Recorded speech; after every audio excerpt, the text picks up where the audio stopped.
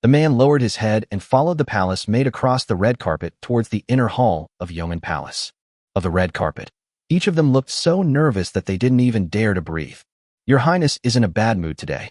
If you don't want to die, give me a good massage later. Yesterday, the man was just an ordinary doctor in a clinic. On his way home from get-off work, he was hit by a truck going the wrong way. When he woke up, he was reborn as a eunuch in the palace. The worst thing is that if someone finds out that he is a eunuch but remains intact, beheading him would be a small matter. Soon, he was brought into a bedroom. Lying on a phoenix couch was a fair and charming woman, draped in a light gauze. This was none other than the mistress of Yong'an Palace, Imperial Concubine Yi. Jiang Cheng was just hesitating when he heard the Imperial Concubine shout, "You little slave, come over here and give me a back massage." He calmed himself down and walked to the phoenix couch.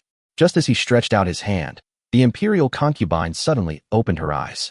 She saw Jiang Cheng's red face and her gauze dress slipping to the side, and she immediately became furious. She screamed, "Ah, someone, drag this dog away to feed the dogs." She grabbed the jade pillow and threw it at Jiang Cheng. Jiang Cheng quickly retreated, still in shock. The eunuchs and maids outside the palace immediately rushed in, shouting, "You bold slave," and kicking Jiang Cheng to the ground. Several people rushed over and pinned him to the ground. "My lady, what should we do with this servant?" The Imperial Concubine's face turned ashen, and she was filled with rage. She spoke word by word. "Cut off your hands, gouge out your eyes, and torture them to death." Jiang Cheng's face was filled with fear. "Your Majesty, calm down. I didn't mean it. Your Majesty, you are sick. Do you often experience headaches, chest tightness, or insomnia? Do you have twitching eyes or numbness in your limbs?" Jiang Cheng gritted his teeth and said, "Your Majesty, dampness has entered your body, and your qi and blood are flowing backwards. This is a symptom of cold and dampness. I was a doctor in my previous life, and I can't bear to see you suffer without treatment." He knelt down and kowtowed. "If I can massage you for a moment and make you feel comfortable, then I will kill you or chop you up, and I will have no complaints." The Imperial Concubine stared at him for a few seconds and snorted coldly. "Let him go." As a doctor was still in control, and he keenly noticed that there was a blockage of qi in the Imperial Concubine's body. The leading eunuch's face turned cold as he raised his hand and slapped Jiang Cheng again. Blood immediately flowed from the corner of his mouth. What a brutal hand. The eunuch was about to take action again when the Imperial Concubine suddenly stopped him in a cold voice. "Back off." "Yes." The eunuch lowered his head and knelt on the ground, then immediately left the hall. She had long noticed the symptoms Jiang Cheng described, but even the imperial physicians couldn't cure them.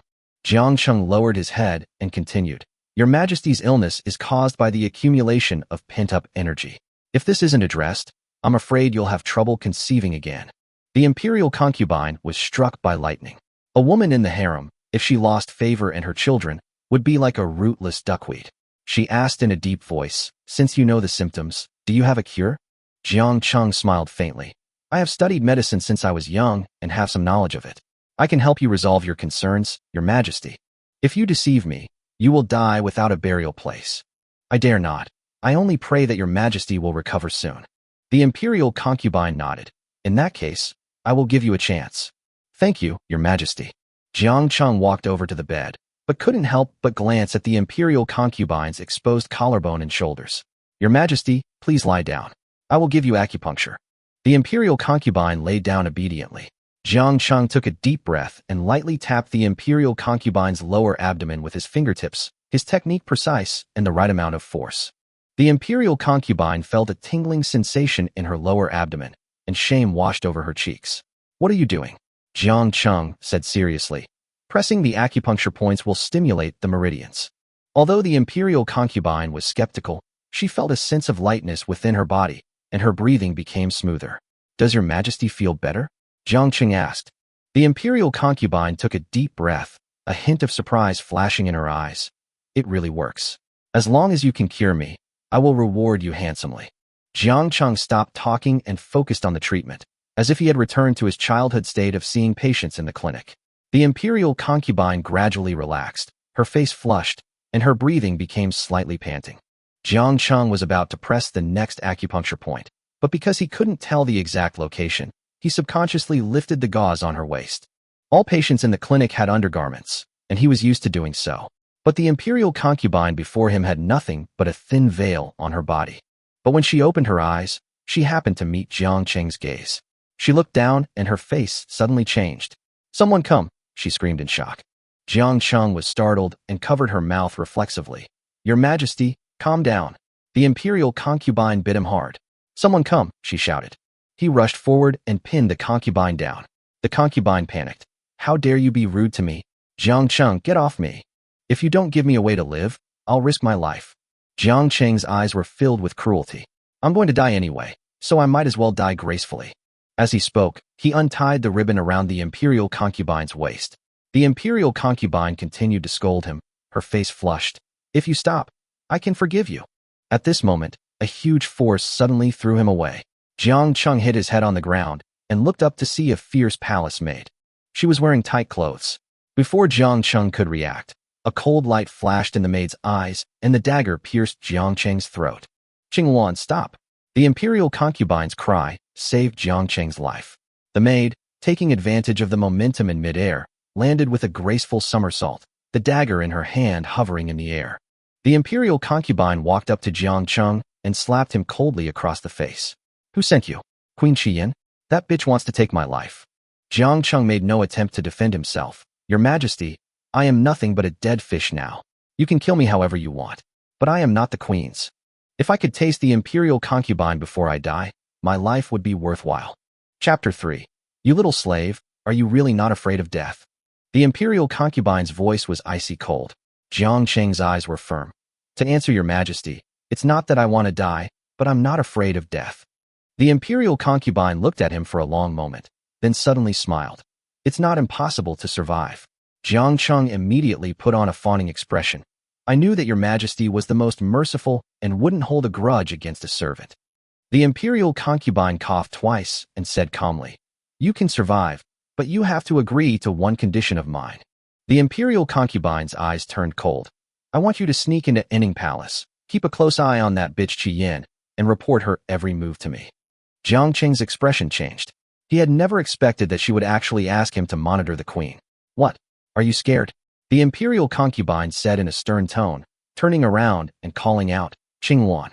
Qingwan responded by stepping forward, dagger in hand, and slowly approaching. Jiang Qing gritted his teeth and whispered, "I'll go right away." The situation was stronger than him, and no matter how reluctant he was, he had no choice but to give in. But he secretly hated it in his heart. "If I ever turn the tables, I will definitely make you suffer." The imperial concubine snorted coldly. "I will find an opportunity to place you in the palace. Remember, if you dare to leak a word, you will suffer a fate worse than death." The imperial concubine ordered Qingwan, "Send him back. Also, get rid of all the people who know about this." "Yes, sir." Qingwan nodded and took him out of the bedroom. Left the palace, he was almost moved to tears. The eunuchs outside the palace were surprised to see that he was safe and sound. He followed Qingwan back to the imperial household department. As soon as they entered the door, Qingwan frowned and covered her nose, repeatedly saying that she was disgusted by the mixed smell, then turned around and left in a hurry. Jiang Qing looked at her back and sneered. "No matter how high your martial arts skills are, they can't beat the smell of a eunuch's den." He turned back to the house, and just as he opened the door, he bumped into someone. A palace maid fell to the ground, and her bedding was scattered all over the floor. Jiang Qing recognized the man and asked in surprise, "Qing, why are you in my room?" Qing'er has a young face and a hot body. She has just entered the palace. At this moment, she was also startled. "Xiao Qingzi, you are back?" She had been ordered to clean the room, believing Jiang Qing was in grave danger and that the room would be given to someone new to live in. "This is my room. If I can't come back, who will?" "The imperial concubine didn't kill you?" Qing'er was surprised. "Are you hoping for my death?" Jiang Qing feigned anger. No, I'm just curious. Almost no eunuchs who entered the palace in the past have ever left." Seeing her innocent face, Jiang Qing felt warm inside. He smiled and shook 2 fingers. "Of course it's because I'm a skilled cook. I made the queen feel comfortable, so she naturally let me go back." Qing'er was stunned and her cheeks flushed. "Is it really that comfortable? You don't believe it? I can let you try." After saying that, Jiang Qing stepped into the room and closed the door. Qing'er was shy but did not resist. Jiang Qing guided her to take off her embroidered shoes and slowly lie down on the bed. This time, Jiang Qing no longer restrained himself and changed his cautious attitude around the imperial concubine. He used his skills to the fullest, wishing to vent all his suppressed anger on her. After the incident, Qing'er left, and Jiang Cheng fell asleep. Just as dawn broke, there was a sudden, urgent knock on the door. Jiang Cheng rubbed his eyes and went to open the door. He saw Qing'er standing outside. He joked, "You're here to reminisce so soon?" Qing'er blushed and whispered, "No, it's the imperial concubine who's looking for you." Jiang Cheng was startled. Hadn't they agreed to arrange it 2 days later? Why was she summoning him again all of a sudden? Although he was confused, he packed up quickly. Before leaving, he pulled Qing'er into the house and pampered her a lot. If such days could last long, he would be willing to work for the imperial concubine. But when he stepped into Yong'an Palace again, he immediately noticed that the atmosphere had changed. The eunuchs and palace maids who had served him yesterday had all been replaced, and even the eunuch who had slapped him was nowhere to be found. The imperial concubine sat on a phoenix chair, wearing a goose-yellow dress embroidered with colorful peacocks, and a head adorned with gold, silver, pearls, and jade, looking graceful and elegant. Jiang Cheng was stunned at her dignified appearance. Was this really the imperial concubine who could kill anyone she wanted? In Chapter 4, Jiang Cheng just appeared and bumped into the imperial concubine with a cold expression on her face. "You little slave, I have an errand for you to do," the imperial concubine said without saying much and got straight to the point. Jiang Cheng's heart tightened, but he remained respectful on the surface. "Please give your orders, Your Majesty." He was almost certain that it was related to the queen. As expected, the imperial concubine snorted coldly. "Come with me to Enning Palace. The queen has not been feeling well these past few days, so you have to love her well." Jiang Cheng's heart skipped a beat, and he asked cautiously, "What do you mean by love, Madame Humph? Why are you playing dumb? You know it yourself." With that, the imperial concubine waved her sleeves and departed, her 2 accompanying eunuchs holding large fans and following closely behind, quite impressively. Jiang Cheng, wedged in the crowd, followed them to Enning Palace. Enning Palace was indeed magnificent, far surpassing Yong'an Palace. The empress had long known that the imperial concubine was coming and had specially hosted a banquet in the back garden to welcome her. As soon as the imperial concubine sat down, she smiled and said, "I heard that you caught a cold, so I made some ginger and sugar tea. Please accept it." As she spoke, Qingluan placed a porcelain jar on the table. The queen's eyebrows twitched when she saw the jar. She and the imperial concubine had been feuding for years, so how could she believe in such good intentions? But if she refused on the spot, it would give the other party a handle. After thinking for a moment, she smiled and accepted it. "It's a kind gesture from my sister, so I will accept it." Not to be outdone, the queen also sent a bag of Western region milk wine, a gift from His Majesty, as a return gift. Jiang Cheng stood aside, secretly sighing. Sisterhood on the surface, but swords and swords in reality. The imperial concubine smiled hypocritically. "This milk wine was given to my sister by His Majesty. How can I steal her love?" The queen smiled faintly. "Why should sisters be so formal? Are you afraid there might be something fishy in the wine?" "Haha, sister, you're joking." The imperial concubine took the wine bag, and Qingluan also took the ginger candy tea. "Sister, don't you want to open it and take a look?" the imperial concubine asked. The queen laughed and said, "How can you open the gift in front of me, sister? Why don't you try this milk wine first?" The imperial concubine said no more. The 2 of them raised their glasses, each took a sip of tea, and tacitly avoided the temptation. However, not long after, the queen suddenly felt a wave of heat coming over her. Drinking water did not relieve the pain, but made her feel even more uncomfortable. Her face flushed, and her breathing became rapid. Suddenly, she noticed a smile in the corner of the imperial concubine's eyes. She didn't drink the ginger candy tea at all. Before she had time to think about it, she felt her body go limp and fell down beside the table. The palace maids hurriedly helped her up, but the imperial concubine calmly ordered, "Everyone step back. Xiao Qingzi, check the empress's pulse." Jiang Cheng had a bitter face, but he could only step forward. As soon as he felt the queen's pulse, he found that it was disordered and agitated. It was obvious that she was poisoned, and it was a special poison. A palace maid beside her angrily shouted, "How dare you touch the queen, you daring servant!" The imperial concubine suppressed her coldly. "The queen is ill. Can you afford to delay her treatment?" The maid was speechless, and Jiang Cheng could only continue. "How is it?" The imperial concubine feigned concern. "Your Majesty, the queen has caught a cold, severely." Jiang Cheng wanted to decline, but the maid protested again. "We should consult the imperial physician for this matter." The imperial concubine's face darkened. "Are you questioning me?" The imperial concubine's eyes turned, and she signaled Qingluan to pick up the queen and walk towards the bedroom. She turned around and called out, "Xiao Qingzi, why don't you follow me? I obey your command." Jiang Cheng gritted his teeth and followed. When they reached the palace gate, Qing Wan raised her hand to stop the eunuchs and maids. During the queen's treatment, no one is allowed in. The personal maid was dissatisfied. We are the queen's people. Why can't we go in? The imperial concubine smiled and said, that makes sense. Why don't you go in and accompany the queen? The maid, worried about the queen, agreed. Everyone stopped outside the door, leaving only Jiang Cheng, Qing Wan, and the maid to enter the bedroom. In the bedroom, Qing Wan placed the queen on the couch and stepped back. The maid approached the bed and asked anxiously, Madam, what's wrong with you? The queen raised her hand slightly, and a muffled sound emanated from her throat. Just as the maid was about to lean in to hear more clearly, Qing Wan suddenly struck her on the neck, knocking her unconscious. She looked calm, as if all this had nothing to do with her. She turned to look at Jiang Cheng and said, You know what to do next, right?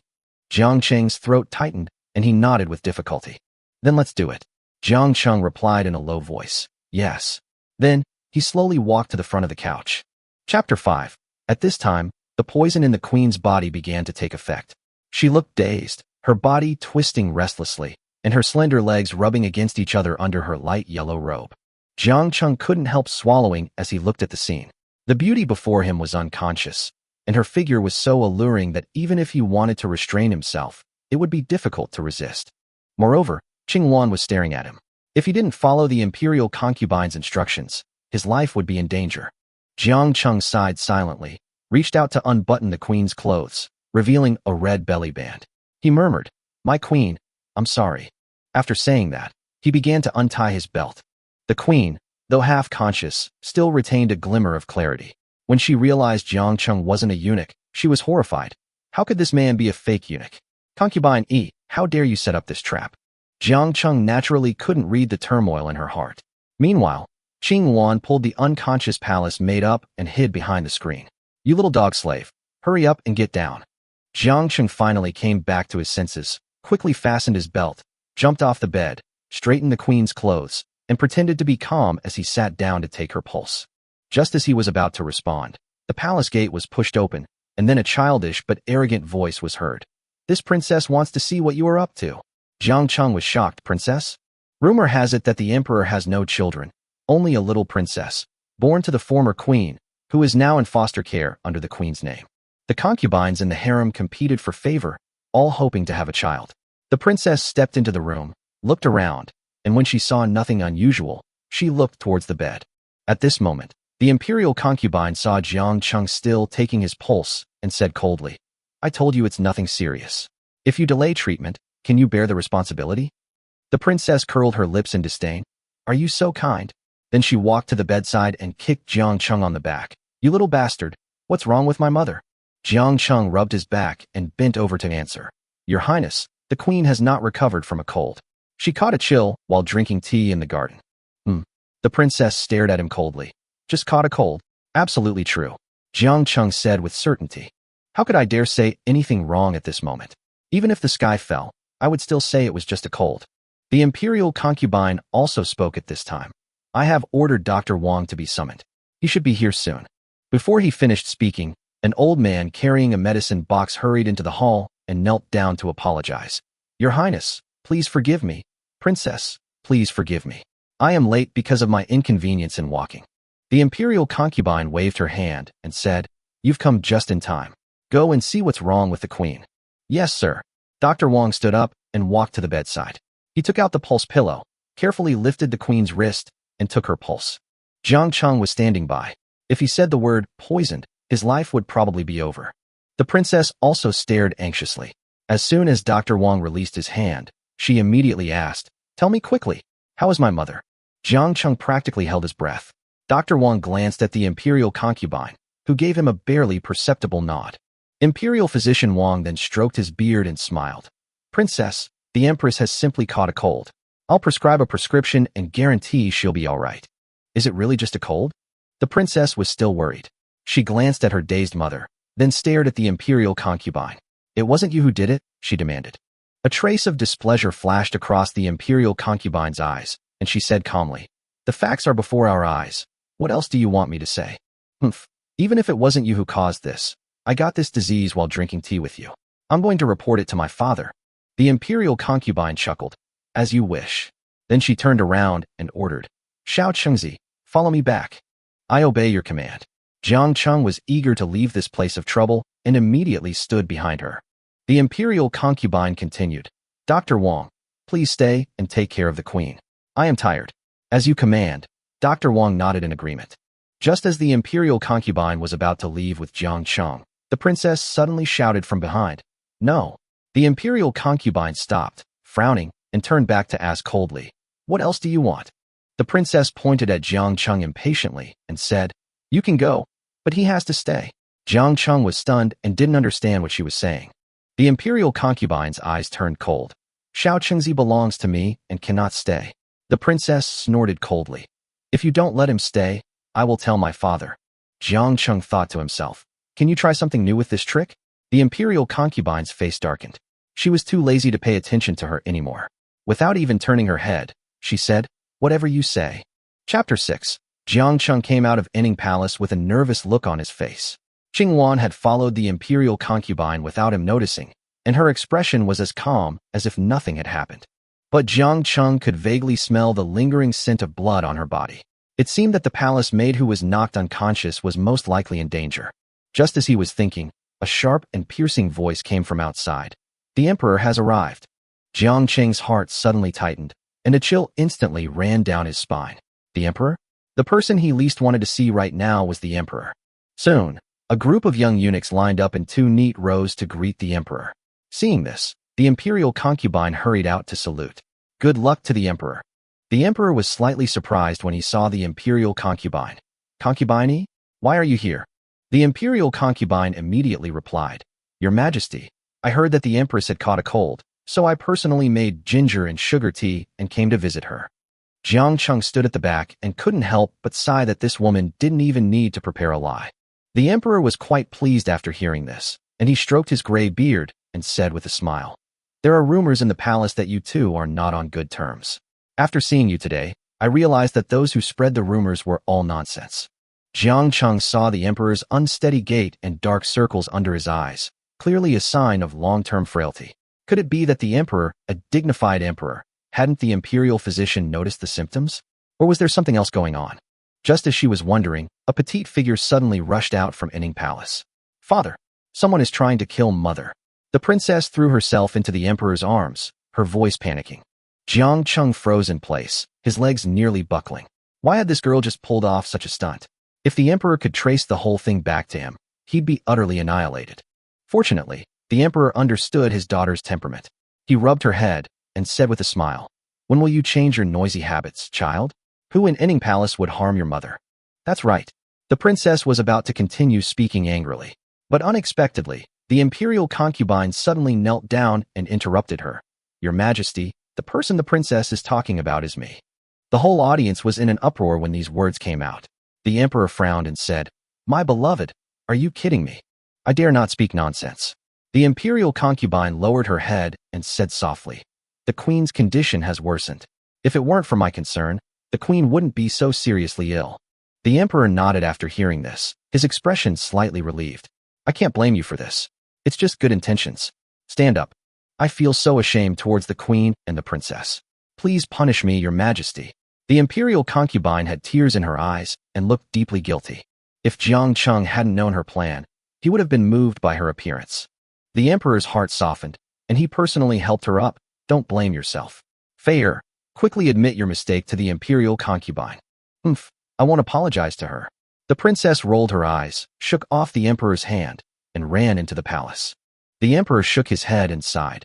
This child has a straightforward personality. My beloved concubine, please don't take it to heart. The imperial concubine wiped the tears from her eyes and nodded. I understand. The emperor looked at her weak appearance, reached out and gently wiped away the tears on her face, took her hand, and said softly, Let's go. Let's go see the queen together. I obey your command. The two walked into Enning Palace hand in hand, and the eunuchs and palace maids followed. Jiang Cheng also lowered his head and slipped into the house among the crowd. The emperor walked to the bedside and saw that the queen's face was flushed and her breathing was weak. He couldn't help but frown. Is this a cold? Dr. Wang, standing by, was sweating and his legs were almost weak. Your Majesty, the queen has indeed not recovered from her cold, but... Tell me quickly. If you hide anything, I will not forgive you easily, the emperor shouted angrily. Dr. Wong was so frightened that he broke out in a cold sweat. It's because the cold hasn't been cured yet, and he caught a cold in the back garden, so it relapsed. Humph, if you dare to deceive the emperor, do you know what crime you are committing? The emperor said coldly. Dr. Wong knelt and swore. Every word I say is true. If I tell even a single lie, I will be torn to pieces by a chariot. Jiang Cheng stood aside and broke out in a cold sweat. This old man is so cruel. If something happens like this, I'm afraid it won't be him, Jiang Cheng, who will take the blame first. The emperor frowned and said in a deep voice, "Call the imperial physician Sima." At these words, the imperial concubine and Dr. Wang's expressions suddenly changed. Dr. Sima was the emperor's personal physician, a man of exceptional skill and integrity.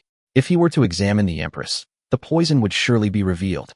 The two of them were panicking and were thinking about how to remedy the situation when the queen on the couch suddenly spoke softly. "Your Majesty." The emperor hurried to the bedside and asked, "Queen, how do you feel?" The queen still looked weak, but her tone was clear. "I am fine now, so there is no need to trouble you, Sir Sima. How can we be so careless? What if the diagnosis is wrong?" The emperor was worried. The queen insisted, "Thank you for your concern, Your Majesty. I am truly fine. Please revoke your order." Her attitude was firm, and the emperor had no choice but to give up and order the eunuch to withdraw the summons. The imperial concubine and Dr. Wong finally breathed a sigh of relief. Jiang Cheng leaned against the door, his back wet.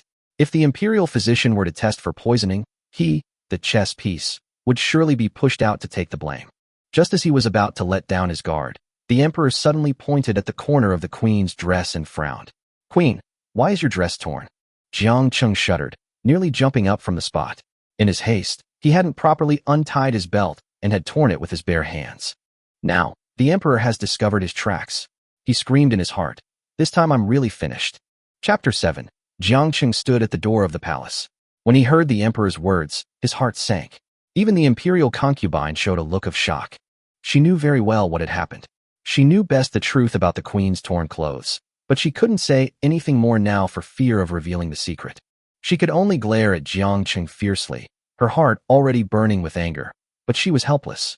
At this moment, the princess suddenly shouted, "Father, when I first came in, there were only the queen mother and one servant of the imperial concubine."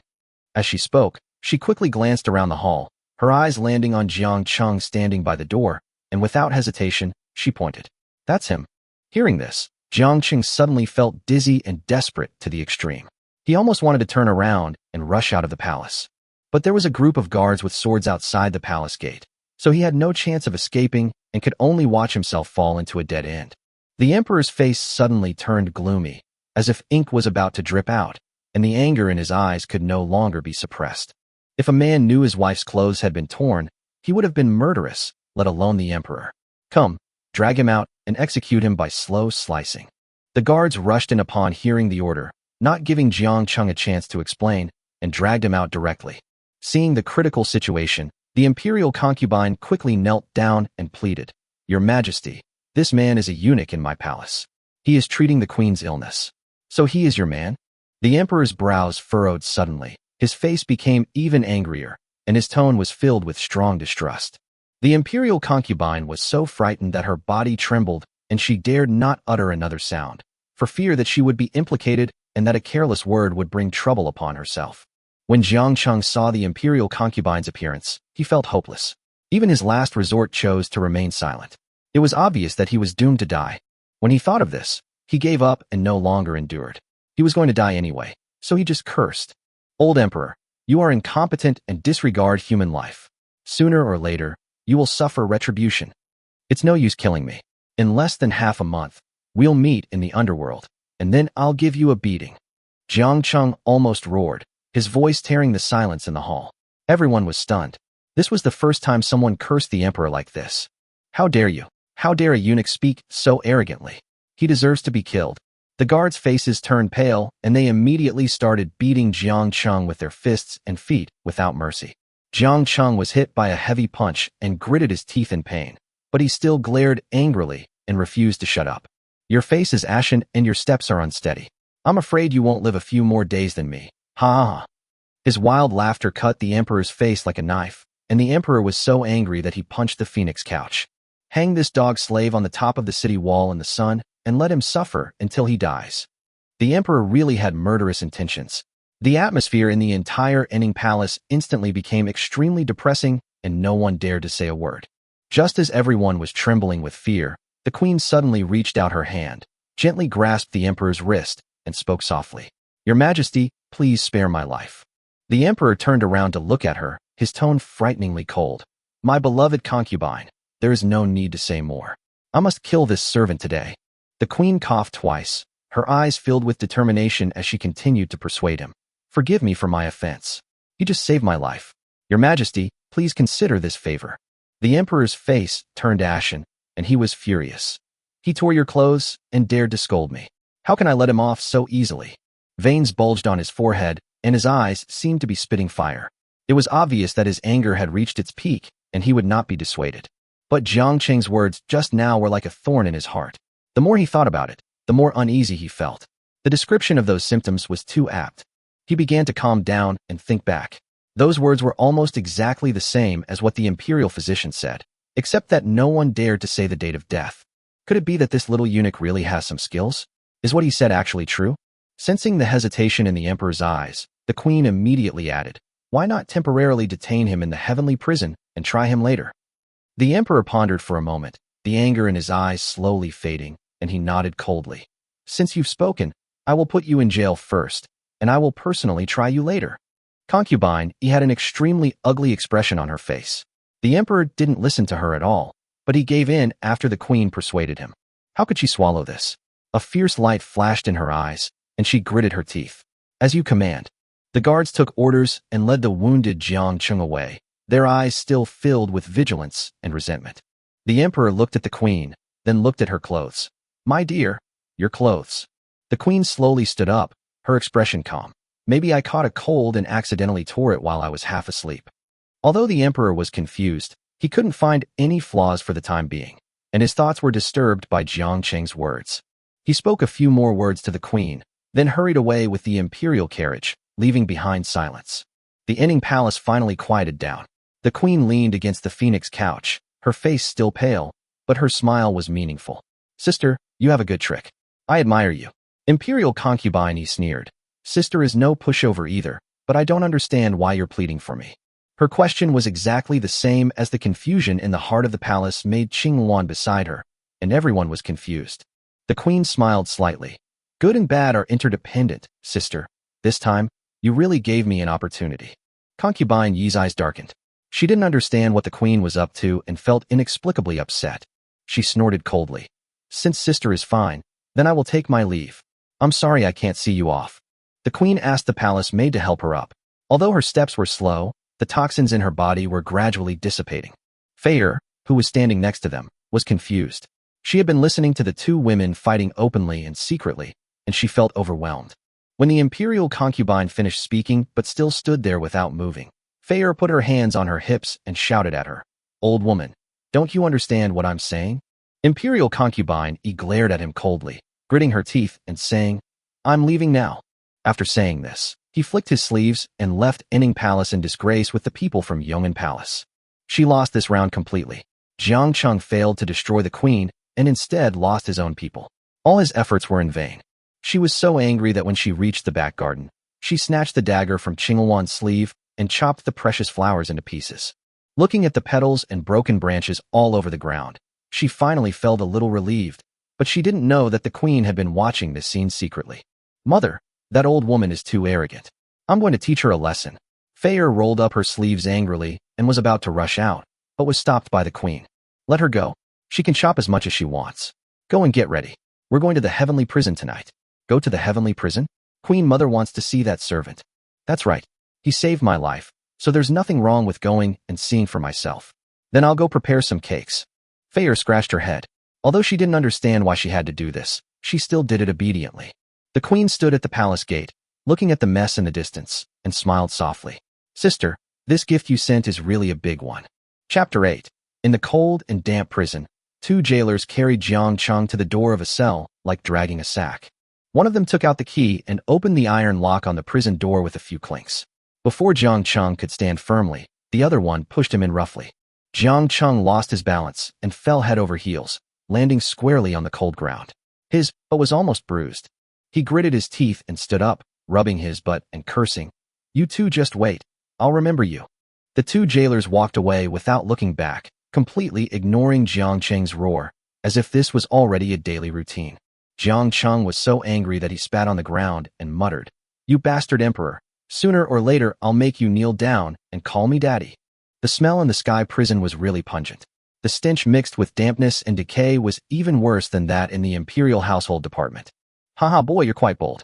You actually dared to curse the emperor in the prison. Are you crazy?" A teasing voice suddenly came from behind Jiang Cheng, startling him and causing him to quickly turn around. In the corner of the cell, a tall and thin man was sitting against the wall, holding a piece of grass in his mouth and looking at him with a teasing look. The man was wearing embroidered clothes and had a jade pendant hanging around his waist. He didn't look like an ordinary citizen, but rather like a young master from a wealthy family. Jiang Cheng frowned and couldn't help asking, "Were you also captured?" The man rolled his eyes at him and said, "Nonsense, if I hadn't been captured, would I have walked into a trap?" After saying this, he looked Jiang Cheng up and down and said with disdain, "What crime have you, little eunuch? Did you peek at the imperial concubine bathing?" When the concubine was mentioned, his eyes lit up, and it was obvious that he had begun to imagine the erotic scene in his mind. Jiang Cheng sneered, "Not only did I watch, I almost took him down. Don't you think I'm awesome?" The tall and thin man was stunned for a moment, with a hint of shock in his eyes. He had been in the Sky Prison for a long time and considered himself knowledgeable, but this was the first time he heard such words. His interest in Jiang Cheng immediately piqued, and he secretly thought that this young eunuch was not simple. Jiang Cheng was also observing him, his eyes falling on the jade pendant on his waist. The words Zhen Yuan were engraved on it. Jiang Cheng immediately realized what was happening and asked, "Are you from the Zhen Yuan Escort Agency?" Zhen Yuan Escort Agency is a famous escort agency in the capital. Even the concubines in the harem sometimes have to rely on them to deliver messages and gifts. The tall and thin man was very proud after hearing this. He patted his chest and said, "You have good judgment. I am Wang Xiaobiao, the young leader of the Zhen Yuan Escort Agency." When talking about his identity, Wang Xiaobiao became very proud, as if even the prison in heaven could not suppress his aura. Jiang Cheng couldn't help but be curious. "Your escort agency has such a strong background. Why did you end up in jail?" Wang Xiaobiao curled his lips and said, "It's all because of that brat Li Mingxian from the Minister of Industry's family." He got angry when he talked about this. "A few days ago, I went to Caxianglu to play with the courtesan. We had already negotiated the price, but Li Mingxian suddenly intervened and insisted on snatching her away from me. How could I tolerate him? I'll just knock him down with 3 punches and 2 kicks. With his small body, he can easily beat 10 people." As he spoke, he rolled up his sleeves, revealing his calloused fists, clearly a martial artist. Jiang Cheng couldn't help but laugh after hearing this. "You were arrested just because you beat up a government official's son?" Wang Xiaobiao said with a puff, "Beat him up to teach him a lesson. If I really wanted him to stay in the hospital, I would have sent him to hell long ago. But I couldn't help myself and kicked him into the toilet, which was a bit serious." Jiang Cheng's eyes lit up when he heard this. This guy is really tough. No wonder he's not afraid of anything. He continued to ask, "Aren't you afraid that his father will cause trouble for you?" Wang Xiaobiao dug his ear in disdain. "I'm not afraid of him at all. I'm already in jail, and you still don't give him face? If he dares to get ahead of me, I can tear down his house." As soon as these words were spoken, Jiang Cheng finally understood that the background of Zhen Yuan Escort Agency was definitely not something that ordinary people could touch. Wang Xiaobiao continued to brag, "My father and the emperor are sworn brothers. There are really not many people in the whole capital who dare to touch me." Hearing this, Jiang Cheng couldn't help but be shocked. This person's background was as deep as an ocean trench. No wonder he was walking sideways. However, Wang Xiaobiao changed the subject and said with a smile, "But why bother talking so much with a little eunuch like you? You might lose your head tonight." Jiang Cheng rolled his eyes. "No matter how arrogant you are, you have never seen a concubine taking a bath, right?" Wang Xiaobiao was stunned. A trace of embarrassment appeared on his face. Obviously, his secret was touched upon. He asked, "You haven't really seen it, have you?" Jiang Cheng chuckled and didn't answer directly. He just gave him a meaningful look and said, "Guess." Wang Xiaobiao said he wasn't interested, but within a few seconds he couldn't help but move closer and asked in a low voice, "If you're willing to tell me, let's negotiate terms." "Okay, you have to agree to one thing, and I'll tell you about their bathing scenes." Wang Xiaobiao nodded repeatedly. Tell me, I will do whatever I can. The two were talking animatedly when suddenly a chaotic sound of footsteps was heard outside the prison. Jiang Cheng and Wang Xiaobiao subconsciously looked towards the door. A group of palace maids came with lanterns, followed by two phoenix-embroidered fans, their steps in a steady and solemn manner. Wang Xiaobiao's eyes fixed, and he blurted out, "Oh my gosh, the queen is here." Jiang Cheng couldn't help but whisper when he heard the queen. Could she be here to see me? Soon the queen stopped at the door of their cell. Wang Xiaobiao looked at the queen's elegant and luxurious appearance, and his smile froze on his face instantly. In Chapter 9, two palace maids bent down and knelt on the ground, carefully spreading a soft and clean blanket on the dirty floor of the Sky Prison. Then he took out a basket of fragrant flower petals and scattered them around the cell in an attempt to dispel the disgusting stench. The Phoenix carriage came to a complete stop, and the queen slowly got out of the car. She was wearing a gorgeous dress with a red background and gold edges, and she appeared in Jiang Cheng's eyes with an imposing manner. The phoenix embroidered with gold thread spreads from the collar to the hem. She wears a double phoenix crown on her head and carp-shaped shoes on her feet. She looks elegant and noble. She had light makeup on her face, her features were picturesque, her eyes were starry, her lips were red like fire, and her aura exuded a sense of majesty and dignity. Jiang Cheng's eyes lit up as he stood in the cell. He couldn't believe that the person in front of him was the woman lying on the couch a few days ago. Not only was he stunned, but Wang Xiaobiao standing beside him was also stunned. It was the first time in his life that he witnessed the queen's grace at such a close distance.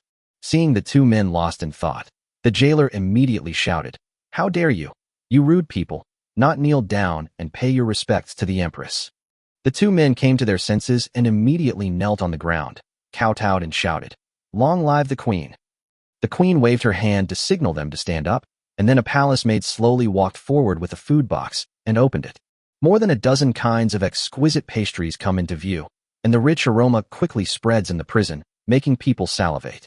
Wang Xiaobiao's Adam's apple rolled, and he couldn't help swallowing his saliva, staring straight at the box of exquisite snacks. Although he came from an escort agency and had eaten many delicacies from land and sea, this was the first time he had seen such palace cakes, and he immediately felt greedy. Unlike him, Jiang Cheng's face showed a look of vigilance, and he kept guessing in his mind what the queen's intention was. Was she here to kill him? Or was she trying to test him with a poisoned snack? He simply couldn't fathom this lady's intentions. The queen smiled upon seeing this, her tone gentle as water. "If you were my enemy, there would be no need to go to such great lengths." Even though she spoke gently, Jiang Cheng still didn't dare to act rashly. Wang Xiaobiao beside him couldn't help but urge him on. "Little eunuch, what are you doing? If you don't eat, I'll start eating." As he said this, he was really ready to start eating. Jiang Cheng casually picked up a dumpling and handed it to him, but Wang Xiaobiao was startled and quickly shook his head and pushed it away. "This is a gift from the empress. How dare I snatch it?" The queen's smile remained unchanged. "You are the son of Wang, the head of the Jinyuan escort agency, right? It's okay, you can try it too." "Your majesty actually knows my father?" Wang Xiaobiao asked in surprise. "In the early years, I often asked your father to deliver secret letters, so he naturally remembers it." After getting permission, Wang Xiaobiao immediately started eating voraciously. His mouth was full of deliciousness, and he couldn't stop at all. As he ate, he sighed. "Little eunuch, you really don't know how to enjoy life. You don't even want to eat such delicious food." Jiang Cheng swallowed the dumpling in his hand expressionlessly, almost swallowing it in one gulp without tasting it. "My queen, why did you ask me to come here?" He asked the question in his mind directly. Wang Xiaobiao hadn't even finished swallowing a mouthful of pastry when he heard him calling her queen and almost choked to death. "How dare you be so rude to the empress?"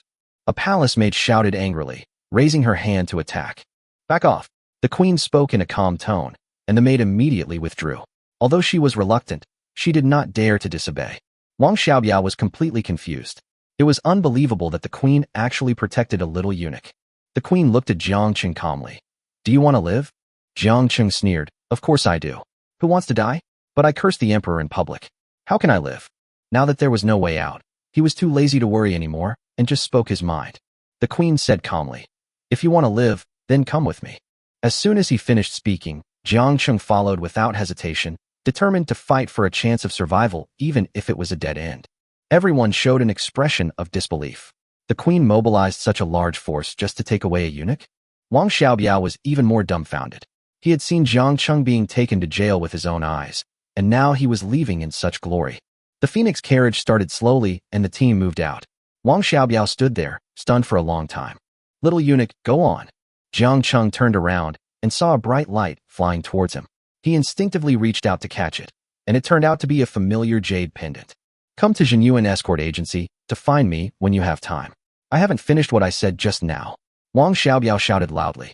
Jiang Cheng smiled and said, my name is Jiang Cheng, not Little Eunuch. He didn't dare to talk about the imperial concubine taking a bath and could only deal with it vaguely. I'll wait for you. Wang Xiaobiao responded loudly, watching Jiang Cheng walk away with the queen. Jiang Cheng looked down at the jade pendant in his hand and suddenly laughed out loud. Perhaps this could be considered as making a friend. The harem is full of murderous intentions. Although he escaped death this time, he knows that his life is hanging by a thread. If I can leave the palace alive in the future, I must go to Jinyuan Escort Agency to renew this friendship.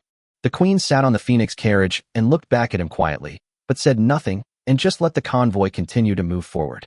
Jiang Cheng followed the Phoenix carriage out of the heavenly prison and entered the harem again, but this time he was not returning to concubine Yi's territory. Instead, he was taken to Inning Palace where the queen lived, which meant that he had completely stood in the new camp.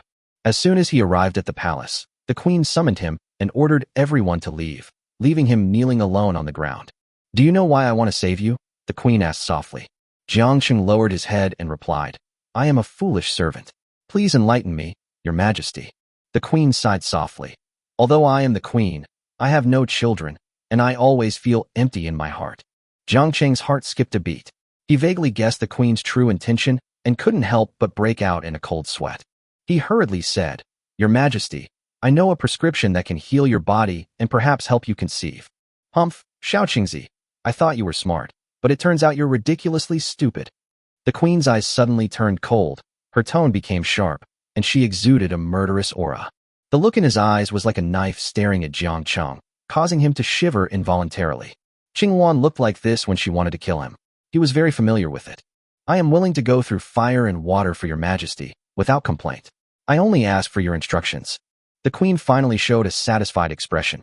If you can really make me pregnant with a dragon seed, I will save your life. Jiang Cheng took a deep breath. This was a crime of deceiving the emperor. If he was discovered, the whole family would be executed.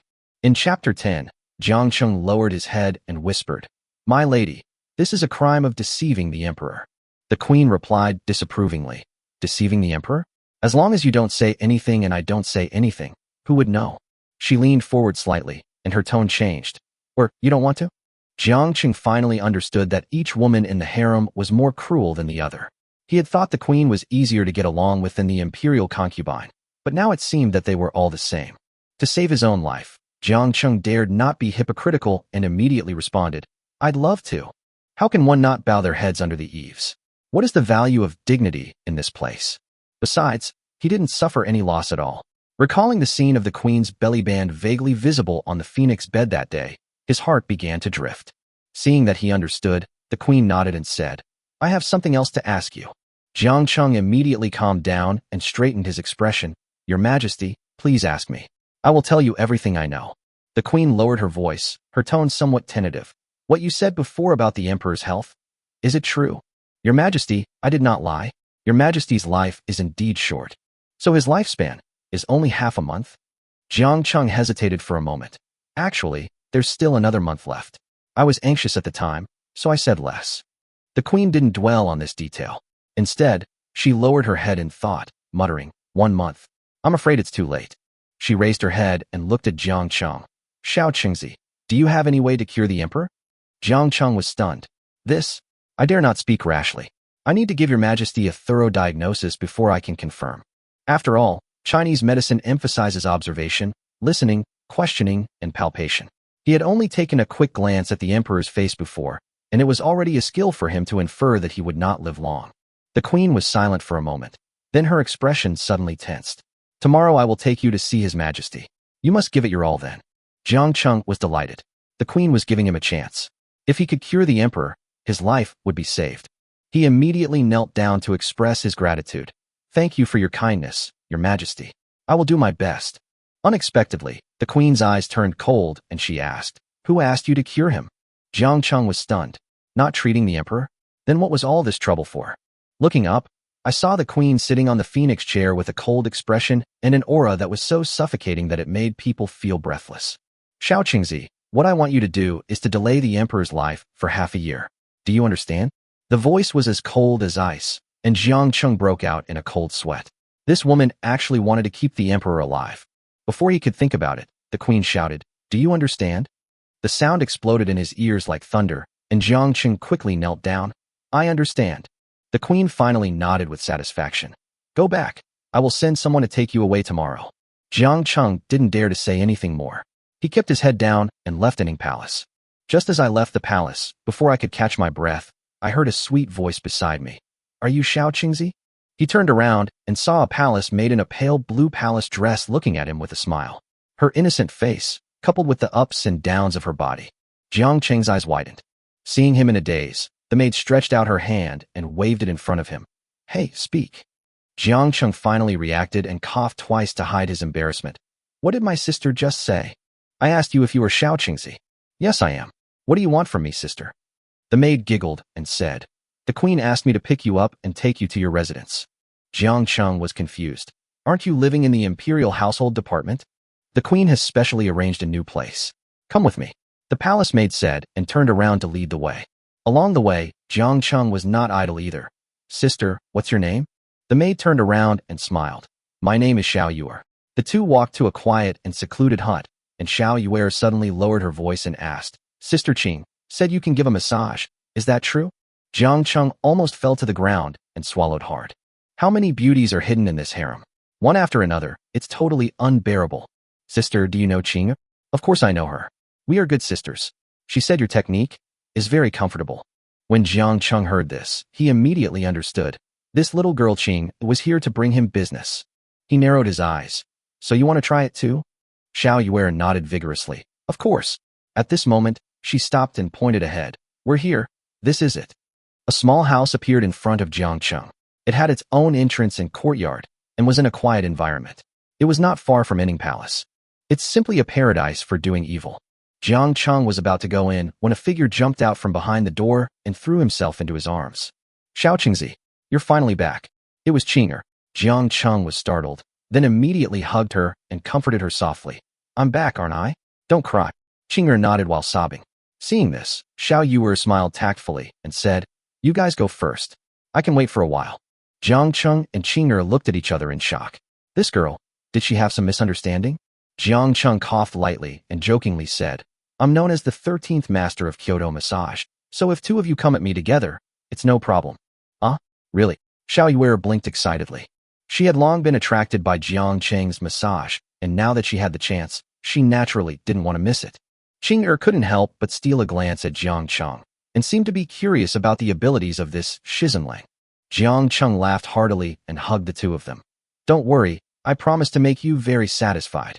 When I opened the door, I found that although the room was simple, the bed was clean and tidy, as Qing'er had made it in advance. Jiang Cheng's face was filled with joy. He pushed the two girls onto the bed and shouted, "Here I come." Chapter 11. In the evening, the sky gradually darkened and the lights in the palace gradually lit up. Qing'er suddenly screamed, breaking the silence in the room. She looked out the window and said, "Oh, it's so late, and Aunt Hua is still going to call the roll. We have to leave quickly."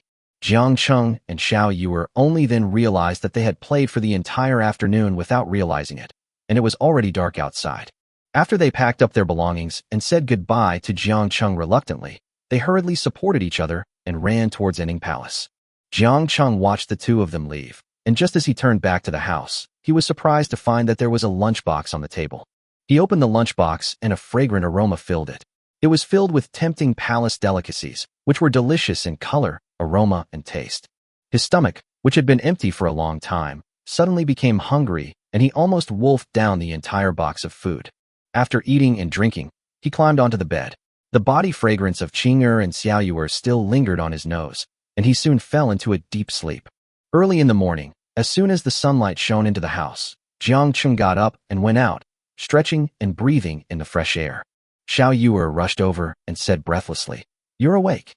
The queen wants you to go to Enning Palace." Jiang Cheng jokingly said, "Of course I have to get up early, otherwise how could I see you so soon?" As he spoke, he gently patted her slightly raised waist from behind, causing Xiao Yuer to let out a coquettish cry. You are so mean. I am just delivering a message. Don't do anything stupid. When Jiang Cheng heard that it was the queen who summoned him, he immediately stopped smiling, straightened his clothes, and followed her quickly towards Inning Palace. The Inning Palace was filled with the smell of incense. The queen sat in front of the incense table, slowly sipping tea, her expression calm, elegant, and noble. Jiang Cheng bowed and said, Your servant greets the queen. The queen nodded and replied casually, No need for formalities. Did you sleep well last night? The queen stared at him meaningfully, as if her eyes could see through everything. Jiang Cheng was stunned for a moment, then quickly replied, To answer your majesty, I slept well. The queen chuckled softly. It seems that Xiao Yuer and Qing'er have served well. These words struck Jiang Cheng like a thunderbolt. His expression changed slightly, and he quickly denied. My lady, I don't understand what you mean. The queen snorted coldly. Whether you understand or not, you know it yourself. I don't want to pursue it, but if you mess up today. She paused, her voice cold. I don't mind letting you become a real eunuch. Jiang Cheng felt a chill down his spine and squeezed his legs together, feeling that this queen was even more ruthless than the imperial concubine. He quickly knelt down and pledged, I will do my best, and will not slack off even for a moment. That's good to know. The queen stood up and walked slowly towards the door, with Jiang Cheng following closely behind her. When the two of them reached the palace road, a team came towards them from the other side. It was concubine Yi and her men. When the imperial concubine saw Jiang Cheng, her expression darkened. Sister, wasn't this servant imprisoned in the heavenly prison? How did he end up here with you? The queen sneered. The emperor wants to try him personally, so he asked me to take him to the throne room. By the way, she smiled thoughtfully. The emperor said not to tell you. You. The imperial concubine was so angry that she was shaking all over, but she could do nothing but leave with gritted teeth. The queen watched her retreating figure and snorted softly. Fighting with me? You're still very young. After this brief confrontation, the team quickly arrived at the Golden Palace, where the emperor held court, which was majestic and solemn. The tall dragon pillars stood in the main hall, magnificent and majestic, which made Jiang Cheng stare at it intently, feeling deeply moved. If one day, I could truly stand before this throne and issue orders, what an honor it would be. But right now, he had no time to fantasize and could only follow the queen carefully into the hall. The queen ordered all the palace ladies to stay outside the palace, and she took Jiang Cheng into the palace alone. The emperor was already waiting inside. Next to the emperor stood an old man in a green shirt, who must be a high-ranking medical officer. The queen bowed and said, Your Majesty, I pay my respects to you. Jiang Cheng also knelt hurriedly. Your Majesty, I pay my respects to you.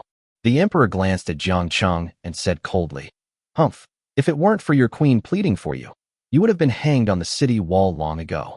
Jiang Cheng didn't dare to argue, his forehead pressed against the ground. I acknowledge my guilt and am willing to accept the punishment. How could he dare to act tough at a time like this? He knew better than anyone that saying even a word now could lead to his own death. Seeing that he was lying down properly, the emperor snorted with a hint of disdain. Get up. Jiang Cheng felt as if he had been pardoned. He stood up carefully, lowered his head, and stood there, even breathing a little lighter. Chapter 12. In the Golden Palace, an old man in a green robe stood beside the emperor, looking at Jiang Cheng with a cold face. His triangular eyes seemed to penetrate people. He asked, Your Majesty, is this the little servant who dared to offend you? The queen nodded with a smile and explained softly, Do not underestimate Sima, the imperial physician. This servant is no ordinary person. Jiang Cheng was shocked. It turned out that this person was the emperor's imperial physician, Sima imperial physician. But he doesn't look like a doctor at all, but more like a fortune teller. Imperial physician Sima snorted coldly. He's just a little eunuch. What medical skills does he know? Your Majesty, please be careful not to be deceived by him.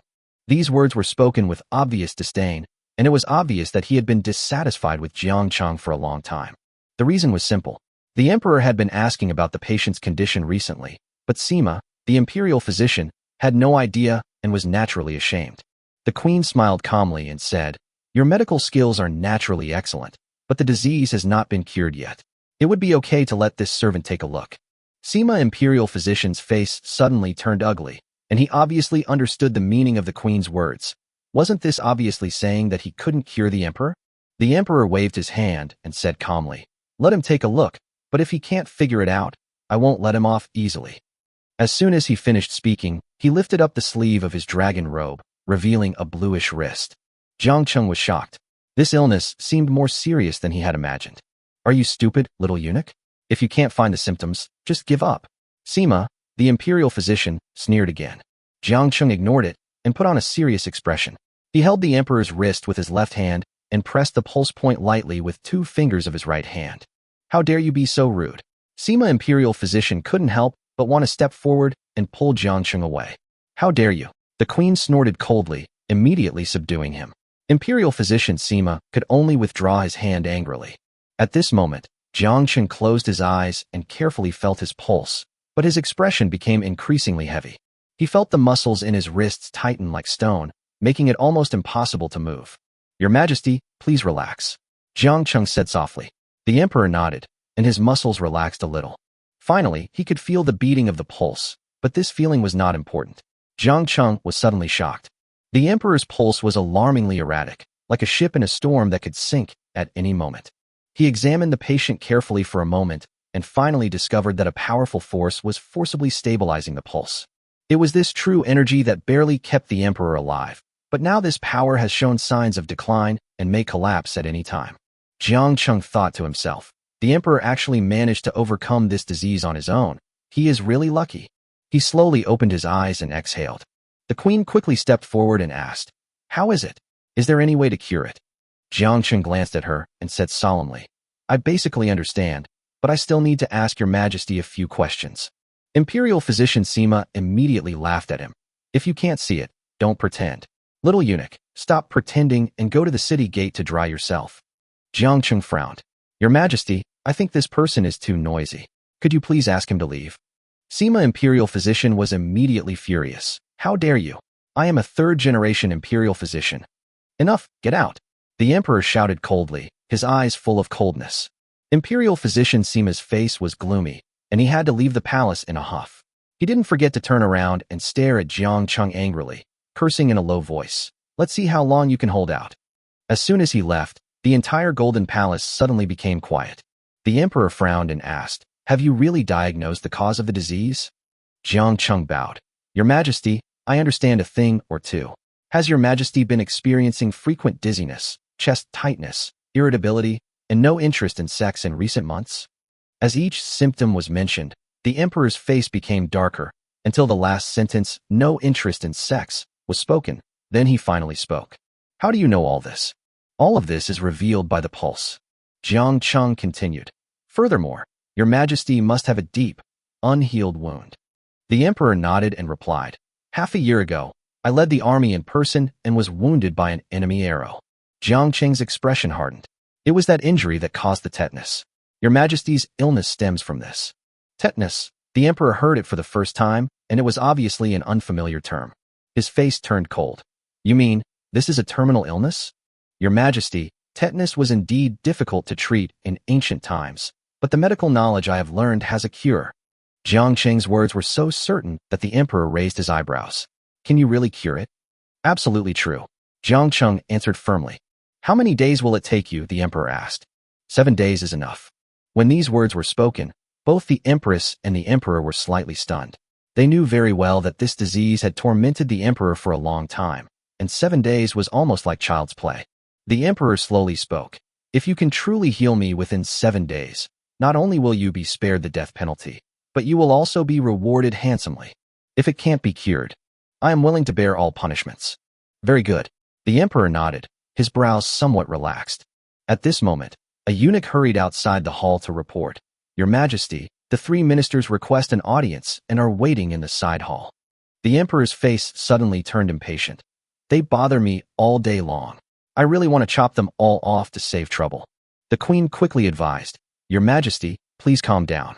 The 3 dukes have served the country with all their loyalty. Once your Majesty recovers, I will serve you well. The emperor laughed heartily after hearing this. My beloved concubine is indeed considerate, unlike those imperial censors who can only submit memorials. He rubbed his temples and ordered Jiang Cheng, go down and prepare first. If you need any herbs, go directly to the queen. As you command. After saying that, the queen took Jiang Cheng out of the Golden Palace. Along the way, she looked cold and said nothing, but her eyes were always fixed on Jiang Cheng, as if she wanted to see through what was hidden in his heart. Jiang Cheng finally couldn't help but speak. If your majesty has any questions, please feel free to ask. The queen paused and said coldly, is the emperor's illness really that easy to cure? There was suspicion in her eyes, mixed with a bit of vigilance, which made Jiang Cheng's heart tighten. Chapter 13. The queen had just returned to Enning Palace and immediately had Jiang Cheng brought into the bedroom and drove all the palace servants out. On the phoenix couch, the queen sat dignified and upright, her tone gentle but unyielding. Xiao Chengzi, come here and massage my legs. Jiang Cheng didn't dare to delay and immediately knelt beside her and began to massage her calves and knees with his deft hands. His technique was skillful and he controlled the strength just right. The queen's brows relaxed, and she was obviously quite satisfied with the service. While enjoying his massage, the queen suddenly asked softly, do you remember what I said before? Jiang Cheng was slightly startled and quickly replied, every word your majesty said. I have remembered it firmly in my heart and dare not forget it. The queen's tone was slightly cold. If that's the case, then why did you boast to the emperor that you could cure his illness within 7 days? Jiang Cheng had anticipated her questioning and had a plan in mind. He hurriedly explained, your majesty, please calm down. I do have a plan. Oh, the queen raised an eyebrow, her tone somewhat amused. Then tell me, how do you plan this? Jiang Cheng swallowed hard and whispered, I dare to speak up. I hope your majesty will forgive me. My method is not proper. The queen's eyes glared, and she said in a deep voice, just tell me what you want to say. I promise you are not guilty. You just need to tell the truth. After receiving the promise to save his life, Jiang Cheng finally told the plan one by one, his face full of caution and hidden worry. Have you ever heard the saying, all medicines are 3 parts poison? The method I devised is precisely to use medicine to cure the poison. The queen's eyes flashed. As smart as she was, she naturally understood Jiang Cheng's hint and immediately lowered her tone. Are you planning to tamper with the emperor's prescription, seemingly curing the disease, but actually leaving the root of the problem? Jiang Cheng bowed. Your majesty is wise. That's exactly what happened. The medicine appears to be effective, but it does harbor a hidden danger. His words were sincere, but they shone with a viciousness that could sow the seeds of disaster within the emperor with just the slightest movement. If one more herbal remedy is used at this critical moment, the root of the disease will erupt completely, and the emperor will be powerless to recover. After hearing this, the queen's face darkened and her eyes suddenly became deep. She began to re-examine the little eunuch in front of her. Anyone who can harm the emperor can also harm her. The queen's eyes became sharp and murderous. Jiang Cheng sensed something was amiss and quickly knelt down, his forehead touching the ground. I am a loyal servant and have absolutely no second thoughts. Please understand, your majesty. The queen snorted coldly. Humph, I am not a narrow-minded person. As long as you can accomplish your goal, there will be rewards. When everything is settled, I will grant you gold, silver, and treasures, and grant you freedom so that you can live a rich and prosperous life. Jiang Cheng's mouth twitched, and he thought to himself, is this true? Even pigs can fly. You might just give me a glass of poison wine. Although he cursed in his heart, he pretended to be grateful on the surface. I thank the queen for her grace and swear to be loyal to her until death. The queen nodded and said casually, my feet are a little sore too. Keep massaging. Yes, sir. Jiang Cheng responded quickly, deftly taking off the queen's shoes, revealing a pair of crystal clear and delicate jade feet.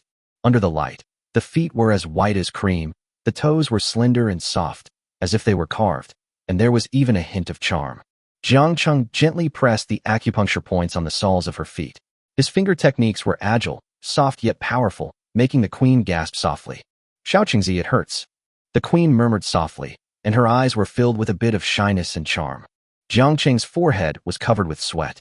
He felt that this situation was really a test of one's will. He quickly suppressed the anger in his heart and softened his technique. Faint whispers and sighs echoed in the room, and the entire Enning Palace seemed to be shrouded in an ambiguous atmosphere. After a long time, Jiang Cheng limped out of the bedroom, his face full of fatigue, and his back was a little unsteady. Damn it, I was so tired that I felt like I had died, and in the end I just touched my feet. This is too deceptive.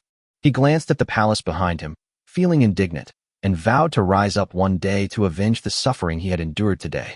Xiao Chengzi, what's wrong with you? Xiao Yuer suddenly came from a distance and asked in surprise when she saw Jiang Cheng's appearance. Jiang Cheng waved his hand and said, don't ask anymore. Help me up, my waist is almost broken. Xiao Yuer hurriedly supported him. The fragrance filled his nose and Jiang Cheng felt refreshed, and his mood inexplicably improved. He joked, if my waist wasn't so weak, I would have let you see the skills of the double dragons searching for the pearl today. Xiao Yuer's face flushed red as she whispered, You bad guy? I have to go serve the Queen Mother. Jiang Cheng was puzzled. Aren't you the Empress's personal maid? Why did you go to the Queen Mother's place? Xiao Yuer said seriously. Several sisters in the palace fell ill and were sent out of the palace. The Queen Mother is short of manpower, and I am just helping out temporarily. Oh, I see. There have been quite a lot of people falling ill in the palace recently. Jiang Cheng muttered meaningfully. Xiao Yuer looked at him doubtfully. Who is sick? Jiang Cheng quickly waved his hands. No one. I just said it casually.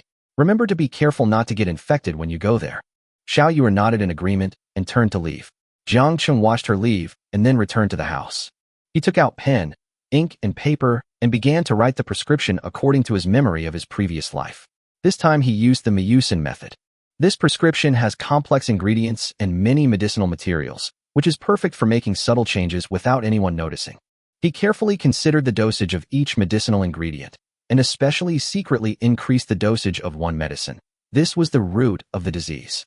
Just wait for the right time, and then use a certain medicine to induce the deadly poison in the emperor's body, killing him silently. This is really hurting people without being seen.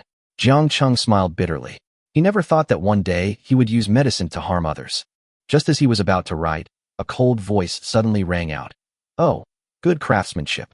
Jiang Cheng was shocked and his hand trembled, causing the prescription to fall to the ground. He looked behind him with a vigilant look.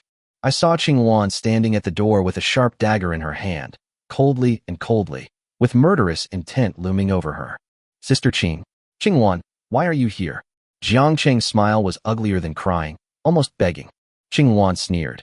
The imperial concubine wants to see you. She shook the dagger in her hand, her tone playful. Jiang Cheng took a step back. Can I not go? He regretted the words as soon as they came out of his mouth. It was like asking a useless question. What do you think? Qingwan sneered, and her eyes seemed to say two words, dead end. Jiang Cheng looked miserable. Okay, I'll go. Can't I just go on my own? The moment he stepped out of the door, he suddenly turned around and shouted towards the distant Inning Palace. Empress, help. Before he could finish his words, he suddenly felt a sharp pain at the back of his neck. His vision went black and he was knocked unconscious. Chapter 14. A basin of cold water was suddenly poured down, and Jiang Cheng shuddered violently before finally waking up. He felt that he had completely lost control of his limbs, and there was a sharp pain in the back of his neck as if it was being torn apart. When he slowly opened his eyes, he found himself back in Yong'an Palace. Concubine Yi stood in front of him, her face full of anger, holding the prescription she had written tightly in her hand. Qingwan stood aside, with water dripping from the wooden basin in her hand. Jiang Cheng looked down and found himself tied to a pillar with only a pair of shorts on his body. His body and mind were humiliated beyond recognition. Mother, what are you doing? Can you please let me down first? He endured the pain and coldness in his body and tried his best to remain calm. Humph, you little dog slave, if I hadn't used this method, you really wouldn't have seen me again. Imperial concubine Yi's eyes were filled with murderous intent. Tell me, what the hell are you and that bitch Qi Yin up to? Your Majesty, please listen to my explanation. Jiang Cheng hurriedly defended himself. I was coerced by the Empress. At this time, selling the queen is definitely a wise choice. Humph, when Qingwan came looking for you, why did you let that bitch Qi Yin save you? Imperial concubine Yi asked coldly. Since you like being a slave, then I will make you a real slave. Before concubine Yi could finish her words, the dagger in Qingwan's hand stabbed towards Jiang Cheng's vitals. Jiang Cheng was shocked and almost suffocated. Fuck, this woman actually wants to make me a eunuch. He hurriedly shouted. That prescription is for the emperor to treat his illness. Qingwan, stop. Concubine Yi shouted coldly. Qingwan didn't hesitate at all, quickly put away the dagger, and returned to the imperial concubine. Jiang Cheng breathed a sigh of relief, finally saving his life. Tell me what's going on. If you dare to talk too much, your life will be in danger. There was a threatening light in concubine Yi's eyes. Jiang Cheng's forehead was covered in cold sweat, and he quickly said, Even if I had 100 guts, I wouldn't dare lie to Her Majesty. The Empress asked me to write that prescription, specifically to cure the Emperor's illness. Concubine Yi's expression relaxed slightly. Oh. She was a little surprised and gestured to Qingwan to pick up the prescription and look at it carefully. The Emperor's illness has lasted for half a year, and even the imperial physician Sima is helpless. Can you cure him? Asked concubine Yi. In reply to Your Majesty, I just happen to know a prescription for curing the Emperor's chronic illness. Jiang Cheng replied in a low voice. Imperial concubine Yi sneered. That bitch Qi Yin must be trying to cure the emperor and seize the opportunity to ascend to the throne. But man proposes, God disposes. I'm slightly better than you. I'll take the prescription. She was very pleased with herself and was about to put the prescription away. At this moment, a sudden noise came from outside Yong'an Palace. A moment later, the palace gate was kicked open and a group of guards, eunuchs and palace maids entered one after another. The leader was the queen. Seeing Jiang Cheng tied to a pillar, Qing Wan holding a sharp blade, and concubine Yi sitting on a chair holding a prescription, the queen sneered. Sister, you are so brave. You actually dared to rob me. Sister, what are you talking about? Have you forgotten who brought Xiao Qingzi to Enning Palace? If it weren't for my sister, your cold would not be cured. Concubine Yi was not willing to be outdone, and a hint of mockery appeared at the corner of her mouth. The two of them were at loggerheads with each other. However, the queen finally brought out her trump card. His Majesty personally asked me to keep Xiao Qingzi by my side. If you have any questions, you can go to His Majesty. Do you think I dare not? Concubine Yi said angrily. Sister, you're so brave. You're not afraid at all. The queen responded coldly. Now, Xiao Qingzi must come with me. Hand over the prescription. Imperial concubine Yi's expression changed slightly, knowing that she would suffer if this matter reached the emperor. However, she gritted her teeth and said, You can take the slave away, but I cannot give you this prescription. Noble concubine, do you really think I'm easy to bully? The queen stared at the prescription in the noble concubine's hand, with a fierce look in her eyes. Jiang Cheng was extremely conflicted. I wrote the prescription, but in this situation, the most important thing is whether he can survive. As if sensing the desire in Jiang Cheng's eyes, the queen waved her hand, and the guards immediately untied his ropes. Jiang Cheng hurriedly put on his clothes and stood beside the queen. At this critical moment, Jiang Cheng whispered to the queen, The prescription she has is incomplete. The queen nodded slightly, understanding what he meant. Imperial concubine Yi was so angry that her face turned red, and her eyes were filled with resentment. Since you want the prescription so much, I will give it to you. Let's go. The queen and her guards quickly left Yong'an Palace. The group disappeared in front of the palace gate like a gust of wind, and even the eunuch did not forget to help close the door. The imperial concubine angrily cursed, Bitch, I will never coexist with you. She was suddenly furious and threw the teacup beside her to the ground with a loud noise. Qing Wan, take the prescription to the imperial hospital and give it to Sima, the imperial physician, for a look. Concubine Yi ordered. Yes. Qing Wan responded and hurried out of the palace with the prescription. The imperial concubine's eyes were cold as she stared at the palace gate and whispered, Bitch, let's see how long you can still jump around. After returning to Enning Palace, Jiang Cheng thought the queen would interrogate him strictly. However, the queen simply asked him if he was injured and asked him to go back and rewrite the complete prescription. Jiang Cheng was a little confused, but when he saw that the queen did not continue to ask questions, he felt relieved. He returned to the cabin in the woods under the escort of the guards, who were on guard at the door to prevent the previous incident from happening again. Jiang Cheng returned to his room and began to busily rewrite the prescription. He finally finished writing it until dawn. It's finally over. He stretched, looked at the prescription in his hand, and finally breathed a sigh of relief. After making sure that there was no problem with the prescription, he handed it to the guards at the door and asked them to deliver it to the queen. After the guards left, Jiang Cheng sat in front of the cabin, staring at the woods in front of him in a daze. He knew in his heart that once he handed over the prescription, it would be like handing his life over to the queen. Well, let's take it one step at a time. He muttered to himself, and finally became very sleepy and fell asleep leaning against the door. The imperial hospital, Sima imperial physician, and other doctors looked at the two prescriptions and praised them highly. Wonderful, truly wonderful. I never thought there was such a prescription. These herbs may seem unrelated, but upon closer inspection, they complement each other perfectly. They praised Jiang Cheng for the prescription he wrote after staying up late.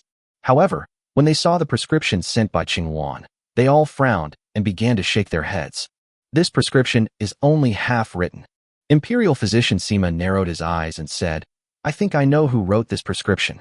Oh, tell me quickly, everyone asked curiously. It's a eunuch. A hint of shock flashed in Sima imperial physician's eyes. What? Everyone was stunned. Mr. Sima, are you kidding me? This prescription must have been written by a master. How could it be written by a mere eunuch? Are we not as good as him? The discussion gradually stopped, and a terrible thought arose in my mind. Could this prescription really have been written by a eunuch? Chapter 15, Yangxin Palace. the Empress Dowager's residence. It was already past noon when Jiang Cheng woke up from the heat. When I stood up, I felt hungry, so I decided to find something to eat. He is now the queen's personal eunuch. There is a dedicated place for eating. He had just walked out of the woods when he saw Qing'er walking towards him with an excited look on her face. "Brother Cheng!" Qing'er screamed and immediately rushed towards him in small steps. The two hugged each other tightly. Jiang Cheng held her and spun her around twice before asking, "Why did you have time to come here?" "The Empress has asked me to move to Enning Palace. From now on we can see each other every day." Qing'er was very happy. She used to pack things for the eunuchs in the imperial household department. Not only is it tiring, but the smell is also very strong. It's great to be able to come to Enning Palace. Jiang Cheng was also very happy. "That's great. I can have massages every day from now on." "Ah, massage every day?" Qing'er said with an embarrassed expression. "It hurt for a long time after my last massage. Can you be gentler next time?" Jiang Cheng scratched his head embarrassedly. "I did use a lot of force last time. I'll be gentler next time." You can't blame him for this. Who can stay calm when facing two fairies, Qing'er and Xiao Yu'er? He can also give massages, which is good. Just when he wanted to take Qing'er to dinner together, the queen suddenly appeared out of nowhere. "How dare you flirt with my maid in front of me? How disrespectful." Although she was scolding Jiang Cheng, her tone revealed an unconcealable joy.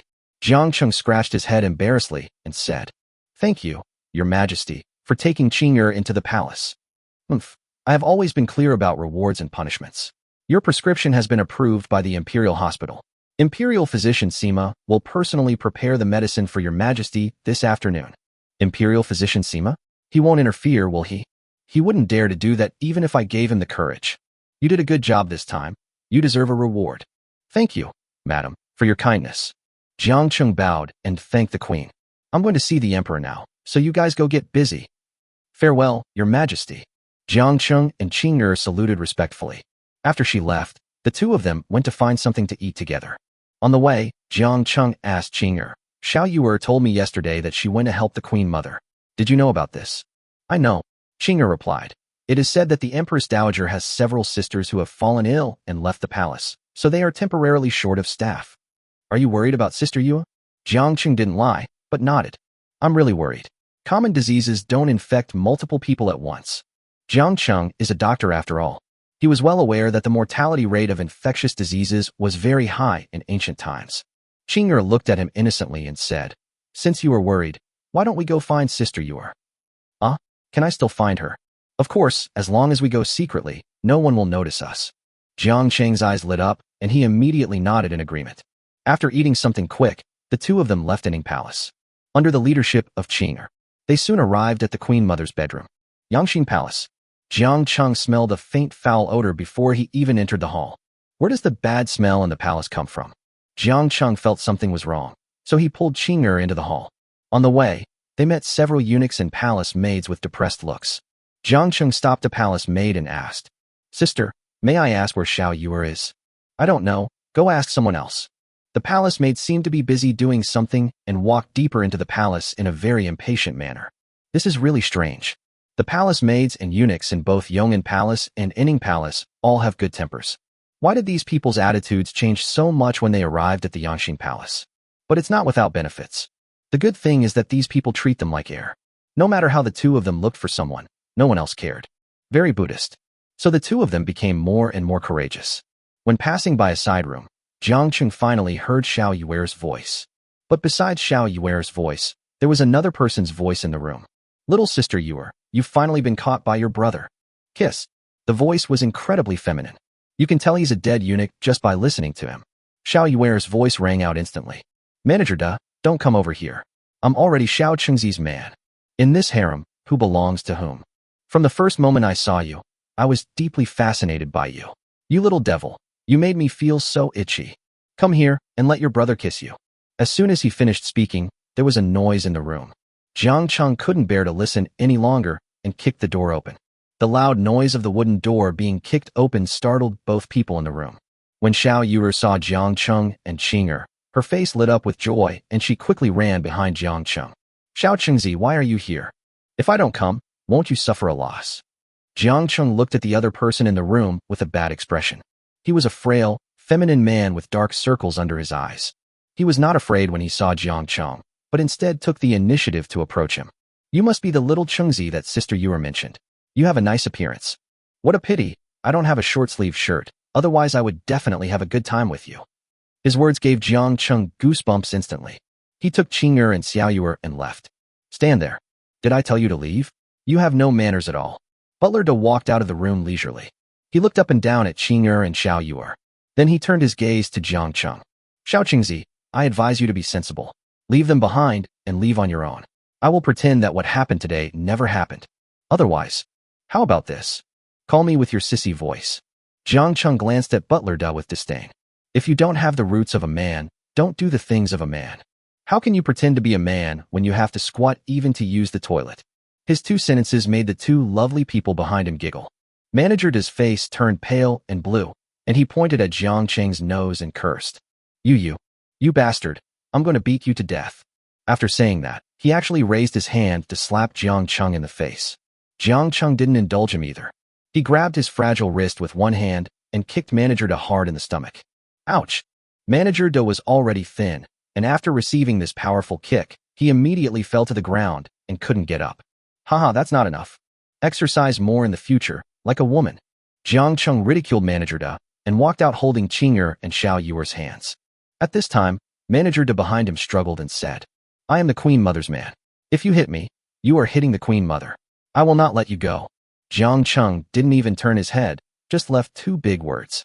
Whatever. Chapter 16, Chief Eunuch. The three of them walked out of the Yangxin Palace. Xiao Yuer looked behind her worriedly and said, Xiao Qingzi, Chief Steward De won't cause us any trouble, right? Won't. Jiang Cheng patted his chest and promised. But the Queen Mother. Don't worry. I heard that the Queen Mother is old and has been in a daze all day long. She has no time to take care of these things. This is not just his nonsense. But it was the palace maids in Enning Palace who told him. Ever since Xiao Yuer told him that she came to the Queen Mother's place, he felt as if there was a needle stuck in his heart. But it happened that the Queen asked him to write a prescription, so he didn't have much time to inquire. But knowing this is enough. So what do we do now? Qing'er blinked and looked at Jiang Cheng. Looking at her innocent face, Jiang Cheng couldn't help but feel itchy in his heart. He said as he gently touched the pertness on her back with his big hand. Go back, I'll give you two a good massage. Oh, you bad guy. Qing'er blushed and looked around nervously. She breathed a sigh of relief when she was sure no one was paying attention. Xiao Yuer said, covering her mouth. I can't go back. Steward De said that a new maid will be arriving tomorrow.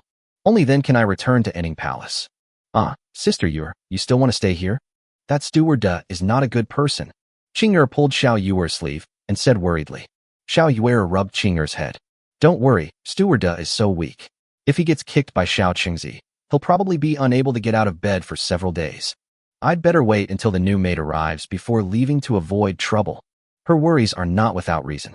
The rules in the harem are very strict. If a palace maid leaves her post without permission and people find out, she will be beaten to death. Jiang Cheng also understood this, so he did not persuade her to leave with him. Instead, he nodded solemnly and said, in any case, you should be careful. Qing'er has now been transferred to Enning Palace. The two of us will wait for your return together. Xiao Yuer looked at Qing'er and said in surprise, then won't we be able to be together forever? Very good. Qing'er was also very happy, and the two little girls held hands and turned around in a circle. Now that he had met Xiao Yuer, Jiang Cheng couldn't stay in the Yangxin Palace for too long. Otherwise it will be easily discovered. So he and Qing'er walked out of the Yangxin Palace. Brother Cheng, what's wrong with you? Seeing Jiang Cheng walking out of the Yangxin Palace with a still sad look on his face, Qing'er couldn't help but ask. Jiang Cheng shook his head slightly. Nothing, I just feel like something is wrong. But he couldn't tell what was wrong. With doubts in his heart, he and Qing'er returned to Enning Palace. As soon as they entered the palace, they ran into a little palace maid. Hey, where have you been? The queen has been looking for you for a long time. Looking for me? Jiang Cheng said as he looked at the anxious palace maid. The maid pulled him towards the palace, saying as she walked, it's you. The queen just came back from the emperor and is looking for you. Judging from her anxious look, it must be no good thing for the queen to come to her. Jiang Cheng turned around and said to Qing'er, Qing'er, go back first. I'll come find you later. Okay. Qing'er answered very obediently. Soon Jiang Cheng was dragged by the palace maids to Enning Palace. At this moment, the queen was staring at the floor with a frown on her face. My lady, I have found Xiao Qingzi. The palace maid reported quietly, and the queen came to her senses. Her frown relaxed slightly, and she asked angrily, where have you been? Your Majesty, please forgive me. I went to the Yangxin Palace. Jiangqing did not hide it. The palace was full of the queen's people, so he couldn't hide it even if he wanted to. Besides, there is nothing to hide about this kind of thing. Are you going to look for Xiao Yue? Yes. Haha, stand up. Jiangqing stood up, and the queen's frown relaxed a little. Then she asked the palace maids to leave, leaving Jiangqing alone. Your Majesty has taken the medicine you prescribed, the queen said lightly. Jiangqing's heart suddenly tightened. Is there something wrong with the prescription? Your Majesty is very satisfied. The queen's next words dispelled his thoughts. From now on, you will be the chief eunuch in my palace. You don't have to live in the hut in the woods anymore. Thank you, madam. This is a reward from His Majesty. It has nothing to do with me. But I have something to ask you. The queen's tone didn't seem as cold as usual. Please speak, madam. I will tell you everything I know. Well, look at this. Do you have a solution? The queen casually threw a piece of silk to Jiangqing. There was an article written on the silk. A drought struck Longxi, and hundreds of thousands of victims left their homes and headed north. The journey is long, and there are many bandits. Of the victims, only one was left halfway through the journey. If this continues, Longxi will become a dead place. Some local disaster victims even organized an uprising. The scale cannot be underestimated. This matter has reached the court. The emperor was furious when he heard this. You should know that Longxi has been an important grain-producing area of Wei State since ancient times. Once Longxi fell, the impact on the entire Wei State would be self-evident. This matter is like a hot potato. The ministers in the court passed the buck to each other, and no one dared to take the responsibility. The emperor was furious and executed more than a dozen important officials from Longxi Road. The matter of dealing with the disaster victims was then handed over to Prime Minister Qi Guiyuan, one of the three dukes. Limited to 10 days. If the Prime Minister cannot come up with a solution within 10 days, the emperor will execute him. This is no joke. Jiangqing looked at the silk in his hand and felt a chill down his spine. Qi Guiyuan is the father of Queen Qi Yan. At this time, she showed him the silk, and her purpose was obvious. Hee, madam, why do you let me look at this? How can a slave possibly have a solution to such a national affair? Although he had seen similar solutions in history books. But that doesn't mean he has to take the initiative to wade into this muddy water. After saying this, he folded the silk cloth respectfully and placed it on the table. The queen tapped the table twice with her index finger. His eyes were fixed on Jiangqing. For some reason, she always felt that Jiangqing would be able to solve this problem. You really have no other options? The queen narrowed her eyes slightly and asked in a cold tone. Jiangqing's heart trembled for no reason. He answered with a stiff upper lip. To answer your majesty, there really isn't one. Xiao Qingzi, am I being too indulgent towards you? The queen's tone grew colder. Jiangqing even heard a hint of murderous intent in it. Gulp. Does this woman want to kill people to silence them? This is not completely impossible. It's shameful, really shameful. But in order to survive, don't shiver. Oof, you're just lying. Are you kidding me? Your Majesty, please forgive me. I didn't mean to hide anything. I just thought of a way. Hurry up and tell me. The queen raised the corners of her mouth slightly. Chapter 17, Solutions to Drought. Jiangqing quietly wiped the sweat from his forehead and then spoke. I once found an ancient book in a dilapidated temple in the mountains. It contained methods for dealing with drought. There's such a wonderful book in the world. Where is this book now? The queen stared at Jiangqing with a sharp gaze. If such a rare book really existed in the world, the queen would never allow it to fall into the hands of others. Not to mention that this book could save my father's life. At this time, Jiangqing said with a look of regret. This book was unfortunately destroyed in a fire. I'm afraid it will never be found again in the world. It is naturally impossible to find a book that has never existed in this world. The queen stared at Jiangqing's face. Try to find a hint of panic or uneasiness in it. But Jiangqing had a righteous look on his face and looked directly at the queen. I'll trust you this time. Tell me how you can deal with this drought. Jiangqing swallowed and spoke with concentration. Suppress the bandits, accept refugees, reduce taxes for disaster victims, and build water conservancy projects. Or we can distribute the land to the people and implement the well-field system. These two methods were not just Jiangqing's random talk, but had been tested by history. Among them, the well-field system is a method passed down from the Shang and Zhou dynasties. The queen looked at Jiangqing in shock. She never thought that Jiangqing actually had a way to deal with it. Is it really recorded in ancient books? The huge Inning Palace fell into silence for a moment. Jiangqing looked down at his toes. His fingers were clenched until they turned white. Could you please give me an explanation on whether this method works or not? What's the point of not speaking? Did that ancient book really perish in the sea of fire? To answer your majesty, Everything I said is true. What a shame, what a pity. The queen sighed and then asked, what is the well-field system you mentioned?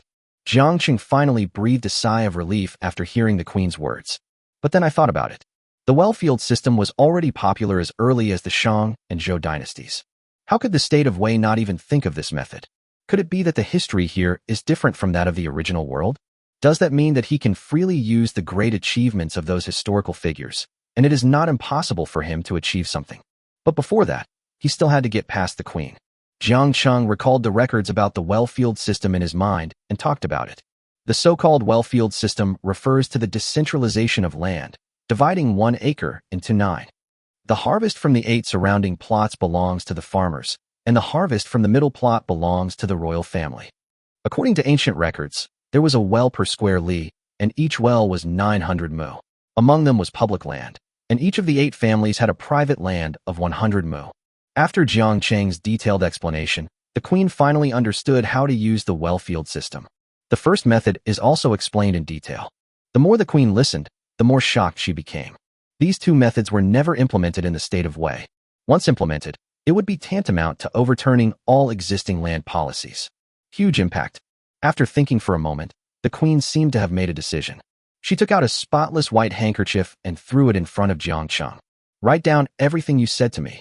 How could Jiang Qing dare to disobey? I picked up my handkerchief and quickly wrote down some tips on how to resist drought. After finishing it, the queen read it again and nodded continuously. Someone come. The queen could not hide her excitement and shouted outside the palace gate. Then a eunuch walked in with his head lowered. Good luck to the queen. Go find someone from the Zhenyuan escort agency right away. Hey. The eunuch slowly retreated. Jiang Qing was shocked. Zhenyuan escort agency. Isn't that Wang Xiaobiao's family's escort agency? By the way, Wang Xiaobiao said last time that their family also undertakes royal business. But the prime minister's home is in the capital. It's not far from the palace. Is it necessary to go through so much trouble? The queen took no notice of him. She placed the handkerchief in a brocade box and randomly picked up a few ordinary objects and put them in it. Finally, she put the brocade box beside her with satisfaction. Xiao Qingzi, you did a good job. What reward do you want? The sadness on the queen's face disappeared, replaced by an unconcealable joy. Jiang Qing bowed. It is my honor to share your majesty's worries. I dare not ask for a reward. That won't do. I have always been clear about rewards and punishments. I will give Qing'er to you as a gift. How about she be your personal maid? You are now the chief eunuch, and you are in need of a personal maid. Jiang Qing's shoulders trembled, and he quickly knelt down. Long live the queen. Back off. I obey your command. Jiang Qing lowered his head, a smile on his face. From then on, he and Qing'er finally didn't have to hide from each other anymore. When walking out of the palace gate, he happened to pass by a middle-aged man with a long beard and wearing a green suit. This person is thin and weak. There seemed to be a sense of oppression coming from his body, which almost made Jiang Qing breathless. The middle-aged man looked at him with disdain, then walked into the palace. Only after he left did Jiang Qing finally catch his breath. This guy is definitely not simple. The murderous intent in Qing Wan was nothing compared to him. Jiang Qing noticed the jade pendant on his waist. It is almost exactly the same as the jade pendant Wang Xiaobiao gave him. It seems that he is from Zhenyuan escort agency. Come back to your senses. Jiang Qing continued walking towards the cabin in the woods. An idea came to his mind. He wants to learn martial arts. It is not enough to rely solely on the queen. A blacksmith must be strong himself. But this matter still needs long-term consideration. Eunuchs are strictly prohibited from learning martial arts in the palace. It is said that this was because there was a eunuch chief who practiced martial arts in private. He even created a kung fu that could help him return to his male body, intending to infect his harem. Unexpectedly, his plan was discovered before it was even implemented. In the end, the emperor ordered that the man be torn apart by chariots. Jiang Qing doesn't want to become like him. Thinking as he walked, he soon returned to the cabin in the woods. Qing'er was standing outside the door at this time. Seeing him come back, Qing'er hurried to greet him. Brother Qing, I hope the queen didn't make things difficult for you. Of course not. Jiang Qing put aside the matter of practicing martial arts for the time being, rubbed Qing'er's soft hair, and said, The queen only gave you to me. Oh. Qing'er's eyes were full of doubts. Why would the queen reward you for no reason? Who said there was no reason? I am the chief eunuch now. Wow, Brother Qing is awesome. Qing'er didn't doubt Jiang Qing's words at all, and threw herself into Jiang Qing's arms with a smile. At this time, several eunuchs came forward carrying wooden trays. I just happened to see this scene. Ahem, Chief Steward Jiang, let's read out the Queen's decree. The leading eunuch said with an embarrassed look. Qing'er blushed and hid behind Jiang Cheng, not daring to look at anyone. Jiang Cheng smiled faintly and knelt on the ground. Jiang Cheng accepts the order. Eunuch Jiang Cheng has been meritorious in treating the emperor and is hereby appointed chief eunuch to take up his post immediately. Also, I'll reward you with a personal maid. After the eunuch finished reading the decree, he asked the eunuch behind him to hand the steward's clothes to Jiang Cheng. Manager Jiang, congratulations. Please take care of me in the future. Jiang Cheng took the steward's clothes and returned. Thank you so much, eunuch. I didn't dare to mention the word caring. I just wanted to help you. Chief Steward Jiang is so generous. I will take you to his residence now. Please. Led by the eunuch, Jiang Cheng and Qing'er walked side by side towards the back of Enning Palace. Chapter 18 Going to Wushan with Qing'er. Behind the Enning Palace is a row of connected side rooms. It was reserved for the queen's personal maid and the chief eunuch. However, the queen did not have a personal maid, so this place is temporarily idle. The eunuch took Jiang Cheng and Qing'er to the room at the end and said, Butler Jiang, this will be your room from now on. Qing'er's room is next to yours. Okay, thank you, father-in-law. Jiang Cheng bowed to the eunuch, and the eunuch returned the greeting. Please go ahead and take a look inside the room. I'll leave now. After the eunuch left, Jiang Cheng and Qing'er couldn't wait to push open the door and walk in. The steward's room was completely different from the cabin in the woods where he had lived before. When you push the door open, what comes into view is a screen embroidered with bamboo, orchid, plum, and chrysanthemum. Go around the screen. There is a small incense burner in the middle of the room. Behind the incense burner is a round table and 2 round stools. On the side of the round table is a large bed that can accommodate 3 people sleeping together. There is a large window on the wall opposite the screen. The sunlight illuminates the house brightly. Wow, what a big bed. Qing'er's face was full of excitement, and she threw herself onto the bed. However, just when he was about to go to Wushan with Qing, an extremely sharp duck voice suddenly came from the direction of Enning Palace. The Queen Mother has arrived. Queen Mother? Jiang Cheng and Qing'er stopped what they were doing instantly and looked out the window together. Why is the Queen Mother here? Qing'er asked with a flushed face. At this moment, she was lying in Jiang Cheng's arms with her clothes in disarray, and her actions were as ambiguous as possible. I don't know, but it's definitely not a good thing. Jiang Cheng was breathing heavily and hotly. The desire in his heart was gradually fading away, because he could tell that the hoarse voice just now was clearly the voice of Manager Da. The Queen Mother came, bringing with her chief steward Da. I'm afraid this matter is not that simple. So they both quickly put on their clothes, and Qing'er tidied up her messy hair. After making sure that no one would notice, the two of them walked out of the room side by side.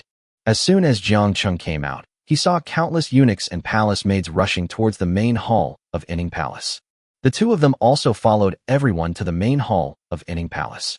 It was a big deal when the Empress Dowager left the Yangxing Palace. It is said that she has a serious illness and does not usually go out. This time she suddenly came to Enning Palace, and no one knew what she wanted to do. The queen was standing at the door of Enning Palace with a puzzled look on her face. Wait quietly for the Queen Mother to arrive. Soon, Steward supported the Queen Mother and walked in front of everyone. Jiang Cheng, who was in the crowd, frowned.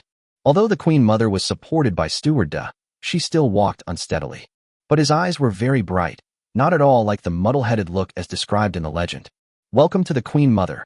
All the eunuchs and palace maids knelt together to welcome the Queen Mother, and Jiang Cheng and Qing'er were no exception. For a moment, everyone in Enning Palace knelt down. But they waited for a long time and did not listen to the Queen Mother's request for everyone to stand up. Fell asleep? Jiang Cheng secretly raised his head and found that the Queen Mother was looking at them sinisterly. Before she could see him, Jiang Cheng quickly lowered his head again. At this time, the Queen couldn't help but speak. Mother, if you have something to ask, you can just ask me to come over. Why did you come here in person? As she said this, she stepped forward and supported the Empress Dowager. The Queen Mother glanced at her coldly. Humph, aren't I afraid I can't hire you? I'm not even dead yet, and you dare let me beat up my people? If I die, will you grind my bones into dust? The Queen Mother's words instantly made Jiang Cheng break out in a cold sweat. Chief Steward Da actually called the Queen Mother over? Wouldn't Xiao Yuer be in great danger? The Queen was stunned and asked in confusion, Why do you say that, Mother? Your daughter-in-law has never had anyone beaten in the Yangxing Palace. Huh, no? Xiao Detzi, let her see. At the Queen Mother's words, Steward Da immediately walked up to the Queen and lifted the hem of her clothes. Presumptuous. The Queen shouted angrily. A eunuch actually dared to lift his clothes in front of her. What would happen if this got out? But when she saw a very obvious footprint on Steward Da's skinny abdomen, she was stunned. This is... still pretending. This is what the dog slaves in your palace kicked out. What else do you have to say? Xiao Detzi, tell me who hit you. I'll take care of it for you. Steward Da put down his clothes and scanned the room. Then he shouted loudly. It's that bastard Jiang Cheng. Chapter 19 Come to the door. Jiang Cheng. The queen frowned and showed a puzzled expression. Then she suddenly remembered that Jiang Cheng went to find Xiao Yuer. Oh, I remember now. Xiao Qingzi was sent by me to visit the maids in my palace. But why would he hit you for no reason? The queen looked at Steward Da with sharp eyes. The inquiry in her eyes was self-evident. Manager Da knew that he was in the wrong, so he did not elaborate on his intention to do something bad to Xiao Yuer. Instead, he kept talking about how Jiang Qing beat him. That slave dog got jealous of my good looks and beat me up. Puff. Jiang Qing couldn't help but laugh out loud. How dare he call himself handsome? Then there would be no one in the world who is not handsome. His laughter caught the attention of Steward Da.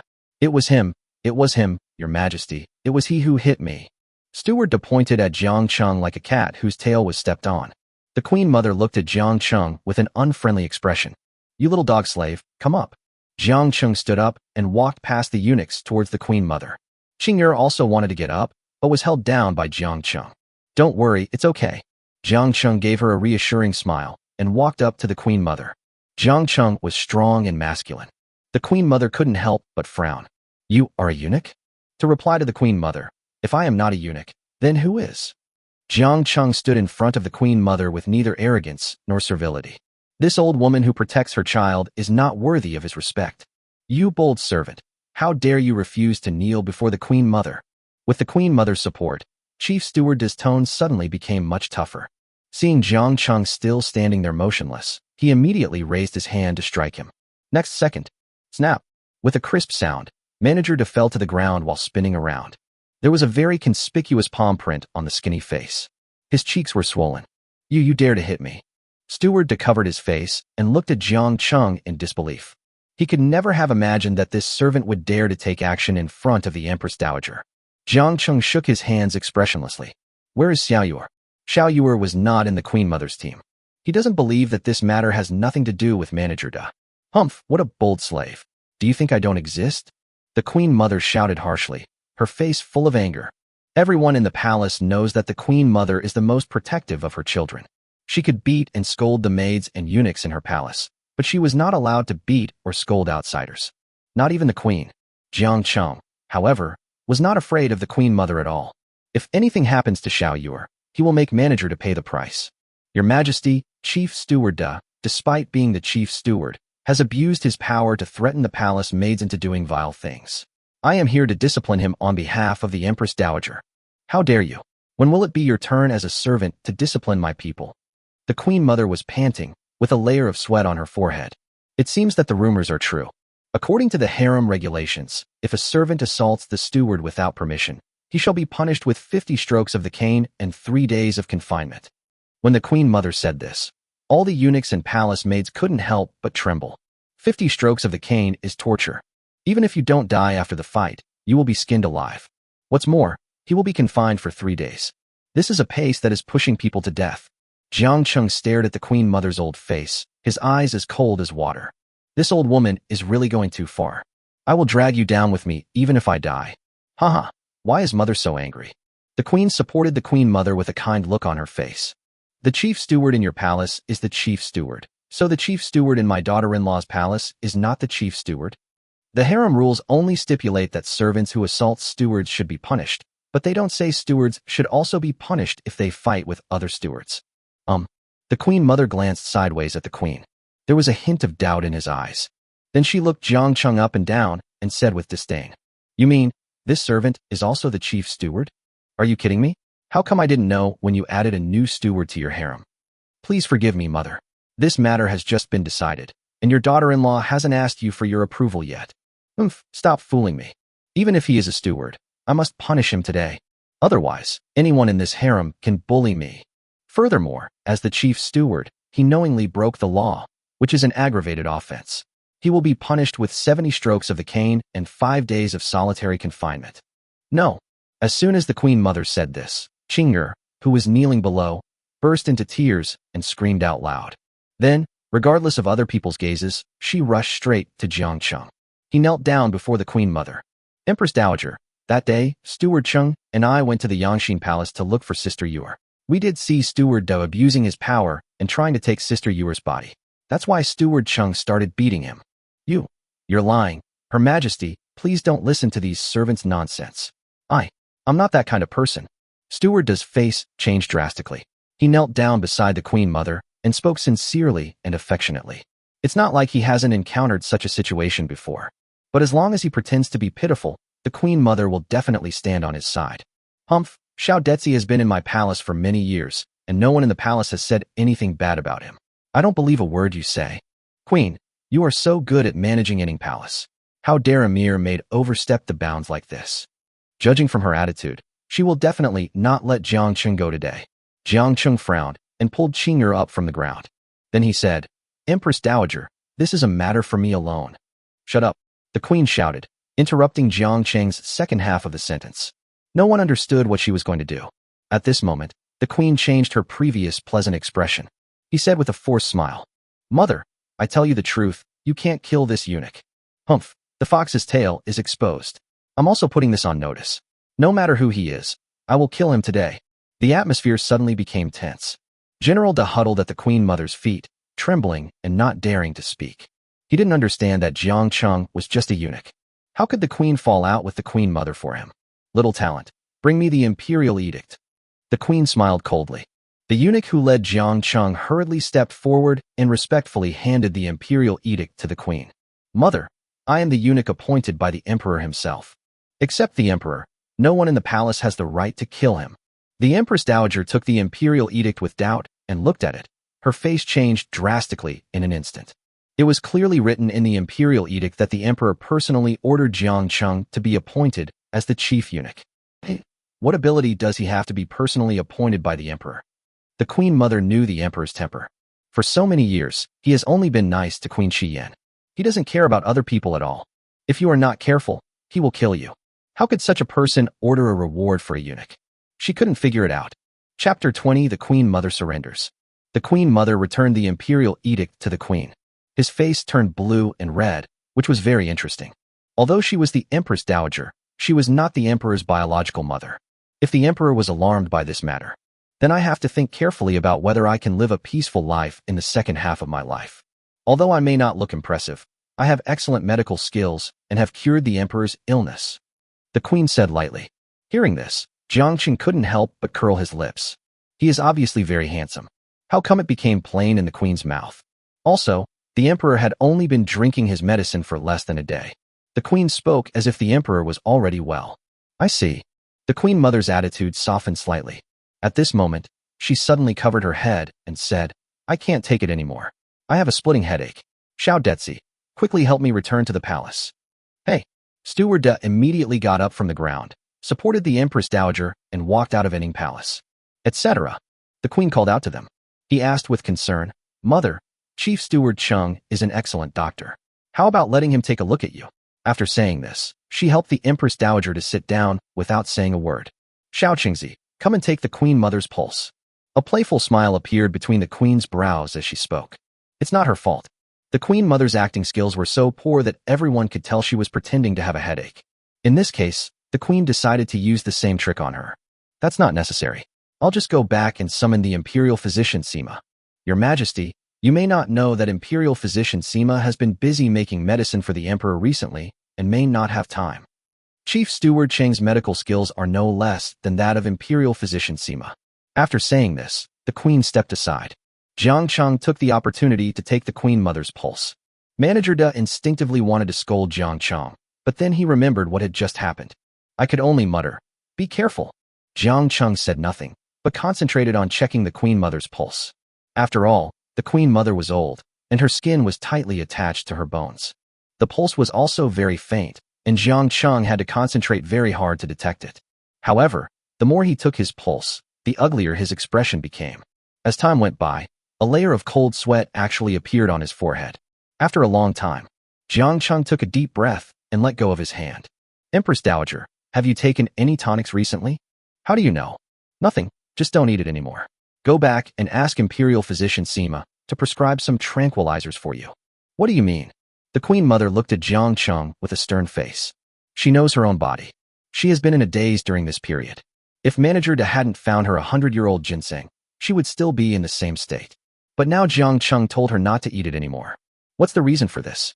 But Jiang Cheng was unwilling to say anything more to her. He stood up and stood behind the Queen. Mother, your headache has gone so quickly. It seems that Chief Steward Cheng's medical skills are indeed very advanced. The Queen instigated the Queen Mother in a sarcastic tone. She had been bullied by the Empress Dowager many times in the past. Now that I finally have the chance to mock her, how could I let it go? The Queen Mother laughed awkwardly twice. Knowing that his poor acting skills had been exposed, he prepared to leave. At this time Jiang Cheng said, Queen Mother, please stay. What else do you want to do? Don't think I won't dare to touch you just because of the Emperor's decree. The Queen Mother has lost enough face today. There is a surge of anger in my chest, ready to explode at any moment. I want to know when Xiao Yuer can come back. Jiang Cheng didn't care about the Queen Mother's anger. He just wanted to know when Xiao Yuer would come back. The Queen Mother looked at Steward Da beside her with an unfriendly expression. Manager Da shuddered. Then he said, She's packing her things. She should be back soon. As soon as he finished speaking, Jiang Cheng saw Xiao Yuer sneaking in from behind the crowd with a small bag on her back. Now that Xiao Yuer is back, Jiang Cheng didn't ask any more questions. The Queen Mother left with a group of eunuchs and palace maids. Before leaving, Jiang Cheng said behind her, Empress Dowager, please eat whatever you want these days. The Queen Mother glanced back at him in confusion. Jiang Cheng no longer looked at her. Kneel down. After the Queen Mother left, the Queen shouted at Jiang Cheng with an angry look on her face. Thump. Jiang Cheng knelt down before the Queen without any hesitation. He can be tough in front of the Queen Mother. But being tough with the Queen is courting death. You're getting more and more daring. You actually dared to come to the Yangxin Palace and beat someone up. If you continue like this, you'll cause me even more trouble. Listen to the Queen's angry curse. Jiang Cheng knelt in front of her the entire time without saying a word. At this time, Xiao Yuer came over and knelt in front of the Queen, saying with a firm face, Empress, Xiao Qingzi hit Steward Da just for me. If you want to punish me, punish me. Qing'er also said at this time. It's my fault. I should have gone to Yangxin Palace instead of Sister Yuer. That's enough. The Queen shouted angrily. Do you think you won't be punished? Everyone will be punished. Xiao Qingzi will be punished with 15 strokes of the cane and 2 days of solitary confinement. Qing'er and Xiao Yuer didn't follow the rules. They will be assigned to the needle workshop from today. Come back in 2 days. The embroidery workshop was where embroidery was done in the palace. Qing'er and Xiao Yuer will inevitably suffer some hardships if they go there. But compared to Jiang Cheng's punishment, it was very light. I obey your command. Jiang Cheng bowed in thanks. Everyone stepped back. The Queen ordered all the eunuchs and palace maids to leave. Only Jiang Cheng was left. My lady, do you have any other instructions? The trouble you've caused this time is quite serious. Without the Emperor's decree, I can't protect you. I understand. Thank you, Your Majesty. What did you mean by what you just said to the Queen Mother? Did you see something? Now that they were alone, the Queen's tone softened considerably. Jiang Cheng raised his head and spoke seriously to the Queen. The Queen Mother is probably going to die. What? The Queen's brows furrowed instantly. He stared at Jiang Cheng intently and asked, Don't you dare say that. I didn't say anything nonsense. If the Queen Mother remains in her previous state of confusion, she should have another year or 2 to live. However, she has been taking tonics rashly during this period, rapidly overdrawing her strength. In my opinion, the Queen Mother has no more than 5 days to live. Jiang Cheng wasn't talking nonsense. But it's true. The century-old ginseng was like a catalyst, stimulating all the remaining energy in the Empress Dowager's body. The Queen Mother's current condition is like a last gasp of life. 5 days is the limit. So that's how it is. The Queen sat down in a daze. After a long time, she came to her senses and said, Go down first. I will have someone notify you of your punishment. I obey your command. Chapter 21, Going to Court. Night. Jiang Cheng was lying on the bed in the steward's room. Qing'er and Xiao Yuer were lying beside him. The Queen said someone would come to punish the 3 of them. But no one has come to inform them yet. Have you forgotten, Queen? Qing'er asked, leaning on Jiang Cheng's chest.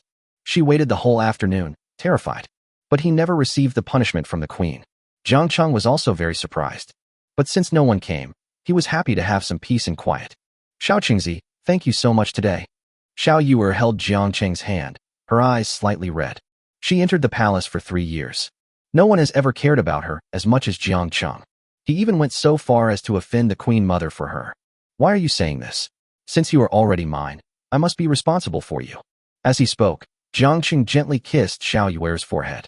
At this time, Qing'er pouted and said, Sister Yuer is yours, but I am not? Ha ha ha, both. Jiang Cheng laughed heartily and took the two of them into his arms. I recently learned a new massage technique and sincerely invite you two to try it. Okay. Qing'er loves Brother Cheng's massage the most. You better be gentle this time. Don't worry, I promise to make you feel like you're in heaven. Jiang Cheng lifted the quilt to cover the three of them. After a while, the desirable and lascivious sounds were heard from the house. Early the next morning, a group of ministers were waiting outside the Golden Palace for the court session. According to different factions, these ministers gathered into 3 groups. Prime Minister Qi is so excited, but he has come up with a solution to the drought in Longxi Road. The imperial censor Shen Sai, who was wearing a bright red official uniform, approached Qi Guiyuan with a forced smile and asked, Qi Guiyuan and Shen Sai are both 3 dukes. However, due to their different personalities, neither of them would submit to the other in the court. This also led to their disciples competing against each other privately.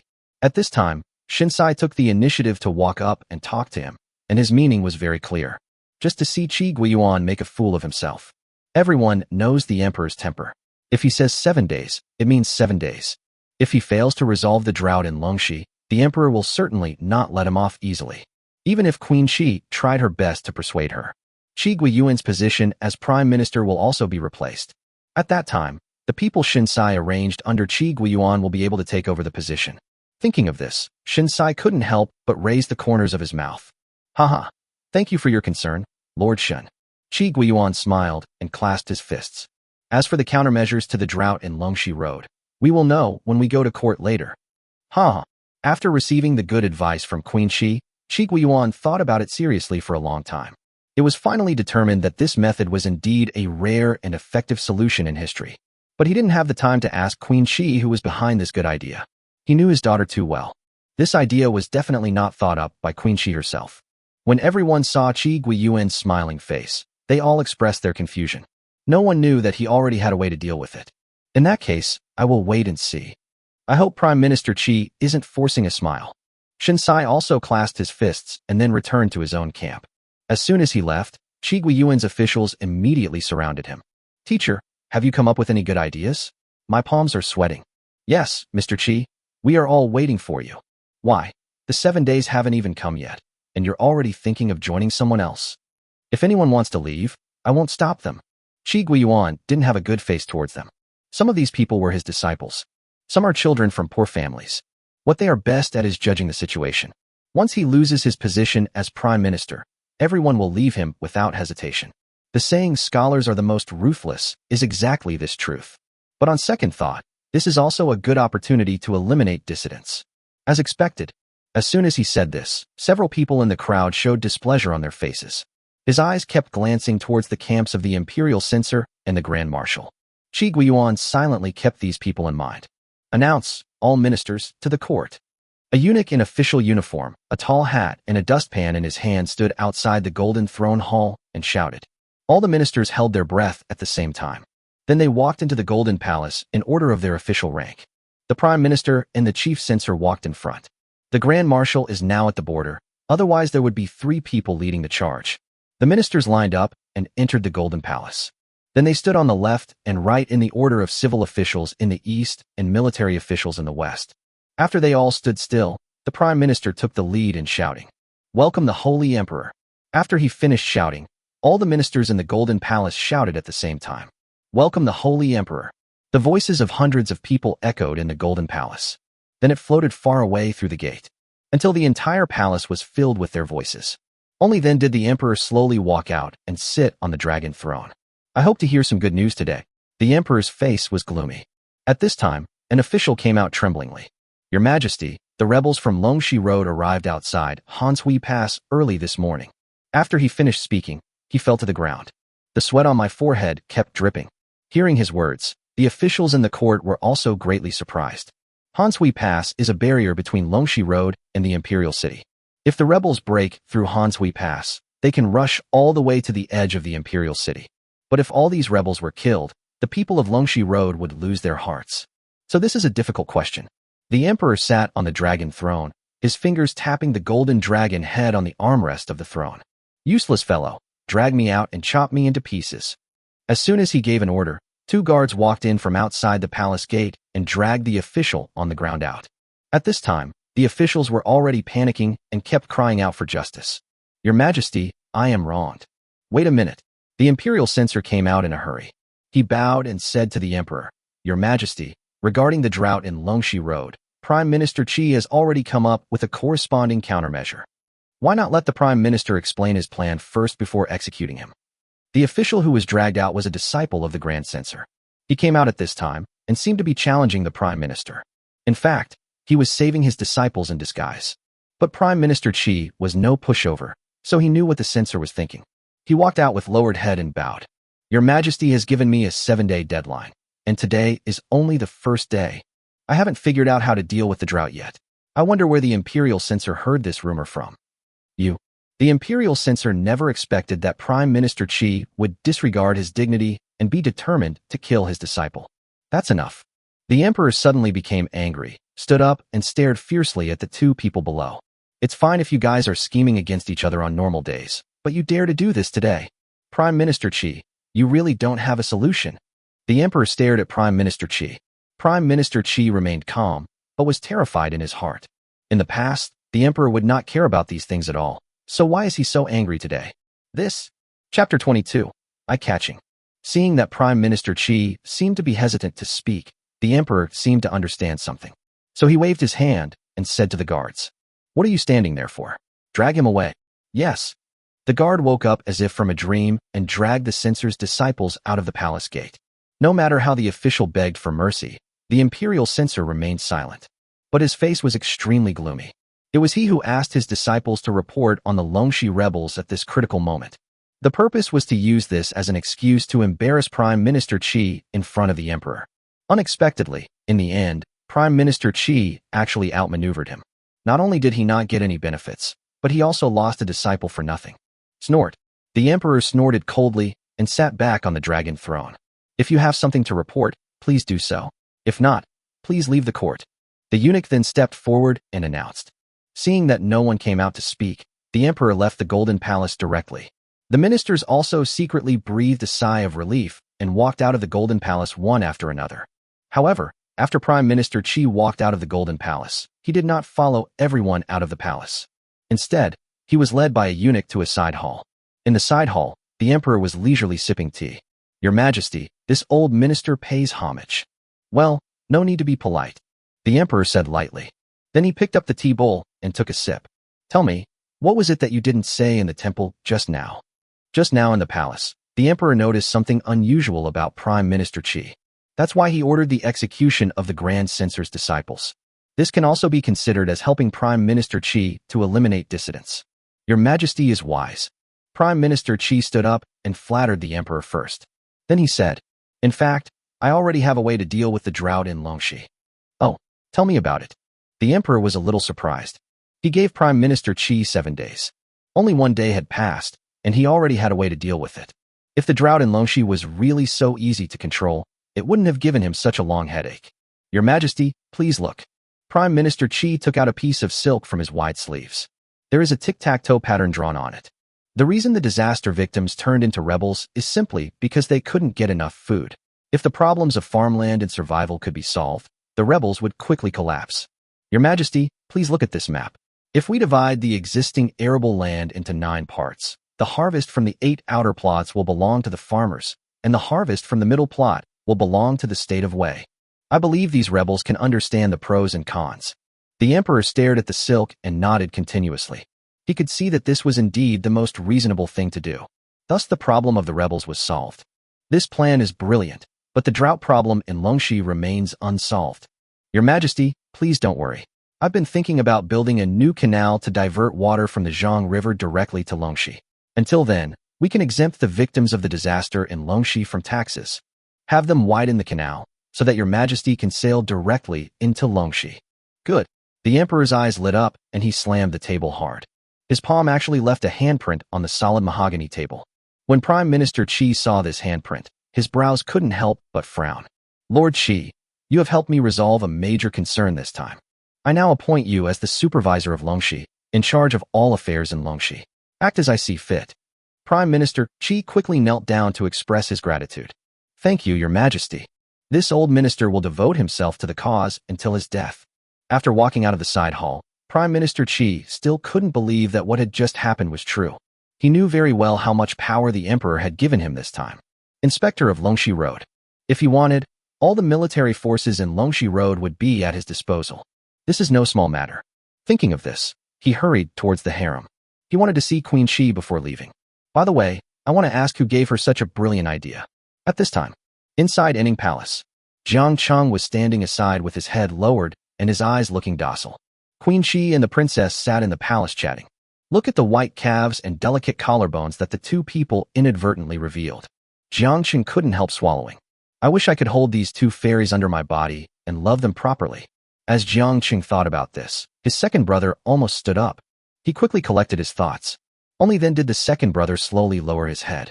Oh, by the way, mother, did you know that the Imperial City is going to hold a poetry festival soon? Princess Fei said as she put her arm around the queen. Look at her innocent expression. She doesn't look like a spoiled princess at all. I haven't heard of that. There's been too much going on in my palace these past 2 days. The queen asked in confusion, why are you suddenly talking about this?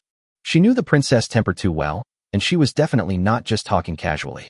I heard that this poetry competition was hosted by the Imperial Censor, and the first prize was a golden jade Qilin statue. Golden jade Qilin statue. The queen exclaimed, her mouth slightly open. That's the Imperial Censor's most precious treasure. How could he be willing to give it up? According to legend, the golden jade Qilin statue in the house of the Imperial Censor was made of a meteorite that fell from the sky. It can only be obtained by people with outstanding literary talent. Mother, listen to me. I heard that Imperial concubine Yi was determined to obtain the golden jade Qilin statue, and even asked the talented Gong Sun to help her. I don't mind the golden jade Qilin, but if I can suppress this old woman, I will be very happy. The princess said with a sly look on her face. Everyone in the court knew it. Concubine Yi was the daughter of the Grand Censor. If I could beat my daughter at the poetry meeting hosted by me. Those two people were completely embarrassed. The queen lowered her head and said nothing, thinking about the pros and cons. She and Prime Minister Qi have always been at odds with the Grand Censor and concubine Yi. The Grand Censor always regarded himself as the greatest writer in the state of Wei. If only I could outshine him at the poetry reading. That would have a great influence on Prime Minister Qi's power in the court. But where can we find someone who can surpass Gongsun Kainu? You should know that Gongsun Kainu comes from a family of literary elites. When he was young, he was noticed by the Imperial Censor Shinsai and was accepted as his close disciple. Although he is only 18 years old now, his literary talent is many times better than that of most writers. Just when she was worried, she saw Jiang Cheng standing beside her, watching her with his eyes and nose. A voice in the queen's heart told her that maybe this person could succeed. Xiao Qingzi, come here. At this moment, Jiang Cheng was only thinking about the happy evening he would have with Qing Er and Xiao Yuer. He didn't hear the queen's words for a while. You bastard, you didn't even obey your mother's orders. The princess flew into a rage and kicked Jiang Cheng hard. Unexpectedly, Jiang Cheng suddenly came to his senses at this moment. Instinctively, he reached out and grabbed the princess' ankle. The princess supported herself on one leg. The smooth long skirt slipped down her legs, revealing a large area of snow-white thigh skin. It really gave Jiang Cheng a great visual feast. Chapter 23. Mountain Trip Shocks Everyone. How dare you, you bastard. The princess was furious and reached out to hit Jiang Cheng. But his ankle was grabbed by Jiang Cheng, and he lost his balance and fell to the side. Jiang Cheng reacted extremely quickly at this time. Seeing that the princess was about to fall, he loosened her ankles and made her lie on the ground to serve as a cushion. Bang! A muffled sound. The princess lay firmly on Jiang Cheng. The two soft lumps on her chest just pressed against Jiang Cheng's chest. Hiss. It's so big. You can't tell at ordinary times, but the princess has a pretty good figure. If only I could touch it. Before Jiang Cheng could think of any scene inappropriate for children, the princess's loud scream suddenly interrupted his thoughts. Ah! How dare you disrespect this princess, you bastard. This princess will tell my father to kill you. When Jiang Cheng came to his senses, he found that the princess was lying on him in an extremely indecent posture. The smooth thighs were placed in the right place for him that was hard to describe. Bring supreme comfort. Not good. Jiang Cheng felt his second brother getting a little restless. If the princess finds out, she will tell the emperor. So he quickly picked up the princess and stood up from the ground. There wasn't much on his mind at the moment. It was not until I stood up that I felt the softness in my chest. It turned out that he did not let go of his hands after he stood up. Instead, he kept hugging the princess tightly. His extremely bold behavior made the princess look extremely unhappy. "You're dead, you bastard." The princess gave him a vicious look and tried to break free from his arms. But Jiang Cheng held her tightly and refused to let go. "Princess, I didn't mean it. Don't tell the emperor, or I won't let go." As he spoke, Jiang Cheng's hands tightened even more. "You are so bold." The princess is a woman after all, and she is no match for Jiang Cheng in terms of strength. After struggling for a long time, I was the first one to run out of strength. "All right, Xiao Qingzi, let go of the princess." The queen finally spoke at this time. Jiang Cheng said aggrievedly after hearing this. "Empress, it's not that I won't let go, but if I do, the princess will go find the emperor, and then my life will be in danger. Let go of the princess. I promise she won't tell the emperor." "Are you serious? If you don't let go, I'll kill you right now." Jiang Cheng reluctantly let go of the princess only after hearing the queen's words. "Mother, I'm going to tell father to kill this bastard." As she said this, the princess was about to run out. The queen did not stop him, but spoke slowly. "Don't worry, Fayer. Don't you want to win the poetry competition?" "Of course I do, but what does that have to do with executing this bastard?" The princess stopped and looked at Jiang Cheng angrily. Jiang Cheng rolled his eyes upon seeing this. "You are the bastard. Your whole family is bastards. Sit down first. I'll tell you slowly." The queen pointed to the place beside her. The princess thought for a moment and then sat down. Compared to executing Jiang Cheng, winning the poetry competition is more important to her. Seeing that she was willing to sit down, Jiang Cheng finally felt relieved. She really dared to go out just now. Jiang Cheng would stop her even if it meant risking his life. "Fayer, this person is more talented than Gong Sun." As soon as the princess sat down, the queen pointed at Jiang Cheng and spoke to her. "What? Mother, are you kidding me?" The princess looked at Jiang Cheng with disdain. It was obvious that he didn't believe what the queen said. "Mother, this man has a pointed face and short-sightedness. He's not even fit to carry the shoes of the talented Gong Sun. How could he possibly surpass her? Mother, please don't be fooled by him." Jiang Cheng frowned, secretly mocking him. Was this princess taught Chinese by a physical education teacher? Is this how idioms are used? Seeing that the princess didn't believe it, the queen smiled slightly. "Let him compose a poem on the spot, and we'll know for sure. Xiao Qingzi, are you willing?" "Damn it. Can I say no?" Jiang Cheng was unhappy. "But the actions are very honest. I am willing to be at your service, your majesty." "Okay, today happens to be the beginning of autumn, so you should write a poem on the theme of autumn. If I'm not satisfied with your poem, you know the consequences." I know. Jiang Cheng responded with 2 sentences and began to search for poems about autumn in his mind. Mother, I think this is a waste of effort. It's unclear whether this bastard can read or not. How can he write poetry?" The princess hugged the queen's arm with a look of disdain. The 2 lumps on the chest were squeezed into an amazing arc. "Fayer, be good and wait and see. If he can't do it, I have my own way to make him suffer a fate worse than death." It's still the queen mother who thinks things through. The 2 of them were discussing Jiang Cheng's fate in the future. However, a poem was already pouring out of Jiang Cheng's mind uncontrollably. His eyes lit up. "It's you." Then he began to recite the poem. "The stone path slopes up the cold mountain, and there is a house in the depths of the white clouds. I stop my car and sit to enjoy the maple forest in the evening. The frosted leaves are redder than the flowers in February." These 4 short lines of poetry made the queen and the princess shut up instantly. A blood-red maple forest seemed to appear before their eyes. A carriage stopped in the maple forest. Deep in the winding path, there are a few houses with wisps of smoke rising from their chimneys. It was a long time before the queen came to her senses. "Did you write this poem?" she asked in disbelief. Just based on this one poem, she could be sure that Jiang Cheng had a literary talent that surpassed Gong Sun Kainu. The princess stopped talking at this time and looked at Jiang Cheng eagerly. "To answer your majesty, this poem was written by me. Dear poet Du, please forgive my rudeness. It's all to save lives." "Okay, in that case, you can go to this poetry gathering with me. I will obey your majesty." Speaking of which, Jiang Cheng has never left the palace. I'll take this opportunity to go out of the palace and take a look. The princess was also very happy at this time. She put all the offense Jiang Cheng had just caused her behind her mind. Just as a few people were discussing how to severely humiliate concubine Iki during the poetry meeting, A eunuch came in from outside Inning Palace and said, "Your Majesty, Prime Minister Qi wishes to see you." "Oh, Daddy is here." The queen was a little surprised, but he immediately asked the eunuch to invite Prime Minister Qi in. Jiang Cheng continued to stand aside. "Fortunately, I saved another life on the verge of life and death." Soon, Prime Minister Qi hurried into Inning Palace. After seeing Queen Qi, he smiled. "Yinner, you saved Dad's life this time." The queen stood up and greeted Prime Minister Qi. "What are you talking about, Dad? This is what a daughter should do." "Your Majesty, you didn't make things difficult for Daddy, did you?" Prime Minister Qi laughed heartily and said, No. Your Majesty, instead of making things difficult for me, appointed me the inspector of Longxi and ordered me to go there immediately to quell the rebellion." "Oh, are you leaving so soon?" "Well, I came here this time just to say goodbye to you, and by the way, to ask which expert gave you this good advice." Chapter 24. What's going on? Dad, the person who came up with the good plan is far away, but he is right before our eyes. The queen smiled slightly and looked at Jiang Cheng. Prime Minister Qi followed her gaze and couldn't help but reveal an unconcealable surprise in his eyes. "Is it him?" he confirmed with the queen in disbelief. The queen nodded seriously. "This, eunuch, please come forward." Prime Minister Qi couldn't think of a suitable name for a moment, so he had to call Jiang Cheng eunuch.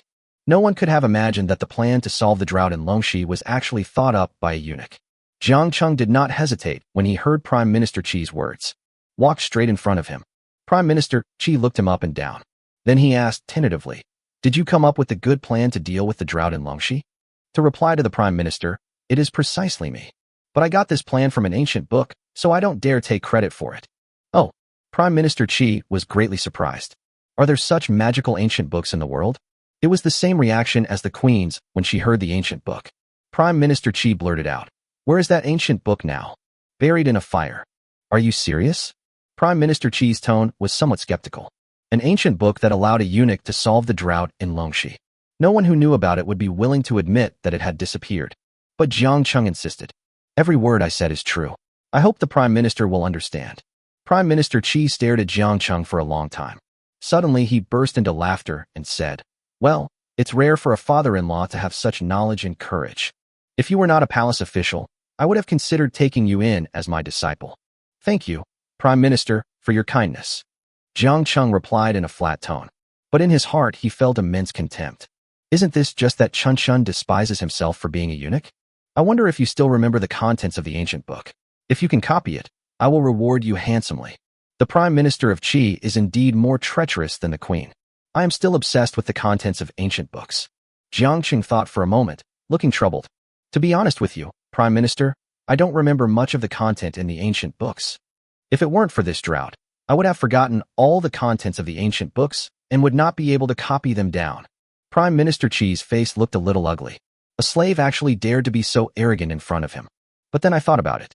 It would be best if such a remarkable person could stay by your side. What if he is pushed into a corner? If we join the Imperial Censor's camp, it will be really troublesome. Thinking of this, Prime Minister Qi's expression became much better. Ha, it's okay. I haven't asked for your father-in-law's name yet." In reply to the Prime Minister, "My name is Jiang Cheng." "Jiang Cheng. Nice name. When I return from quelling the drought in Longxi, I will definitely host a banquet for you." "Thank you, Prime Minister."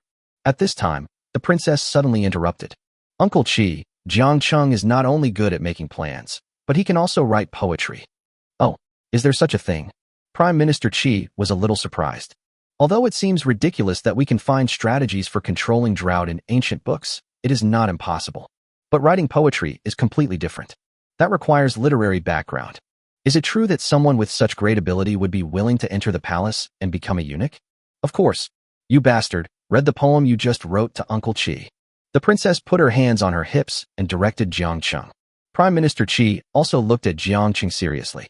At this point, he couldn't help but miss her even if he wanted to. So he recited the poem again. After hearing this poem, Prime Minister Qi's reaction was no better than that of the Queen and Princess just now. After a long time, he came to his senses. He looked at Jiang Cheng with surprise and asked, "Does this poem have a name?" To reply to the Prime Minister, "This poem is called Mountain Walk." Mountain Walk, Maple Mountain Walk. What a poem, what a poem. Prime Minister Qi was a man of letters. Naturally, she understood the weight of this poem better than the Queen and the Princess. Eunuch Jiang. "Oh no, Brother Jiang. If you have any problems in the future, Just come to me. I've made you my friend. Thank you, Prime Minister. Jiang Cheng bowed respectfully to Prime Minister Qi. With the promise of Prime Minister Qi, I believe his life in the palace will be better in the future. But at this time the Queen was extremely surprised. She knew Prime Minister Qi very well. Just because of a poem, he was willing to lower himself and become friends with a eunuch. This was something she could never have imagined. But looking at Prime Minister Qi's serious expression, he didn't seem to be joking.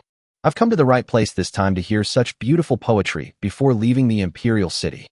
Prime Minister Qi laughed heartily, stood up, and walked out of Enning Palace. Dad, are you leaving now? The Queen took 2 steps forward and said, Well, I have to go back and pack up, and then leave immediately. After saying this, Prime Minister Qi looked at Jiang Cheng again. He lowered his voice and said to the Queen, Try to get the information about the ancient books out of him, but remember not to use force. This time I go to Lungxi Dao, and will try to win over a group of people. And you just need to catch this man and prevent him from being lured away by the imperial censor or the Grand Marshal's men. Dad, he's just a eunuch. Is this necessary? What do you know? Just listen to Dad. Okay, my daughter will listen to you and everything. The 2 of them whispered for a while, and then Prime Minister Qi walked out of Enning Palace. Xiao Qingzi, you performed well today. You, Xiao Yuer, and Qing'er will be exempted from punishment for now. Go back. Call. Jiang Cheng finally breathed a sigh of relief. Don't be fooled by the ease with which he handles it. In fact, there is always a string in my heart. I was afraid that if something went wrong I would die. He still didn't know what the Prime Minister and the Queen had just whispered. If he knew, he wouldn't be so nervous. May the Empress be well. Your servant will take his leave now. Walk out of Enning Palace.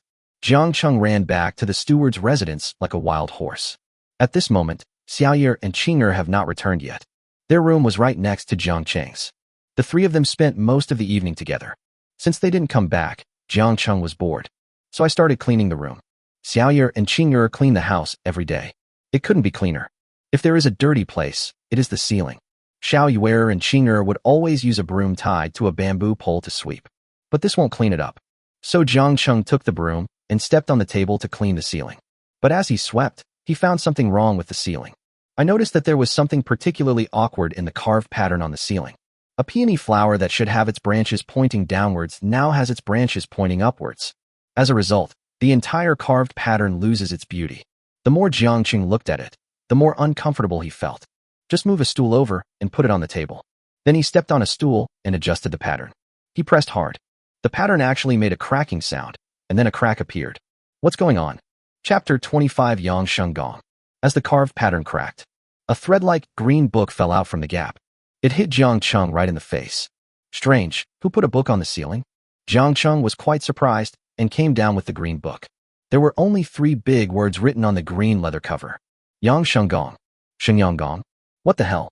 Jiang Cheng moved the stool down, sat at the table, and opened the book to read. Open the first page of the book and you will see this. The eunuch chief, Gu Ping, left a letter. Gu Ping? Jiang Cheng seemed to have heard of it somewhere, but I can't remember it for the moment. He didn't spend too much energy trying to recall who Gu Ping was, but then flip it back. The more he read, the more horrified he became, because this book actually teaches eunuchs how to regain their power. There are not only text descriptions, but even some simple paintings. Try to present the cultivation method to Jiang Cheng in every detail. Jiang Cheng flipped through the pages quickly. When I turned to the middle, I found that the first half of the book was all about how to help eunuchs regain their male bodies. I have to say that Gu Ping is really a talented person. If he really can master this technique, then this huge harem is not. Jiang Cheng suddenly reacted at this moment. He knew where he had heard the name Gu Ping. Isn't this the eunuch in charge who created his own martial arts with the intention of causing cholera in the harem? Etc. Is he also the chief eunuch? This is the house he once lived in. The more Jiang Cheng thought about it, the more reasonable it seemed. Unfortunately, Gu Ping was discovered and executed at the last moment. Only this technique is left. Since he did not complete this great task, then let me do it for him. Jiang Cheng laughed evilly twice, then opened the Shenyang Gong. Although he couldn't use the first half of the book to restore his masculinity, if someone were to discover this someday, it would be a 100% capital crime. By then, even if the queen gets her head broken, the emperor will not let him go. But if you have the Yang Sheng Gong, these are not problems. Just do it. Jiang Cheng looked at the second half of Benxing Yang Gong carefully. From time to time, he would imitate the movements above. Time passes quickly. It gradually darkened outside the window. Jiang Cheng was completely unaware. Practice your own exercises. Until it was completely dark, Jiang Cheng excitedly put down the Shenyang gong. A warm current flowed out from Jiang Cheng's lower abdomen and flowed throughout his body. Every time the warm current flows through his body becomes stronger. He gave a slight shake of the fist. My skin feels firmer than usual. Just as he was immersed in the changes in his body, Xiao Yuer and Qingyer's voices came from outside the house. Only then did Jiang Cheng notice how late it was. So he quickly stuffed the Shenyang gong under the bed. He hid behind the door. Hey, Brother Cheng, why haven't you come back yet at this late hour? Qingyer asked puzzledly after walking into the room. As soon as she finished speaking, Xiao Yuer's voice rang out. Xiao Qingzi is now a favorite of the queen, so she's naturally busy. Let's just wait for him. As she spoke, Xiao Yuer lit the candle on the table. At the moment the fire lit up, a tall figure suddenly rushed out from behind the door. He immediately picked up Xiao Yuer and Qingyer and threw them onto the bed. Ah, there's a ghost. Who is it? Two completely different voices, but equally panicked. In the darkness, Jiang Cheng's filthy voice rang out. Sisters, did you miss me? Hey, Brother Cheng, you're back. Xiao Qingzi. After they knew it was Jiang Cheng, they were not so panicked anymore. The tense body also softened. At this time, Qingyer said in the darkness, Brother Cheng, do you have a fever? Why is your body so hot? When she said this, Xiao Yuer also felt it. Yeah, Chengzi, why are you hotter than usual? Is it hot? Jiang Cheng asked doubtfully. He himself did not feel the heat at all. Is it an illusion? Then it dawned on him. Could it be that the Shenyang gong is working? In that case, hey, my two sisters, let me serve you well today. Snort. The next morning, when Jiang Cheng got up, Xiao Yuer and Qingyer were still lying in bed. Last night his physical strength was like a surging river. They tossed and turned until the late night before the three of them fell asleep. When it was over, Xiao Yuer and Qingyer were like two puddles of mud. I fell asleep as soon as I touched the pillow. But Jiang Cheng was full of energy at this time. After getting up, he kissed them both on the face before walking out the door. After going out, he first went to the palace maid manager to ask for leave for Xiao Yuer. Then he walked towards Enning Palace. Qingyer is now his personal maid. It is not the responsibility of the palace maid. But Xiao Yuer is still a maid in Enning Palace. You have to work every day? Fortunately, the palace maid manager did not make things difficult for him. She just asked a few routine questions and then agreed. Jiang Cheng just arrived at the gate of Enning Palace. Just happened to bump into the bouncing princess. When she saw him, the princess glanced at him and ran into Enning Palace. Jiang Cheng didn't care either. Followed her into the palace. The queen saw that both of them had arrived. He smiled and said, I didn't expect your relationship to be so good in just one day. Bah, who's on good terms with him, bastard? The princess spat fiercely on the ground. It seems that she still hasn't forgotten that Jiang Cheng offended her yesterday. Jiang Cheng didn't bother with her. I just ravaged her hundreds of times in my heart. Okay, isn't today a poetry reading? Let's go and see it together. Jiang Cheng only then noticed. Today the queen changed into a relatively simple outfit. But it still couldn't conceal her charming aura. Her lightly made-up face not only has no flaws, but also looks charming. Jiang Cheng felt that she was even more charming now than when she usually wore noble palace clothes. Under her leadership, Jiang Cheng and the princess followed her out of the palace. Before leaving the palace, the queen specifically asked Jiang Cheng to change into casual clothes. Jiang Cheng, dressed in casual clothes, tied his long black hair casually behind his head. He actually looks extremely heroic. Not like a eunuch at all. Seeing this, a smile flashed across the queen's eyes. The princess blushed and spat at him. Bah, you look like a dog. My lady princess, please. Jiang Cheng didn't care about the princess's insults and stretched out his hand to gesture for the two of them to come in. Chapter 26, Two Women Eating Candied Haws. Soon, the three of them walked out of the palace. Came to the streets of the imperial city. Only then did Jiang Cheng feel the power of the Great Way. The wide main street was decorated with lights and colorful lanterns. Men, women, young and old of all kinds were crowded together. It's so lively. As soon as the princess left the palace, she was like a wild bird entering the forest. Look here, touch there. After a while, he disappeared into the crowd. My lady, will the princess be all right? Jiang Cheng asked worriedly. He was not worried about the princess, but he was worried that if anything happened to the princess, he would also suffer. Haha.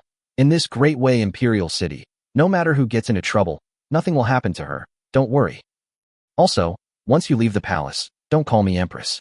Call me Miss. It can be seen that the queen was in a very good mood after leaving the palace. Jiang Cheng nodded immediately and said, Miss, please. That's more like it. One of them is a beautiful woman, the other a handsome man. Walking on the street, passers-by kept turning their heads. Everyone was discussing which family the young man and young lady were from. Some of the brave ones wanted to come up and chat. But before he could get close, he was stopped by secret guards hiding in the crowd.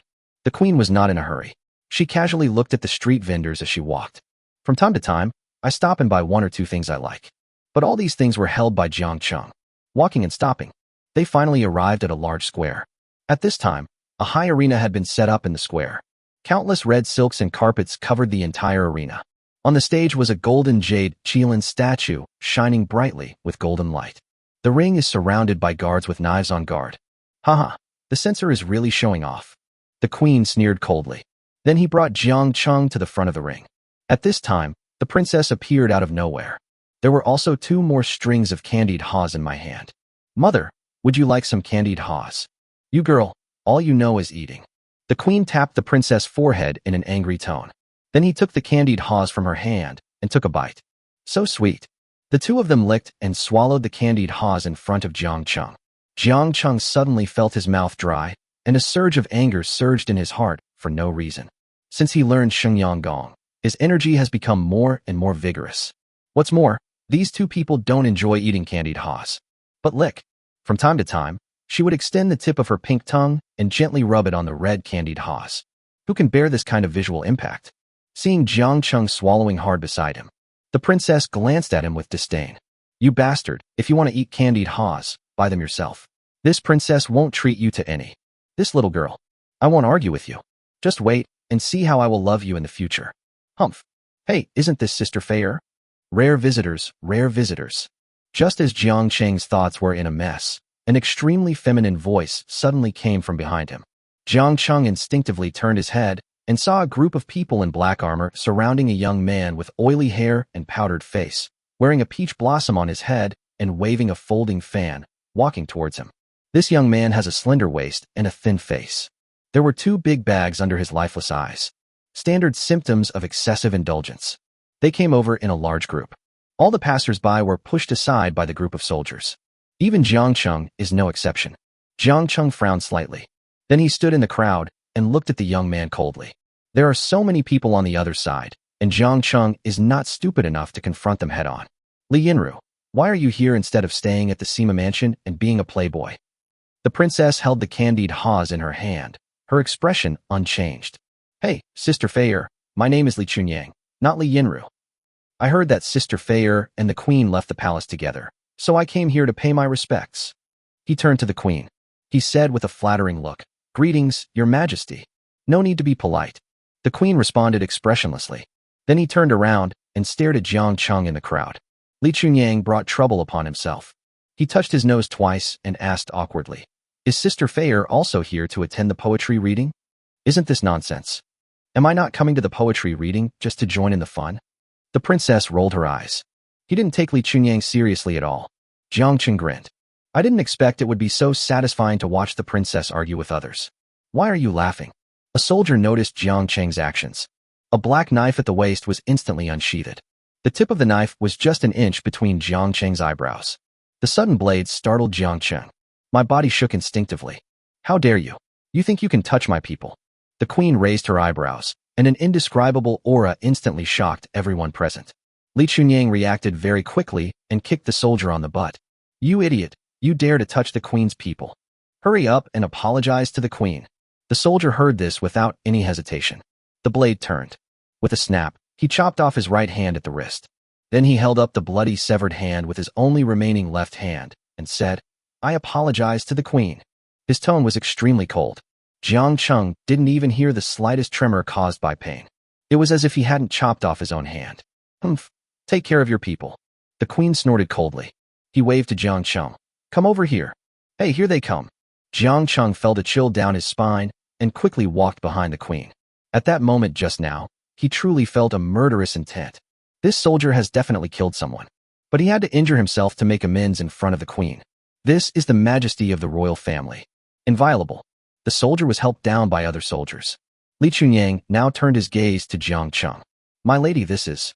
Li Chunyang narrowed his eyes slightly and looked at Jiang Cheng and asked. Under his scrutiny, Jiang Cheng felt a chill for no apparent reason, but only for that moment. This is the scholar who will represent Feyre and me at the poetry gathering today.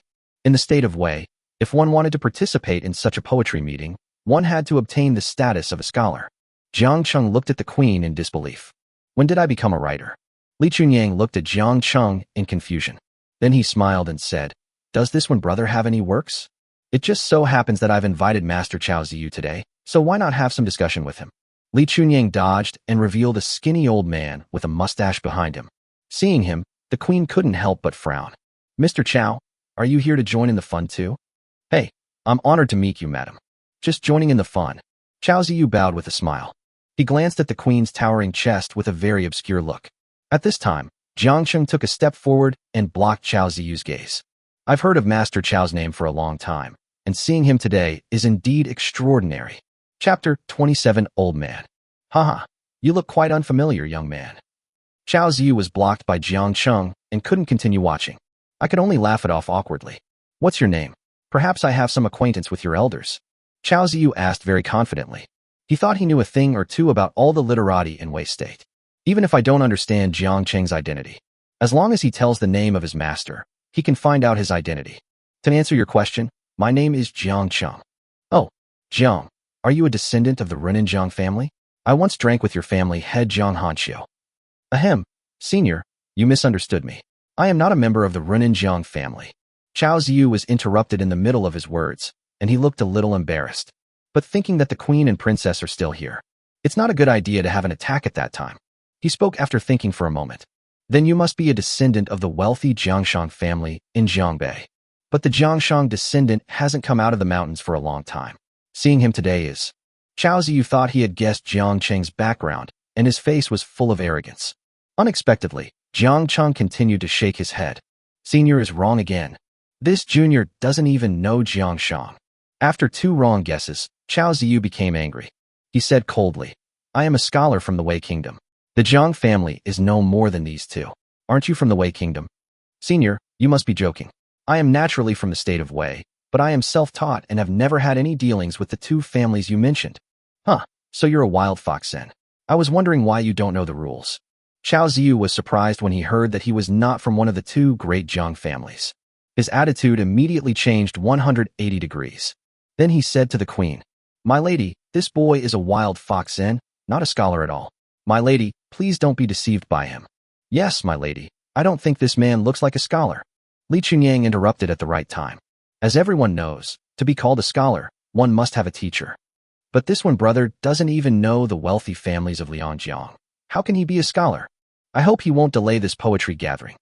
Li Chunyang's words seemed to make sense, but in fact, they were all directed at Jiang Cheng. As soon as he said this, people around also started talking about it. My nephew Chunyang said it very well. This boy is definitely not a scholar. An extremely charming voice came. Concubine E wore a light yellow long skirt and 5 phoenix shoes. An elegant and noble appearance. Quan Quan walked towards here. Old woman. When the princess saw her coming, she cursed her fiercely. However, Concubine E glanced at her coldly. Feyre, no matter what, I am still your aunt. If you dare to disrespect me again, I will teach you the rules of the palace. Old woman, who's afraid of you? It seemed that the 2 were about to start fighting. The queen then snorted coldly. Humph, Imperial Concubine E, you have such great authority. Sister, what are you talking about? My sister is just helping you discipline your daughter. Otherwise, when she gets hurt because of her bad mouth one day, it will be too late to feel sorry for her then. Concubine E walked over with a forced smile. Decisively stood with Li Chunyang. She was accompanied by Qing Wan and another gentle and silent girl. The girl looked no more than 17 or 18 years old, but his eyes were like 2 deep pools, the bottom of which could not be seen at a glance. She should be the talented Gong Sun they are talking about. The queen saw them standing together. His brows furrowed, even tighter. Li Chunyang was the grandson of the Grand Marshal. Concubine E was the daughter of the Grand Censor. Could it be that the 2 families have formed an alliance? If that's the case, then things will be difficult. Concubine E saw that the queen was frowning and not saying anything. He then turned his gaze to Jiang Cheng. When she saw Jiang Cheng's handsome face, her heart couldn't help but skip a beat. This dog slave looks pretty good after being tidied up. But that doesn't stop her from doing bad things. She covered her mouth with her hands and smiled, then said to the queen, Sister, you can't find a scholar worth mentioning. So why let a eunuch come and embarrass yourself? Eunuch? The onlookers were all stunned. Even the calm and composed Gongsun raised her head to glance at Jiang Cheng. But when he saw Jiang Cheng's majestic figure and heroic face, she had doubts in her heart again. I was wondering why there was a strong smell of urine here just now. It turns out it's a eunuch. Li Chunyang finally found a way to squeeze Jiang Cheng. He said with a stern face, "You are not welcome here. Please leave." That's right, a poetry gathering is a place for scholars to exchange ideas. How can a eunuch be worthy of such a place? Get out of here. I'm not in the mood to eat anymore. Get out. Get out. Listening to the insults from the people around him, Jiang Cheng suddenly felt a nameless fire in his heart. Just when he couldn't help but want to get angry and retort. But the princess suddenly spoke first. These idiot intellectuals are nothing but a bunch of snakes, insects, rats and ants, colluding with one another. Jiang Cheng had seen the princess's level of idioms. She knew this was her limit. At this moment, the princess was like a cannon with full firepower. He started cursing concubine Yi and Li Chunyang. "Old woman, what's it to you what I am like? If you can't bear your father's child again, this world will be mine sooner or later. Then I will banish you to the cold palace and let you die of old age there. And you, Li Yinru, why don't you just stay in Sima Mansion? Why do you have to come out and join in the fun? The Grand Marshal and the Junior Marshal were both powerful generals, but how come you've become a timid woman? I'd rather be attracted to a pig than you. Good job." The princess's curse was interspersed with her standard disaster idioms. It actually left concubine Yi and Li Chunyang unable to refute.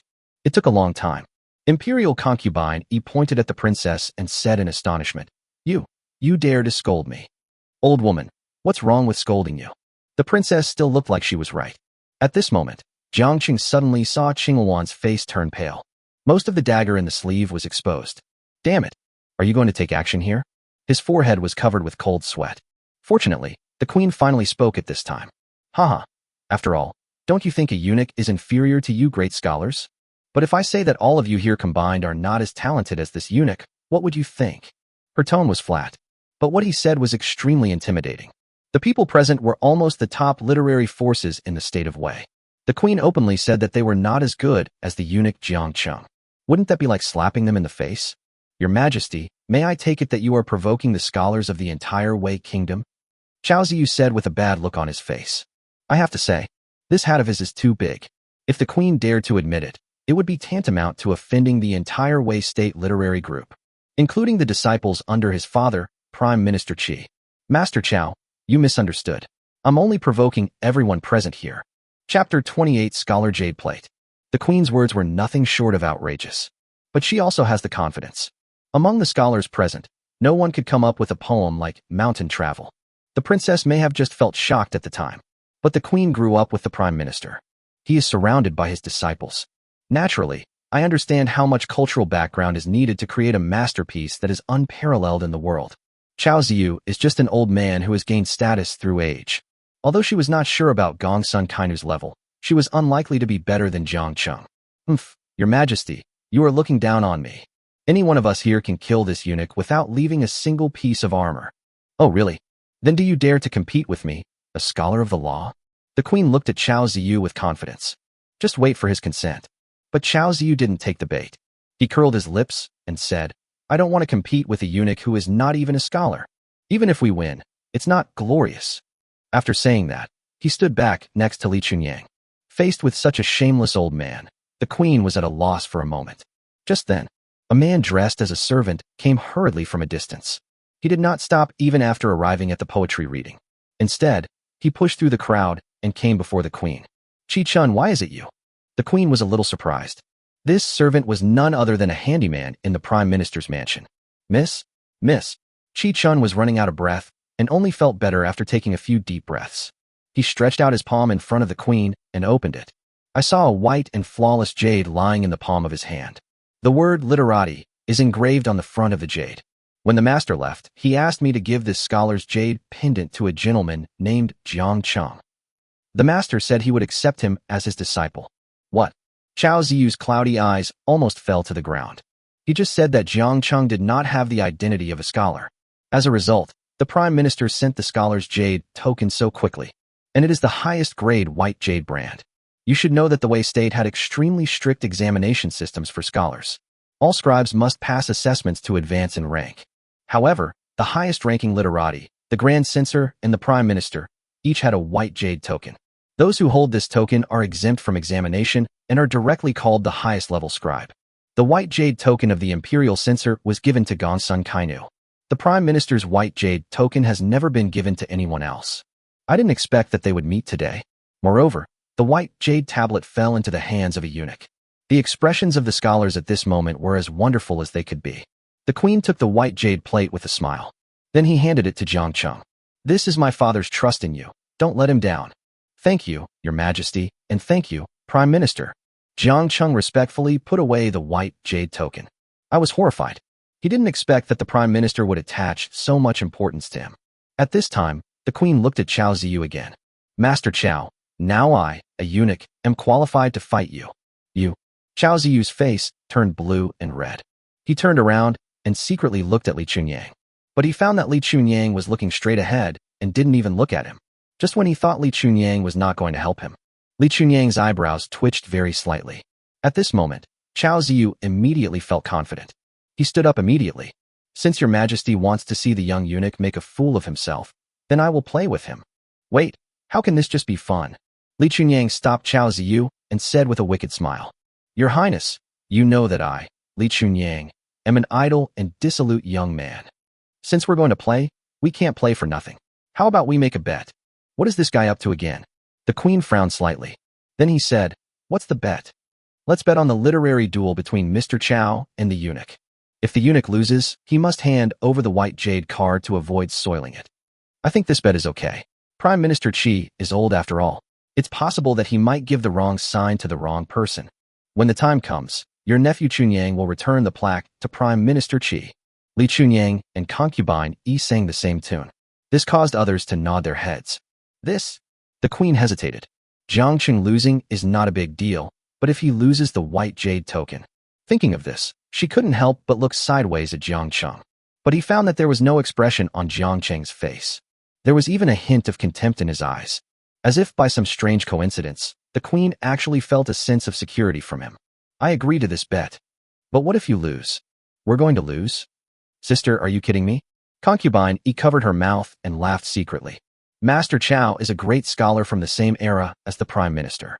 How could he lose to a mere eunuch? Humph, let me ask you, what if Mr. Chao loses? The Queen remained calm and asked the question a second time. Li Chunyang shook his folding fan with a wicked smile on his face. If Mr. Chao loses, the worst that can happen is that we can also give away his Scholar Jade card. Master this. Chao Ziyu was surprised and wanted to stop Li Chunyang, but it was too late. His jade token for scholars was given to him by the retired emperor himself. Its weight is no less than the white jade token in Jiang Cheng's hand. Besides, what if it really gets output? He would no longer be able to survive in the literary circle of the Wei state. Oh, are you scared? Li Chunyang glanced at Chao Ziyu indifferently. Chao Ziyu trembled violently. Waking up from a dream. No. He's just a little eunuch. Nothing to be afraid of. Chao Ziyu calmed himself down. He turned to look at Jiang Cheng. Little eunuch, let me tell you what the literary style is. I don't know how you got the Prime Minister to give you the white jade token, but you don't deserve it. Haha, so noisy. Jiang Cheng took a few steps forward and stood opposite Chao Ziyu. He is tall, while Chao Ziyu is short. It forms a very sharp contrast. The news that the two were going to engage in a literary fight spread among the onlookers. It spread quickly in the imperial city. More and more people gathered around the poetry competition stage. After all, no one can resist the charm of gossip. According to the rules of the literary world, the people present will randomly come up with a topic, and the two of them will write a poem. Best of 3. A scribe came forward to explain the rules.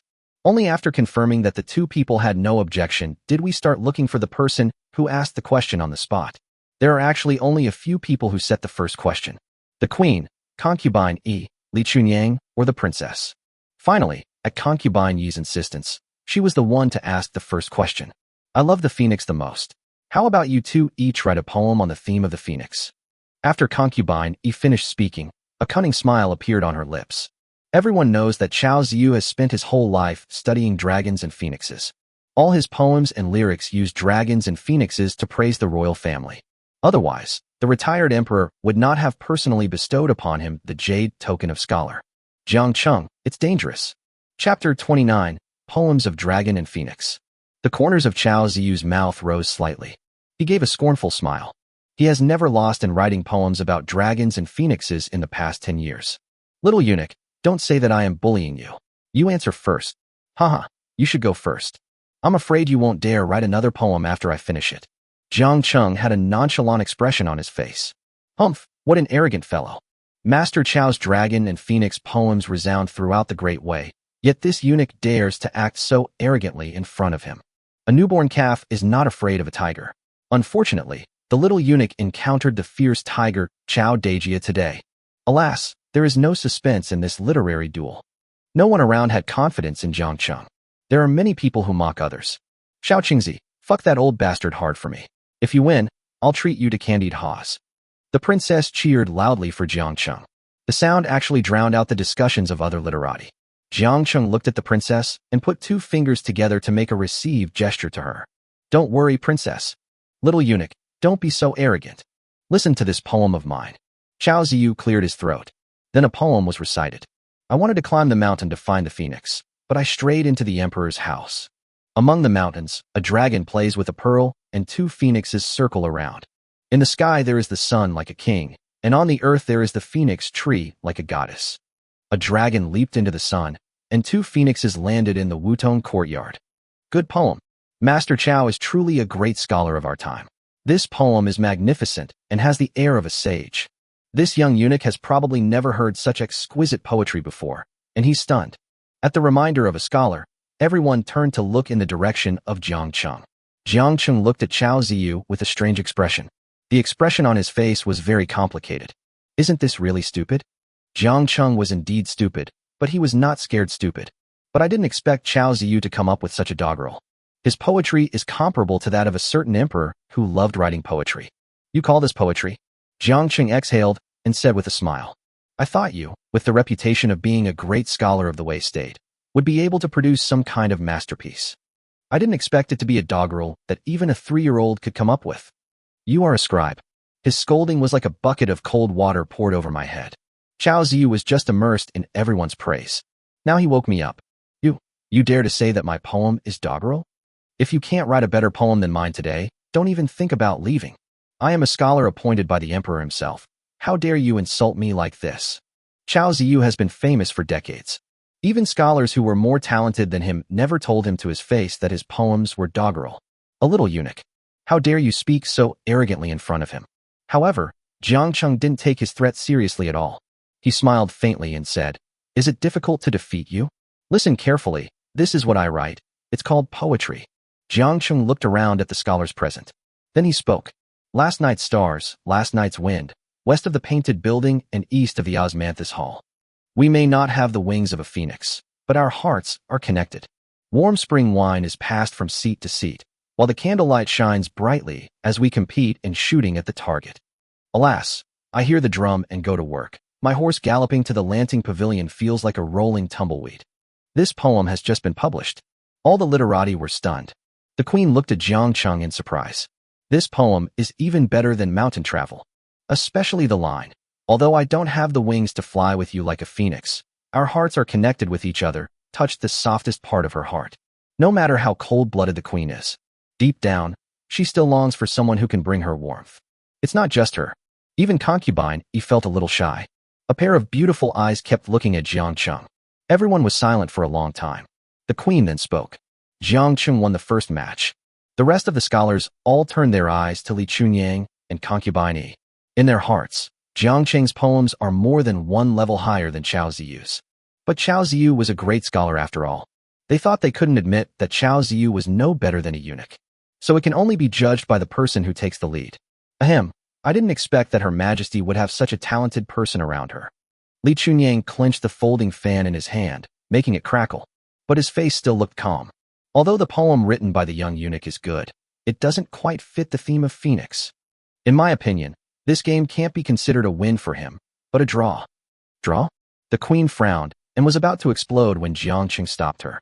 They are so many, it's useless to refute them. Please set the questions for the next round, madam. Are you sure? Of course I am sure. I won't lose to a shameless old man. He carried hundreds of ancient and modern poems on his back.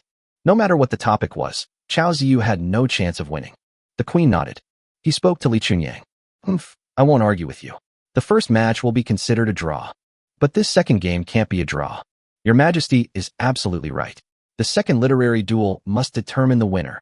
With Li Chunyang's guarantee. The Queen then said, "You came up with the first question, so the second question should be mine." "Of course, please, madam." Li Chunyang made a gesture of invitation. The Queen immediately said, "Then let's write a poem on the theme of autumn." "Mr. Chao, do you have any objections?" "No." Chao Ziyu sighed secretly. He knew that he had failed miserably in writing the poem just now. They lost in the dragon and phoenix theme, which they are best at, not to mention the others. But if he admitted defeat directly, he would lose face. What's more, Li Chunyang was watching next to them. Outsiders only know that Li Chunyang is a lazy and dissolute young master who only knows how to eat, drink, and have fun. But Chao Ziyu knew how cruel he was in private. If it makes him unhappy, it's like I'm wasting my life.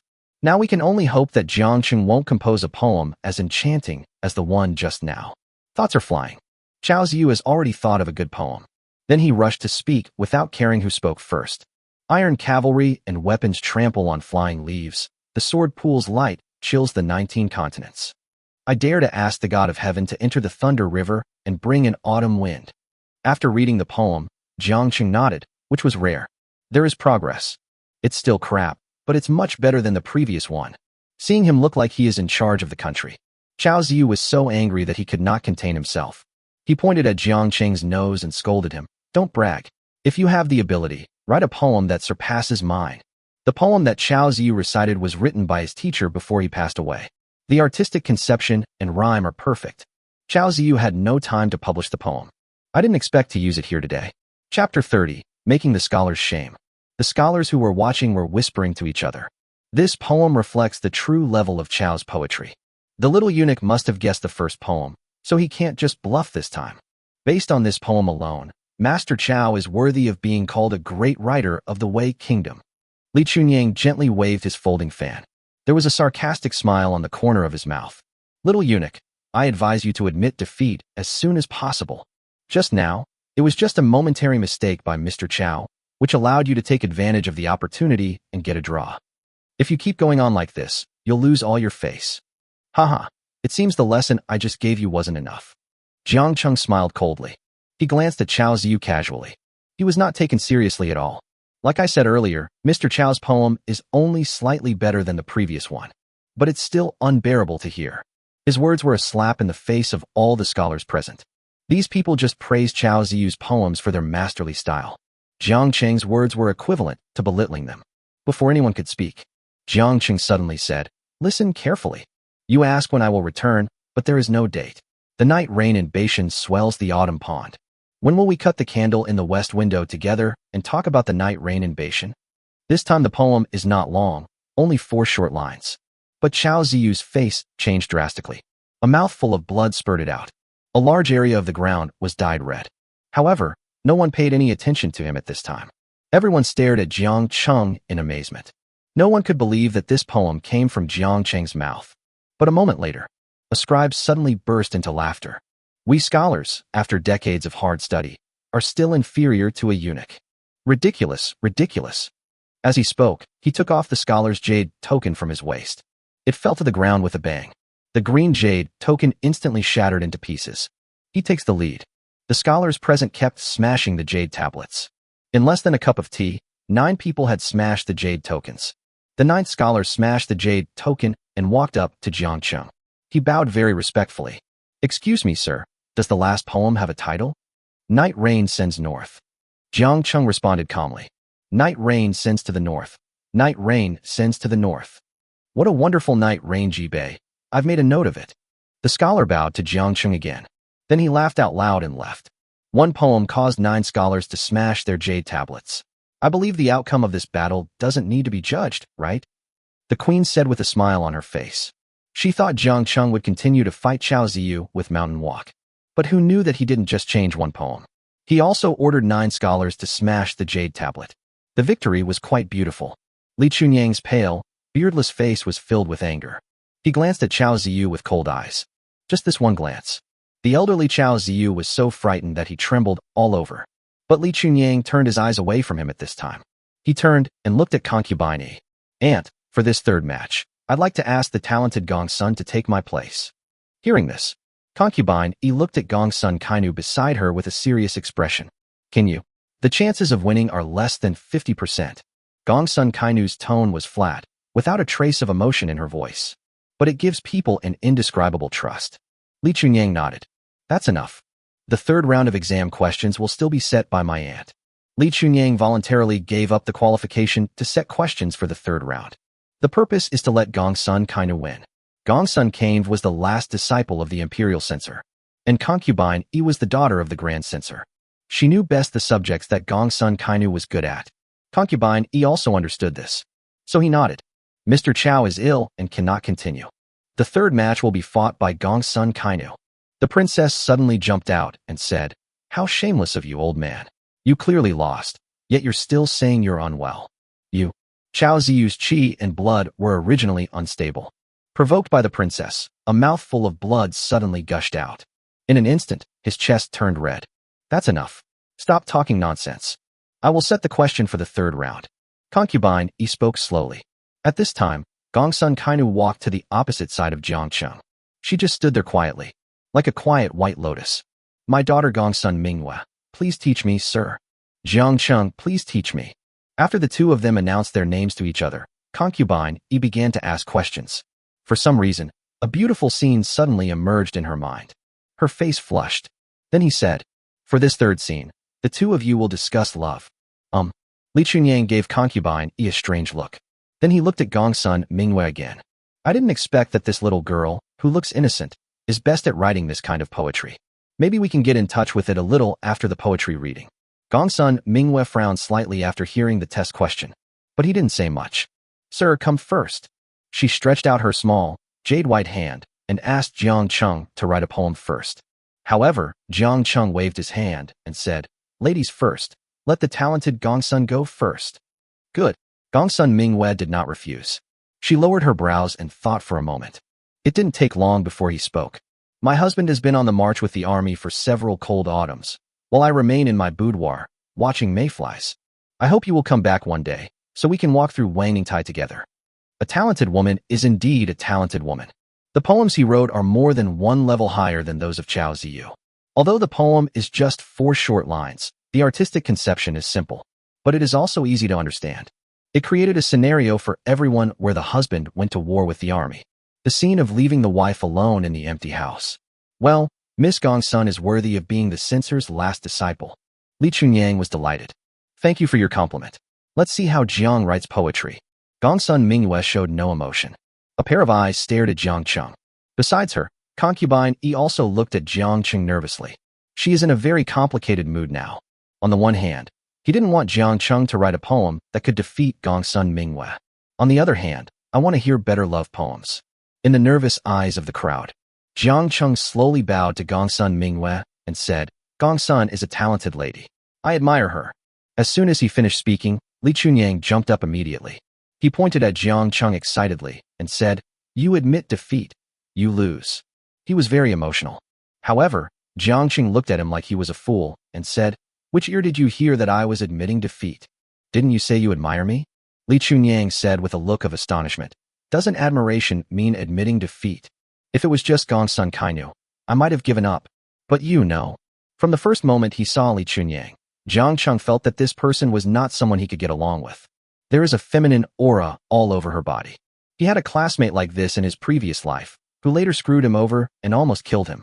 You. Li Chunyang's face turned ashen. He pointed at Jiang Cheng and was speechless for a long time. Gongsun talented lady, I'm sorry.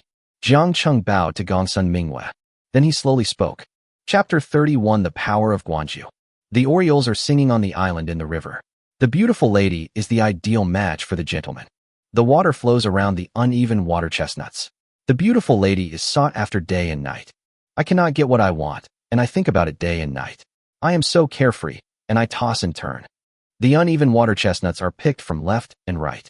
The graceful lady plays the zither and the harp with her.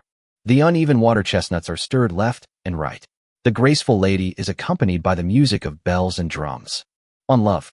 What other poem in ancient and modern times can rival the Guanju? Really, this poem has just been read. The women present who were somewhat talented in literature all felt their faces turn red. Even Gongsun Minghua's face flushed. Sir, You are so talented. I admit defeat. Gongsun Minghua bowed politely to Jiang Cheng. Then he retreated behind concubine Yi. This? Li Chunyang felt like he had eaten a dead fly. I want to say something but I can't. Jiang Cheng looked at him coldly. Mr. Li, do you still remember our previous bet? Of course, I remember. In front of so many people. Li Chunyang would naturally not be stupid enough to refuse to pay his debt. Hurry up and bring over Mr. Chao's Scholar Jade token. He gave an order. A soldier in black armor walked up to Chao Ziyu. He reached out and took out the jade token for scholars given by the retired emperor from his arms. No, don't. This is a jade token bestowed by the emperor. You have no right to take it away. Chao Ziyu tried hard to hold himself together. Want to get the jade token back. But he was ruthlessly stopped by the soldiers. Mr. Chao, everyone agreed to the previous bet. Your skills are inferior to others, so this jade token must be given to them. Li Chunyang ignored Chao Ziyu. He took his jade token and casually threw it to Jiang Cheng. This jade token is yours. Jiang Cheng reached out and took the jade token. He flipped through it casually and said, There's nothing strange about this. Puff. Chao Ziyu's eyes were red with anger, and he spat out another mouthful of blood. Then he fainted. Humph, drag it away and don't get in the way here. Li Chunyang snorted coldly. The soldier quickly dragged Chao Ziyu into the crowded crowd. Ha, what a wonderful duel. Things have just been resolved here. A deep voice suddenly came. Hear the sound. The queen and the princess's expressions turned somewhat ugly. Concubine Yi was extremely excited. Jiang Cheng looked in the direction of the sound. I saw a man in a navy blue brocade robe walking slowly from behind the ring. The man has a refined look on his face. He had a fair face and no beard, and his hair was neatly tied back at the back of his head. His steps were steady and powerful, and his official boots with black tops and white soles were spotless. Your Excellency the Censor. Daddy. Li Chunyang and concubine Yi both bowed to the imperial censor at the same time. Jiang Cheng was shocked. So this is the imperial censor. He looks several times younger than Prime Minister Qi. He has reached the position of Sangong at such a young age. It is enough to prove his strength. Ha ha ha. No need to be polite. This isn't the palace. Just be casual. The imperial censor came up to them. He looked Jiang Cheng up and down and said, Young master, I saw your poetry competition just now, and I was very pleased with it. I've come to ask for the title of the last poem. Hiss. There was a sound of gasps from the crowd. Who is the Grand Censor? He was a great writer who was hailed as the greatest writer in the Wei dynasty. Today, he actually lowered his status and asked a young eunuch for advice on poetry. In reply to your Excellency's question, the last poem is called Guanju. Guanju, Guangguanjujiu. It's a good poem indeed. The imperial censor smiled. Then he patted him on the shoulder and said, I wonder who your teacher is, young master. You have such achievements. I can't comment on this. My teacher doesn't want to reveal his name. Jiang Cheng muddled through the issue with an ambiguous answer. He can't say that his teacher is the 300 Tang poems, right? I understand, but it's a pity. To be able to teach a scholar like you, your teacher must have been a rare and great writer. I wonder if the young master would be interested in visiting my house for a chat. I have the best Huangshan Malfeng tea here. Wouldn't it be wonderful if we could drink tea and recite poetry together? As soon as the imperial censor said this, the scholars around were instantly confused. Everyone knows that the imperial censor has two major hobbies in his life. Write good poems and drink good tea. Good poetry needs to be appreciated by everyone. Good tea can only be savored carefully by yourself. They had never heard of the imperial censor inviting anyone to his home for tea. Even a fool could see that the imperial censor was trying to win over Jiang Cheng. What is the identity of this person? Is he really a eunuch? I don't think so. Prime Minister Qi and the imperial censor both favor him. How could he be a eunuch? Could it be that he is a fake eunuch? When someone in the crowd said this, someone immediately covered his mouth nervously. I dare not tell anyone about this. If someone with ulterior motives hears this and reports it to the authorities, the person will be beheaded. Fortunately, everyone's attention is now on Jiang Cheng, and no one noticed this side. Your Excellency, Jiang Cheng is my father's disciple. It's against the rules for you to do this. The queen said to the imperial censor with a stern look on her face. Everyone immediately held their breath. He looked at them with an expression of watching a show of fun. The queen and the imperial censor had a quarrel. Who has seen it? Haha, if you are a talented person, you shouldn't be limited to one company. I'm just giving the young gentleman one more choice. The prime minister is old and may not be able to teach this young gentleman. Every word the imperial censor said was full of sharp swords. Isn't this tantamount to clearly indicating that Prime Minister Jiang Cheng won't live for many more years? The The queen's fingers trembled slightly. His face looked extremely ugly. Your Majesty, why are you so angry? I am only speaking the truth. The specific choice depends on what this young gentleman means. The imperial censor looked at Jiang Cheng with a smile. Extremely confident. He believed that Jiang Cheng could make the right choice. The queen also turned her head and looked at Jiang Cheng. Now I can only hope that he will choose me. Prime Minister Qi gave many instructions before leaving. Keep an eye on Jiang Cheng. We can't let the imperial censor take it away. But he had been gone for less than a day. Jiang Cheng was exposed. It's all my fault. Why did you bring Jiang Cheng to the poetry reading? The queen secretly regretted it. But there's no use regretting. You bastard, if you dare to leave, I'll break your legs. The princess is simple by nature and has simple thoughts. Raise your fist as if to strike. Jiang Cheng quickly dodged. Haha, don't be afraid, young sir. Just speak out your thoughts. I'll keep you safe. The imperial censor smiled faintly. A dozen men with resolute faces emerged from the crowd. You can tell at first glance that he's not someone to be trifled with. Master Censor, are you planning to use force? The queen asked angrily. I dare not. But if the princess dares to attack my men, I will have no choice but to protect her and bring her before His Majesty to await his punishment. For Jiang Cheng, the imperial censor could actually go to such lengths? Just when the situation was tense, Jiang Cheng stood aside and said calmly, I've made up my mind. Chapter 32, Jin Yuan Escort Agency. Oh, go on, young sir. The imperial censor looked calm and composed. It was as if Jiang Cheng had already chosen him. However, Jiang Cheng clasped his fists and said, Thank you for your kindness, sir.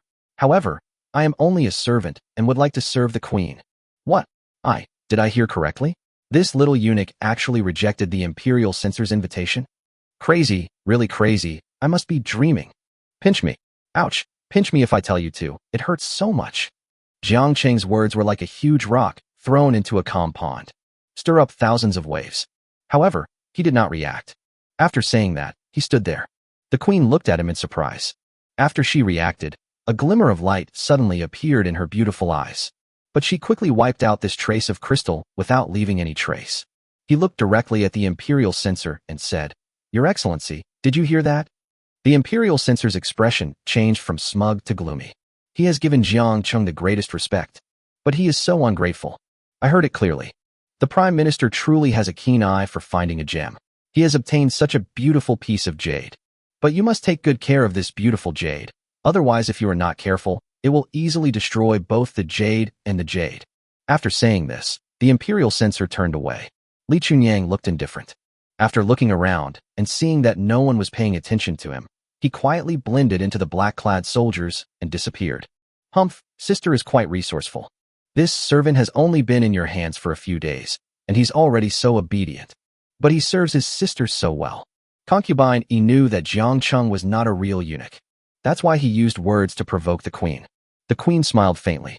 My sister is so generous that she sent this great scholar to my palace. How can I not treat him well? How can you be so unbelievable as a sister, staying alone in an empty room? The way these two chat is always sarcastic. Jiang Cheng was already used to hearing this. At this moment, the princess suddenly slipped over from the side. I don't know when a string of red candied haws appeared in my hand. Here, please eat. She stuffed the candied haws into Jiang Cheng's hand. Then she blinked and said to him, You did a good job this time. I will forgive you for your disrespect to me. Auntie, I really didn't mean it that day. Humph, this princess doesn't care whether you did it on purpose or not. The princess pouted and said proudly. Seeing Jiang Cheng holding the candied haws, but not eating it, the princess asked in confusion, Why don't you eat quickly? Hey, the princess hasn't eaten yet. How can I eat first? Jiang Cheng blinked and looked at the princess's small and delicate cherry mouth. Imagine putting the candied haws in your hand into her mouth. You're quite the idiot. You know how to handle things. Then I will help you taste it. The princess stood on tiptoe and bit off the hawthorn on the top of the candied haws in one bite. The soft syrup pulled a long thread between the princess's little mouth and the candied haw stick. Jiang Cheng swallowed. The Shenyang gong almost failed and reversed. Okay, eat now. The princess gave him a sweet smile. Don't worry about eating, let's go. The queen came over at this time and snatched the candied haws from Jiang Cheng's hand. She had a heated exchange of words with concubine Yi. In the end, neither of them gained the upper hand. She quickly left the poetry reading with the two of them. Jiang Cheng then asked tentatively, My lady, shall we return to the palace now? Don't go back yet. You did a good job today. I'll give you half a day off. You can wander around the imperial city as you please. The queen ate a candied haws. Then he put the candied haws back into Jiang Cheng's hand. Gather at the palace gate in the evening. Oh. Jiang Cheng stood there in a daze, holding the candied haws. I don't understand what the queen is up to. But the queen ignored him. He walked straight in the opposite direction with the princess. Where can I go? Jiang Cheng stood alone and disheveled on the bustling street, holding a candied haws. He saw that the queen had no intention of coming back to look for him. Jiang Cheng bit off a candied haws fruit fiercely. This candied haws has the sweet and sour taste of syrup and hawthorn. There is also a hint of alternative fragrance. Since no one cares, I'll just wander around. It's almost noon now, and it's still early for evening. Jiang Cheng looked around as he walked. The market on the main street of the imperial city was similar to the temple fair in his previous life. It's just that the scale here is bigger. The things are more complete. As he walked, there were fewer and fewer people on the roadside. At this moment, he raised his head suddenly. I saw a huge plaque. Jinyuan Escort Agency. After walking for such a long time, I unexpectedly arrived at Wang Xiaobiao's territory. Jiang Cheng then remembered the agreement he had made with Wang Xiaobiao when they were in the sky prison. It just so happened that the jade pendant he gave me was on me. So he took the jade pendant and walked towards the gate of Jinyuan Escort Agency. Jinyuan Escort Agency is the largest escort agency in the imperial city. All the people coming and going at the gate were dignitaries. Jiang Cheng walked into the gate with a dignified manner. Immediately, a man in a white short coat with blue edges came forward to greet him. This guest looks unfamiliar. Is this your first time visiting our escort agency? Why? Your escort agency doesn't deliver babies. Sir, what are you talking about? If this is your first time here, I'll show you around and familiarize you with our escort agency's business. I wonder what kind of dart you are going to send. Jiang Cheng shook his head upon hearing this. Said to him, I am not here to escort the convoy, but to find someone. Oh, who are you looking for? Wang Xiaobiao. While speaking, Jiang Cheng took out the jade pendant that Wang Xiaobiao had given him. The receptionist took it and read it over and over again. He looked up at Jiang Cheng again. Finally, with a complicated expression, he said, Sir, please follow me. Jiang Cheng didn't suspect anything and followed him into the escort agency. The two of them walked through the crowded reception hall. He went straight to a side room in the backyard of the escort agency. Sir, please sit here for a moment. I'll go find the young escort leader. After saying that, the person who received him ran out in a hurry. Before Jiang Cheng could ask him what happened, he had already run away. How strange. Jiang Cheng shook his head. Then he sat on the threshold of the side room. He was alone anyway, so it would be better for him to have some fun outside than inside. It didn't take long. Jiang Cheng saw a dozen burly men armed with various weapons rushing into the backyard aggressively. These dozen people are all over 1.9 meters tall. Even in autumn, they are all shirtless, revealing their muscular bodies. Jiang Cheng looked at it with a sense of shock.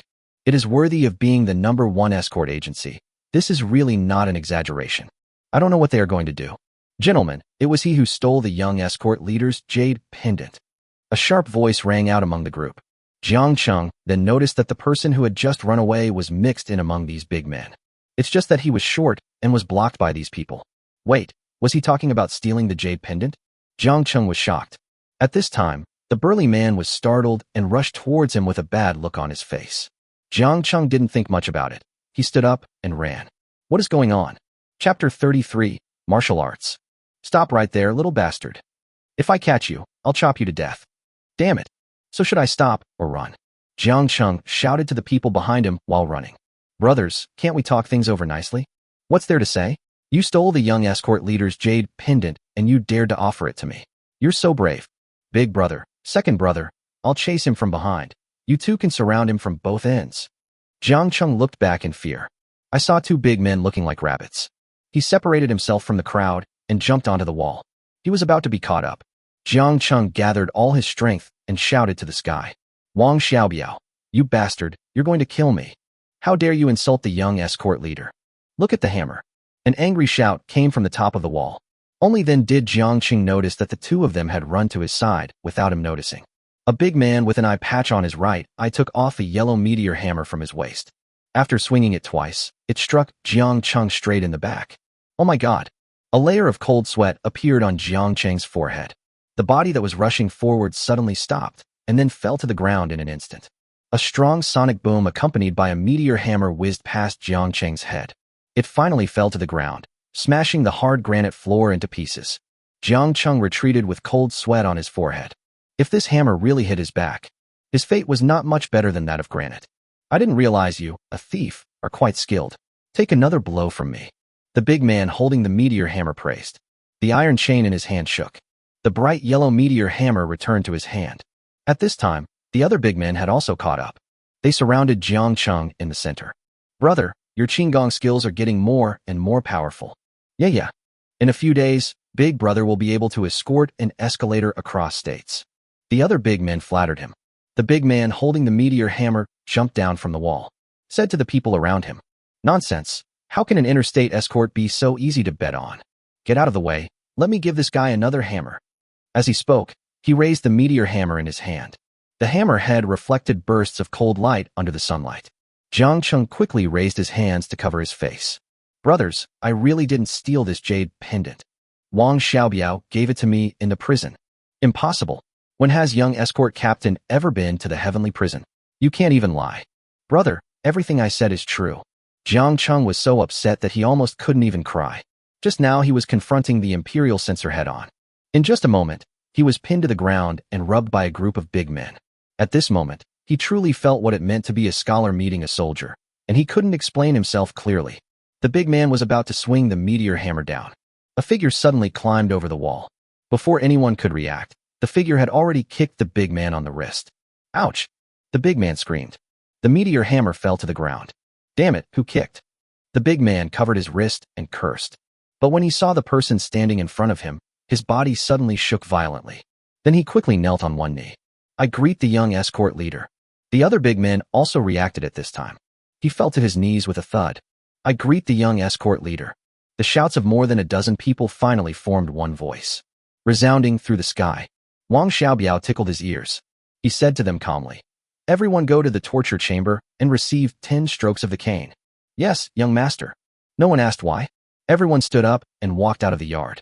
But in the blink of an eye, Jiang Cheng and Wang Xiaobiao were the only ones left in the backyard. "If you don't come soon, I'm going to die here." Jiang Cheng got up from the ground and said with a look of fear.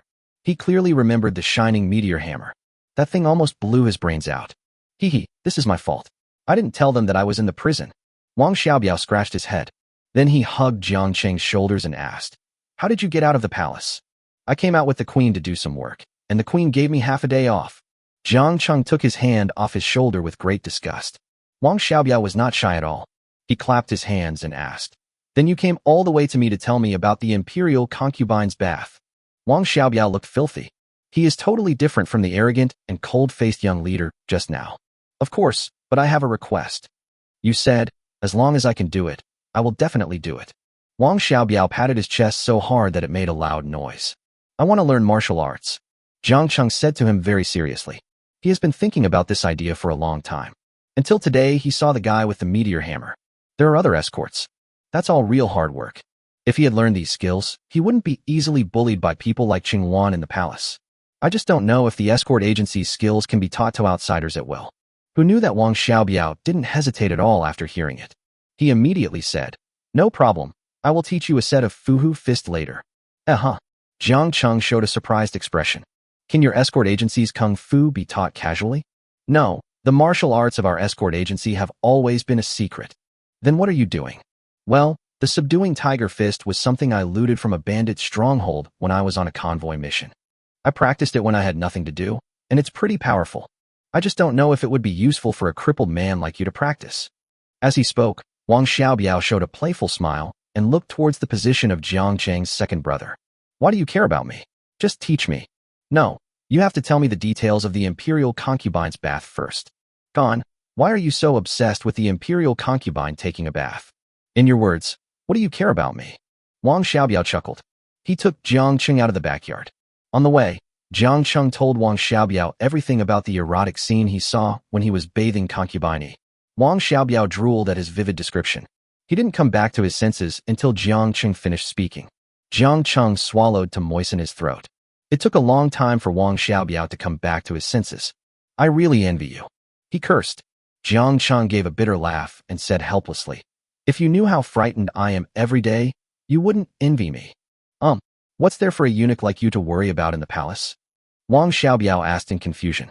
"You don't understand. Okay, Now that I've told you everything about the imperial concubine taking a bath, isn't it time you taught me the Fuhu Fist? Jiang Cheng couldn't wait to enjoy the pleasure brought by martial arts. Wang Xiaobiao nodded, then took up his stance and taught Jiang Cheng the Subduing Tiger Fist. Chapter 34. Subduing Tiger Fist. Did you see clearly? Wang Xiaobiao put his fist away, stood still, and slowly exhaled. He just demonstrated the complete Subduing Tiger Fist to Jiang Cheng. I didn't expect Jiang Cheng to understand it in just one go. That's it. Jiang Cheng looked at Wang Xiaobiao with a strange expression. His eyes were full of confusion. Are you hiding something? Hidden privately? Wang Xiaobiao rolled his eyes. Do I need to hide this kind of rubbish boxing skills? Besides, what do you mean by that? You're saying it as if you understand. Although the difficulty of the Fuhu Fist is indeed not high, but it was difficult enough for someone like Jiang Cheng who had no experience in martial arts. I don't fully understand it, but I've memorized the movements. Well, the way to practice martial arts is to follow the rules. No, what did you just say? Wang Xiaobiao was halfway through his words when he suddenly realized what was happening and looked at Jiang Cheng as if he were a monster. Have you memorized all the moves of the Subduing Tiger Fist? You're not lying to me, are you? Tisk, do I have to lie to you? Jiang Cheng snorted in disdain. Then he walked to the open space, took a stance, and performed the Fuhu Fist move by move. When boxing, Jiang Cheng only felt a warm current rising from his lower abdomen. It flowed through his body as he moved. Under the influence of this warm current, each of his moves was more vigorous. Wang Xiaobiao on the side was stunned. Although Jiang Cheng's movements had some minor flaws, it did not affect the power of the Subduing Tiger Fist. There were even a few moves that were used in ways that made him applaud. You have to know that when he got this boxing book, it took him a whole day to completely memorize the moves in it. It will take nearly half a month of training to actually apply it in actual combat. But Jiang Cheng only watched him fight once. You can already perform the moves completely, and there is no sense of awkwardness at all. A genius, a martial arts genius. The more Wang Xiaobiao looked, the more frightened he became. He didn't ask until Jiang Cheng had completed the Subduing Tiger Fist. Have you ever learned martial arts before? No. Today is the first time I saw you boxing. Jiang Cheng spoke the truth, but his words made Wang Xiaobiao extremely shocked. Come with me. Wang Xiaobiao thought for a moment and asked Jiang Cheng to go with him. Although Jiang Cheng was a little confused, he still followed him into a room. This room is extremely simple. There was nothing else inside except a lonely Eight Immortal table. Wang Xiaobiao walked to the Eight Immortals table. I don't know what mechanism was pressed. A secret door suddenly opened in the wall on Jiang Cheng's left. Holy crap, it turns out everything in those old TV dramas was real. Jiang Cheng was shocked. At this time, Wang Xiaobiao had already taken the lead in walking into the secret door. Little eunuch, hurry up and follow. Jiang Cheng looked at the secret door, a little hesitant. But then he changed his mind and thought that Wang Xiaobiao had already harmed him a long time ago. There is no need to go to so much trouble. So he gritted his teeth and followed Wang Xiaobiao into the secret door. They just went in. The secret door slammed shut. Inside the secret door is a long tunnel. There are torches on both sides of the tunnel. Jiang Cheng felt like he was following Wang Xiaobiao all the way down. Not long. The front suddenly became bright. It turns out that there is an extremely large square space underground. The square was exceptionally empty. Wang Xiaobiao invited him to the center of the square. Then he said, just now up there were so many people around that it was hard to explain some things. But it's safe here.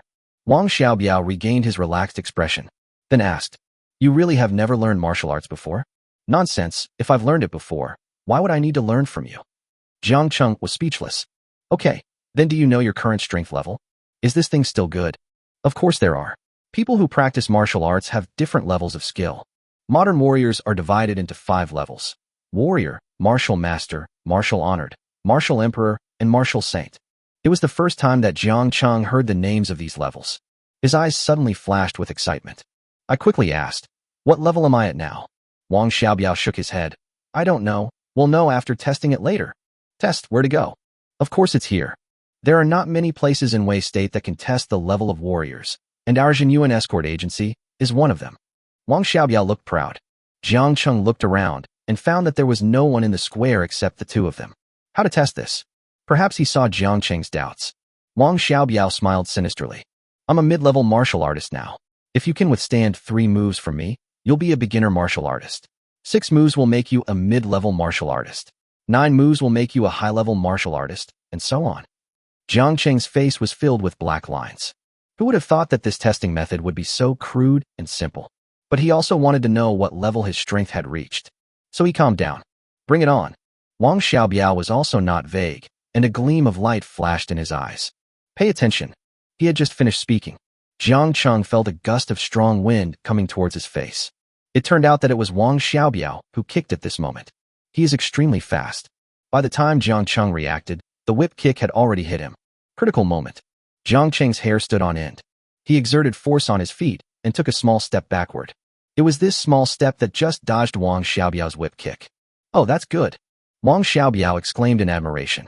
Pay attention. I'm going to be serious. The sun gradually sets. The door of the room was not opened again until late in the evening. Jiang Cheng and Wang Xiaobiao walked out, supporting each other. The two were sweating profusely at this time. The clothes are tightly attached to the body. I never thought that a little eunuch like you is actually a rare martial arts prodigy. You can imitate all the moves almost perfectly after just watching them once. You should be at the level of a junior martial artist now.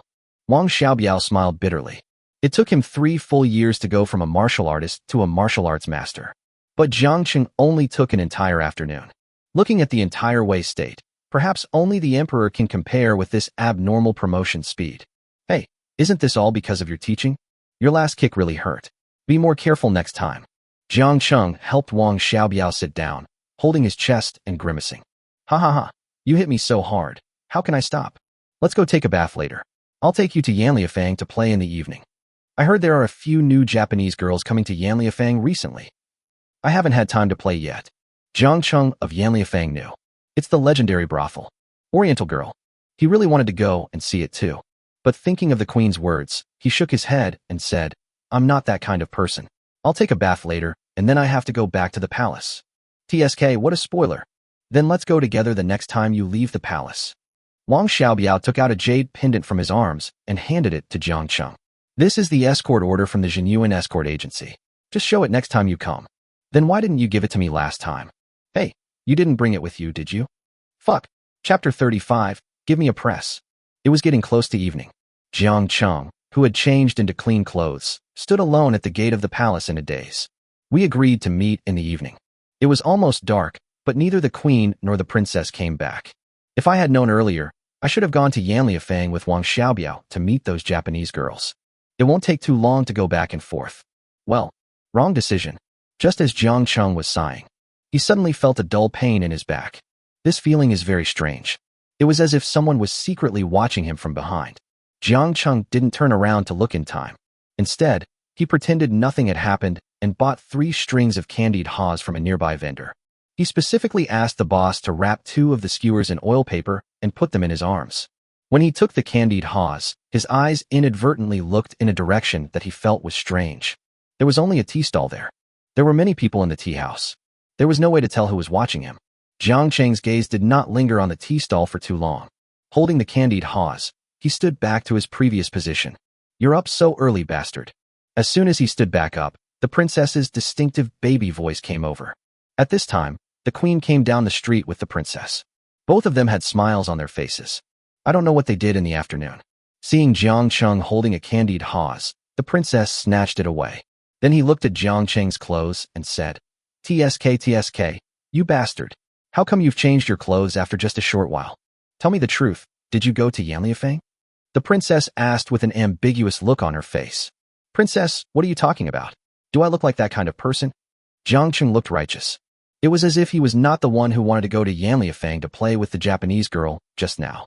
The princess looked him up and down. He said firmly, like, you. Jiang Cheng was about to refute her.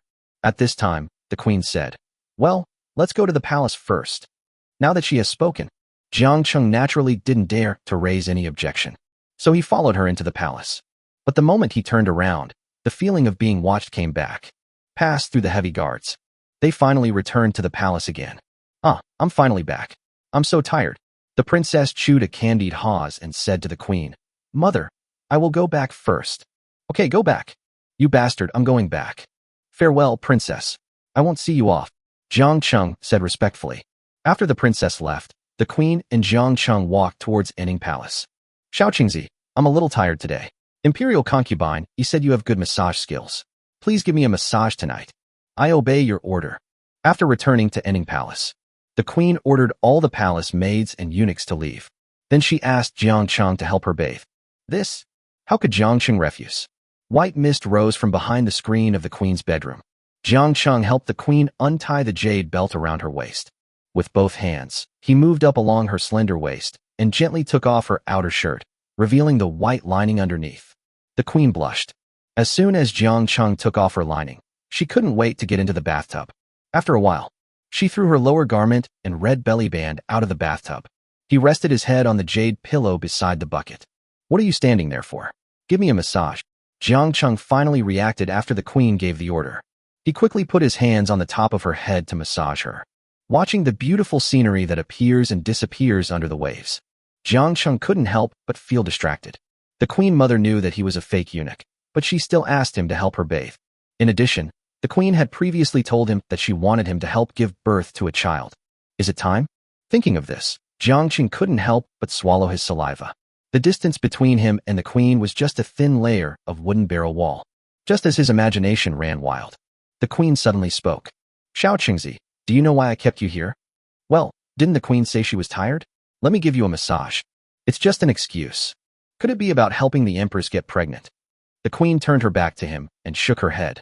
No, the emperor's illness is not yet healed. It's not time yet. The reason I kept you here is to tell you that you'd better be careful in the future. Jiang Cheng was stunned for a moment, then asked, what does the queen mean? Enemy, do you know where I and Fei went this afternoon? I don't know. I went to the Prime Minister's intelligence station in the city, and now I can confirm that the Imperial Censor and the Grand Marshal have formed an alliance. And you slapped both of their faces today? They will definitely not let this go. Is it really like this? Jiang Cheng recalled the gaze that was watching him outside the palace today. Could he be the one sent by the Imperial Censor or the Grand Marshal? Jiang Cheng did not tell the queen about this. After all, he couldn't be sure whether that person really existed. But you don't have to worry too much. The queen changed into a more comfortable position. The peaks hidden in the water revealed an amazing arc. But she didn't notice at all. I have already found several experts from the Prime Minister's mansion to secretly protect your safety. As long as you stay in Enning Palace, no one can hurt you. Thank you, my lady. Jiang Cheng hurriedly expressed his gratitude. He had already seen the dangers of the harem. But this was the first time he felt such oppression from a powerful authority. It seemed that he couldn't go anywhere until he completely uncovered the enemy hiding in the dark. But this is not a big deal for him. At worst, I can live a shameless life with Qing'er and Xiao Yuer every day. Crash. The sound of water was heard. Chapter 36. Clever Xiao Yuer. After walking out of Enning Palace, Jiang Cheng smelled his fingers with lingering satisfaction. The fragrance still lingers. If the queen hadn't gotten angry later and stopped him from pressing it again, Jiang Cheng was confident that he could take care of her so well that she wouldn't be able to get out of bed tomorrow morning. Hey, it's not too late now. I can still give Qing'er and Xiao Yuer massages when I get back. Thinking of this, Jiang Cheng quickly quickened his pace and rushed to his room. When he returned to the room, Qing'er and Xiao Yuer were lying on the bed chatting. Seeing Jiang Cheng coming back, the two were also very happy. Brother Cheng, have you eaten yet? We saved some food for you. Qing'er took out a lunchbox from under the table with a mischievous look on her face. After opening it, there were 2 side dishes and 2 steamed buns inside.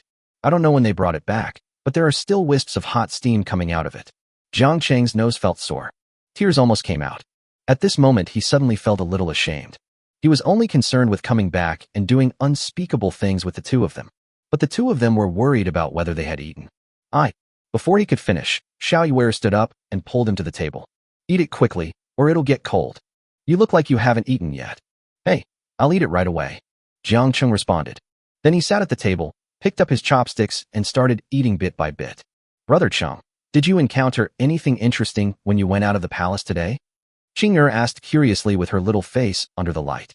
Only then did Jiang Cheng remember the gifts he brought for them. So he took out the candied haws that he had hidden long ago from his arms and handed them to the two of them. Candied haws. Qing'er's eyes lit up, and she carefully took the candied haws. It seemed as if he was afraid that the candied haws would fly away if he moved too much. I don't like candied haws, so you eat it. Xiao Yuer pushed the candied haws away. But Jiang Cheng noticed that her throat moved very slightly. I've already eaten a lot outside the palace today, and my throat is sticky now. Please eat quickly. Jiang Cheng stuffed the candied haws into Xiao Yuer's hand without hesitation. He lowered his head and concentrated on eating. Well, okay. Only then did Xiao Yuer take the candied haws. He took a small bite, and a happy smile appeared on his face. After dinner, Qing'er took the initiative to clean up the dishes. Jiang Cheng and Xiao Yuer sat at the table and chatted. Jiang Cheng told them in detail what happened to him after he left the palace. After clearing the dishes, Qing'er said worriedly, "Ah, then Brother Cheng is in danger, isn't he?" "It's okay. The Queen said someone from the Prime Minister's side will come to protect me. So, I want to discuss with the Queen. Why don't you move somewhere else for a while?" "No, I don't want to be separated from Brother Cheng." Qing'er's eyes turned red as she hugged Jiang Cheng's arm and said, "I think this may not be a bad thing." Xiao Yuer thought for a moment before saying, "Maybe it's a good thing." Jiang Cheng and Qing'er immediately turned their gazes towards her. "Sister Yuer, how can this be a good thing?" Qing'er asked doubtfully. "Qing'er, don't be anxious, let me think about it." Xiao Yuer frowned. After a long time, she slowly spoke. "I remember when I entered the palace, a maid told me that Imperial concubine E, influenced by the Imperial censor, loved to recite poetry and compose couplets. I've heard of this, but it doesn't seem to have anything to do with Brother Cheng, right?" "Not completely. I heard that in order to improve her poetry, concubine especially published a collection of poems called Western Palace Poetry to record her poems. If Xiao Qingzi also follows concubine Yi's example and publishes a collection of poems, if it has a huge impact, the imperial censor and the grand marshal won't dare to do anything to him openly." This. Jiang Cheng was shocked. He didn't expect that Xiao Yuer could come up with a solution so quickly based on his verbal description of the situation. And if you think about it carefully, the method she mentioned is indeed feasible. In the state of Wei, the killing of a scholar was a big deal. The more Jiang Cheng thought about it, the more he felt that this was feasible. I couldn't help but hug Xiao Yuer excitedly and kiss her on the cheek. "Hey, what are you doing?" Xiao Yuer's face suddenly turned red. "I was so nervous that I didn't know where to put my hands." Soon, she suddenly noticed something. Although Xiao Yuer has lived in the palace for a long time, she is not completely ignorant of matters between men and women. He was immediately surprised and said, "You? How did you?" "I want to say that I don't know either. Do you believe me?" Jiang Cheng scratched the back of his head and said, "He just came back and was busy eating. I actually forgot about this. But Xiao Yuer is not an outsider, so there is no harm in knowing it." Sister Yuer is very surprised. Qing'er walked up with a wicked smile on her face and poked the soft flesh on Xiao Yuer's waist. She had long known that Jiang Cheng was not a real eunuch. This is a huge sin," Xiao Yuer said in a daze. "Don't worry, no one will find out about this," Jiang Cheng said confidently. But he had no intention of telling them about Shenyang Gong. After all, this kind of martial arts is too shocking. They may not be able to accept it. "Sister Yuer, shouldn't we go to bed?" Qing'er blushed and gave Xiao Yuer a look. Seeing the unusual appearance of these two women, Jiang Cheng had a vague feeling that these two girls were hiding something from him. Xiao Yuer blushed when she heard Qing'er's words. "Xiao Chengzi, you lie down." What are you lying down for?" Jiang Cheng didn't understand what they were going to do, but he still cooperated and lay down on the bed. "Qing'er," Xiao Yuer cried softly. Qing'er hurried to the table and blew out the candles. "Hey, why did you turn off the lights?" Before Jiang Cheng could finish his words, his mouth was blocked by something soft. Then Xiao Yuer said to him breathlessly, "Usually you give us massages, but this time, it's our turn to give you a massage." Jiang Cheng still hadn't reacted. A pair of small hands as soft as jade had already touched his chest quietly through his clothes. That soft touch. Jiang Cheng instantly lost his mind. "You two are so naughty. Wait and see how your brother will deal with you today." Jiang Cheng picked up Xiao Yuer in his arms and turned over to press her down. His free hand was not idle either, and he pulled Qing'er onto the bed.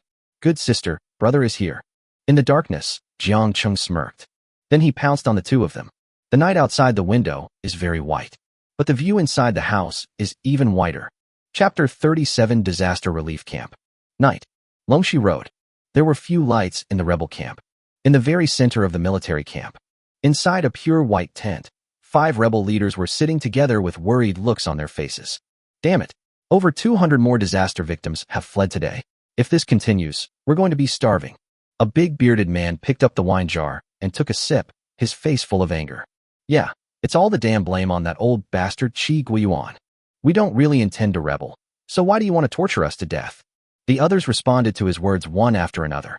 At this moment, a man as strong as a wild boar sitting in the main seat suddenly said, "Well, instead of worrying about these things, we might as well think about how we can get out of this." "Boss, what did those old guys from Zhou State say? We brothers work so hard for them. They can't just watch us die." "Boss, let me put it this way.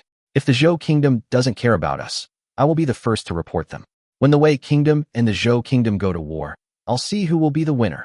Yes, let's go together. That's enough. The boss slammed the table hard.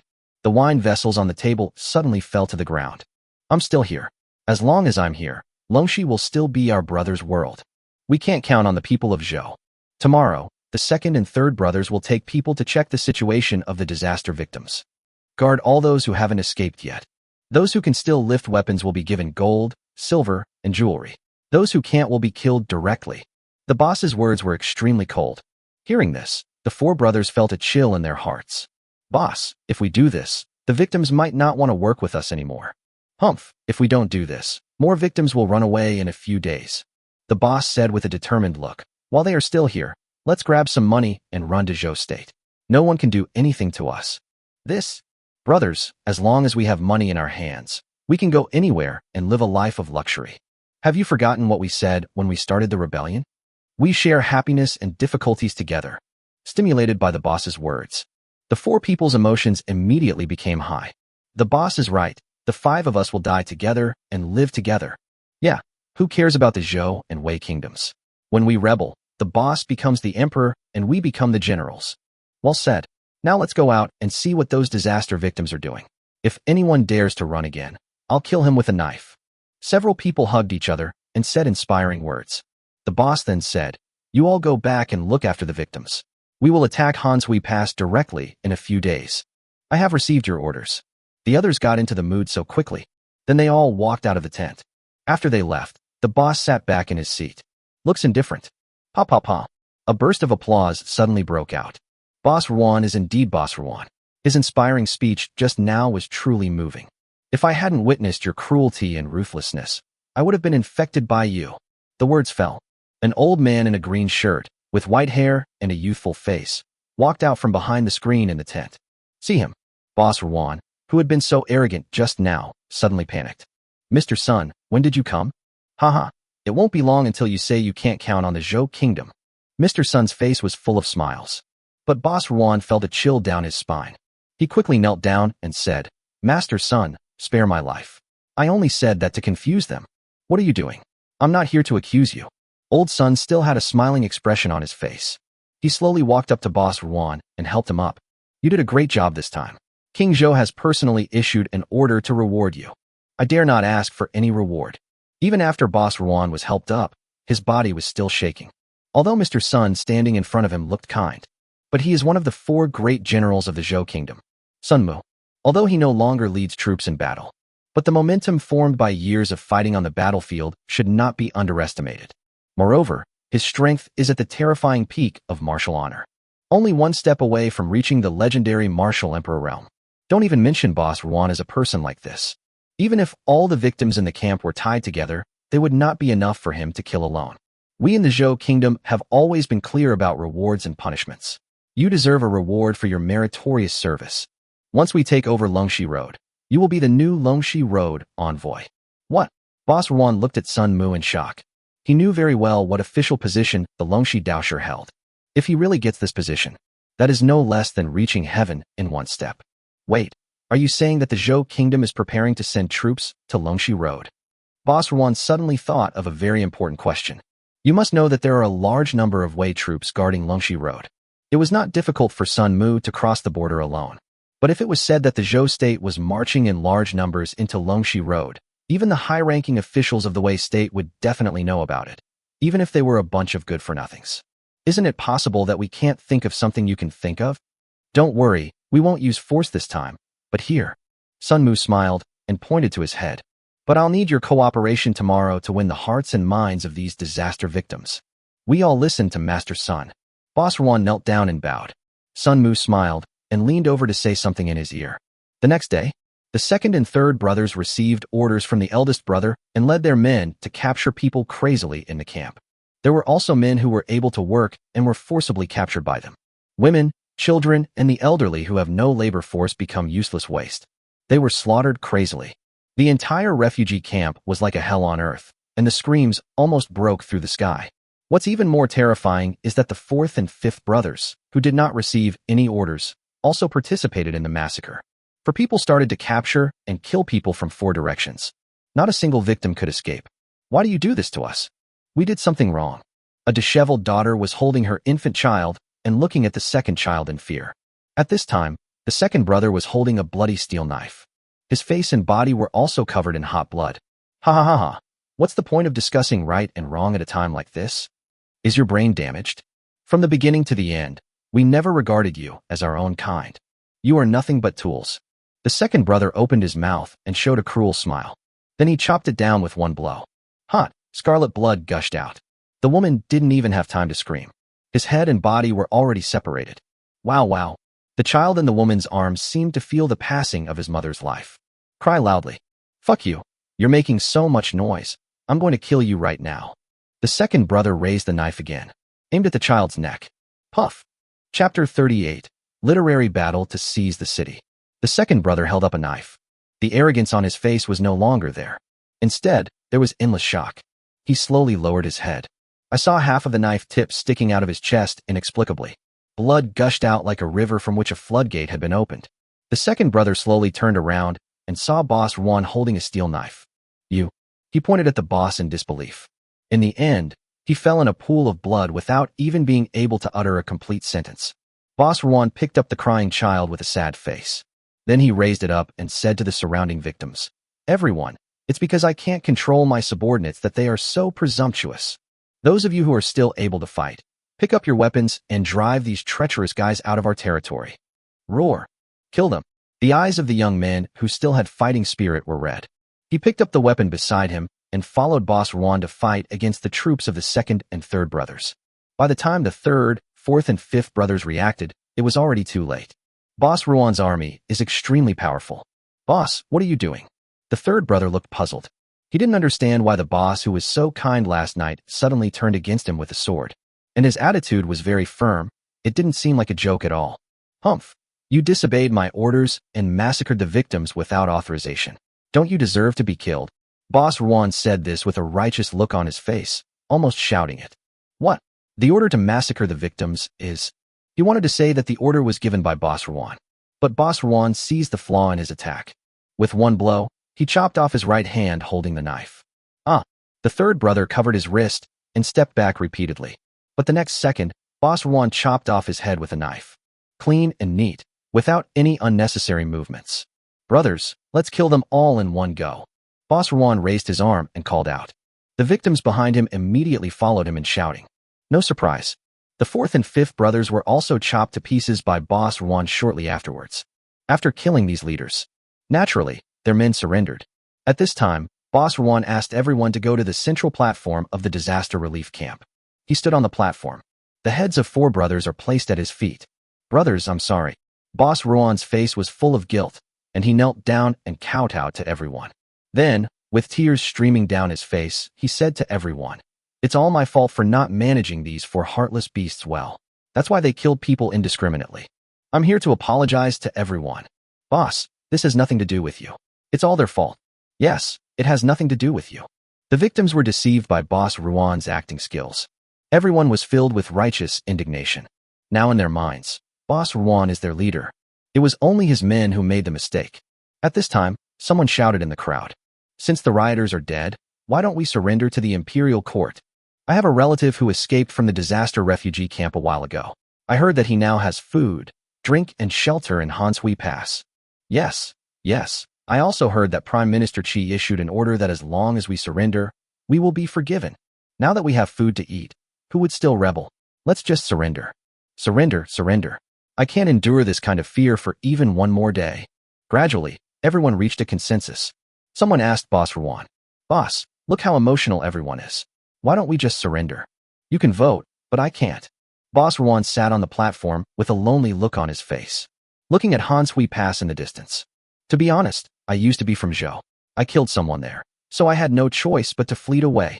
I thought I could live a peaceful life, but I didn't expect a drought to hit me, and the Emperor of Wei didn't care. I am rebelling so that everyone can have enough to eat. Now the Emperor says he's in charge of us again. You were simply deceived by me and joined the rebellion. Surrender is the only right thing to do. But I'm the leader. If I surrender, I'll lose my head. Boss Ruan's words made everyone present feel ashamed, thinking about how he had just led everyone to quell the fighting in the camp. At this moment, Everyone was thinking about surrendering, which made them feel a little sorry for him. So, where will you go next? I don't know. I definitely can't stay in Wei anymore. Zhou has a wanted order for me, so I might have to wander around the world from now on. Boss Ruan smiled bitterly. Everyone fell silent after hearing his words. After a long time, I don't know who spoke first. Damn it.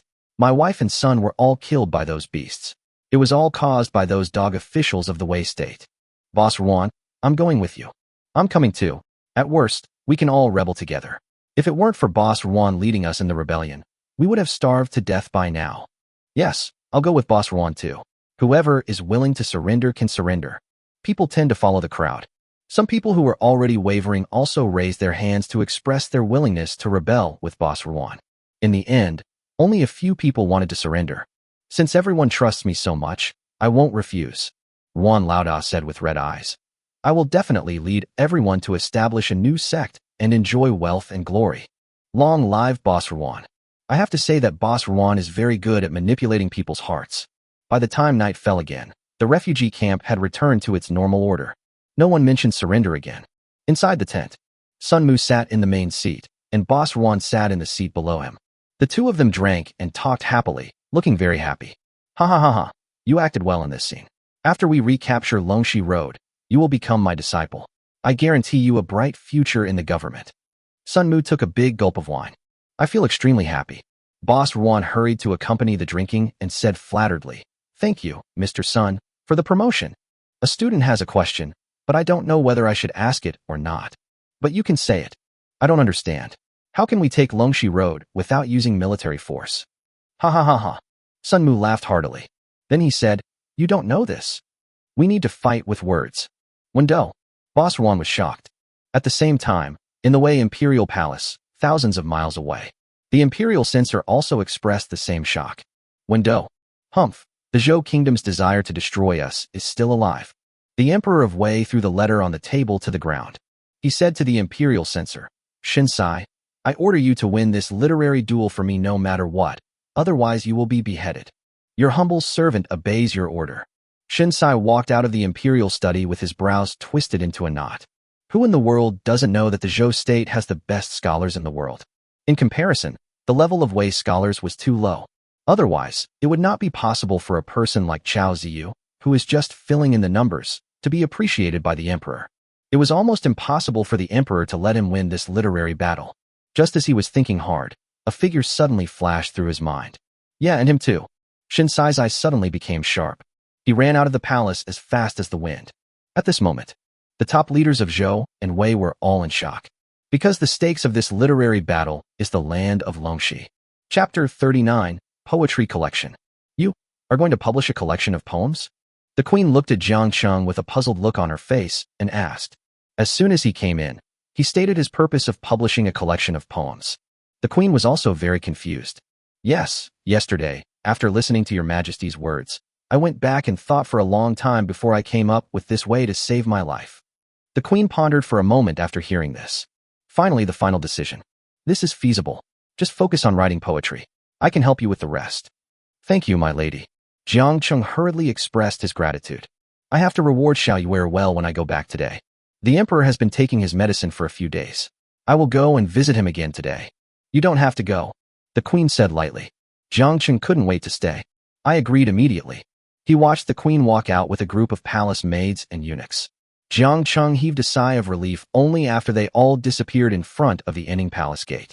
Then he walked quickly towards his room. Halfway through the journey, Jiang Cheng suddenly felt something was wrong. He turned around suddenly. Just then he saw Qing Wan standing behind him without him noticing. Humph, that's a good reaction. Qing Wan looked at him coldly. The imperial concubine invites you. Concubine? Jiang Cheng swallowed secretly. He just had a falling out with the imperial censor yesterday. Concubine E is going to see him today. It's obvious that looking for him is definitely not a good thing. Can I not go? Jiang Cheng slowly retreated while dealing with Qing Wan. What do you think? Qing Wan snorted coldly. His feet moved like the wind, and he pounced on Jiang Cheng like a tiger. So fast. Jiang Cheng was shocked. Perhaps it was because he had already entered the realm of martial artist. He felt a strong sense of oppression from Qing Wan. Qing Wan's strength is very likely to be stronger than Wang Xiaobiao. Jiang Cheng's hair stood on end.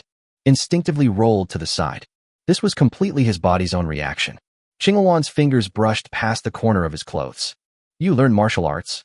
A hint of surprise appeared on her face, which had never changed.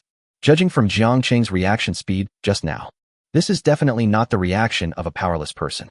What do you care? Jiang Qing didn't hesitate at all. Get up from the ground and run. As long as he runs to where there are people, Qingluan won't dare to act recklessly. But before he could run far, behind him, he heard the sound of Qingluan chasing him. Almost instantly, Qingluan was behind him. It's over. With his speed, it would be nonsense for him to escape from Qingluan. Just when he thought he was about to be caught by Qingluan. Whoosh, whoosh, whoosh. Several sounds of breaking through the air were heard. A dozen darts flew out from the darkness. The target is Qingluan. Qingluan's reaction speed is also extremely fast. He quickly retreated the moment the dart hit him. Puff, puff, puff. The muffled sound continued to ring out. All the darts pierced the ground, splashing dust all over the sky. Who? Qingluan shouted loudly into the darkness. But no one answered in the darkness. It was as if the dart just now didn't come from there at all. She looked at the darts on the ground. For a moment, I didn't dare to move. But Jiang Qing was overjoyed at this time. He remembered what the queen had said to him yesterday. It seems that there really is someone protecting him secretly. So he hurried to the back of Inning Palace. Qingluan still wants to catch up. Several darts flew over again, instantly stopping her. Judging from the force with which these darts were thrown, the opponent's strength is far above hers. I kept watching Jiang Qing run to where there were many people. Qingluan retreated unwillingly. When Jiang Qing returned to the room, Qing'er was packing things on the bed to wash. Seeing him coming back all sweaty, I quickly asked, Brother Qing, what's wrong with you? Don't mention it. I was chased by a mad dog. Mad dog? Why is there a dog in the palace? Qing'er asked innocently. Seeing her serious look, Jiang Qing didn't know whether to laugh or cry for a moment. I took the warm water that Qing'er handed to me. After drinking it, he took 2 deep breaths. Only then did Jiang Qing feel less panicked. Qing'er, help me get some paper and pen. Good. Qing'er obediently took out the best paper and pen from the cabinet. Then he personally ground ink for Jiang Qing. Jiang Qing picked up the brush, licked it full of ink, and began to write poetry on the paper with a wave of his hand. Qingluan's visit made him even more nervous. We must hurry up and work on the poetry collection. Otherwise, if concubine E really gets the chance one day, she will kill me with one knife. Why didn't he realize that Qingluan was such a terrifying person before? He thought as he wrote. Time passed unknowingly, and it was already evening.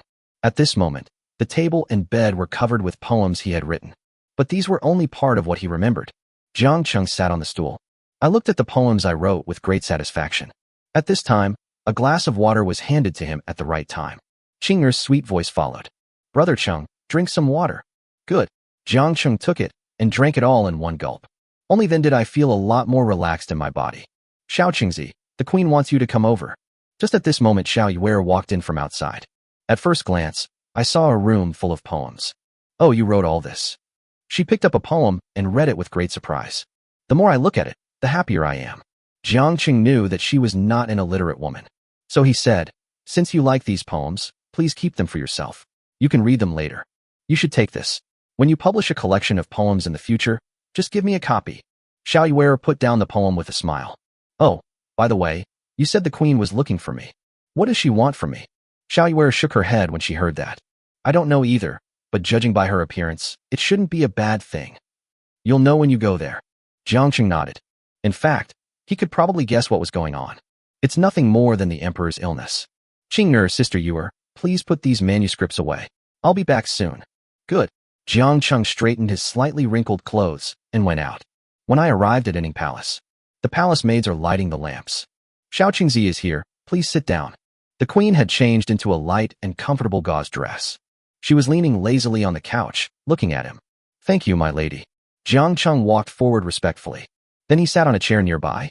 The emperor has taken your medicine and his condition is getting better day by day. As soon as he sat down, the queen said this. Jiang Qing quickly stood up again. Your Majesty, good fortune is bestowed upon you by heaven. Haha, there are only 2 of us here, no need to pretend. I didn't ask you to come here to tell you about this. Oh, what does the queen want to say? Zhou Guan fight. Chapter 40, Candidates for the Literary Battle. Wenzhou. Jiang Qing looked at the queen with some confusion. He knew that Zhou was a huge country located to the west of Wei. 100 years ago, it was a vassal state of Wei. However, with the decline of Wei, Zhou eventually broke away from Wei. Start your own business. After breaking away from the state of Wei, the state of Zhou expanded westward, annexed some small tribes in the west. These small tribes provided the Zhou kingdom with a steady supply of labor, to the extent that even now, the Zhou state was showing signs of surpassing the Wei state. Moreover, the Zhou state established the Confucian school of thought, recruit many disciples. Nowadays, many scholars come from the Confucian school of thought. Among them were also many great writers from the state of Wei. Therefore, the Zhou state always regarded itself as a country that was worshipped by all the people. This literary battle is definitely not that simple. What does this have to do with me? Jiang Cheng asked knowingly. He can only recite 2 poems. Those who encounter the Confucian scholar might die suddenly. I intend to let you fight on behalf of the Prime Minister's mansion. Do you think this matter has nothing to do with you? The queen leaned back on the couch. He squinted his eyes and looked at Jiang Cheng. A thin gauze dress covered her body. It highlights her curvy figure. The Zhou kingdom is coming with such force this time. They must have some ulterior motive. Think of an opening poem. I'll be able to use it. The queen's tone was firm. It was obvious that he had no intention of giving Jiang Cheng any chance to refuse. Okay but I can't guarantee victory. That's all right, just do it. I'll take care of the rest for you. Seeing her confident expression, Jiang Cheng sighed secretly in his heart. Now let's come to this. Can he still refuse? Okay, I got it. Did Qing Luan come to see you today? The queen asked calmly. Jiang Cheng was not surprised by this. After all, the secret guards around him were arranged by the queen. To answer your majesty, yes. I've made note of this. After the literary duel, I'll settle this score with this bitch. I called you here for this very purpose. Go back and think carefully about your congratulatory message. Yes. Jiang Cheng bowed, slowly retreated from Enning Palace. There is no need to worry about the emperor's troubles for the time being. But this literary battle had a significant impact. He suddenly felt under tremendous pressure. He was thinking about it all the way. So much so that he still looked depressed when he returned to the room. Seeing this, Qing Er and Xiao Yuer looked at each other and came over to rub his shoulders and back. Brother Cheng, what did the queen say to you? Why do you seem unhappy? Yes, Xiao Qingzi, tell us what's going on. Both of them care about Jiang Cheng very much. Jiang Cheng gave a wry smile. Then he told them about Zhou Guo's plan to come to the literary fight. The two had different reactions after hearing it. Qing Er looked confused and didn't understand what the danger was in this matter. But Xiao Yuer looked worried. He couldn't help but increase the strength on Jiang Cheng's hand. The Empress actually asked you to fight on behalf of the Prime Minister's mansion. This is too ridiculous, Xiao Yuer said with a worried look on her face. Jiang Cheng knew that she was worried about his safety. He immediately patted her hands and said, It's okay, I may not lose. Right, Qing Er? Yes, Brother Cheng will definitely win. Qing Er nodded with a smile on her face. No matter what, she believed in Jiang Cheng. I hope so. Xiao Yuer shook her head and smiled bitterly. Looking at the 2 beautiful girls beside me, Jiang Cheng suddenly felt a surge of heat. He picked them up one in each hand and threw them onto the couch. I'm here. Jiang Cheng laughed evilly and pounced on the 2 of them. The moonlight outside the window is bright. It shines on Qing Er and Xiao Yuer's skin, making it sparkle, accompanied by Jiang Cheng's panting and the cries of the 2 lovely girls. The room is filled with infinite spring beauty. Early the next morning, all the ministers came to court early. The emperor sat on the dragon throne with a rosy complexion. The ministers below were silent as a cicada. Now, only the grand censor is left among the 3 dukes. Seems a little lonely. Lord Shun, regarding the Zhou Guowen fight, do you have any countermeasures? As the first scholar of Wei State, this question can only be answered by Shen Sai, and he obviously responded. He immediately saluted and said, I have a plan. Oh, tell me about it. Your Majesty, I have a disciple named Gongsun Minghua. She can take over the first round. Few people in the court did not know the name of Gongsun Kainu. They all nodded. Even the emperor spoke. I've also heard of the name of the talented Gongsun. It's fine to send her in the first round. What about the remaining 2 games? Your Majesty, I will take over the second round. I have long wanted to meet the palace master of the Confucian school.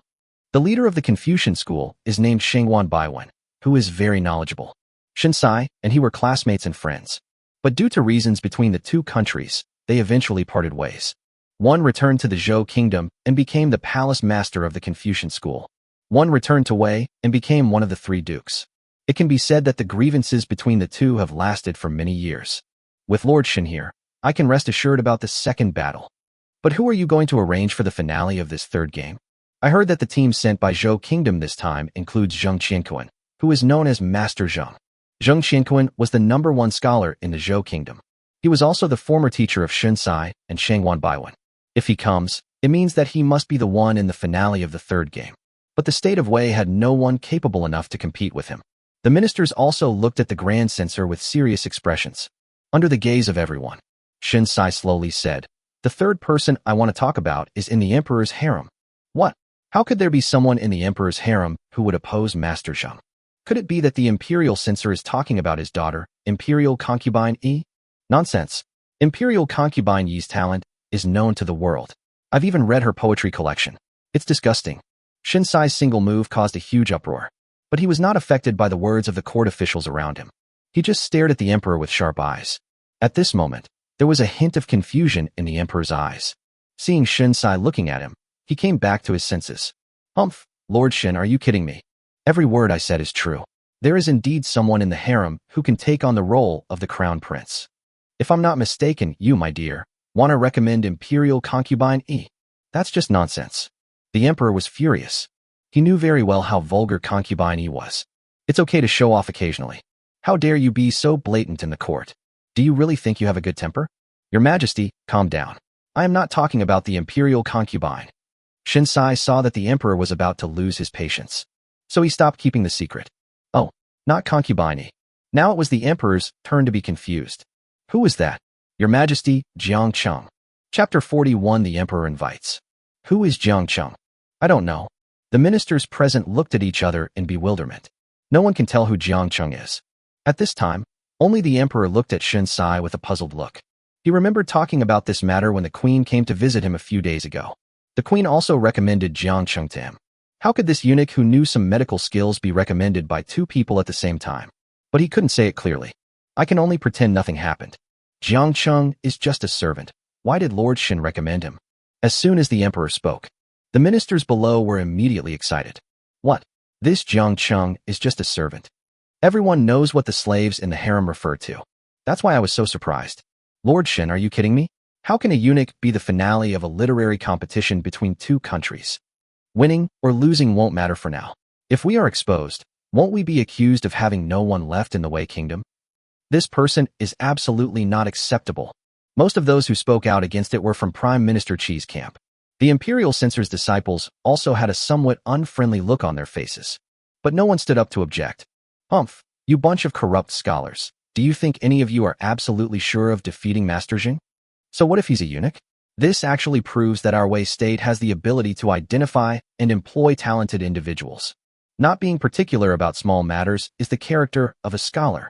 The disciples of the Imperial Censor refuted the disciples of Prime Minister Qi. The huge court suddenly became like a vegetable market. That's enough. The Emperor roared. The people below immediately looked miserable and stood still with their heads down. What else do you do besides bickering in court all day long? If anyone has a better candidate, please speak up. But if he doesn't, and is just trying to muddy the waters in the court, he should be immediately dragged away and beheaded. Your Majesty, calm down. The ministers were furious when they saw that the Emperor was really angry. He quickly knelt down and begged for mercy. No one dared to bring bad luck upon themselves at this time. In the end, this matter could only end with this result. After leaving court, the Emperor called the chief censor to his study alone. The two talked secretly for a long time. Wait until it's bright. Jiang Cheng finally sat up from the big bed. Although it was a crazy night last night, he didn't feel tired at all. On the contrary, I feel very energetic. His action of getting up woke up Xiaoyu and Qing'er beside him. The two of them rubbed their sleepy eyes and got up from the bed. Just when he wanted to have a more in-depth communication with Qing'er, suddenly, a sharp voice came from outside the house. Where is Chief Steward Jiang? Come out and receive the order. This voice instantly killed Jiang Cheng's interest. He made a hushing gesture to Qing'er and Xiaoyu. Then he shouted, Please wait a moment, sir. I'll be right there. After saying that, he put on his clothes hastily. Xiaoyu and Qing'er also helped him tidy up his messy clothes and hat. Jiang Cheng walked out of the house only after making sure everything was correct. After going out, he saw several eunuchs in purple robes and with pale faces waiting outside. Jiang Cheng was shocked. This purple robe can only be worn by eunuchs serving the Emperor. And so many purple-robed eunuchs came at once. It can be seen that the Emperor's order this time is of great importance. So he knelt down quickly and said, Your servant Jiang Cheng, accept my order. Announced that Jiang Cheng, the chief steward of Enning Palace, should come to see the Emperor immediately. So ordered. The eunuch unfolded the imperial edict, which contained only this short sentence. Your servant receives the order. Jiang Cheng quickly raised his hand, and the eunuch placed the imperial edict in his hand before speaking. Manager Jiang, come with us. After saying that, he didn't forget to throw a coquettish glance at Jiang Cheng. Jiang Cheng shuddered suddenly. Goosebumps appeared instantly. Eunuch, wait for me to put the imperial edict back. No need, His Majesty is still waiting. I will keep the imperial edict for you for now. The eunuch spoke slowly, and he didn't care whether Jiang Cheng agreed or not. He took his hand and walked towards the emperor's study. He pulled it. Jiang Cheng's face instantly fell. Although this eunuch looks frail, but this hand is exceptionally powerful. At least he has martial arts skills now. But he could not escape the eunuch's clutches at all. One can imagine how abnormal the power of this eunuch is. Chief Steward Jiang, you must have been in the palace for quite some time. The chief eunuch pulled Jiang Cheng and suddenly said this. Jiang Cheng quickly replied. To answer your question, sir, it's been exactly 6 months today. Oh, it's not easy to get to the position of chief steward in such a short time. Why are you so hot? We are very curious. Looking at the eunuch's scrutinizing eyes, Jiang Cheng swallowed his saliva. Father-in-law, I'm just like that. I was born with a hotter body than others. Yeah. The chief eunuch looked at Jiang Cheng with a sly expression and a half-smile. Slowly releasing his hand, he said, Please forgive me, Manager Jiang. I am only trying to confirm your identity. If you feel that I have offended you, I can stay with you for one night. After saying this, the chief steward couldn't help but move closer to Jiang Cheng. Seeing this, Jiang Cheng quickly pushed him away. My father-in-law is also doing official business. I don't feel offended, no. The eunuch saw that he had no interest in him. I couldn't help but give him a blank look, then take a few quick steps to get ahead of him, leaving Jiang Cheng with a twisting waist. Hiss! Jiang Cheng felt a chill in his heart. It was the first time he had seen such a disgusting eunuch in the palace. Even General De wouldn't do this. Soon, he was led by this group of purple-robed eunuchs to the emperor's study. Your Majesty, Chief Steward Jiang is here. Well, let him in. The emperor's lazy voice came from the study. The chief eunuch glanced at Jiang Cheng and said, Go in. Thank you, eunuch. Jiang Cheng bowed. He strode into the study. When the eunuch saw the way he walked, a hint of doubt flashed in his eyes. Chapter 42, Head of the Hanlin Academy. In the study, the smoke of cigarettes curls up. There are bright red solid wood decorations and various porcelain vases everywhere. Through a screen, Jiang Cheng saw the emperor sitting behind a desk, wearing a bright yellow dragon robe. However, what surprised him was, in addition to the emperor, there were several other people sitting in the study. Among them was the imperial censor Shinsai, whom Jiang Cheng had met before. Shinsai saw him nod slightly and said nothing more. The others were white-haired old men. These old men were the most outstanding literary masters in the state of Wei. The emperor called them here to test Jiang Cheng's ability. At this moment, several old men were looking at Jiang Cheng with sharp eyes. I felt a little embarrassed to show it to Jiang Cheng. Your Majesty, I greet you all. Well, stand up. The emperor spoke softly. Only then did Jiang Cheng dare to stand up. Master Shun, is this person Jiang Cheng? An old man asked, stroking his long beard. As soon as he opened his mouth, everyone's eyes instantly focused on Shinsai's face. Ha ha ha, exactly, Shinsai replied. Then he said to Jiang Cheng, Butler Jiang, it's been a long time since we last met at the poetry gathering. Master Shun, you are too polite. I am not worthy of your concern. Jiang Cheng saluted respectfully, but I was secretly cursing in my heart. The poetry reading ended just a few days ago. How come it feels like we haven't seen each other for so long? Shinsai didn't beat around the bush. He said directly to Jiang Cheng, Mr. Jiang, I have always remembered your brilliance at the poetry gathering that day, so I recommend you to participate in the literary competition with Zhou Gua. Another literary fight? Jiang Cheng was shocked. Then I understood. This old fox must be trying to use himself as a scapegoat. No wonder concubine He inexplicably asked Qing Wan to come to him. It turns out that this old fox was behind this. Lord Shen said your poems are rare in the world. I want to hear them too. The emperor held the book and looked at Jiang Cheng with great interest. Looking at his rosy face, Jiang Cheng knew that this guy's illness was almost cured. Yes, your Majesty. Jiang Cheng knew very well what kind of temper the emperor in front of him had. If he dares to say no, I won't be able to leave the study today. My dear ministers, let's start asking questions. The emperor leaned back slightly, leaning on the backrest of the mahogany dragon chair. The old men looked at each other. The old man who had just stroked his beard asked, Then let me go first. I am Su Shuche, a member of the Hanlin Academy, and I would like to ask you for your advice, sir. Hiss. Jiang Qing couldn't help but gasp when he heard his name. The Hanlin Academy is a place that all the literati in the Wei state dream of entering. The Hanlin Academician is the most outstanding among all the literati. It can be said that among all the literati in the state of Wei, this old man can be ranked among the top 3.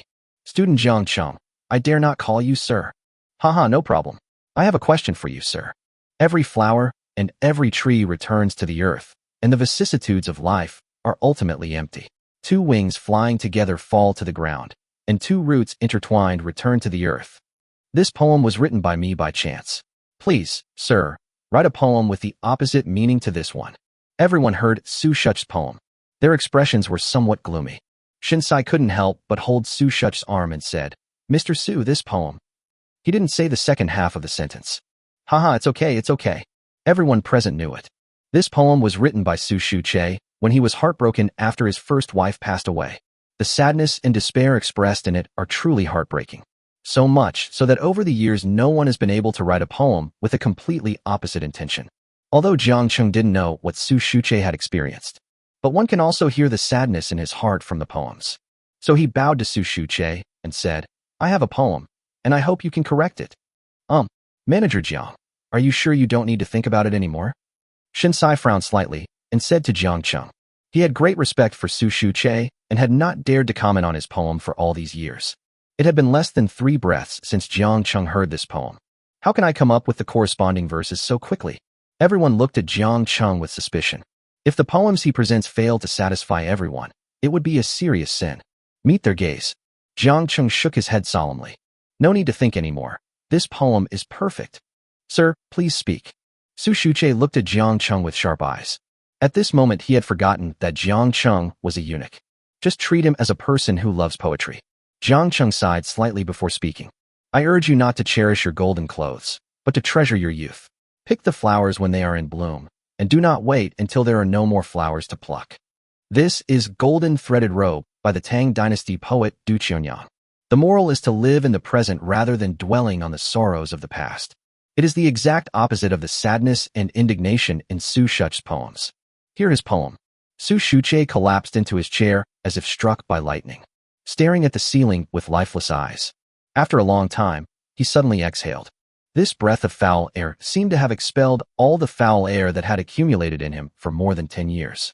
The cloudy eyes became bright. Even the wrinkles on his face seemed to have decreased a little. Thank you for your guidance, sir. Su Shuche stood up. He bowed respectfully to Jiang Cheng. Sir, you can't. Jiang Cheng hurriedly stepped forward to support Su Shuche. At his age, how can I ask him to bow to me? Su Shuche was helped up by him and sat back in his seat. He said to Jiang Cheng excitedly, I wonder if you could give this poem to me, sir? Sure. Jiang Cheng answered immediately. Su Shuche was like a child who had obtained a favorite toy, full of smiles. After a long while, he said to the emperor, Your Majesty, now that this matter is over, I would like to ask for leave to return to my hometown to visit my deceased wife's grave. I approve. With the emperor's permission, Su Shuche showed a satisfied look on his face. General Manager Jiang is indeed capable of fighting Master Zheng. Su Shuche only said this, then sat down and closed his eyes to rest. No more words. Seeing him like this, the others looked at each other in confusion. No one expected this result. Su Shuch's first question was extremely important, and they couldn't come up with a more difficult question if they were in his place. Humph, it's just a poem, and you're so scared? Let me try his skills. A burly man with a leopard head and round eyes pushed the crowd aside and walked out. Jiang Cheng noticed him when he first came in. At that time, he thought this man was a guard protecting the emperor. After all, with his physique, he doesn't look like a scholar. Shinsai looked at the big man. I couldn't help but shook my head. This person was not a scholar under his or Prime Minister Qi's tutelage. He didn't even belong to the Hanlin Academy. His name was Tu Biao, and he was a scholar under the Grand Marshal. This person is knowledgeable, but has an extremely bad temper. Jiang Cheng will have to endure it next. Chapter 43, Poetry Competition in the Imperial Study. Eunuch, do you dare to compete in poetry with me? Tu Biao's face was full of flesh. His black beard was like a steel needle or iron wire. When he stood in front of Jiang Cheng, he was more than half a head taller than him. Jiang Cheng could sense from the aura emanating from him that this guy's strength was definitely above that of a martial artist. If this happened outside, Jiang Cheng might be a little afraid of him. But this is the Imperial Study. It is said that the Emperor of Wei was the greatest warrior of his time. If Tu Biao dares to attack him here, he will be courting death. Why are you afraid? Please teach me, sir. Jiang Cheng stood in front of Tu Biao with neither arrogance nor servility. She extended her hand and gestured to him in invitation. Tu Biao is not pretentious either. He said directly, I spent the first half of my life following the Grand Marshal on the battlefield, killing countless enemies. After that, I came into contact with poetry, and my best skill was battlefield poetry. You are a eunuch, and you will never be able to go to the battlefield in your life. I will let you feel the grandeur of the battlefield through poetry. Tu Biao glanced at Jiang Cheng with disdain. In his eyes, Jiang Cheng was just an ant that could be crushed to death at will. As long as he showed even a little bit of his strength, Jiang Cheng would admit defeat. Although I have never been on the battlefield, I have long yearned for it. Come on, sir. Okay, then you can listen carefully. A lone city stands tall amidst the vast rivers. Tens of thousands of banners pierce the sky. But one day, if we cut off the enemy's head, the three armies will drink and rush to the river together. Fuchong River is a river between the Wei State and the Zhou State. This poem written by Tu Biao has a meaningful meaning, but I have to say that this poem is very well written. Even the emperor showed a smile on his face. Lord Tu is thoughtful. Thank you for the praise, your majesty. It's all thanks to the great Sima. Tu Biao bowed to the emperor. Then he looked at Jiang Cheng again. He said proudly, Eunuch, you might be able to match this poem. I can give it a try. Go ahead and try. If you can come up with a poem like mine, you'll be amazing. Jiang Cheng walked slowly a few steps in the imperial study. A poem suddenly popped into my mind. Listen carefully, sir. Lying stiffly in a lonely village, I feel no pity for myself, but still think of guarding Luntai for my country. Late at night, I lie awake listening to the wind and rain, and dreams of iron cavalry on the icy river. Lu Yu's poem, The Storm on November 4th, is the most suitable to respond to Tu Biao's poem. His poems are majestic and powerful, and you can tell at a glance that they were written by someone who has been through many battles. This poem reveals the vicissitudes of life of those who live in the rear and still think about defending their country. The two poems have different artistic conception, but there is a sense of mutual support between them. Hear this poem. Su Shuche, who had his eyes closed to rest, couldn't help but open his eyes. It's a really good poem. What a dream. I dreamt of an iron cavalry and an icy river. I never thought that Chief Steward Jiang was such a man of steel, Shinsai said with some surprise, although he was somewhat close to Decima's faction. But the relationship is not very friendly, and Tu Biao was the most loyal person to the Grand Marshal. So Shinsai was happy to see him suffer a setback. The emperor also praised Jiang Cheng's poem. Lord Shin is right. Chief Eunuch Jiang is indeed a man of great talent. Thank you for the compliment, your majesty. Jiang Cheng did not dare to relax at all and respectfully saluted the emperor. By now everyone has seen that Jiang Cheng is indeed talented and capable. There was no objection to letting him fight Sheng one by one. But only Tu Biao looked dissatisfied. He shouted loudly, You eunuch, how could this poem be written by you? You must have plagiarized someone else's poem. Tu Biao, watch your words. Shinsai was furious and scolded Tu Biao harshly. For these literati, the word plagiarism is the most unbearable. Tu Biao can accuse Jiang Cheng of plagiarism today, and he can say the same thing about them tomorrow. Apologize to Chief Steward Jiang. Apologize to him. For what? Tu Biao had a domineering look on his face, staring straight at Shinsai, just unwilling to apologize. Jiang Cheng felt relieved when he saw this. Tu Biao appears to be carefree on the surface, but his mind is extremely simple. Such people have no scheming. Compared with people like Shinsai, it makes people feel more at ease. So he quickly said, It doesn't matter, as long as Mr. Tu is happy. Snort. He spoke for Tu Biao. But Tu Biao did not appreciate it. Eunuch, dare you challenge me to another poem? If you can answer this poem correctly, I will admit my mistake. Seeing that Tu Biao was not giving in, everyone stopped trying to dissuade him. After all, even the emperor looked like he was enjoying the show. Mr. Tu, just give us the questions. Jiang Cheng still maintained his gentle and elegant demeanor, nodding to Tu Biao. Okay, listen carefully. A turtle has 4 legs and can walk in all directions. A dog has 4 legs and can smell foul smells. A turtle has no penis and is just a lump of meat. A dog has no flesh and is a she-wolf. Ha ha ha ha. Tu Biao laughed heartily after reading it. What he was reciting was not poetry at all, but a set of rhymes, using turtles and dogs to call Jiang Cheng a eunuch. Everyone present was a literary giant. Naturally, I can hear the meaning behind it. An old man with gray hair suddenly stood up and pointed at Tu Biao's nose and cursed. Tu Biao, you are too presumptuous. How dare you recite such a filthy poem in the imperial study? Haha, Lord Wang, is this poem obscene? Tu Biao looked at Lord Wang with disdain. When you have time, you can go to the army and see what the soldiers say is many times more vile than this. You are making excuses. This is not a military camp, but the emperor's study. Your Majesty, Tu Biao has shown no respect for the law and dared to speak nonsense in the imperial study.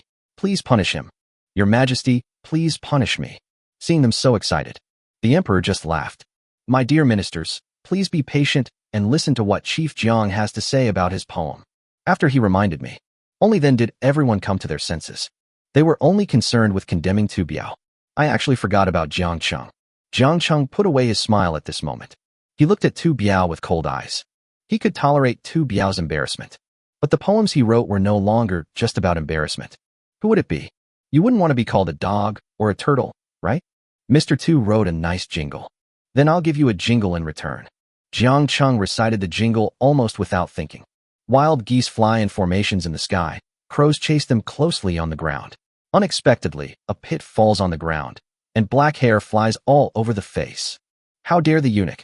Tu Biao heard this jingle. His eyes were wide open. He took a few steps forward and was about to grab Jiang Cheng by the collar. At this time, the emperor sitting behind the desk knocked lightly on the table. Presumptuous. The two words just came out. Tu Biao's face suddenly turned red. He fell to his knees in front of Jiang Cheng with a thud. Apologized to Manager Jiang. The emperor spoke lightly. There was no emotion in his tone. Tu Biao was so scared that he was sweating profusely. He quickly kowtowed to Jiang Cheng. Manager Jiang, I admit defeat. I'm sorry. Jiang Cheng also decided to quit while he was ahead. He reached out and helped Tu Biao up. Mr. Tu has great literary talent. I don't deserve it. I don't deserve it. Seeing that the two of them no longer had the posture of tit-for-tat confrontation, the emperor nodded slightly. Then he said, General Manager Jiang, your performance has greatly surprised me. Go back and prepare well for the literary duel with the Zhou Kingdom. I will reward you handsomely afterwards. You are my trump card. Just think about when those Zhou rebels find out that the one who defeated them is a eunuch, and I will be filled with joy. I obey your order. Your Majesty is wise. I'm a little tired. You guys go down first. As you wish. A group of people came out of the imperial study in a mighty procession. Chapter 44 Xiao Yuer is mine too. Jiang Cheng walked out of the imperial study and said goodbye to the adults. Walked quickly towards Enning Palace. However, when he walked to the hidden place, a figure suddenly stopped him. Jiang Cheng took a closer look. He discovered that the person who stopped him was none other than the purple-robed eunuch who took him to the imperial study. Father-in-law, what do you want? Jiang Cheng saw that the eunuch's face looked a little ugly. Asked immediately. Haha, Mr. Jiang, you are so forgetful. You forgot to take your imperial edict. After saying this, the eunuch took out a bright yellow imperial edict from his wide sleeves. Jiang Cheng finally reacted. He hurriedly took the imperial edict. He bowed and said, Thank you for the reminder, eunuch. It's okay, there's just something I want to ask you about. Please speak, sir. Jiang Cheng was confused. He didn't understand what the eunuch wanted to ask him. Just now I saw you walking with your head held high and your chest puffed out, without any sequelae from the cleansing, so I wanted to ask how you did it. The chief eunuch looked at Jiang Cheng with sharp eyes. Judging from his expression, Jiang Cheng would not give up unless he could explain the reason. Jiang Cheng was secretly shocked. He thought he had disguised himself very well. But I didn't expect that I was accidentally exposed just now. This. A light sheen of sweat appeared on his forehead. After a long while, he smiled and said, Father-in-law, you don't know that when I was a child, I accidentally ate a wild ginseng from the mountains, which caused me to have a strong internal heat. Although I felt a little uncomfortable after the cleansing, I recovered very quickly. Of course, what Jiang Cheng said was nonsense. He was certain that the eunuch would not investigate the matter. Really, after hearing his explanation, the eunuch showed an expression of sudden enlightenment. I see Chief Steward Jiang is so lucky. It's all thanks to you. I have to go back and prepare for the literary duel. Is there anything else you can do? That's all. Please help yourself, Manager Jiang. I'm sorry to have kept you for so long. You're too polite, sir. Jiang Cheng bowed to the chief steward. Then he walked out of the hidden corner slowly. I'd better try to take the main road in the future. The last time I went to a secluded place, I was stopped by Qingwan. This time he was stopped by the eunuch again. The hidden corners in the palace are really dangerous. He kept watching Jiang Cheng leave. The chief eunuch muttered quietly, Is wild ginseng so powerful? Looks like I need to ask someone to find one for me. After saying that, he also took small steps and walked in the opposite direction. Jiang Cheng took the main road.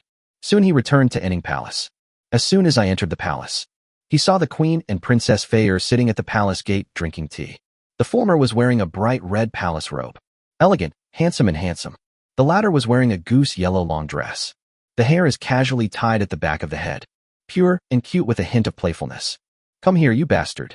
When the princess saw Jiang Cheng, she immediately waved to him. You are the dog. Jiang Cheng didn't bother with her. Slowly walked over to them. What does father want from you? The princess put a piece of rosy hawthorn cake into her mouth. He asked while chewing. Fei, stop messing around. The queen glanced at the princess and signaled her to shut up.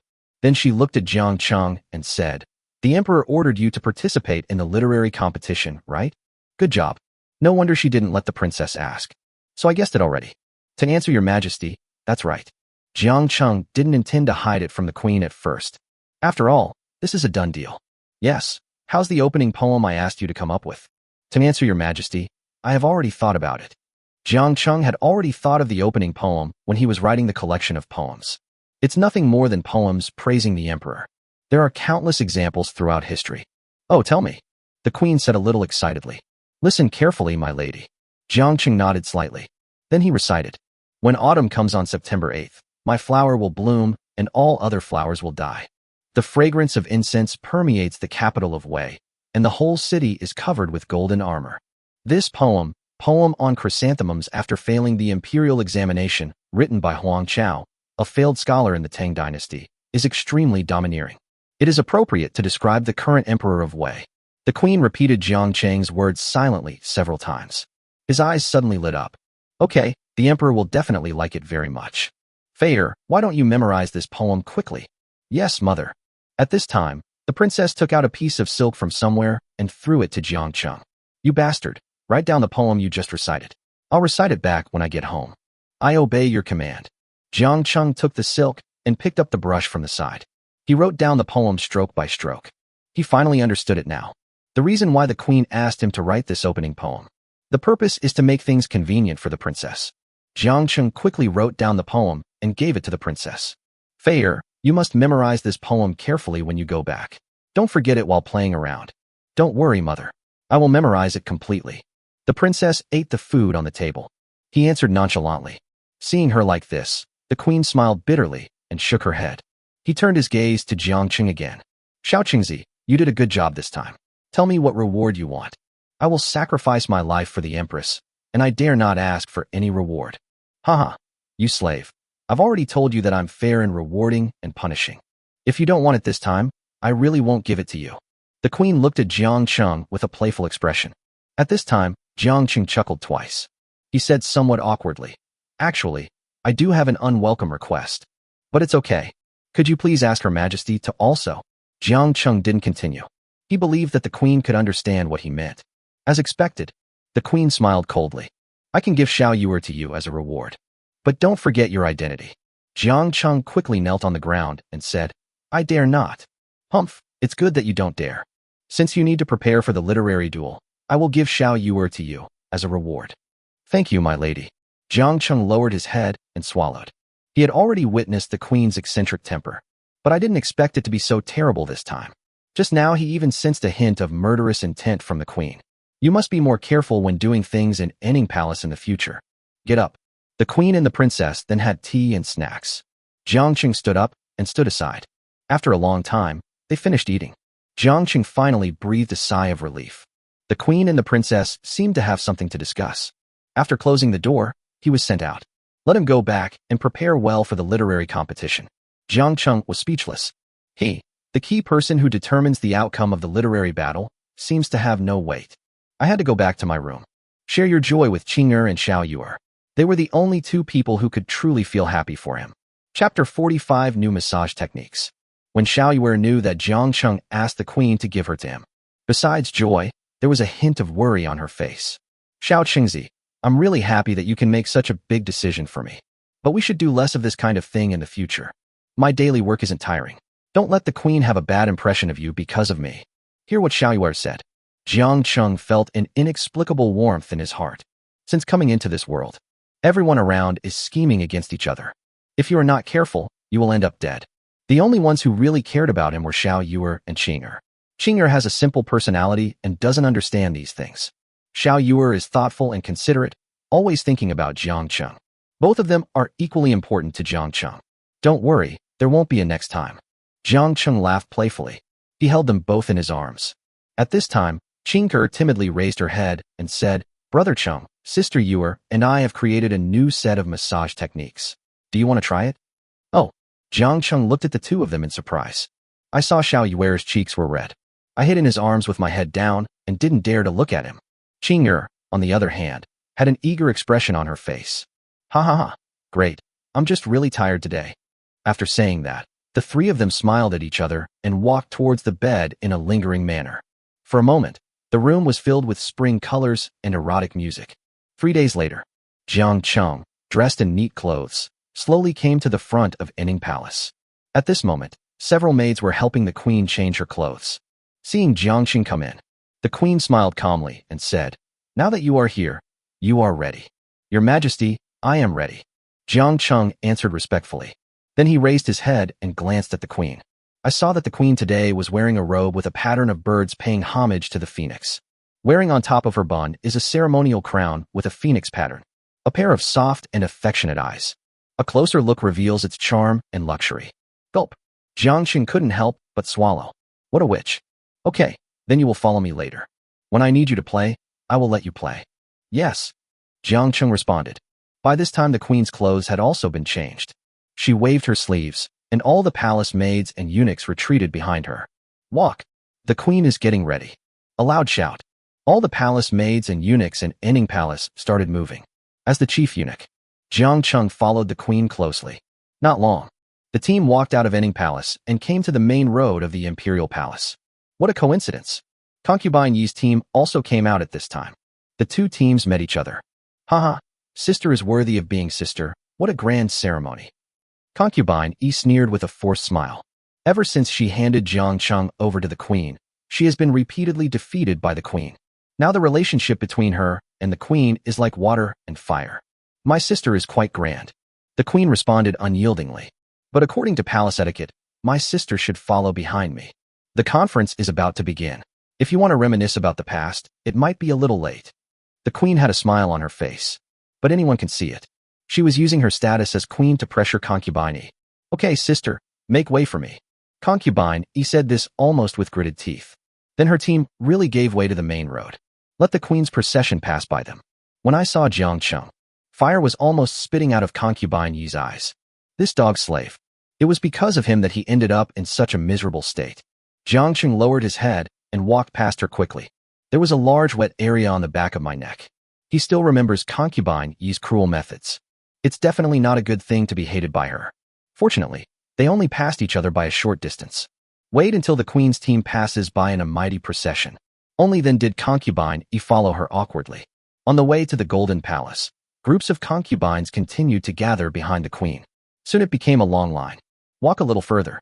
Pass through the heavy palace gate. They came to the square in front of the Golden Palace. At this time, the square was already full of civil and military ministers and envoys from various countries. There were soldiers armed with long spears guarding the area. As soon as the queen and her concubines came in, they dispersed. Greetings, Her Majesty the Queen. An official wearing a bright red official uniform and a black gauze hat came up to pay his respects to the queen. Jiang Cheng raised his head, glanced at him, and recognized his official title. A fourth-rank official. You're too polite, Dr. Wei.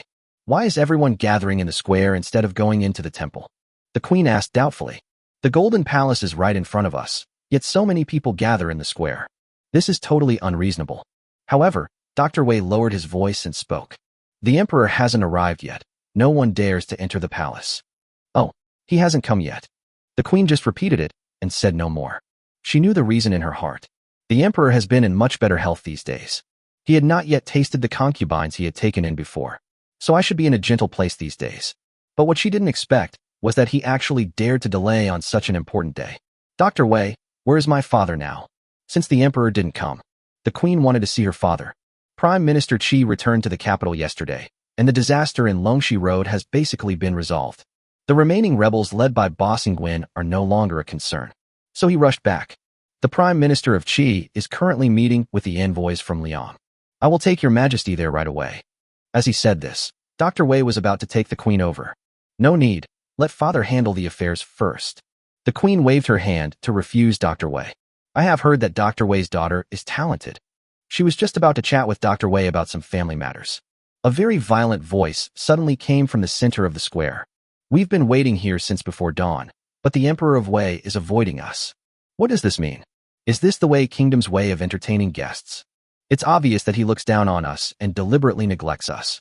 The voice was very loud. In an instant, everyone in the square looked in the direction of the sound. The queen walked towards there with a bad look on her face. Jiang Cheng, who was following closely behind the queen, raised his head slightly to see who dared to speak so arrogantly here. But unfortunately, there are people everywhere. He couldn't even see the person who was speaking. But when the people in front discovered the queen, they couldn't help but dodge to the sides, leaving a blank path for the queen. Only then was Jiang Cheng able to finally see what the person who was speaking looked like. I saw a white-haired old man telling his grievances to the people around him with righteous indignation. We have come all the way from Zhou, yet the Emperor of Wei is so indifferent. It's obvious that they want to intimidate us. Humph, so what if I'm just trying to intimidate you? The queen said coldly. Then he came to the old man. Chapter 46 Countries come to North Korea. Everyone saw that it was the queen who came. They all bowed their heads in greeting. The queen raised her head and looked at the old man with great pride. Zhou State, how dare you mention Ma Wei in front of my Wei State? This is the imperial palace of Wei State, and I am the queen of Wei State. If you still dare to make noise here, don't blame me for being ruthless. The queen glared. The powerful aura made the Zhou envoy speechless. But at this moment, a person suddenly walked out from behind the old man, said with a sneer, Humph, this prince has long heard that the queen of Wei is powerful, and today I see that she is indeed so. We have come here through mountains and rivers, not to be threatened by your Wei State. If this is how you, the Wei Kingdom, treat your guests, I will turn around and leave. Prince Zhou is absolutely right. We are not here to see the Emperor of Wei's ugliness. Let Emperor Wei come out. A word from Prince Zhou. Envoys from several other small countries that were dependent on the Zhou state also echoed the sentiments. Soon, the whole square was filled with noise. The queen looked at Prince Zhou with a cold face. He was wearing a dark blue robe. The hair is tied up high. He is a handsome young man. If Prince Zhou wants to leave, no one can stop you. But, are you willing to leave? The queen refused to give in and stared at Prince Zhou intently. You should know that this literary fight was initiated by the Zhou state. At this time, the crown prince of Zhou left first, which was impolite. Other countries can't say much either. The conflict between the two sides is becoming increasingly intensified. Prime Minister Qi hurried over to comfort him. Dear envoys, please be patient. The Emperor of Wei was reviewing memorials until late last night. I hope you will understand. Snort. He came out to act as a peacemaker. The crown prince of Zhou snorted angrily, turned his back, and said nothing more. Prime Minister Qi is worthy of being the Prime Minister of Wei. In just a few words, he calmed down everyone's anger. But this is not a long-term solution. Prime Minister Qi's eyes kept looking towards the Golden Palace. I hope Emperor Wei can appear sooner. Dad, don't worry. The queen walked up to Prime Minister Qi and held his arm. Oh, how can I not worry? The Zhou kingdom is coming with great momentum, and it seems they are determined to win. What if we really lose? The more Prime Minister Qi spoke, the tighter his brows furrowed. He just came back from Longxi Road. I have a very clear understanding of the situation there. When he came back and heard that the purpose of Zhou State's literary competition was to attack Longxi Road, he became even more worried. Because the situation in Longxi Road has improved. But the rebels led by Boss Nguyen were extremely stubborn, and their weapons and equipment are excellent. The officers and soldiers of Longxi Road were ambushed by them several times, resulting in dozens of casualties. Afterwards, the commander of Hansui Pass led his troops to attack. Hundreds of rebels were killed. Judging from the seized equipment, the weapons and armor used by these people were no different from those used by the Zhou soldiers. If this literary fight results in the loss of Longxi Road, then Longxi Road would become a nail, firmly piercing the vital point of Wei State. As long as Zhou State is willing, we can break through Hansui Pass at any time and advance straight ahead. This is a very dangerous thing. But Prime Minister Qi never told anyone about this, because he didn't want to cause panic at this time. Therefore, when he came back, he only mentioned the remaining rebels in Longxi Road in the memorial he submitted. It does not mention that these rebels had standard Zhou equipment. The Emperor has arrived. A sharp voice rang out. Everyone immediately looked towards the direction of the Golden Palace. Dozens of women in gauze clothes with rosy faces surrounded Emperor Wei. There was no trace of fatigue on Emperor Wei's rosy face from staying up late to review memorials. Surrounded by beautiful girls, Emperor Wei finally arrived in front of the Golden Palace. Long live the Emperor! All the ministers and guards knelt on the ground and shouted. The sound could be heard from far away in the imperial city. The Emperor of Wei laughed heartily. No need to bow. Thank you, Your Majesty. Seeing everyone stood up. Only then did the Emperor of Wei stride up to the queen. He grabbed her little hand. My beloved concubine, please come with me to the palace. I obey your command. Jiang Cheng and a group of eunuchs and palace maids followed closely behind the two. It makes me feel itchy. He also wanted to become a figure like Emperor Wei one day. People from all over the world come to pay tribute, and flocks of orioles and swallows gather. Emperor Wei quickly pulled the queen into the Golden Palace. At this time, the tables and chairs for food had already been set up in the hall. Emperor Wei brought the queen to the royal platform and sat on the dragon throne. The queen sat on the phoenix chair to his right, the starting point. The concubines sat down in order according to the order of the harem. With the tacit consent of Emperor Wei and the queen, Jiang Cheng stood behind the queen. Wait until they are all seated. The eunuch outside then shouted the order. Allow officials and envoys of all levels to enter the palace. After everyone entered the hall and presented their gifts, they took their seats. On the left side of the Emperor of Wei are the ministers of Wei, led by the Prime Minister of Qi and the Grand Censor. Because the Grand Marshal is not here. Therefore, his faction was headed by Li Chunyang. On the right-hand side of the Emperor of Wei were envoys from various countries. The Crown Prince of Zhou and the envoys of Liang were among them. Everyone, I believe you all know the purpose of this banquet. It's a good thing that scholars from both countries have come together. So don't be restrained, just do what comes to your mind. After saying this, Emperor Wei raised his glass. The people below also raised their glasses at the same time. Drink, Emperor Wei shouted. He drank the wine in the glass in one gulp. Everyone followed suit and drank the wine in their glasses in one gulp. After drinking, everyone took their seats. At this time, a minister from the state of Wei walked out of the team. He bowed and said, Your Majesty, before the literary competition, I have a congratulatory poem to offer you. Oh, Lord Geng, you are so thoughtful. Please read it to me. The Emperor of Wei was all smiles. Geng Aiqing was also not vague and read out his own congratulatory poem. Every word in the poem reveals the flattery of Emperor Wei. After Geng Aiqing, several more literati from the state of Wei came forward to offer congratulatory poems. Ha! Your poems are magnificent and majestic, and I feel at peace. Everyone says that the scholars of Wei are weak, but I think that's a good thing. The Emperor of Wei laughed heartily and was not stingy with his words of praise. But at this moment, an extremely disdainful voice came from below. Humph! In my opinion, the scholars of Wei State are already on the decline, and they no longer have the spirit of a scholar. How dare you bring out such a vile and filthy poem and bring disgrace upon yourself? As soon as these words were spoken, everyone in the court turned their eyes towards the source of the sound. I saw a middle-aged man wearing a simple scholar's robe and a piece of green jade on his waist sitting behind the Crown Prince of Zhou and drinking tea. The man had gray hair and an equally gray goatee. This is the person who just spoke. See him. Many scholars in Wei State stopped their activities because he is not someone else. But he was the leader of the Confucian school of the Zhou State. Shangwan Baiwen. He can be called the best writer in the world. Who dares to bring bad luck upon themselves at this time? Haha, brother Shangwan. After all these years, your tongue is still as sharp as ever. Shinsai sat next to Prime Minister Qi. He picked up a glass of wine and raised it to Shangwan Baiwen from a distance. You say the congratulatory poems written by the scholars of my Wei State are filthy and rubbish. Do you have any better poems? Shangwan Baiwen was not surprised at all to see Shinsai. He also picked up the teacup and raised it from a distance. Then he said contemptuously, Not really, but even if I composed one on the spot, it would be much better than these people. Chapter 47 Princess, he sure shocked everyone. Oh, since everyone at Shangwan has said so, how about composing a poem right here and now? It just so happens that I also want to see the difference between the scholars of Wei State and those of Zhou State. Emperor Wei said with a forced smile. He had just praised the literati of Wei State.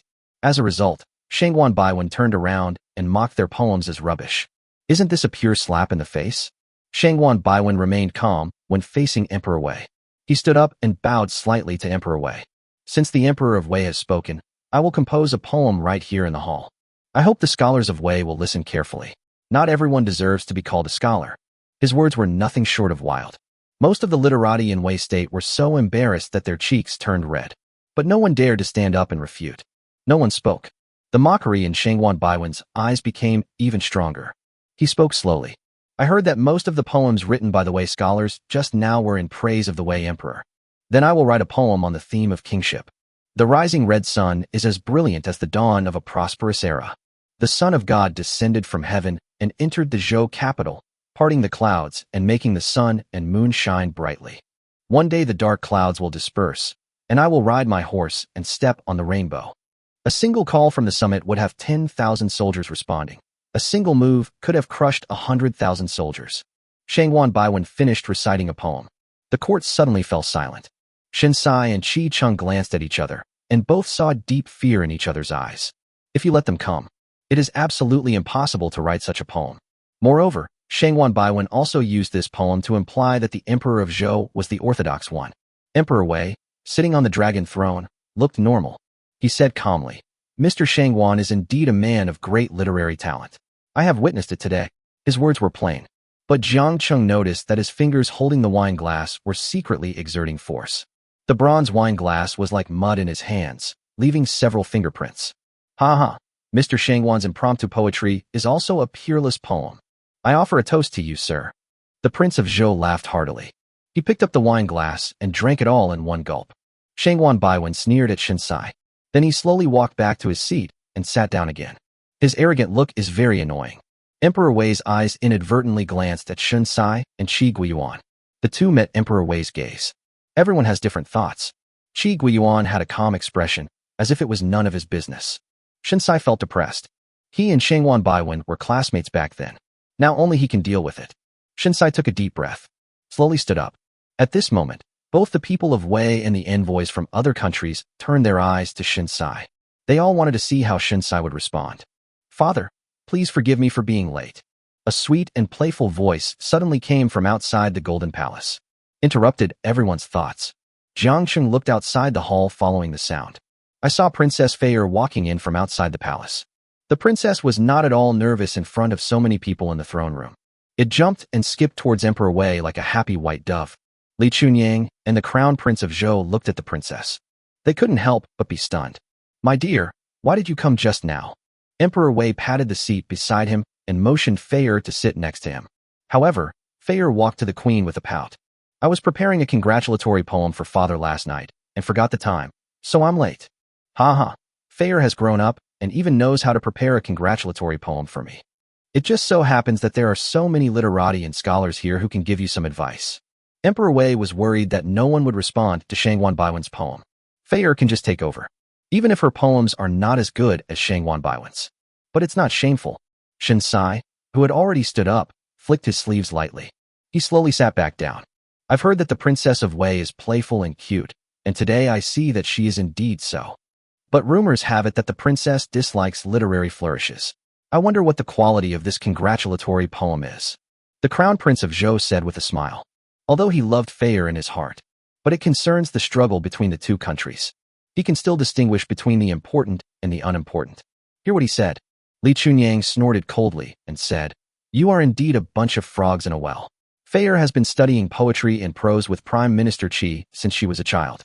Her knowledge is not inferior to anyone else. If you don't understand something in the future, you can choose not to speak. Arrogant. The Crown Prince of Zhou said harshly. At this time Shangwan Baiwen stopped him.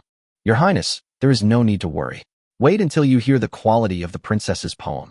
Don't forget the purpose of our trip." With Shangwan Baiwen's intervention, the prince finally regained his composure. "Father, please listen to this poem of yours. I've been thinking about it for a long time." The princess pouted her little pink lips. Jiang Cheng was moved by what he saw. Okay, just read it to me." The two men seemed not to hear the quarrel between Li Chunyang and the Crown Prince of Zhou. But the Emperor of Wei was already burning with anger. One is that he was angry that the Crown Prince of Zhou was ignorant of the current situation. The second reason was that he was angry that the literati of Wei State had no integrity. "Others have already bullied me." He was only concerned with preserving himself. Now that the matter is settled, kill them all. The princess who was right beside Emperor Wei had no idea what he was thinking. He stood on the stage and spoke slowly. At this moment, everyone in the audience held their breath. I want to hear what kind of congratulatory poem this willful and capricious princess can write. The huge golden throne hall fell silent for a moment. Only the sound of the princess reciting poetry remained. When autumn comes on September 8th, my flower will bloom and all other flowers will die. The fragrance of incense permeates the capital of Wei, and the whole city is covered with golden armor. A short poem of 4 lines. But it made all the scholars present ashamed. Ask yourself, none of them could compose such passionate poetry. The people of Zhou State who wanted to laugh at the princess were also shocked. Shangwan Baiwen's expression turned even darker. His brows were tightly furrowed. He doesn't understand. How could a young girl who is only in her teens write such a poem? Ha ha. Emperor Wei's laughter resounded throughout the Golden Palace. All the unhappiness and anger in his heart disappeared at this moment. He had no hope for the princess. But he didn't expect that the poem would be better than he expected. This poem should be the founding poem of our dynasty. Make a copy immediately and hang it on the tower of the imperial city for all the scholars to appreciate. Seeing Emperor Wei so happy, all the literati in Wei State felt relieved and laughed heartily. The princess is very talented and has the bearing of a great scholar at such a young age. Didn't someone just say that there are no scholars in Wei State? Why is he silent now? I think there's nothing more to say. The crown prince of Zhou looked solemn. He exchanged glances with Shangwan Baiwen. Shangwan Baiwen was about to speak. An old and hoarse voice came from behind the two of them. Ahem, I've lived for 96 years in vain, and only after hearing this poem today did I realize how shallow my experience has been. Upon hearing this voice, the prince and Shangwan Baiwen were stunned. Not only the two of them were stunned. Shin Sai, who was sitting at the head of the Wei literati, was also stunned. His eyes slowly looked behind Shangwan Baiwen. Chapter 48, Master Zheng. At the same time, everyone's eyes looked in that direction. In the eyes of everyone, Shangwan Baiwen, with a look of shock on his face, slowly stood up, revealing a withered old man behind him. The few remaining white hairs on the old man's head were tied up with a piece of straw from the roadside. His face is thin, but his eyes are particularly bright. He sat on the cold ground wearing a blue shirt that didn't fit him at all. At this moment, his eyes were fixed on the princess. Teacher. Shin Sai stood up and staggered forward. After taking 2 steps, he stopped abruptly again. Despite this, everyone present also knew the identity of this old man from his words. Teacher of Shin Sai and Shangwan Baiwen. The only person in contemporary times who can be called a literary saint. Zheng Qianquan, Master Zheng. It can be said that his weight is much heavier than all the literati present combined. By the way, no one saw him in the square just now. How did he appear behind Shangwan Baiwen without anyone noticing? I heard Shin Sai's voice. Master Zheng finally took his eyes off the princess. When he saw Shin Sai, a smile appeared on his face. It's been so many years since I last saw you. Even you have white hair now. Huh. Hear what the teacher said. Shin Sai bowed respectfully. After 32 years, the student finally sees the teacher. Haha, okay. Master Zheng said 2 good words in a row. He stopped looking at Shin Sai. He turned his gaze to the princess again. Little girl, I want to ask who taught you this poem. Master Zheng is worthy of being called a master. It is obvious at a glance that this poem was not written by the princess. At this time, the crown prince of Zhou also reacted. He suddenly realized. This prince was saying, how come the rumored willful and capricious princess suddenly came to her senses? It turns out that this poem was not written by her. Quiet boy. Master Zheng's fingers moved slightly. The prince's words instantly got stuck in his throat. I have no other wish but to meet the man who wrote this poem before I die. I hope the Emperor Wei will grant my wish. If we don't see him, Wei will lose this literary battle. The Emperor of Wei's mood, which had just improved, instantly fell into depression again. Master Zheng's voice was small, but it's very heavy. This is equivalent to threatening him to hand over Jiang Cheng. Master Zheng, I respect your status as a teacher, but I cannot agree to this request. Unless you are willing to withdraw from this literary duel. Absolutely not. The Crown Prince of Zhou was horrified. The trump card of their trip is Master Zheng. In case he quits, it's hard to say what the outcome of this literary battle will be. Humph. Could it be that the Crown Prince can make decisions for Master Zheng? The Emperor of Wei was filled with rage. How could I let go of this opportunity to get angry? As soon as he said this, an inexplicable pressure then fell upon the Crown Prince of Zhou. The prince's body instantly became half a head shorter. No, I dare not. Although the Emperor of Wei had a chronic illness before, but now I'm cured. No one can stop him with his profound cultivation. The prince felt as if a mountain was pressing down on him. The pressure was so great that he could hardly breathe. Haha, Emperor Wei, why are you so angry? I will just agree to your request. Master Zheng had a smiling expression on his face. He reached out and patted the prince on the back. It immediately relieved a lot of pressure on him. Master, the prince looked at Master Zheng. His eyes were full of requests. Before coming, they had clearly agreed to win by literary duel. But at this time Master Zheng suddenly agreed to withdraw. This is too much. I can withdraw, but I have an unwelcome request that I hope the Emperor of Wei will agree to. Master, please feel free to speak. Emperor Wei withdrew his pressure. He said with a frosty face, I would like to have a personal literary duel with the poet. If I win by chance, the poet will withdraw with me. How about that? Master Zheng finished speaking. His eyes were fixed on Emperor Wei. He believed that Emperor Wei would not miss such an opportunity. In fact, Emperor Wei really didn't want to miss this opportunity. He still knew how much the princess weighed. This unprecedented congratulatory poem was definitely not written by her. But who could it be? Think of this. Emperor Wei suddenly glanced sideways at Jiang Cheng. That should be it. Apart from Jiang Cheng, no other civil officials in the court could compose such a poem. Originally, Jiang Cheng was scheduled to face Master Zheng in the third match. Now Master Zheng is right in front of us. Under such conditions, the state of Wei did not suffer any loss. Emperor Wei thought for a moment. Suddenly he burst into laughter and said, Ha! Master Zheng is very scheming, but I'm sorry, I can't agree to it. What? Master Zheng frowned slightly. He felt that his conditions were tempting enough. There is no reason for Emperor Wei to refuse. Is there some other hidden story? Master Zheng is indeed clever. But he overlooked one thing. That is the temper of Emperor Wei. Emperor Wei was suspicious by nature and would never be led by the nose. In my opinion, we should stick to 3 literary duels. Best of 3. The situation at the scene took a turn for the worse. Jiang Cheng was watching from behind, marveling at the scene. He is quite good at writing poetry. But when it comes to court struggles, he is a novice. Although Master Zheng seems easygoing, but the words were full of traps. He knew that the level of literati in Wei was far lower than that in Zhou. That's why we proposed a 1-for-1 exit method. By then, another scholar will emerge from the Zhou state to compete with the Wei state in literature. Then the state of Wei would be doomed to lose. Fortunately, Emperor Wei did not fall into the trap. Emperor Wei is wise, so let's decide the outcome in 3 matches. Master Zheng said with a lack of interest. His plan failed. Naturally, I felt a little unhappy. At this time, the Prince of Zhou stood up again. Emperor Wei, our terms have been made clear before. If we win the 3 literary duels, Wei will cede the Longxi Road. The real purpose is revealed. Although the Emperor of Wei and the 3 dukes had already learned the news, the Zhou state came for the Longxi Road. But the envoys from other countries and the court officials of Wei did not know. After hearing what the Crown Prince of Zhou said, everyone started whispering to each other. Zhou Gua has such a big appetite, he's not afraid of dying of stuffiness. Li Chunyang made a sarcastic remark. However, the Crown Prince of Zhou turned a deaf ear to it.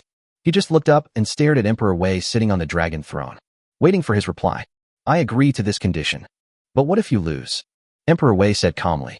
If we lose, all of Zhou's border forests will be ceded to Wei. The conditions he offered were quite generous. The border forest farm of Zhou State near Wei State was over 10,000 acres in size. Once acquired, its value is extraordinary. But Emperor Wei shook his head. Not enough, I still want to defend the North Pass. When the Crown Prince of Zhou heard this name, his tone suddenly became hesitant. Zhubiai Pass was an important military fortress for the Zhou State to fight against the Wei State. Its strategic position is no less than that of Hanshui Pass. He slowly turned around and glanced at Master Zheng. The latter nodded to him almost imperceptibly, received Master Zheng's approval. The prince suddenly felt more confident, nodding and saying, Okay. Chapter 49, Double Ball Method. The bet has been made. The scholars from both countries held their breath in concentration.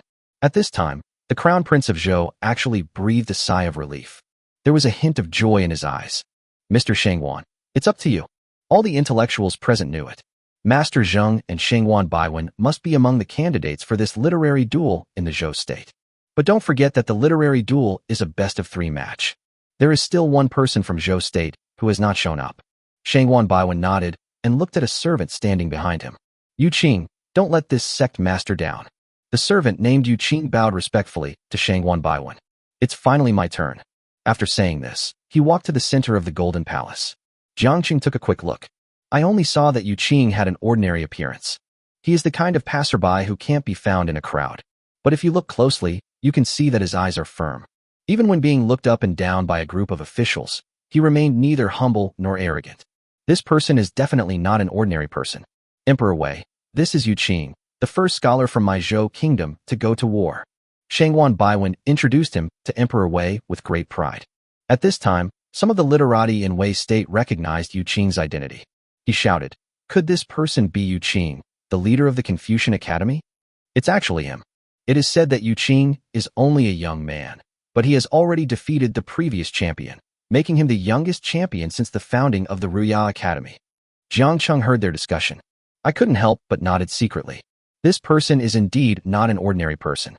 In order to avoid exposing him, the Zhou state deliberately let him mix in with the servants. It's really a lot of scheming. Who's willing to fight me? Yu Qing looked down upon everyone. He asked with a bow. I'll do it. Yu Qing had just finished speaking. A quiet and elegant voice came from among the scholars of Wei state. There was no trace of emotion in his voice. Everyone present looked sideways in the direction of the sound. Just then, I saw Gongsun Mingyue, dressed in a plain robe, slowly standing up from her seat. There was no makeup on her face. There is only calmness like a deep pool. It was as if everything in front of her had nothing to do with her. She walked through the seats where the ministers and scholars were sitting. He came straight to Yu Qing. He gave him a scholar's salute before speaking. I am Gongsun Mingyue, and I hope you can teach me.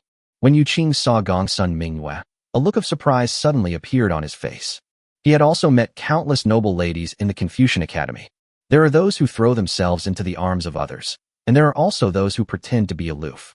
But there is no one as cold and indifferent as Gongsun Mingyue.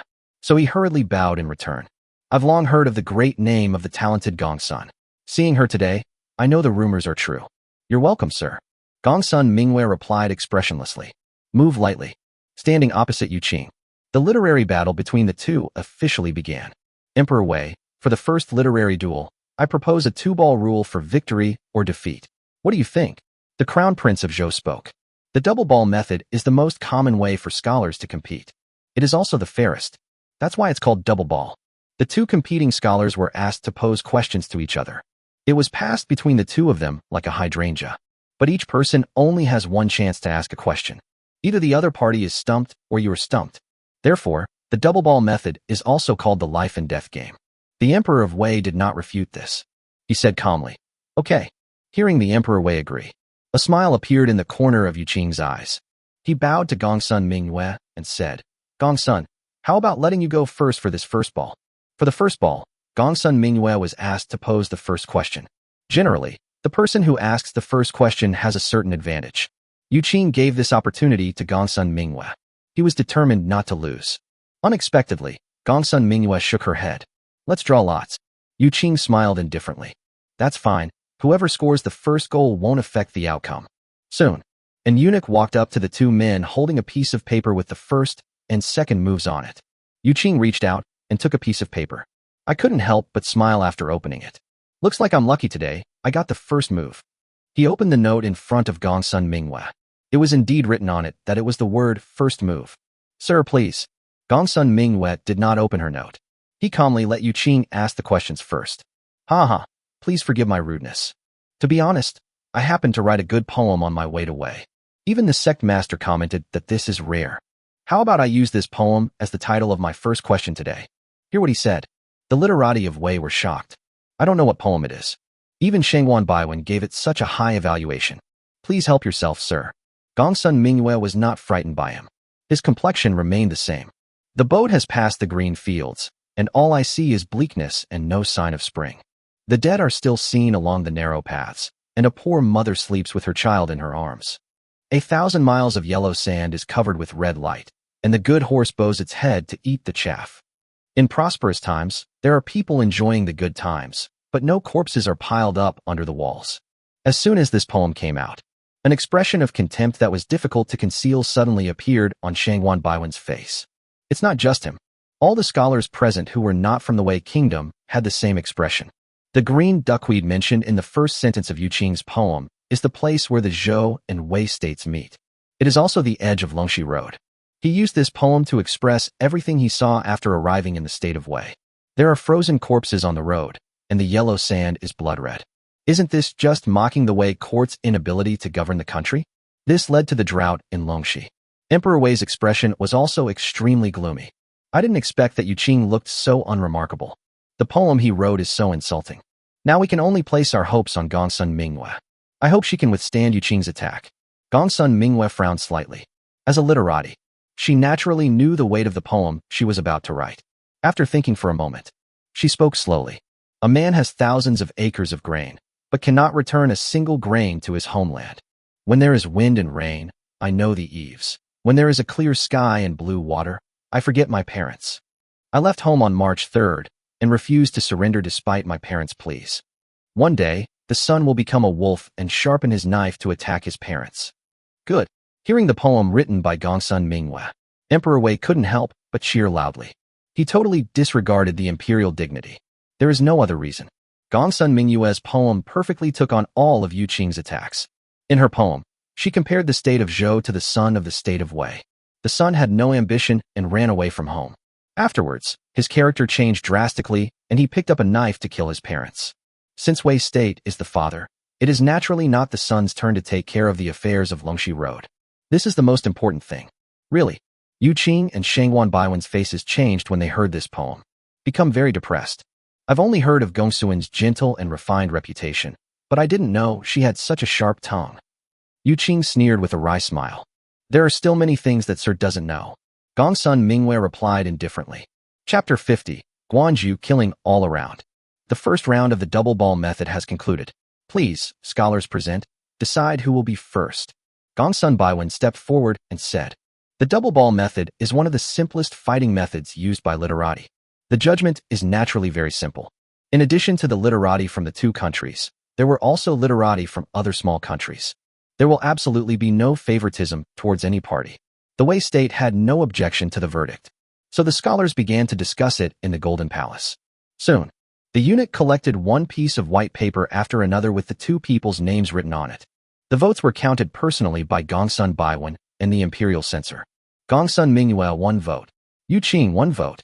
After the votes were counted, Yu Qing defeated Gongsun Mingyue by a narrow margin of 1 vote. The imperial censor held the last vote in his hand. There was a flicker of resentment in his eyes. How come this vote is missing? Shangguan Baiwen secretly breathed a sigh of relief when he saw this result. At the same time, he felt a surge of pressure. In his opinion, Yu Qing's ability is enough to crush all the literati in Wei state. Who knew we would encounter such great resistance right at the beginning? The second ball of this double ball method does not seem to be so winning. First match, Yu Qing wins. The imperial censor announced the result helplessly. The literati of Zhou state immediately cheered. Haha, Shinsai, your apprentice is pretty good. Shangguan Baiwen looked at the imperial censor sinisterly and said. However, the imperial censor ignored him. He sat back in his seat. Looking at his back, Shangguan Baiwen snorted coldly. The Zhou state took the first city. This was not good news for the literati of Wei state. But Gongsun Mingyue on the field did not show any panic, and her eyes were still clear and cold. Gongsun, talented lady, it's your turn to ask the questions. Yu Qing said with a bad face. Let me make it clear first. I will not be gentle with you. Thank you very much. I don't need anyone to be gentle with me. Gongsun Mingyue replied indifferently.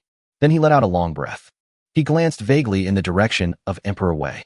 Finally, is this what we have to do? A rare look of self-mockery appeared on Gongsun Mingyue's face. However, her expression turned into a strong mockery in Yu Qing's eyes.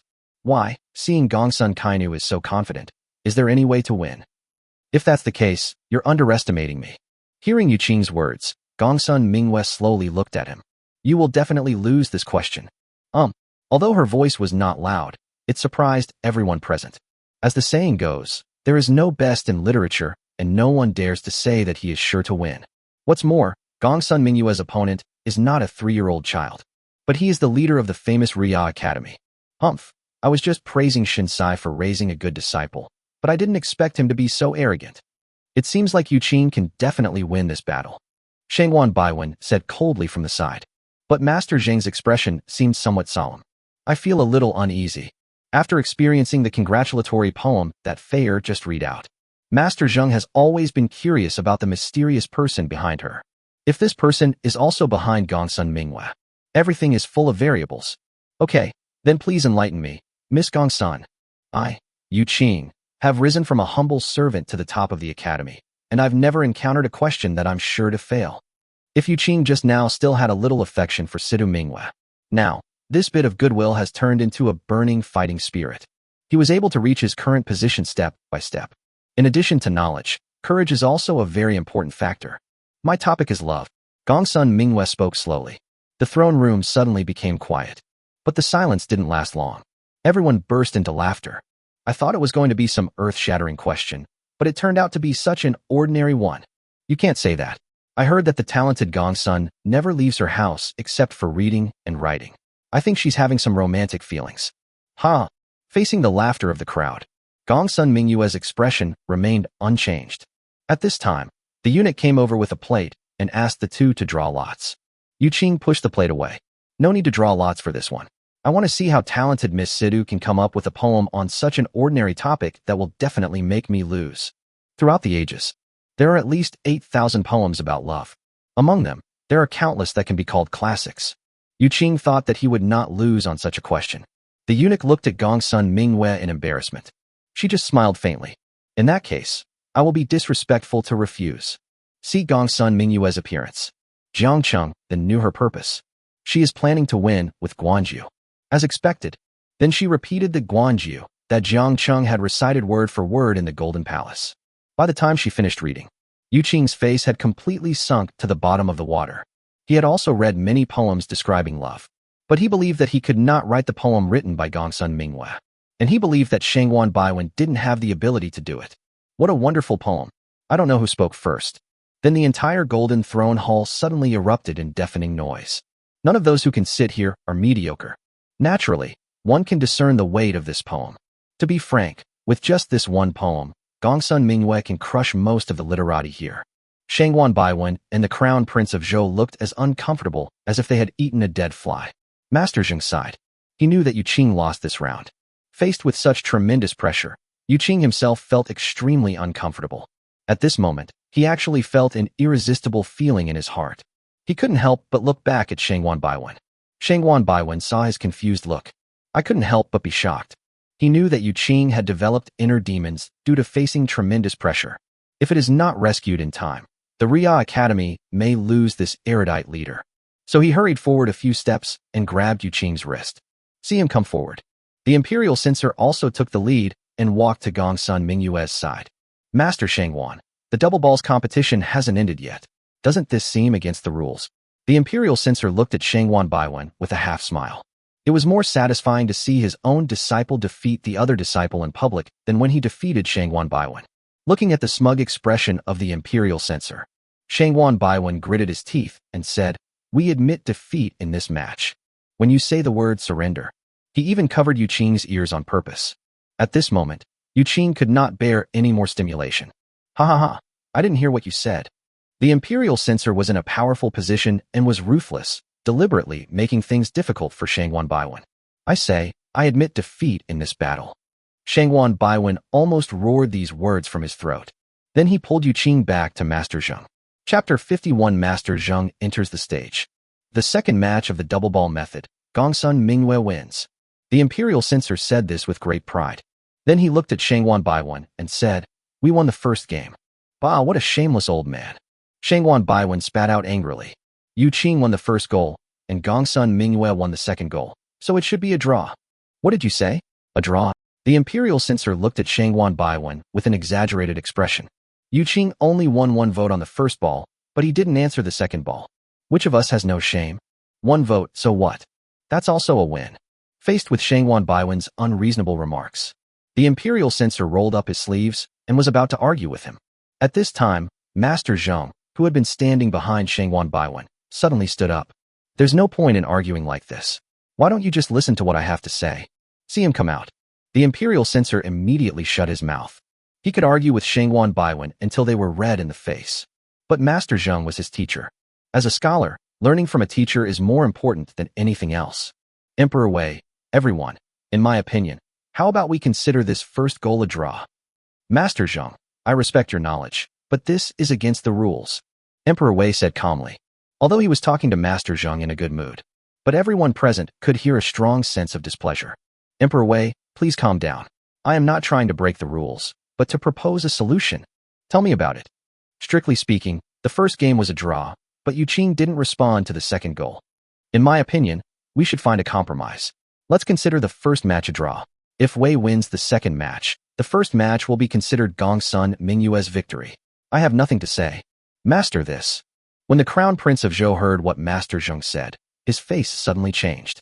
Master Zheng didn't tell him that this situation would occur before he came. What if we lose the second game?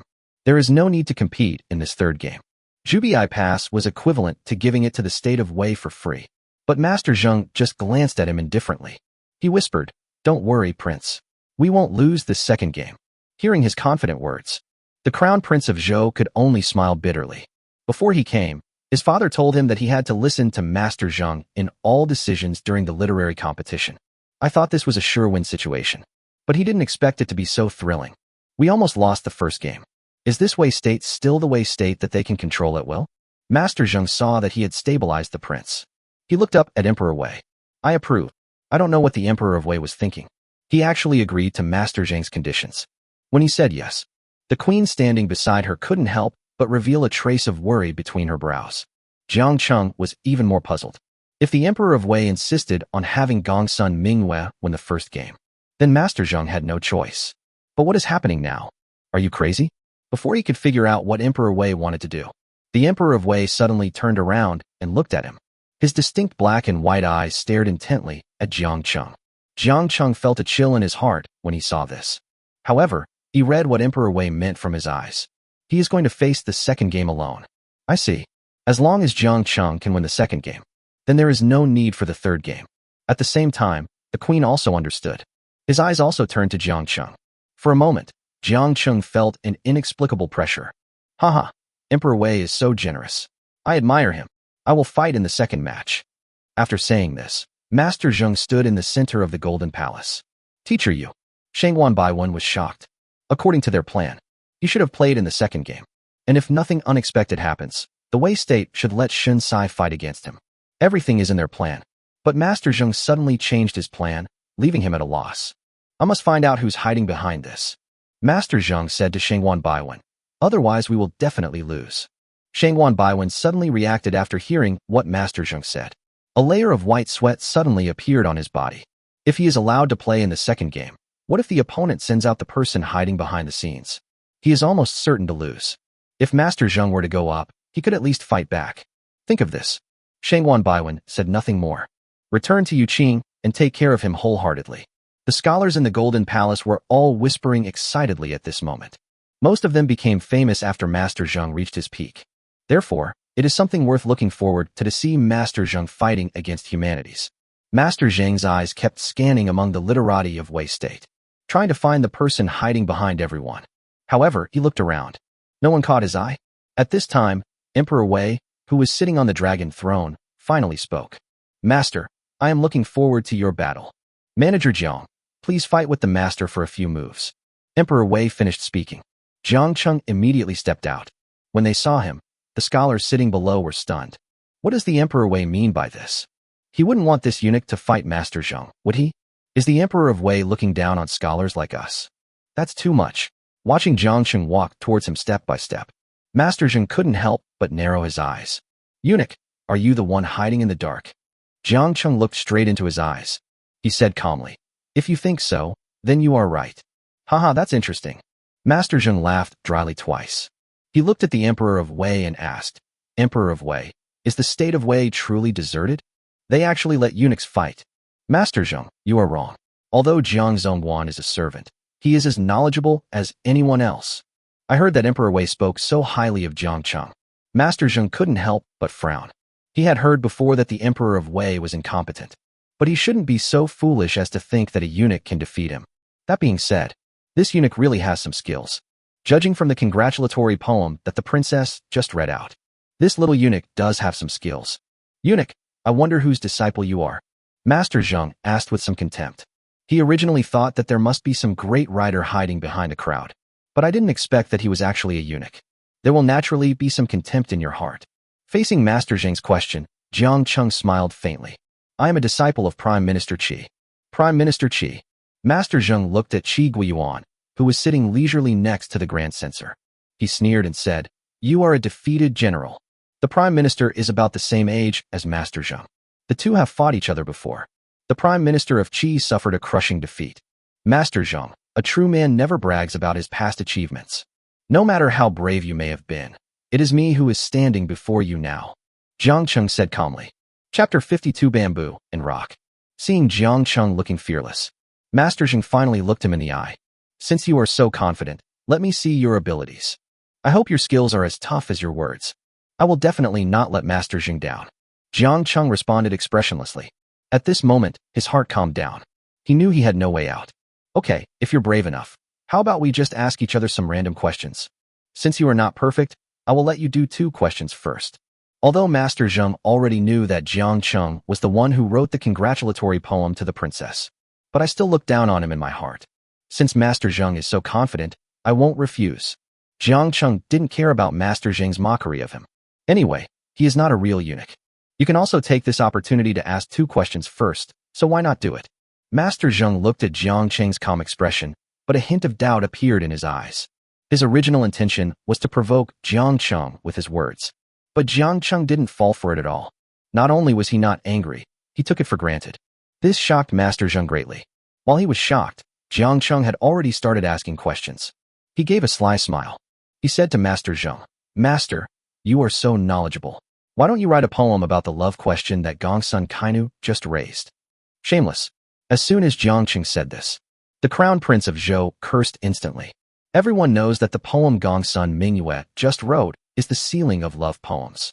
Now Jiang Cheng asked this question again. What if the poem written by Master Zheng is not as good as the one just now? That would be a laughing stock. But Master Zheng ignored the words of the Prince of Zhou. He coughed lightly and said, You are an ignorant eunuch. Do you really think that no one can answer this question? After saying this, Master Zheng didn't even think about it. A love poem came out of his mouth. Different from Guanju. Every line of the poems written by Master Zheng reveals a deep feeling of longing. Hearing this, it's like a young girl waiting to be married missing her lover. In fact, this poem was not written by Master Zheng. Instead, it was written by a girl he met when he was a teenager.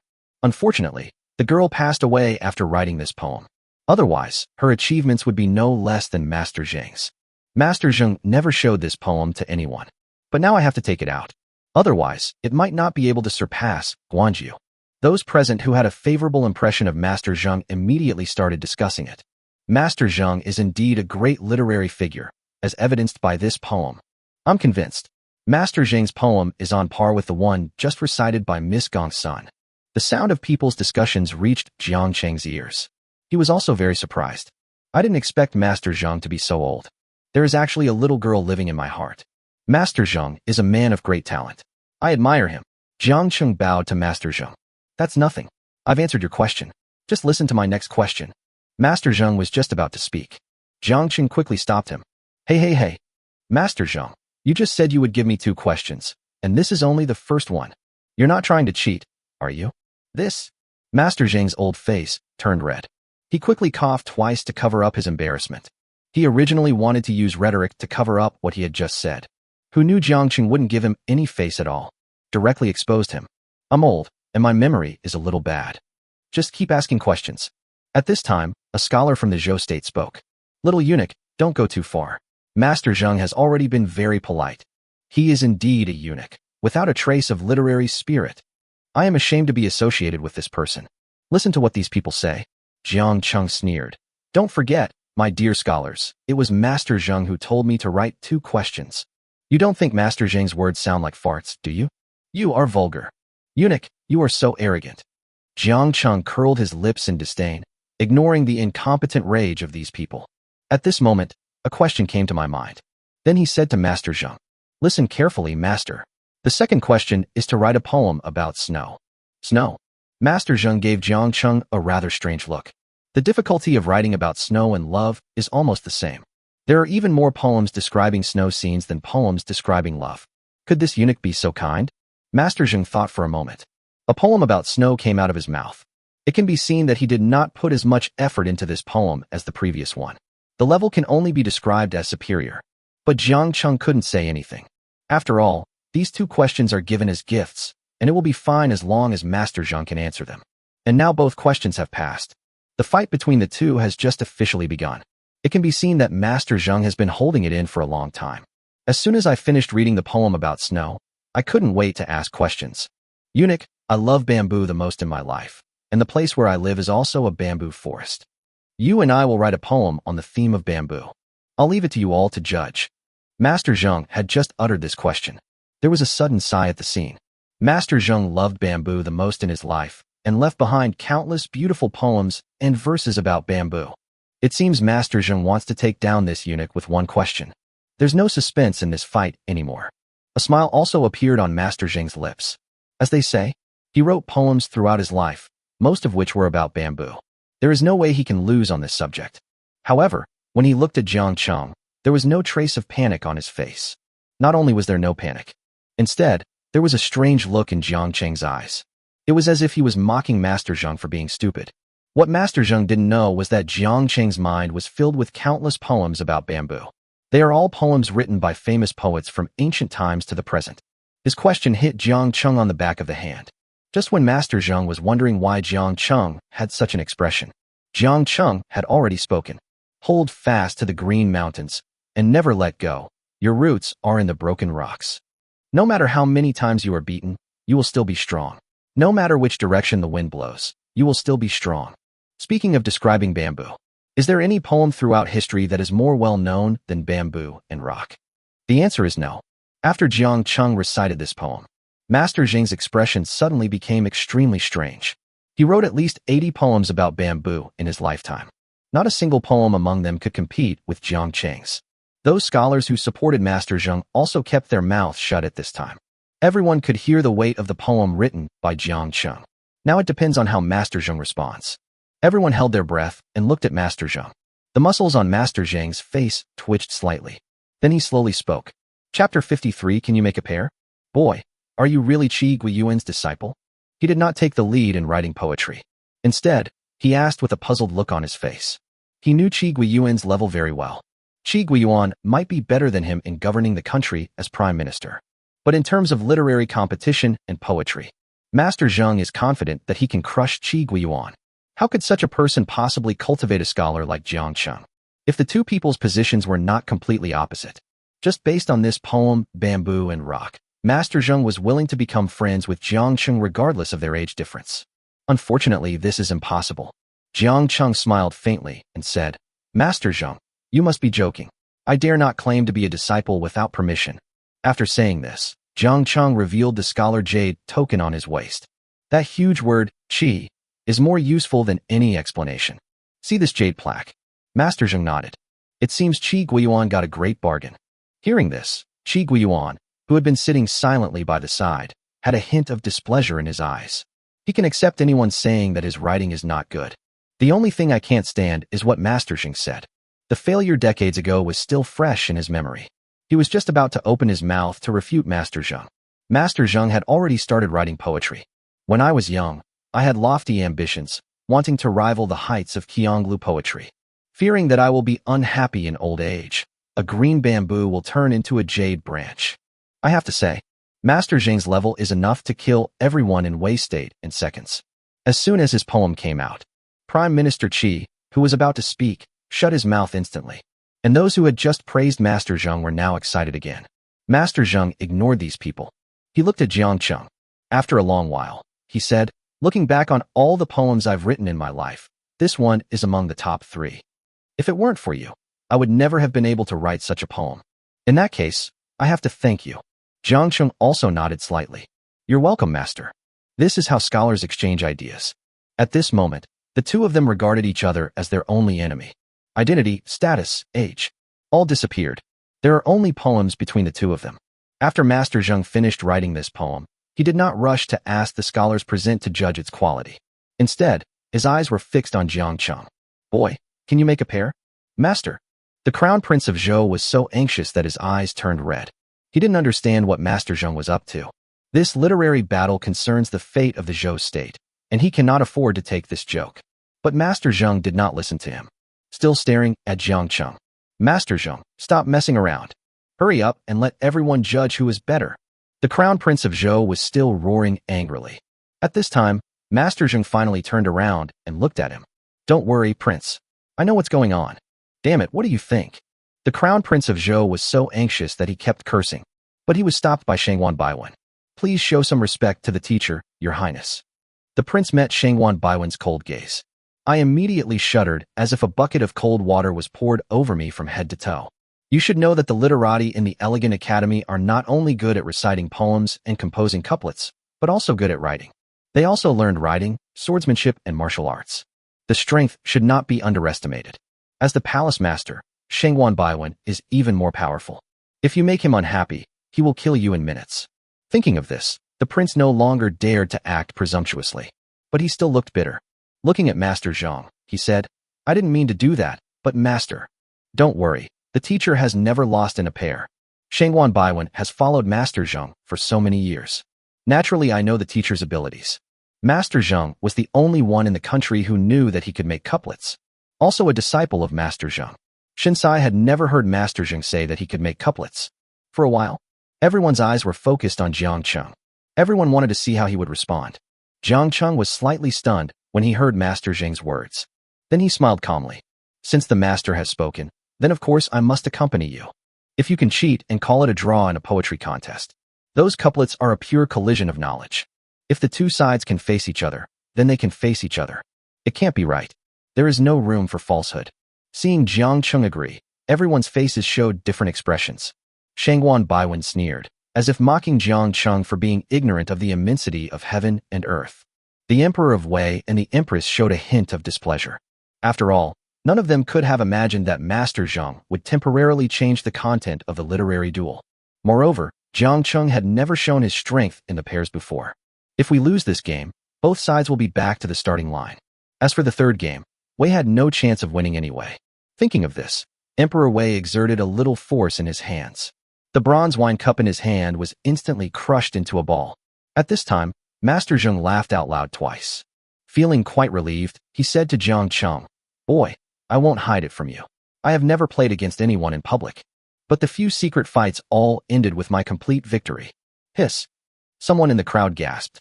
Who is Master Zhang? He was the #1 scholar in the Zhou dynasty. Will he find some small fish to pair up with? Obviously not. If he only looks for big guys of the same level as him. That complete victory is too exaggerated. Jiang Cheng had almost no chance of winning. But Jiang Cheng was not frightened by his words. He smiled faintly and said, No problem. I happen to have come across couplets before, so I can have a discussion with you. Seeing him so confident, someone in the crowd sneered. Humph, you ignorant eunuch. How dare you talk about sparring in front of Master Zhang? That's enough. I heard this person's mocking voice. Before Jiang Cheng could say anything, Emperor Wei on the dragon throne couldn't help but scold him. General Manager Jiang is a scholar from the Wei Kingdom. It is not your turn to tell us how to act. If anyone is truly unwilling to accept this, please stand up and fight the scholars of the Wei Kingdom with honor. As soon as the Emperor Wei finished speaking, Shinsai and Qi Guiyuan stood up at the same time. His eyes swept coldly over the Zhou scholars. The man who just spoke, if you are not convinced, you can spar with the two of us first. Once you defeat the two of us, you can naturally compete with Chief Steward Jiang. 3 big-name figures spoke. The mocking person instantly retracted his neck and dared not speak. No one stood up.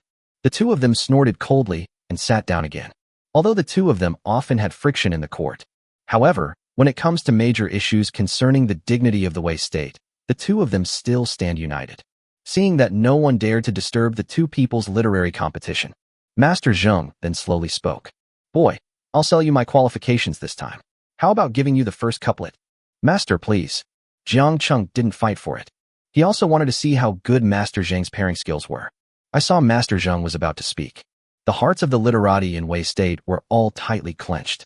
Chapter 54, Eternal Absolute. Inside the Golden Palace.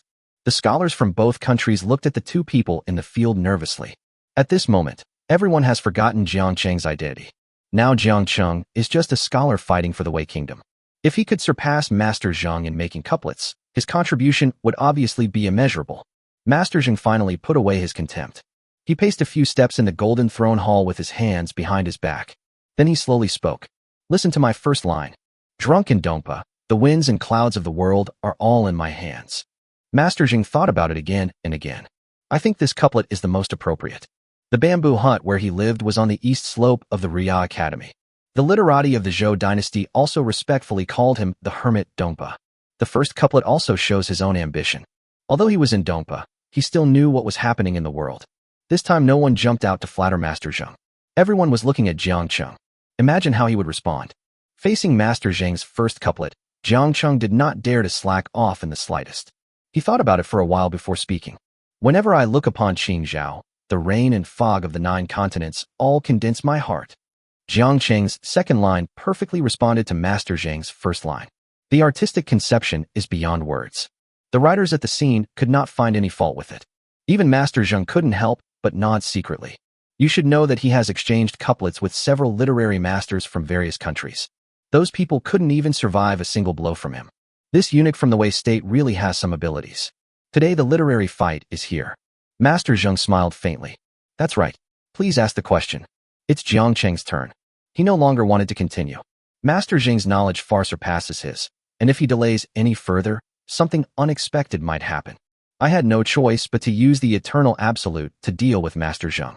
In the nervous eyes of the crowd, Jiang Cheng finally recited his first line of the couplet. Lonely and lonely. This is an eternal secret that has been passed down for a long time in Jiang Cheng's previous life.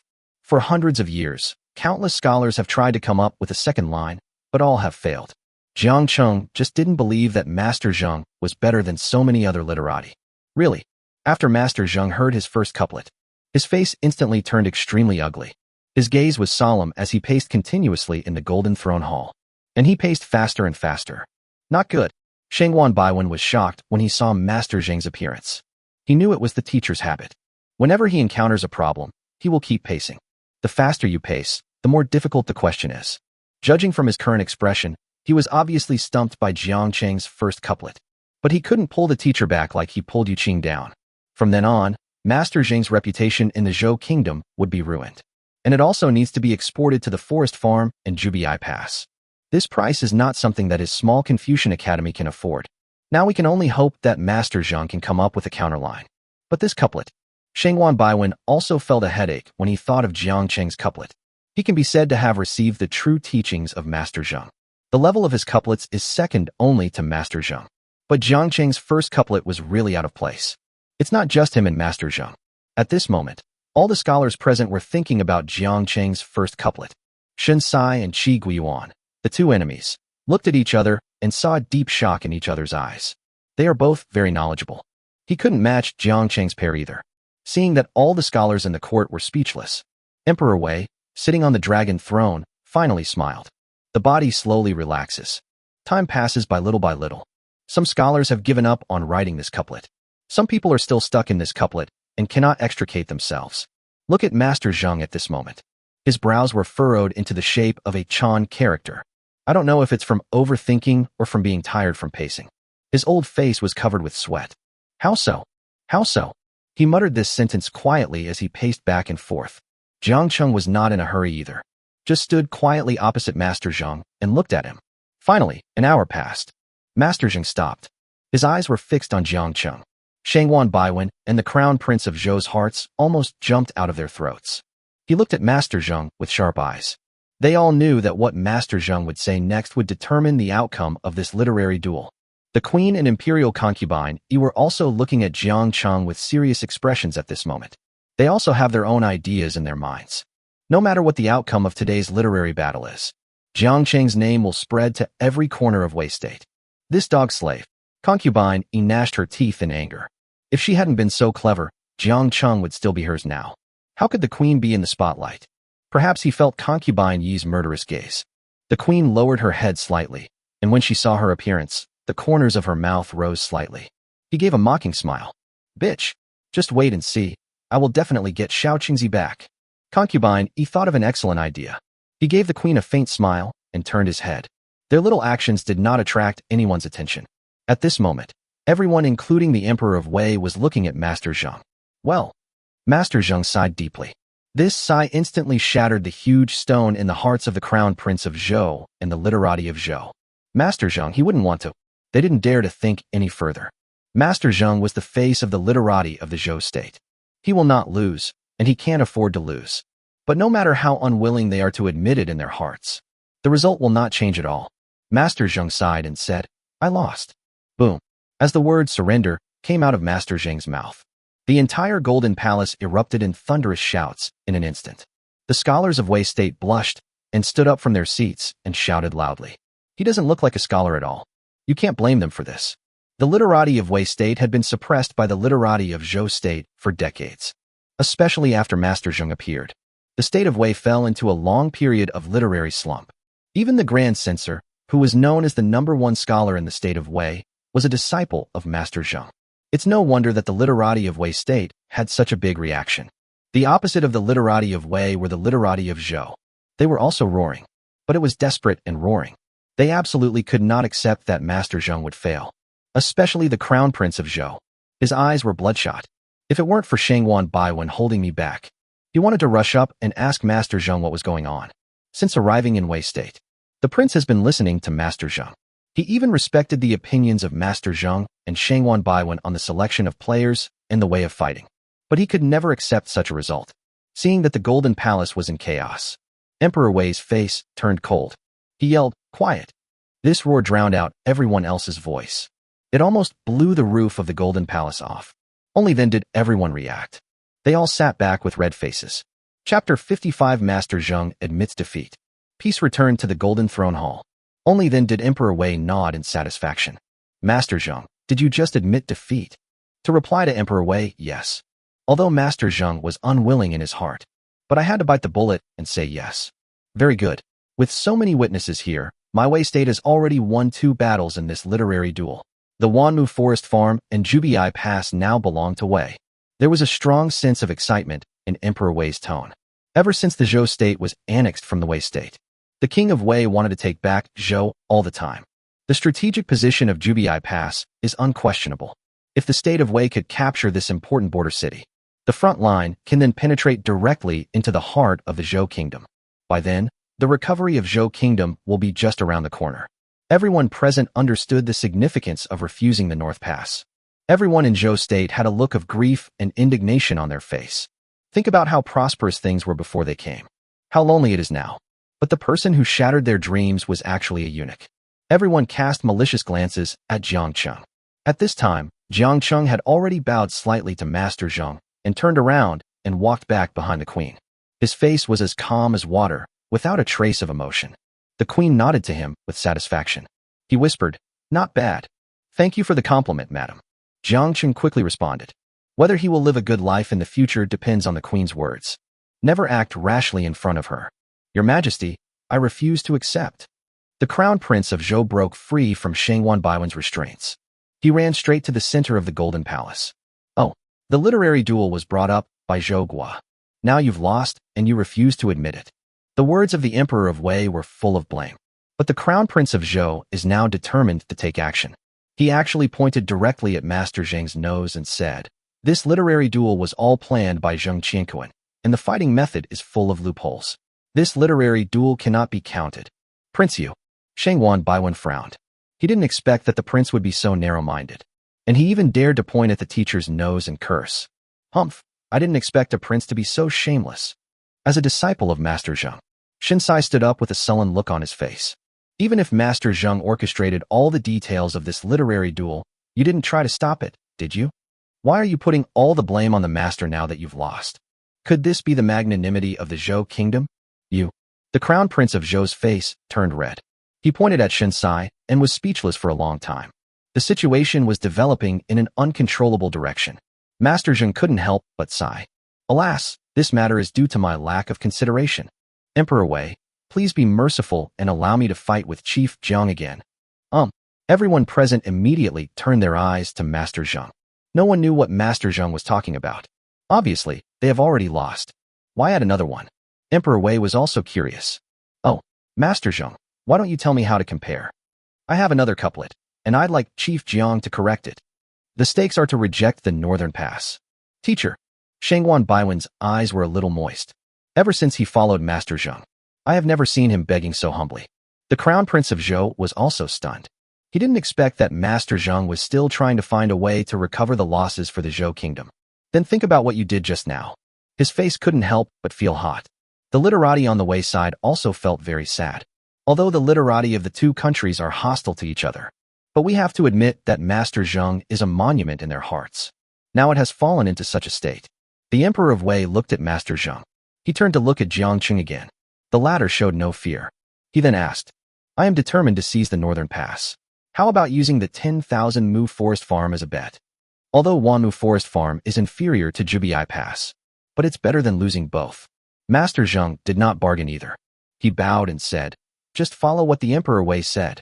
The prince finally reacted at this time. "Hurry to stop Master Zheng. Master, we can't afford to lose anything anymore." Master Zheng smiled calmly. "That's fine. I won't bet anything from the Zhou Kingdom this time." "Oh, I'm a little curious. What do you want to bet on the 10,000 Mu Forest Farm?" The Emperor of Wei looked at Master Zheng with an amused expression. At this moment, he was like a cunning fox, waiting for his prey to take the bait. "I'm betting on this in the name of the Master. If I lose, I will retire from the literary world, and there will be no Master Zheng in the world anymore. Only Master Zheng remains." As soon as these words were spoken, everyone in the Golden Throne Hall was stunned from top to bottom. Shinsai and Shangwan Baiwen spoke almost at the same time. "Teacher, no. The two are the pinnacle of literature in their two countries. Naturally, I know how much weight Master Zheng's words carry. He is gambling his reputation with the future of the Zhou Kingdom. Once he retired from the literary world, then the literati power of the Zhou state would be at least half as much. One gains while the other loses. The literati of Wei state will launch a counterattack." Emperor Wei frowned and thought for a moment. This matter will only benefit the state of Wei and will not cause any harm. So he nodded. "I approve. Thank you, Emperor Wei." Master Zheng bowed respectfully to the Emperor of Wei. Then he said to Shun Sai and Shangwan Baiwen, "It's okay. I've carried the title of Master long enough. I've made a killing by exchanging a false reputation for a forest of 10,000 acres." Looking at the teacher's free and easy look, what else can the two of them say? In the end, they could only bow to Master Zheng. Then they retreated back to their respective camps. The Crown Prince of Zhou looked at Master Zheng with complicated eyes. Also returned to the Zhou camp. The expressions on the faces of the envoys from various countries who came to watch at this time were different. Before the literary duel, each of them believed that Zhou would win. The state of Wei was just struggling in its death throes. But the situation of this literary fight changed because of a small eunuch. The Zhou kingdom was not only defeated. Moreover, Master Zheng even went so far as to gamble in the name of Master. No one would believe this if I told them. Soon, these people pushed all the food on the table away without any regard for etiquette.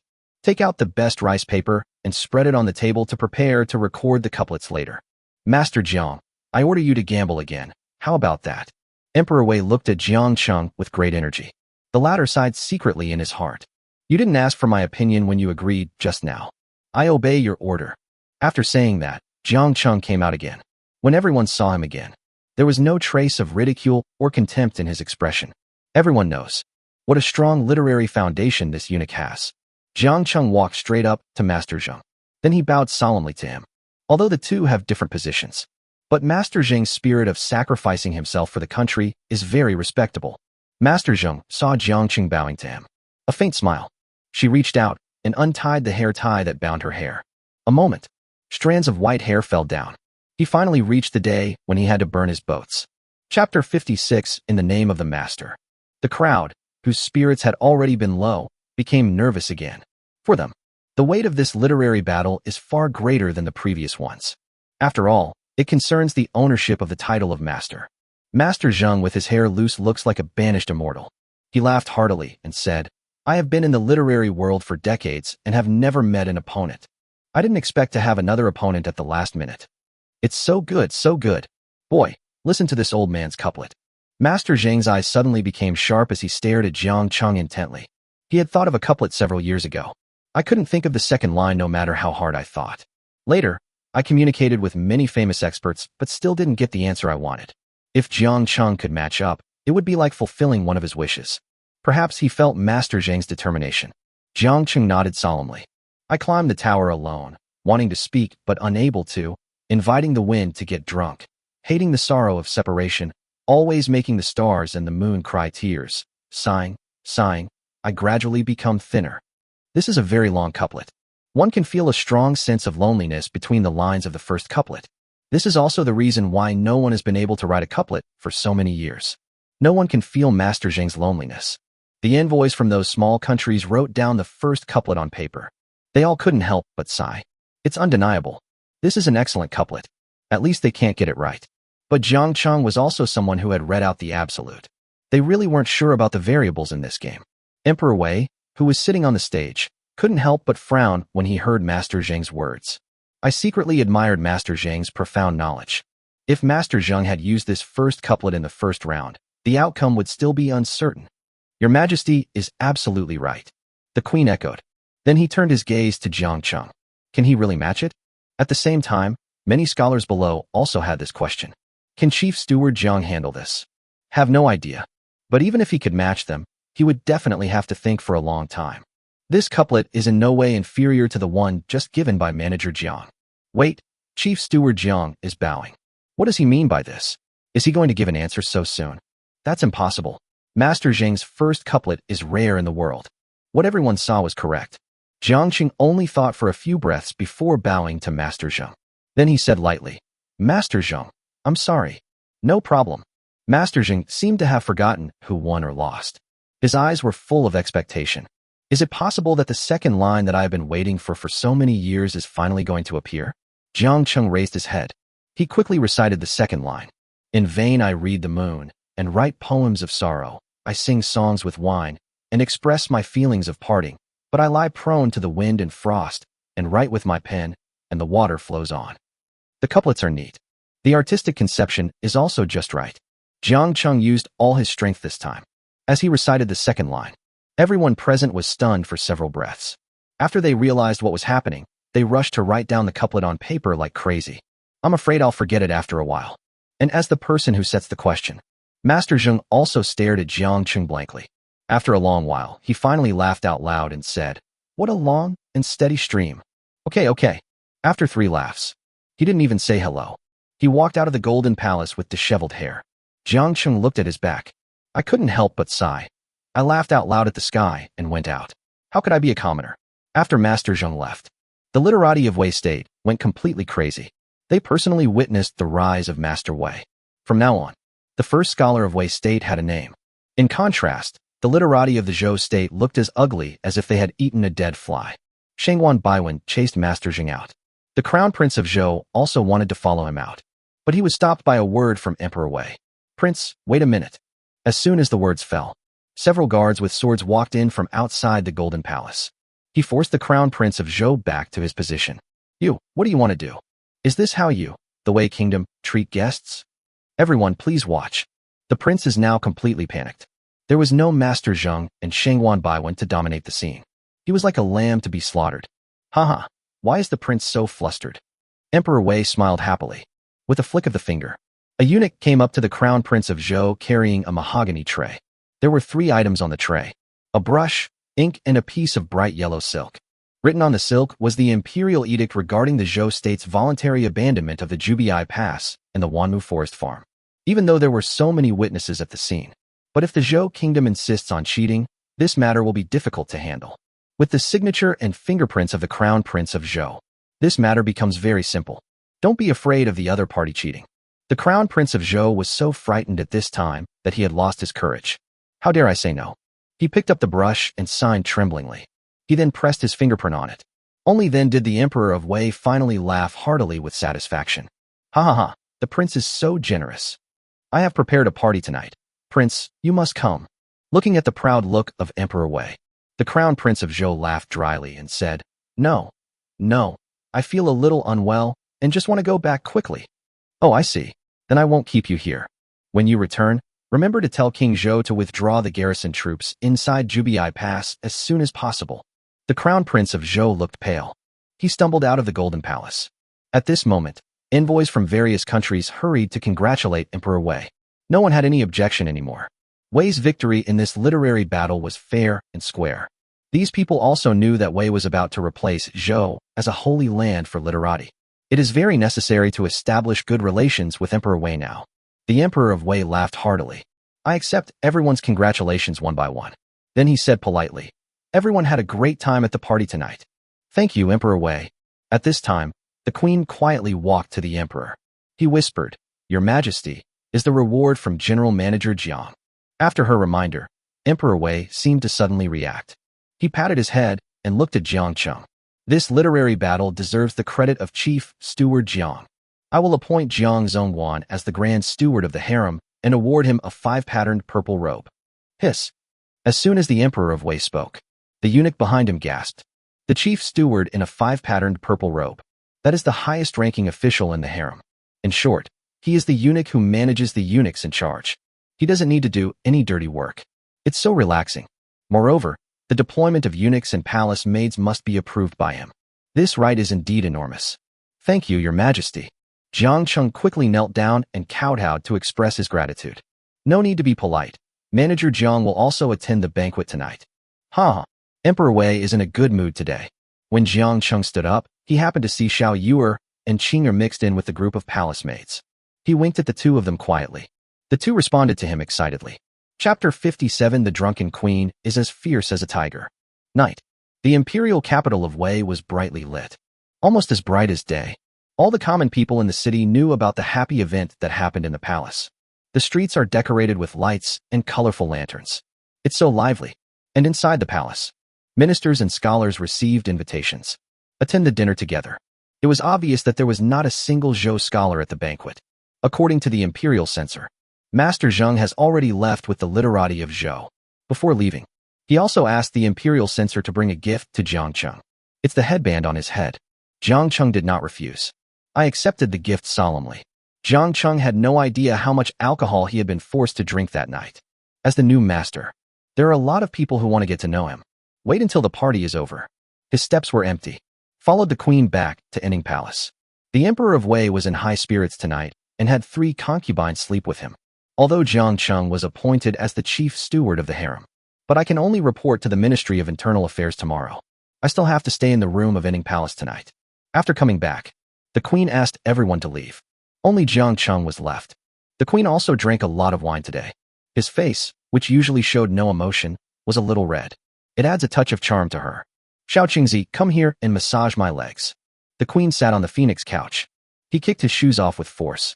2 cute little pink feet were exposed in front of Jiang Cheng. Jiang Cheng was also unambiguous. He walked up and grabbed the queen's little feet and started kneading them wantonly. Maybe it's because I can't hold my liquor. The queen fell on Jiang Cheng like a puddle of mud. This posture is very strange. Jiang Cheng crouched down. Just when Jiang Cheng couldn't help but feel the river rushing forward. The queen fell asleep on his chest without any warning. Looking at the queen with fluttering eyelashes, Jiang Cheng breathed a sigh of relief instantly. Fortunately, nothing out of the ordinary was done. Otherwise, his life would be in danger. Maybe it was the alcohol that was taking effect. Maybe I'm too tired today. Jiang Cheng only felt a strong sense of sleepiness coming over him. Then he fell asleep holding the queen in his arms. The next day, early morning, the queen climbed up from the phoenix couch in disheveled clothes. She only remembered that she drank a lot of wine at the banquet yesterday. After coming back, she asked Jiang Cheng to massage her feet. She doesn't remember what happened after that. Don't drink so much next time. She rubbed her head and wanted to get off the phoenix bed. At this moment, I suddenly touched something soft on the bed. The queen was startled. Looking closely, I realized that what I was touching was a strong and powerful arm. Lift the quilt and take a look. He saw Jiang Cheng sleeping soundly on his bed. Oh, the queen screamed. Then he quickly covered his mouth. She couldn't let others know that Jiang Cheng stayed overnight at her place. Jiang Cheng was awakened by her scream. He rubbed his sleepy eyes and sat up. Before he could figure out the situation, a pillow hit me in the face. You lecher. The queen's panicked and aggrieved voice came from beside her. Jiang Cheng then remembered what happened last night. I immediately broke out in a cold sweat. After being hit by the pillow, he quickly lay down from the phoenix couch. He knelt on the ground and begged for mercy.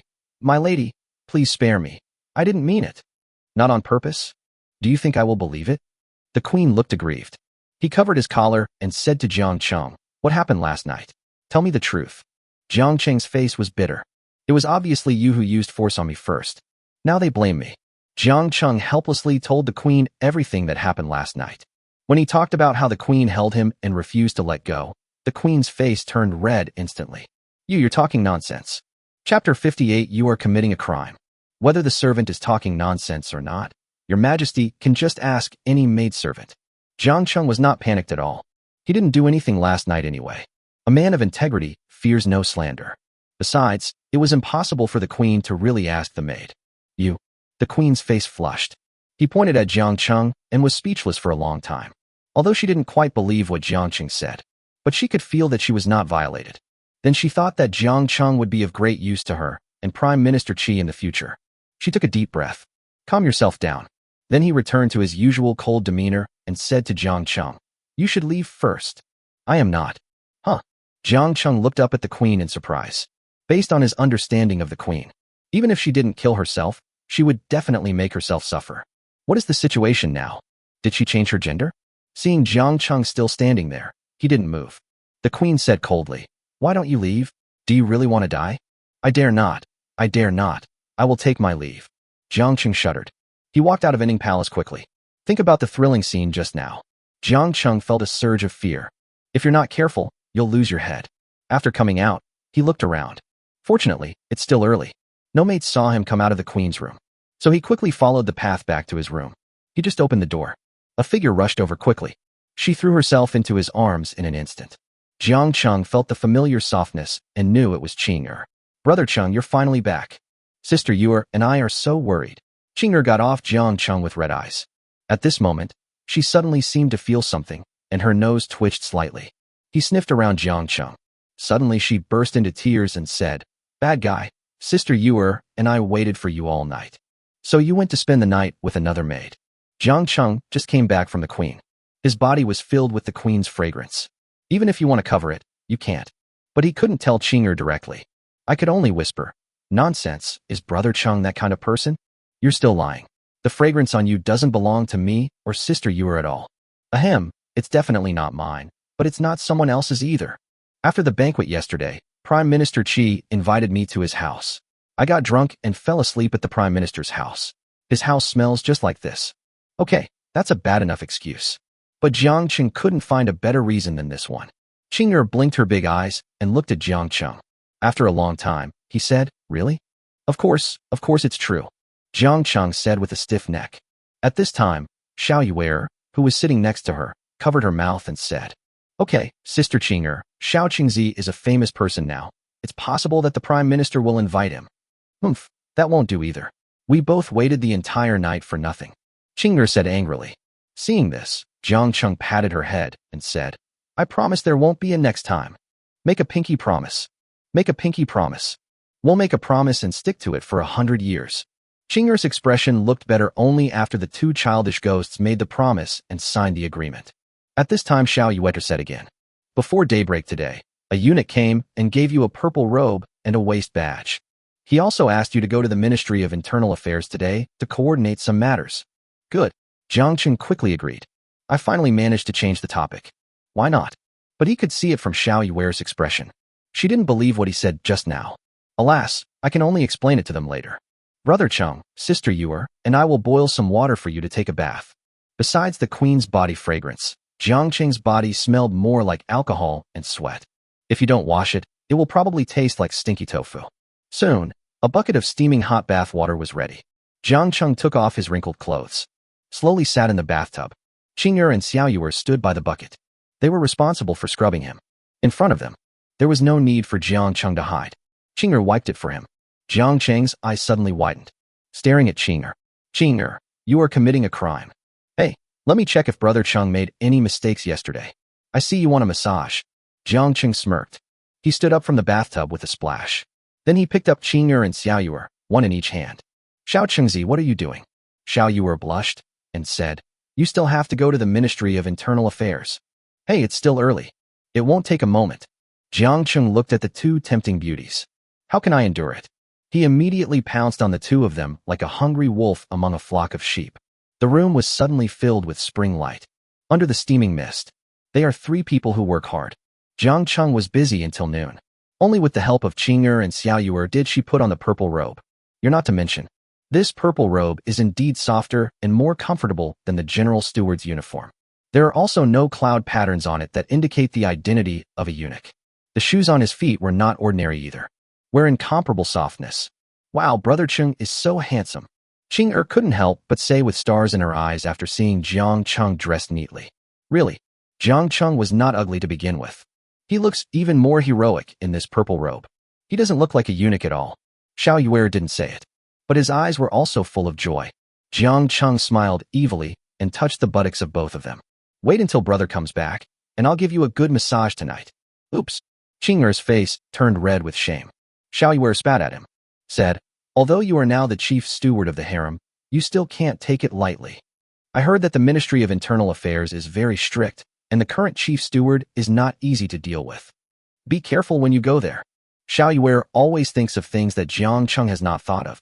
She is truly a model of a good wife and mother. Jiang Cheng bent down, kissed her on the cheek, and said, "Don't worry, I know what's going on." Then he kissed Qing Er on the face again. "Just wait for me to come back peacefully. The Ministry of Internal Affairs is not a den of danger. I'll be back soon." "Okay, Qing Er, and I will wait for you to come back." "Brother Cheng, we've learned a new massage technique. It's very comfortable. We'll be waiting for you to come back in the evening." Qing Er stuck out her pink tongue mischievously. Jiang Cheng felt agitated when he saw this. "Goblin, just wait and see how I deal with you when I come back." Jiang Cheng pinched Qing Er lightly, as if to punish her. Then he slowly walked out of the room. Ministry of Internal Affairs, here I come. Chapter 59, How to Make Stockings. The sun is shining brightly at noon. Jiang Cheng was halfway there. Suddenly, I was stopped by someone. "Huh? Why is it you?" Jiang Cheng was quite surprised. Because it wasn't someone else who stopped him, but it was the talented Gongsun girl. She was wearing a pure white dress today. A white hairpin was worn on her high bun. The whole person is like a white lotus about to bloom. It was the first time that Jiang Cheng saw Gongsun Kainu in the palace, so he was a little confused. Gongsun Kainu meets Jiang Cheng. Her cheeks flushed slightly. She said timidly, I'm sorry. Why apologize?" In Jiang Cheng's memory, Gongsun Kainu should be a person of extraordinary coldness and beauty. Why am I acting like a little girl today? Seeing him looking at himself with strange eyes, Gongsun Kainu hurriedly explained, "Yesterday in the Golden Palace, I read your poem without your permission. Today a great man from the city came and wanted to have this poem printed in a book. I wanted to tell the teacher that I didn't write the poem, but he stopped me. Now everyone in the city knows that this poem was written by me, so I came to ask for your forgiveness." Hearing what Gongsun Kainu said, Jiang Cheng was stunned for a moment. Then he remembered the Guanju she recited in the Golden Palace yesterday. I didn't expect someone to buy out the copyright so soon. But think about it. After all, there are many young girls waiting to be married in the imperial city who are full of love. The sales of Guanju must be good. Sales volume. The corners of Jiang Cheng's mouth curled up slightly. Then he looked at Gongsun Kainu and said, "It's okay, but I don't know how much money everyone in the city gave you. Although Jiang Cheng is in the palace, I don't usually use money. But there was one thing that lingered in his mind for a long time. That's the thing about silver silk. The last time I took a bath with Wang Xiaobiao, Jiang Cheng once asked him about the silver silk.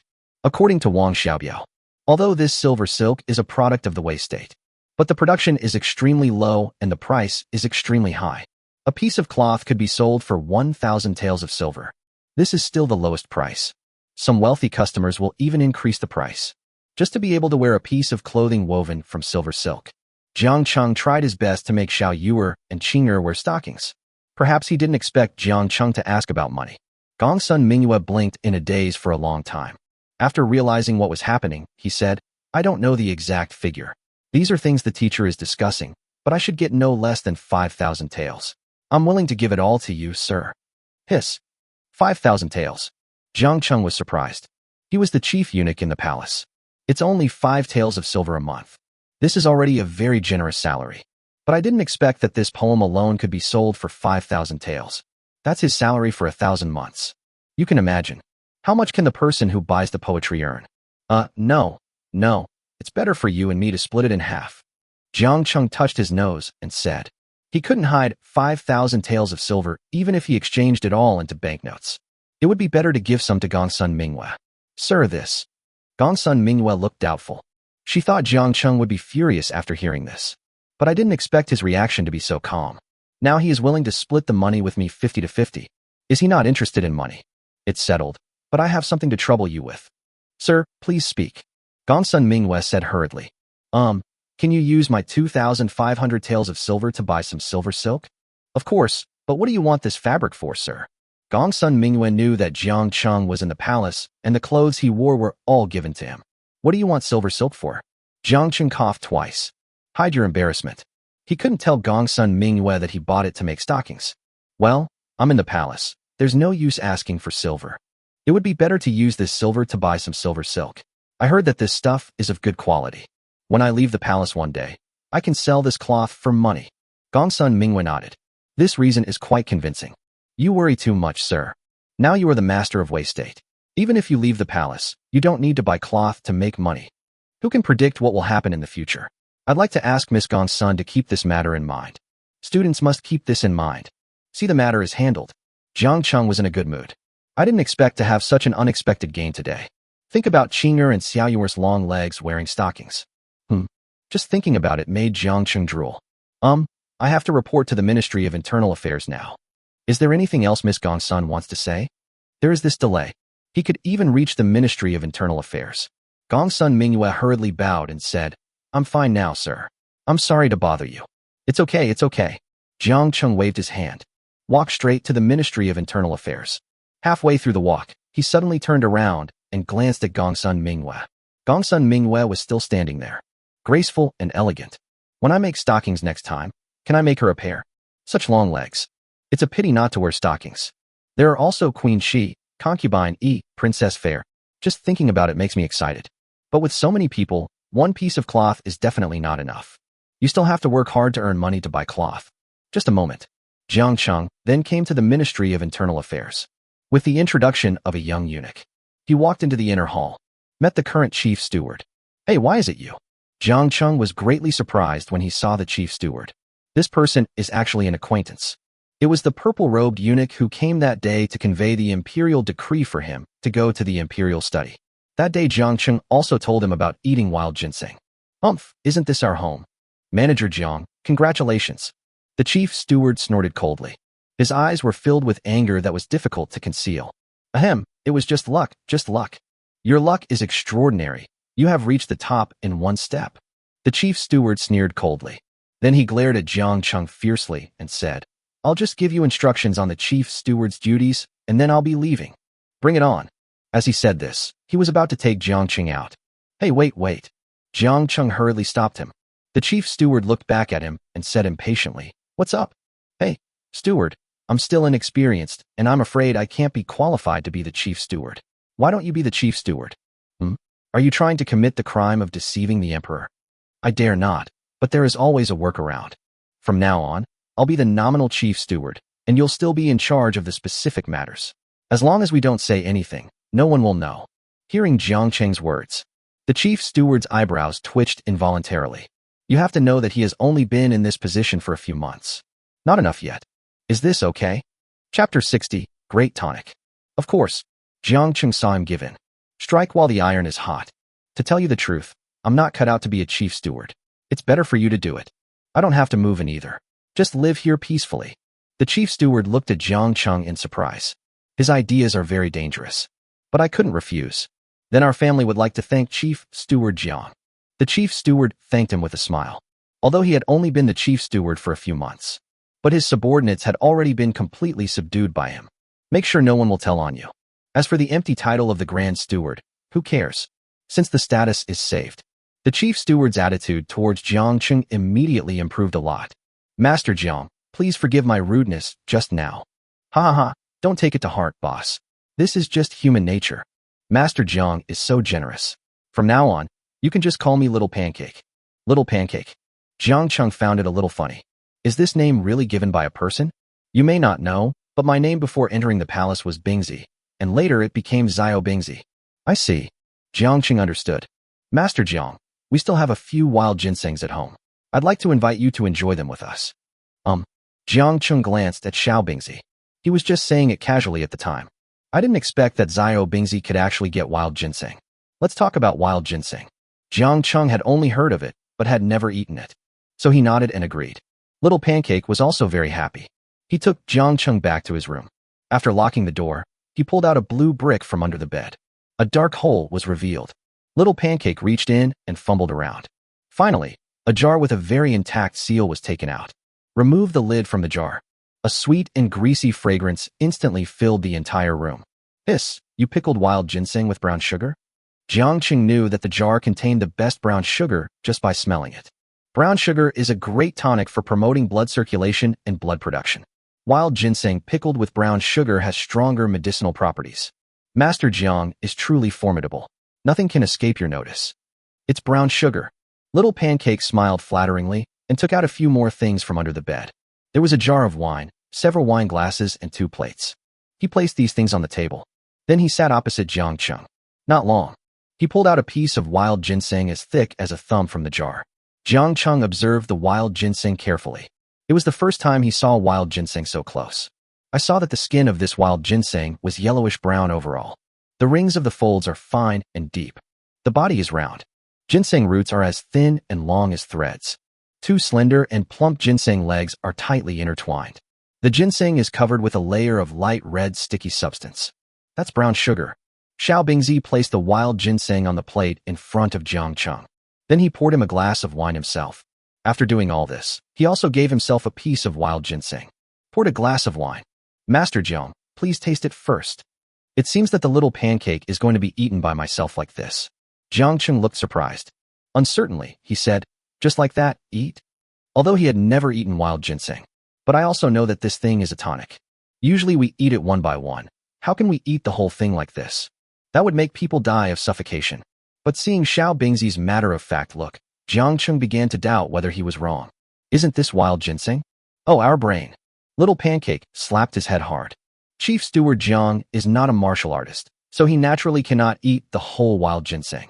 You can just eat one root. Look at his guilty look. Jiang Cheng was a little stunned. What did he just say? A person who practices martial arts. Could it be that this little guy has some martial arts skills? Right. Jiang Cheng suddenly remembered. When he reached out to take himself out that day. That speed is not something that ordinary people can achieve. What's more, he is a eunuch. So he laughed dryly twice and gently bit off a little bit of the end of the wild ginseng root. Then drink a glass of wine, accompanied by hot wine. A current of heat instantly swept through Jiang Cheng's body. Maybe it's the effect of wild ginseng. This heat flow did not dissipate for a long time. Jiang Cheng suddenly felt warm all over. I couldn't help but bite off a little more of the roots. At this time, Xiao Bingzi also began to eat the wild ginseng in front of him. But he looked much rougher than Jiang Cheng. He swallowed all the roots of the wild ginseng in one gulp. Then he looked very happy. See how he eats. Jiang Cheng couldn't help but marvel at it. Master Jiang, let me toast you. Xiao Bingzi picked up the wine glass and said to Jiang Cheng. Jiang Cheng was also unambiguous. I picked up my glass and clinked it with his. The two people drank and ate wild ginseng. Before I knew it, the afternoon had passed. Until the moonlight rises. The pancake had completely fallen onto the table. Jiang Cheng also had a dazed look in his eyes, burping repeatedly. In order not to reveal the fact that he has martial arts skills, Jiang Cheng has been controlling the speed at which he eats the ginseng. So much so that the wild ginseng in front of him was only missing a single whisker. Little Pancake, get up and drink again. Stand up. Jiang Cheng pushed Xiao Pancake several times, but Xiao Pancake lay on the table motionless like a corpse. Only then did Jiang Cheng finally breathe a sigh of relief. He bit off most of the wild ginseng in one bite. In an instant, an even more violent heat current rushed out. Jiang Cheng couldn't help but let out a low growl. Wait until the heat flow weakens a little. He took another bite of the wild ginseng. Then he placed the remaining wild ginseng but next to Xiao Bingzi.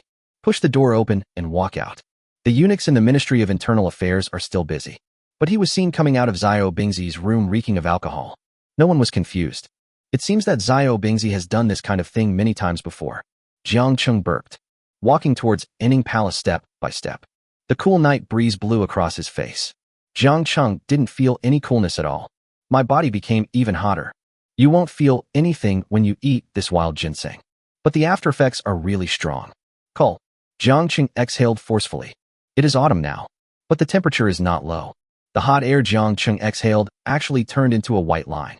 It shot forward several feet before slowly dispersing. But Jiang Cheng's condition did not improve after he exhaled the hot air. Instead, it becomes even hotter. As a last resort, he had to sit on a stone bench by the roadside. The Shenyang Gong is running wildly, absorbing the heat in his body. Just when Jiang Cheng felt that the heat in his body had finally subsided, a slightly surprised voice suddenly came from behind him. You bastard, why are you here? The sound appeared extremely abruptly. Jiang Cheng was almost scared to death. He quickly turned around. He saw Princess Feier standing not far behind him. The petite face was full of confusion. Chapter 61. Interesting stories about Jiang Cheng and Princess Feier. You bastard, didn't you hear me asking you a question? Feier saw that Jiang Cheng did not salute her. He immediately came over angrily. Jiang Cheng saw her coming over. Quickly stepped back. He's not in a very good condition right now. If Feier finds out that he has a second brother, he will be doomed. But in Feier's eyes, His behavior was disrespectful to herself. She didn't stop because Jiang Cheng retreated. Instead, he ran a few steps faster. He jumped onto Jiang Cheng. Her legs tightly clamped Jiang Cheng's waist. He pinched Jiang Cheng's face with both hands. "You bastard, I told you not to be polite. Don't think I won't hit you just because you're the chief steward." She kept pinching various parts of Jiang Cheng's body. Jiang Cheng dodged instinctively. Fei naturally kept twisting on him. The worst thing is that Fei was wearing pajamas that she only wore when she was resting. There was no cover under the loose pajamas. Her fair and smooth thighs tightly wrapped around Jiang Cheng. Fei pinched his face instantly. Princess, I didn't mean that. You come down first." Jiang Cheng begged for mercy again and again. He was really afraid that Fei would go down a little further. Fortunately, it was late at night and everyone was asleep. There was no one else passing by. Otherwise, seeing him do such rude things to the princess. Send him to see the emperor. But just because others didn't see it doesn't mean the princess couldn't feel it. I was stunned for a moment. Then his eyes suddenly became panicked. "Open your mouth to shout." "Oh." But she had just shouted it out. Jiang Cheng covered her mouth with his hand. Then he held her and ran to a dark corner as fast as he could. Fei's body suddenly stiffened. Then he began to struggle violently. "Princess, don't move." The servant didn't mean it. Jiang Cheng suppressed the anger in his body. Said through gritted teeth. At this moment, the heat in his body was also raging. Plus, the princess's smooth skin kept rubbing against his arm. Jiang Cheng's will was crumbling bit by bit. Finally, he took Fei to a dark corner. If outsiders don't look here on purpose, it's almost impossible to detect them. "Princess, don't shout. Just nod if you agree." Jiang Cheng just finished speaking. Fei nodded hurriedly. But as soon as Jiang Cheng released her mouth, she was ready to scream. Fortunately, Jiang Cheng was well prepared. The hot big hand covered her mouth again. Her screams turned into weak whimpers. "Princess, are you trying to drive me to death?" Jiang Cheng's tone was extremely cold when he said this. Fei's tears immediately flowed down. His body began to tremble uncontrollably. Seeing this, Jiang Cheng loosened his grip little by little. Just as he expected. Under intimidation, Fei really stopped yelling. Will you kill me?" There was a tremor in Fei's voice. This was the first time she encountered such a situation. His usual arrogance and domineering attitude disappeared without a trace. "Get off me first," Jiang Cheng said with a blushing face. Fei was stunned. She quickly jumped out of Jiang Cheng's arms with a red face. "Cull." Fei left Jiang Cheng. He felt much better instantly. The hand that was originally holding Fei was now tightly grasping her arm. Jiang Cheng didn't want her to escape. That would be a big deal. "Princess, forgive my rudeness, but this matter is really not my fault," Jiang Cheng explained. You are shameless." Fei's face flushed red. She bit her lip and cursed. "You offended this princess, and you still say you don't blame me. I must tell my father and have him kill you." "Hey." Jiang Cheng was speechless for a while. He thought the princess would obey obediently. Who knew she wouldn't play by the rules? "That's the case. Don't blame me for being rude. It just so happens that I'm feeling very hot right now. In that case, please forgive me for my offense." Jiang Cheng laughed evilly. He took Fei into his arms. Two hot big hands kneaded Fei's soft body wantonly. Fei is now at the age when she is about to blossom. Her skin is countless times smoother than that of the queen and others. Although the figure is a little thin, it is also another kind of enjoyment. You actually. Fei never thought that Jiang Cheng would be so irritable. I was completely dumbfounded for a moment. At the same time, the hot touch and the feeling of being offended made her feel a little novel. My body couldn't help but go limp. Lying on Jiang Cheng's strong chest, Fei kept breathing heavily. His legs were shaking and his eyes were blurry. That won't work. Jiang Cheng's actions became bolder and bolder. Fei felt like she was electrocuted and could hardly stand.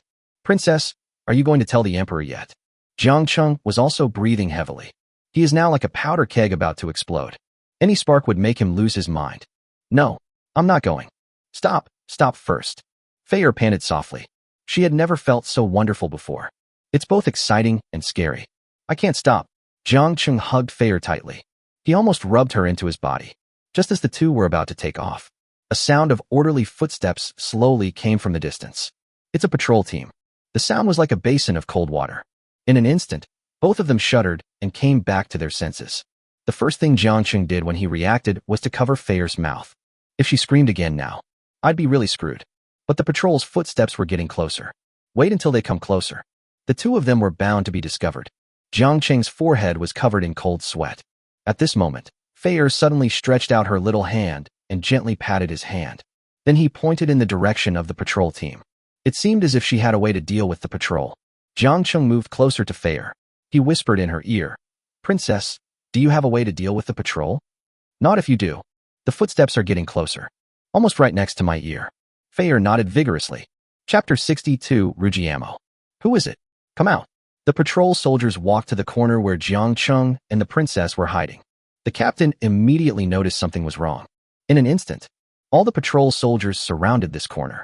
Just as they were trying to find out who was hiding in the darkness, a cold voice suddenly came from the darkness. "It's this princess." With the sound, Fei slowly walked out of the darkness. "You bastards, you don't even recognize this princess. I'm going to tell my father to kill you all." The person who came out was Fei. The patrolman stood up straight immediately. Everyone in the palace knew the princess's strange temper. If they make her unhappy, they will lose their heads. The patrol leader said flatteringly, "It turns out to be the princess. I am sorry for the offense. It's getting late. Do you need me to escort you back to the palace?" "Humph, no need. This princess just wants to take a walk outside." The captain saw that the princess was arrogant. I couldn't help but sigh. This master is really hard to serve. In that case, I will continue patrolling. The captain saluted Fei. Then he walked away quickly with the patrol team. He was afraid that if he stayed here any longer, he would really be executed by the princess. Watching them go away, Jiang Cheng slowly walked out of the darkness. "Thank you for the rescue, princess." "Humph, this princess doesn't mean to save you," Fei said with a cold face. "You can't tell anyone about what happened today." "I know. The princess won't tell anyone, will she?" "Humph, then it depends on your performance." After saying this, Fei started walking away. When she was halfway there, she suddenly turned around and said to Jiang Cheng with a red face, "You bastard, I will remember you." After saying that, Fei ran away happily. Jiang Cheng was left standing there in bewilderment. What does she mean? Never mind, it's more important to go back first. Although Fei left, but the fire in Jiang Cheng's body still exists. Quickly return to your room. Jiang Cheng discovered that Qing'er and Xiao Yuer were sitting at the table reading the collection of poems he had written. "Brother Cheng, you're back." Qing'er's face was filled with joy when she saw Jiang Cheng. He pounced on me at once. But the strong smell of alcohol on Jiang Cheng made her frown instantly. "Brother Cheng stinks. Why does he smell so much like alcohol?" "Ha ha, I had 2 drinks with the chief steward." Jiang Cheng made a few random excuses. Looking at Qing'er's smooth neck, he couldn't help swallowing. Green light almost appeared in his eyes. Seeing him like this, Qing'er immediately asked worriedly, "Brother Cheng, what's wrong with you? Are you feeling unwell?" No, I just ate too many supplements." Jiang Cheng smiled bitterly and told Xiao Bingzi about how he had invited him to eat wild ginseng. Both of them were shocked after hearing this. They never imagined that there would be slaves in the harem who could get something like wild ginseng. Xiao Yuer frowned and said, "Why are you so careless? I once read about it in an ancient book. Your symptoms are due to overtonification. If you don't expel the internal heat, it will definitely harm your body." What should I do then?" When Qing'er heard Xiao Yuer's words, her eyes widened instantly. "What else can I do? I can only expel the heat from my body." Xiao Yuer rolled her eyes at Jiang Cheng. 2 blushes appeared on her face. Qing'er looked confused. I don't know how to help Jiang Cheng relieve his anger. At this time, Xiao Yuer had already put down the collection of poems. He walked over and said something in Qing'er's ear. Qing'er was shocked. Then he followed Xiao Yuer to the bathtub. "Brother Cheng, please wait a moment. Sister Yuer and I will boil some water. You can take a bath first." Oh, okay." Jiang Cheng was feeling very hot and dry, but he still nodded obediently. Since the last incident, he understood that Xiao Yuer and Qing'er were his relatives. I can't do that without their consent. After a while, a bucket of steaming water was ready. "Brother Cheng, come and wash." Qing'er greeted Jiang Cheng excitedly. When Jiang Cheng walked to the bathtub, he discovered something very strange. That is, the huge bathtub is only 1/3 full of warm water. "What's going on?" Jiang Cheng asked doubtfully. Haha, I won't tell you, just go in." Qing'er and Xiao Yuer looked at each other. Both of them had sly smiles on their faces. "You've even learned to keep us in suspense." Jiang Cheng shook his head and took off his purple robe. Qing'er and Xiao Yuer couldn't help but blush. Jiang Cheng entered the bathtub. The warm water immediately rose to his chest. Just when he was wondering how to wash it, Qing'er and Xiao Yuer beside the bathtub took off their loose palace robes at the same time. She walked into the bathtub wearing only a thin undergarment. 2 people, one in front and one behind. In an instant, Jiang Cheng was wrapped into a Rujiamo. Because of the limited space in the bathtub, The three bodies were now pressed tightly together. The half bucket of warm water became a full bucket under the double teaming of the two people. Brother Chung, do you like it? Qing'er sat in front of Jiang Chung. Under the night, the lights in the house slowly went out. The next morning, Jiang Chung sat up from the bed refreshed. Beside him, Qing'er and Xiao Yuer were still sleeping soundly. Last night was really crazy. He was busy until midnight before he finally got rid of the heat in his body. Xiao Yuer and Qing'er were exhausted and panting. I didn't even have the strength to lift my arms. Jiang Chung kissed them both on the forehead, as usual. Then he went out and walked towards Enning Palace. When he arrived at Enning Palace, the queen was having her meal, served by her maids. She wasn't surprised to see Jiang Chung. Has Chief Butler Jiang had breakfast yet? To answer your majesty, not yet. The queen pointed to a seat beside her and said, let's have breakfast together. I have something to ask you. Yes. Jiang Chung calmly walked over and sat down. Soon a palace maid brought a breakfast and placed it on the table next to him. Chapter 63, Poison. I heard that you didn't take up a position in the Ministry of Internal Affairs. The queen took the silk cloth at hand and gently wiped her lips. A drop of pure white milk beside the red lips was wiped away. A simple movement made her look incredibly charming. Jiang Chung swallowed his saliva and said, in reply to your majesty, I still wish to serve you. Smooth talk.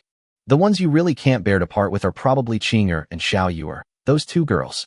She knew exactly what Jiang Chung and the two palace maids had done. It's just that I never said it. Hee, your majesty is wise. Jiang Chung chuckled awkwardly. Eat the last piece of cake. The maid beside him immediately came forward and took away his plate. You guys step back first. The queen waved her sleeves and sent the maids and eunuchs away. Only Jiang Chung was left alone. Jiang Chung was shocked. I secretly thought it was not good. Is she planning to settle her own score? Facts proved that Jiang Chung was wrong. The queen just stared at him. After a long while, he sighed and said, you shouldn't have given the position of chief steward to Little Pancake. What are you saying, madam? Jiang Chung saw that she was not going to settle the score with him. I felt relieved immediately. Did you know that Little Pancake belongs to Concubine Hua? Concubine Hua. Jiang Chung seemed to have heard something. I heard that Concubine Hua is the daughter of the Grand Marshal. She is a strong-willed person and is as capable as any man. However, this is just a legend among palace maids and eunuchs. Jiang Chung had never met this imperial concubine in person. So he shook his head and said, I don't know. I guess you don't know. The queen gave him a cold look. How about I go and take back the position of chief steward now? Jiang Chung asked tentatively. He could see a hint of displeasure between the queen's brows.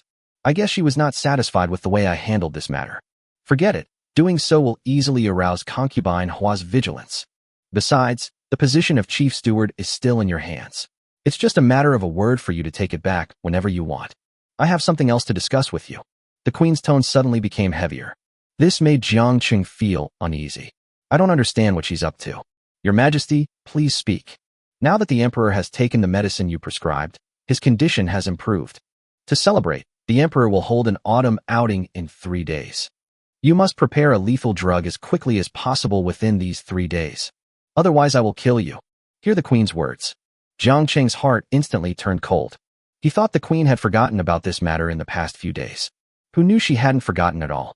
Just waiting for a certain time. What a vicious woman. But he couldn't refuse then. He could only nod helplessly and said, I obey your command. Well, you will definitely benefit after the success. But if a third person knew about this, you know the consequences. I understand. Jiang Chung wiped the sweat from his forehead. I feel extremely distressed. In the end, he didn't know how he walked out of the Enning Palace gate. I only know that his steps were floating after he came out. Damn. Who cares? At worst, after the emperor is killed by the queen, she will take Xiao Yuer and Qing'er and run away. Think of this. Jiang Chung walked towards the imperial hospital. If people in the palace wanted to get medicine, they could only go to the Imperial Medical Bureau. Walking on the road, Jiang Chung went over all the medicines he was going to get in his mind. You must know that this is a medicine that can kill the emperor. It's always better to be cautious. Fortunately, people in this world have never treated difficult and complicated diseases like tetanus.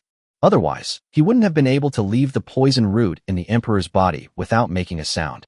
When we arrived at the Imperial Hospital, Jiang Chung couldn't help but exclaim in admiration. The Imperial Medical Service in the palace is magnificent and grand. The gate is painted vermilion and gold. The glittering glazed tiles sparkle in the sunlight. Countless eunuchs and palace maids came in and out of the Imperial Medical Bureau. It's so lively. When everyone saw Jiang Cheng in a purple robe, they were all surprised. Then they all bowed to Jiang Cheng. Jiang Cheng responded one by one. Then he walked straight into the Imperial Hospital. "Sir, are you getting medicine or seeing a doctor?" A maid dressed in green and smiling walked up to me and asked. Jiang Cheng saw her when he came in just now, but she was slacking off at the time.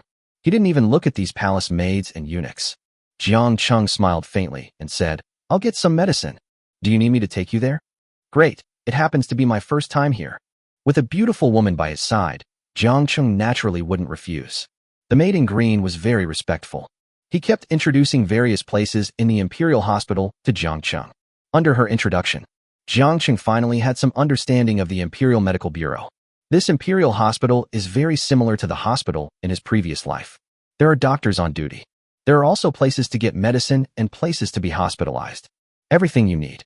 For a moment, Jiang Cheng couldn't tell whether this was Wei State or the small clinic where he had stayed before, because the smell of medicine in the air is just as strong. "Sir, the place to get medicine is here." The maid led Jiang Cheng to a room with the door wide open. When Jiang Cheng came in, he noticed that the words "for imperial use" were written on the door of this room. "I think it should be the place where medicine is prepared for the imperial concubine and the emperor." So he waved his hand and said, "Don't bother, I'll just go with the others." After saying that, Jiang Cheng walked straight into the room next to him. This room is filled with ordinary eunuchs and palace maids. Everyone is waiting to get their medicine. When they saw Jiang Cheng, surprise instantly appeared on their faces. Everyone bowed. "General Manager, you come first." They scattered to both sides. "Leave a way for Jiang Cheng. Go straight to the counter in front." At this time, the maid in green standing beside Jiang Cheng said with a look of disgust, "Sir, let's go to the next room. It smells like urine in here." Looking at her disgusted expression, Jiang Cheng suddenly remembered the scene when he went to the poetry competition. At that time, the scholars also said that he smelled of urine. So Jiang Cheng said to the maid, "It's okay, this place is fine. If you can't stand it, get out first. You've already shown me the place, thank you." "Grown-ups." The maid in green was in a panic.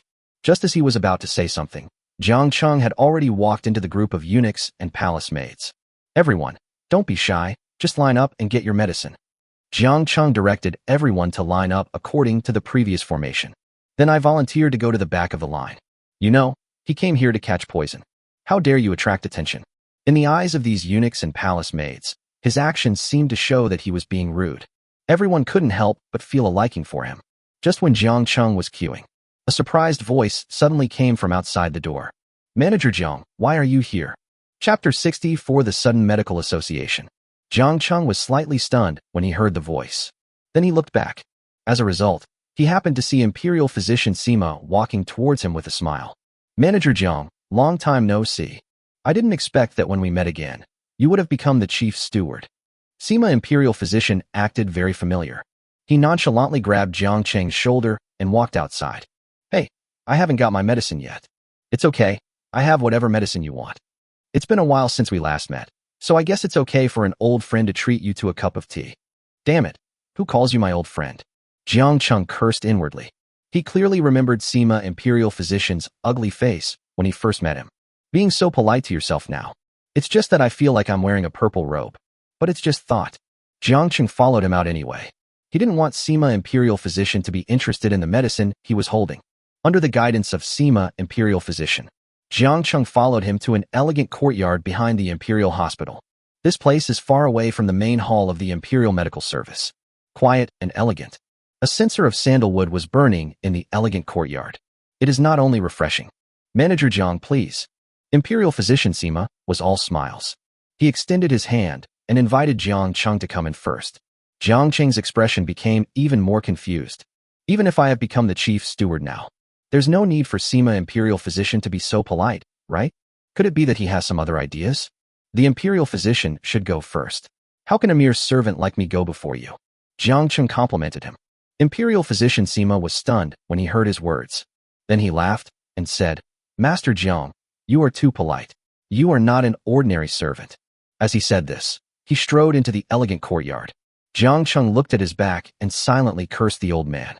What does it mean to be not an ordinary slave? Isn't that still a slave? After cursing, he followed Sima Imperial Physician into the elegant court. The two of them sat cross-legged. There was a pot of tea on a small table in the middle. Imperial Physician Sima, first poured Jiang Cheng a glass. He raised his hand and said, "Manager Jiang, try it. This is a fine tea I've collected for a long time." The imperial censor praised this tea highly. Look how passionate he is. Jiang Cheng didn't suspect anything either. He picked up the teacup and took a sip. Good tea. As the tea went down his throat, he couldn't help but exclaim in admiration. "Ha ha ha, that's natural." Imperial physician Sima looked very proud. He poured himself a cup of tea and then said, "I have heard about Chief Steward Zhang's deeds. Show off brilliantly in the Golden Throne Hall and defeat those sour Confucian scholars of the Zhou Kingdom. I admire you, I admire you. Imperial physician Sima is overpraising me. It was just a fluke. You didn't call me here just for this, did you?" Jiang Cheng took another sip of tea, but his eyes remained on Sima Imperial physician. This old man will not show him kindness for such a thing. There must be something else going on. This. Upon hearing Jiang Cheng's words, Sima Imperial physician's face suddenly showed an embarrassed expression. Then he slapped his thigh hard. He said with determination, "I have nothing to hide. I just want to ask who gave you the prescription for treating the emperor." "I see." Jiang Cheng raised the corner of his mouth in a cunning arc. "There is no cure for tetanus in this world. His prescription is unique." No wonder Sima Imperial physician did not hesitate to lower his status to ask him questions. "Well, this is from an ancient book. Everything can be traced back to that ancient book." "Ancient books?" Sima Imperial physician was stunned at first, then excitedly asked, "Where is this book now? I'm willing to exchange my entire fortune for it." He looked extremely excited. In his opinion, this kind of ancient book is simply a thing that defies heaven. If he can get the ancient books, what does a fortune matter? Jiang Cheng saw his appearance. The corners of his mouth slightly raised. He gave a playful smile. What a pity, this ancient book was unfortunately destroyed in the fire. It might have turned to ashes by now. What? Sima Imperial physician's expression froze on his face instantly. Then he said in disbelief, "How could it burn? It was just an accident." This? Sima Imperial physician was unwilling to believe it. But he couldn't force Jiang Cheng to answer. Finally, I could only sigh and say, "Forget it. Maybe this is fate. Since the ancient book has been lost, I have something to discuss with you." It's okay for the Imperial physician to speak. Jiang Cheng had calmed down by now. At least he was sure that Imperial physician Sima would not do anything bad to him. "There will be a medical conference in the Imperial City tomorrow, and I'd like to invite you to come along." Medical association? Jiang Cheng was quite surprised. After all, he didn't expect that what Sima Imperial physician was talking about was this matter. That's right. Everyone with some status and way will go there. We discuss the difficult and complicated problems we have encountered during this period together and learn from each other. Then what am I going to do? Hearing what Sima Imperial physician said, Jiang Cheng became even more confused. It sounds like it has nothing to do with me. By then, there will be people suffering from the same illness as the emperor. I hope you can help diagnose and treat them. Sima Imperial physician's eyes wandered as he spoke. My fingers couldn't help but exert a little more force. Jiang Cheng could see it at a glance. This guy is lying. It's not like I can't go. Jiang Cheng leaned back. He looked at Sima Imperial physician with the whites of his eyes and said, "But shouldn't we negotiate the price?" "Price?" Sima Imperial physician was stunned. Then he hurriedly said, "Don't worry. As long as you can cure this patient, the consultation fee is whatever you want." "Well, that's good. When will you leave the palace tomorrow?" "Leave the palace at 9 p.m. and return at 5 p.m. Jiang Cheng roughly calculated the time. It doesn't take too much time. So he nodded and said, "I can go with you to this medical association. I need some medicinal herbs here. Please help me prepare them." "That's no problem. Just leave it to me." Sima Imperial physician was beaming with joy. He quickly took a pen and paper and asked Jiang Cheng to write down the required herbs and quantities. After a while, when he saw the prescription written by Jiang Cheng, he couldn't help but frown. "Manager Jiang, do you need so many medicines?"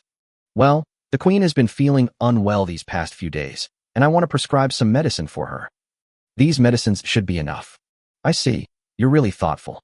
Let someone prepare it right away." After saying that, Imperial physician Sima quickly walked out of the Yiting to find someone to get medicine. Jiang Cheng leaned against a pillar nearby and fell into deep thought. He was wondering if he could take advantage of the opportunity of the medical association to meet Wang Xiaobiao again. The situation is becoming more and more urgent. If I can get Wang Xiaobiao's help, it will be more convenient for me to retreat with Xiaoyer and Qing'er in the future. Even if he is not very good at it, he can ask Wang Xiaobiao to teach him some martial arts. After all, he now only knows the tiger subduing fist. Extremely weak. Just as he was daydreaming, Sima Imperial physician came back carrying a big bag. Chapter 65, I Want to Go Too. In the morning, Jiang Cheng returned to his room, carrying a large bag. At this time, Xiao Yuer and Qing Er were reading a collection of poetry in the room. Ever since the two of them were given to him by the queen, there is usually nothing to do except cleaning the room and waiting for him to come back. Hey, Brother Cheng is back so early. Qing Er's eyes lit up. He hurried forward to help Jiang Cheng carry the bag. As soon as she got the bag, she covered her nose and said, "What's that smell? It's so bad. Hey, there are medicinal herbs in here. What are you doing?" Jiang Cheng discovered that these past 2 days, they always read the poetry collection he wrote when they came back. That's why I asked doubtfully. It's nothing. Qing Er said she wanted to learn to read and write, and I'm teaching her. Xiao Yuer smiled faintly. He stood up and said, "This is a good thing. You guys should learn first. I'll ask the queen for leave later." Ask for leave? What is Brother Cheng going to do? Imperial Physician Sidhu asked me to leave the palace to attend a medical conference tomorrow. I might be back late. Medical Association, no wonder you brought back so many medicinal herbs. Hee, these herbs have other uses. Jiang Cheng pulled the two of them over. He kissed each of their rosy little faces. This made the two of them feel very shy. Then he strode out of the room. Arrived at Inning Palace. Before Jiang Cheng entered, he found that Princess Fei was chatting with the queen, thinking about what happened last night. Jiang Cheng felt a chill down his spine. The steps that were about to step into the palace stopped instantly. Slowly back away. However, at this moment a palace maid happened to see him. He said in surprise, "Manager Jiang, what are you doing?" Her words instantly attracted the attention of the queen and the princess. They both looked outside the palace gate at the same time. Then he saw Jiang Cheng with an embarrassed look on his face. "Xiao Qingzi, since you are here, why don't you come in? Get in here, you bastard." "Hey, the slave is coming right away." Jiang Cheng glanced at the palace maid with resentment. He walked into Inning Palace. "Your servant greets Her Majesty, Princess. No need to be polite. You came to see me for something." The queen looked at Jiang Cheng puzzledly. She had just told him to prepare the poison within 3 days. "Why are you here so soon?" Jiang Cheng keenly caught the queen's doubts. He immediately said, "I have already gone to the Imperial Hospital to get everything ready, and I have come to report to Her Majesty." "Oh, it's ready." A gleam of light flashed in the queen's eyes. "I thought Jiang Cheng would take a whole day, but I didn't expect him to handle it so quickly." Well done." 3 days later, "No problem. Please be at ease, my lady. There will be no problem at all." At this time, Fei looked at the two of them with a confused look on her face. "What are you talking about?" "Nothing. I just asked Xiao Qingzi to go to the Imperial Hospital to get some medicine." The queen casually evaded the princess. Then he looked at Jiang Cheng and said, "You came to me just to talk about this, didn't you? Your Majesty is wise and wise. Nothing can be hidden from you. I want to take a leave." "Ask for leave." A hint of doubt appeared on the queen's face. Then she covered her mouth and laughed. "You are the chief steward now. You are not under my control. You can go wherever you want." "Oh, is that so? I shouldn't have come if I had known." Jiang Cheng cursed inwardly. If something like this happens again in the future, there is no need to ask the queen for leave. "You bastard, why are you asking for leave?" The princess looked at Jiang Cheng with an unfriendly expression. The little eyes looked at Jiang Cheng intently. "This?" Jiang Cheng hesitated and was unwilling to speak. If the queen asked him, that's all I have to say. But this is a princess. He said that there was no guarantee that the little ancestor would not pester him to go with him. "You won't tell me?" The princess' voice suddenly became much louder. He jumped out of his seat and was about to hit Jiang Cheng. Jiang Cheng quickly dodged, shielding his face with his hands and begging for mercy. Tell me. When I went to the Imperial Hospital, I met the Imperial Physician Sima. He told me to go out of the palace with him tomorrow to attend a medical conference." He told the whole story in one breath. I thought the princess would let him go, but unexpectedly, she hit him in the chest even harder. This time the princess didn't hold back at all. Jiang Cheng was beaten so hard that he almost passed out. "That's it?" the princess asked confusedly after she had beaten him. "To answer your question, princess, everything I said is true." Jiang Cheng replied with a grin on his face, clutching his chest. "Humph, I don't think you dare to lie to this princess." Fei pouted and said proudly. Then his eyes rolled. Pulling the queen's wide sleeve, he said, "Mother, I also want to go to the medical association. When did you become interested in medicine?" The queen looked at the princess in surprise. In her memory, this unruly princess had never been interested in anything except playing. "Oh, I just want to go. Please, mother." Fei looked at the queen with tears in her eyes. He looked so pitiful. Jiang Cheng stood aside. I felt miserable in my heart. He knew this would be the outcome. "If you bring Fei with you." He had no way to find Wang Xiaobiao. then there is no way to implement my plan. Just when he was thinking about how to persuade the princess not to go, the queen suddenly asked, Xiao Qingzi, won't your going to the medical association delay my medicine preparation? To answer your majesty, no. Then you should take the princess with you to the medical association. It just so happens that the princess has nothing to do these days. Empress, this. Why? You have an opinion. The queen narrowed her eyes slightly and said coldly to Jiang Cheng. This moment, Jiang Cheng seemed to sense a murderous intent. He quickly shook his head and said, No, I have no opinion at all. That's good. The queen smiled with satisfaction. Then he patted the princess's head and said, Fei-er, have fun tomorrow. Great. Thank you, mother. Fei-er smiled happily. He hugged the queen excitedly and kissed her. See this picture. Jiang Cheng couldn't help but swallow. I'm the one who's going to take you there. At least give me a kiss. But this can only be thought about in the mind. Now the princess wants to go too. Then we can only wait and see tomorrow. Jiang Cheng sighed secretly. Then he walked out of Enning Palace. I wouldn't have needed to ask for leave. He won't come to Enning Palace anymore. You don't have to come and meet the princess. I can only say that all this is fate. After going back, Jiang Cheng was not busy massaging Qing'er and Xiao Yu'er. Instead, he carefully guided Qing'er in learning to read. Then the medicinal herbs brought back were divided into several portions. These medicinal herbs are used to make poison for the emperor. There was also the nourishing soup he prepared for Xiao Yu'er and Qing'er. I've had quite a few massages in the past 2 days. It's time for them both to take some supplements. After doing all this, Jiang Cheng fell asleep with the 2 beauties in his arms. Chapter 66, Wandering Doctor. The next day, at 9 p.m., Jiang Cheng and Fei-er met at the gate of Enning Palace on time. You bastard, is this princess pretty? Fei-er is wearing a goose yellow long dress today. The tight ribbon made her waist look incredibly slender. The slightly raised breasts filled up the upper part of the long skirt. Under the skirt that is neither too long nor too short, the calves are as white as bamboo shoots and stand tall and graceful, showing the girlish charm. Gulp. Jiang Cheng couldn't help but swallow. Then he said, Good, it looks good. Humph, you have some vision. Fei-er said with a smile in her beautiful eyes. The reason why she dressed so cutely was for Jiang Cheng to see. Ever since he hugged her the night before, she could never forget that feeling when she returned home. It's a bit difficult to say, but it is true. Just then, Sima, the imperial physician, dressed in a gray robe, came hurriedly from a distance. He was dressed rather simply today. He also had a medicine bag around his waist that was the same color as his clothes. Sorry, I got up late. He walked over while apologizing. When he saw Fei-er following Jiang Cheng, he was stunned. Your Highness. Old Sima, you don't seem very happy to see this princess. I dare not. How could this old minister be unhappy? Imperial physician Sima was well aware of the habits of this unruly princess. He quickly waved his hands to deny it. The princess looks like she's preparing to leave the palace? Well, of course. This princess also wants to go to the medical association. This? Imperial physician Sima looked at Jiang Cheng with cloudy eyes. There was a hint of reproach in his eyes. However, Jiang Cheng gave him a helpless expression. This matter is indeed beyond his control. In that case, let's go. It's getting late now. Sima Imperial Physician didn't want to dwell too much on this matter. The 3 of them walked slowly towards the outside of the palace. Jiang Cheng was still wearing the same casual clothes he wore last time. The only difference is that there is a scholar's jade pendant on his waist. The streets of the imperial city are still bustling. Imperial Physician Sima took the 2 of them and kept moving among the crowd. During this period, Fei-er always wanted to leave the team and play alone.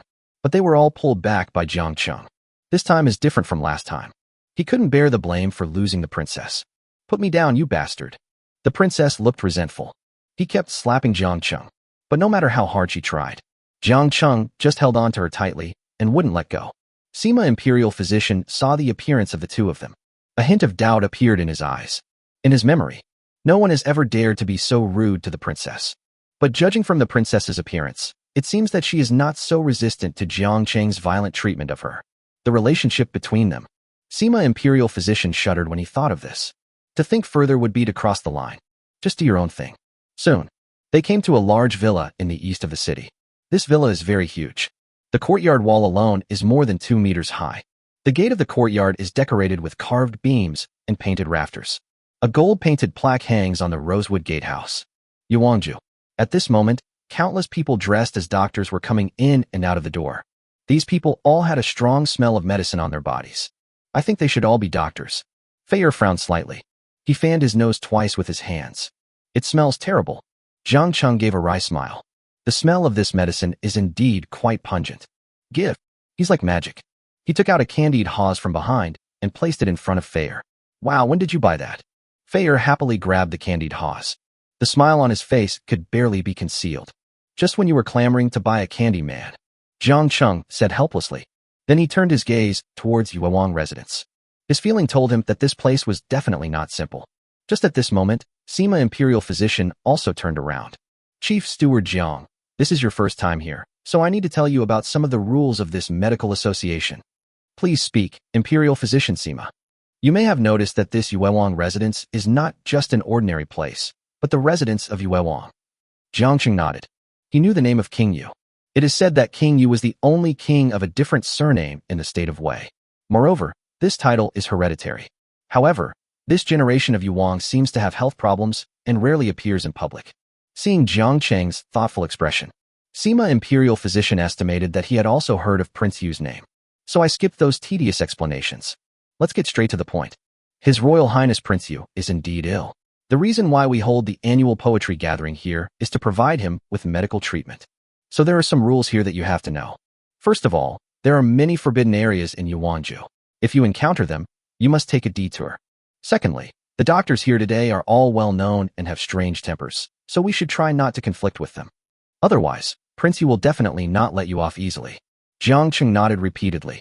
I didn't expect that King Yu had so many rules. Seeing how big this villa is, there must be many forbidden areas inside. What if even the toilet is a forbidden area? What should I do then? Before Jiang Cheng finished complaining, a short and fat old man suddenly walked out of Yuanzhou.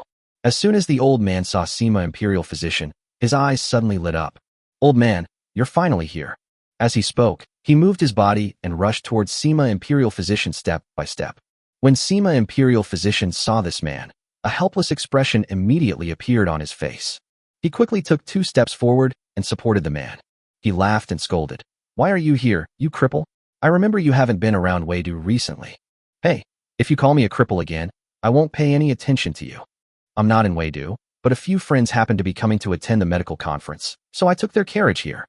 Only then did Jiang Cheng notice. This man is not only short and stocky. The legs under his body were like 2 hammers. Thick and short.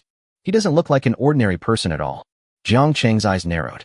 I immediately understood that this person's leg deformity was caused by acquired malnutrition. This symptom was very common in ancient times. This is usually caused by children not getting enough nutrition during their golden period of development. There is no cure. Imperial Physician Sima and this man came to Jiang Cheng and the princess, laughing and cursing all the way. Chief Steward Jiang, Your Highness, this is Chen Daming, a physician who specializes in treating chronic leg ailments. Chen Daming also cooperated very well at this time and bowed. My name is Chen Daming. I live in Tiandao City. I am just a traveling doctor. I am far inferior to this old man. My name is Jiang Cheng. Nice to meet you, Master Chen. I'm Fayer. Hiss. Are you Master Jiang? Chen Daming looked at Jiang Cheng in surprise and asked. See what he looks like. Jiang Cheng couldn't help but smile bitterly. Is it true that his name has become so famous? But he didn't deny it. He nodded and said, That's me. Chapter 67 Sima Imperial Physician's Old Friend. I've long heard of Master Jiang's great name. Today I see that he is indeed an extraordinary person. Chen Daming looked excited. He simply ignored Sima Imperial Physician. His eyes were fixed on Jiang Cheng. The chubby little hand held Jiang Cheng's hand tightly and was unwilling to let go. Feeling his enthusiasm, Jiang Cheng was somewhat flattered. Master Chen, you are so polite, said. Jiang Cheng slowly pulled his hand back. Chen Daming also realized his own gaffe. He laughed twice. He said embarrassedly, Master Jiang, please don't be offended. I respect scholars the most in my life. Those guys from Zhou Kingdom always bullied us. You have helped our Zhou Kingdom vent its anger. Chen Daming finished speaking. Jiang Cheng finally understood the reason. His thoughts do not represent him alone. But every scholar in the Wei state had this idea. This is also why Jiang Cheng's fame spread so quickly. The two exchanged pleasantries again. Jiang Cheng and Fayer entered Yuewang residence under the guidance of Sima Imperial Physician and Chen Daming. As soon as you enter the door, Jiang Cheng couldn't help but be shocked. Just now outside, he only felt the hugeness of Yuanzhou. But after entering, he realized that his previous thoughts were too shallow. This is not big at all. It is clearly huge. Inside the gate is a screen wall engraved with poems. In front of the screen wall is a statue of a person several meters tall. According to Chen Daming, this statue depicts the first generation of Yu King. He is also an old minister who followed the previous king to conquer the world. Go around the screen wall. A large area of green water and pavilions appeared behind. Long corridors connect these pavilions. The green water is full of carp of various colors. It looks really nice. There were several doctors standing in each pavilion. Everyone was laughing and talking, or they get red in the face while discussing. It's very lively. Behind this green water pavilion, several towering pavilions are hidden among the green trees and mountains. I think that's where King Yu lived. Jiang Qing secretly admired in his heart. Although Yuewang residence is not as luxurious as the imperial palace, but it is more quiet and elegant. Countless doctors dotted the place. There is also a sense of fireworks. Two completely different styles overlap. It didn't seem awkward at all. Master Jiang, please come this way. Chen Daming respects Jiang Qing very much, leading him towards a pavilion. At this moment, there were several people gathered in the pavilion. There was a heated discussion surrounding a picture. Jiang Qing and his companions went in and no one noticed them. You bunch of corrupt people, how can you treat such a stubborn disease with ordinary methods?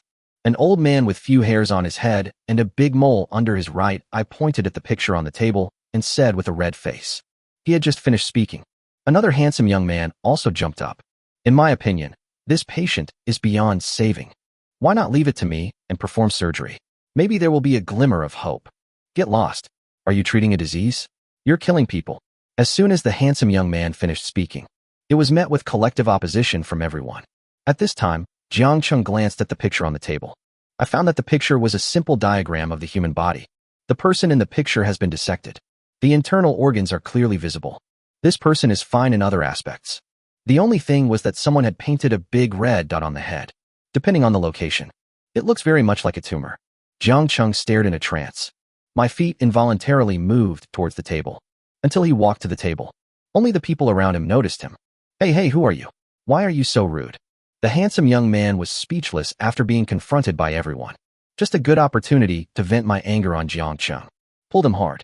Who knew that Jiang Qing was like a magic needle that stabilized the sea? He pulled but failed to move it.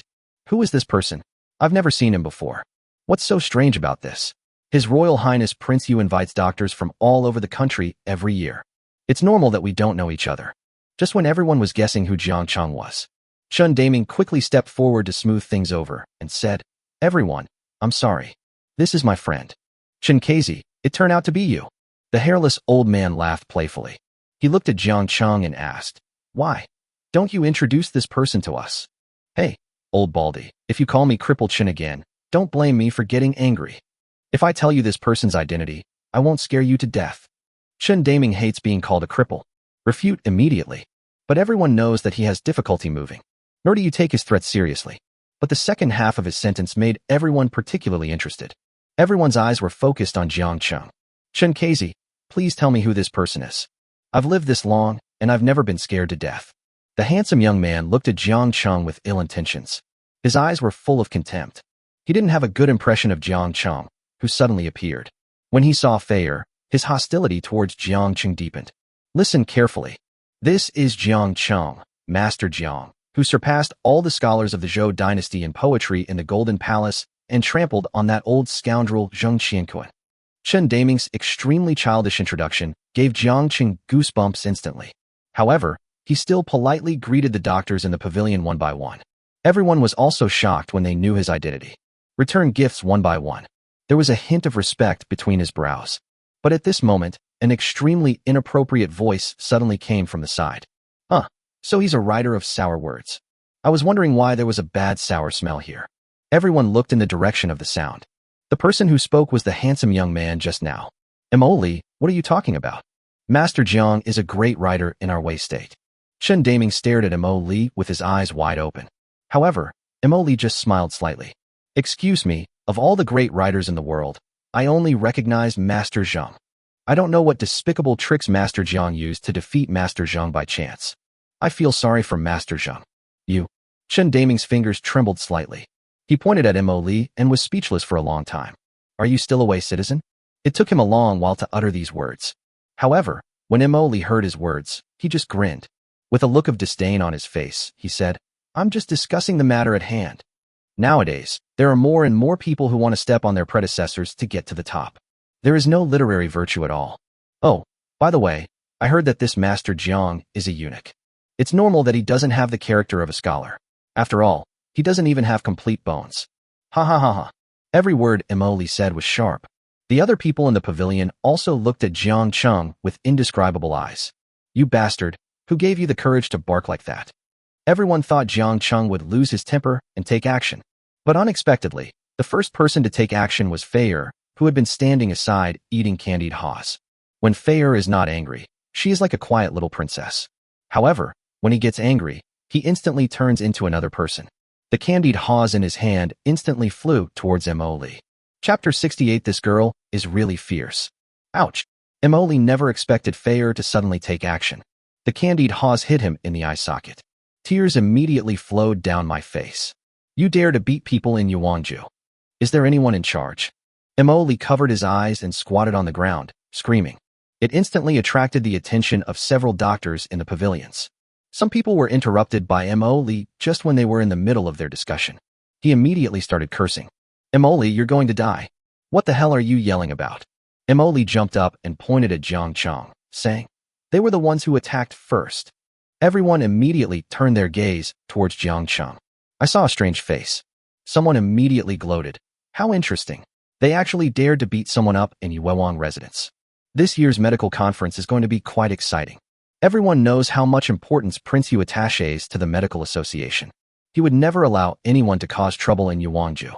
Although the scene seems harmonious, but there are hidden guards in the invisible corners around. They can appear at any time to capture the troublemakers. But Feier didn't care at all. He quickly stepped forward and slapped Emily in the face. He was slapped hard and fell to the ground. Oh my God, who is this girl? She's so fierce. Someone said in a crazy way. However, what they saw next was a shocking scene. Feier beat Emily violently, but no guard showed up to stop it. At the same time, the guards hiding in the dark were also speechless. Their duty is to maintain the safety of the medical association site. Brother, are we just going to watch? A guard looked embarrassed, said to the captain beside him. He has maintained order in the medical association for so many years. This is the first time I have seen such a scene. I told you not to move, so why are you talking so much nonsense? The captain slapped him hard on the head and cursed. Just now, the captain received orders from King Yu. They are not allowed to interfere with Feier. Otherwise, there will be severe punishment. The captain didn't understand the reason, but he still gave this order to his brothers. This is how such a funny scene happened. Looking at Emily, who was beaten and retreated repeatedly, the captain couldn't help but smile bitterly. Thump. There was a loud noise. Emily finally fell into the water. As he bobbed in the water, he cursed. Rude. So rude. Haha, that's rude. Feier looks like a little bully. He stepped on the edge of the pavilion and said arrogantly, you weren't rude when you cursed me just now? This lady is here to teach you a lesson. After saying that, she returned to Jiang Cheng with satisfaction. You bastard, my candied haws are gone. You have to buy me another one later. Yes, my great aunt. Jiang Cheng responded with a rather headache. He didn't expect Feier to be so popular. Without giving them any time to react, he knocked Emily into the water. Chen Daming swallowed hard. He pulled Sima Imperial Physician's sleeve and asked softly, who is this girl? Imperial Physician Sima gave him a look that showed his own understanding. Chen Daming was so shocked that his mouth opened wide. I dared not say anything more. At this time, a figure suddenly flew down from the crowd. Lightly tap the water with your toes. He pulled Emily out of the water. This move really shocked the onlookers. Jiang Cheng also narrowed his eyes slightly. He couldn't do this with his current martial arts skills.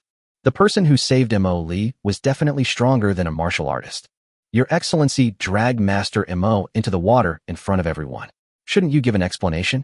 The person who saved Emily was wearing a milky white linen robe. His face is as beautiful as jade and his eyes are as bright as stars. A pair of extremely sharp, sword-like eyebrows, showing heroic spirit. Although this person is wearing men's clothes, their behavior is no different from that of men. But Jiang Cheng recognized at a glance that this person was not a man. I just don't know why she dressed like this. Haha, my dear, you just saw it too. He was the one who provoked me first. Jiang Cheng bowed slightly. His face was full of kindness. Master Emo is an easygoing person. You must have said something inappropriate. This person had a matter-of-fact expression on his face. It seemed as if Jiang Cheng and the others were really at fault first. In that case, then we have nothing to talk about. Jiang Cheng said coldly. Anyway, they are clearly cheating. Then it's useless for him to say anything. At this time, Emoli finally spoke. He trembled and said to the woman in white, Master Su, you must give me justice. Master Emo, don't worry. With me here, they won't be able to touch you. Young Master Su, could he be the son of the Minister of Works? Sima Imperial Physician frowned slightly and said, I've long heard that the son of the Minister of Works is seriously ill and is staying at home. It has been Mo Li who has been taking care of Master Su for so many years. I never thought it was true. You're talking about Su Shaoqing? Fei asked in surprise. As a princess, she naturally knew the children of these princes and ministers. Even if I don't know him, I've heard of him. Su Shaoqing saw that several people did not take her seriously at all. He immediately shouted angrily, Why don't you apologize to Master Mo? Jiang Cheng frowned. I didn't expect that this girl's temper was worse than Fei's. Fei was just about to stand up and argue with her. But Jiang Cheng grabbed him. Jiang Cheng was afraid that if she showed up, things would become even more difficult to handle. Mr. Su, please forgive me for not being able to apologize. Do you really think I have a good temper? Su Shaoqing's tone suddenly became heavier.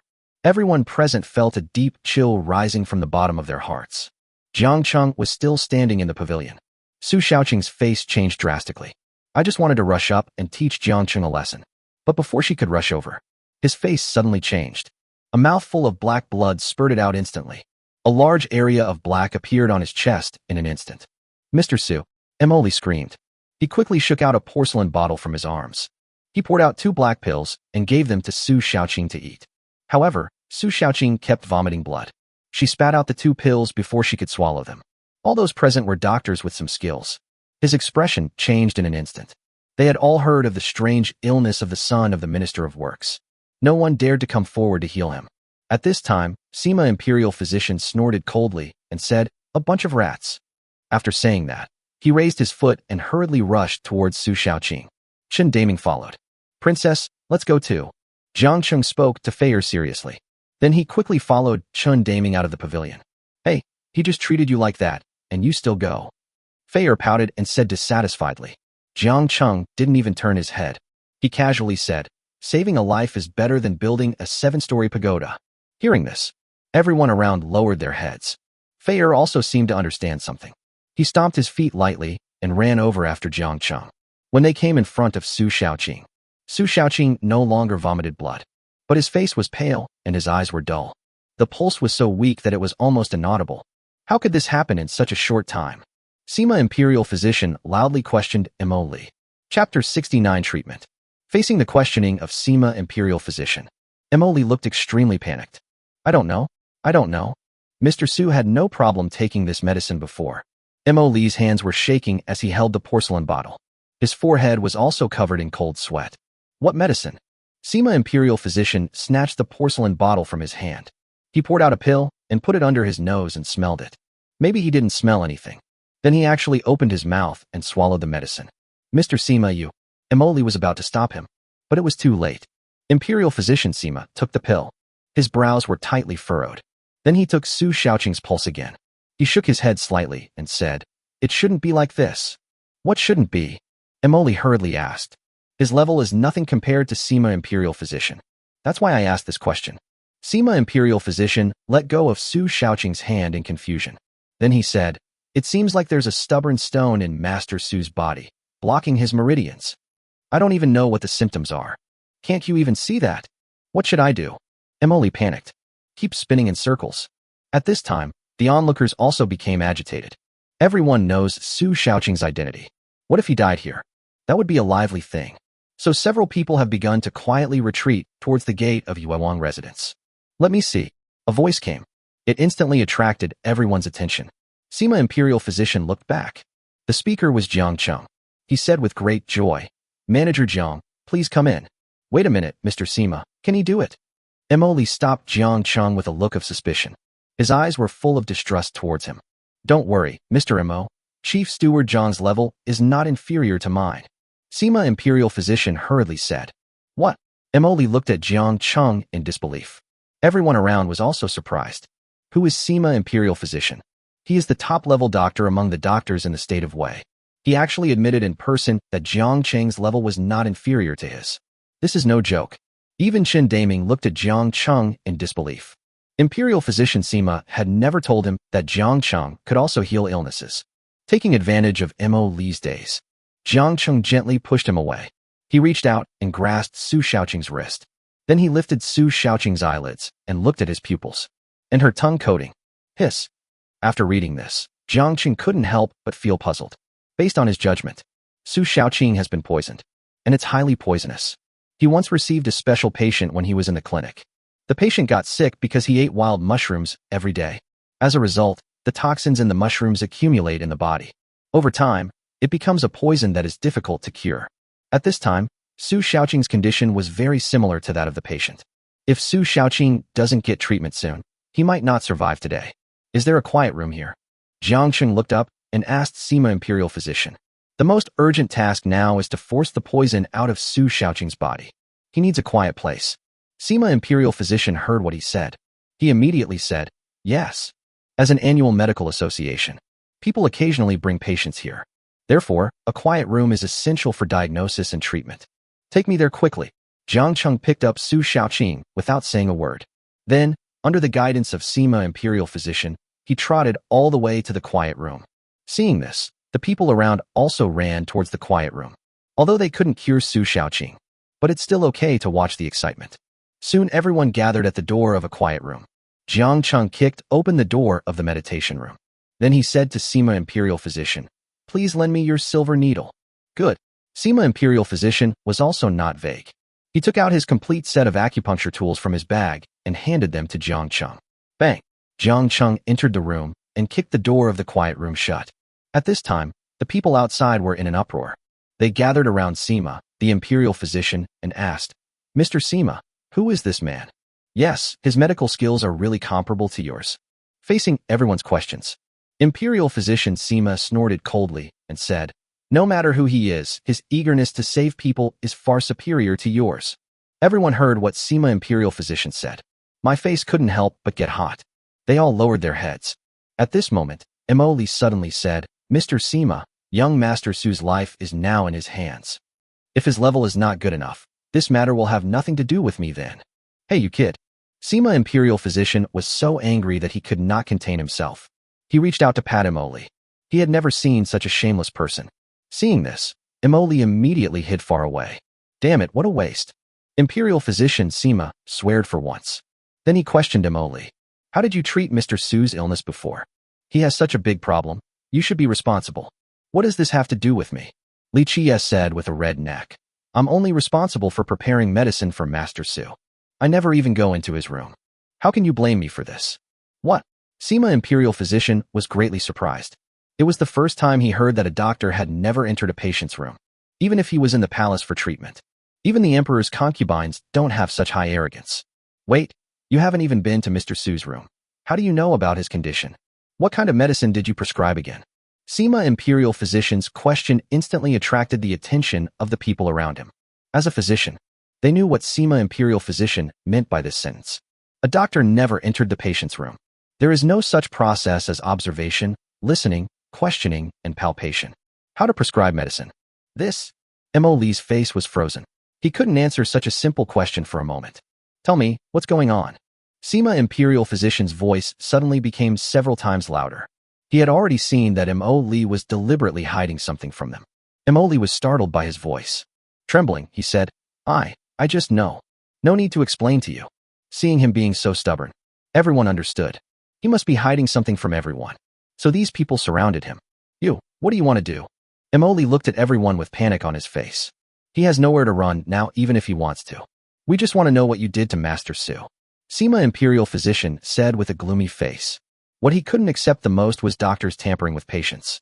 This is also a taboo in the entire medical community. Mo Li swallowed hard.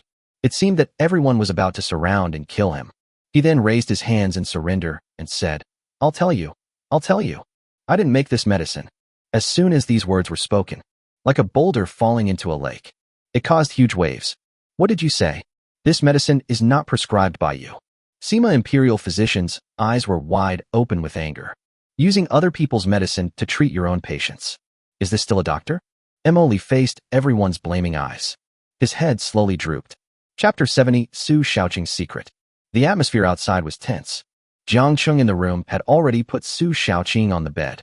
Perhaps it is to allow doctors to concentrate on treating patients. The sound insulation in the quiet room is very good. At this time, Su Xiaoqing was taking in less air and exhaling more air. His chest was collapsing little by little. Jiang Cheng frowned. Even if she was poisoned, it shouldn't have happened so quickly. Tear. Jiang Cheng didn't hesitate at all. He tore off Su Xiaoqing's plain white robe. The coat was torn. Su Xiaoqing's upper body was instantly exposed to Jiang Cheng. Only then did Jiang Cheng see that Su Xiaoqing's chest was tightly wrapped with a circle of white bandage. The bandage was tightly wrapped around the upper body. Some places are firmly embedded in the flesh. This girl is too hard on herself, Jiang Cheng exclaimed in surprise. Although he knew that Su Xiaoqing was a woman disguised as a man. But I didn't expect that she would do such a cruel thing to herself just to pretend to be a man. No wonder her breathing became weaker and weaker. If this continues, the last bit of air in her body will be squeezed out. Think of this. Jiang Cheng picked up a pair of small scissors from the shelf where medical tools were placed. The bandage was cut open in no time. Jiang Cheng couldn't help but swallow. This girl has such a hard time. She must be in such a panic. Hiss. Cull. Su Xiaoqing took a deep breath while in a coma. Breathing suddenly became much smoother. Jiang Cheng also withdrew his thoughts. Started to detoxify her. Certainly. You can't blame yourself if you only glance at it occasionally. He took out the silver needles given by Sima Imperial Physician and spread them out. Then he felt Su Xiaoqing's pulse. A needle pierced her chest. Among the ravines among the mountains. Then Jiang Cheng entered the state. One needle after another was injected into Su Xiaoqing's body. If there is any doctor present at this time, everyone will feel incredible. Because the acupuncture method Jiang Cheng is currently using is completely different from theirs. Some of the acupuncture locations are even inexplicable. This technique was taught to him by an old Chinese doctor in the clinic. The mystery cannot be expressed in words. Soon, all the silver needles were inserted into Su Xiaoqing's body. At this time, Su Xiaoqing's breath had become even weaker. The body temperature is also gradually disappearing. But Jiang Cheng was not panicked at all. If her symptoms were placed in modern times, it's just a matter of staying in the hospital for 2 days and getting 2 injections. But the conditions are limited now. The only option is acupuncture. Then Jiang Cheng began to pick up the silver needles on Su Xiaoqing's body one by one according to her condition. Somewhat in depth. Some pull outward. It's a long process. Jiang Cheng was also very careful. Time passes by little. The people waiting outside the meditation room also gradually became nervous, because they had just pried out Su Xiaoqing's illness from Mo Li's mouth. It turned out that Mo Li did not have the ability to cure Su Xiaoqing. All his medicines were given to him by a mysterious person. Then the mysterious man gave him silver. He then gave the medicine to Su Xiaoqing. This kind of days lasted for several years. Mr. Sima, how should this person be dealt with? A stern-faced doctor looked at Mo Li coldly and asked. Mo Li's behavior has violated the bottom line of all the doctors present. They will never allow such scum to appear. Sima Imperial Physician also frowned. Then he said calmly, let's report this matter to His Royal Highness Prince Yu first. At least we need to use Chi-Chi to find out the mysterious person behind him. Mr. Sima is right. Everyone also agreed with Sima Imperial Physician's statement. But when Mo Li heard that he was going to be handed over to Prince Yu, I was stunned for a moment. Then he begged loudly for mercy. Mr. Sima, I know I was wrong. Please don't hand me over to His Royal Highness Prince Yu. Please, everyone. I'm willing to help everyone find that mysterious man. Everyone present knew it. Although Prince Yu was approachable, he also respected these doctors very much. But it is also very cruel to take action against doctors with bad morals. If he knew about this, Mo Li would definitely not end up well. Why didn't you think about the consequences when you did this? Sima Imperial Physician glared at him. He shouted angrily. You'd better hope that Chief Steward Jiang can rescue Master Su. Otherwise, you'll be buried with Master Su. His words were like a giant sword that pierced deeply into Mo Li's heart. Pierce his last bit of luck. But he did not repent for what he had done. Instead, he sneered miserably. Do you think this is what I want to do? If I don't cooperate, that person will kill me. Mo Li was very excited. He simply got up from the ground. He yelled at the others like a madman. I don't want Su Xiaoqing to live. I hope he dies. Even if I die, I want him to be buried with me. And that eunuch, when the time comes, the minister will only put the blame on him. He's going to die too. Are you not guilty of any crime if you stood by and watched Su Xiaoqing die? Let's all die together. Hear what he said. Several doctors with hot tempers couldn't help themselves. He was kicked to the ground in an instant. A beating. But no matter how they beat, Mo Li still had a miserable smile on his face. Just then, the door of the quiet room, which had been closed for a long time, suddenly opened. Jiang Qing walked out with a tired look on his face. Chief Steward Jiang. You bastard. Sima Imperial Physician and the princess were the first to go forward. Met two people. Jiang Qing forced a smile. He put a lot of effort into detoxifying Su Shaoqing. My hands are shaking now. Sima Imperial Physician supported him. He asked with concern, Manager Jiang, are you okay? It's okay, I'm just a little tired. Then Mr. Su. It's fine now, but I need to rest for a while. Please prescribe her some detoxifying and calming medicine to expel the remaining toxins from her body. Jiang Qing spoke weakly to Sima Imperial Physician. Hear what he said. A look of surprise instantly appeared in Sima Imperial Physician's eyes. Are you telling the truth? Although he knew that Jiang Qing was an excellent doctor. But I still can't believe this is true. He took Su Shaoqing's pulse at that time. There are no visible symptoms at all. Jiang Qing not only found the root of the disease. Moreover, Su Shaoqing was cured in such a short time. Jiang Qing smiled calmly, just about to speak. At this time, Mo Li, who was controlled by everyone, suddenly laughed miserably. The eunuch is lying. This poison has been accumulating in Su Shaoqing's body for many years. How could it be so easily removed? You must have cured him to death, and you're too scared to admit it. If you can let me in to see what Su Shaoqing looks like, I'll be willing to die. If he still persists in his delusion, take him to see His Royal Highness Prince Yu. Sima Imperial Physician's face turned cold. I said to the two doctors who were escorting Mo Li. But at this moment, he suddenly noticed that there was a hint of hesitation in the eyes of the doctors present. He looked vaguely at the door of the quiet room. Why, you also don't believe in Manager Zhang's ability? Sima Imperial Physician shouted loudly. Chapter 71, The Tragic Mo Li. This, Mr. Sima, this Chief Steward Jiang is attending the Medical Association for the first time. We have no idea of his abilities. Mr. Su's life or death is closely related to the lives of several of us. Yes, Lord Sima. Ha ha ha, Lord Sima. You see, this is what everyone wants. Mo Li laughed wildly. We have so many great doctors and skilled surgeons, but we are still no match for a eunuch. His instigation. All the doctors present looked at Sima Imperial Physician, waiting for him to give an explanation. You dogs, you were silent just now, and now you jump out and bark. Feier put her hands on her hips and looked at these people and said, Believe it or not, I will tell my father to kill you all. Hey little girl, where did this guy jump out of? Just now you caused trouble in public, and we didn't bother with you. But how dare you cause trouble again? Imperial Physician Sima, this is the person you brought here, and you're not taking care of him. You bastard. Feier rolled up her sleeves and was about to hit the person who was talking. But he was stopped by Jiang Qing. You dirty your hands by hitting them. His words were weak though, but everyone present heard it clearly. A doctor jumped out and pointed at Jiang Qing's nose and cursed. What are you talking about? For a eunuch, being able to come to the medical association is already a great honor. Yet you dare to speak so arrogantly. In my opinion, you are just a person who seeks fame and reputation. It's hard to say whether Mr. Su will live or die. We need to go in and check on Mr. Su's condition. As they spoke, these people were about to rush into the quiet room. Even Sima, the Imperial Physician, could not stop them. For a moment, the whole situation became somewhat difficult to control. Just then, Su Shaoqing actually walked out of the quiet room slowly. Her face was frighteningly pale. His steps were also very shaky.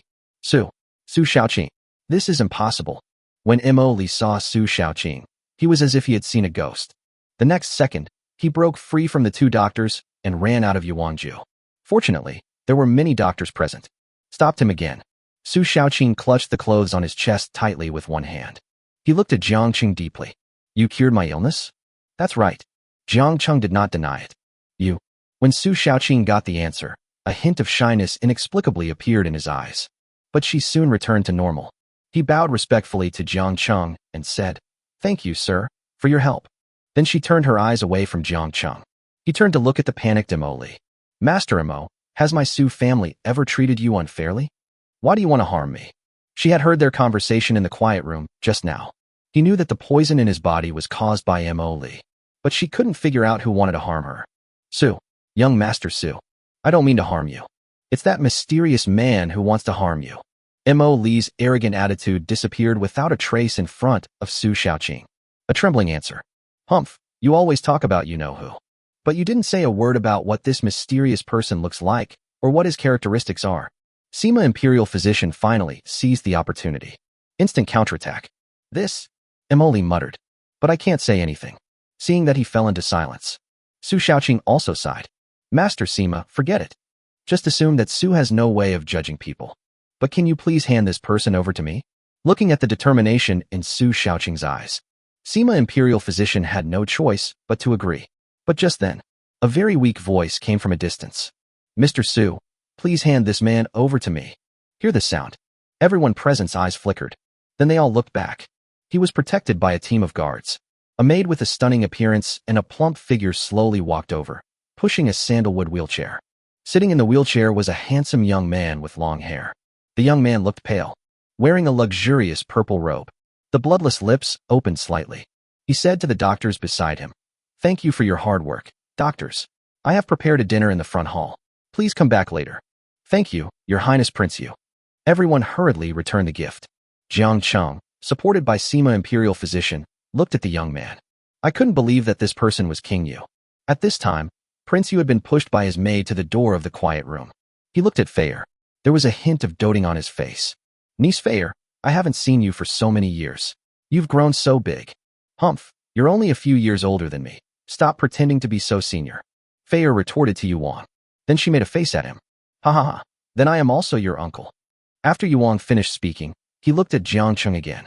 He bowed slightly and said, "Master Jiang, I have heard of your great name a long time ago. Only after meeting you today can we see your great talent. Not only is he knowledgeable, but his medical skills are also first-rate. Your Highness Prince Yu, thank you for your kind words." Jiang Cheng quickly returned the gift. This Yuang doesn't look very old, but it gives people a very comfortable feeling. There is a feeling of being bathed in spring breeze. "Master Jiang, you're welcome. I've been wanting to invite you to my house for a chat for a long time. It's a pity that this leg is not up to par. Fortunately, fate has brought us together. Tonight, I must have a candlelit conversation with the master." With just a few words, Prince Yu praised Jiang Cheng highly. The other doctors then realized that Jiang Cheng was the new master who had defeated Master Zheng some time ago. Everyone was dumbfounded. I was speechless for a long time. Your Highness Prince Yu is very polite, but I'm afraid it won't be possible tonight. I still have some matters to deal with in the palace. Just kidding. Xiaoyer and Qing'er are still waiting for him to come back. Ha ha ha. No problem, no problem. Then just have a quick meal. If there's a chance, I'll go to the palace to visit the master. As soon as Prince Yu said this, the doctors around here went crazy. Who is Yuang? It was usually extremely difficult for them to meet King Yu. Jiang Cheng actually dared to refuse Yuang's invitation. "I dare not trouble your Highness Prince Yu. I will visit you next time I leave the palace." "Ha ha ha, then it's a deal." Prince Yu seemed to be in a very good mood. After a hearty laugh, he said to his men, "Tell chef how to add an extra dish to the dinner. Also, drag this unfaithful man away. Use every possible means to get the identity of that mysterious man from him." Prince Yu's words turned cold. The guards around him quickly dragged Emily away. "Your Highness Prince Yu, I am wronged. It's unfair." Emily shouted in panic. But no one would listen to him. Soon he was dragged away. Afterwards, Prince Yu invited everyone to the front hall for dinner. Su Shaoqing left on the grounds of feeling unwell. She gave Jiang Cheng a deep look before she left. Jiang Cheng naturally knew what she was thinking, so he smiled back at her. The two of them understood each other tacitly. Everything is self-explanatory. Chapter 72, Leaving Yuanzhu. Night falls. The lights inside Yuewang residence were bright. All the doctors gathered in the front hall to drink and eat meat. Everyone's face was filled with smiles. Jiang Cheng was sitting next to Prince Yu at this time. Drink and chat with him. Also sitting at their table were Feier, Sima Imperial Physician, Chun Daming, and the plump maid. But the maid didn't eat the vegetables, just silently pouring wine and tea for everyone. After 3 rounds of drinking, some color finally appeared on Prince Yu's face. He said to Jiang Cheng with a blushing face, "Master Jiang, my leg has been disabled for years.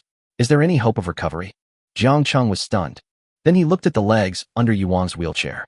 But nothing could be seen through the thick robe.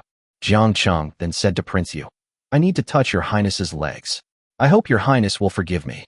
"It's okay, Master, just go ahead and do it." Prince Yu smiled very amiably, then turned slightly sideways. "Expose as much of your legs as possible. Xinghua, help me." He cried out softly. The maid came over. He gently turned the wheelchair. Let Prince Yu face Jiang Cheng. Offend. Jiang Cheng apologized. He reached out and touched Yuang's leg. Through the robe, he felt something strange. Yuang's legs are several times thinner than those of ordinary people, and it is extremely hard. Jiang Cheng felt like it was a dry branch. This, he said with difficulty. Based on his experience, this condition is basically muscle necrosis. There is no way to recover at all. But he didn't know how to tell King Yu. Haha, master, don't worry. I know my body, but I just won't give up. Prince Yu knew his answer from the expression on Jiang Cheng's face. He smiled slightly and said, let's continue eating. Xinghua pushes the wheelchair. Push him back to the dining table. See what he looks like. Jiang Cheng couldn't help but sigh. Then he bowed and said, Your Highness Prince Yu, don't be discouraged. Perhaps it's just that my medical skills are not very good. Master, there is no need to comfort this king. If even your medical skills can't heal me, then my leg is useless. No problem, no problem. Although Prince Yu said it was okay, but his expression was slightly bitter. Jiang Cheng was helpless. I had no choice but to lower my head and eat. After the meal, it was already late. So Jiang Cheng and Sima Imperial Physician prepared to say goodbye. If it were any later, the palace would have been closed. King Yu did not force them to stay. Instead, he let Xinghua push him and personally sent the three of them to the gate of Yuanzhou. Your Highness Prince Yu, please go back. It's cold at night. Sima, the Imperial Physician, bowed to Prince Yu. Okay, go slow on the road. King Yu said goodbye to them. The three of them turned and left, leaving Yuanzhou and coming to the street. There are still many people on the streets. Jiang Cheng casually bought a candied Haas from a vendor and gave it to Feier. He didn't forget that he still owed her a candied Haas today. Feier was also very happy after taking the candied Haas. The pink little tongue licked the syrup on the surface of the hawthorn bit by bit. This little goblin. Jiang Cheng swallowed and looked away. Then he looked at Sima Imperial Physician and said, Mr. Sima, didn't you say that you had a patient who needed to be seen today? Why didn't you tell me that at Yuanzhou? Ah, you haven't forgotten it. Sima Imperial Physician asked in surprise. I thought you forgot. Of course I didn't forget, but you didn't mention it when you were at Yuanzhou, so I didn't ask. Thank you, Manager Jiang. Imperial Physician Sima glanced at the sky. Then he said embarrassedly, I wanted to take you there after attending the medical meeting today, but it's getting late now, and my patient lives far away. If we rush there, we won't be able to get back to the palace in time. Why not go another day? Jiang Cheng noticed that Imperial Physician Sima looked a little lonely when he spoke. Then he said softly, You and I can wait, but the patient can't. If I can't go back tonight, then I can't go back. Oh, but you didn't agree to Prince Yu's request to stay just now. Sima Imperial Physician was shocked. How can he compare with King Yu? But Jiang Cheng smiled and said, His Royal Highness Prince Yu just wanted to chat with me.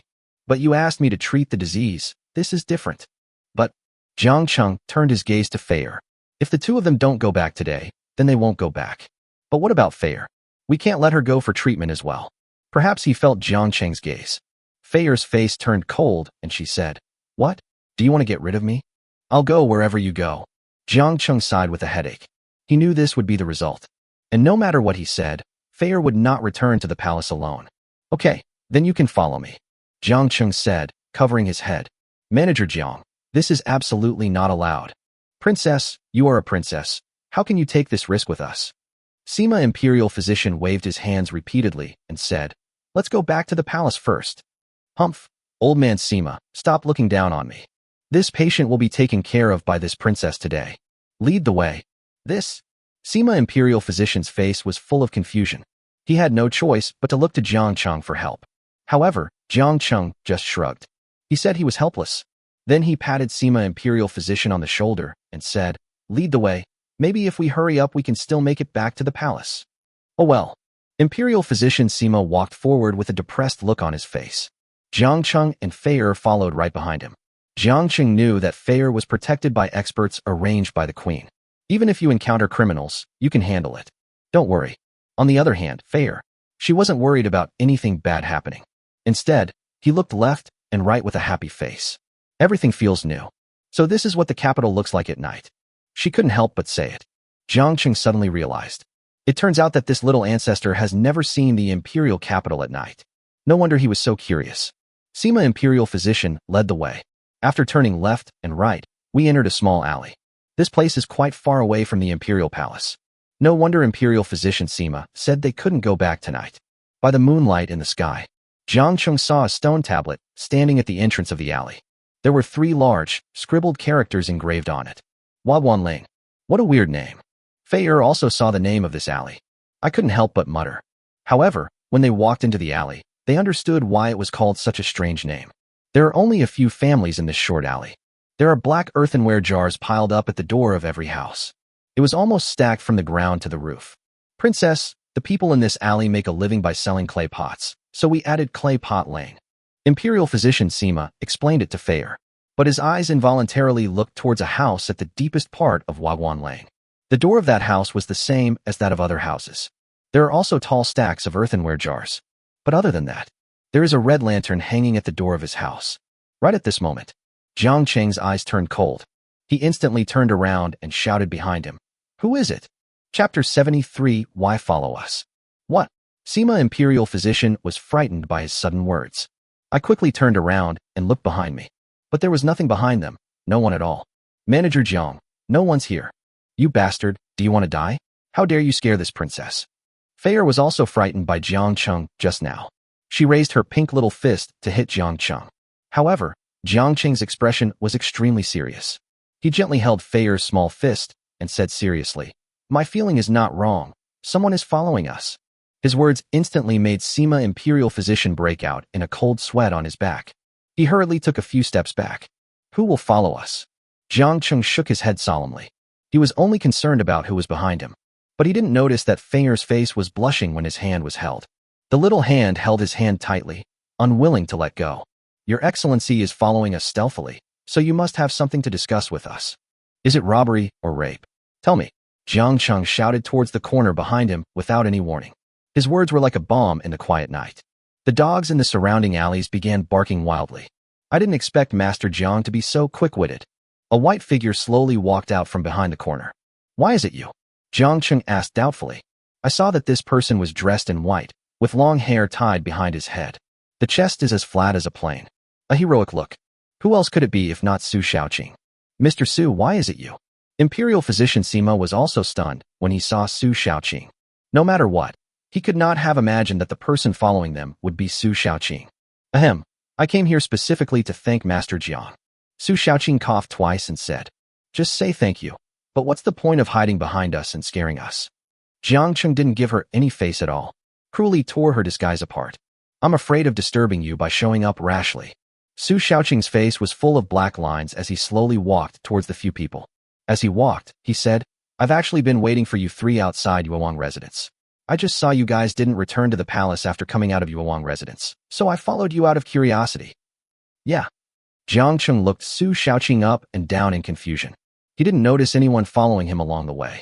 If Su Shaoqing hadn't accidentally made a noise just now, he wouldn't have noticed it. This Su Shaoqing is really powerful. Su Shaoqing saw Jiang Cheng constantly looking at his chest. I couldn't help but think of the scene where he took off his clothes when he was treating me. His face flushed, and he said, You rascal, what are you looking at? Jiang Cheng had a face full of question marks. Looking at Su Shaoqing's heroic face. It's not just him. Sima Imperial Physician and Fayer were also stunned. They don't understand how two grown men could become hooligans just by looking at each other. Mr. Su, how did I behave like a hooligan? Jiang Cheng thought that Su Shaoqing might have misunderstood. Yet he still asked knowingly. You. Su Shaoqing also came to his senses at this time. My cheeks felt hot. He pointed at Jiang Cheng and was speechless for a long time. As soon as the two of them meet, they start bickering like enemies. Sima, the Imperial Physician, hurried out to smooth things over. Master Su, Chief Steward Jiang, please calm down first. It's getting late. You should finish your medical treatment as soon as possible and return to the palace. Only after hearing his words did the two stop bickering. Then we walked together into Wagwan Lane. Huh? What are you going to do? Jiang Cheng looked at Su Shaoqing and asked. Nothing. You're taking the princess for a stroll on the street late at night. Isn't it enough for me to escort her? Then I should thank Master Su for his kindness? Master Jiang, don't be so polite. The two were about to start again. Imperial Physician Sima quickened his pace and walked to the door of the house with the red lantern hanging. He raised his hand and knocked on the door. Bang, bang, bang. 3 regular muffled sounds broke the silence of the night. Soon, an old voice was heard from inside the gate. Who is it? Aya, it's me. Sima Imperial Physician quickly responded. Jiang Cheng could hear a slight tremor in his voice. It seems that this family is extremely important to him. The fact that he was able to bring such an important person to see him further demonstrated that Sima Imperial Physician did not regard him as an outsider. Squeak. A soft sound. The door slowly opened inward. A hunchbacked old woman was revealed inside. Aya. Sima Imperial Physician called out again. The old woman smiled happily and said, "So it's you, old fellow, who's back?" Then the old woman saw Jiang Cheng and others behind him. "I couldn't help but wonder, why did you bring so many good-looking juniors today?" Imperial physician Sima looked back. Only then did I realize that what I said was right. Jiang Cheng was wearing casual clothes and had a tall stature. Su Shaoqing is full of heroic spirit and is intimidating without even getting angry. And Fei Er is playful and cute. Don't the three of them put together make a good-looking junior? Maybe a Ya's words touched Fei Er's heart. This usually shrewd and overbearing princess actually took the initiative to step into the room and hugged a Ya's arm. "Grandma is beautiful too. Oh, this girl has such a sweet mouth. Don't stand at the door, come in quickly." Having said that, Aya stepped aside and let them in.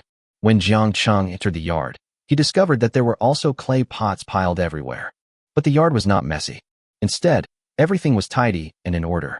It can be seen that this old man named Aya is a hard-working old man. Aya and Fei Er walked in front, talking and laughing. Jiang Cheng, Imperial Physician Sima, and Su Shaoqing followed behind them. Seen from behind, Jiang Cheng immediately noticed something wrong with the old woman. I saw that her back was bent and her steps were slightly lame. When walking, my right hand would rub my waist unconsciously from time to time. At this time, Sima Imperial Physician said to him, "What did Chief Eunuch Jiang see?" Jiang Cheng didn't answer him immediately. Instead, he asked doubtfully, "How old is this old man this year?" Imperial Physician Sima was slightly stunned. Then he immediately replied, "Today is exactly 60 years. Jiazi, this shouldn't be the case." Jiang Cheng then asked, "Has this old man ever suffered any serious injuries before?" Manager Zhang's prediction was correct. Aya did suffer a serious injury when she was 21, and I was the one who treated her then. Jiang Cheng nodded. That makes sense. Although Aya is already 60 years old. But the various symptoms she experienced were different from those experienced by ordinary elderly people. Similar symptoms will only occur if you have suffered serious trauma and the wound is not treated properly. If Jiang Cheng's guess is correct, the serious injury should be on the right side of Aya's waist. This is also the place that Aya would cover inadvertently. Sure enough, after he told Sima Imperial Physician his guess, he got a definite answer. Chapter 74 Incurable Disease. Please sit down for a while. I'll go get you some tea. After everyone entered the house, Aya asked everyone to sit down. At this time, Sima Imperial Physician hurriedly stopped her and said, "Let me go. You take a rest." From his eyes, Jiang Cheng could see deep admiration. "You old fellow, aren't you afraid of being laughed at by others?" Aya gave Sima Imperial Physician a reproachful look. Didn't reject him either. Watching Sima Imperial Physician walk out, Jiang Cheng then walked over to Aya and sat down. "Grandma, have you felt unwell these days?" Uncomfortable. Aya gave Jiang Cheng a strange look. I don't understand why he suddenly asked this. I could see the confusion in her eyes. Jiang Cheng quickly waved his hands and said, "Don't misunderstand me. I know a little bit about medicine. Mr. Sima asked me to treat you." "Oh, no wonder the old guy comes here so late." Aya showed an expression of sudden enlightenment. Then he looked into Jiang Cheng's eyes and said, "The old man is now the Imperial Physician, and he can't cure my illness. Can you? Whether it works or not, you have to see it first to know." Jiang Cheng always had a smile on his face. He thought the old woman was quite interesting. He bears some resemblance to his deceased grandmother. "Well, I'll trust you this time." Aya seemed to have made some important decision. He raised his hand and lifted up his clothes. Fei Er and Su Shaoqing on the side were stunned instantly. This behavior was considered extremely indecent in the state of Wei. If someone with ulterior motives reports this to the authorities, he will be punished with a beating. But Aya didn't care at all. As her clothes were lifted up, a scar the size of a bowl was instantly exposed to everyone. Hiss. Jiang Cheng frowned and couldn't help but take a breath. Although Sima Imperial Physician had already told him the origin of this scar. But I was still shocked when I actually saw it. If he was like this, Fei Er and Su Shaoqing would naturally be even more shocked. Su Shaoqing's expression changed, but he didn't say anything in the end. But Fei Er was so scared that she jumped up. When Aya saw her appearance, she couldn't help but laugh. "Ha ha ha, girl, you must be scared." Looking at her, she seemed to be unconcerned about the scar. However, Jiang Cheng knew how painful it was for an old man to endure such pain. Nothing else to say. Just the moisture from a rainy day would be enough to make her skin peel off. It's a miracle that he can live so many years. "Grandma, please extend your wrist." Jiang Cheng already knew what the scar looked like. Now I need to take her pulse and examine her. Aya was also very cooperative. Put down the clothes and cover the scar again. Then he stretched out his shriveled arm for Jiang Cheng to feel his pulse. Jiang Cheng just put his hand on Aya's wrist. His expression suddenly became serious. Under his induction, Aya's pulse was very disordered. It's like a complete mess. But in this mess, there is an extremely domineering force that suppresses the disordered pulse. Force them to be traceable. Grandma, did Mr. Sima let you eat any tonic food? Jiang Cheng asked while taking her pulse. Traditional Chinese medicine emphasizes observation, listening, questioning, and palpation, none of which can be neglected. You heard him ask this. He nodded and said, I've eaten it. The old man said it was ginseng, but I don't understand it either. Jiang Cheng nodded. That's right. The violent power in her body seemed to be due to this ginseng. It's a luxury. In later times, such tonic foods are extremely rare. But these things didn't seem to be that rare in waste state. We can also get some idea from the wild ginseng that Xiao Bingzi got before. Jiang Cheng asked Iya a few more questions. She answered them one by one. At this time, Sima Imperial Physician had already walked in from outside carrying a pot of hot water. I just happened to see Jiang Cheng finishing up taking Aya's pulse. Manager Jiang, Aya's illness. Oh, it's nothing serious. It's just that the wound was not treated properly. Jiang Cheng said it lightly. But Sima Imperial Physician did not think so. He is also a physician. Of course I know that I can't tell the truth in front of patients. The more Jiang Cheng said this, the more worried he became. Haha, that's good. That's good. Did you hear that, Aya? Your illness is nothing in the eyes of Chief Steward Jiang. Sima Imperial Physician did not show any worry.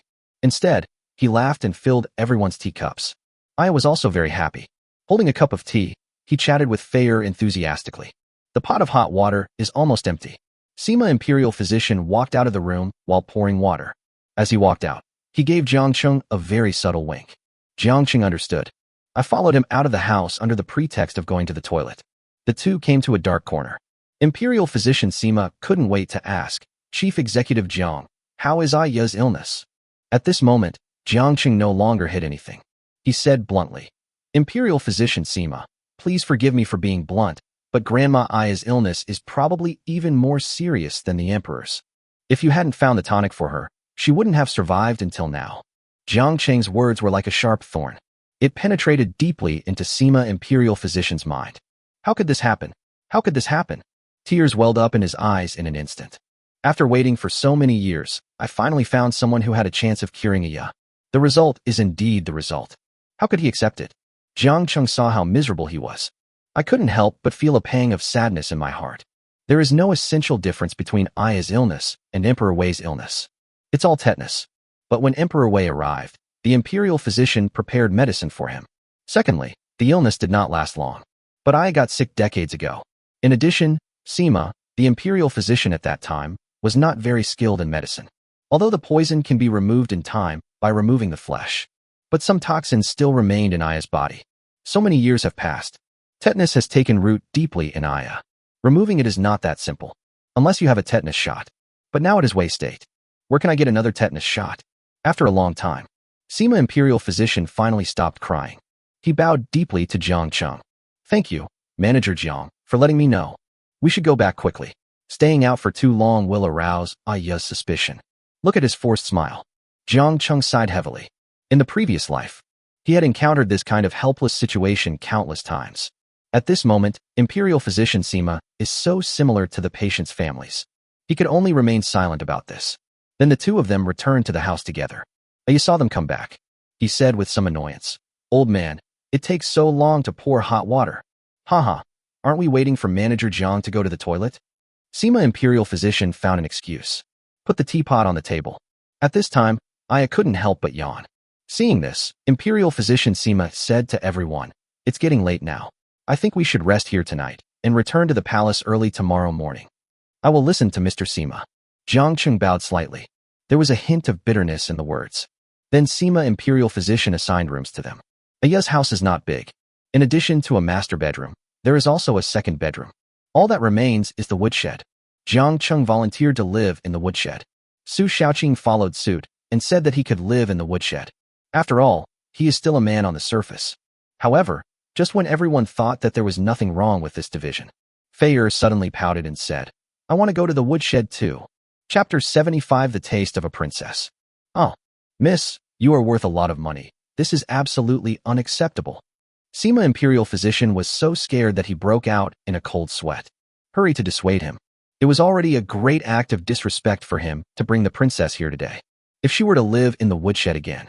If the Emperor and the Empress find out, I will have so many heads that I can't even chop them off. But Feyre still looks like a willful princess. No, I'm going to live in the woodshed. Let Mr. Su live in the second bedroom. How can this be possible? Su Shaoqing also quickly refused. She knew Feyre's identity. Of course it is impossible to follow her. Between entanglements, Feyre suddenly said to everyone with a cold face, I don't care. I want to sleep with this dog. As soon as these words were spoken, the scene suddenly fell silent. Everyone turned their eyes to Jiang Cheng. There is an inexplicable ambiguity in their eyes. But Jiang Cheng himself was also very confused. He looked at Feyre with a sad face. I don't understand what she is singing. Ahem, in my opinion, it would be better if Manager Jiang, Feyre, and young Master Su all stayed in the master bedroom. Aya and I will live in the second bedroom. Imperial Physician Sima saw Feyre was so determined. Hurry out to smooth things over. Forget it. I'd better go back to sleep. Su Shaoqing felt that it was unnecessary for him to stay here any longer. He then voluntarily applied to leave. This? Sima Imperial Physician looked embarrassed.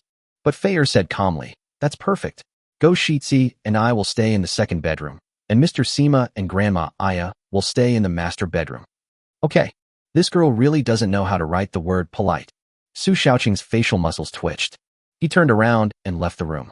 He jumped out of Aya's house and disappeared into the night. At this moment, there were only 4 people left in the room.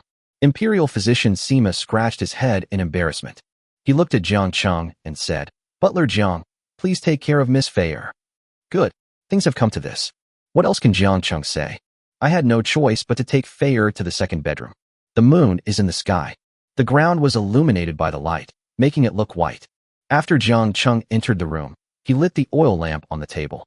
Although it is the second bedroom, but it is very clean and tidy. It can be seen that he cleans the room frequently. Feyre also walked in at this moment. He went to bed without hesitation. He kicked off his shoes in a few seconds, revealing the white and tender feet that looked like lotus roots. I've been walking all day, and I'm so tired. Feyre rolled around on the bed. Then he looked at Jiang Cheng at the table and said, You bastard, come here and give this princess a foot massage. Jiang Cheng was helpless. I had no choice but to walk to the window and squat down. He reached out and held her feet carefully in his hands. Jiang Cheng relaxed his grip slightly. Then, puzzled, he asked Feyre, Princess, you are a daughter of a rich family. Why do you lower yourself to live with a slave? Huh? Who wants to live with you? Feyre blushed and said, Is it okay if I don't dare to sleep alone? Could it be that the princess has someone sleeping with her in the palace? Of course not. Feyre's face became even redder. While enjoying Jiang Cheng's massage, she murmured softly, The feeling of you holding me in your arms that day was very, very comfortable. After saying that, Feyre also felt shy. He quickly pulled the quilt over his head to cover his head. However, Jiang Cheng gave a wicked smile. As a veteran in the flower world, how could he not know that the princess was feeling amorous? So his hands that were massaging his feet gradually moved away from where they were supposed to be massaging. Follow your ankles all the way up. I rubbed Feyre's smooth and tight calves. Then he pulled his calf back from Jiang Cheng's hand, hid them all in the quilt. What do you want to do? Her shy yet excited voice came from under the quilt. Jiang Cheng now completely understood Feyre's thoughts. How could I let this go? With a wicked smile, he sat on the edge of the bed, leaning close to the quilt and whispering, Since the princess dislikes me so much, I will withdraw first. Princess, have a good rest. After saying that, he deliberately stomped on the ground twice. Don't. A delicate cry. Feyre immediately poked her head out from under the quilt. As a result, he happened to meet Jiang Cheng's malicious eyes. You bastard. Feyre knew that she had been fooled by Jiang Cheng. Some people got angry and hit him. But as soon as her hand stretched out from under the quilt, Jiang Cheng grabbed it. Jiang Cheng also took her into his arms. Under the light, Feyre's delicate and tempting cherry lips are very tempting. Jiang Cheng wished he could capture her right now. But he can't, because Feyre is protected by secret guards. Once Feyre yelled, these secret guards will definitely rush in and tear him into pieces at the first possible moment. But if you just want to take advantage, it's still okay. You dog, you bastard, how dare you disrespect this princess? I'm going to tell my father, and tell him. Don't. Feyre hasn't finished speaking yet. She felt a pair of dishonest big hands gently patting her buttocks. From childhood to adulthood, no one has dared to do this to her. But there was a hint of excitement in her heart. I want Jiang Cheng to come again. Jiang Cheng asked with a sly smile. Tell father what? Tell father to kill. Feyre was about to speak. He was slapped again on the buttocks. This time Jiang Cheng used a little more force. Fei Er couldn't help but exclaimed. Hear the sound. Jiang Cheng was almost scared to death. He quickly looked out the window and door vigilantly. He breathed a sigh of relief when he found no one came in. Let's stop teasing here. Otherwise, I'll really mess it up. Thinking of this, he pulled his hand back. However, his hand had just withdrawn half an inch. Fei Er also shrank half an inch. This was beyond Jiang Cheng's expectations. I didn't expect that the usually arrogant princess would have such an unsatisfied side. Jiang Cheng retreated another half inch. Fei Er also moved back half an inch. The two of them went back and forth like this. Jiang Cheng finally couldn't bear it anymore. Death is death. He lowered his head and kissed the two bright red petals deeply. Fei Er's eyes widened. She never thought Jiang Cheng would be so bold. But the touch of her lips made her unable to extricate herself. After a symbolic struggle, she collapsed limply into Jiang Cheng's arms. Immediately following, Jiang Cheng pulled the quilt over her to cover them both. Slowly lay down on the big bed in the second bedroom. The moonlight outside is still bright. It illuminated several men in black outside Wagwan Lane. These people were quietly guarding the entrance of Wagwan Alley, like several eternal stone sculptures. Chapter 76. The Queen Mother passes away. The next morning, Jiang Cheng slowly woke up. Fei Er was still sleeping soundly in his arms. The two of them went crazy for half the night last night. I didn't fall asleep until the second half of the night. I have to say that Fei Er's taste is completely different from that of others. She had a faint scent of milk on her body. Jiang Cheng couldn't stop, but he still knew his limits. He just used massage techniques to make Fei Er completely infatuated. Didn't do anything out of the ordinary. Maybe he was just a newcomer and moved too much. At this time, Fei Er rubbed her eyes and slowly woke up. The moment she opened her eyes, she saw Jiang Cheng staring at her, thinking of the madness of last night. Her smiling face turned red in an instant. Dog, you bastard, what are you looking at? After all, Fei Er is a little girl who has never seen the world. She lowered her head and hid in Jiang Cheng's arms, not daring to look at him. Did your highness sleep well last night? Jiang Cheng had a wicked smile on his face, specifically talking about Fei Er's pain. Now Fei Er felt even more shy. I simply got up and jumped out of bed. I didn't dare to look at Jiang Cheng. Just at this moment, there was a knock on the door. He is Sima's imperial physician. Princess, Chief Steward Jiang, are you awake? We should go back to the palace. Hear what he said.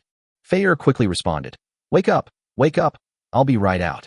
After saying that, she hurriedly straightened her clothes and messy hair in front of the mirror in the room.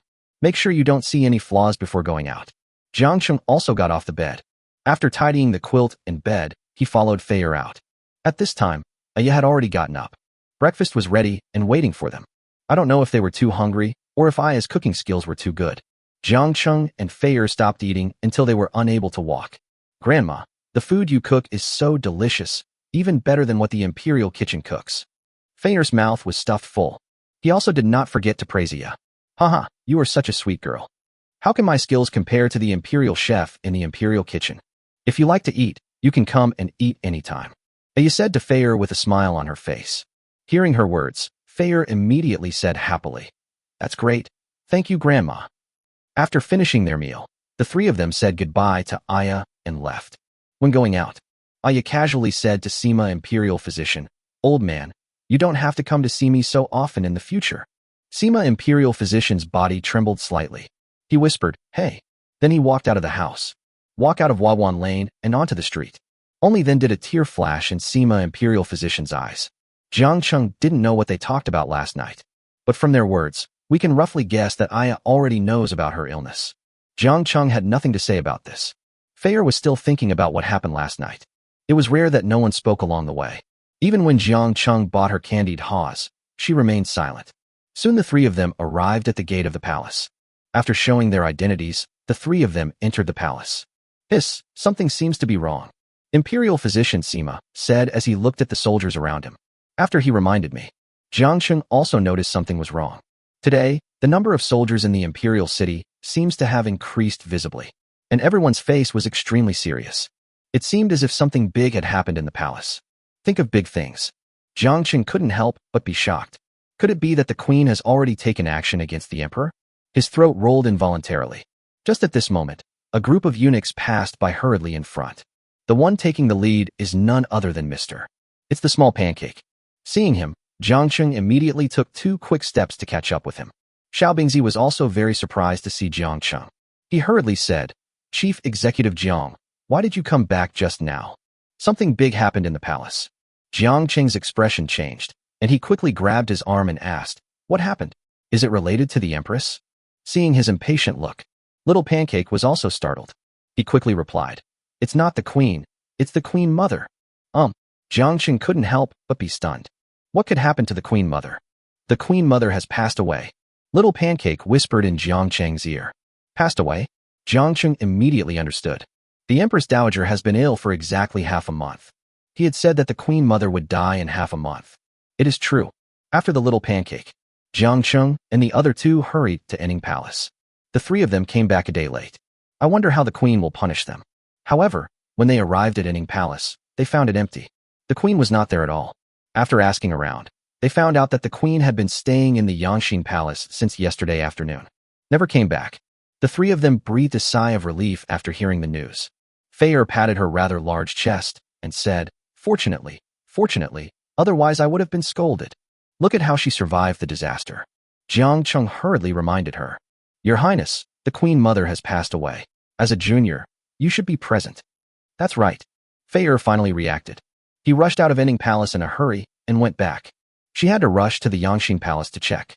Sima Imperial Physician was also surprised. I didn't expect that they only went out for a short trip. The Queen Mother died unexpectedly. I guess the Imperial Medical Service must have been in chaos at this time. So he left in a hurry. Before leaving, Jiang Qing wrote a prescription for him. Please follow the instructions for the medicine above. The decoction method is the same as the one used by the Emperor. Give it to Grandma Aya when we get back. Maybe it will be of some use. Imperial Physician Sima glanced at Jiang Qing. Then he bowed deeply and said, Thank you, Chief Steward Jiang. After saying that, he left. Jiang Qing was the only one left in the huge Enning Palace. Just as he was about to go back to his room to see Qing'er and Xiaoyue, the Queen, wearing a phoenix robe and with an arrogant look on her face, suddenly walked out slowly from the palace. When he saw her, Jiang Qing's expression suddenly became very interesting. Then he knelt down and said, Your servant greets the Queen. Humph, Chief Steward Jiang is so arrogant. You took the princess out for a day and a night and didn't come back. Do you know what the punishment is? The Queen's tone was extremely cold. But behind the coldness, Jiang Qing could also hear a hint of fatigue that was hard to conceal. Your Majesty, please listen to my explanation. I don't need to hear your explanation. I know exactly where you went. It seems that I have been too indulgent towards you, which is why you dare to challenge my patience again and again. I am wrong. Jiang Qing kowtowed repeatedly and said, I am truly eager to save people. That's enough. The Queen suddenly roared. He interrupted Jiang Qing. I don't want to listen to your nonsense. I can pretend this never happened, but you need to help me do something. The Queen sat on the phoenix chair and rubbed her eyebrows. His words were filled with anger. But it seemed that this anger was not caused by Jiang Qing. I am willing to sacrifice my life for your Majesty, no matter what. Jiang Qing buried his head deeply in his arms. I cursed in my heart. It turns out he had something to ask of me. But is this the attitude of asking for help? Chapter 77 The Queen's Plan. The Queen Mother passed away suddenly, so the autumn outing has been cancelled. The Queen said with a headache. So that's how it is. Jiang Qing suddenly understood. The Queen's original plan was to poison the Emperor to death during the autumn outing. But now the autumn outing has been cancelled. The Queen's plan naturally failed. It seems that she is worried about this matter. It has nothing to do with me. Jiang Qing bravely asked. Then what can this servant do for the Majesty? Prepare the poison and come with me to meet the Emperor. Take advantage of the opportunity to put poison into the Emperor's wine. Oh, Jiang Qing was shocked. My legs went weak and I almost fell to the ground. Who knew that what the Queen wanted him to do was to personally drug the Emperor? If this matter is exposed, you will definitely not be able to escape even if you have wings. Then Xiaoyue and Qing'er will also be implicated. No, this is absolutely not possible. At this moment, Jiang Qing had already made the worst-case scenario plan in his mind. No, run now. But now the palace is heavily guarded inside and outside. He hasn't told Wang Xiaobiao to pick him up yet. Even if he could escape from the palace with Xiaoyue and Qing'er, how far can you escape? Thinking about it, cold sweat slowly seeped out of Jiang Qing's forehead. The Queen saw him kneeling on the ground for a long time without saying a word. He suddenly said angrily, You little dog slave, do you want to die now? She had a loud voice. Jiang Qing was startled. Jiang Qing knew that she was on the verge of desperate measures. If I don't find out, I might not survive tonight. So he quickly replied, I obey your command. Seeing that he agreed, The queen nodded with satisfaction. In that case, you should go back and prepare quickly. Once the poison is prepared, go directly to the Yangxin Palace. I will make my own arrangements then. Yes. Jiang Cheng wiped the sweat from his forehead. The queen stood up and walked to his side, whispering, "Once this is accomplished, I will ensure you prosperity and wealth. Don't even think about escaping. You can't escape this palace's five-finger mountain." The queen's words instantly made Jiang Cheng's whole body go cold. Only then did he remember that the queen had placed an eye next to him. These eyes were staring at him all the time. "I understand." Seeing Jiang Cheng agreed. The queen nodded in satisfaction and walked out of Yingning Palace. After she left, Jiang Cheng then sat down on the ground, breathing heavily. Only now did he truly recognize the queen's true face. The gentleness and good manners she usually displays are all fake. This moment is the real her. Jiang Cheng still doesn't understand how deep the hatred is between the queen and the emperor. It has actually reached the point where the fight continues until one side is dead. But it's useless to think so much. Now the only chance of survival is to cooperate with the queen. Get your mood in order. Jiang Cheng stood up from the ground. He walked back to his room with heavy steps.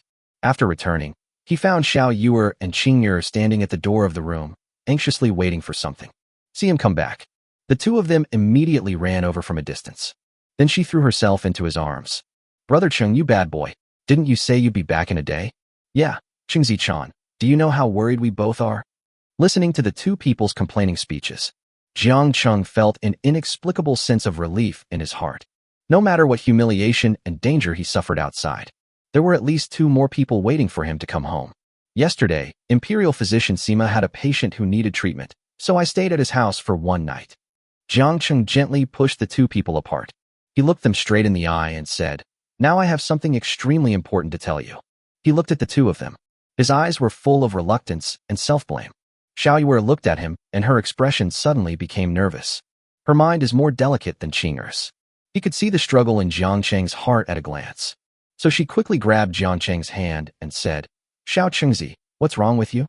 Did you make a mistake? The queen wants to punish you." Jiang Cheng smiled bitterly. He reached out and touched her head. "No, it may be more serious than this." "What?" Xiao Yuer's face turned pale in an instant. She has been in the palace for such a long time. "Naturally, I know the dangers of the harem. If you are not careful, you will end up dead." Could it be that Jiang Cheng also made a similar mistake? At this moment, Qing Yuer also reacted. She hugged Jiang Cheng's arm tightly and said, "Brother Cheng, please don't scare us." "Haha. Qing Yuer is so smart. How did you know I was joking with you?" Jiang Cheng forced a smile. He pulled his arm back from Qing Yuer's arms. Then he took out a bluish jade pendant from his arms and placed it in Xiao Yuer's hand. "Sister Yuer, Qing Yuer, this is the escort order from the Zhenyuan Escort Agency. Go ask the palace maid for leave now. Then leave the palace and go to the Zhenyuan Escort Agency. Take the token and find the young escort leader, Wang Xiaobiao. Just say I introduced him and ask him to help you find a place to stay temporarily. I'll be right there." This was the best way he could think of to protect the two of them. The queen only stipulated that he should stay here. But he didn't say that Xiao Yuer and Qing Yuer should stay as well. As long as the two of them can leave the palace safely, it would be worth it even if he died. But Xiao Yuer is so smart. I keenly sensed something was wrong from his words. "Xiao Qingzi, are you hiding something from us? Is there something you can't tell us?" Facing Xiao Yuer's question, a trace of struggle appeared on Jiang Cheng's face. He didn't want to involve the two of them. So he looked at Xiao Yuer and said, "Sister Yuer, Wang Xiaobiao and I have discussed it. He can help us find a quiet place to settle down. I've had enough of the palace, so I want to take you away." Faced with his remarks, Xiao Yuer didn't believe it easily. She said in a very serious tone, "It's no problem to escape from the palace and find a quiet place to spend the rest of your life together. But why aren't you coming with us? I still have some things to take care of. I'll meet you guys when I'm done." There was a hint of pleading in Jiang Cheng's eyes. She said to Xiao Yuer, "Sister Yuer, please take Qing Yuer out of the palace first." As he spoke, he did not forget to grab Xiao Yuer's hand and squeeze it gently. Xiao Yuer felt his hint. He glanced sideways at the innocent Qing. Finally, he nodded with difficulty and said, "Okay, then I'll take Qing Yuer and go ahead. I'll wait for you at the Zhenyuan Escort Agency." Seeing that she agreed, Jiang Cheng's brows immediately lit up with joy. For him, this is already a great thing. "Let's go back and pack up and leave." Xiao Yuer said this and was about to return to the house. However, he was stopped by Jiang Cheng. "No need to pack. Take this money and buy whatever you need outside. If you run out of money, go to the Imperial Censorate and find Gongsun Kainu. She will give you money. As he spoke, Jiang Cheng stuffed a bag of money into Xiao Yuer's hand. This was the medical fee that Sima Imperial Physician secretly gave him when he came back. Look at this bag full of money. The doubt in Xiao Yuer's eyes became even more serious. Chapter 78 Deadly Poison. But in order to protect Qing'er, Xiao Yuer didn't say much. Reluctantly, he took Qing'er away. Before leaving, Jiang Cheng gave each of them a hug. He didn't know if this would last forever, so I hugged her extra hard. Xiao Yuer silently shed a tear in his arms. Qing'er gently patted Jiang Cheng's strong back, no matter how slow she reacts. At this moment, she also understood that Jiang Cheng was hiding something from her. Let's go. I have something else to take care of. Jiang Cheng fought back the tears in his eyes and pushed the two of them apart. Then he said to the two of them with tears in his eyes and a smile, "Don't forget to buy 2 strings of candied haws when you get out. The candied haws in Weidu are delicious." "Good," Xiao Yuer responded. He took Qing'er and walked towards the room of the head palace maid. Qing'er turned around and looked at Jiang Cheng. Reluctantly, she said, "Brother Cheng, you must come and take us home soon." "Okay, I will." Jiang Cheng waved in the direction they left. "Until they left, I will definitely pick you up." A hint of determination flashed in Jiang Cheng's eyes. "Turn around and go back to the room." The medicinal herbs he brought back were now placed on a shelf nearby. A shelf full of things. "I promised to help Xiaoyu and Qing'er prepare medicine. There is no chance now." Jiang Cheng quickly picked up a few herbs from the shelf. He set up a casserole in the house and started cooking. When boiling medicine, he picked up a collection of poems beside him and started reading. It has been almost a month since he said he wanted to publish a collection of poems. Unfortunately, this collection of poems has not been completed yet. Since I'm going to die today, why not leave something behind? Jiang Cheng's heart moved. He picked up the brush beside him and began to write poetry. While writing poetry, he had to keep an eye on the casserole on the fire. In this way, time passed by little. Near noon, Jiang Cheng finally stopped writing. Looking at the eloquent verses on the paper, Jiang Cheng couldn't help but feel a sense of heroism in his heart. It is said that people are more likely to write good poems when they are on the verge of life and death. This is the state he is in now. If someone in the future could discover his poetry collection, perhaps a poet saint could be created. Thinking of this, Jiang Cheng couldn't help but laugh. Put the poetry collection aside. Check the casserole on the fire. The medicine is almost done. This is a medicine that can take the emperor's life. Just as Jiang Cheng picked up the small firewood beside him and added it to the casserole, the door was suddenly opened. 2 graceful figures walked in from outside the house. Jiang Cheng was surprised to see the two of them. "Surprised? Why are you back again?" "That's right. The people who came in were Xiao Yuer and Qing'er." At this moment, there was a hint of determination on both of their faces. Hearing Jiang Cheng's words, Xiao Yuer smiled and said, "We'll come back to help you." "That's right. We will live and die together with Brother Cheng." Qing'er also waved her little fist and said, "Who taught you to talk like that?" Jiang Cheng didn't want to see them die for him. But at this moment, I couldn't help but feel happy to see the two of them. Xiao Yuer smiled slightly. She walked up to him and took his hand. "I taught her. We have decided that from now on, wherever you are, we will be there. We will never be apart." "You." Jiang Cheng felt warm in his heart. My eyes couldn't help but become moist. At this time, Qing'er also came over. Together with Xiao Yuer, she hugged Jiang Cheng. Infected by 2 people, Jiang Cheng also choked up and said, "We won't separate anymore.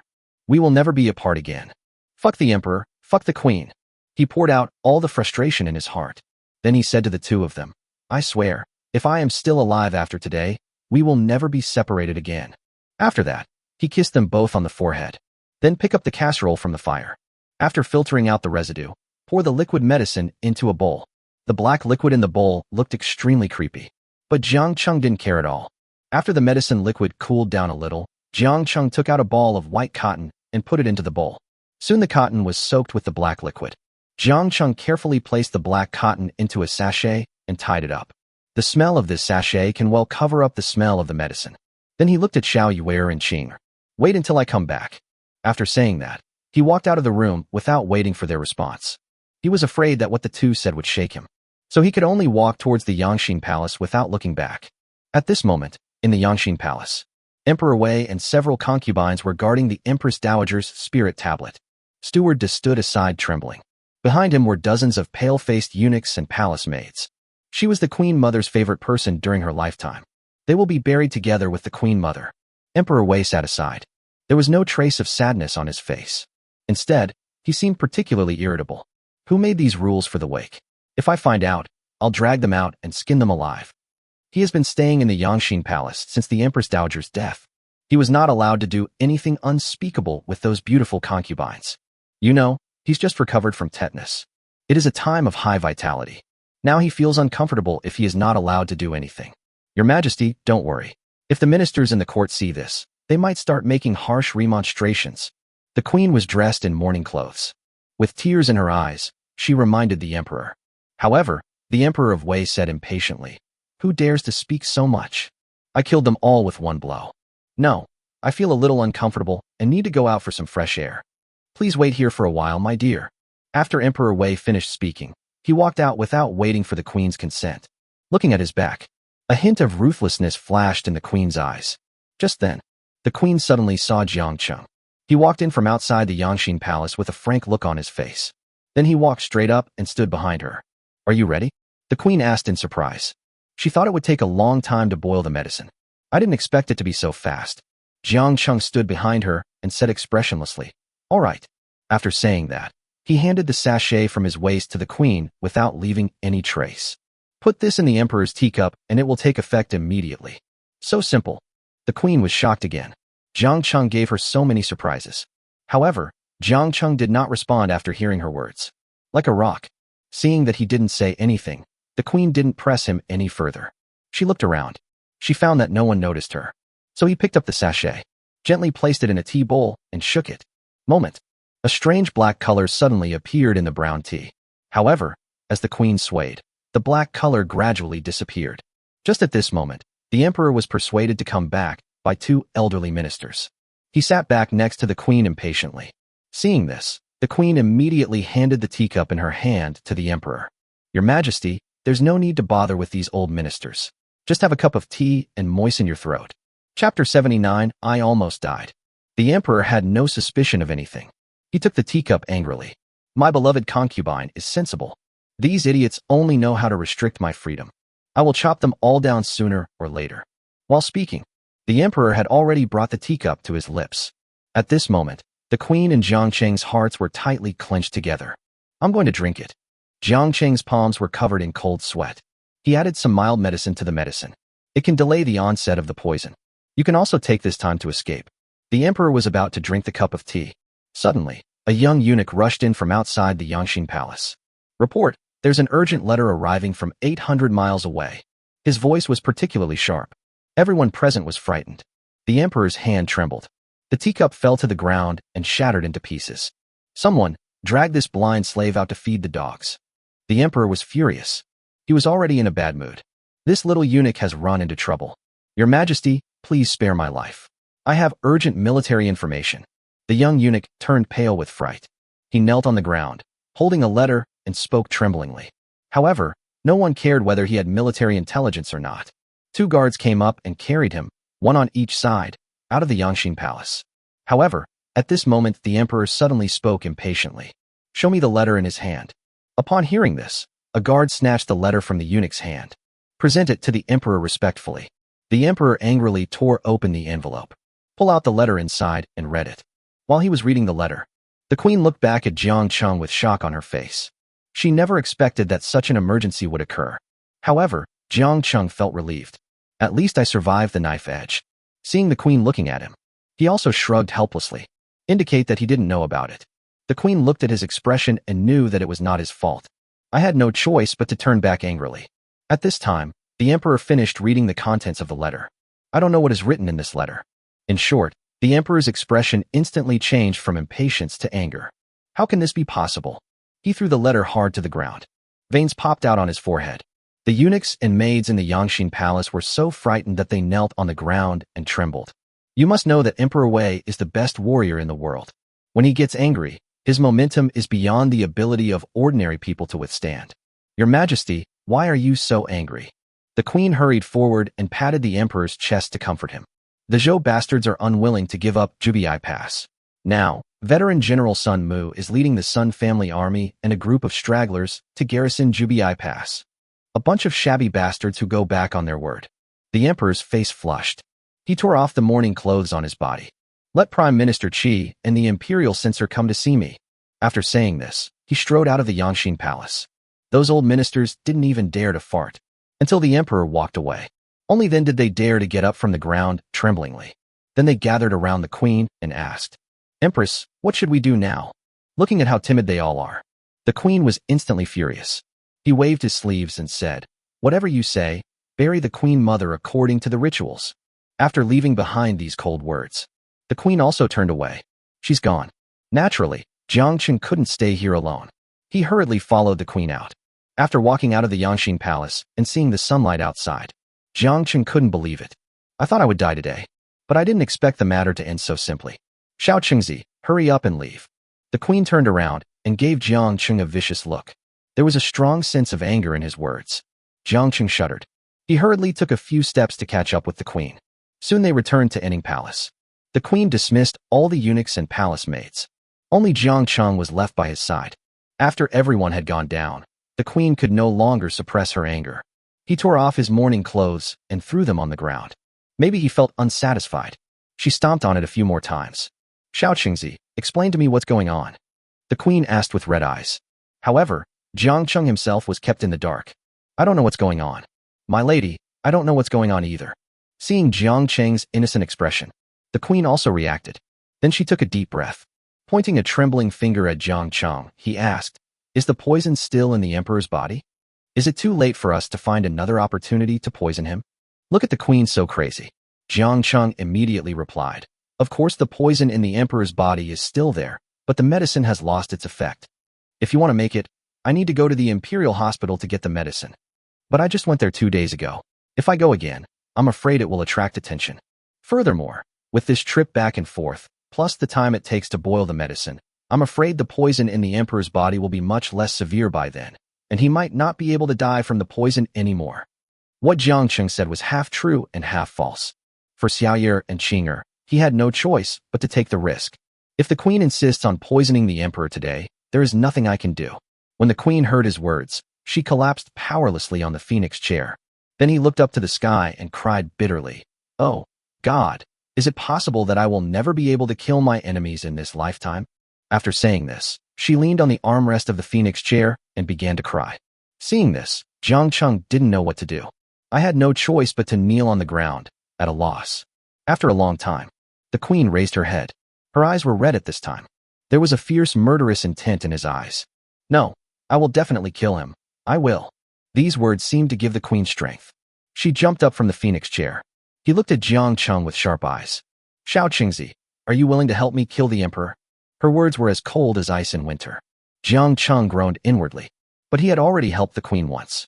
"If you don't agree now, I'm afraid the queen won't let him go easily. The worst outcome is that the queen will be abandoned after she has served her purpose. Just snap him to death." No.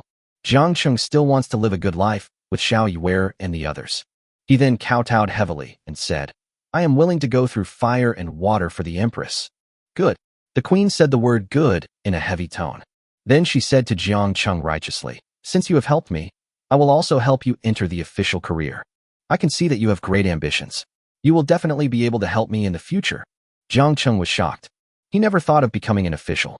But if I could really become an official, wouldn't I no longer have to stay in the harem every day? It will be more convenient to move then. He could also pick up Xiaoyer and Qing'er at the airport and take them out of the palace. The three of them lived a shameless life. It's exciting just thinking about it. "Thank you, Your Majesty." Seeing Jiang Cheng agree, the queen nodded in satisfaction. Chapter 80 Qingwan again. "Xiao Qingzi, you are now my confidant. I will definitely treat you well. But if you have even the slightest thought of rebellion, it would be very easy for me to crush you to death. You understand this?" Facing the queen's cold eyes, he told her this. Jiang Cheng quickly knelt on the ground and nodded. In fact, he didn't hear a word the queen said. As long as he can survive, it's good. I am devoted to serving the empress and would never dare to disobey her. I'm glad to know," the queen said arrogantly. Then he said calmly, "You go down first. Don't mention anything about what happened today to anyone else. Otherwise you should know the consequences." "Yes, I will never reveal a single word." After saying that, Jiang Cheng retreated. And after he left, a black figure suddenly walked out from the shadow of Enning Palace. This person has been standing there the entire time. But with Jiang Cheng's strength, he didn't even notice it. This shows how powerful this person is. From now on, you are responsible for monitoring Xiao Qingzi. If you find him doing anything unusual, kill him. A hint of cruelty flashed in the queen's eyes. I just said that Jiang Cheng is my confidant. Now when it comes to killing, there is no ambiguity at all. This is completely different from her usual appearance. The black figure didn't say much after hearing this. Just nodded. Then it disappeared into darkness again. After he left, the queen looked at the gate of Enning Palace and smiled coldly. Your Majesty, I will let you live a few more days. After saying that, she stood up and adjusted her phoenix robe. He walked slowly towards the palace gate. At this time, Jiang Cheng didn't know that the queen had specially arranged people to monitor him. He was in a very good mood on the way back. There is nothing more joyful than surviving a disaster. He even thought the little white flowers that could be seen everywhere in the harem were extremely beautiful. I picked some by the way. Prepare to go back and give it to Xiaoyer and Qing'er. Then walk halfway. A figure he hadn't seen for a long time suddenly stopped him. The figure appeared extremely abruptly. Jiang Cheng's hands trembled. The little white flowers in my hand fell to the ground in an instant. Chief Steward Jiang is in such a good mood. He even has time to flirt with other women. This person looked at Jiang Cheng coldly and mocked him. Jiang Cheng replied with the same sneer. Master Qingwan, if you're not serving concubine Yi in Yong'an Palace, how can you find time to come to Enning Palace? Are you planning to take me away by force again? The last time Qingwan suddenly attacked him, she failed. Now I am already alert. She looked around. He sneered, I don't have time to play tricks like this with you. I'm here to do business with you on behalf of the queen. Oh, Qingwan's words surprised Jiang Cheng a little. I didn't expect that with concubine Yi's arrogant personality, there would be a day when she would do business with him. Tell me about it. Jiang Cheng said calmly. It's still early anyway. He also wanted to hear what kind of business it was. The queen wishes you to return to Yong'an Palace. Stop, this is impossible. Jiang Cheng rudely interrupted Qingwan before she could finish. I thought you had some new tricks, but it turns out to be the same. Go back and tell concubine Yi that I appreciate her kindness, but I will definitely not go to Yong'an Palace. You have to know that Jiang Cheng just agreed to the queen's conditions. If he chose to return to Yong'an Palace now, whether I can go back or not is still unclear. With the queen's temper, would she let him go easily? The answer is obvious. But Qingwan didn't feel much different because of his answer. Instead, he showed an expression that said, as expected. Why must Chief Steward Jiang be so decisive? Just listen to what I have to say first. Seeing her calm and unhurried look, Jiang Cheng was actually curious about her. He slowly extended his hand and said, Please speak. The Empress and the censor both highly appreciate the knowledge of Chief Eunuch Jiang. If you can return to Yong'an Palace, the imperial censor promises to have you leave the harem and enter his fold within 6 months. Then you will no longer be a eunuch. And the imperial censor also knows how you are different from other eunuchs. I promise to marry the talented Gongsun to you. There are many more beautiful ladies. As long as you like them, they will all be given to you. After Qingwan finished speaking, a look of longing appeared on her face. To be honest, if she had come and told Jiang Cheng this half a day earlier, Jiang Cheng might really be moved. It's a pity that the queen had just promised him the same condition. Although it doesn't mention anything about the beautiful bride. But as long as Jiang Cheng leaves the harem, he has the final say in the colorful world outside. And Xiaoyer and Qing'er taste good too. There is no need to worry about Gongsun Kainu. Although she does look full of charm. Those long legs. Jiang Cheng secretly enjoyed it in his heart. Then he said solemnly, The queen has been so kind to me. How could I betray her just because of some temptation? The same thing. Please tell the imperial concubine and the imperial censor when you return. I appreciate their kindness. After saying that, Jiang Cheng walked around Qingwan and strode towards the back of Enning Palace. Qingwan stood there with an awkward expression. In her opinion, the conditions offered by concubine Yi and the Grand Censor were already very generous. No eunuch in the harem could refuse. But Jiang Cheng refused. This left her puzzled.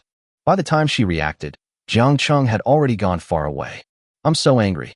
If I get the chance, I will kill you with my own hands. Qingwan stomped her feet fiercely. He went back angrily. With her temper, she should have rushed up and taught Jiang Cheng a lesson. But she knew that Jiang Cheng was protected by an expert. You won't gain any advantage by going up there yourself. I just don't know what concubine you would feel after knowing Jiang Cheng's choice. At this time, Jiang Cheng was also confused.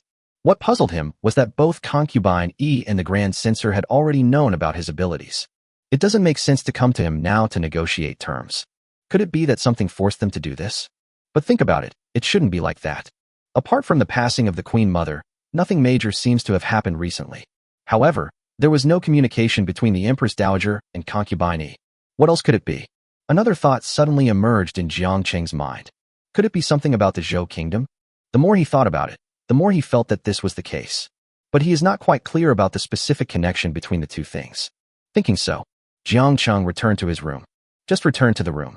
He saw Xiao Yuer and Qing Er standing at the door waiting for him to come back. Brother Cheng. Xiao Qingzi. The two were ecstatic to see Jiang Cheng back. She immediately threw herself into Jiang Cheng's arms. Qing Er opened her mouth and kissed him on the cheek. Xiao Yuer, who was always reserved, also kissed him on the other cheek with a blushing face. Jiang Cheng hugged them both. I can't help but sigh. If there is a paradise in this world. That's all. Come to think of it, I haven't given either of them a massage in the past 2 days. Jiang Cheng then carried the two of them into the house with a wicked smile. Chapter 81, Asking Other Palace Maids for Advice on Massage Techniques. Hey, Brother Cheng, what are you doing? Xiao Qingzi, please let go. It's broad daylight. This is not good. Jiang Cheng looked at Xiao Yuer and Qing Er's faces on the bed, each with a different expression. His breathing became slightly heavier. Sisters, I haven't given you a massage in a few days. My hands are itching so badly. Today I will let you taste my newly learned 18 dragon subduing palms. After saying that, Jiang Cheng pounced on the two of them with a wicked smile. The two screamed and dodged. The bed was in a mess for a moment. But Jiang Cheng is strong and healthy. There was no way they would be allowed to escape from the Five-Finger Mountain. It took less than an incense stick of time for him to embrace the two of them in his arms. Jiang Cheng said with a wicked smile, if you want to learn any massage techniques in the future, you can ask me. I'm a professional. Oh, how embarrassing. Qing Er blushed and hid in his arms, not daring to look him in the eye. Xiao Yuer was also very shy. Ha ha ha, now you know how to be shy. Let me see what you have learned. Jiang Cheng laughed playfully. He pulled the quilt over the three of them. Then, bursts of lewd music came through the quilt. Fortunately, it was daybreak. Palace maids and eunuchs will not patrol here. Just when Jiang Cheng and his two sisters were having fun. The atmosphere in the imperial study was extremely tense. Emperor Wei sat behind the desk. His face was as cold as ice. In front of him, the Prime Minister of Qi and the imperial censors sat aside. At the same time, the Minister of War and the Minister of Revenue were also present. The Zhou Kingdom's actions are too shameless. The imperial censor said angrily. This literary duel was witnessed by several nations. How can you just deny it? But they just refuse. Prime Minister Qi's face also looked very bad. He sat on the armchair and said calmly. They also have their reasons. That old fellow Sun Mu is no longer under the jurisdiction of the Zhou State Ministry of War. His soldiers also don't belong to the Ministry of War. Add to that the scattered soldiers he has gathered, and his power is undoubtedly enormous. That's true. As a general of the Zhou State, Sun Mu is strong enough in himself. Moreover, all his soldiers were brave and good at fighting. Zhubai Pass is defended by natural barriers. Just guard the necessary exits. It's like an iron bucket. Water cannot be poured in. Humph, I just don't believe that an old fellow like Sun Mu can withstand Jabagwan. Emperor Wei said angrily. This time I will lead the army myself. Let's see who can stop me. However, as soon as he said this, the ministers present tried to stop him. The imperial censor bowed and said, Your Majesty, calm down. The small matter of Jabagwan is not enough for you to take action. Didn't the Grand Marshal say he would personally raid the battlefield? With him here, I believe that old guy Sun Mu won't be able to hold on for much longer. The Minister of War and the Minister of Revenue also hurriedly agreed. They all knew that Emperor Wei was injured when he led the army in person last time. Almost died. If something unexpected happens again this time, no one can afford it. But this matter can only be silently recited in the heart. I would never dare to say it in front of Emperor Wei. I don't think so. Seeing that everyone was trying to dissuade the emperor from leading the army in person, Prime Minister Qi decided to stop. He sat in the chair calmly. Oh, what does Prime Minister Qi think about this? The imperial censor saw him like this. I couldn't help but curse the old man in my heart, looking at him with malicious eyes. At the same time, Emperor Wei's eyes also fell on Prime Minister Qi. Perhaps it was out of his favor for Queen Qi. Emperor Wei had a pretty good attitude towards his father-in-law. Prime Minister Qi saw that everyone was looking at him. Then he cleared his throat and said, Have you all forgotten that besides sending Sun Mu to guard the Zhubai Pass, the Zhou Kingdom also had something else going on? Everyone looked at each other. He looked at Prime Minister Qi in confusion. At this time, the imperial censor's expression changed slightly. He said, Could it be that the Prime Minister is talking about the master? Prime Minister Qi nodded mysteriously. Exactly. The Zhou Kingdom has finally finished its shameless act this time. Not only did he go back on his bet and send people to guard the Zhubai Pass, But he also spread rumors among the other countries, saying that the Master of Wei was in name only and won over Zheng Qianquan by copying. The Minister of War and the Minister of Revenue were obviously hearing about this for the first time. The surprise on his face was beyond words. After a while, he said, "How could they do this? We were there the day Master Jiang defeated Zheng Qianquan. Master Jiang won beautifully. So what if I'm pretty?" Prime Minister Qi asked in contrast. Zheng Qianquan has been deeply involved in the Zhou kingdom for many years, and his disciples are spread all over the world. If he accuses me of plagiarism, who would dare to disobey him? What's more, someone in Zhou State found some of Zheng Qianquan's early poems, including the lines that Master Jiang recited that day. Now the evidence is even more conclusive. No one will disbelieve it. Prime Minister Qi's words made everyone even more angry. They accused the Zhou State of being arrogant and unreasonable. At this time, the imperial censor frowned and looked at Prime Minister Qi. He said, "I have also heard what the Prime Minister said, but what does this have to do with the Emperor personally leading the army?" Everyone was stunned when they heard this. Only then did I remember that what I had just talked about was the issue of the Emperor leading the army in person. Of course it does. Prime Minister Qi smiled faintly. I believe that the Zhou kingdom has already sent people to establish good relations with several small countries around it. When we set out on the expedition, no country will come to our aid. But if the Emperor leads the army in person, things will be very different. Regardless of whether it's reasonable or logical, these small countries will have to send people. Then our Wei kingdom will have a legitimate reason to march forth, and we will surely be unstoppable and capture Jubiai Pass in one fell swoop. Chapter 82. The Emperor of Wei is warlike. Good. Emperor Wei slammed the table heavily. Then he stood up. Every word the Prime Minister says is true. I will lead the army of the King of Wei to the battle. Let the surrounding small countries see the style of our Wei kingdom. Looking at the strong fighting spirit in Emperor Wei's eyes, the imperial censor sighed. He knew that the emperor was not moved by the prime minister's words. But for war, ever since the emperor ascended the throne, there was not a single day that he did not want to expand his territory. Over the years, the people of Wei were already tired of the days of war. Now, I have finally taken advantage of the opportunity when Emperor Wei was injured to rest for a while. I didn't expect that he would lead his army to war again so soon. Besides, the overall situation has been decided now, and it is useless to say anything more. Think of this. The imperial censor couldn't help but look at Prime Minister Qi deeply. He knew that war would drain the national treasury. Still supporting the emperor to lead the army in person, what kind of mentality is this? Well, having said this, the imperial censor could only sigh deeply. This time, I will defeat Sun Mu with absolute superiority and capture Jubiai Pass. Prime Minister Qi, you have previously made great contributions in suppressing the victims of the disaster in Longxi Road. This time, you will go to the front line with me.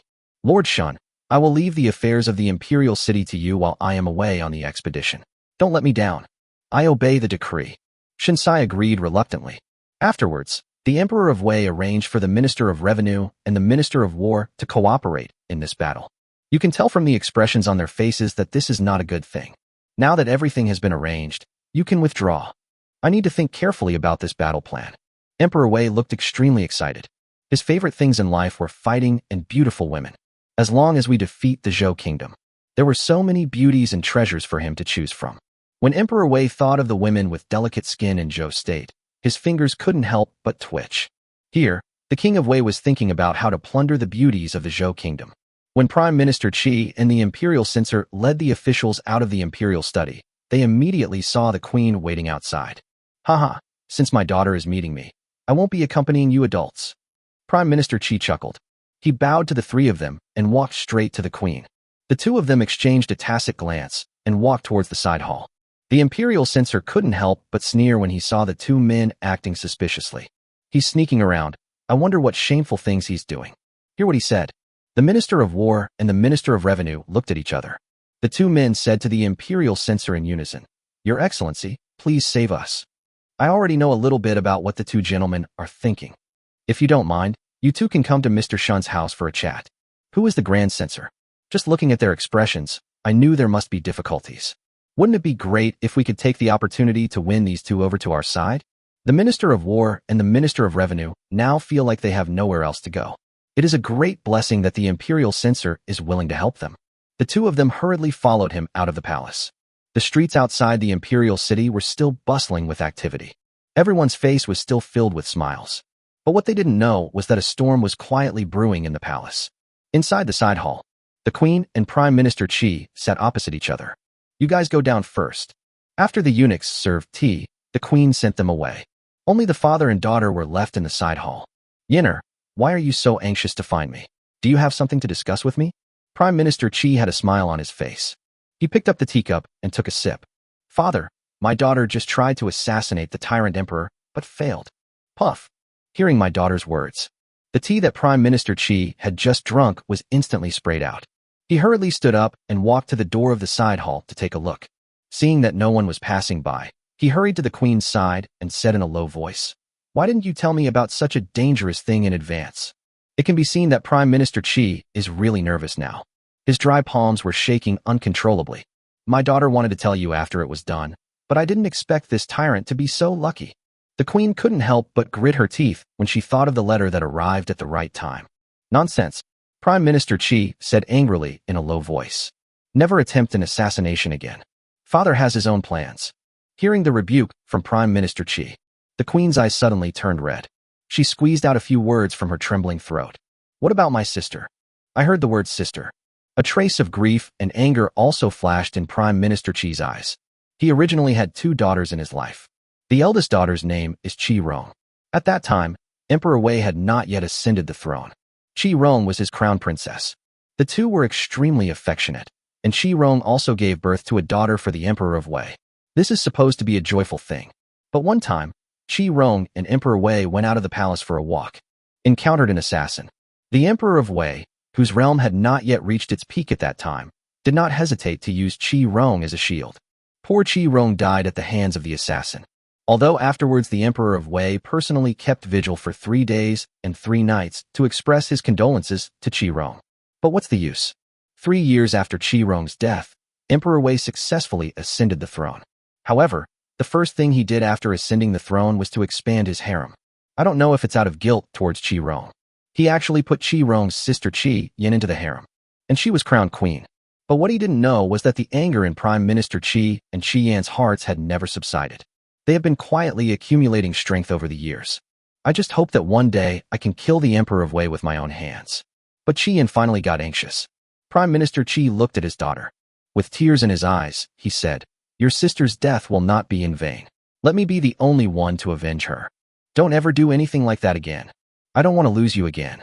Looking at my father's tearful face, the queen couldn't help herself for a moment. 2 lines of tears slowly flowed down her cheeks. Prime Minister Qi personally wiped away her tears. He sat down next to her and whispered, "This time, the foolish emperor intends to personally lead the army to defend the northern pass. I, your father, intend to take advantage of the situation on the battlefield to kill him." What? The queen was greatly surprised. Didn't he just recover from his illness? Why is he leading the army in person again? Prime Minister Qi sneered. Don't you know his temper? I love killing and women the most. But this time he will be rejected at the North Gate. The queen nodded. She knew what her father was capable of. You would only say such a thing if you were absolutely sure. At this moment, she suddenly looked at Prime Minister Qi. He said seriously, "Father, I have someone to recommend. Please be sure to take him with you on this expedition." Oh, who is it? Prime Minister Qi looked at the queen with some surprise. In the past, when he went out to fight or do something else, he never saw the queen express anything. This time I actively recommended it. I don't know who the other party is. Chapter 83. Another round of ups and downs. Jiang Cheng. The queen whispered the name. She had originally intended to send Jiang Cheng into official career. This time, Jiang Cheng was brought to the forefront through the attack on Jubiai Pass. By then, Emperor Wei will die. The prime minister could then take advantage of the situation and bring Jiang Cheng completely under his command. Just think about it. You will have a teacher in your hand by then. Wouldn't all the scholars in the world be happy? Prime Minister Qi is not a fool either. After a little thought, I understood the pros and cons. However, he still frowned and said, taking him to the battlefield is a small matter, but if the Emperor Wei asks about it, I'm afraid it will be difficult to explain. After all, Jiang Cheng is no unknown person. How can a master like you treat him so arbitrarily? Father, that depends on what you say. The queen raised the corner of her mouth with a sly smile. Upon seeing this, Prime Minister Qi looked at the queen in confusion. He knew that his daughter had been a little smart since she was a child. Maybe she really has a solution. No matter how noble Jiang Cheng's status is, he is still your disciple after all. What more reason does a teacher need to take his students to the battlefield? The Queen's words were like a revelation. Prime Minister Qi reacted instantly. As the Prime Minister, he often took his disciples out to see the world. Not just him. The imperial censor often took his disciples on trips to see the world. This is the tacit rule among all the literati. After all, he is still too pedantic in his thinking. He didn't consider Jiang Cheng as his disciple. That's right, that's right. He laughed out loud. A series of things that could be done about Jiang Cheng instantly came to my mind. As a master, he has a lot of room to maneuver on the battlefield. Maybe he can be used to kill the Emperor of Wei. Thinking of this, Prime Minister Qi was even happier. He immediately said to the Queen, I will go and ask the Emperor of Wei for permission to take Jiang Cheng to the battlefield. You should also go and warn Jiang Cheng. If nothing unexpected happens, the day of the expedition will be in the next 2 days. Seeing my father's panic, the Queen smiled sweetly. Father, please go now. I will send someone to deliver a letter to Jiang Cheng. After saying that, the Queen watched as Prime Minister Qi walked out of the side hall and headed towards the imperial study. Sister, my father and I will immediately send this unfaithful man down to accompany you. The Queen muttered to herself. He also walked out of the side hall. At this time, Jiang Cheng and Xiao Yuer and Qing Er had already gone through a lot of ups and downs. Lying in bed and resting, they leaned against his strong chest. His face was covered with crystal beads of sweat. Jiang Cheng has been in a state of anxiety since yesterday. It was only until just now that I felt relieved. Once the mind is calm, desires will naturally begin to grow. So I used a little more force when massaging them just now. The two of them haven't recovered yet. Perhaps she sensed his restlessness. Qing Er looked up at him innocently and said, Brother Cheng, you can't do that. Oh my God. It would be better if she didn't say anything. After hearing this, Jiang Cheng exploded like a powder keg. He pulled the two of them into bed and played with them for a while. They didn't stop until the two of them didn't even have the strength to lift their hands. Xiao Qingzi, you are so amazing. Xiao Yuer leaned on his arm like a puddle of mud. Her beautiful eyes are slightly closed. As the teeth opened and closed, strands of crystal silk were faintly visible. Qing Er on the other side looked similar. The two were really too tired. Now I just want to have a good sleep. But Jiang Cheng didn't feel tired at all. Instead, it is full of energy. Look at how weak they are. Jiang Cheng smiled lightly. Then he got out of bed and picked out some nourishing and blood-replenishing herbs from the remaining herbs. Then he walked out of the room, carrying the casserole. I had said before that I would prepare 2 sets of nourishing herbs for them. There's never any time. Now is the perfect time. He started to boil the medicine in the open space outside the room. After a while, a strong medicinal fragrance wafted out. Smell the rich aroma of medicine. Basking in the late autumn sun. My sister is sleeping in the room. Jiang Cheng's heart was extremely calm at this moment. However, this peace did not last long. Soon a palace maid came over hurriedly. Jiang Cheng had never seen this palace maid in any palace before. She walked very fast along the way. His eyes kept looking around. It seems like he is on guard against someone. Soon the palace maid came to Jiang Cheng. When the palace maid saw that he was actually making medicine, there was obvious surprise on her face. But soon her complexion returned to normal. Are you Chief Steward Jiang? The maid asked in a low voice. She looks like the boss of an underground gang. Jiang Cheng found it funny. So he replied in a very low voice. Yes, it's me. Did you bring the stuff? Ah, what is that? The palace maid was shocked and didn't understand what Jiang Cheng meant. Look at how panicked she is. Jiang Cheng couldn't help but burst out laughing. Stop teasing her. I'm Jiang Cheng. What do you want from me? Yes, the queen asked me to come find you. The maid blushed a little. Appeared extremely nervous. Empress. A hint of doubt flashed in Jiang Cheng's eyes. Didn't he just come back from Inning Palace? Why is the queen looking for me again so soon? What does the queen want from me? Jiang Cheng then asked. Queen, Her Majesty the Queen told you to be prepared, as there might be an imperial decree coming soon. She told you not to be nervous. Don't show your true colors. The palace maid bit the last 4 words with extra force. Jiang Cheng broke out in a cold sweat after hearing this. His eyes couldn't help but become serious. What does this mean, Queen? Could it be that their poisoning of the emperor has been exposed? That doesn't make sense. Just when Jiang Cheng was confused, a group of eunuchs in purple robes came over from a distance. Upon seeing this, the palace maid immediately hid aside and stood quietly. Soon the team of eunuchs came closer. When Jiang Cheng saw who it was, he couldn't help but smile. The person who came to deliver the decree was none other than Xiao Bingzi. Little Pancake held the imperial edict, cleared his throat, and shouted, "Where is Jiang Cheng? Come out and receive the order." Jiang Cheng quickly knelt down. He bowed his head and said, "The servant is here. Jiang Cheng, please obey." By the providence of heaven, the emperor decrees. I will soon be marching to defend the northern pass, and I have appointed Jiang Cheng as an accompanying official. We will set off in 2 days, no mistakes. So ordered. Your servant receives the order. Jiang Cheng raised his hands high and took the imperial edict. Holding the imperial edict, he was filled with endless doubts. What is the significance of Emperor Wei's imperial edict? He is just a eunuch. Do we still need to go to the battlefield? And just for such a small matter, the queen had to send a palace maid to deliver the message? Jiang Cheng turned around and looked at the palace maid. But he found that the palace maid had disappeared at some point. How strange. Chapter 84, Leaving the Palace Alone. Congratulations, Manager Jiang. You really bring honor to us servants. Now everyone can go to the battlefield. Little Pancake looked at Jiang Cheng with envy. He is also a martial artist. My biggest wish in life is to go to the battlefield. Witness the thrill of life and death combat with your own eyes.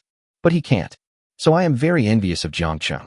Jiang Cheng couldn't find the palace maid, and he didn't care much. Just assume she left first. Alas, everyone has his own unhappiness. Xiao Bingzi's words took on a different meaning when they reached Jiang Cheng's ears. He only knew that he was going to the battlefield. So majestic. Little did he know that he was just a pawn. The emperor, the empress, the imperial concubine the prime minister Qi, the imperial censor. Anyone can make this chess piece disappear forever. Why did Chief Jiang say that? Maybe he doesn't want to go to the battlefield. Xiao Bingzi saw Jiang Cheng's helplessness. So he asked. However, Jiang Cheng just gave him a wry smile and said, "It doesn't matter whether I want to or not. I have to go in the end." After saying that, he put the imperial edict into his arms. Gently blew on the fire under the casserole. Seeing him look so listless, Little Pancake didn't want to ask more questions. Just said it respectfully. When Chief Jiang returns from the battlefield, I will definitely host a banquet in his honor. After saying that, he bowed to Jiang Cheng. Then he left with a group of purple-robed eunuchs. Ha, banquet. Jiang Cheng smiled bitterly again. Let's wait until I can come back alive.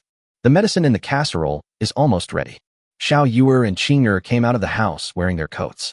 Xiao Qingzi, who was that just now? How could I hear the word imperial edict? Xiao Yuer's face was full of confusion. He asked, rubbing his eyes. Why did you wake up so soon? Why don't you sleep a little longer? Jiang Cheng stood up and tightened their coats. His eyes were full of concern. When he stood up, half of the imperial edict in his arms was exposed. Xiao Yuer was quick-eyed and quick-handed, and snatched it away in one go. Open the imperial edict and take a look. Xiao Yuer and Qing'er were stunned. You want to go to the battlefield? Xiao Yuer covered her cherry lips and said in disbelief. She has been in the palace for such a long time. This is the first time I've heard of eunuchs going to the battlefield. Since they have already seen it, there is no need for Jiang Cheng to hide it. He took the imperial edict. With a bitter face, he said, if the king wants his subject to die, he must die. I am that minister now, and I have to go to the battlefield even if I don't. To be honest, Jiang Cheng never thought about going to the battlefield, even though he had once fantasized about sitting on the throne of Emperor Wei one day. But if he is asked to get there by fighting, he will definitely refuse. Looking at the two worried people, Jiang Cheng grinned in a pretentious manner. Why are you all so sad? Do you also think I won't come back? Brother Cheng is so mean. How could he say such a thing? Qing'er's feelings are the most delicate. Her eyes suddenly turned red, and she kept beating Jiang Cheng's chest. Xiao Yuer tried her best to restrain herself, but tears kept welling up in my eyes. They were clearly celebrating Jiang Cheng's survival just now. Who knew they would be separated again in such a short time? And what Jiang Cheng is going to do is such a dangerous thing. Jiang Cheng laughed again and said, all right, can't you guys just think positively? Suppose I performed great service on the battlefield, and upon my return I was appointed a high-ranking official, and I could marry you off to be my wife. This seems like a joke. Jiang Cheng became more and more serious as he spoke. Xiao Yuer and Qing'er were also stunned after hearing this. A moment later, Xiao Yuer then said to Jiang Cheng in a serious tone, we don't need you to be successful, nor do we need you to marry me formally. We just want you to be safe. Yes, Brother Cheng, as long as the three of us are safe and sound, that's better than anything else. Qing'er also looked at Jiang Cheng very seriously. But after she finished speaking, she muttered something under her breath. But it would be nice to be your wife. Although she was mumbling softly. But Jiang Cheng and Xiao Yuer heard it clearly. The two of them couldn't help but burst out laughing. You, Xiao Yuer scolded and tapped Qing'er on the forehead.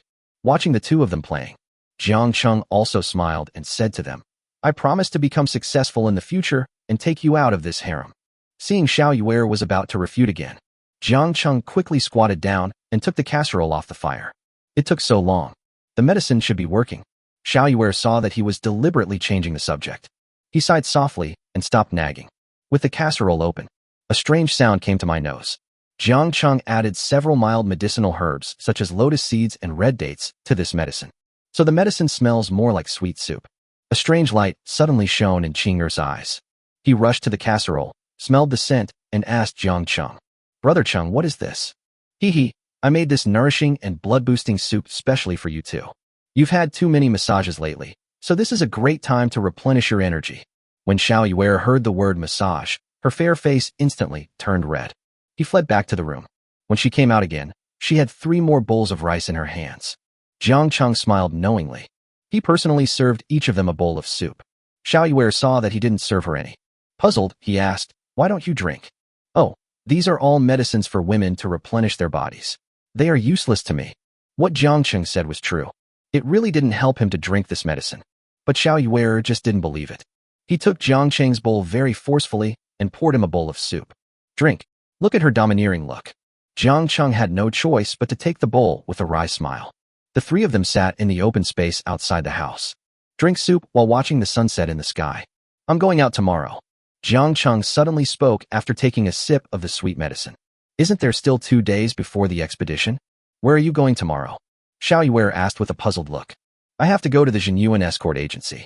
I have something to send." "Oh, so that's how it is." Xiao Yuer showed an expression of sudden enlightenment. She wanted to ask Jiang Cheng what he sent, but she saw Jiang Cheng's eyelids seem to blink at her faintly. She understood, so I didn't ask any further questions.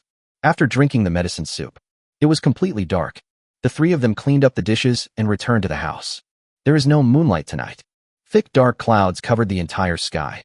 It looks like it will be a rainy day tomorrow. As expected, the next morning, Jiang Cheng woke up to find that it had started to drizzle outside. He picked up an umbrella. After saying goodbye to the 2 people who were still sleeping, he left the palace.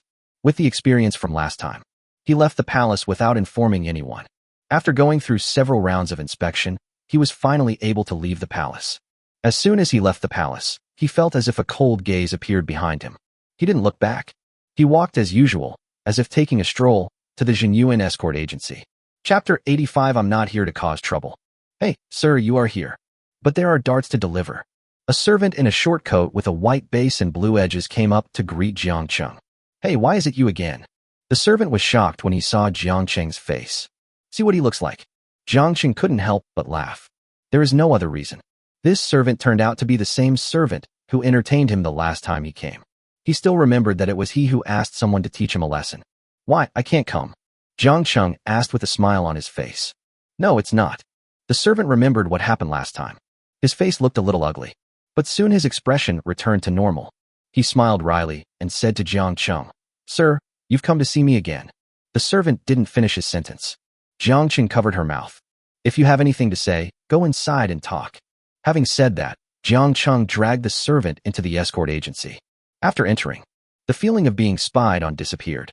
But his action alarmed most of the escort agents in the agency. An escort who was sitting in the front hall looking through the wooden task sign walked up with a stern look on his face and said, "How dare you come to the Jinyuan escort agency to cause trouble? Look at his muscular body and the scar on his face." Jiang Cheng immediately realized that this person was no ordinary person. So he immediately took out the escort token from his arms and said, "I'm not here to cause trouble. I'm also an escort." The other party took his token and looked at it. Then he glanced at Jiang Cheng in confusion. "Is this yours?" Look at the other person's suspicious eyes. Jiang Cheng thought to himself that this was not good. I'm afraid this token is also a hot potato. But who would have thought that the other party just looked through it and then respectfully returned the token to him? Then he bowed and said, "I am Cheng Sandao, the escort from Longxi Road. Please teach me." "Me?" Jiang Cheng glanced at Cheng Sandao in confusion. I don't understand what he means. However, Cheng Sandao's voice soon attracted the attention of a group of escorts and servants. At the same time, there were also some dignitaries and common people escorting goods in the escort agency. The bodyguards couldn't help but gasp when they saw the token in Jiang Cheng's hand. Said, "What he has in his hand is an interstate escort order." "Hiss, I think so. I didn't expect that this young man has such ability. I heard that there are only 36 escorts in the entire escort agency under the interstate escort order, and they are numbered according to the 36 heavenly gangs. Whoever can defeat the escort master holding the interstate escort order will take over the order. It seems that Cheng Sandao has made up his mind. Listen to the conversations of people around you. Jiang Cheng finally understood the reason. It turns out that Wang Xiaobiao set a trap for himself this time.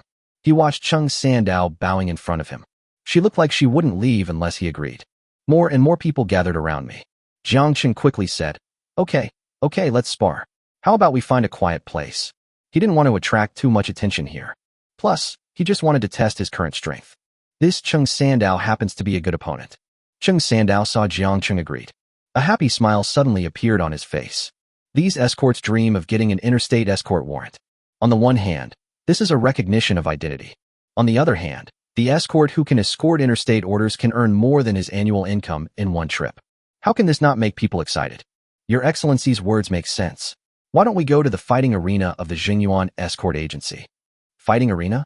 Jiang Cheng was slightly stunned and instantly thought of the underground square where Wang Xiaobiao took him. Could it be there? Think of this. Jiang Cheng also nodded secretly. Then he couldn't wait to follow Cheng Sandao forward. You can see it. Many escorts also followed them. They also wanted to see the duel between the two escorts. Fortunately, those who threw the darts did not follow. The escort agency must have regulations. Jiang Cheng and Cheng Sandao walked side by side on the road. Jiang Cheng suddenly asked, I wonder how strong Brother Cheng is now. It is always a good idea to understand your opponent's strength before starting a fight. The flesh on Cheng Sandao's face trembled. He chuckled and said, As for me, I just broke through to the early stage of martial artist not long ago. Not worth mentioning. I'll go. Jiang Cheng was shocked again. The early stage of martial artist is not worth mentioning. Then isn't he worth mentioning? But it's okay. Cheng Sandao's strength is on par with his. Maybe I won't lose. Thinking like this, they had already arrived at a wooden door in the backyard. Look at this wooden door. Jiang Cheng was a little confused. Shouldn't we go to that little house? Could this door be another entrance? But as Cheng Sandao pushed open the wooden door, Jiang Cheng immediately knew that he was wrong. Behind the wooden door was an empty yard. There is a huge platform in the center of the yard. The platform was surrounded by thick hemp ropes. Jiang Cheng then realized that the fighting arena Cheng Sandao was talking about was not the underground square he had seen before. I haven't asked for your name yet. Cheng Sandao bowed and said to Jiang Cheng. Jiang Cheng also bowed upon hearing this. Said to Cheng Sandao, My name is Yu Qing. When traveling around the world, it would seem a bit unauthentic to really give your own name. So it's Yu Biaodou. My apologies. Although Cheng Sandao had never heard of Jiang Cheng's name, but I also knew that what he said was probably a pseudonym. Don't care. Then he stretched out his hand towards the fighting arena. Captain Yu, please. Jiang Cheng didn't say much. He nodded and walked onto the fighting arena. Then Cheng Sandao also walked up. At this time, a large number of bodyguards had gathered under the fighting arena. Everyone was cheering for Cheng Sandao. I hope he can capture Jiang Cheng and get the interstate escort order. Cheng Sandao, you have to fight for our Longxi Road escort's honor. This kid doesn't look very old. He probably doesn't have any skills. Cut him. If you can get the interstate escort warrant, I'll treat you to 3 days of drinking wine. Listening to the cheers from the audience, Cheng Sandao's face was also filled with a smug smile. Everyone knows that anyone who can obtain an interstate escort warrant is a good person. At the very least, he is an escort leader who has been escorting for decades. Looking at Jiang Cheng's delicate and tender appearance, he doesn't look like a bodyguard at all. Instead, he looks like a scholar. How could such a person know the art of fighting? However, Jiang Cheng's mood at this moment was calm. Even though everyone off the court was cheering for Cheng Sandao, he didn't care either. Anyway, the damn interstate escort order in his hand is not his. The worst that can happen is that you lose. Just then, he suddenly saw a guy with a smile on his face squeezing in from the crowd outside the yard. It was Wang Xiaobiao. Wang Xiaobiao looked at Jiang Cheng on the field. I couldn't help but give him a thumbs up. Look at his rosy face. Jiang Cheng knew that this guy had just come back from drinking. I couldn't help but give him the middle finger. There was never a single time that Wang Xiaobiao didn't cheat him. The fight begins. Wang Xiaobiao made a trumpet shape with his hands, put them to his mouth, and shouted loudly. Only then did everyone notice that he was coming. They all made room for him. Cheng Sandao on the stage became even more excited when he heard the voice of the young escort leader. With a swish, he pulled out a large knife about 5 fingers wide from behind. Captain Yu, I'm sorry. Chapter 86 Gambling. Accompanied by a whistling wind. His big knife smashed heavily towards Jiang Cheng's face. Jiang Cheng quickly dodged to the side. The big knife instantly chopped down on the ground of the fighting arena. There was only a muffled thud. A knife mark was actually cut into the thick ground of the fighting arena. You should know that this fighting arena is made entirely of hard bluestone. It is covered with a thick layer of mud. Its hardness is almost the same as that of the Imperial City walls. The power of Chung Sandao's sword can be seen from this. Great swordsmanship. Jiang Cheng couldn't help but exclaim in admiration. But Chung Sandao did not give him any extra time to react. The knife missed. The wrist flipped instantly. The blade that hit the ground instantly slashed upwards from bottom to top. The whole movement is smooth and flowing. He danced with a big knife with great vigor. Jiang Cheng finally gained his footing at this time. He crossed his hands and grabbed the back of the knife. This is a move from the Fuhu boxing technique. Tiger catcher. Just grab the back of the knife. He would have a way to take Chung Sandao's sword away. But it was his first time fighting with someone after all. Lack of practical experience. Chung Sandao saw him grab the knife with both hands. The moves changed instantly. The blade and back of the knife were instantly switched. If Jiang Cheng had grasped this move firmly, it is inevitable that your hands will be cut off by the blade. The situation on the field changes rapidly. The people off the court were also amazed. A young escort who had just joined the Jinyuan escort agency wiped the sweat from his forehead and said, "I've always heard that Chung Sandao's domineering swordsmanship is powerful and fierce. I didn't believe it before, but today I see it's really amazing." The old escort beside him couldn't help but laugh when he heard his words. Especially those bodyguards from Longxi Road. "Little guy, don't look down on Chung Sandao. His reputation was earned by the hard work of this machete in his hand.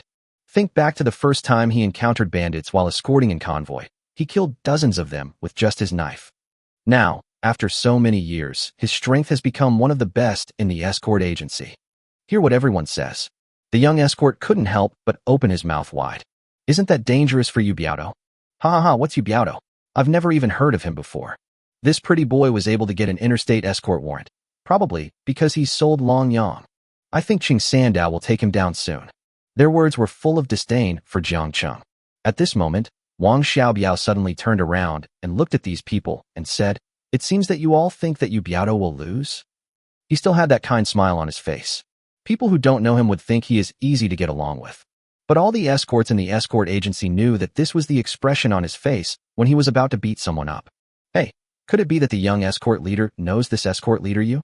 A burly man asked with a flattering look on his face. This person is also quite famous in the escort agency. But in front of Wang Xiaobiao, he can only be a good grandson. "I don't know him. I don't know him at all." Wang Xiaobiao denied the fact that he and Jiang Cheng knew each other. He then took out a bag of silver from his pocket and said, "How about this? How about we start a bet?" The escorts were stunned. Then they all became interested. Everyone took out money to place a bet. They didn't bet much. Most of them are about 1 or 2 taels. But they were outnumbered. Soon, a small pile of silver appeared in front of Wang Xiaobiao. All of them were won by betting on Chung Sanda. Only the young escort was left, still holding the little silver in his hand and not daring to place a bet. At this time, the old escorts all advised him to give it to Chung Sanda. A guaranteed profit. But the young escort looked at the mountain of silver piled up on Chung Sandao's side. He gritted his teeth and put the silver on Jiang Cheng's name. "Hey, are you stupid? Did you make a mistake?" There was a bustling crowd of people. But the young escort insisted that he had done nothing wrong. At this time Wang Xiaobiao chuckled. He also placed a bag of silver in his hand on Jiang Cheng's name. Now everyone was completely dumbfounded. Everyone knows that Wang Xiaobiao is a man who never suffers any loss. "Why did your temperament change so much today? Young escort leader, are you sure you want to bet on escort leader you to win?" "Of course. If I win, won't all your money be mine?" Wang Xiaobiao looked at them and laughed. The escorts scratched their heads, still confused as to how Jiang Cheng could defeat Chung Sandao. At this time, a bald man laughed loudly. "Since the young escort leader insists on giving us silver, it's hard for us to refuse. When we win some money later, let's all treat the young escort leader to a drink." Hear what he said. The other escorts also laughed. "Hee, it's still uncertain who will win or lose." Wang Xiaobiao smiled cunningly at everyone. He then turned his gaze to the fighting arena. At this time, the battle between Chung Sandao and Jiang Cheng had reached a white-hot stage. Both of them had some injuries on their bodies. Jiang Cheng's clothes were cut open at his lower abdomen. A shallow wound was bleeding continuously. Only then did he discover that there were some irregular gaps on Chung Sandao's sword. The cuts are not easy to heal. Chung Sandao on the other side was greatly surprised. He originally thought Jiang Cheng was just a lucky guy. But I didn't expect that I would realize how powerful Jiang Cheng was only after actually fighting him. although his practical experience is very limited. It can even be called nothing. But he was learning little by little in the process of fighting with himself. Just as he cut open Jiang Cheng's lower abdomen skin with a knife, Jiang Cheng's punch also landed heavily on his shoulder. This punch was powerful and heavy. Cheng Sandao was beaten so hard that half of his body was numb. It took me a while to recover. Cheng Sandao slowly stood up. He looked at Jiang Cheng with eyes as sharp as lightning. Master Yu's boxing skills are amazing. It seems I underestimated Master Yu just now. Brother Cheng's swordsmanship is also very fierce. Jiang Cheng replied. He tore off a piece of cloth and wrapped it around the wound. Captain Yu, take one more of my moves. If you can still stand here after this move, I lose. Cheng Sandao moved his arms, dragging the big knife in one hand. A sense of arrogance rose to the sky. Jiang Cheng frowned. He slowly said, Brother Cheng, this doesn't look like the strength of an early-stage martial artist. Ha ha, Captain Yu has good eyesight. I just lied to you. Actually, I just broke through to the middle stage of martial artist not long ago. When traveling in the martial arts world, one must always be careful. Cheng Sandao laughed heartily. The body suddenly rushed towards Jiang Cheng quickly. He is extremely fast. He is completely different from before. What's even more terrifying is that at such a terrifying speed, the big knife behind him can still cut a long groove on the bluestone ground. Sparks flew around the groove. The surrounding escorts were dumbfounded. I never thought Cheng Sandao has grown to this point. Young master, this situation is not good. Yes, young escort captain, it looks like Cheng Sandao is going to chop down escort captain Yu. Hearing everyone's advice, Wang Xiaobiao's eyes finally became serious. Chapter 87 No Chance. He was well aware of Jiang Cheng's strength, the early stage of martial artist. But facing Cheng Sandao, who had already reached the middle stage of martial artist, he had almost no chance. Thinking of this, he tapped his feet lightly and jumped onto the fighting arena. That's not all. Wang Xiaobiao also shook out a dagger from his sleeve. From the time Jiang Cheng knew him until now, this was the first time that Wang Xiaobiao showed his weapon. This shows how much he values it. He and Cheng Sandao are both mid-stage martial artists. Wang Xiaobiao was not sure that he could defeat Cheng Sandao. But this matter is inseparable from him after all. So he had to go. But he overlooked one thing. That is, when he jumped from the sidelines onto the fighting arena and ran towards Cheng Sandao, it was already too late. Look at the knife. Cheng Sandao had already arrived in front of Jiang Cheng. A roar. The big knife he was dragging behind him swung in a full circle in an instant. It came towards Jiang Cheng's head with an unmatched force. The sharp blade cut through the air. There was a series of explosions. No. Wang Xiaobiao can no longer stop it. I can only try my best to reach out. The escorts present were also stunned by the scene before them. They thought it was just an ordinary fight. Who knew such a big change would happen? As a bodyguard, they have seen too much death. But what was most difficult for them to accept was the killing of their companions. The big knife was about to fall on Jiang Cheng's head. Everyone present also widened their eyes. But the next second, something happened that no one expected. Just when the big knife was less than a finger away from Jiang Cheng's forehead, Jiang Cheng suddenly ducked to avoid the knife. Then he kept walking. With a beautiful tiger flip, he rolled from in front of Cheng Sandao to behind him. There was only a loud bang at the scene. The big knife in Cheng Sandao's hand slashed heavily on the ground of the fighting arena. The enormous force instantly created a large hole in the bluestone ground. Cheng Sandao's knuckles were also cracked by this huge force. Blood dripped down the hilt of the knife onto the ground of the fighting arena. But Jiang Cheng, who dodged the fatal knife, did not stop his attack. After he flipped over to Cheng Sandao's back, a hint of ruthlessness suddenly flashed in his eyes. Bend your hands into claws. He stretched out his hand and grabbed Cheng Sandao's back. This is the Black Tiger heart-rilling move from the tiger's subduing fist. If he strikes with this claw, Cheng Sandao will definitely not survive. What's more, Cheng Sandao was injured by the recoil force. It was difficult to turn around and defend.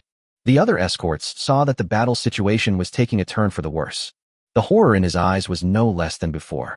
Is Cheng Sandao going to die here? In the horrified eyes of the crowd, Jiang Cheng's hand finally landed on Cheng Sandao's back. But the scene that everyone imagined of Cheng Sandao vomiting blood and dying did not happen. Jiang Cheng restrained his strength at the last moment. Changed from grabbing to patting. His palm gently supported Cheng Sandao. Help him to dissolve the recoil force. At this time, Wang Xiaobiao finally rushed forward. However, after he came in front of the two men, he did not care about the injury on Cheng Sandao's hand. Not only did they not care, he even kicked Cheng Sandao hard in the stomach. He kicked him far away. Are you fucking crazy? You don't even remember the rules of the escort agency. At this time, Wang Xiaobiao was furious. Veins popped out on his forehead. The escorts present also fell silent in an instant. No one came out to plead for Cheng Sandao, because they all know the rules of the escort agency. It is inevitable that there will be some minor conflicts when we are together. Sometimes they would go to the fighting arena for competition. However, the escort agency has a clear ban on killing in the fighting arena. This is also to protect everyone. But today Cheng Sandao broke the rules. It was right for Wang Xiaobiao to punish him. Cheng Sandao had nothing to say about this.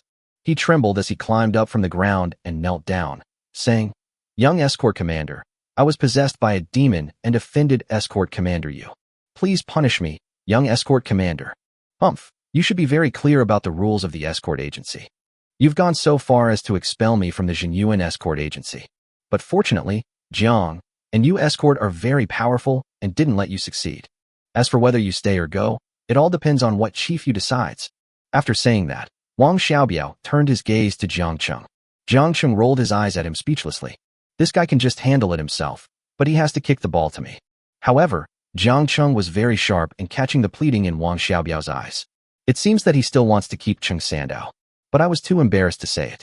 Jiang Cheng couldn't help but curl his lips and smile. He said, "Since we're sparring, it's inevitable that we'll use some heavy blows. Besides, Brother Cheng is also seeking an interstate escort order, so it's understandable. Why not just let it go this time?" No. He had just finished speaking. Cheng Sandao actually took the initiative to refute. "I did do something wrong this time. Master Yu Biao is very magnanimous. I, Cheng Sandao, admire you. But this matter cannot just be let go." Looking at Cheng Sandao's sincere look, Jiang Cheng even doubted for a moment whether he was the one who made the mistake. "Humph, you still know you're wrong." Wang Xiaobiao said sternly, "Since Captain Yu has spoken, you will stay at the escort agency for the time being. Go to the torture chamber and receive 50 strokes of the cane. For the next 2 years, your salary for each escort mission will be reduced by half." Although Wang Xiaobiao said it easily, but everyone present was terrified. This kind of punishment is considered very severe in the escort agency. 50 strokes of the cane. Even people who practice martial arts have to stay in bed for 3 full months before they recover. And after you recover, you still need to exercise to recover. It's time again. In total, I was unable to send out escorts for half a year. In addition, the salary will be cut in half for the next 2 years. This also means that Cheng Sandao's life will be very difficult in the future. You can't go to the red light district to drink. They also cannot maintain their weapons regularly. But for this punishment, Cheng Sandao himself accepted it with pleasure. He bowed deeply to Wang Xiaobiao. "Thank you for the punishment, young escort commander." After saying that, he looked at Jiang Cheng again. Gratitude and excitement were evident in his eyes. "Captain Yu, I'm sorry for offending you today. If I get the chance in the future, I'll definitely treat you to 3 days and 3 nights of wine." "This, Brother Cheng, you're too polite." Jiang Cheng bowed in return. Wang Xiaobiao knew that he was a eunuch. A hint of amusement appeared in the corner of his eyes. But what he got in return was a big eye roll from Jiang Cheng. "If he hadn't given me some interstate escort order, this kind of thing will not happen again. All right, stop gathering here to watch the fun and disperse." Wang Xiaobiao waved his hand casually. "Ask everyone to disperse." Before leaving, he did not forget to say to them, "Yu Biao won this match. Whoever placed a bet just now, please bring your money over. Hey, you're responsible for collecting the money." Wang Xiaobiao pointed. He was referring to the young escort who had placed a bet on Jiang Cheng. "I." The young escort pointed at his nose. He asked with an incredible look on his face. Chapter 88, Teaching the Kung Fu. Under the order of Wang Xiaobiao, the young escort collected all the silver from everyone. Looking at the pile of silver in front of him, Wang Xiaobiao smiled sincerely. He then divided the silver into 3 parts. "That's a lot of money. Let's split it among the 3 of us." "Oh." The young escort showed a surprised expression on his face. Then he quickly waved his hand and said, No, I only bet 4 taels of silver." "Oh, I'm not going to calculate how much you deserve," Wang Xiaobiao said disapprovingly. "Anyway, there are only 3 of us who won, so an even split is perfect, don't you think?" He turned his gaze towards Jiang Cheng. Jiang Cheng had no idea about money. He nodded immediately. "Look, 2 to 1, very fair." As Wang Xiaobiao said this, he forced the copy into the young escort's hands. Then he stuffed the remaining 2 portions into Jiang Cheng's hands. "Huh? What do you mean?" Looking at the money in his hand, Jiang Cheng was stunned. If I hadn't given you the interstate escort order, you wouldn't have nearly died. Although this amount of money is not much, consider it my compensation to you," Wang Xiaobiao said to him with a grin. However, Jiang Cheng did not answer. Instead, he put all the money back into Wang Xiaobiao's hands. I appreciate your kindness, but I don't need the money. I won't be using these anytime soon. Wang Xiaobiao heard something behind Jiang Cheng's words. So he looked at the young escort and said, "You go back first. We can't let those old hands see this little bit of money, or we'll have nothing left." The young escort swallowed his saliva. He rolled up all the silver with his clothes. He ran away happily. Wait until he leaves. Jiang Cheng and Wang Xiaobiao sat down on the ground in the fighting arena. You must have something to ask me this time. Wang Xiaobiao casually put the silver on the ground. He looked at Jiang Cheng with sharp eyes. That's right. I might have to go to the battlefield in a few days. Huh? Are you kidding me? Wang Xiaobiao was shocked by Jiang Cheng's words. This was the first time he had heard of such a ridiculous thing as eunuchs going to the battlefield. Seeing his strong reaction, Jiang Cheng smiled bitterly and said, "You may think it's impossible, but this is the truth." Why? Wang Xiaobiao asked in confusion. It should be the queen's arrangement. I don't know the details. Jiang Cheng did not tell Wang Xiaobiao about the complicated relationship between himself and the queen. It's not that he doesn't want to, but he was afraid that telling Wang Xiaobiao would bring him trouble. What can I do for you? Wang Xiaobiao immediately realized why Jiang Cheng came to find him. If not need help, Jiang Cheng would not take the initiative to look for him. Is it safe here? Jiang Cheng did not reveal his purpose. Instead, ask a question first. Although the feeling of being secretly watched has disappeared, but Jiang Cheng was still not sure if there was anyone more powerful following him. Wang Xiaobiao nodded solemnly. Don't worry, it's safe here, no one will eavesdrop. Get a definite answer. Jiang Cheng then told Wang Xiaobiao what he wanted. I want you to help me protect two people. Who? There are two girls living in the steward's room at the back of Enning Palace. One is called Xiaoyuer and the other is called Qing. Please protect them while I'm gone. No problem. Wang Xiaobiao didn't hesitate at all. I agreed immediately. Jiang Cheng was slightly stunned. He knew this was easier said than done. After all, it is the imperial palace. But he had no better choice. He nodded and said, I cannot thank you enough for your kindness. When I return from the battlefield, I will definitely repay you. Do I need your reward? Wang Xiaobiao glanced at Jiang Cheng with disdain. Then he asked, Is there anything else I can help you with? I want to learn a few more martial arts, preferably ones that involve footwork. After all, Jiang Cheng is about to go to the battlefield. In case a fight is necessary, having footwork is still a great advantage. Although there are also body movement techniques in the Fuhu fist, but it is too shallow. Wang Xiaobiao lowered his head and thought for a while. He looked at Jiang Cheng and said, How long do you have left to go to the battlefield? 2 days. Well, 2 days. Wang Xiaobiao lowered his head and thought for a while. Then he said in a deep voice, 2 days is too tight, but I happen to know a martial art that is both offensive and defensive. Take advantage of these 2 days to memorize it all and practice it slowly after we are on the battlefield. Good. Jiang Cheng knew that this kind of martial arts must be worth a lot of money. But Wang Xiaobiao was still willing to teach him. If I could come back from the battlefield, I must repay him well. By the way, where are you going this time? Wang Xiaobiao asked curiously. Reject the North Pass. Jiang Cheng said in a deep voice. Although the imperial edict did not clearly state where to go, but he was there when Emperor Wei tore open the letter. With a little calculation, it is not difficult to guess the destination this time. Reject the North Pass. That's the border. Wang Xiaobiao lowered his head and thought again. After a while, he suddenly raised his head and said to Jiang Cheng, Follow me. Jiang Cheng was confused, but she still followed him out of the yard where the fighting arena was. The two turned a few corners in the backyard. Wang Xiaobiao took him to the outside of a small room. This room was different from any other room Jiang Cheng had seen in the escort agency. Not just small, and there is a sense of time everywhere. Even the windows were broken. Come in, this is my room. Wang Xiaobiao pushed open the door and walked in. Is this your room? Jiang Cheng asked in great surprise. He couldn't imagine it. The young leader of the Jinyuan escort agency actually lives in such a shabby room. Hey, don't look at the broken outside. The inside is fine. Wang Xiaobiao chuckled.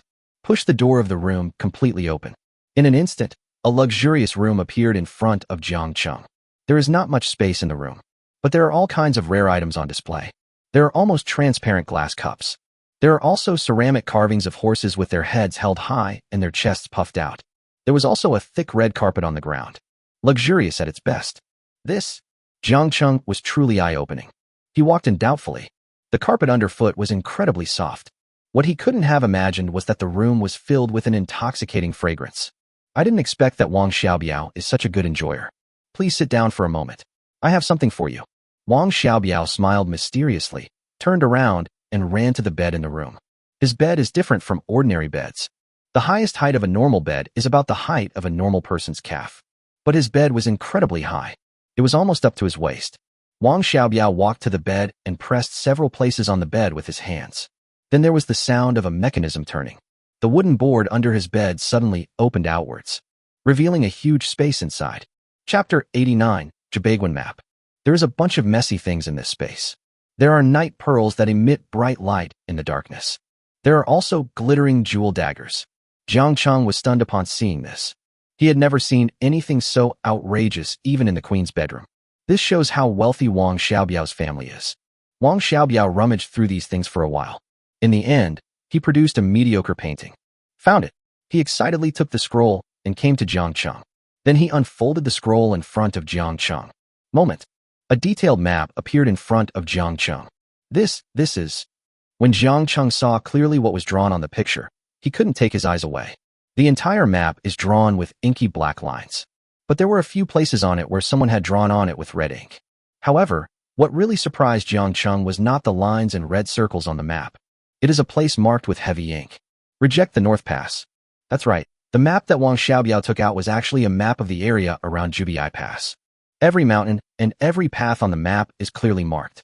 It can be said that the value of this map is no less than any treasure under Wang Xiaobiao's bed. Hey, this is a map I found during my numerous escort missions to Jubiai Pass. It's the only one of its kind in the world. Wang Xiaobiao looked at Jiang Cheng with great pride and said, "Do you often go to Jubiai Pass to escort the convoy?" "Not often, but at least 2 or 3 times a year." Watching Wang Xiaobiao say these words lightly, Jiang Cheng felt extremely heavy in his heart. How can escorting be easy? I guess Wang Xiaobiao also went through countless hardships to create this map. Yet he showed it to himself without reservation. Jiang Cheng's nose couldn't help but feel a little sore. Apart from Xiao Yuer and Qing Er, Wang Xiaobiao is the first person who truly treats him as a friend. Fuck, you're not going to cry, are you? Wang Xiaobiao looked at Jiang Cheng's slightly red eyes. He asked with an exaggerated expression. Jiang Cheng's good mood was ruined in an instant by him. He punched him hard and cursed. Only a ghost would cry. It's the fragrance in your room that's too pungent. Do you know how to appreciate it? This is fine ambergris. Wang Xiaobiao gave Jiang Cheng a fierce look. Pointing to the red circles on the map, he said, "These are the places where I encountered danger while escorting the convoy. If possible, try to avoid them." Oh, Jiang Cheng's attention was instantly drawn to Wang Xiaobiao's words. He looked at the red circle on the picture with a serious look. Are there bandits in these areas? The biggest trouble for escorts is the bandits hiding in the mountains. Bandits generally have a very good understanding of the local terrain. The number of people also varies. But Wang Xiaobiao shook his head with a grim expression. No, Jubiai Pass is located on the border between Zhou and Wei. Some of the bandits there have long been razed to the ground by the armies of both countries. These red circles are mostly marked with places where there are wild animals. For example, this one. Wang Xiaobiao reached out and tapped on a red circle. There's a group of spotted snakes living here, and they're extremely venomous. I was passing by this place with the escort team that time, and these spotted snakes suddenly appeared. And it's not just one, it's thousands and thousands coming together. That time, the escort team suffered heavy losses. Not only were all the goods lost, but more than a dozen escorts were killed. Speaking of this, Wang Xiaobiao's face showed a look of sadness, as if he thought of something.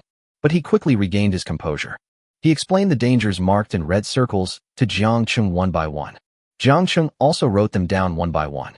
So, it was already past noon. The drizzle in the sky has stopped, but it was still gloomy. It makes people feel depressed. Wang Xiaobiao explained all the dangers on the map to Jiang Cheng and then picked up the map. I'm giving you this map. It will keep you safe when you reach Jubiai Pass. No. Jiang Cheng was shocked and quickly refused. You worked so hard to draw this. How can I take it? Why are you being so polite to me? Just take it when I tell you to. Wang Xiaobiao said this and was about to force the map onto Jiang Cheng. But Jiang Cheng was determined not to do that. Finally, he put the map on the table and said, "It's not that I don't want to take it, but I can't take it. There are the Queen's men outside the Jinyuan escort agency watching me. If I go out with the map, I will definitely be discovered." "Ah, there's such a thing?" Wang Xiaobiao asked in surprise. "Of course, I am their main focus now. So I can't take anything away today, and I can't stay here for too long. Otherwise it would arouse suspicion." Wang Xiaobiao nodded slightly when he heard Jiang Cheng's words. Stop insisting he take the map away. Then he said to him, since you don't want the map, I will teach you Kung Fu. Good. The most important reason why Jiang Cheng came to him was to learn martial arts from him. That's perfect. Wang Xiaobiao didn't take him to the underground square this time. He took up his stance in the room and demonstrated each move to Jiang Cheng. Jiang Cheng could see that the Kung Fu he was teaching him was many levels higher than the subduing tiger fist, and it has everything from boxing to footwork. Half an hour later, Wang Xiaobiao finally finished demonstrating the last move. At this time, there was already a little sweat on his forehead. It can be seen that this set of Kung Fu takes a lot of energy from him. How is it? How much did you remember? Wang Xiaobiao took the cup of tea handed to him by Jiang Cheng and asked. Jiang Cheng didn't answer him immediately.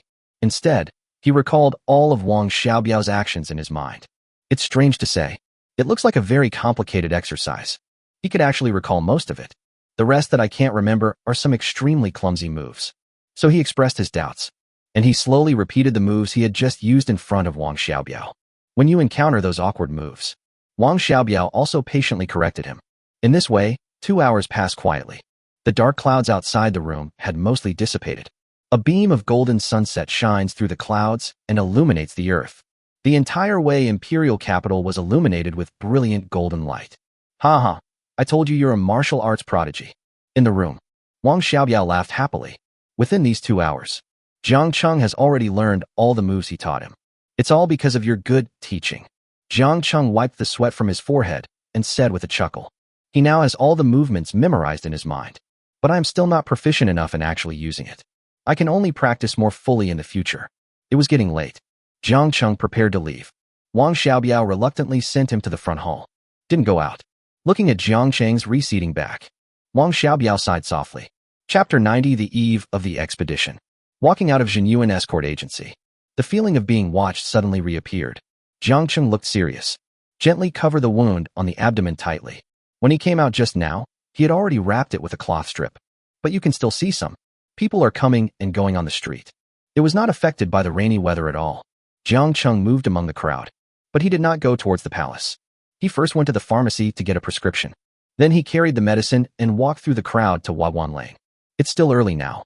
The residents of Wawan Lane are still busy. When they saw Jiang Cheng, there was a hint of surprise in their eyes. Boss, would you like to buy a clay pot? An old man who was packing up clay pots asked. Jiang Cheng smiled faintly. He replied, No, I came to see someone.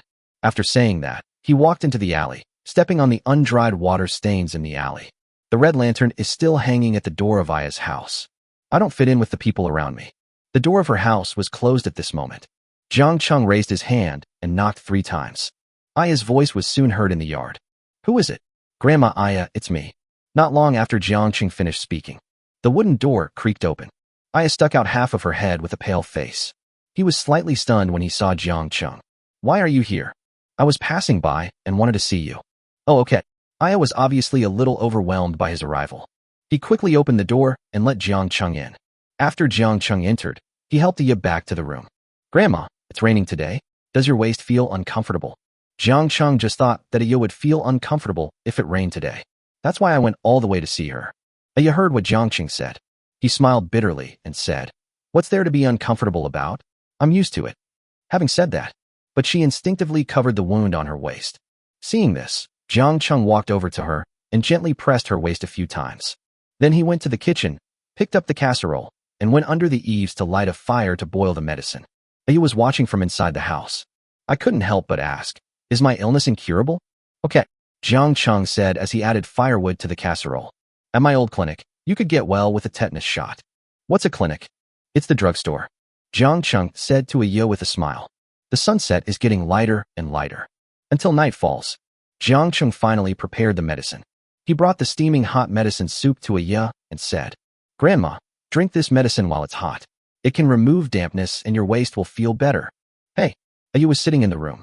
He took the medicine bowl from Jiang Cheng's hand blankly. I don't know why.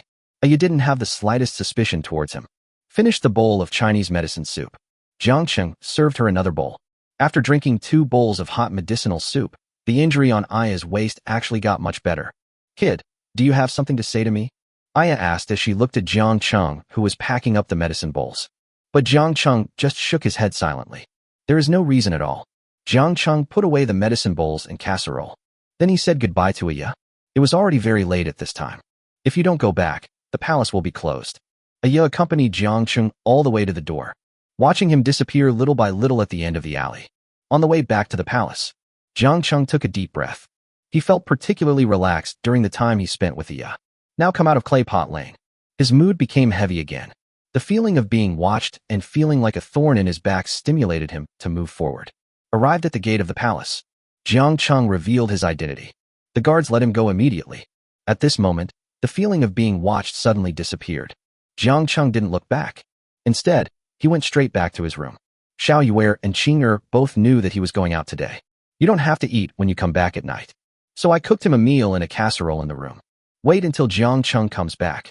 The rice, filled with the aroma of medicine, is cooked just right. Besides being surprised, Jiang Cheng was also a little touched. The three of them had a nice dinner and went to bed.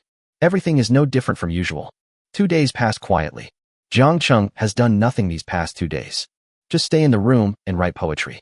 Occasionally play with Xiao Yuer and Qing. I live a very comfortable life. But the queen sent someone over in the evening of the next day. Warn him not to forget about the expedition tomorrow. Jiang Cheng readily agreed. That night, Jiang Cheng took the opportunity to make medicine for Xiao Yuer and Qing and threw the entire book of Shenyang Gong into the fire pit. Anyway, he has already memorized all the martial arts techniques. Keeping it would be troublesome if someone found it later. After doing all this, Jiang Cheng went to bed early. He did not let Xiao Yuer and Qing accompany him tonight. I had a very sound sleep. Early the next morning, Jiang Cheng changed into a clean white robe. A white jade pendant of a scholar hangs around his waist. Her jet black hair was tied on top of her head. The whole person exudes a strong scholarly air. Sister Yuer, Qing, I'm leaving. He smiled and hugged them goodbye. Although the three of them were reluctant, they could not change anything. Taking advantage of the moment to hug Xiao Yuer, Jiang Cheng whispered in her ear, after I leave, if you need anything, you can come to the Jinyuan escort agency for help. After saying that, he let Xiao Yuer go. He strode towards Enning Palace. Xiao Yuer pulled Qing and stood there, looking at his back and nodded. In just a moment, Jiang Cheng arrived in front of Enning Palace. The queen was already ready at this moment. She was dressed in a bright red phoenix robe with gold edges, showing her motherly demeanor. Xiao Qingzi, let's go. The queen gently extended her hand. Jiang Cheng hurriedly supported him. Behind them, a group of eunuchs and palace maids followed. Just like the last time I met with envoys from various countries. The huge team walked out of Enning Palace. Soon they arrived at the square in front of the Golden Throne Hall. Maybe it's because he's going to war. None of the ministers entered the Golden Palace. Instead, he stood respectfully in the square outside the temple. Countless soldiers holding flags were interspersed among the officials. The flags are fluttering. After the queen's team arrived, they went straight up the stairs at the front of the square.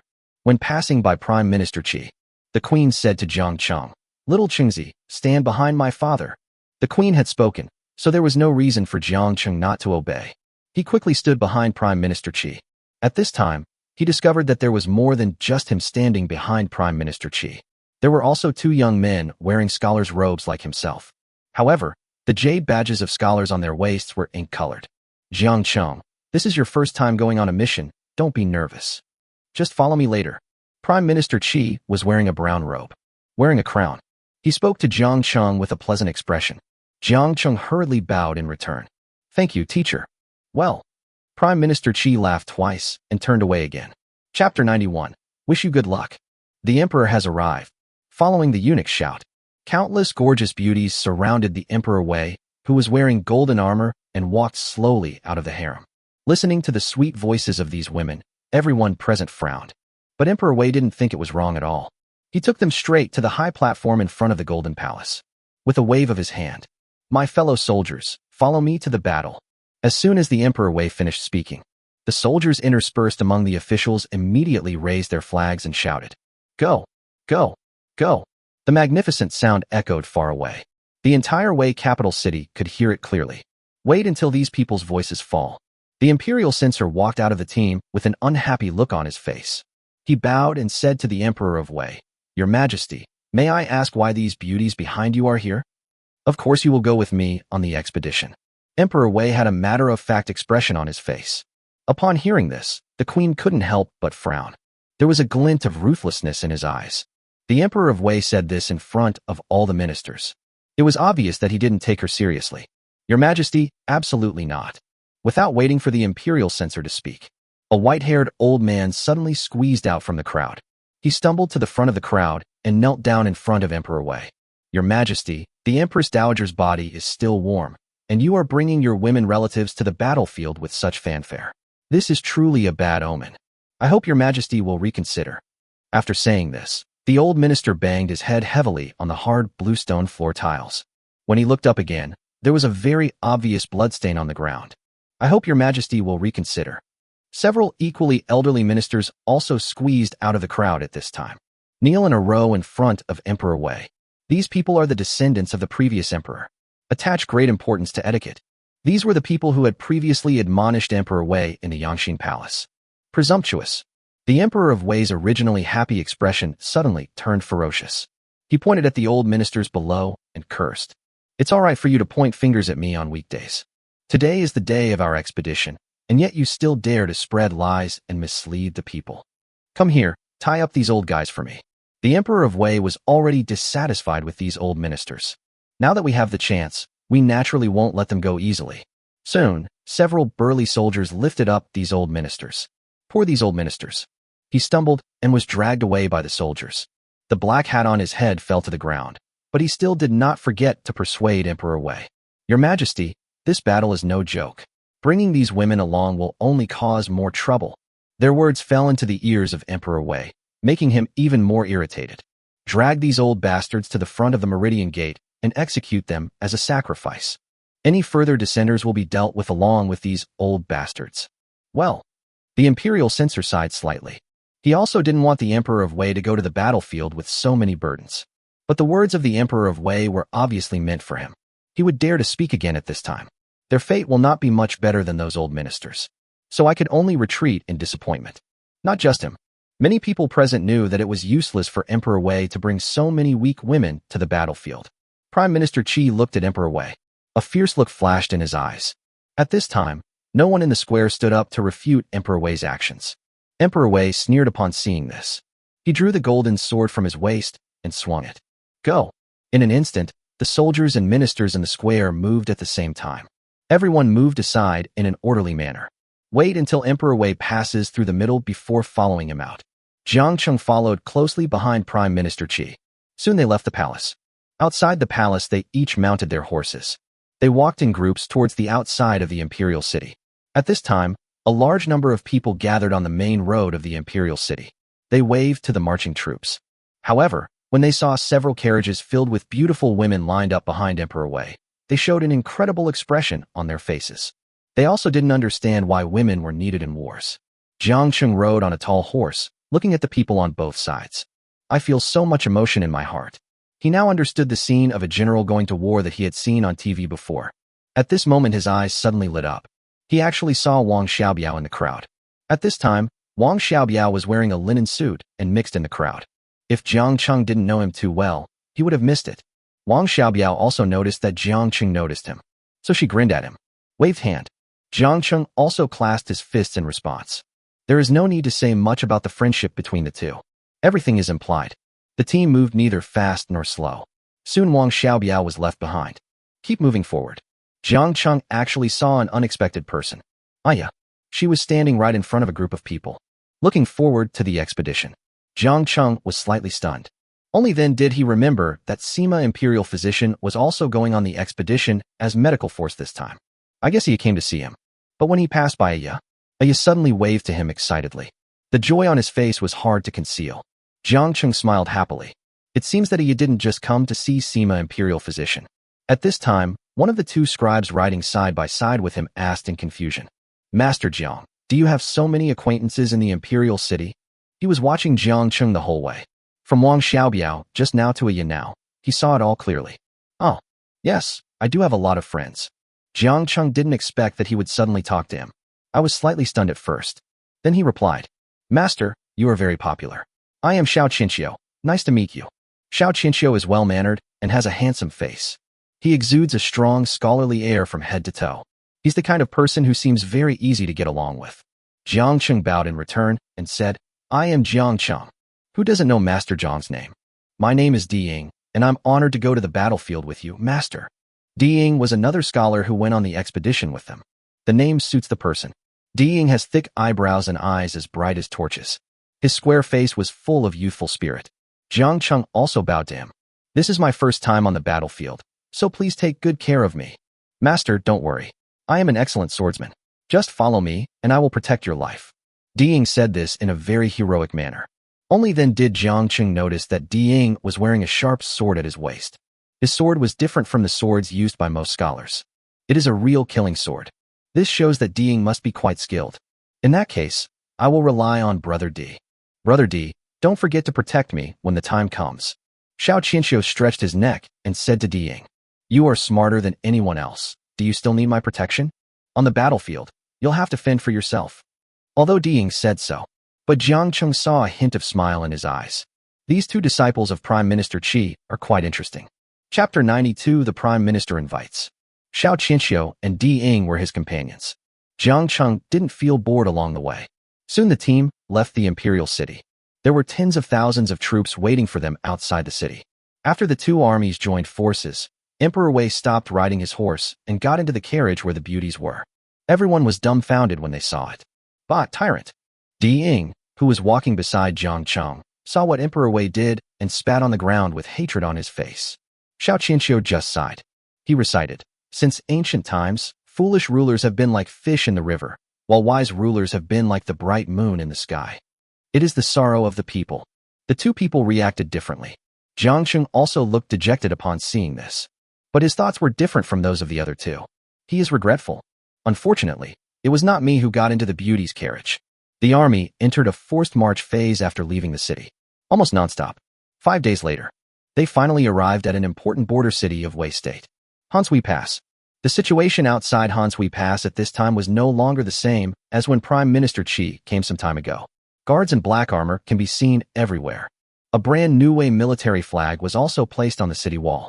There is a capital letter Li on the flag. Everyone in the Wei state knew that this was the flag of Grand Marshal Li Jian. This war is of great importance. Zhou said that all the soldiers defending the North Pass would be withdrawn. But no one would believe such a lame excuse. And it's exactly what Prime Minister Qi thought. Almost no small countries around sent troops to help them. So this time the Grand Marshal and the Junior Marshal all gathered here. After the army arrived, someone was specially assigned to arrange accommodation for them. Maybe it's because they are both scholars. Jiang Cheng, Di Ying, and Xiao Qianxiu were assigned to the same group. The three of them had just settled in. A soldier came to report that Jiang Cheng should go to see Prime Minister Qi. The teacher's treatment is indeed different. I just settled in and was called over by the teacher. It will be troublesome for us to see the teacher, Di Ying said with a resentful look on her face while lying on the simple bed. See what he looks like, Jiang Cheng said with a smile. How about you come with me? No, the teacher is looking for you. What's the point of me going there? You'd better go alone. After saying that, Di Ying changed to a comfortable position and closed his eyes. I'd better take some time to rest. Along the way, Jiang Cheng also roughly understood his and Xiao Qianxiu's temperaments. So I didn't say much to him. He turned around and smiled at Xiao Qianxiu, turned around and walked out, led by soldiers. He soon arrived at Prime Minister Qi's residence. I have to say, Prime Minister Qi's residence is much more magnificent than theirs. There were soldiers standing guard at the door. After the notification, Jiang Cheng was finally allowed in. Come on, sit down. Prime Minister Qi sat upright in the main hall. There is a pot of hot tea on the table. Apart from this, there is nothing else in the main hall. Jiang Cheng was secretly alert. Then he slowly sat down opposite Prime Minister Qi. I wonder what the teacher wants to talk to me about. Hey, let's not address each other as teacher and student. You are the master now. Prime Minister Qi had a smile on his face. He personally poured a cup of tea for Jiang Cheng. Now Jiang Cheng was even more confused. But we should take things as they come. He still took the tea. He said respectfully, if it weren't for the Prime Minister's cultivation, I wouldn't have become a teacher. To me, the Prime Minister will always be my teacher. Good. Prime Minister Qi smiled with relief. He picked up the teacup, took a sip, and said, in that case, I won't hide it anymore. I heard that you once helped my daughter assassinate Emperor Wei. As soon as he said this, Jiang Cheng's hands couldn't help but tremble. My back was instantly soaked with cold sweat. Ha ha ha, there's no need to be afraid. There are only you and me here. Prime Minister Qi comforted Jiang Cheng. His expression was extremely calm. Seeing his appearance, Jiang Cheng felt a little more at ease. He looked around. I found that there was no one there. Jiang Cheng finally breathed a sigh of relief. After taking a sip of tea to calm his nerves, he said to Prime Minister Qi, I did prescribe a medicine for the Empress. He didn't say it explicitly, but how could Prime Minister Qi not understand the meaning of his words? A gleam flashed in his eyes, and he nodded. In that case, I want to tell you something. I hope you can agree.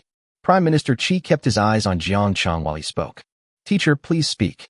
Jiang Cheng swallowed, said with difficulty. He heard a strong threat in Prime Minister Qi's words. As long as he doesn't cooperate, Prime Minister Qi definitely has a way to make him disappear from here.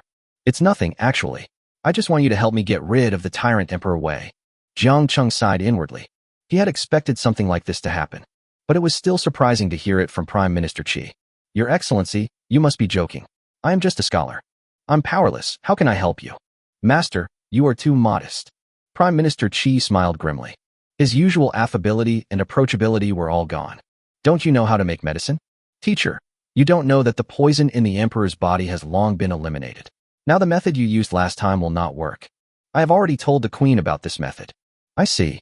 Prime Minister Qi did not show any surprise after hearing Jiang Cheng's words.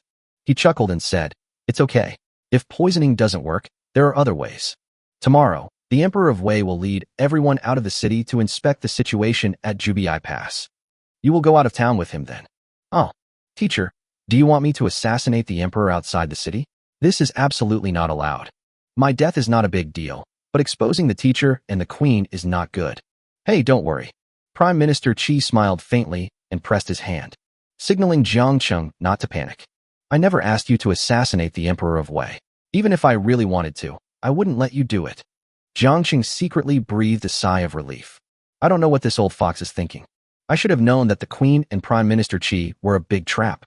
He then took refuge with the Grand Censor and Concubine Yi. Although Concubine Yi was a bit fierce, but that figure is rare in the world. There is also Qing Luan and the many beautiful young ladies in Yong'an Palace. As Jiang Cheng thought about it, his mind flew away without knowing where it was. He didn't come back to his senses until Prime Minister Qi coughed twice. I'm not asking you to assassinate someone, but to find an opportunity to get close to Emperor Wei and gain his trust, and then give him a fatal blow when necessary. When Prime Minister Qi talked about the fatal blow, there was a hint of madness in his eyes. One can imagine his hatred for Emperor Wei. Gulp. Jiang Cheng swallowed hard. The fingers under the table dug deep into the palms. The joints are turning white. Prime Minister Qi's skills are indeed much more profound than those of the Queen. Endurance is also excellent. Jiang Cheng sensed a hint of fear from him. Chapter 93. Mutual Conversation. Return to residence. Xiao Qianxiu and Di Ying have already packed their things. Hey, Master Jiang is back. What does the teacher want to talk to you about? Di Ying walked over without any hesitation and put her arms around Jiang Cheng's neck. Xiao Qianxiu, who was reading a thread-bound book nearby, also looked at Jiang Cheng curiously. What could it be? Just reminding me that you don't like taking baths and asking me to stay away from you. Jiang Cheng pushed Di Ying's arm away with a smile. But I felt extremely depressed. If the two of them knew that Prime Minister Qi asked him to go over to discuss the assassination of the Emperor, they will be surprised. Nonsense. The teacher doesn't even know that I don't like taking baths. Di Ying refuted Jiang Cheng with righteous words. The teacher must have something important to tell you. Please tell us. Okay, Di Ying, don't embarrass the master. Xiao Qianxiu smiled faintly. Teacher must have something important to discuss with the teacher, and it is not convenient for us to listen. So that's how it is. Di Ying had an expression of sudden enlightenment. I went to the side to practice swordplay out of boredom. Seeing this, Jiang Cheng looked at Xiao Qianxiu with gratitude. Then he sat on his bed and began to think about tomorrow. It stands to reason that as a scholar, he has no right to get involved in such a major event as the Emperor Wei's tour. But since Prime Minister Qi has promised me, he must have a way. The most important thing now is what can he do even if he gets close to Emperor Wei? By then, Emperor Wei will be surrounded by a large group of guards. What else can he do?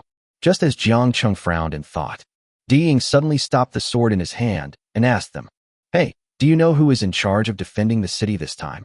Isn't it Sun Mu? Xiao Qianxiu asked, sticking half of his head out from behind the book. Jiang Cheng nodded immediately afterwards. I also heard it was Sun Mu. Hear what the two said. Di Ying said disdainfully. You only know one side of the story.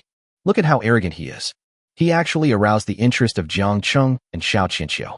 The two looked at Di Ying with great interest and asked, Do you know something? Tell us.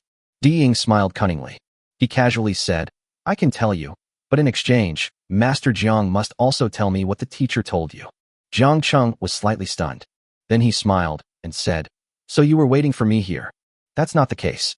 You make me feel itchy, and I can't let you feel good," Diying said with a smug look on his face. Jiang Cheng laughed and joked with him. "I was wondering whether I should tell them about it." After weighing the pros and cons, he then said, "It's okay for me to tell you what the teacher asked me to do, but you have to keep it a secret for me. Don't you know who I am? I definitely won't tell anyone." Diying patted his chest and made the promise. Xiao Qianxiu, who was standing by, shook his head and said, "In the end, you managed to get Master Jiang to tell you what he said. Hey, this is called a strategy.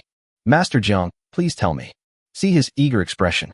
Jiang Cheng chuckled, then said, "Actually, the teacher wants me to go out of the city with the emperor on an inspection tour tomorrow." What? Xiao Qianxiu and Diying looked at each other. Both of them saw incredible looks in each other's eyes. "Do you know what an honor it is to go on an inspection tour with the emperor? Why do you say it so lightly? Haha, if you want, how about giving you this opportunity?" Jiang Cheng said with a wry smile on his face. The two of them really don't know how to appreciate what they have. The price of traveling with the emperor is very high. Haha, that's better not to do that. The teacher specifically mentioned you, so he must have a reason. The master is the master, and the treatment he receives is indeed extraordinary. Looking at the two people's different expressions, Jiang Cheng didn't take it to heart. Anyway, they don't know the interests involved. Okay, I've told you my secret. What about yours? Jiang Cheng stared at Diying, looking forward to the secrets he will tell you. Hey, you don't know this. Diying smiled cunningly. Walk to the door and close it. I actually heard about this, but it should be pretty close. Oh my god, are you kidding me? Jiang Cheng said with disdain. Diying exchanged the uncertain news for his own news. It's a profit no matter what. But Diying looked as if it was a matter of course. I've already told you. The news is almost certain. Believe it or not. Okay, tell me about it. Jiang Cheng finally surrendered. At this time, Diying Kai slowly spoke. I have a fellow countryman who lives in Jubiai Pass across the street. I heard this news from him. Diying looked mysterious. Jiang Cheng and Xiao Qianxiu were extremely shocked when they heard his words. They didn't expect that Diying had such a relationship, but they soon stopped caring about it, because what Diying said next was even more shocking. The Zhou army has actually been hiding inside the Jubiai Pass. If we make even the slightest move, the Zhou kingdom will mobilize the entire nation to launch a counterattack. If the emperor is not prepared, the Zhou kingdom will likely seize this opportunity to capture Hanshui Pass in one fell swoop. Does the Zhou kingdom really have such courage? How dare you gamble with the fate of an entire country? Xiao Qianxiu's brows were almost furrowed. He didn't expect that what Diying said was so horrifying. Why didn't you inform the prime minister in advance about such an important matter? Jiang Cheng also had a solemn expression. You have to know that this is no longer just a casual chat between them. Rather, it is a major event that involves the future of both countries. Diying saw that both of them were looking at him with puzzled and angry eyes. I couldn't help but blush and said, "You think I don't want to? But I asked to see the teacher 3 times in a row, and he refused to see me. If I didn't know some martial arts, I'm afraid the teacher wouldn't have taken me on this expedition." After I calmed down, I suddenly realized that I couldn't tell the teacher this news. Not to mention that the authenticity of the news still needs to be verified. If the news is true, won't my fellow countrymen in Jubiai Guanzhong be in danger? What Diying said makes sense. Jiang Cheng and Xiao Qianxiu fell silent at the same time. After a long time, Jiang Cheng suddenly laughed and said, "Brother D is right. The authenticity of the news is still unknown, so we don't need to be discouraged for now. When I go out of the city for inspection tomorrow, I'll take the opportunity to investigate." Master Jiang, this is a brilliant plan, Xiao Qianxiu said with a bow. That's the end of the matter. It was getting late. The 3 of them decided to take a rest. Blow out the candle. The only sound I could hear was the footsteps of the patrol team outside. Right at this moment, Xiao Qianxiu's voice suddenly came from the darkness. You two, now that you have both told me what you know, I have a piece of groundless news here, and I can't confirm whether it's true or not. Why not give it a listen? Chapter 94, Junior Sima Li Ji. Oh, Diying, who had already lain down, instantly became alert. He sat up from the bed immediately. Hurry up and tell me. I just can't sleep. Jiang Cheng also opened his eyes at this time. He looked curiously in the direction of Xiao Qianxiu. Perhaps he felt the gazes of the 2 people. Xiao Qianxiu simply sat up. The 3 of them just looked at each other silently in the darkness. My source of information is similar to Lao Di's, but mine was told to me by a relative. His family lives in Longxi Road. They were once among the disaster victims, but now they have all moved into Hanshui Pass. Jiang Cheng also knew what he said. This happened when the Prime Minister of Qi came to control the drought in Longxi Road. When Xiao Qianxiu heard that neither of them spoke, he continued speaking. I heard from them that a small number of disaster victims in Longxi Road followed the rebel leader to join the Zhou Kingdom and are now inside the Jubiai Pass. Oh, Di Ying's question rang out in the darkness. That's not right. I heard that the teacher has killed all the rebel leaders.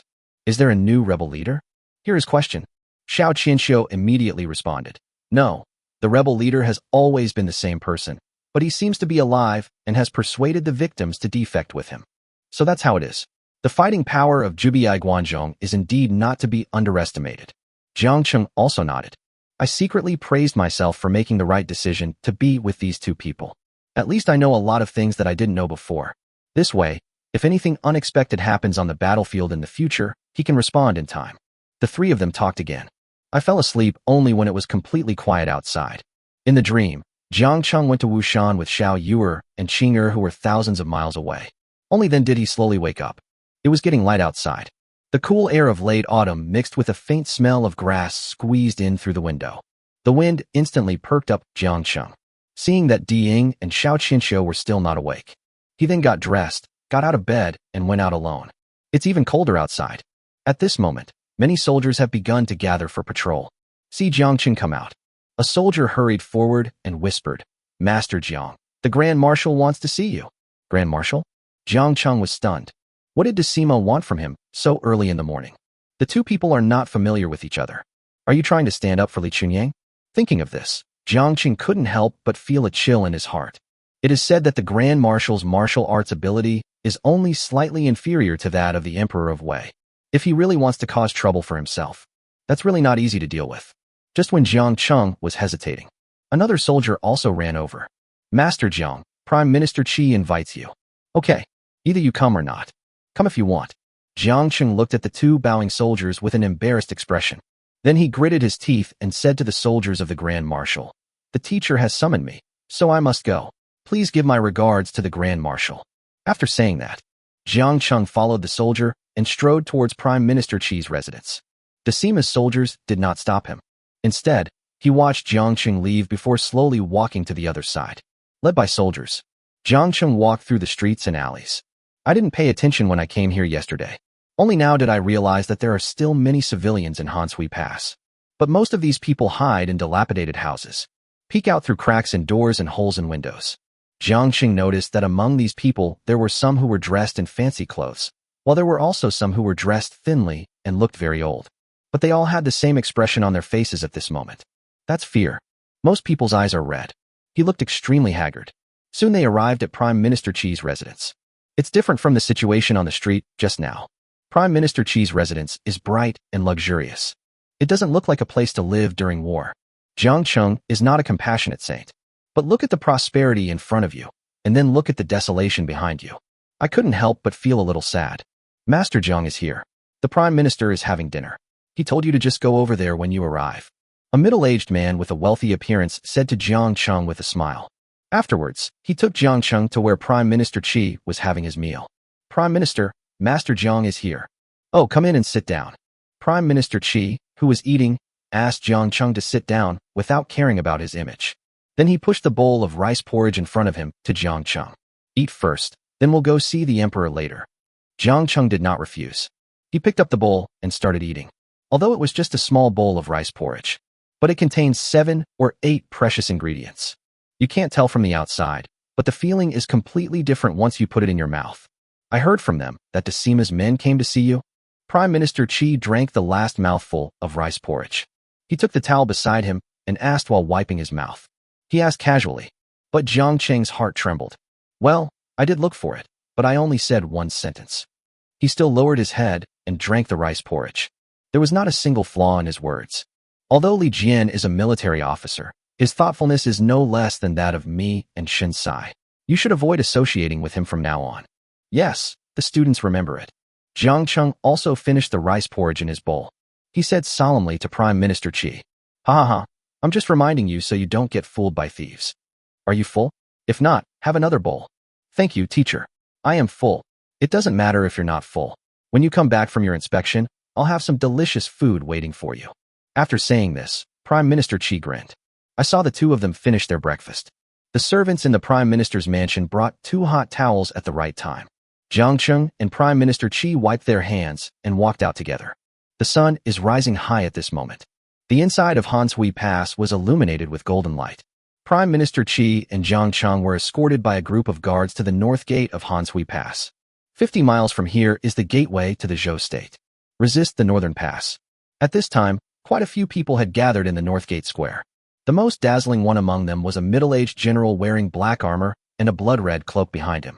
When several people saw Prime Minister Qi coming, they all bowed and saluted. Prime Minister Qi. Well, no need to be polite. Let me introduce you to everyone. This is my disciple, Jiang Cheng. He will take my place in accompanying the emperor on this tour. Prime Minister Qi, have you discussed this matter with the emperor? The middle-aged general said this neither humbly nor arrogantly. Jiang Cheng stood in front of him and could deeply feel the iron-blooded fighting spirit in him. It was as if a lion was standing in front of him. Haha. Thank you for the reminder, young Master Sima. I will explain the reason to the emperor when he arrives. I hope young Sima will understand. Shao Sima? Jiang Cheng couldn't help but look at the middle-aged general.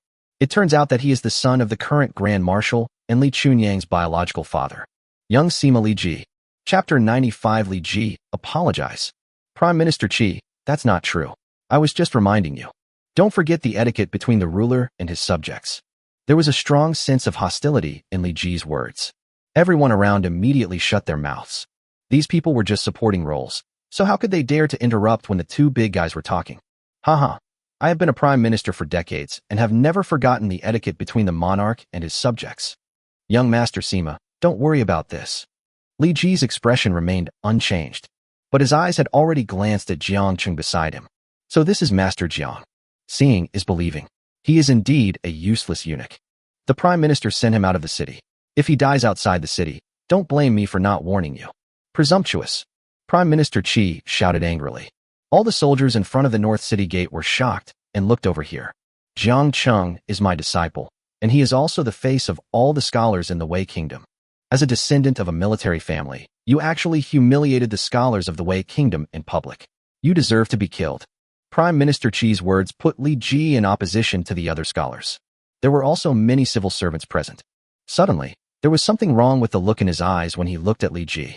Prime Minister, I have no intention of humiliating the scholars of Wei, but how can this eunuch be qualified to be a teacher? In my opinion, Prime Minister Qi is the chief scholar of Wei. Li Ji thought that the matter of flattering Prime Minister Qi would be over, but he clearly miscalculated. Prime Minister Qi shook his head slightly and said, "You are wrong. With my knowledge, I am not even a bit better than Master Jiang. If you don't apologize to Master Jiang today, this matter will not be resolved." What? Li Ji's expression finally changed for the first time, and it became extremely shocking and inexplicable. You want me to apologize to a eunuch? Why should he? Because I'm the master of Wei, appointed personally by the emperor. Without waiting for Prime Minister Qi to come forward, Jiang Cheng was the first to step forward. He wore a white jade pendant around his waist, wearing a simple and elegant robe. His expression was extremely calm. Seeing Jiang Cheng stand up, Prime Minister Qi nodded and said nothing more. He wanted to see for himself how courageous Jiang Cheng was. I'm the young Sima. I fought on the battlefield for years and shed more blood than you've drunk water. You want me to apologize? No way. Okay, then we'll just wait here until the emperor comes to make the final decision. Jiang Cheng looked fearless, standing there and looking at Li Ji. In fact, he was also very unsure in his heart. But the emotions have reached this point. If I don't do it, I would be unmanly. Things seem to be getting more and more serious. A calm and experienced voice suddenly came from the top of the North Gate. Li Ji, apologize. Along with the sound, an old man as strong as a tiger slowly walked down from the top of the city wall. The old man's eyes were wide open. His 2 gray eyebrows were raised high, and his face was covered with a white beard. He wore chainmail and an iron helmet. He wore tiger head combat boots. There's a pit with every step I take. Extremely calm. Everyone present couldn't help but change their expression when they saw him. Jiang Cheng even took several steps back. A layer of cold sweat broke out on his forehead. His instinct told him that this old man was far more powerful than him. If he wanted to, he could crush me into pieces in a minute. Dad, you want me to apologize to this eunuch? Li Ji showed a difficult look on his face. He swallowed and asked. The old man, who turned out to be the Grand Marshal Li Jian. He is worthy of being the legendary pillar of the Wei state, and is indeed extraordinary. Why, you don't understand me. Li Jian's voice was like a morning bell. The vibration made everyone's ears hurt. I dare not, my child. Facing the tangible pressure from the Grand Marshal, he was almost unable to withstand it. He could only bow to Jiang Cheng with a bitter face and said, Master Jiang, I'm sorry. Jiang Cheng was also under tremendous pressure at this time. Beads of sweat the size of soybeans kept appearing on his forehead. Then the water gathered into streams and flowed down his face. He no longer had the strength to speak. Seeing this, Prime Minister Qi looked at Jiang Cheng in confusion. He whispered, Jiang Cheng, what's wrong with you? Seeing Prime Minister Qi, nothing happened. Jiang Cheng couldn't help but feel confused. As far as he knew, Prime Minister Qi had no martial arts skills. How could he be so relaxed under the pressure of Decima? Could it be? Jiang Cheng couldn't help but look at Decima. I saw that the other party was looking at me with an indescribable look. The next second, the pressure on him suddenly disappeared. Jiang Cheng fell to the ground instantly, as if he had lost all his strength. Haha, Master Jiang is indeed knowledgeable, but his health is not that good. I happen to have some excellent tonic here. Come and visit me if you have time. Decima forced a smile on his weather-beaten face. But this smile is scarier than crying. Jiang Cheng also felt mixed emotions at this moment. Judging from the situation just now, the pressure from Decima should only be useful to people with martial arts skills. I'm afraid the fact that he knows martial arts has been exposed. Master Jiang, how is it? Decima asked calmly. Ahem. Thank you for your concern, Decima, but I'd better rest well. Hearing that Jiang Cheng dared to disobey him, a trace of anger suddenly appeared on Decima's face. Jiang Cheng is my student. How dare you touch him? When Prime Minister Qi saw the expression on Sima's face, he knew that he definitely had no good intentions. He immediately stood in front of Jiang Cheng with a stern look on his face. Although his body size is very different from Decima's, but the momentum is not inferior at all. Haha. Old man, you don't have many years left to live. Why are you still accepting students? The Grand Marshal looked at the Prime Minister of Qi, who was a head shorter than him, and smiled.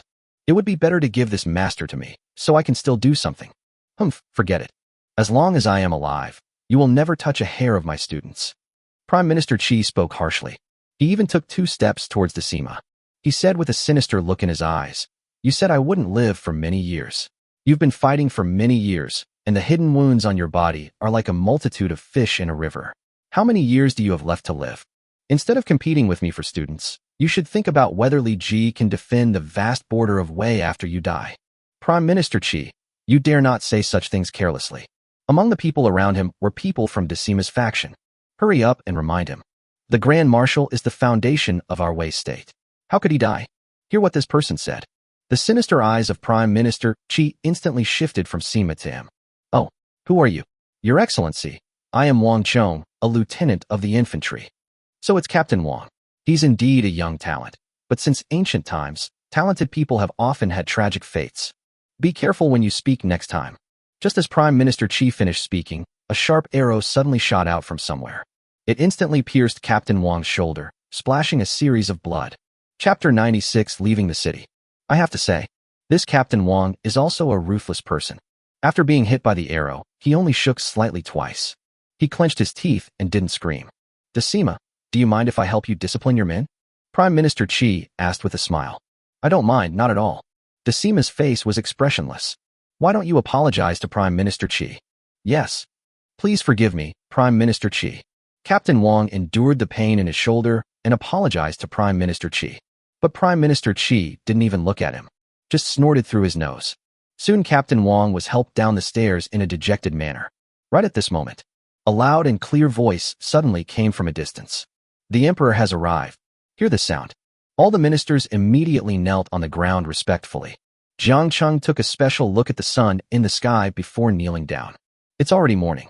It can be seen how late the Emperor of Wei arrived. Soon, accompanied by the sounds of singing and dancing, Emperor Wei finally appeared in front of everyone in a carriage. As expected, there were beauties of all kinds in the carriage. Some people peeled grapes for the Emperor of Wei, and some people massaged his legs. How pleasant. My dear ministers, please don't be polite. Today we are going out for an inspection. Everyone, please relax a little. Emperor Wei's tone was filled with excitement. I don't know if it was because he was about to go out of town for an inspection or because he was surrounded by beautiful women. Thank you, Your Majesty. The ministers saluted and stood up. At this time, Prime Minister Qi bowed and said to the Emperor of Wei, "Your Majesty, I am old and frail, and I feel a little unwell. Can my students take over the inspection this time?" After saying that, he looked at Jiang Cheng behind him. When everyone heard Prime Minister Qi's words, they all looked at Jiang Cheng. Jiang Cheng just stood quietly behind Prime Minister Qi. Stay calm in the face of change. Oh, what's wrong with the Prime Minister? I will immediately send the Imperial Physician Sima to treat him. Thank you, Your Majesty. I will just need a short rest. I will not bother you, Imperial Physician Sima. Emperor Wei did not take this matter to heart. He turned to look at the beauties who were posing and leaning on his chest. My dear ladies, do you think we should allow Master Jiang to leave the city in the Prime Minister's place? His words were casual. It was as if the people being mentioned were not two people, but two beasts. A hint of ruthlessness flashed imperceptibly in Prime Minister Qi's respectful eyes. His hatred for Emperor Wei has reached its limit. Your Majesty, we dare not speak carelessly on such an important matter. Otherwise, I'll get beaten again when I get back. A beautiful woman wearing a green gauze dress, with her face faintly visible underneath, spoke to the Emperor of Wei with affection in her eyes. Ha ha ha, what does the beauty mean by beating? Emperor Wei laughed lewdly. A pair of big hands quietly reached out to the beauty's quiet place. Oh, Your Majesty is disgusting. The beauty gently pushed Emperor Wei. He casually stuffed a bright red grape into Emperor Wei's mouth. Delicious, delicious. Watching the ridiculous scene in the carriage. The ministers standing under the carriage didn't even dare to breathe. Jiang Cheng stood behind Prime Minister Qi and kept swallowing. He is still a big guy. Faced with such an erotic scene, it is impossible to say that he had no thoughts. But you can't blame him for that. If you want to blame someone, blame this ridiculous emperor. Until the people in the carriage got tired of playing. The sun had already risen above everyone's heads. Prime Minister Qi, an old man, had been standing in front of the carriage for such a long time that his steps had begun to become weak. Only at this moment did the lazy voice of Emperor Wei come from the carriage. Since the Prime Minister is ill, please go back and rest. Anyway, you're not needed for this tour, so it doesn't matter who goes. Li Ji, mobilize the troops and follow me out of the city. Yes. Li Ji agreed and jumped onto the warhorse beside him. At this time, another servant brought a few good horses. Officials took up their posts one after another. Jiang Cheng did not hesitate and turned over to get on Prime Minister Qi's horse. Jiang Cheng, remember what I said, come back alive. Prime Minister Qi said to Jiang Cheng with a worried look on his face. Although his expression seemed to be urging Jiang Cheng to come back safely. But Jiang Cheng knew that what he said had a deeper meaning. What Prime Minister Qi meant by this was to achieve the goal and return safely. Students, remember this. Jiang Cheng nodded solemnly to Prime Minister Qi. Then he squeezed his legs against the horse's belly, and the horse raised its feet and followed the large army slowly towards the north gate. At this time, Li Ji, riding a tall warhorse, passed by him. He laughed disdainfully and said, "You'll be free once you get out. You better be careful, or you might get killed by mistake." After saying that, he rode his horse to the front of the team. After he left, the officials around Jiang Cheng looked at him with pitiful expressions.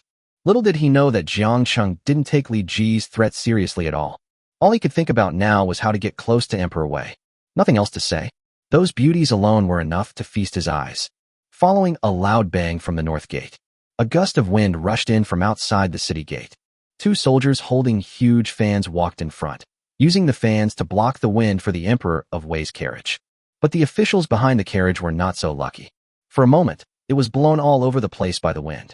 Especially the civil servants. Many of them fell off their horses. This scene made Emperor Wei, Li Ji, and other generals burst into laughter. At this time, Li Ji looked up at Jiang Cheng in the middle of the team. He looked calm. The horse under him walked forward steadily. It was not affected by the strong wind at all. Humph, there's a nice horse. Li Ji attributed Jiang Cheng's survival to the horse he was riding. Then I stopped looking. The civil servants got up from the ground and mounted their horses. With a blushing face, she slowly followed the main group forward. Soon, the entire team walked out of the Hanshui Pass city gate. The scene after coming out shocked Jiang Cheng greatly. There was only a wasteland outside the city. Yellow sand and dead bones can be seen everywhere. The beauties in the Wei Emperor's carriage saw the rotten bones. Everyone was frightened out of their wits. She screamed and threw herself into Emperor Wei's arms. Ha ha ha, ladies, don't panic, I will protect you. The Emperor of Wei laughed twice. He said to Li Ji, who was riding beside him, Li Ji, quickly send a team of people to clean up all these eyesores. I obey the decree. Li Ji agreed and quickly sent a message to the back to have someone clean up the dry bones on the ground. Soon a group of people came out and picked up the dry bones with the tips of their guns and put them into their pockets. With these people leading the way, you will no longer see dead bones on the road. Are you ladies happy? Happy, happy. Your Majesty is truly the most wise king. A beautiful woman sincerely praised Emperor Wei. Then she kissed him hard on the face. Immediately, a red lip mark was left on Emperor Wei's face. Chapter 97. The two armies meet. From time to time, sandstorms would cover the sky outside the city. Their team never deviated from the direction. Under the leadership of Li Ji, a wide and turbulent river soon appeared in front of them. This big river is called Fucheng River. It was a barrier between the Wei state and the Zhou state. Once, Jiang Cheng and Tu Biao, a subordinate of Decima, had a poetry competition. The other party once said a poem. The three armies drank together and rushed to the river. The Fucheng River mentioned in the poem is this one. Jiang Cheng walked in the middle of the team. You can just see the location of Fucheng River. He looked back. The city walls of Hanshui Pass were no longer visible. The civil servants walking beside him were already sweating profusely. He almost walked forward while lying on the horse's back. All troops halt, dismount, drink water, and prepare to cross the river. Li Ji's voice was extremely clear even amidst the sound of wind and sand. I heard that I could finally rest. Several civil servants were the first to dismount and stumble towards the Fucheng River. Regardless of his identity, he raised clean water to wash the sand off his face and hands. In contrast, the soldiers wearing black armor had much stricter discipline. They dismounted in an orderly manner and went to the riverside to refill their water bags. Give the war horses water. Jiang Cheng also followed the large group to the riverside. While the horse was drinking water by the river, he squatted down and washed his hands by the river. At this time, Li Ji came to the river with a golden basin to fetch water for the beauties of Emperor Wei. Seeing Jiang Cheng washing his hands, he taunted him. I didn't expect Master Jiang, a eunuch, to be in better shape than these useless bastards. But don't be too proud. You'll suffer once you cross the river. After saying this, Li Ji bent down to draw water from the river. Jiang Cheng ignored him. Wash your hands by yourself. But gradually, Jiang Cheng felt something was wrong. I saw a dark shadow floating upwards from the bottom of the Fucheng River. And the speed is not slow. He was just trying to see clearly what the black shadow was. Then I heard Li Ji shouting in a loud voice. Enemy attack. Accompanied by his shout. Dozens of short figures in black tights suddenly jumped out from the bottom of the water. These people all held shiny silver scimitars in their hands. Their arrival was really too strange. So much so that the soldiers under Li Ji didn't react. More than a dozen soldiers were killed almost instantly. At the same time, more than a dozen bullets shot out from their hands and hit the warhorse's lower abdomen. All of a sudden the war horses began to neigh. He ran backwards desperately. Dozens of officials and soldiers were knocked down in a row. What's worse, some were knocked off their horses by the charging warhorses and died under their hooves. In an instant, the Wei State's originally peaceful camp became extremely chaotic and noisy. At this time, a man in black ran towards Jiang Cheng with a scimitar. Jiang Cheng could see the raging anger burning in his eyes. However, before he could rush forward, a halberd suddenly stretched out from the side and knocked the man in black to the ground. This tremendous force instantly caused the man in black to spit out a large mouthful of blood. He died without struggling for even a second. Jiang Cheng looked at Li Ji, who was holding the halberd. He was busy mobilizing the troops at the moment and didn't even look at him. Set up the formation, surround and kill. Li Ji gave an order. Those black-clad soldiers immediately seemed to have found a backbone. They drew their weapons and took their positions. Soon, a formation centered on Li Ji took shape. The men in black were separated by the formation. Everyone had to face the siege of more than a dozen black-clad soldiers. Just a moment. All these men in black were wiped out. Seeing this scene, Jiang Cheng couldn't help but feel shocked. He had never seen a large-scale legion siege at such a close distance. The gushing blood and the wild roar. People are dying every moment. His hands were shaking constantly. Just when everyone thought the enemy attack was over. Suddenly, a loud shout came from the carriage. You dog emperor, go to hell. When everyone heard the sound, they looked towards the carriage in shock. Then the beautiful lady with affectionate eyes opened her eyes wide, holding a sharp wooden hairpin in her hand and stabbing it towards Emperor Wei's heart. Emperor, Li Ji screamed. He suddenly threw the halberd in his hand. But how can the speed of the halberd compare to that of a beauty? The wooden hairpin was about to pierce Emperor Wei's heart. The beauty beside him was already stunned. Haha, why are you so angry, my beauty? The slightly lazy yet majestic voice of Emperor Wei came from the carriage. Then he used just one finger to press against the wooden hairpin. The other hand stretched out, and 2 fingers gently grasped the halberd thrown by Li Ji. Seeing such a scene, the expressions on everyone's faces were surprisingly consistent. That's shock. This is the deterrent power of Emperor Wu. No matter how hard the beauty in the carriage tried, the wooden hairpin could not break through the slender fingers of Emperor Wei. Jiang Cheng felt mixed emotions. Prime Minister Qi also asked him to find an opportunity to lurk beside Emperor Wei. With this kind of strength, how can he hide? I'm afraid that if he shows any sign of resistance, he will be slapped to death by the Emperor of Wei. Your Majesty, are you okay? Li Ji ran to the carriage in a hurry. He fell to his knees with a thud. This trip of the Emperor of Wei was an opportunity that the Grand Marshal had fought for him. If something goes wrong, he has so many heads that they are not enough to chop off. No problem, just clear the way. Emperor Wei waved his hand casually. He threw the halberd in his hand back to Li Ji. With his other hand, he pinched the beauty's chin and forced her down into the carriage. He casually threw the wooden hairpin in the beauty's hand out of the carriage. Then it was trampled into the mud by the horse's hooves. See that Emperor Wei is fine. Li Ji also secretly breathed a sigh of relief. The troops were then organized and moved upstream along the Fuchong River. There is a stone bridge upstream of Fuchong River. It was once an important trade route when the state of Wei administered the state of Zhou. Unfortunately, after so many years, merchants from both countries no longer use this ancient trade route. Instead, spies from both countries would occasionally cross the stone bridge and sneak into each other's territory. We walked forward for a short while. Sure enough, they saw the ancient stone bridge standing above the river. The surging river water almost submerged the surface of the stone bridge. Jiang Cheng and his team slowly stepped onto the stone bridge, step by step, approaching the other side. For safety reasons, Li Ji and a group of black-clad armored soldiers closely guarded the Wei Emperor's carriage. The stone bridge is very wide. Even if 2 carriages were traveling side by side, it would not seem crowded. Fortunately, they did not encounter any similar sneak attacks on the stone bridge. Soon their team crossed the stone bridge and reached the other side. Looking forward, there is a dark line on the horizon not far away. The line is constantly moving towards them. Soon the line was less than 100 meters away from them. Only then did Jiang Cheng realize that the black line was actually made up of people. They were all people wearing armor and holding weapons. They walked towards the Wei army with a fierce look in their eyes. Everyone's face was filled with fighting spirit. Form a formation. Li Ji raised his arms and shouted, and the black-clad soldiers moved instantly. Set up a formation in front of Emperor Wei's carriage, quietly waiting for the Zhou army to arrive. Chapter 98 Conflict, Imminent. As the saying goes, enemies become jealous of each other when they meet. What's more, the armies of the 2 countries are incompatible. Almost instantly, the troops of the 2 countries collided with each other. Although the Zhou army came in great force, there were many elderly people and children in their ranks. Jiang Cheng even saw a timid woman among these people. What's going on? Before Jiang Cheng could figure out the reason, the war began. I saw the black-clad armored soldiers of Wei State lined up in front, swinging their swords continuously. Every time a knife is struck, a life is lost. General Li Ji looked at the Zhou army falling like wheat, and instead of having a look of joy in his eyes, he frowned.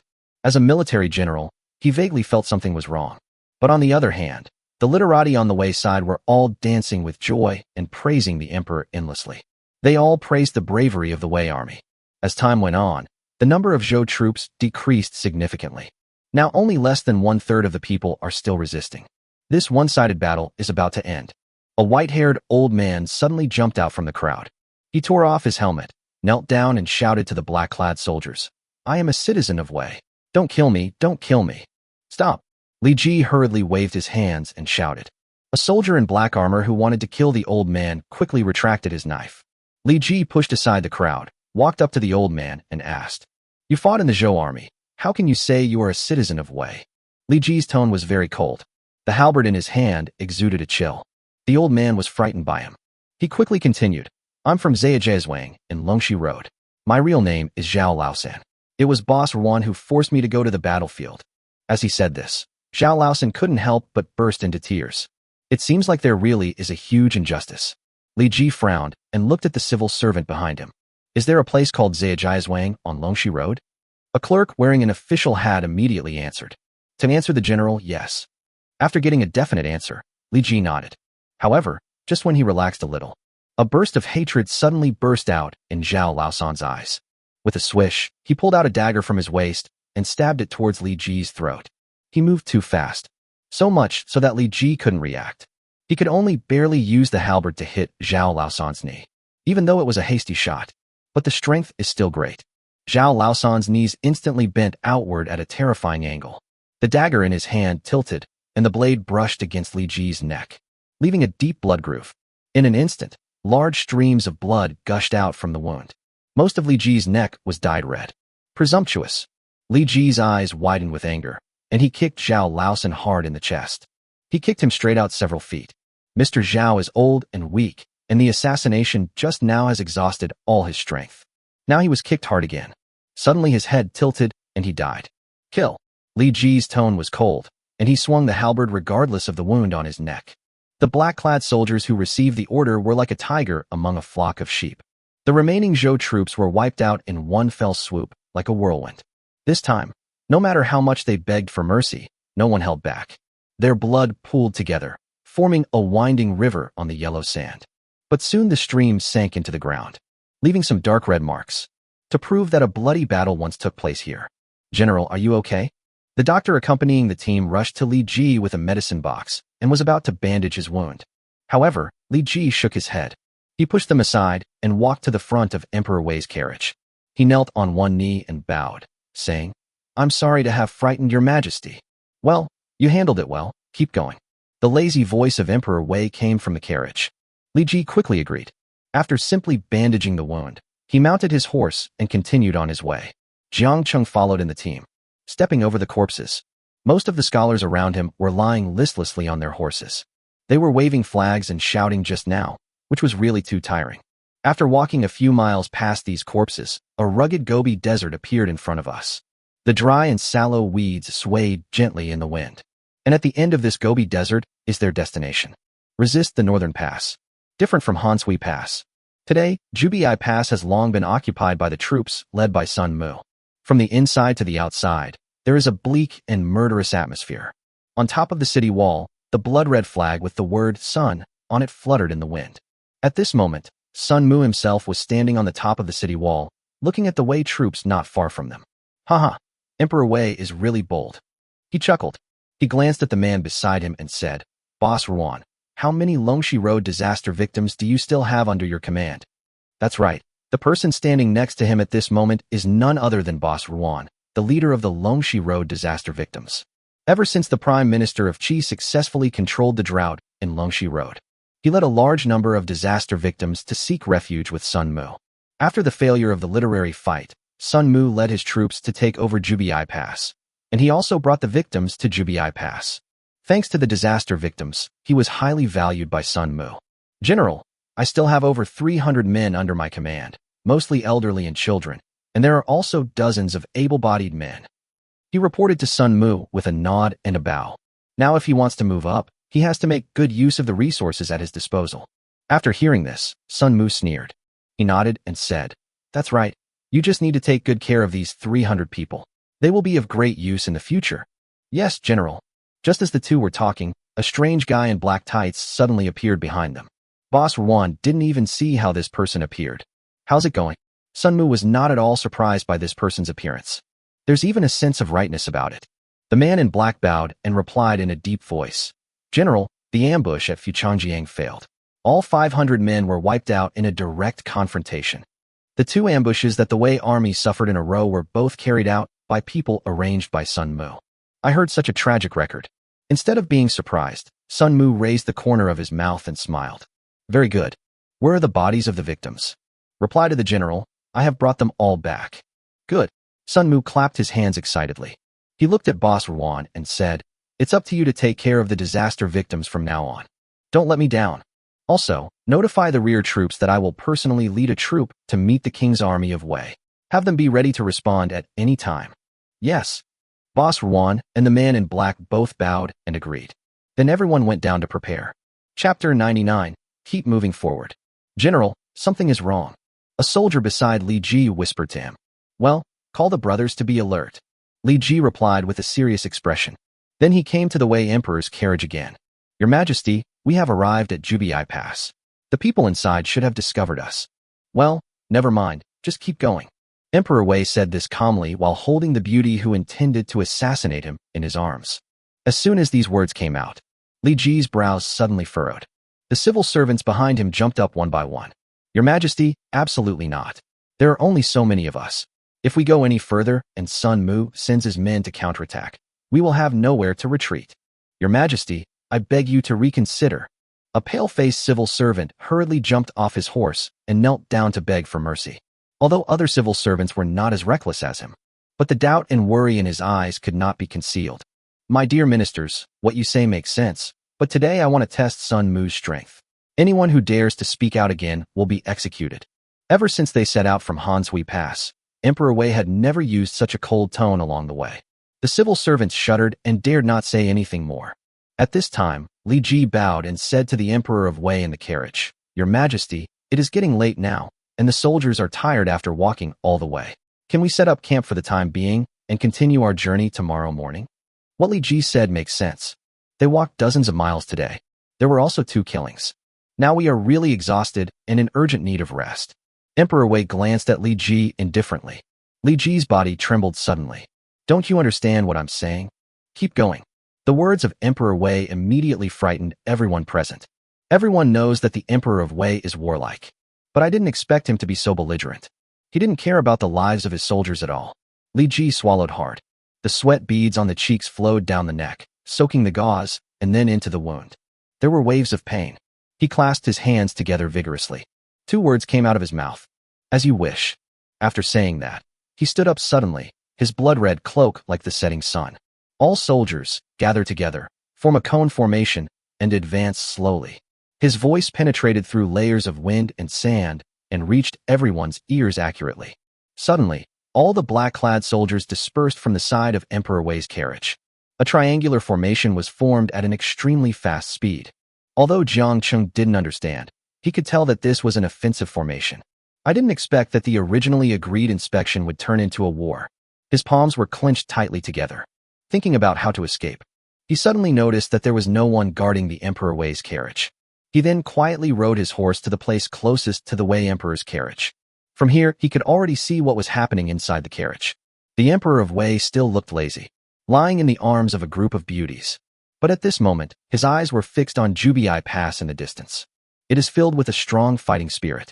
It seems that his palms were really itchy during the time he was sick. He urgently needed a battle to resolve the restlessness in his heart. But it's a pity for the beauties in his carriage. When the fighting starts, these people will be pure cannon fodder. Jiang Cheng thought this in his heart and had already followed the formation of black-clad armored soldiers and slowly walked forward for a long distance. Perhaps Li Ji wanted to sympathize with the soldiers. This time they did not ride horses. Instead, they dismounted and slowly advanced forward in formation. At this speed, it would probably be dark by the time we reached Jubiai Pass. However, Emperor Wei didn't seem to care about Li Ji's little thoughts. No words of urging were given. As the sky gets darker, their team was getting closer and closer to Jubiai Pass. When Jiang Cheng actually saw this huge city, he was shocked. Jubiai Pass and Hanshui Pass are both important border cities for the 2 countries, but its scale is far from being on the same level. I saw that the entire wall of Jubiai Pass was made of rough rocks. Hard molten iron is poured into the cracks in the rocks. It would not be an exaggeration to call it an iron wall. What is even more amazing is that a large part of the city wall is integrated with a sand dune that looks like a small hill. It is harder than climbing to the sky to break through such a wall head-on. Before Jiang Cheng could finish examining it carefully, he heard a sound of breaking air in his ears. Then a huge crossbow arrow as thick as his arm shot out from the wall of Jubiai Pass. The target was directly aimed at the Wei Emperor's carriage. This scared everyone. We are still quite far away from Jubiai Pass, but this crossbow arrow can easily erase this distance. It can be seen that Sun Mu has made sufficient preparations this time. We must fight them to the death. Li Ji's face looked even uglier with the blood-stained gauze on his neck. He raised the halberd in his hand. He slammed hard on the huge crossbow arrow that was flying towards him. At the same time, he shouted, "Stop!" A word fell. The black-clad warriors stopped instantly. The soldiers on the periphery simultaneously took out a black shield from behind their backs and held it in front of them. The armored soldiers in the inner layer held spears and were ready for battle. Bang! With a dull thud, Li Ji's halberd finally collided with the crossbow arrow. But before he could exert force to stop the crossbow arrow, the disheveled Emperor Wei suddenly rushed out of the carriage. He tapped the halberd lightly with his toes. His body jumped high. Jiang Cheng's eyes widened as he watched the leaping Emperor Wei. He swore that this was definitely a miracle of the human body that he had never seen in his 2 lifetimes. Emperor Wei jumped nearly 20 meters. The wind and sand in the sky became his backdrop. "Halberd, come!" the Emperor of Wei shouted. The halberd in Li Ji's hand slipped out of his hand instantly and flew high into the sky, as light as a feather. Everyone looked up at the same time when they saw this scene. The Emperor of Wei was seen high in the sky without falling. He held the halberd tightly in his hand. "Shoot!" As soon as the word came out, the halberd in the Emperor Wei's hand fell out of his hand. There was a loud bang. The halberd flew straight towards the top of the Jubiai Pass city wall at a speed faster than the crossbow arrow just now. The loud explosion even drowned out the sound of the surrounding wind and sand. Jiang Cheng looked at Emperor Wei, and besides solemnity, there was more longing in his eyes. If one day he could also learn such martial arts, that would be great. Just as he was looking forward to it, a sound of shattering was heard from the top of the Jubiai Pass city wall. It was as if the euphorbia had pierced something hard. But there was no more sound. "Ha ha! The Emperor of Wei is so generous that he gave me the young master's personal weapon as a gift right after we met. I am so flattered." On the top of the city wall, Sun Mu's voice was extremely arrogant. As the saying goes, it's impolite not to reciprocate. Since the Emperor of Wei has given such a great gift, I, Sun, should also give a gift in return. Sun Mu's words had just fallen. Dozens of crossbow arrows as thick as the ones just now were shot out. Some of these crossbow arrows were shot at Emperor Wei in the sky, while more were shot at Jiang Cheng and the others.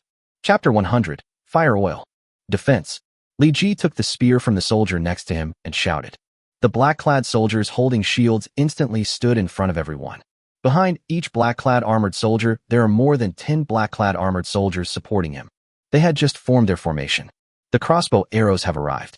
Most of the crossbow arrows fell on the open space on the side, splashing sand and dust all over the sky. But a small number of crossbow arrows hit the shields of the black-clad soldiers. Almost instantly, these black-clad soldiers all took several steps back.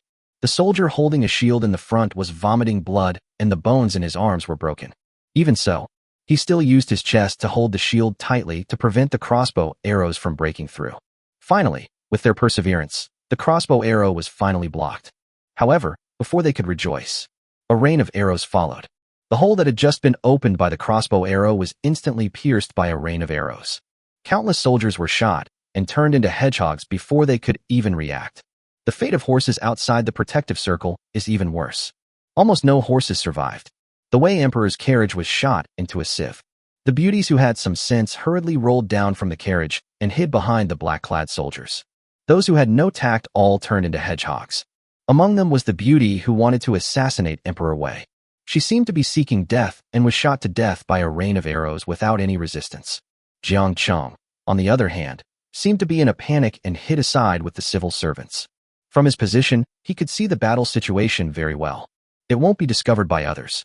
Only then did Emperor Wei float down from the sky. There was a thick crossbow arrow in his hand. His face was full of excitement. "Attack! Everyone, attack! I will capture Jubiai Pass today." The Emperor of Wei was very excited, and his bright yellow dragon robe was casually open, revealing his strong chest muscles. This? Li Ji looked back at the black-clad soldiers who had suffered heavy casualties. There was a hint of pity in his eyes. These soldiers are all brothers who have been with him through thick and thin. How could he just watch them die? Seeing that he was slow to give orders, the Emperor of Wei's excited gaze suddenly turned sinister. He glanced at Li Ji and said, "You have been disobeying my orders all along the way. Could it be that the Grand Marshal is planning a rebellion? I dare not, I dare not." When Li Ji heard what Emperor Wei said, he quickly knelt down. Before leaving, the Grand Marshal repeatedly warned him not to anger the Emperor of Wei. Otherwise, the entire Sima mansion will suffer. Think about Li Chunyang, who is still in the capital. Think again about my father in Hansui Pass. Li Ji finally gritted his teeth and choked with sobs as he gave the order. "Brothers, listen to my orders. Follow me and charge. Our goal is to defend the North Pass." The black-clad warrior did not hesitate at all. All stood up with knives in hand. He shouted loudly, "I am willing to follow the general into battle." After saying that, they rushed forward, like a black wave in the yellow sand. The Emperor of Wei was in a good mood upon seeing this. He laughed out loud and said, "This is the fierce and powerful army of Wei State. It's so refreshing." He laughed a few times and then looked at the civil servants who were still lying on the ground. "You useless people, just stand back and watch me take over Jubiai Pass." Soon he rushed forward as well. Just then, A soldier in black armor, who was lying on the ground, suddenly stood up. Follow the crowd and kill forward. This person is none other than. It was Jiang Cheng. He quietly changed into the clothes of a black armored soldier when no one was paying attention to him. The purpose is to charge forward. Otherwise, if you hang out with these civil servants, you will die sooner or later. As expected, he had just run a short distance. Another hail of arrows came shooting over. Those civil servants and beauties who remained in place were shot dead instantly. At the same time, on the top of the Jubiai Pass city wall, Sun Mu looked at the troops charging towards them. The horror and surprise in his eyes were beyond words. I've heard that Emperor Wei is warlike, but I didn't expect him to be so brainless. They think they can capture the huge Jubiai Pass with just a few dozen people.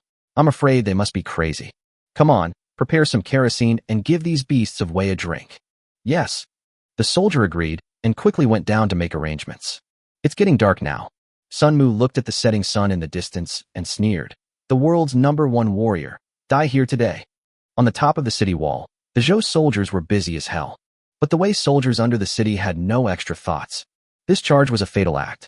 All they had to do was to reach the gate of Jubiai Pass. If we can kill 1 or 2 more people, it will be a profit. Jiang Cheng, who was at the end of the team, looked at these people who were ready to die. But I was extremely anxious. He is not here to die. But now it is too late to back down. If I don't rush forward and get discovered, I will die. The sun is setting. Darkness enveloped the earth. The Jabagwan city gate seemed so far away to them. Just then, dozens of black jars were suddenly thrown down from the top of the Jubiai Pass. These jars are hidden in the darkness and are really hard to distinguish. But Jiang Cheng could identify those jars at a glance. Li Ji and Emperor Wei obviously noticed it too. But the Emperor of Wei was determined to fight. He didn't care at all. Instead, Li Ji looked solemn. A shot accurately pierced one of the jars. Suddenly, a black sticky substance spilled out of the jar. Li Ji twitched his nose and took a sniff. Then his face changed drastically, and he shouted to the people behind him. It's kerosene, everyone scatter. But he spoke a little too late. All the jars have fallen to the ground. There was a series of cracking sounds, and all the jars shattered. Countless incendiary oils covered the entire ground. At this time, Emperor Wei finally reacted. Although he is a strong man at the level of martial emperor, the best warrior in the world. But this doesn't mean he is not afraid of kerosene.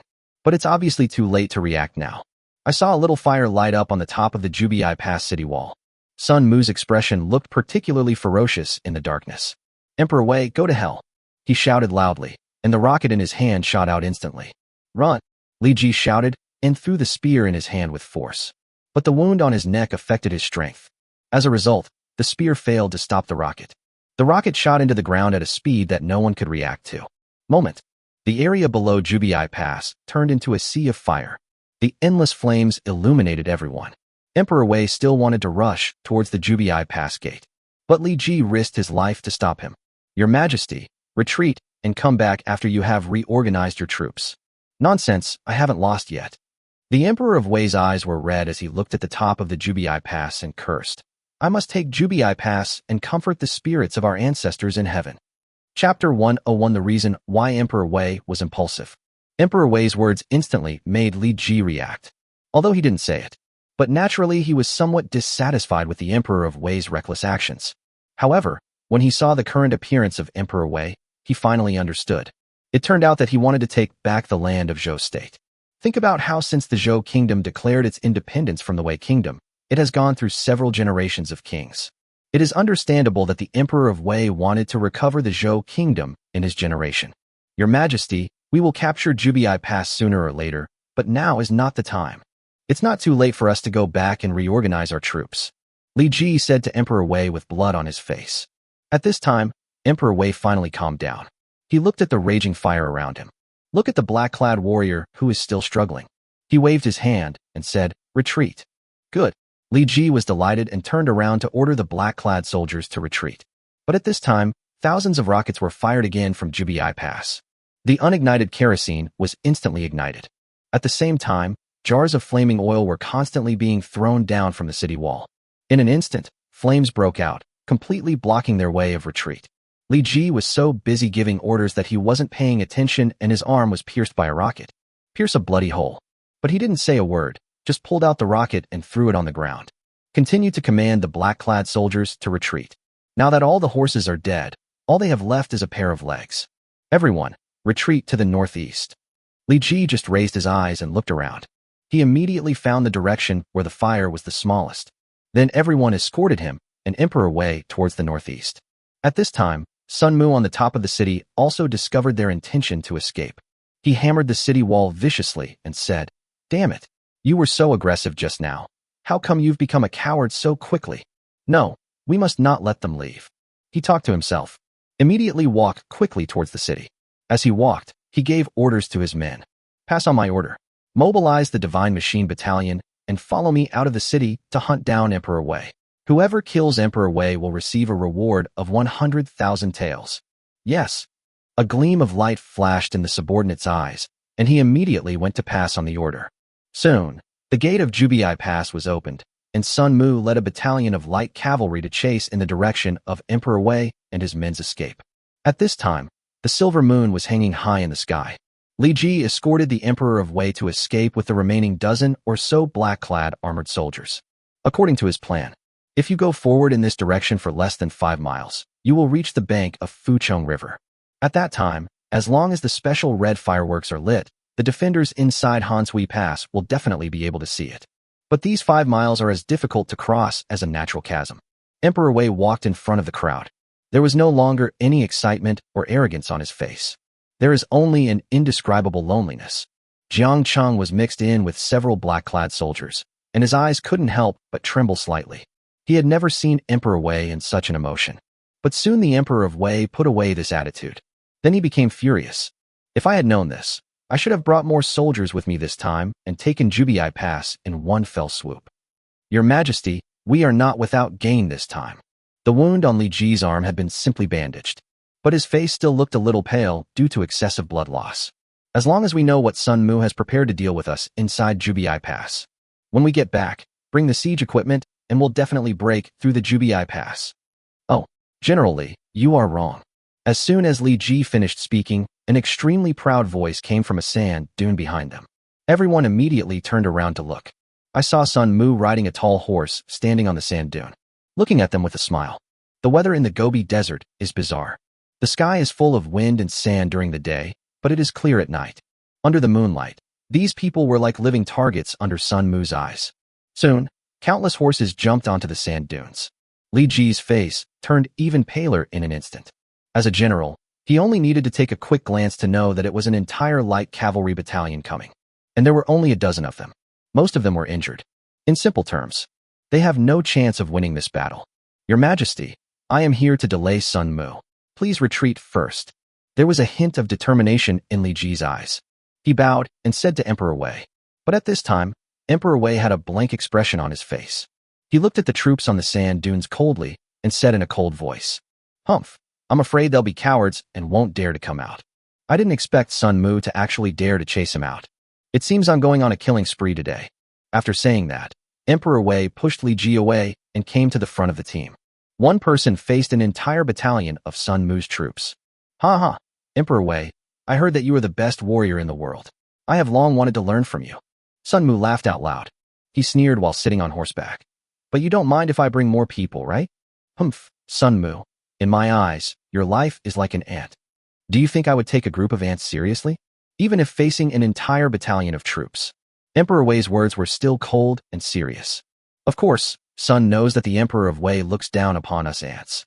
That's why I specially prepared some good things for you. I guess it's almost time now." "Not good."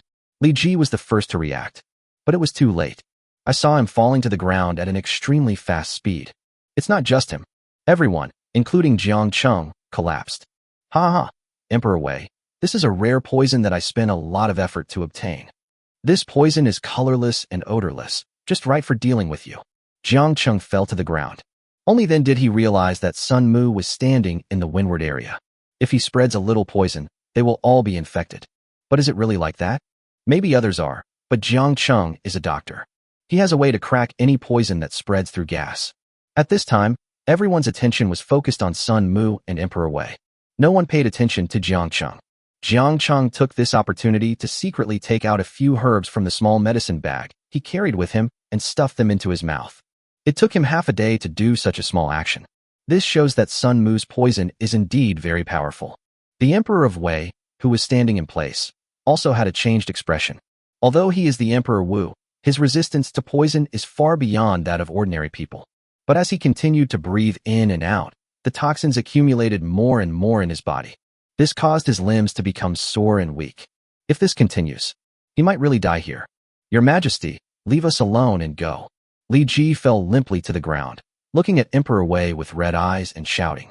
Emperor Wei turned around and looked at him. Without any hesitation, he ran away into the distance. Chapter 102. Why is it you? This? Sun Mu was immediately shocked by the Emperor Wei's actions. He never thought that the Emperor Wei, who had just threatened to kill them, would escape without any hesitation. He was stunned for 5 seconds before he suddenly reacted. He quickly called out to the Xinjiang soldiers around him. Chase! Chase quickly! The soldiers of the Xinji camp received the order, raised their whips, and the horses rushed forward like arrows. When they were halfway through the pursuit, Sun Mu suddenly shouted, "Leave 2 people to watch over Li Ji." As soon as these words were spoken, the 2 soldiers at the end of the team immediately reined in their horses and stopped. He turned around and ran towards Li Ji and the others. The others disappeared behind the distant sand dunes at the fastest speed, until I can no longer hear their voices. The moonlight is bright. There was not a sound around. 2 soldiers from the Xinji battalion squatted aside and chatted boredly. Those guys went off to fight for the 100,000 taels of gold, leaving us 2 behind. Isn't this bullying? A skinny, bald soldier complained while holding a piece of dry grass in his mouth. The other soldier was also a skinny young man. He looked around. After finding that there was no one around, he whispered to the bald soldier. There's no point in just complaining. I think it's a good thing we stay here. Good thing, what a fart. The bald soldier didn't understand what he meant and continued to curse. Hey, aren't we just guarding a few money jars? Although I can't earn 100,000 taels of gold, it's still not bad at all. Now that things have come to this, even a fool would understand what the bald soldier means. A gleam suddenly flashed in his eyes. Pooh! The bald man spat out the dry grass in his mouth. He stood up and walked in front of Li Ji. You're right, kid. We're guarding a few money jars. You search the others, I'll search this. This? The other soldier looked embarrassed. Li Ji is a general, and he must have more good things on him than the black-clad soldiers. Why, you don't want to? The bald soldier glanced at him unkindly. The other soldier immediately waved his hand and said, No, everything is up to you. After saying that, he reluctantly walked towards a soldier in black armor. The bald soldier spat in disdain, squatted down, and began to search Li Ji's body for valuables. Hateful. Li Ji, the young Sima of Wei State, was now being searched by an unknown person. His eyes were red with anxiety. But he was helpless because his whole body was sore and he couldn't use any strength at all. I could only watch the bald man rummaging through my body. Fuck, you still dare to disobey? Believe it or not, I will kill you. The bald man drew out his dagger and glared at Li Ji fiercely. Then he slapped him hard on the head. Even if Li Ji had a million words of resentment, he couldn't say them out loud. I can only lie on the ground and let others do whatever they want. But at this moment, the soldier in charge of searching for the black-clad soldiers suddenly groaned. The groan was small, but it seemed particularly abrupt in the quiet night. The bald man turned around impatiently and cursed. Keep your voice down. You don't want to live anymore. The only response he got was a series of low whimpers. The bald man suddenly became alert. He stood up and slowly walked over there with a dagger in his hand. As he walked away, he asked, What's wrong with you? No one answered. The soldier just squatted quietly beside a soldier in black armor. The moonlight cast a shadow on him. It just happened to hide the black-clad soldiers on the ground in the shadows. I'm asking you a question. The bald soldier came up behind him and tugged on his shoulder. There was a loud thud. The soldier actually fell straight down. Only then did the bald soldier finally see a deep wound on his neck. Blood stained his chest red. Fuck! The bald soldier screamed and quickly dodged to the side. Just then, the black-clad soldier who had been lying on the ground suddenly raised his hand and threw out a handful of gravel. The rough gravel immediately hit the bald soldier's face. Some of them even slipped into his eyes. The bald soldier stumbled back. He retreated while pulling the trigger on the crossbow on his wrist. Several crossbow arrows made of fine steel were shot out instantly, but all failed. Before he could continue shooting, he suddenly felt a sharp pain in his right arm. Afterwards, he could no longer feel the presence of the crossbow arrow. The bald soldier forced himself to open his eyes to check, only to find that his right arm had been chopped off at the root. At this moment, blood gushed out from the broken part like a fountain. A weak-looking soldier in black was stabbing at him fiercely with a knife. The bald soldier retreated in panic, but he stepped on the arm of a black-clad soldier and fell down. and the soldier in black also happened to fall down. The blade in his hand pierced his heart squarely. The bald soldier struggled twice before he completely died. Jiang Cheng held onto the hilt of his knife and stood up with difficulty. His eyes were filled with fear. It took him a while to come back to his senses. He crawled to Li Ji, took out 2 herbs and stuffed them into his mouth. His lips trembled as he spoke. Bite, bite hard. Li Ji's eyes were fixed on Jiang Cheng, who was wearing black armor. He thought Jiang Cheng had already died in the hail of arrows. I didn't expect that he would appear at the most critical moment and save my life. Thinking of this, Li Ji used all his strength to chew the herbs in his mouth. In an instant, a bitter and unpleasant smell spread in his mouth. The taste was not pleasant, and Li Ji even felt like vomiting. But he also felt that his strength was recovering little by little. The chewing movements also became more and more vigorous. At this time, Jiang Cheng had already started distributing herbs to others. But it's a pity that he brought too few herbs with him when he came out. After it was divided among 3 people, there was nothing left. Hiss! Li Ji covered his arm and slowly sat up. Seeing Jiang Cheng still busy, he couldn't help but ask in confusion, "How did you get in?" "That's not important," Jiang Cheng said with red eyes. "The important thing is that I saved you. You have to take me back." Haha, he is indeed a cowardly eunuch. Li Ji sneered. Then he propped himself up and stood up. "You take care of them. I'll go find His Majesty." As he said this, he was about to mount his horse. Seeing this, Jiang Cheng hurried forward to stop him. "No, if you want to go, we'll go together." "You?" Li Ji looked Jiang Cheng up and down. "You'd better stay here. I'm afraid you'll hold me back." "Haha, it's you who's holding me back. You're so badly injured. Chasing after him would be suicide. I'm the only one here who still has the energy. If you don't let me go, who will?" Jiang Cheng said as he mounted his horse. Li Ji glanced at him and finally stopped objecting. "You 3 take the brothers to a safe place. I will come back for you." After giving the order, Li Ji headed in the direction of Emperor Wei's retreat. Jiang Cheng followed closely behind. Chapter 103 Turning Point. The moonlight is like water, shining on a desolate Gobi Desert. And in the Gobi Desert, Emperor Wei was rushing towards the Fuchong River like a madman. Behind him, Sun Mu led the soldiers of the Shinji camp in pursuit. While chasing them, he also shot Emperor Wei with crossbow arrows. But Emperor Wei dodged them all one by one. At this time, the bright yellow dragon robe on Emperor Wei was covered with dust. It was casually draped over his body. Even in such a situation, there was still no trace of panic on Emperor Wei's face. He tiptoed, and 4 or 5 stones fell into his hand. Then there were only a few puffs. Several soldiers around Sun Mu were hit by stones. In an instant, several bloody holes appeared on these people's bodies. He vomited blood and fell down. Even though Emperor Wei was poisoned, he was Emperor Wu after all. You can kill people without them even noticing. But the nameless poison in his body became more and more serious. Movement has begun to slow, just as he saw the Fuchong River in the distance. The poison in his body finally broke out. Emperor Wei stumbled a few times. Then he fell heavily to the bank of Fuchong River. Sun Mu behind him was still chasing closely. But Emperor Wei no longer had the strength to escape. He sat down cross-legged on the ground, trying to force the poison out of the body. But it was too late. Whoosh! A crossbow arrow flew through the air and hit the Emperor of Wei on the shoulder. Emperor Wei did not dodge the arrow. Bright red blood flowed down his shoulder. Sun Mu stopped on his horse in the distance and shouted to the Emperor Wei, "Emperor Wei, why don't you run away? Across the Fuchong River is the border of Hanshui Pass. Keep running." His tone was full of sarcasm. In his opinion, the Emperor of Wei is just a trapped beast fighting hard. As long as we wait quietly for the poison to take effect, we will be able to capture Emperor Wei alive. By then, the King of Zhou will definitely give a lot of rewards. Think of this. The corners of Sun Mu's mouth rose slightly. For the sake of your career, what's the harm in waiting a little longer? Release all the poison from your bodies, and let the Emperor of Wei have a good drink. Sun Mu gave an order. The soldiers of the Shinji camp nodded immediately. Then he opened a small bamboo tube on his waist. A wisp of invisible and intangible gas mixed with the wind floated towards Emperor Wei. Ahem. Emperor Wei, who was recuperating and regulating his breathing, blushed. He coughed twice in an instant. The poison he had just forced out of his body was far less potent than the poison he had inhaled. My body is becoming increasingly unresponsive. Even my mind started to become confused. Emperor Wei shook his head vigorously twice. Then he looked at Sun Mu's cavalry with great resentment. He had fought on the battlefield all his life, but he had never suffered such a crushing defeat as today. He admitted that today's rash attack was ill-considered. But Jubiai Pass is the city that their ancestors have wanted to capture for generations. Taking Jubiai Pass is equivalent to opening the door to the Zhou Kingdom. It is only a matter of time to recapture the Zhou Kingdom. No king could resist such temptation. At least he can't.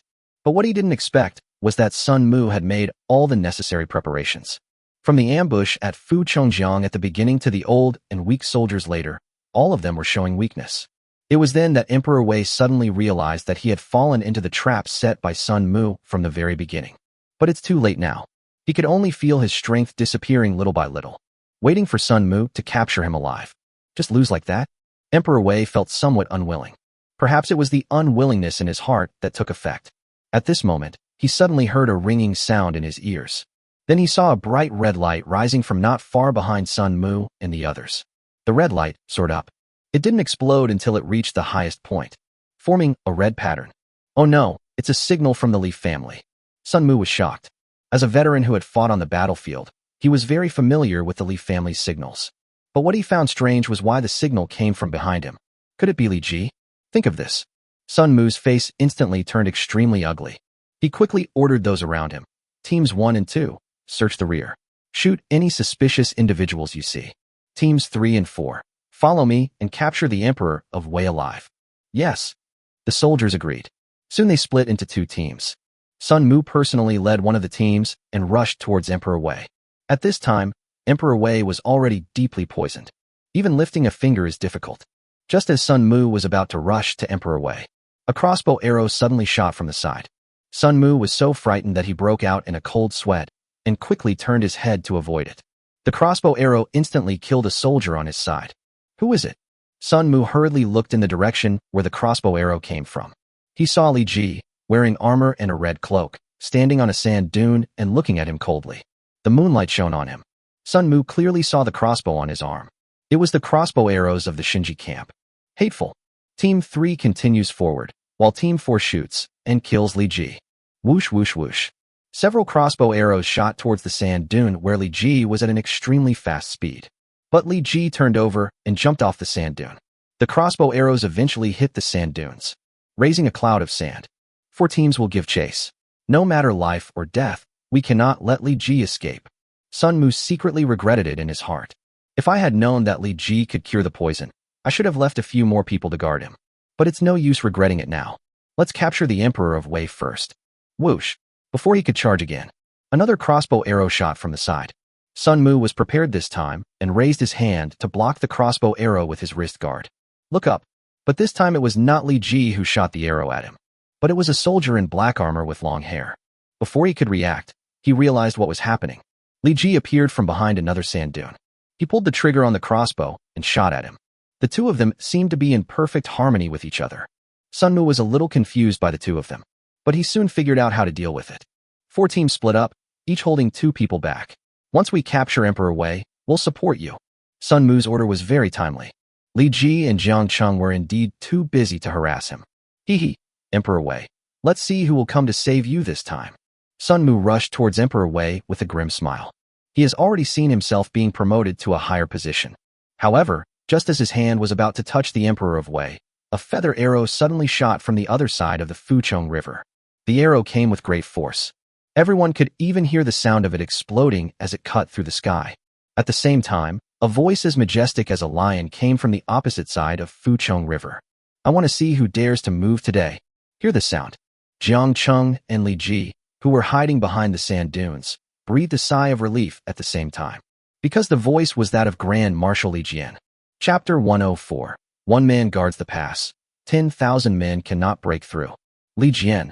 Sun Mu roared in extreme unwillingness and shot the crossbow on his wrist towards the other side of Fuchong River as if to vent his anger. But his crossbow arrows had no power to cross the river, and they all fell into the river before they reached halfway.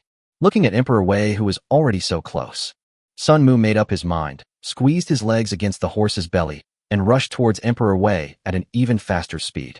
As long as he can capture Emperor Wei, the victory of this battle is still his. But he forgot that on the other side of the river was Li Jian, the Grand Marshal of Wei, whose strength was second only to that of the Emperor of Wei. He just drove the horses. 2 feather arrows were shot in succession from the other side of the river. 1 arrow shoots the horse, 1 arrow shoots the person. As a last resort, Sun Mu had to abandon his horse and go down to the field. Dodged a fatal arrow. In terms of fighting strength, he is no match for Li Jian. All he could hope for now was to capture Emperor Wei before Li Jian crossed the river. At this time, Emperor Wei was less than 2 steps away from him. Just reach out and you can touch him. Sun Mu gritted his teeth and rushed towards Emperor Wei desperately. He was thrown to the ground on the sand. Ha ha ha ha. Li Jian, you lose. The state of Wei will perish. Sun Mu shouted to the other side of the river as if to vent his anger. Then he pulled Emperor Wei back at a faster speed. Poor Emperor Wei. His whole body was numb at this time, and he had no strength to resist at all. He could only let Sun Mu drag him across the Gobi Desert. Li Jian on the other side of the river kept shooting arrows. But they were all stopped by the soldiers of the Xinji camp who arrived. At this time, Sun Mu had already dragged the Emperor of Wei onto a horse and galloped towards the Jubiai Pass without looking back. As long as he can return to Jubiai Pass, this stop will be over. They didn't even need to start a massive battle. The Zhou army stationed in the rear did not need to take action. Then all the credit for this battle will go to Sun Mu. Thinking of this, Sun Mu felt relieved. However, just when he had not ridden far on his horse, Jiang Cheng suddenly rushed out from a sand dune nearby. He held a knife in his hand. An attack was launched on Sun Mu from the side. Unfortunately, his knife did not hurt Sun Mu, but instead pierced deeply into the horse's belly. Accompanied by the neighing of horses, Sun Mu and Emperor Wei on their horses fell to the ground in an instant. Sun Mu looked at the dying horse. The anger on his face was barely concealed. "Horse, give me the horse!" He roared and shouted at the soldiers of the Xinji camp behind him. At the same time, he was also pulling Emperor Wei forward. He knew that the Fuchong River could not stop Li Jian. Once he arrives with his men, he will definitely not be able to take Emperor Wei away. The people from the Xinji camp heard Sun Mu's voice. He rode forward hastily. The first and second teams that went to search the rear also returned quickly. Once they meet up, then Jiang Cheng must be caught in the middle. By then you won't be able to run away even if you want to. But Jiang Cheng had no intention of running away. I saw him holding the hilt of the knife tightly with both hands. Rushed straight towards Sun Mu. The poisoned Emperor Wei was stunned when he saw Jiang Cheng's face. He would never have thought that the person who rushed out to save him would be Jiang Cheng. But the way he held the knife and the angle of his attack didn't show that he was someone who had been to the battlefield. A complete layman. As expected, Jiang Cheng's knife didn't even hit Sun Mu, but was easily deflected by him. Then Sun Mu grabbed the knife with one hand. He kicked Jiang Cheng hard and sent him flying. "Humph, you can't even hold a sword. Yet you dare to stop this general. I will kill you first." A hint of cruelty flashed in Sun Mu's eyes. Holding a long sword, he walked towards Jiang Cheng step by step. It will take some time for the soldiers of the Xinji camp to arrive. It's more than enough to kill a soldier. He used all his strength in that kick just now. I guarantee that Jiang Cheng doesn't even have the strength to stand up now. He walked up to Jiang Cheng with a sinister smile. He raised the knife in his hand and slashed at Jiang Cheng's neck. At this critical moment, Jiang Cheng, who was lying on the ground, suddenly stood up. At the same time, a handful of sand was thrown at Sun Mu's face. Sun Mu never thought that Jiang Cheng was actually fine. In panic, he waved his long sword to block. Just when his vision was blurry, Jiang Cheng took the opportunity to go around him and behind him. He carried Emperor Wei on the ground and rushed quickly to the sand dunes nearby. At this time, Li Ji also poked his head out from behind another sand dune. He raised his arm and shot 2 arrows at Sun Mu. These 2 arrows are accurate enough. It immediately pierced deeply into Sun Mu's back. But he should be wearing something like soft armor. The arrow only went in a little bit and couldn't go any deeper. The cooperation between Jiang Cheng and Li Ji is nothing short of exquisite. In almost an instant, Emperor Wei was snatched back from Sun Mu. Sun Mu waved the long sword in his hand angrily. Ignoring the sand in his eyes, he desperately chased after Jiang Cheng. He is extremely fast. Jiang Cheng, who was carrying Emperor Wei on his back, was caught up by him after running only 2 steps. "Die!" Sun Mu shouted loudly. He raised his sword and slashed at Jiang Cheng. The knife was fast and accurate. Jiang Cheng didn't dodge in time and took the blow with his shoulder. In an instant, a large piece of flesh was cut off. The gurgling blood immediately dyed half of Jiang Cheng's body red. At the same time, Emperor Wei's cheeks also turned red. Smell a strong smell of blood. Emperor Wei's spirits actually showed a slight improvement. But Sun Mu will no longer give them another chance. Seeing that the sword attack did not kill Jiang Cheng, he immediately changed from chopping to sweeping, and the gleaming blade went straight to Jiang Cheng's waist. If this knife hits hard, not only will Jiang Cheng be beheaded, but even the Emperor of Wei will not escape death. At the critical moment, the sand dune under Jiang Cheng's feet suddenly collapsed. He lost his balance and slid down the sand dune with Emperor Wei in an instant. This seemed like an accident, but it saved the lives of both of them from Sun Mu's knife. There was only the sound of rustling. Jiang Cheng and Emperor Wei slid to the bottom of the sand dune in an instant. At this time, the soldiers of the Shinji camp had surrounded them. In an instant, Jiang Cheng and Emperor Wei were captured by them. Sun Mu on the sand dune did not show any sign of relief when he saw them being captured. Instead, he shouted nervously to the soldiers of Xinjiang, "Run, take them back to the pass." But it was obviously too late when he spoke. There was only a whistling sound. A heavy iron spear suddenly shot out from the Fuchong River. It pierced the chests of the two soldiers in an instant.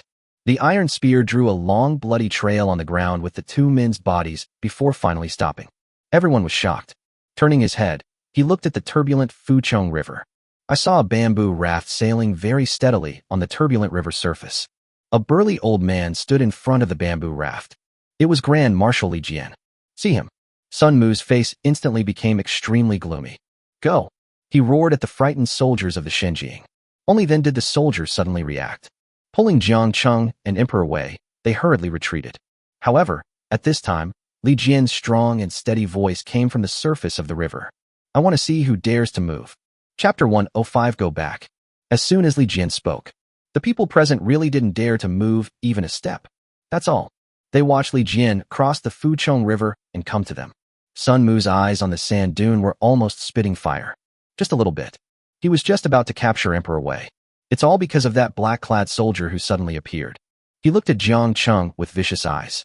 At this time, Jiang Cheng's face was pale, and he and Emperor Wei collapsed on the ground. Li Jian walked slowly up to the two of them. First, he looked at the condition of Emperor Wei. I breathed a sigh of relief after confirming that he was not seriously injured. Then he looked at Jiang Cheng again. She smiled at him and nodded. Jiang Cheng couldn't bear it any longer at this time, and fainted with his head tilted. He experienced so much along the way. There were countless wounds of varying sizes on his body. See him faint. Li Jian lifted him up with one hand. The other hand was carrying the Emperor of Wei. The two big men seemed weightless in his hands. The surrounding Xinjiang soldiers watched him carry the two people, but no one dared to stop him. Li Jian didn't take these people seriously. He carried the two people and strode towards the Fuchong River. At this time, Li Ji also dragged himself to Li Jian's side. See the injuries on his body. A trace of trembling flashed in Li Jian's mottled eyes, but it was quickly suppressed. Remember this lesson. Li Ji did not answer, but nodded solemnly. Then he said to Li Jian, "Father, there are a few poison brothers back here. I'll go get them. Well, I'll wait for you by the river." Li Jian looked at Sun Mu on the sand dune from afar. He smiled disdainfully and said, "Sun Mu, I won't kill you today, go back." Sun Mu's expression was gloomy. Although his strength is not weak, but he is not as good as Li Jian. Think again and again. Sun Mu let out a long sigh. Then he looked at Fu Chongjiang in the distance and sighed. "Everyone follow me back."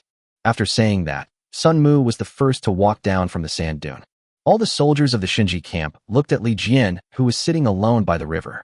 The expressions on their faces varied. "Li Jian, I will avenge today's shame on the battlefield someday." Before leaving, Sun Mu did not forget to say something harsh. "I'm waiting for you." Li Jian grinned. He didn't take Sun Mu seriously at all. Watching Sun Mu leave with the soldiers of the Shinji camp, a strong murderous intent suddenly flashed in Li Ji's eyes.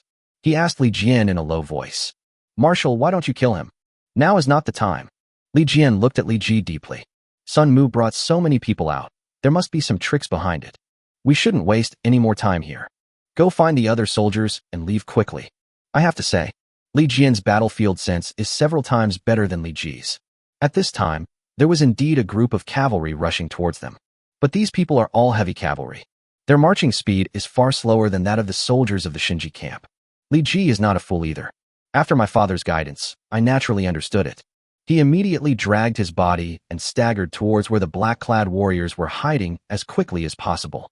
Wait until he leaves. Li Jian immediately used his internal energy to help Emperor Wei remove the poison. Emperor Wei smelled the medicinal bloody scent in Jiang Cheng's body, and the poison in his body was slowly weakening. Plus the help of Li Jian. Soon his body recovered to most of its normal size. "All right, Decima, please stop. I'm much better now." Emperor Wei let out a long breath. If you look carefully, you can clearly see a layer of light floating matter in the turbid air. I am late in coming to your rescue. Please forgive me, Your Majesty. Li Jian knelt on one knee to plead guilty. But the Emperor of Wei had no intention of talking to him anymore. His eyes were fixed on Jiang Cheng, who had fainted. After a while, he spoke solemnly. This matter is not your fault. I have something to entrust to you. Take off his clothes. I obey the decree. Li Jian didn't ask too many questions. Instead, he immediately took off the black armor on Jiang Cheng. At this time, Jiang Cheng's body was covered in blood, sticking his skin and clothes together. Under Li Jian's almost violent pulling, the wound on Jiang Cheng's body broke open again. More blood came out of him. When Li Jian took off the last piece of clothing on him, Jiang Cheng has turned into a bloody man. But Emperor Wei didn't care about these things, and his eyes were fixed on Jiang Cheng's important parts. Fortunately, nothing was found. Jiang Cheng's injuries were too serious.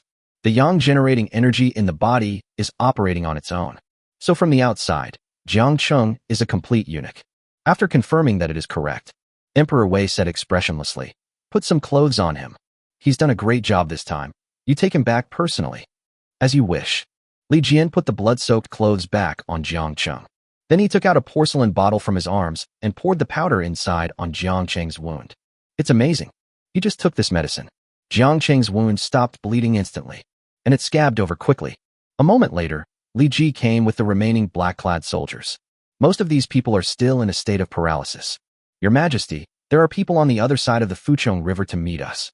We should cross the river quickly," Li Jian said. He could feel the ground shaking slightly.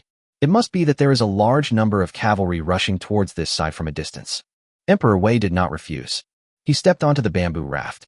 Then Li Jian also led Li Ji and a group of black-clad armored soldiers up. The bamboo raft can bear the weight of so many people. I couldn't help but sink into the water. Li Jian stood alone at the end of the bamboo raft. He stomped his right foot hard on the ground by the river. The small bamboo raft shot out in an instant. When they reached the center of the Fuchong River, the heavy cavalry arrived late.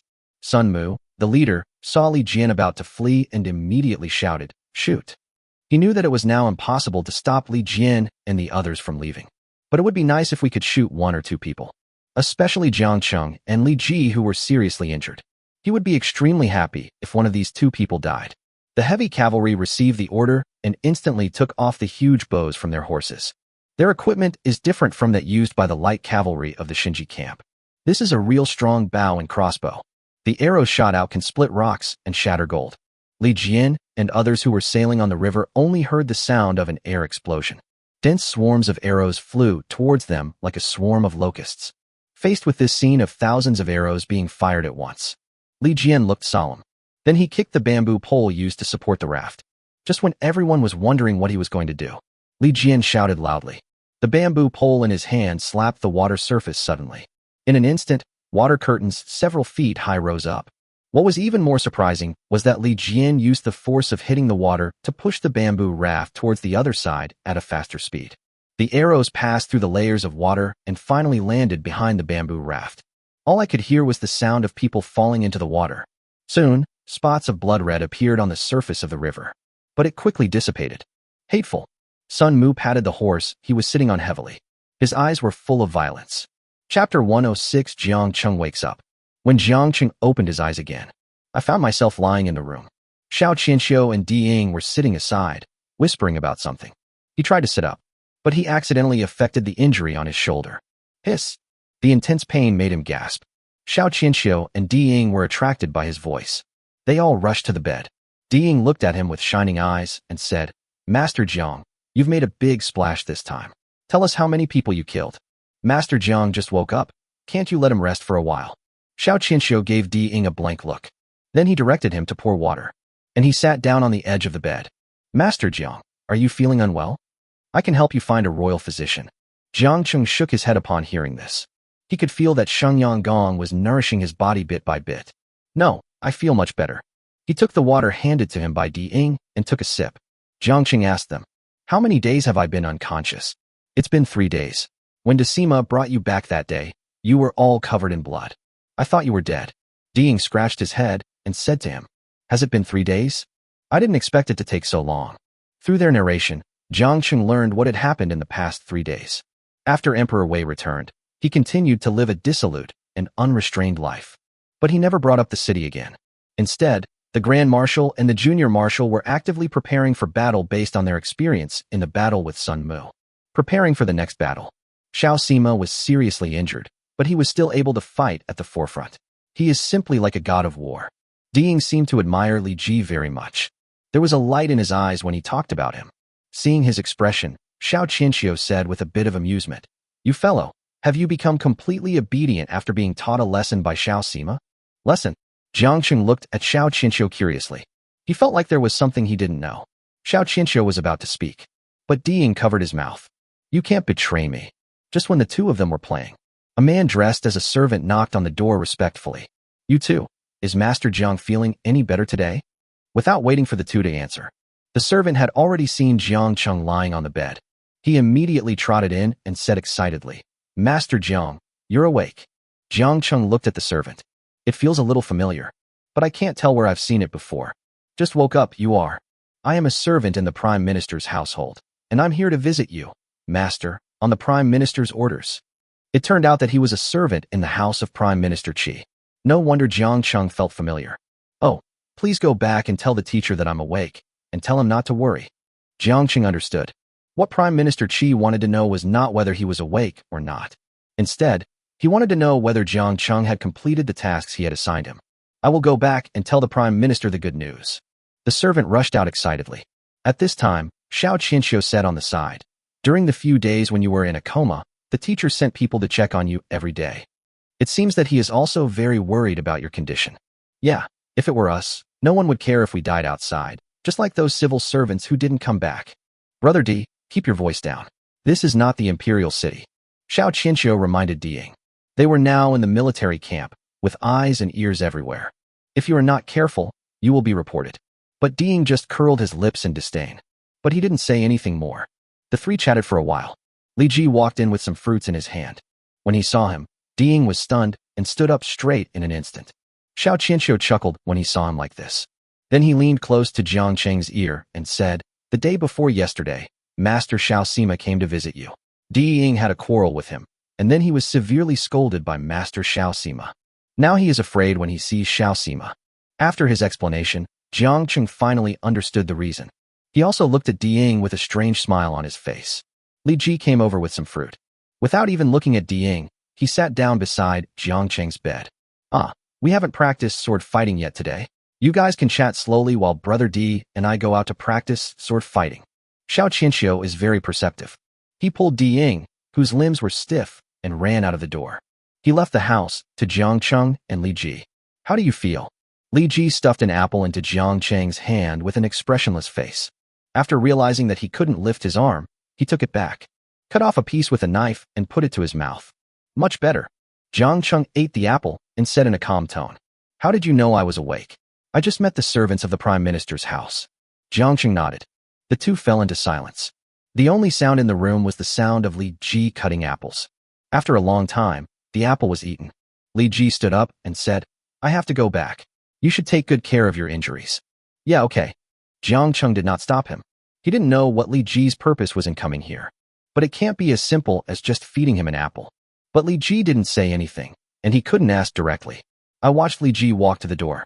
He suddenly turned around and asked, "Sun Mu has issued a declaration of war. We will fight on the banks of the Fuchong River in 3 days. I hope you can go too." Jiang Cheng couldn't believe what Li Ji said. Doesn't he hate himself? "Yes, you have strong adaptability on the battlefield. I apologize to you for my previous behavior." After saying that, Li Ji hurried out of the house.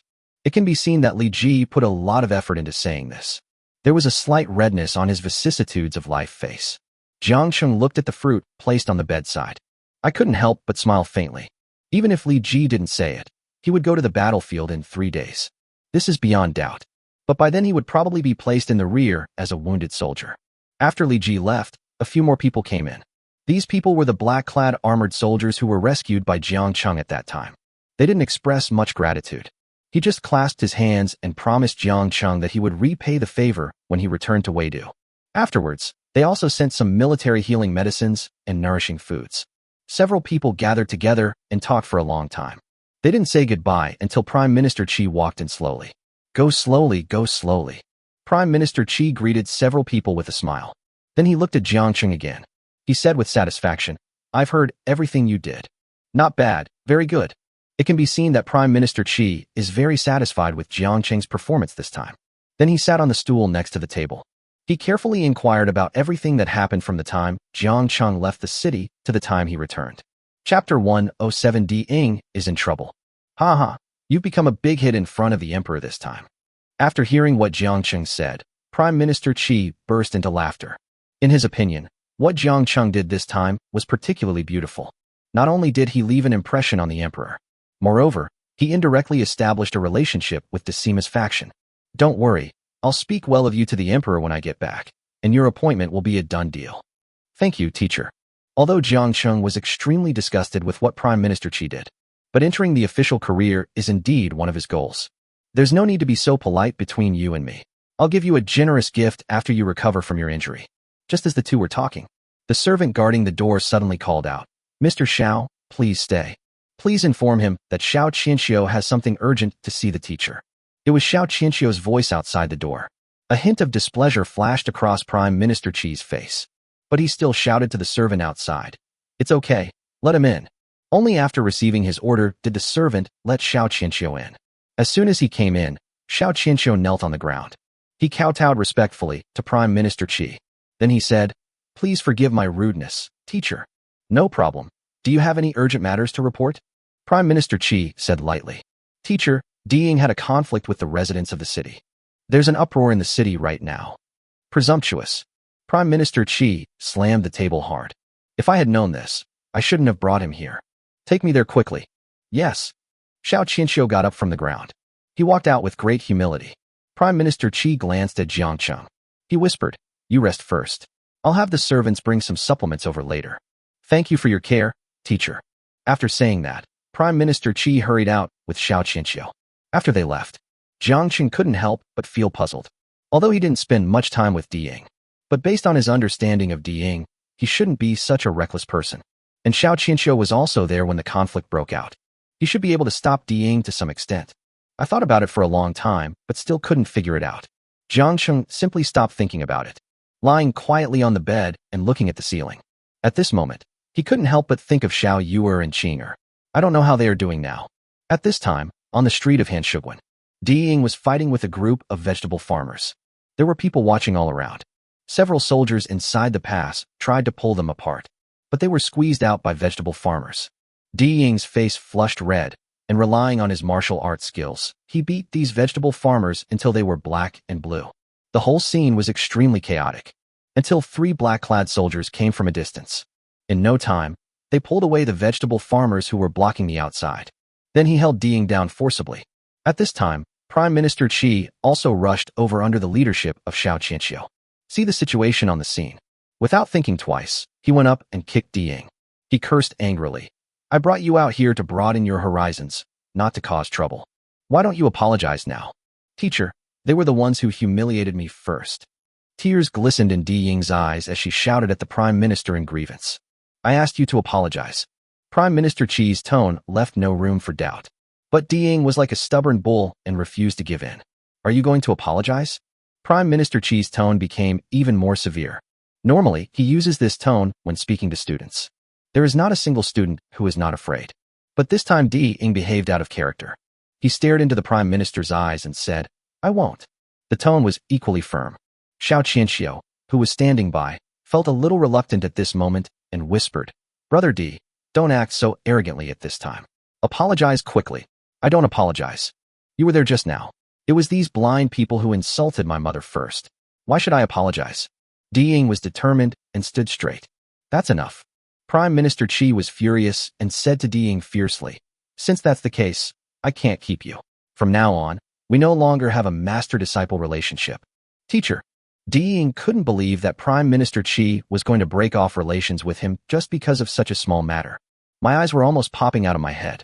But Prime Minister Qi had made up his mind.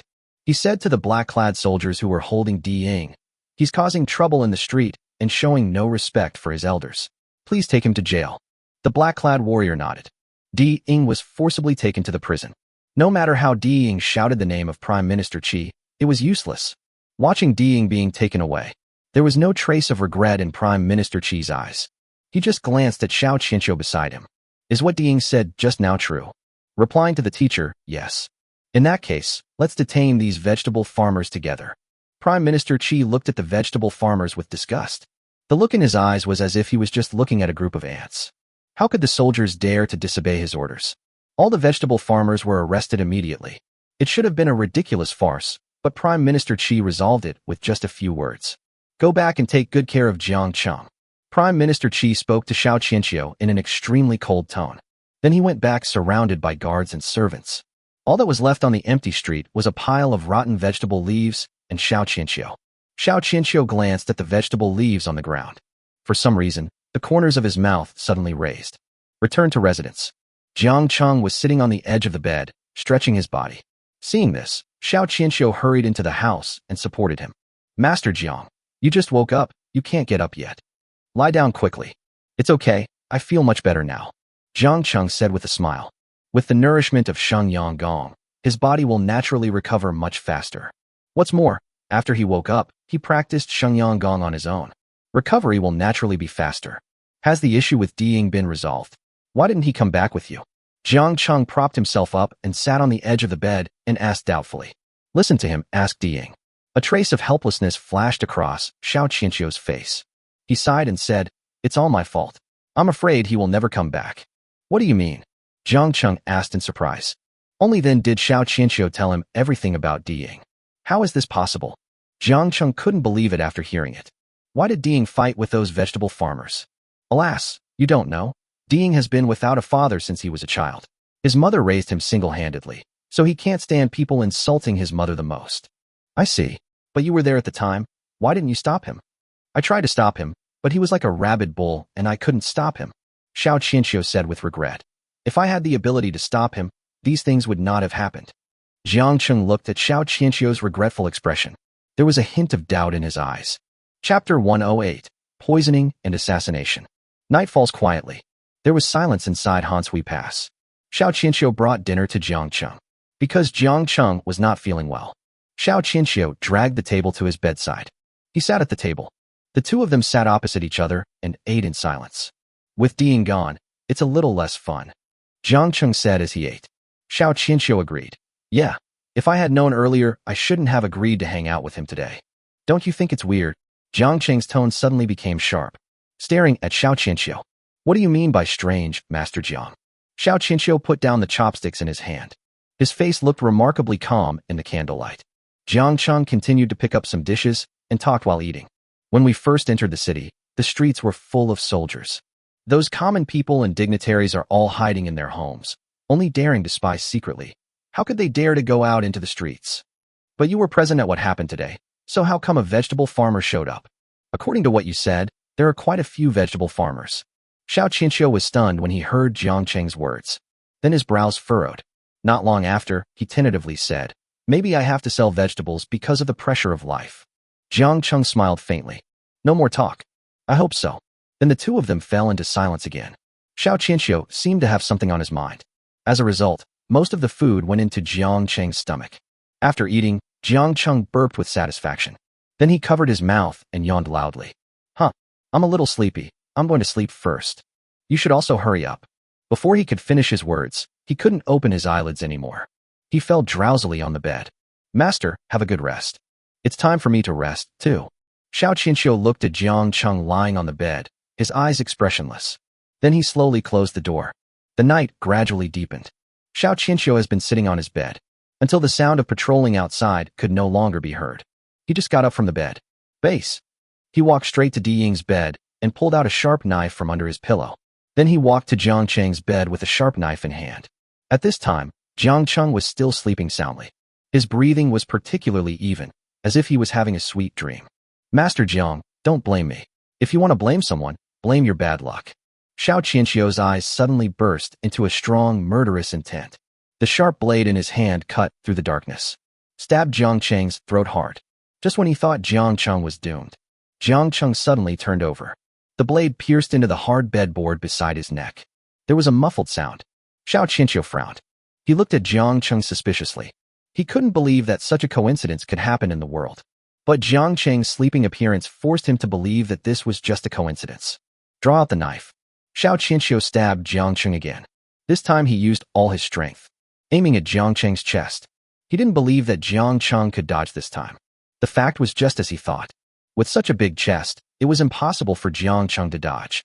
But just as he was about to stab Jiang Cheng in the chest, Jiang Cheng suddenly opened his eyes.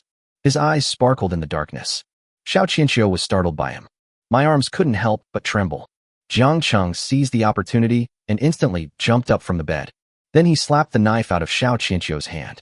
She turned over and pushed him onto the bed. You, how are you okay? Xiao Qianqiu asked in panic. His face was pressed against the stiff bedboard, but still struggling hard. Humph, you think you can knock me out with this drug method? You're still a little immature. Jiang Cheng had noticed something was wrong with Xiao Qianqiu a long time ago. He started to doubt it ever since he said he failed to stop Diying. He looked nervous when he brought the meal back tonight, and the food was a little cold when he opened the lunchbox. So Jiang Cheng was paying attention to Xiao Qianqiu's actions while eating. I would eat whatever dish he ate, until it was confirmed that he had drugged the food. He pretended to eat, but actually threw the whole dish on the ground. However, the candlelight in the room was dim, so Xiao Qianqiu didn't notice it. Let me go, or I'll call for help. Xiao Qianqiu struggled in panic. There was no trace of composure on his face anymore. But no matter how he struggled, he could not break free from Jiang Cheng's hand. I won't let you go. Call someone. It would be best if you could call the Prime Minister and the Emperor to come and see what you have done. Will you be able to leave here safely by then? You, Xiao Qianqiu said with a flushed face. Then he finally said in a disappointed tone, What do you want to do? I just want to know, why do you do this? Jiang Cheng had already noticed that something was wrong with Xiao Qianqiu, but he couldn't understand it. I heard from Diying that Xiao Qianqiu's family is quite rich. They were also considered an upper-middle-class family in the state of Wei. He couldn't understand how such a person could do such a thing as killing his classmates. Xiao Qianqiu sneered. Then he said, Why would you do such a thing? It's all because of you. Because of me? Now Jiang Cheng was even more confused. But then Xiao Qianqiu continued. I can't leave anyway, so I might as well tell you. In fact, I am not from Wei at all, but a soldier of Zhou. How is that possible? Jiang Cheng was surprised. If it was true as Xiao Qianqiu said, he should have been discovered long ago. But he not only obtained the status of a scholar, but also became a disciple of the Prime Minister. Perhaps he saw Jiang Cheng's confusion. Xiao Qianqiu sneered and said, You underestimate the strength of our Zhou kingdom. I was secretly sent to the state of Wei when I was 6 years old, and endured it until I was 16, when I began to take the imperial examinations. And in the past 10 years, I have never contacted Zhougua. It wasn't until I came to Hanshui past this time that I received orders from my superiors. Get rid of you. Xiao Qianqiu's words were extremely cold. Jiang Cheng felt a chill in his heart when he heard this. An opponent who has been forbearing since he was 6 years old. How terrible this would be. What's even more terrifying is that the Wei state is still hiding so many death warriors like Xiao Qianqiu. It is also possible that they are hiding among the powerful people in the Wei state. As long as their superiors gave the order, they would kill these people without hesitation, even if the price is losing one's own life. Just like Xiao Qianqiu now. You were the one who planned Diying's imprisonment, right? Jiang Cheng asked solemnly. Yes, he has a reckless temper. If I just provoked him a little, he would fall into my trap. And that old fellow Qi Guiyuan is very careful about his reputation. He will definitely not tolerate Diying anymore after he made such a big mistake. He will definitely deal with him. That's right. This way I can be alone with you. Horrible plan. Jiang Cheng thought to himself. This plan is full of uncertainties. If any detail goes wrong, Xiao Qianqiu will lose everything. But he succeeded, and nearly killed himself. Chapter 109 Xiao Qianqiu's Past. Jiang Cheng did not choose to let Xiao Qianqiu go. Instead, he asked the soldiers outside to notify Prime Minister Qi. Soon, Prime Minister Qi came to his room in person with his men. As soon as he entered the room, Prime Minister Qi saw two people sitting opposite each other in the room. He frowned. He looked at Jiang Cheng and asked, What's going on? Hello, teacher. You should ask Brother Xiao about this. I almost died at his hands. Jiang Cheng's words surprised everyone. Prime Minister Qi finally realized that something was wrong. He took 2 quick steps to stand in front of Xiao Qianqiu and looked straight into his eyes. Tell me, what did you do? His tone was extremely serious, as if he was interrogating a prisoner. Xiao Qianqiu raised his head. There was no panic in his eyes, and even his usual humility was gone. Instead, there is a silence. And there is ridicule. Teacher, I didn't do anything. I just want to have a sparring match with Master Jiang. Almost killed him. Snap. Before he could finish his words, Prime Minister Qi slapped him in anger. This palm strike was extremely powerful. Half of Xiao Qianxiu's face swelled up instantly. How dare you? Who told you to fight with the master? Believe it or not, I will put you in jail immediately. Of course the students believe it. Xiao Qianxiu had an indifferent expression. He said calmly, after all, you, old man, have nothing else to say except the 4 words put me in jail. It is widely rumored that Prime Minister Qi is kind and generous, and loves his students like newborn children. But they don't know that you never disciplined us in any way, only oppressed us. How many of your senior brothers have praised you since you became officials? How many people can still stand with you? I don't think much, because they all resent you. Xiao Qianxiu expressed the grievances in his heart. Like a roaring lion. At this moment he was no longer timid, but attack head-on. Since you hate being my master so much, why do you still force yourself to stay under my command? Prime Minister Qi's face was gloomy. His dry fingers clenched into fists. Because I am not your student, I am a warrior of the Zhou Kingdom. The meaning of my existence is to kill you with one blow when I get the order, so I don't care how you treat me. Death warrior? It was obvious that Prime Minister Qi did not expect Xiao Qianxiu to say such incredible words. He immediately took a few steps back. The guards outside the door also rushed in and protected him behind them. Teacher, you are so timid. I just said one sentence and you got scared. Xiao Qianxiu sneered. But his body didn't move at all. I never thought that you would be a warrior of the Zhou Kingdom. During the investigation, the only thing they said was that you had a serious illness when you were 6 years old. There was nothing else strange about you. So that's your only weakness. Prime Minister Qi exclaimed in admiration. You have been able to endure for more than 10 years without making any move. You are truly a good warrior. Take it. At his command, the guards immediately stepped forward and tied up Xiao Qianxiu. Xiao Qianxiu didn't say a word the whole time. He just looked at Prime Minister Qi with an extremely crazy look. You can't defeat Zhou Gua. I'm waiting for you down below. After saying that, he suddenly struggled hard. At the same time, a very slight cracking sound came from his mouth. Jiang Cheng's face changed when he heard the voice. He shouted, he wants to kill himself. As he spoke, he rushed towards Xiao Qianxiu at an extremely fast speed. But he still underestimated Xiao Qianxiu's determination to die. A stream of black blood flowed from the corner of his mouth. The eyeballs suddenly widened and bulged outward. His originally slender and fair neck was now rapidly filled with blood. Thick blue veins coiled around his neck, like a bunch of wriggling worms. This is a clear symptom of poisoning. Jiang Cheng ran up to him and wanted to treat him. But Xiao Qianxiu used his last bit of strength to stop him. He murmured, Ying. Saying Ying's name seemed to drain the last bit of strength from his body. Then he fell down limply. Jiang Cheng touched his aorta in disbelief. His eyes instantly turned red. He didn't expect Xiao Qianxiu to be so decisive. The poison he took was extremely potent. No one was given any time to react. Jiang Cheng, he's still poisonous. Stay away from him. Prime Minister Qi stood behind everyone and shouted to Jiang Cheng worriedly. Then he ordered the guards, why don't you drag this eyesore out of here quickly? Yes. The guard agreed and immediately pulled Xiao Qianxiu out by his legs. A long bloodstain was left on the floor inside the house.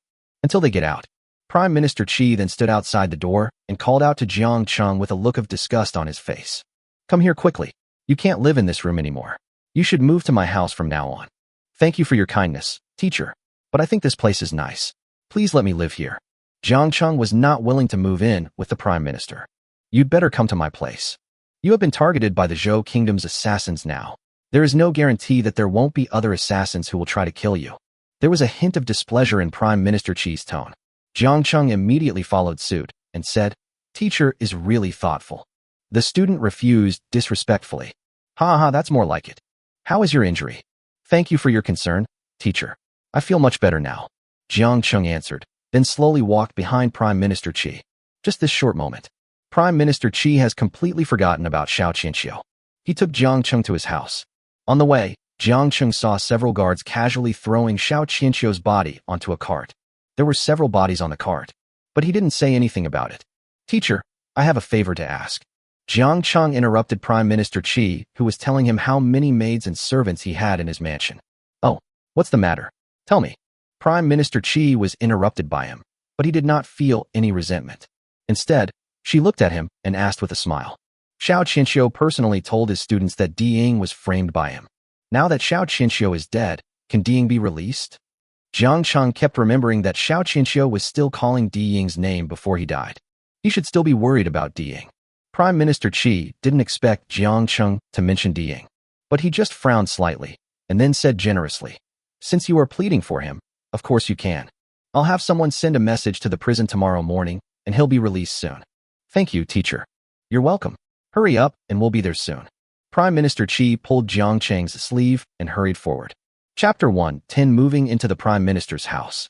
After arriving at the Prime Minister's residence, Jiang Cheng lived in a small house arranged by the Prime Minister. The Prime Minister's residence has many rooms. He doesn't need this room. Prime Minister Qi invited him to watch the beauty dance together. But Jiang Cheng was so upset right now that he had no mood to appreciate this. So I rejected him on the grounds of not feeling well. Jiang Cheng didn't think about anything else after entering the room. I fell directly onto the bed and fell asleep. He didn't sleep well that night. I woke up several times in a row. Every time he woke up, he could hear the sounds of fun coming from the hall ahead. I didn't expect that Prime Minister Qi still has such a rich nightlife at his age. This sound continued until the early morning of the next day before gradually weakening. However, Jiang Cheng couldn't sleep at this time. He simply got up from the bed, come outside to get some fresh air. As a result, he happened to run into the steward of the Qi mansion who had just come out of the hall. I saw him close the door carefully. Only then did I dare to walk freely. But when he saw Jiang Cheng, he immediately bowed and asked, Master Jiang, why are you up so early? But you didn't sleep well last night? I can ask the servants to put up 2 more layers of bedding for you. No. Jiang Cheng waved his hand casually. Then he looked towards the hall and asked, Is the teacher asleep? Asleep. The butler looked at the door of the hall and spoke to Jiang Cheng in a low voice. Master Jiang, this is not the place to talk. Let's go somewhere else. Jiang Cheng had nothing to do anyway. So I nodded, followed the butler all the way to the backyard. The Prime Minister's residence is indeed different. Even on the front line, the Prime Minister's backyard is still full of flowers and willows. There was no sign of war at all. The butler personally poured Jiang Cheng a cup of tea. Then the two sat opposite each other. Master Jiang, do you have anything to ask the Prime Minister? Anyone who can become the Prime Minister's steward is truly extraordinary. He could tell at a glance that Jiang Cheng wanted to see the Prime Minister about something. Jiang Cheng was also unambiguous. He said straight to the point. Indeed, the teacher promised me last night to release Di Ying, so I came to see him. Why bother the Prime Minister with such a trivial matter? The housekeeper chuckled faintly and said, I know Di Ying. The Prime Minister doesn't care about him. I also know that he caused trouble in the street a few days ago and was thrown into prison by the Prime Minister. The Prime Minister was busy with official business last night and didn't go to bed until noon. We won't disturb him. But since Master Jiang is so worried, why not let me go to the prison with you? You? Jiang Cheng looked the butler up and down. His eyes were full of suspicion, but the butler just smiled faintly in the face of his disbelief. Master Jiang, please rest assured. If we want to rescue some evil thief from prison, it is indeed impossible. But there's no problem in rescuing Di Ying who's causing trouble in the street. There was no expression on the butler's face. It's as if what they said was something very simple. Jiang Cheng looked him over. Finally, he nodded heavily and said, Okay, then let's walk. We can go back as early as possible without missing breakfast. The butler stood up and walked out the door with Jiang Cheng. It's still early. There was no one else to be seen on the empty streets except for the patrolling soldiers that appeared from time to time. Master Jiang, I have an unwelcome request. I beg you to agree to it. The butler spoke to Jiang Cheng as if chatting as they walked. Jiang Cheng frowned. He asked why the housekeeper was so kind to bring him out. It turned out that he had something to ask of him. So he said calmly, Tell me, if it's too difficult, I can't help you. It's not difficult. It's not difficult. The housekeeper said with a smile, I have heard that the master is a man of great literary talent, so I would like to ask you for a poem. Oh, you also know how to write poetry. Jiang Cheng looked at the butler and said with some surprise. He thought the butler would take the opportunity to ask him to say a few good words for him in front of the Prime Minister or something. But I didn't expect that he just wanted to ask me for poetry. Before I was taken in by the Prime Minister, I was also a scholar. Unfortunately, I don't have that talent, so I particularly admire great writers like you. I didn't expect the butler was also a scribe. After Di Ying comes out, I will find time to compose a poem for the housekeeper. Thank you, master. The butler's emotions suddenly became excited. A satisfied smile appeared on his skinny face. Under his leadership, they soon arrived at the Han Sui Pass prison. Stop! 2 black-clad soldiers blocked their way. Since the war between Wei and Zhou began, all the soldiers in the Han Sui Pass prison were black-clad armored soldiers. Under their supervision, the entire Han Sui Pass is as solid as a rock. The butler took out a token from his pocket and handed it to the black-clad soldier. Then he said, Please inform Lord Dai. The black-clad warrior took a look at the token. After confirming that everything was correct, He took the token and walked into the prison. Please wait a moment, master. Fine. Jiang Cheng was not in a hurry. So the two of them just stood quietly in front of the prison. Not long after, the door of Han Shiguan prison suddenly opened. A burly man in black armor walked out. Seeing them, he immediately smiled and said, Old Chi, how come you have time to come to see me? No one comes to visit you for no reason. Don't you think I have something to trouble you, Mr. Dai? The butler said with a smile. Ha ha ha, that's great. But this person is... Lord Dai looked at Jiang Cheng puzzledly and asked, Oh, this is Master Jiang. You should have heard of him. So it's Master Jiang. I've heard of him. Come in. Lord Dai was very hospitable and invited the two men into the prison. Only after entering did Jiang Cheng realize that this so-called prison was actually similar to a government office. Lord Dai brought them to the main hall. After brewing a pot of tea, he slowly said, I wonder what you two want to talk to me about. Master Dai, yesterday your men arrested a young man named Di Ying on the street. He is the Prime Minister's student. We are here today to ask you to release the person. The butler sipped the tea carefully, said seemingly casually. This? When Lord Dai heard what the butler said, he immediately looked troubled. Then he sighed and said, It's not that I won't release him, but I heard from my men that Di Ying was captured by the Prime Minister himself. It's too soon to ask for someone after just one day. Not fast at all. The housekeeper said with a smile. You don't know? This matter was asked by the Prime Minister to do it. Di Ying just caused trouble in the street and beat up a few vegetable farmers. This shouldn't be a serious offense. It has to be said that the Prime Minister's steward is also very domineering. Even when facing officials in prison, he remained neither humble nor arrogant. When Lord Dai heard his words, he immediately said, That's not the case. Since it's the Prime Minister's order, I'll have someone take you there right away. But you have to be mentally prepared. Huh? What mental preparation? Chapter 111 The Madman in the Cell. You'll know for yourself when you see it. Mr. Dai kept the question in suspense. Then he called a soldier in black and asked him to take Jiang Cheng and the butler to the prison. He himself continued to sit in his seat and drink tea. Thank you, Master Dai. The butler thanked him. Then he walked out with Jiang Cheng. After leaving the main hall, Jiang Cheng asked the butler in confusion, What did Master Dai mean by that just now? The butler shook his head. I don't know, but that's just Mr. Dai's temper. As for what happened to Di Ying, we'll find out once we go and take a look. Jiang Cheng had no better idea. I had no choice but to nod and agree. Led by the black-clad soldiers, they finally arrived at the cell behind the main hall. It is obvious that the security here is stricter than outside. Not only can you see black-clad armored soldiers with swords everywhere, but there are also many armored soldiers guarding with powerful crossbows. Anyone who wants to escape from under their noses is simply wishful thinking. After going through layers of screening and making sure they were all right, the guards let them in. As soon as he entered the cell, Jiang Cheng immediately heard a loud noise. The dark and deep corridor was lined with prisoners separated by iron bars. At this moment, they were desperately stretching their hands out from the gaps in the railings and waving them. While waving, he shouted loudly for justice. My lord, I am wronged. Let me out, let me out. Give me something to eat, sir. I'm starving. The black-clad warriors turned a deaf ear to these voices, just quietly leading the way ahead. Jiang Cheng and the butler followed closely behind. This shouldn't be the first time the butler has been to a place like a prison. The expression on his face was very calm. On the other hand, Jiang Cheng, it was his first time in the prison. His eyes kept looking at the prisoners on both sides. Once he gets used to the atmosphere here, he won't feel scared anymore. Instead, he looked at these people with curiosity. But he had no mercy on these people. You too, we're here. The black-clad soldier leading the way stopped in front of a cell, pointed to a corner, and said, The person you are looking for is right there. Upon hearing this, Jiang Cheng withdrew his gaze and looked in the direction of the black-clad soldier's finger. As a result, he was stunned when he saw it. I saw a dirty man lying in the corner of a cell full of prisoners. This person's body was covered with dirty shoe prints. Her hair was casually scattered. It was covered with an unknown liquid. If you don't look carefully, you would never tell that this is the extremely majestic Di Ying from yesterday. Jiang Cheng looked at the prisoners in the cell with a grim expression. He asked word by word, Who did this? The people in the cell looked at each other, and no one dared to speak. But at this time, a teasing voice came from behind everyone. I did it, you don't accept it? When the prisoners in the cell heard this voice, fear appeared in their eyes. Quickly separate to both sides.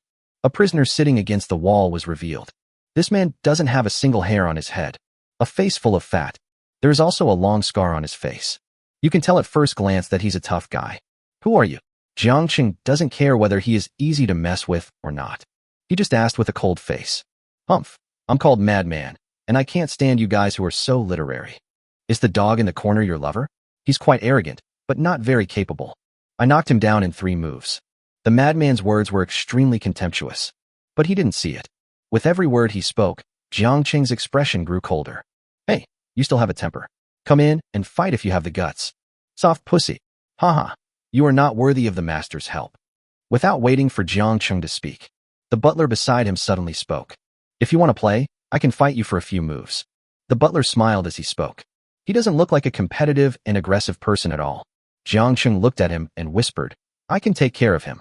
Come out with me and fight. If the Prime Minister finds out, he'll blame me. The butler said easily. Then he flexed his wrist and said, Master, don't worry. I learned martial arts for 2 years when I was young, so I'm more than capable of teaching a fellow like this a lesson. After saying that, he looked at the black-clad soldier beside him and said, Open the door. Yes. The black-clad warrior did not hesitate at all. He immediately opened the cell door. However, after opening it, he still whispered a reminder to the butler. Sir, this man was once a soldier and is very powerful. Thanks for the reminder. The butler smiled calmly and walked slowly into the cell. Then he walked straight to the corner, picked up the sloppy Diying, and handed him to Jiang Qing. At this time, the madman looked at him and said with a sinister smile, Old man, did I let you touch him? Hee hee, but I've already made a move. What can you do? The butler stood inside the filthy cell, hands behind back. Old man, I think you are really tired of living. Since you are seeking death, I will satisfy you. The madman jumped up from the ground with a bang. It was only then that Jiang Qing noticed the muscles hidden under his loose prison uniform. This person's strength is no less than that of a martial artist. Watch this, old man. The madman shouted. He kicked the butler in the head. This kick was extremely powerful. Even Jiang Qing wasn't sure he could dodge it. The black-clad warrior frowned slightly and muttered, The madman has become stronger again. What is his current strength? Jiang Qing asked. My lord, I am at the peak of martial arts. Peak martial artist? Jiang Qing couldn't help but gasp. This kind of strength is also top-notch in the entire Wei state. How could I be locked in this small cell? So he couldn't help but ask the soldier out of curiosity. What crime did he commit, and why was he arrested? Brutal murder of Shangguan. What? He killed his superior and his entire family. Shouldn't he just carry out the execution? Jiang Qing asked doubtfully. That's true, but for some reason, he can't die yet. The black-clad soldier said in embarrassment, Your friend was targeted by a madman when he first came in, so he ended up like this. Just as the two were talking, the butler and the madman in the cell were already fighting. The butler simply blocked the madman's foot. Then he slapped his calf and knocked the madman away. Jiang Qing was instantly attracted by the butler's skills. With his strength, he could clearly see the butler's movements. Every movement he makes has infinite variations. No matter where the madman attacks from, he can always respond immediately. This is no longer something that can be achieved by just a few moves. This is a practical experience. Jiang Qing supported the unconscious Diying with both hands, watching the butler's every move intently. He wanted to write down all these moves. But before he could see much, he saw the butler strolling up to the madman. Then he punched him hard on the back of the head. The madman was knocked unconscious before he could get up.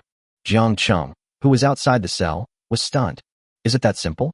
Chapter 112 The Strength of Butler Qi. Master, let's go. The butler opened the cell door and walked out with a smile. He looked extremely relaxed. Looking at the madman again, he was now lying on the ground, dying. Jiang Qing swallowed. Then he gave the butler a thumbs up and said, I didn't expect the butler's kung fu to be so superb. Master, you are too kind. I have only studied for a few days, and I am a bit older. I am definitely better than these people. How is Diying doing? It's just a minor skin injury. He was hit on the back of the head and is now unconscious. Jiang Qing had just given Diying a rough check. There were no major injuries other than a few minor ones. The important thing is that there are no internal injuries. The housekeeper nodded and said, Diying is no longer the Prime Minister's disciple. After his injury heals, we should let him leave the city as soon as possible. Jiang Qing knew that the butler was afraid that Prime Minister Qi would see Diying and blame him. So he agreed. I'll remember that. I have to thank the butler for his help this time. The butler smiled slightly. It's just a small matter. It's getting late now. Let's go back quickly. Walk out of the dark cell and come outside. Jiang Qing suddenly felt like he had regained the light of day. Led by the black-clad soldiers, they walked out of the Hans Hui Pass prison again. But when they reached the door, the butler suddenly slapped his forehead and said to Jiang Qing apologetically, I am really old. I forgot to tell Master Dai. Teacher, please take Diying away first. I will go and tell Master Dai. It's okay, you can go ahead. I'll take Diying back first. Jiang Cheng also felt that it would be impolite to just leave like that. So I agreed. The butler apologized again and was then taken back to jail. Jiang Cheng carried the bloodstained Diying on his back as he walked towards his residence. Now Diying is no longer the Prime Minister's student. So he definitely couldn't be allowed to go to the Prime Minister's residence, and he could only be carried back to his original residence. At this time, in the Hanshui Pass prison, Lord Dai sat leisurely in the main hall sipping tea. A thoughtful look flashed in his eyes from time to time. At this moment, the housekeeper walked in slowly from outside. Master Dai, what are you thinking about? Of course I'm thinking of you, old man. When Lord Dai saw that the butler came alone, his expression relaxed a lot. Master Jiang is gone. They left and took the people with them. Now can you tell me what you want? Lord Dai pointed to a seat beside him and motioned the butler to sit down. The butler did not refuse. The two sat down and drank tea. At this time, the housekeeper asked with a puzzled look on his face. Why do you say that, Master Dai? I don't want anything. Don't try that. Lord Dai's face turned cold. Everyone knows that you, an old fellow, are not motivated by profit. Why would you bring someone to my prison to rescue someone for no reason? Just now, my men came to report that you actually fought with the prisoners in the cell because of the master. That's not like you at all. Lord Dai and the housekeeper have known each other for many years. They are very familiar with each other's temperament and personality. To say that the butler helped Jiang Qing out of friendship is sheer nonsense. Listen to Lord Dai reveal his past. The butler was not embarrassed either. Instead, he laughed heartily and said, You are the one who understands me. You guessed right. I do have something to ask of Master Jiang. Tell me about it. I asked him for a poem. What? Lord Dai was extremely surprised and asked, You put so much effort into this just for a poem? He was a rough man and had no idea how a poem could make the butler take action. You have to know that it is impossible to ask him to do something without a few hundred taels of silver. But the butler looked at Lord Dai with contempt. You're a rough guy? Do you know how much a poem by Master Jiang could fetch in Weidu? Lord Dai shook his head, puzzled. I don't know, but even if it is expensive, how expensive can it be? The butler smiled faintly and held up a finger. 100 taels? Lord Dai guessed doubtfully. This was already a considerable amount of money in his opinion. But the coffin smiled faintly and shook its head. Guess again. Could it be 1,000 taels? It's 10,000 taels, or even 100,000 taels. The housekeeper's words almost made Mr. Dai drop his jaw. Are you kidding me? I'm not kidding. The housekeeper said very seriously. I've heard the poetry duel between Master Jiang and Zheng Qianquan. Master Jiang's poems are definitely better than his. Do you know how much a poem by Zheng Qianquan could fetch when he was a master? At this time, Lord Dai seemed to realize the seriousness of the matter. He shook his head solemnly. The butler smiled faintly and said a number. 5,000 taels of silver. 5,000. That's a far cry from the 10,000 and 100,000 taels you mentioned. You are younger than me. How come you are more confused than me? The housekeeper saw that Lord Dai didn't understand the reason. He patiently explained. Zheng Qianquan's poem was worth 5,000 taels. That was the price later. You don't think that Zheng Qianquan's first poem after becoming a master was also worth 5,000 taels, do you? And there are also poems he wrote before he became famous. Those are all priced sky high. To you unsophisticated people, these are just words on paper, but to those who know the business, they are real money. After the butler's explanation, even if Lord Dai was dumb, he understood. Then a gleam of light flashed in his eyes. He immediately said, Do you want to sell this poem later? Smart. Even though the scholars in the capital of Wei look down on Master Jiang because of his status as a palace official, when the time is right, Master Jiang's poetry will surely become a sensation. Then I can reap the benefits. Hey, old man, I have a part in this matter too. When you sell the poem, you have to give me a share. Lord Dai said with a flushed face. No one will miss the opportunity that is right in front of them. Lord Dai is naturally no exception. Haha, of course you won't be missing. I came back specifically to tell you this, so that you won't accuse me of being unruly. Haha, how could the steward of Prime Minister Qi be so unruly? Lord Dai said with a big laugh. The two of them now understand each other tacitly. As long as we have money, we are friends. At this time, Jiang Cheng had already carried Diying back to their residence. Nothing in the room was moved. It's just that it's less lively than when they first arrived. Jiang Cheng put Diying back on the bed. Use a knife to cut off the clothes stuck to his body bit by bit. Then he went to fetch water to wipe Diying's body. I was busy until the sun was high in the sky before I finally cleaned it up. looking at Di Ying's body covered with blue and red spots. There were also wounds caused by unknown sharp weapons. Jiang Cheng felt helpless. He covered Di Ying with a blanket, closed the door, and walked towards the pharmacy. He has almost used up all the medicinal herbs he has and needs to replenish some. Chapter 113. Getting medicine from the pharmacy. Everyone in Hansui Pass is now a soldier. Soldiers are patrolling and checking people everywhere on the streets. Various shops were closed. Those who have some means have already left the city with their families. All that was left were helpless civilians. Once they leave Hansui Pass, they will have nowhere to go. Fortunately, several major stores in the city are still open. For example, grain shops, oil shops, drugstores, etc. But even these shops were firmly guarded by soldiers. The granary was already filled with marching supplies and did not look like a granary at all. The inside of the drugstore was filled with door panels, where the wounded were placed. Jiang Cheng passed through numerous inspections with his identity. Finally arrived at the door of the pharmacy. I saw countless people in a hurry coming in and out of the drugstore. They didn't speak to each other. Jiang Cheng strode into the pharmacy. Only then did he see the room and yard filled with wounded people. Although the two sides have stopped fighting, the scouts have not stopped exploring. Most of the injured were also such scouts. Listening to their wailing, Jiang Cheng suddenly felt a trace of pity in his heart.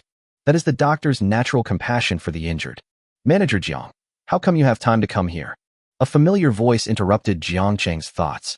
He looked in the direction of the sound and saw Imperial Physician Sima hurriedly walking out of a room with a box full of medicinal herbs. Jiang Cheng noticed that his eyes were slightly red and bloodshot. The clothes were wrinkled and traces of dried blood could be seen on them. It looked like he hadn't slept for a long time. It is rare to see acquaintances in such circumstances. Jiang Cheng immediately stepped forward and supported Sima Imperial Physician. I'm here to get some medicine. You look like you haven't had a good rest in a few days. Haha, not much. I just haven't slept for 3 days. But I'm feeling much better now. I was planning on catching up on some sleep. Are you in a hurry? If not, have a drink. Looking at the appearance of Sima Imperial Physician, Jiang Cheng wanted to have a drink with him. But thinking of Di Ying's condition, he waved his hand and said, No, I have another patient over there, and the situation is quite urgent. Oh, there are still patients in the city. What's wrong with you? It's just some minor injuries, so please don't worry about it. I won't disturb you. Go and have a rest. Sima Imperial Physician casually called over an apprentice. She handed him the medicine box and said, Go to the pharmacy and get some herbs for treating external injuries. Remember, they must be good medicine. Also, the conditions of these new patients are similar, so they only need to change their medication every half a day. The apprentice who received the order quickly agreed and ran quickly to the pharmacy at the back.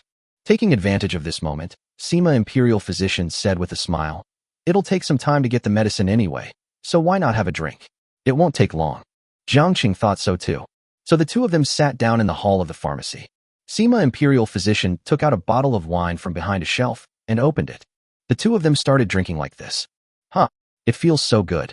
Imperial Physician Sima drank a glass of wine in one gulp and groaned with satisfaction. Jiang Cheng also drank a glass of wine with him. Then he asked, There should be quite a few doctors accompanying you this time. Why are you so tired? That's why you don't understand. Imperial Physician Sima closed his eyes and poured himself another glass of wine. He leaned against the back of the stool and said, It seems that there are many doctors when traveling, but in fact, most of them are assigned to the homes of various ministers after arriving at Hansui Pass. There are 3 doctors assigned to the Prime Minister's residence alone. That's not all. Every minister and vice minister is scrambling to get a doctor. So I'm not the only old guy left here. After saying that, he took another sip of wine. Jiang Cheng didn't expect it to be due to such a reason. He immediately frowned and said, Aristocratic families are nothing more than this. Then you can also appropriately. Jiang Cheng wanted to say something to comfort him, but when he turned around, he saw that Sima Imperial Physician had fallen asleep leaning against the backrest. Even a strong man cannot endure 3 days without rest. What's more, he is an elderly man like Sima Imperial Physician. Jiang Cheng stood up and carefully took the wine glass from his hand. Then he was carried to an empty room and laid down. He tried to go as slowly as possible throughout the whole process. I promise not to wake up Sima Imperial Physician.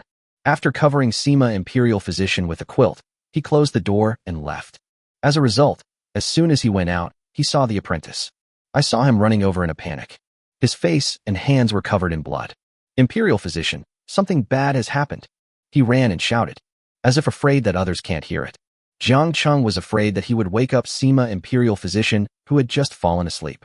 So he covered his mouth with his hand. He whispered, "Be quiet. The Imperial Physician just fell asleep." "Master, it's not that I'm worried.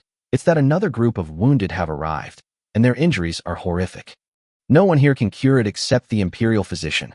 Jiang Cheng frowned and asked, "Is it that serious?" "It's really serious. Why don't we call the Imperial Physician?" "Nonsense. He just went to bed." Jiang Cheng sternly rebuked his apprentice. Then he asked, "Is the medicine that the Imperial Physician asked you to prepare ready?" "Ready, ready." Seeing his apprentice's aggrieved look, Jiang Cheng waved his hand and said, "Don't disturb the Imperial Physician's rest for now. Take me to see where the wounded are." "Master, can you also heal illnesses?" "I understand a little bit. Lead the way." When the apprentice heard that Jiang Cheng could cure diseases, he immediately became happy. He trotted all the way to the backyard with Jiang Cheng. At this time, many soldiers carried simple stretchers and brought in injured soldiers one after another. Only then did Jiang Cheng understand what the apprentice meant by horror. Almost none of the soldiers carried in were intact. The arms, thighs, and even the abdomen all suffered injuries of varying degrees. He took a quick look at the wounds of these people. Without exception, they are all uneven. This kind of wound cannot be caused by a knife blade. It looks more like it was caused by some kind of animal bite. Jiang Cheng had seen a child bitten by a dog before, and the wound was similar to the wounds on these soldiers. "Go get some warm water. Lots of warm water, and quickly." Jiang Cheng rolled up his sleeves and instantly got into the state. The apprentice was stunned for a few seconds after hearing his words. After realizing what was happening, I hurriedly went to prepare warm water. Jiang Cheng began to direct the stretcher bearers to place the wounded in a ventilated area. "Wait until all the wounded are put down." Jiang Cheng suddenly felt his scalp tingling. There are as many as 21 wounded people here, and the injuries suffered by each person were extremely serious external injuries. It is not yet clear whether there are any internal injuries. Chapter 114, I'll let my grandfather kill you. Soon the apprentice returned. "Master, the warm water is ready." "Okay, how many people in the pharmacy who know medicine are there now? Call them all over. Also, quickly prepare the external application powder and internal medicine. It has to be done quickly. The gauze for bandaging also needs to be prepared in advance and brought over after steaming."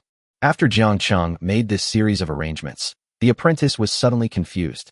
But now is a matter of life and death, and he couldn't help but be confused. He hurried into the pharmacy. Jiang Cheng was not idle during this period either. He took the long bandages and tied them tightly above the wounds of those with broken arms and short legs. This is mainly to stop bleeding. The rest of the people who were bitten on other parts of their bodies needed to use hemostatic powder. However, you still need to use warm water to clean the wound during this period. Jiang Cheng personally brought a basin of warm water to wash the wounded man who had a lower abdominal injury. The wound on this injured person was a bloody hole the size of a fist. There were jagged pieces of meat all around. It looks extremely scary. When Jiang Cheng was cleaning him, he found some sand in the wound. These people were all scouts, and they must have been injured on the other side of the Fuchong River. But soon Jiang Cheng cleaned out a piece of rotten flesh from his wound that did not belong to him. This surprised Jiang Cheng a little, but he didn't think too much about it and just put the rotten meat aside. As he cleaned them, the wounded kept roaring in pain. Jiang Cheng was afraid that he would accidentally bite off his tongue, so he took a piece of wood and stuffed it into his mouth. Finally, the wound was cleaned. At this time, the apprentice finally came back with medicine and people. Jiang Cheng hurriedly ordered them. Everyone started working. First, they cleaned the wound with warm water, then applied hemostatic powder, and finally bandaged it with steamed gauze. "Move faster." But no one at the door moved when they heard his words. One of the young men, who looked sinister, curled his lips and said, "Who are you? Why should we listen to you?" "That's right, we are from the Imperial Hospital. Where did you get this unconventional trick?" At this time, the apprentice stammered, This is a good friend of the Imperial Physician." "Haha, what friend? I think he's just a half-witted person. How can I say that I'm a good friend of the Imperial Physician?" The young man looked at the room full of patients, and instead of offering help, his face was full of contempt. "These soldiers are so annoying. They don't die outside. Aren't they just causing trouble for us?" "What did you say?" A soldier carrying the stretcher stared at the young man fiercely and asked. They were all soldiers, and there was no difference between what the young man said to the people in the room and what he said to them. When the young man saw the soldier getting angry, he suddenly became a little scared. But he quickly stiffened his neck and said, "Weren't we the ones who treated you when you were injured? Why are you being so arrogant? Be careful. If you end up lying here, I won't save you." "That's enough." Jiang Cheng, who was treating the patient's wound, suddenly shouted. Then he stood up, walked up to the young man, looked him in the eyes, and asked, "What's your name?" "My name is Zhang Yao, and my grandfather is also an imperial physician." When talking about his grandfather, Zhang Yao felt like he had found a backbone. The look in his eyes changed instantly. He pointed his finger at Jiang Cheng's chest and said, "Do you believe that my grandfather can make you disappear forever with just one word?" "Haha, I'm really scared," Jiang Cheng said with a cold face. Then he turned his gaze to the others. He sneered and said, "I was wondering why Imperial Physician Sima hadn't had a rest for 3 days.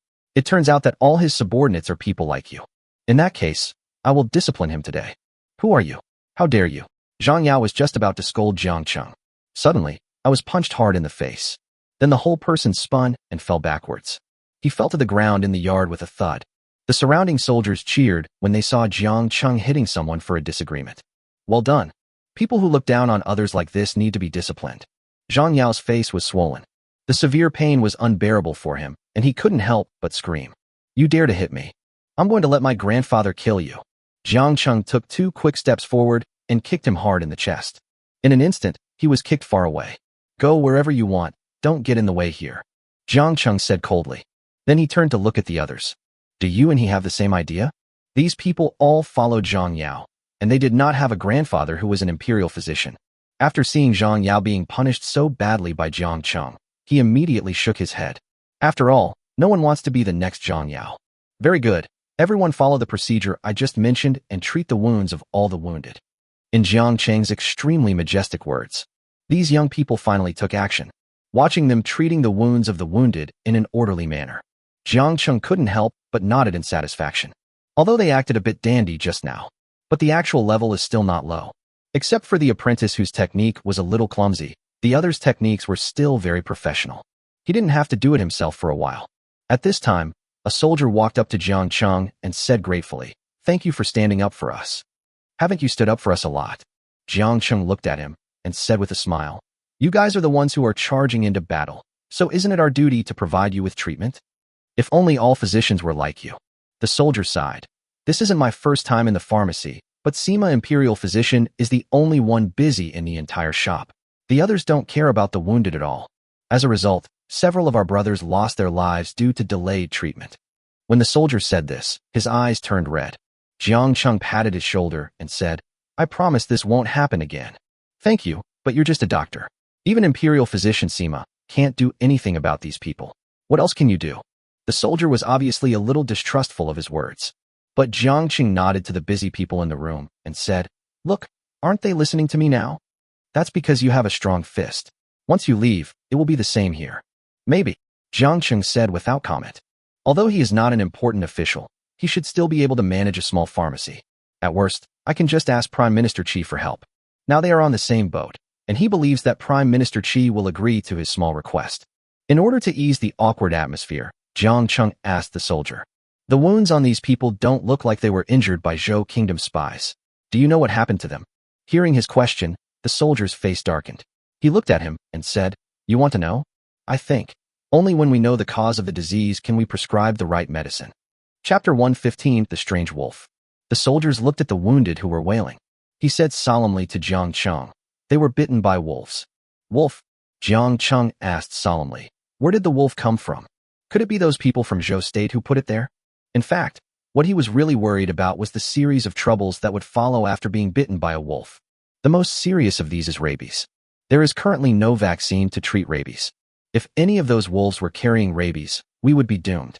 The soldier shook his head. "I don't know. I heard it from a few people in the team who were not injured. They were responsible for gathering intelligence outside the city, but they encountered a pack of wolves just after they crossed the Fuchong River. Their team is quite strong, but they were completely torn apart by these wolf cubs. If they weren't so close to Hanshui Pass and the reinforcements hadn't arrived in time, they would have been bitten to death long ago." After hearing his description, Jiang Cheng fell into deep thought. He was wondering where these wolves came from on the other side of the Fuchong River. When they crossed the river with Emperor Wei, they did not see any wolves. "Oh!" a soldier suddenly shouted. Blood instantly spurted out from the wound on his broken arm. He sprayed the doctor next to him in the face. Seeing this, Jiang Cheng rushed to his side. He immediately pulled away the doctor who was treating the wound. "The wound is bleeding. The powder is no longer effective." Bring me the branding iron. Jiang Cheng shouted loudly to the people around him. The so-called branding iron is not the kind used when interrogating prisoners. It is a branding iron used by doctors specifically for burning wounds. A branding iron is useful in very severe wounds. But most of the doctors present were from the Imperial Medical Bureau. Where has this method, which can only be used in the mountains, been used? They looked at each other, but did nothing.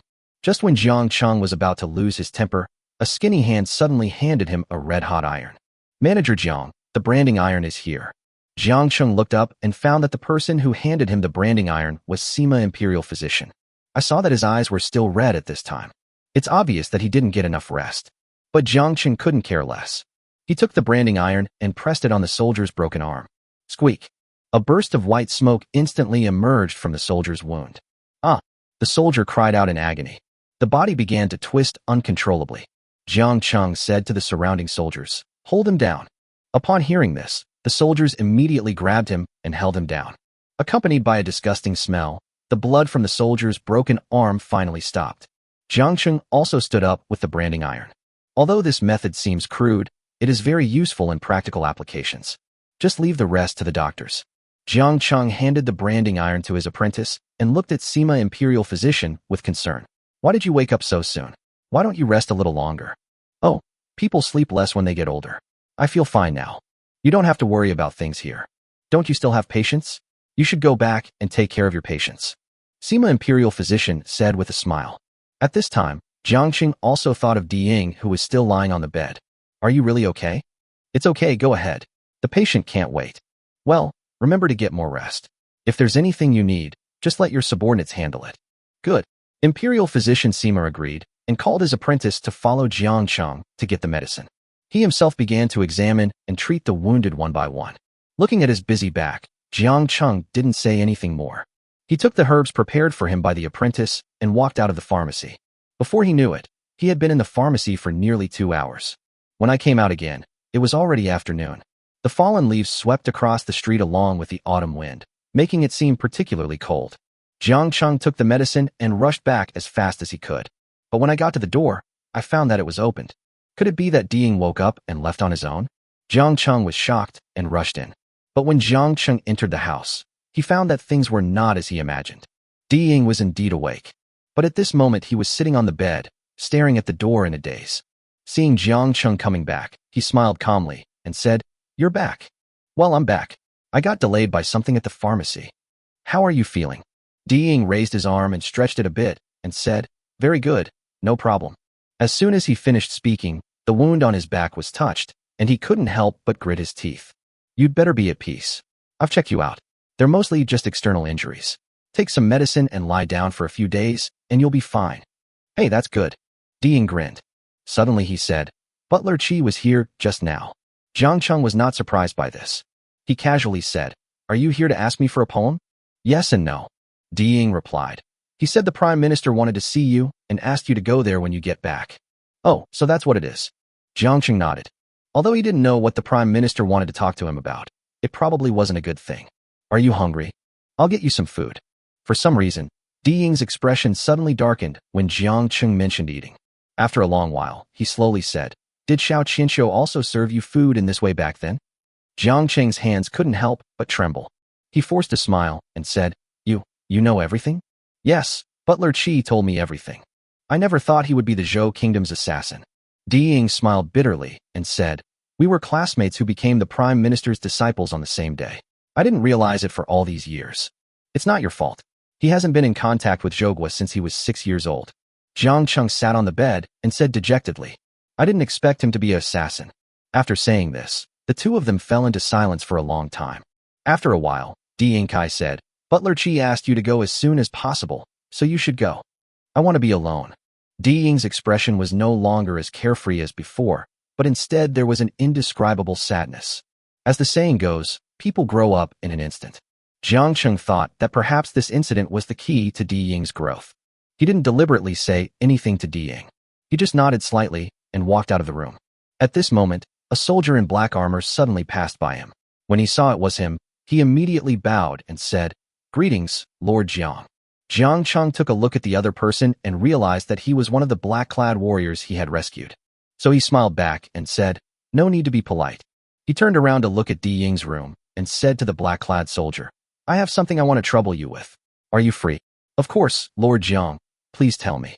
Go and serve a meal to the people in that room. Chapter 116, Discussing the Battle Plan.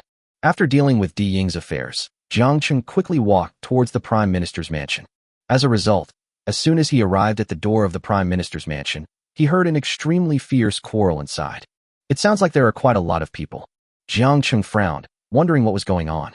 At this time, Butler Qi happened to be carrying a plate of fruit and preparing to deliver it to the main hall. Seeing Jiang Cheng, he hurried over and said, Master Jiang, you're finally here. What's going on in this room? Jiang Cheng asked immediately. He didn't want to be scolded as soon as he entered. Butler Qi said solemnly, they are all the Prime Minister's old friends inside, and they are discussing the battle plan for the day after tomorrow. Jiang Cheng was completely dumbfounded when he heard this. What does this mean? Let's not talk about the battle plan, which is something Decima and the others should think about. Even if the Prime Minister wanted to discuss it, the sound almost echoed throughout Hanshui Pass. Was he afraid that the spies in the city wouldn't hear it? But after thinking about it, this matter has little to do with him. He then asked Butler Qi, why did the teacher call me for such an important matter? This? I don't know either, the housekeeper said with some embarrassment. Then, Prime Minister Qi's angry curses suddenly came from the room. Where's the fruit? Why hasn't it come up yet? Hearing this voice, the butler immediately smiled bitterly, said to Jiang Cheng, I think we should go in first. Jiang Cheng nodded and walked into the main hall with the butler. As the butler reached out to open the door, Jiang Cheng whispered to him, I'll write a poem for you tonight. When the butler heard his words, a hint of excitement appeared in his eyes. He immediately whispered, Thank you, master. Then the two of them walked into the main hall. Jiang Cheng was shocked as he entered. I saw that there were more than a dozen huge desks placed in the main hall, which was not very big. Fish, meat, fruits and other food are placed on each table. At this time, more than a dozen officials in court robes were sitting behind these desks, cursing each other. Among these people there are white-haired old men, as well as handsome new officials. But at this time, all these people were noisy without exception. There is no literary style at all. Seeing Jiang Cheng come in, Prime Minister Qi, who was sitting in the main seat, looked delighted. He pointed to a table closer to him and motioned him to sit over there. Jiang Cheng didn't hesitate and walked straight past the desks of the officials to his own seat. The butler also placed the fruit in his hand on the table in front of the Prime Minister. Jiang Cheng couldn't help swallowing as he looked at the table full of food. After all, he hasn't eaten a single bite since morning. But he couldn't overdo it. So he pretended to listen to the noise around him while he took a piece of cake from the table and started eating. He nodded from time to time while eating. But he also really heard the reason why these people were arguing. A forceful attack on the North Pass is the worst of the worst strategies. Only short-sighted people like you would come up with such a short-sighted strategy. In my opinion, we should bypass Jubiai Pass and instead take Tianyuan City, which is 30 miles away. By then, the Zhou Kingdom will surely return to defend, and Jubiai Pass will be within our grasp. Within your reach? I'll spit on you. Let's not even mention that the stakes we have with Zhou Guowen are only the defense of Baiguan City. The idea of sending troops on a 30-mile raid to attack Tianyuan City is simply something only a fool could come up with. Attacking Jubiai Pass is reasonable for Wei State. The surrounding small countries won't say anything. But if we attack Tianyuan City, if Zhou State and the small countries unite, Wei State will be attacked from both sides. Jiang Cheng listened for a long time and gave a rough summary. In fact, what these people were arguing about was nothing more than whether to attack the Jubiai Pass by force. At this time, Jiang Cheng suddenly noticed that there was a huge map hanging on the screen behind Prime Minister Qi. This map carefully depicts the entire terrain from Hanshui Pass to Jubiai Pass, including Fuchong River. Looking at this map, he instantly remembered the map that Wang Xiaobiao had shown him.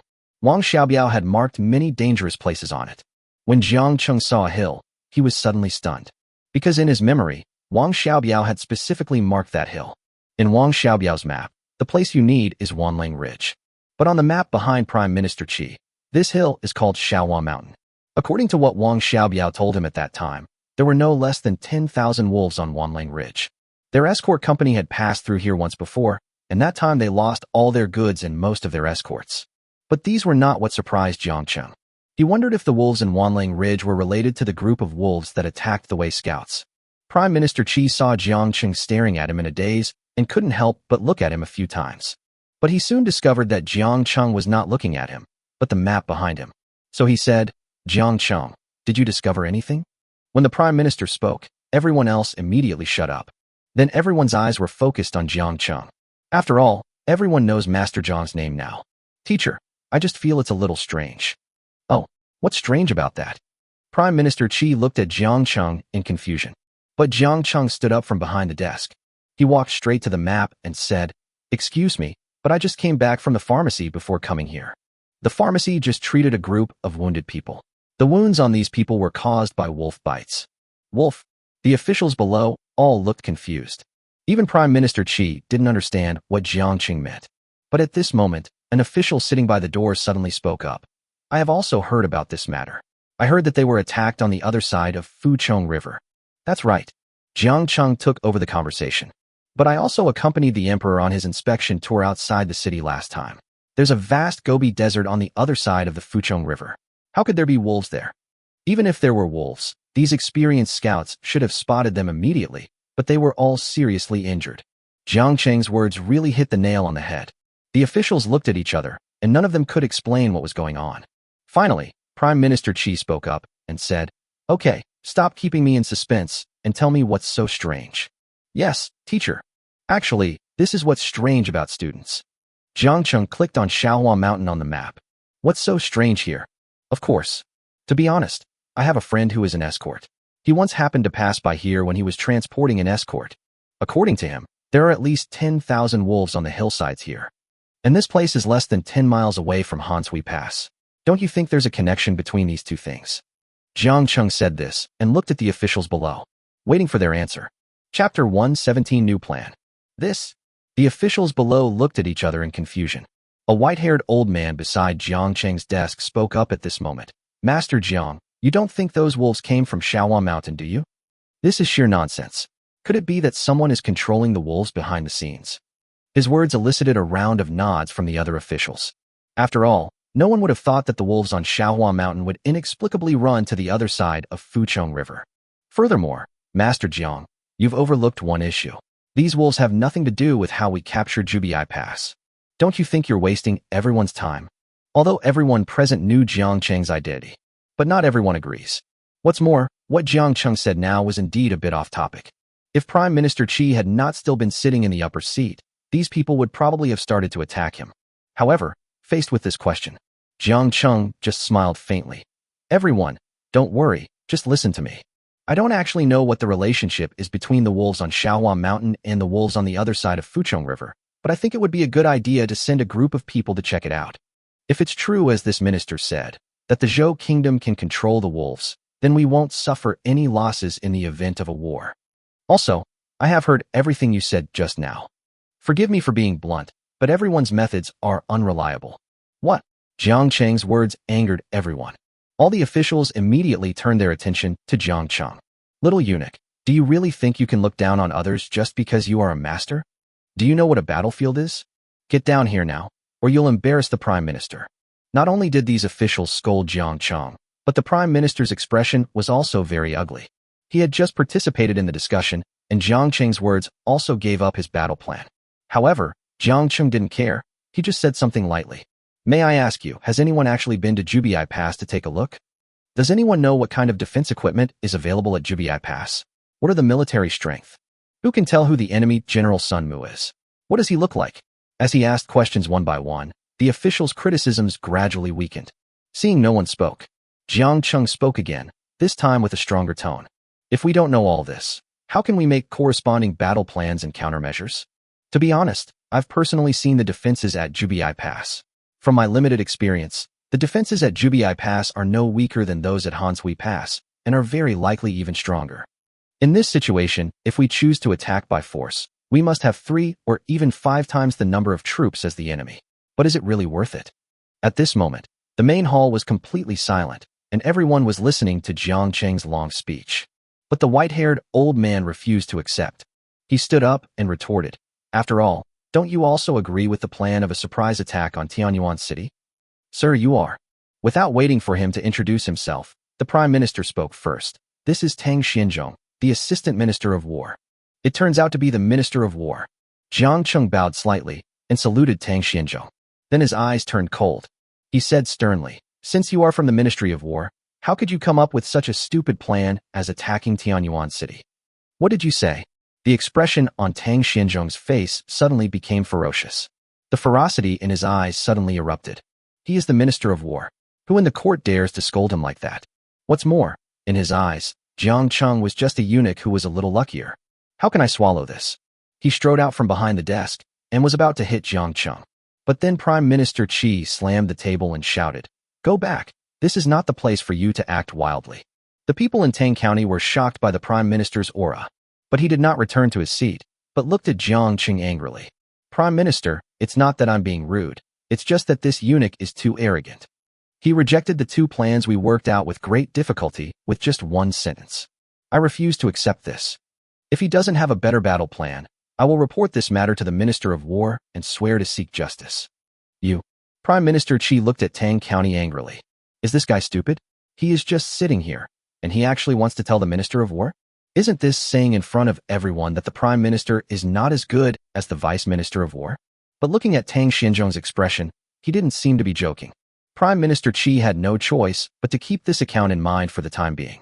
He turned around and looked at Jiang Cheng. "Jiang Cheng, since you've rejected both battle plans, do you have a better one? If you don't have it, don't blame the teacher for not being able to protect you. Good man, this old fox tries to clear himself of all charges when something goes wrong." But Jiang Cheng already had a plan to deal with it. He smiled faintly and said to Prime Minister Qi, "Teacher, don't worry. I certainly have a battle plan." "Oh, tell me about it." Prime Minister Qi said with interest. The officials below also looked at Jiang Cheng curiously. "I don't know what clever plan he has." County Magistrate Tang looked at Jiang Cheng with a red face. "If he says something wrong, I will point it out to him immediately." Jiang cleared his throat. He said, "In fact, there are too many ways to attack Jubiai Pass. But there are only 3 I can think of right now." 3. County Magistrate Tang sneered disdainfully and said, "We've painstakingly discussed this for a whole day and only came up with 2. And you actually said there are 3? And it's just a random thought, but it's really an exaggeration. Whether it's big or not, Minister Tang will know after listening." Jiang Cheng did not take the provocation from Tang County seriously. In his eyes, Tang Xinzhong was just a clown. There is no difference between him and Zhang Yao's grandson. He turned and looked at the map. He said eloquently, "The Fuchong River is the boundary between the Zhou state and the Wei state, so there is a natural barrier. But if you look up, you will find that the territory of Zhou is nearly half that of Wei, yet it borders many other countries. None of you here are the kind of people who can ride on horses and kill the enemy, so why don't you think of killing with someone else's knife? I heard that the relationship between Liang and Zhou has always been bad, and Liang is located east of Zhou. The conditions in Liang are difficult, and everyone in the country is a soldier. If we can join forces with Liang to attack Zhou, Zhou will be caught off guard. If we send a force eastward to support Liang, Wei will surely think we are diverting our attack, and the defense of the northern pass will naturally be weakened. Now we can quietly cross the Fuchong River under the cover of night and surprise Jubiai Pass. This way, we can break through Jubiai Pass." Chapter 118, Spreading Rumors. Hear Jiang Cheng's plan. County Magistrate Tang said with disdain, "I thought you had some brilliant ideas, but I didn't expect such a ridiculous plan. Do you think you're the only one who could come up with such a plan? To tell you the truth, we have discussed this plan before. But it just doesn't work." Tang Xinzhong also walked to the front of the map at this time. Pointing to the other side of the Zhou state, Chen said, "Chen has a better relationship with my Wei state and is more powerful, but this time they only sent a small force to support us. There are many more small countries that are sitting on the sidelines. We have every right to attack Jubiai Pass. Even other countries do this. If we rashly attack the west of Zhou, I'm afraid these guys will come out to disrupt the situation. The Liang state is even more unreliable." Jiang Cheng listened to Tang Xinzhong's analysis without refuting it. Instead, he nodded slightly. "I thought of this as well, which is why I chose Liang state instead of the more powerful Qin state." Why is that?" Jiang Cheng's words left Tang Xinzhong stunned. He didn't understand why anyone would abandon a powerful country and cooperate with a small border country. But Jiang Cheng smiled faintly and said, "I met the envoys from Chun and Liang during our last poetry competition. The envoys from the state of Chun wore fine silks and their speech and behavior were elegant, so I was deeply impressed by the state of Chun. Later, I consulted a friend and learned that the literary style of the Chun state was no less than that of the Zhou state, and that several of the minister's children studied at the Confucian Academy. How could Qin agree to our attack on Zhou under such circumstances? But Liang state is different." Jiang Cheng pointed to the inconspicuous country on the map and said, Liang is located in a bitterly cold country. It's difficult to survive, let alone study. The last time I saw the Liang envoy, although he was also wearing gorgeous clothes, they were baggy and didn't fit him at all. His face was covered with wrinkles from the wind and sand, and his hands were extremely rough. If we are willing to cooperate with Liang State in exchange for the 3 western cities of Zhou State, they will definitely not refuse. Only then did Jiang Qing finally get to the point. He drew a circle with his finger on the western territory of Zhou State. The 3 cities that are in a position of supporting each other are just included in the picture. Hiss. As soon as he said this, the ministers below took a deep breath. After all, this is a matter of national importance and cannot be solved by just talking. But everyone present understood that Jiang Qing's plan was crazier than any of theirs. If successful, the state of Wei could capture the Jubiai Pass without sending any troops. By then, the land of Zhou State will be as flat as a plain, and there will be no natural barriers to rely on. Jiang Qing, do you know what you were talking about? County Magistrate Tang looked solemn. Finally, he stopped looking down on Jiang Qing. Of course I know, but this plan is still just a prototype. It will definitely require a lot of repairs in the future. No. Prime Minister Qi interrupted Jiang Qing. I think your plan is a good one. I will submit my plan tomorrow. If necessary, I can personally go to Liang State as an envoy. From Prime Minister Qi's words, it is clear how much he values Jiang Qing. But, at this point, he changed the subject and said, even if this plan is useful, it will probably take quite a while to implement. But the day after tomorrow is when Sun Mu has an appointment for a fight, so it's too late. After hearing what Prime Minister Qi said, Jiang Qing suddenly remembered the battle 3 days later. He slapped his forehead. Then he said, "It's my fault. I forgot the time." His words immediately made everyone laugh happily. Prime Minister Qi smiled and said, "That's fine. Even if this plan can't be implemented in the short term, it might be useful later. I didn't expect that you are not only good at writing poetry, but also quite experienced in fighting. Thank you for your praise, teacher," Jiang Qing said modestly. Then the Prime Minister of Qi asked him again, "Didn't you say there were 3 plans? Don't hide the remaining 2 either, tell them now." After Prime Minister Qi said this, everyone's eyes instantly turned to Jiang Qing. Only Tang Xinzhong looked at Jiang Qing with some resentment. But the resentment quickly faded. No one noticed. In fact, this second method is to sow discord. Sowing discord? No one understood what Jiang Qing meant. Helpless, Jiang Qing had to explain to them. I believe that if the Zhou Kingdom can hide a spy in Hanshui Pass, we in Wei can do the same. My plan is to use the spies in Jubiai Pass. You don't want the spies to kill Sun Mu directly, do you? This is so stupid. Tang Xinzhong took the opportunity to make a sarcastic remark. He had good intentions in mocking Jiang Qing. But Jiang Qing turned to look at him and said, "Minister Tang, could you please listen to me finish my words?" "Yes, Master Tang. Why are you in such a hurry?" Prime Minister Qi also agreed and warned Tang Xinzhong with his eyes. At the Prime Minister's glance, County Magistrate Tang quickly shut his mouth and said no more. But the resentment in my heart grew little by little. Jiang Qing continued, "I didn't say to send spies to assassinate Sun Mu. That's very difficult. Everyone might as well change their mindset. Although the Emperor of Wei is at Hanshui Pass right now, the King of Zhou is definitely not at Jubiai Pass. In this way, we can use spies to spread rumors in Jubiai Pass, saying that Sun Mu has a powerful army and wants to occupy Jubiai Pass. Also, let another group of people spread the rumor that Sun Mu has already surrendered to the Wei Kingdom and is only waiting to open the city gates and surrender the day after tomorrow. Everyone, think about this. If you were the King of Zhou, what would you think if you heard these words?" The officials were silent again. But cold sweat began to appear on some people's foreheads. The young official sitting at the door wiped the sweat from his forehead and said in a trembling voice, "It's terrible. Fortunately, we are not the enemy." The others nodded when they heard his words. Furthermore, this plan will be effective faster than the first one. As soon as the rumor spreads, Jubiai Pass will be in chaos. Prime Minister Qi lowered his head and thought for a moment. Suddenly, he looked up and said to the housekeeper beside him, "Go and invite the Grand Marshal and the Junior Marshal to come over quickly. Everyone else, please step back. Don't say a word about what happened tonight, or you will be killed without mercy."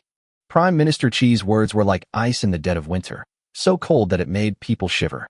Some officials also wanted to hear Jiang Qing's third plan, but he was forcibly asked to leave by the Prime Minister's servant. When Tang Xinzhong walked out, he glared at Jiang Qing fiercely.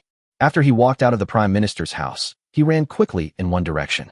But he didn't know that a black figure was following behind him at this time. The moon hangs high in the sky. Tonight is destined to be extraordinary. Chapter 119: The Plan of the Grand Sima and the Junior Sima. Prime Minister Qi asked his servants to clean up all the tables and put them together. Then he went back to the house and took out a huge map and spread it on the table. Jiang Cheng was shocked when he saw this. This map is more detailed than the map behind the Prime Minister. The range is also larger. Not only that, this map also clearly marks the roads and cities of the Zhou Kingdom. It can be said that everything is covered. This is, Jiang Cheng asked in surprise, pointing at the map. The map of the Zhou Kingdom, although a bit old, should be pretty good. Don't forget that Zhou was once a vassal state of Wei. This map is from that time. Prime Minister Qi kept it at home. Jiang Cheng looked around the map and found that there were no particularly important cities within the Zhou Kingdom. Most cities are very small. Prime Minister Qi was so astute that he could guess what Jiang Cheng was thinking just by looking at his expression. He then began to explain, most of the Zhou Kingdom is plain, which is very suitable for building cities. It is precisely for this reason that the king of Wei at the time strictly prohibited the Zhou Kingdom from building large cities to prevent them from gathering troops and rebelling. Unfortunately, Wei later experienced a series of changes, and Zhou took advantage of the opportunity to expand its cities and recruit soldiers, but ultimately rebelled. Prime Minister Qi looked a little lonely when he spoke. Jiang Cheng didn't know what to say to comfort him. Just at this time, the Grand Marshal and the Junior Marshal arrived. Both of their faces were filled with fatigue, probably because they hadn't slept well in the past 2 days. As soon as they came in, they saw Jiang Cheng and Prime Minister Qi gathered around a map. Li Ji jokingly said, "You're in good health. You can get out of bed in such a short time." Jiang Cheng smiled and replied, "It's all thanks to young Sima." The two smiled at each other, and all the previous unpleasantness disappeared. The Sima was not wearing armor today, but a very loose casual suit.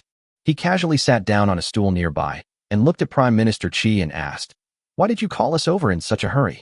The Sima's voice was so loud that it almost deafened Jiang Cheng. Prime Minister Qi's expression also changed slightly. Then he looked at Jiang Cheng and said, "Tell the Sima the 2 plans you just mentioned." Jiang Cheng nodded and was about to tell the Sima about the plan. But then the Sima suddenly waved his hand and said, "I say, have you scholars become stupid from reading so much? Now that the 2 armies are set in motion, what plans are there to discuss? Do you have a way to take Jubiai Pass without fighting? If you really have such ability, what do you need us for?" The Grand Marshal was a military general and didn't care at all about the battle plan that the Prime Minister of Qi and others talked about. Besides, he had been exhausted these past few days because of a series of troubles such as troop deployment and had no time to listen to any battle plan. Seeing him like this, Prime Minister Qi felt a little embarrassed.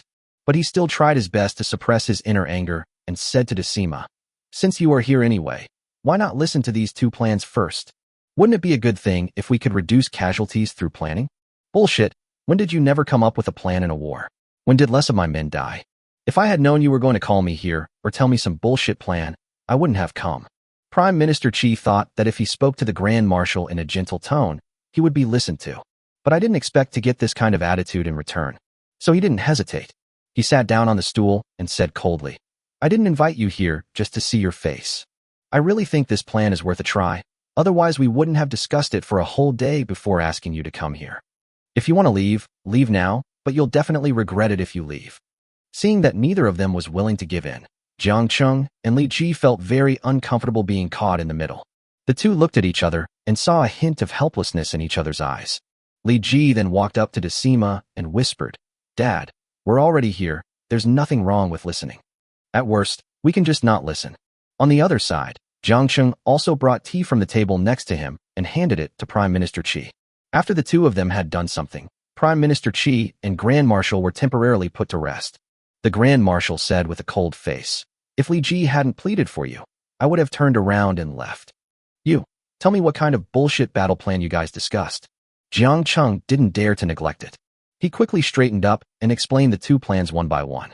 Following his words, Decima, who had been lazily sitting up, slowly sat up straight.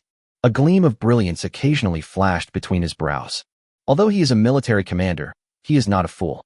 He can still tell whether Jiang Cheng's plan is effective or not. Soon Jiang Cheng revealed the entire plan. At this time, the great Sima and the young Sima had completely lost their voices. Xiao Sima frowned and paced around the room. Decima leaned on the table and his mind was wandering. After a long time, Decima suddenly cursed. "Can you please stop hanging around in front of me? It makes me dizzy." Xiao Sima was awakened by his scolding. He stood aside feeling very aggrieved. "Ahem, Did you guys come up with this plan? Decima coughed awkwardly twice and asked, What do you think? Could it be that you came up with this? Prime Minister Qi said unhappily, I'm just a rough guy who only knows how to fight. I definitely can't come up with such a plan. I thought about it for a while and felt that this plan was indeed feasible. When I get back, I'll tell those little brats under my command to spread rumors. Rumors. Decima's face was full of smiles. Nothing makes him happier than winning a battle. If there is one, it must be winning the battle without losing any soldiers or generals. Now you're not going to call our plan bullshit. No more. But weren't all the plans you gave us before bullshit? The Prime Minister of Qi wanted to scold Sima, but in the end he couldn't say a word. Then he covered his forehead and said, Actually, there is a third battle plan. The main reason I called you here is to listen to this third plan. Jiang Cheng, tell them. Yes, teacher. Jiang Cheng said respectfully. The third plan is actually very simple. During the poetry competition, the Zhou Kingdom not only lost the Battle of Jubiai Pass, but also lost something else. 10,000 Mu Forest Farm. Xiao Sima answered quickly. Yes, it's the Wanmu Forest Farm. Although I don't know whether the Wanmu Forest Farm is currently under the jurisdiction of our Wei state, this is the best place to make a breakthrough.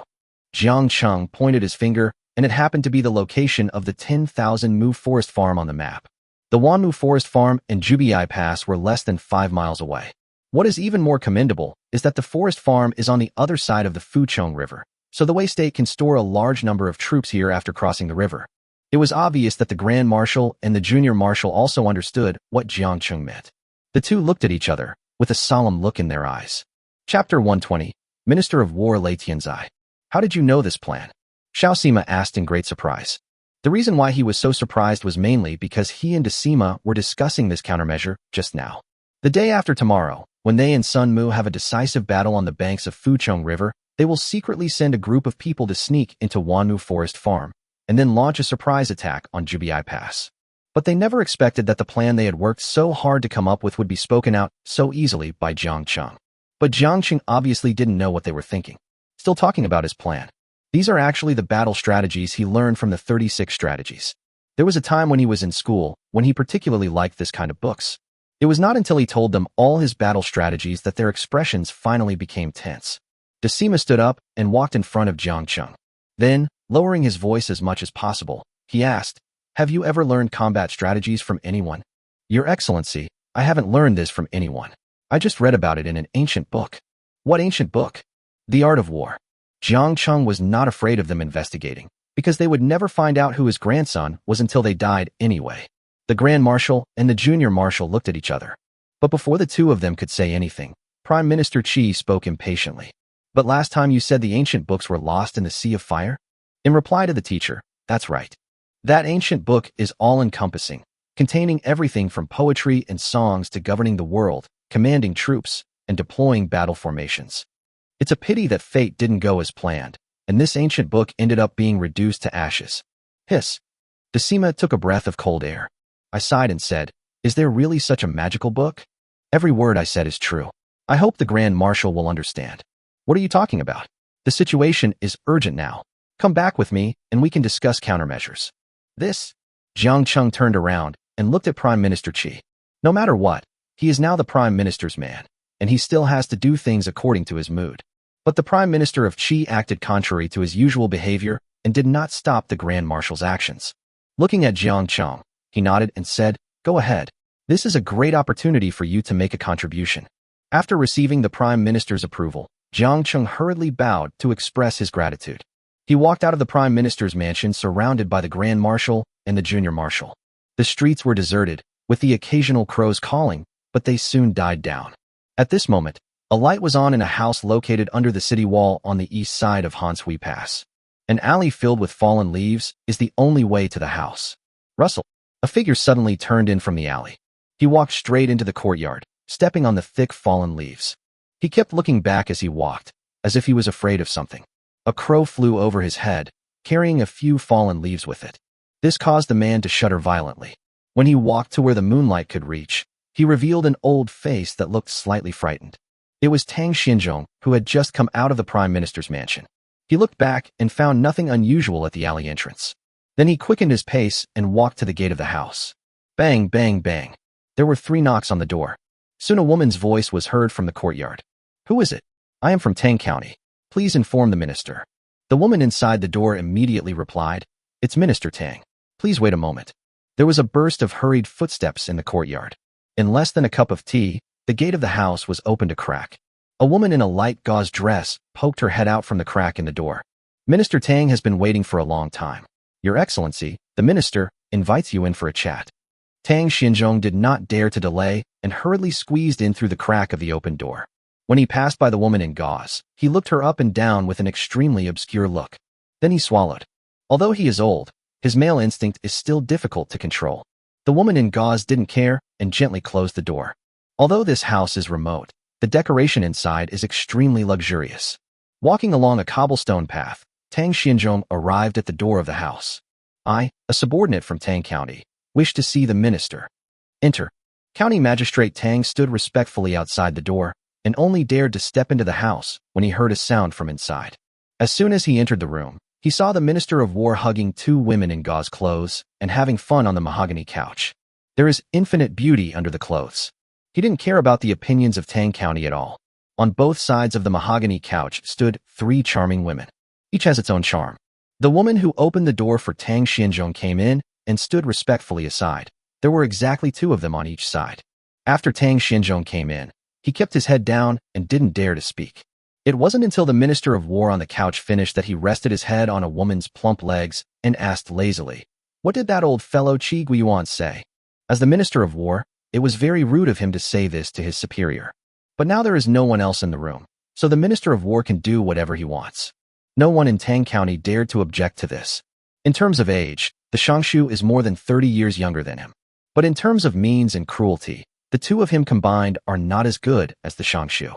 Your Excellency, it's just as you expected. In the end, they only came up with two strategies, a strong attack and a surprise attack. I knew it. These idiots have become stupid from studying. What did Qi Guiyuan say? Has he finally decided on a strategy? No, but Tang Xinzhong said with some hesitation.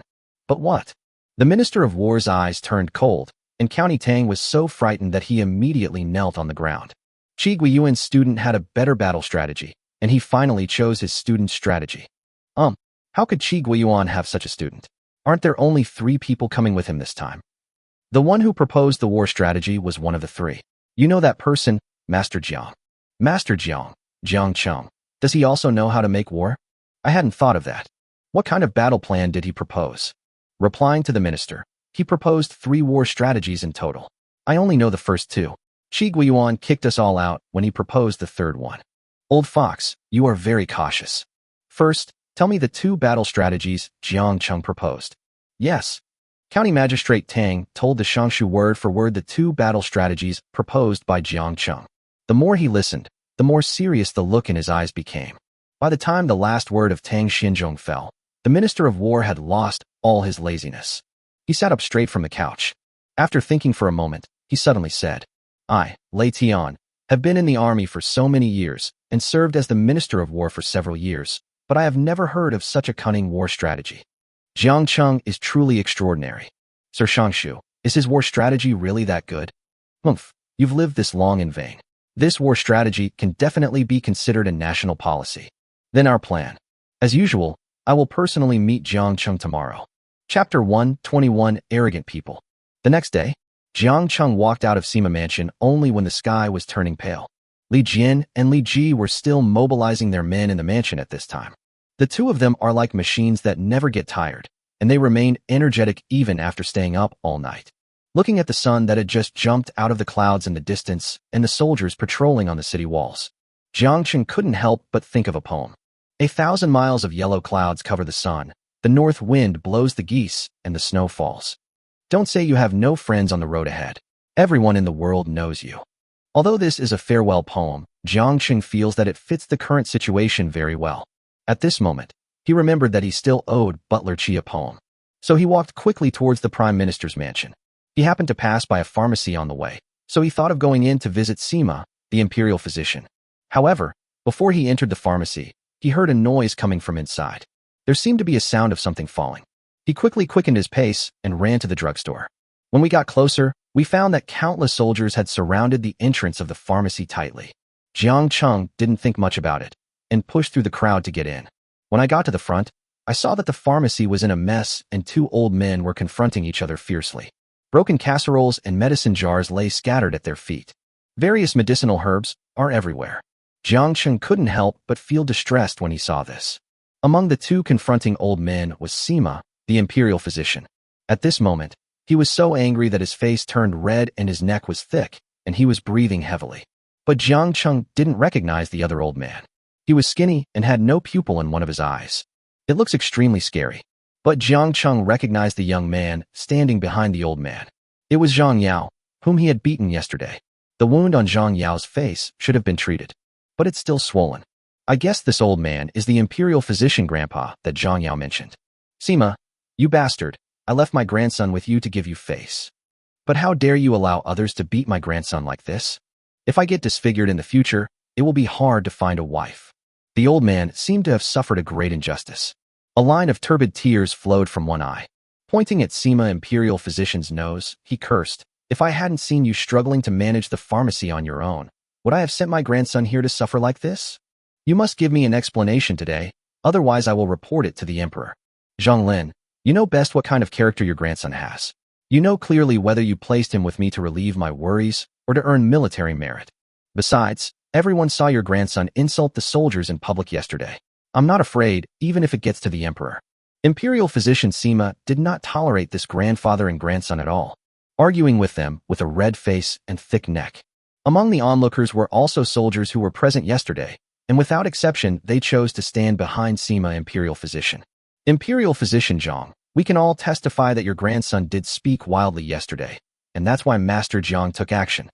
Okay, you're all in cahoots with each other, right? I'm going to go find the emperor right now and ask him to judge the matter. Then neither you nor Jiang Cheng will be able to escape. Having said that, Zhang Lin angrily took Zhang Yao and pushed through the crowd and walked out. But at this moment a strong arm suddenly blocked his way. Get out of here. Zhang Lin was furious at the moment and angrily tried to slap the arm away. But the arm seemed to be made of iron. Instead of slapping it away, he took 2 steps back. Who dares to stand in my way? Zhang Lin cursed angrily.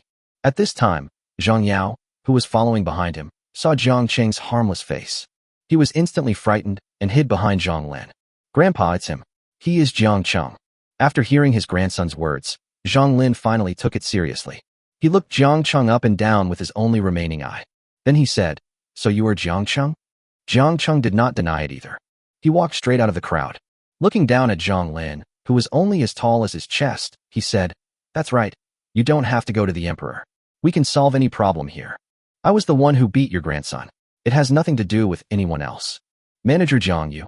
When Sima, the imperial physician, saw that Jiang Cheng took all the responsibility on himself, he couldn't help but feel worried for him. But Jiang Cheng smiled at him and said comfortingly, don't worry, leave everything here to me. The bloodshot in your eyes has gotten worse. Did you not sleep all night again? It's already this late, and you still don't care whether he's asleep or not. This old guy Zhang Lin is not someone you can easily deal with. Sima imperial physician had worked with Zhang Lin for many years and of course knew how cruel and ruthless he was. But Jiang Cheng didn't care. It's okay, I can handle it. Haha. Kid, you don't think I won't touch you just because you're wearing the master's hat, do you?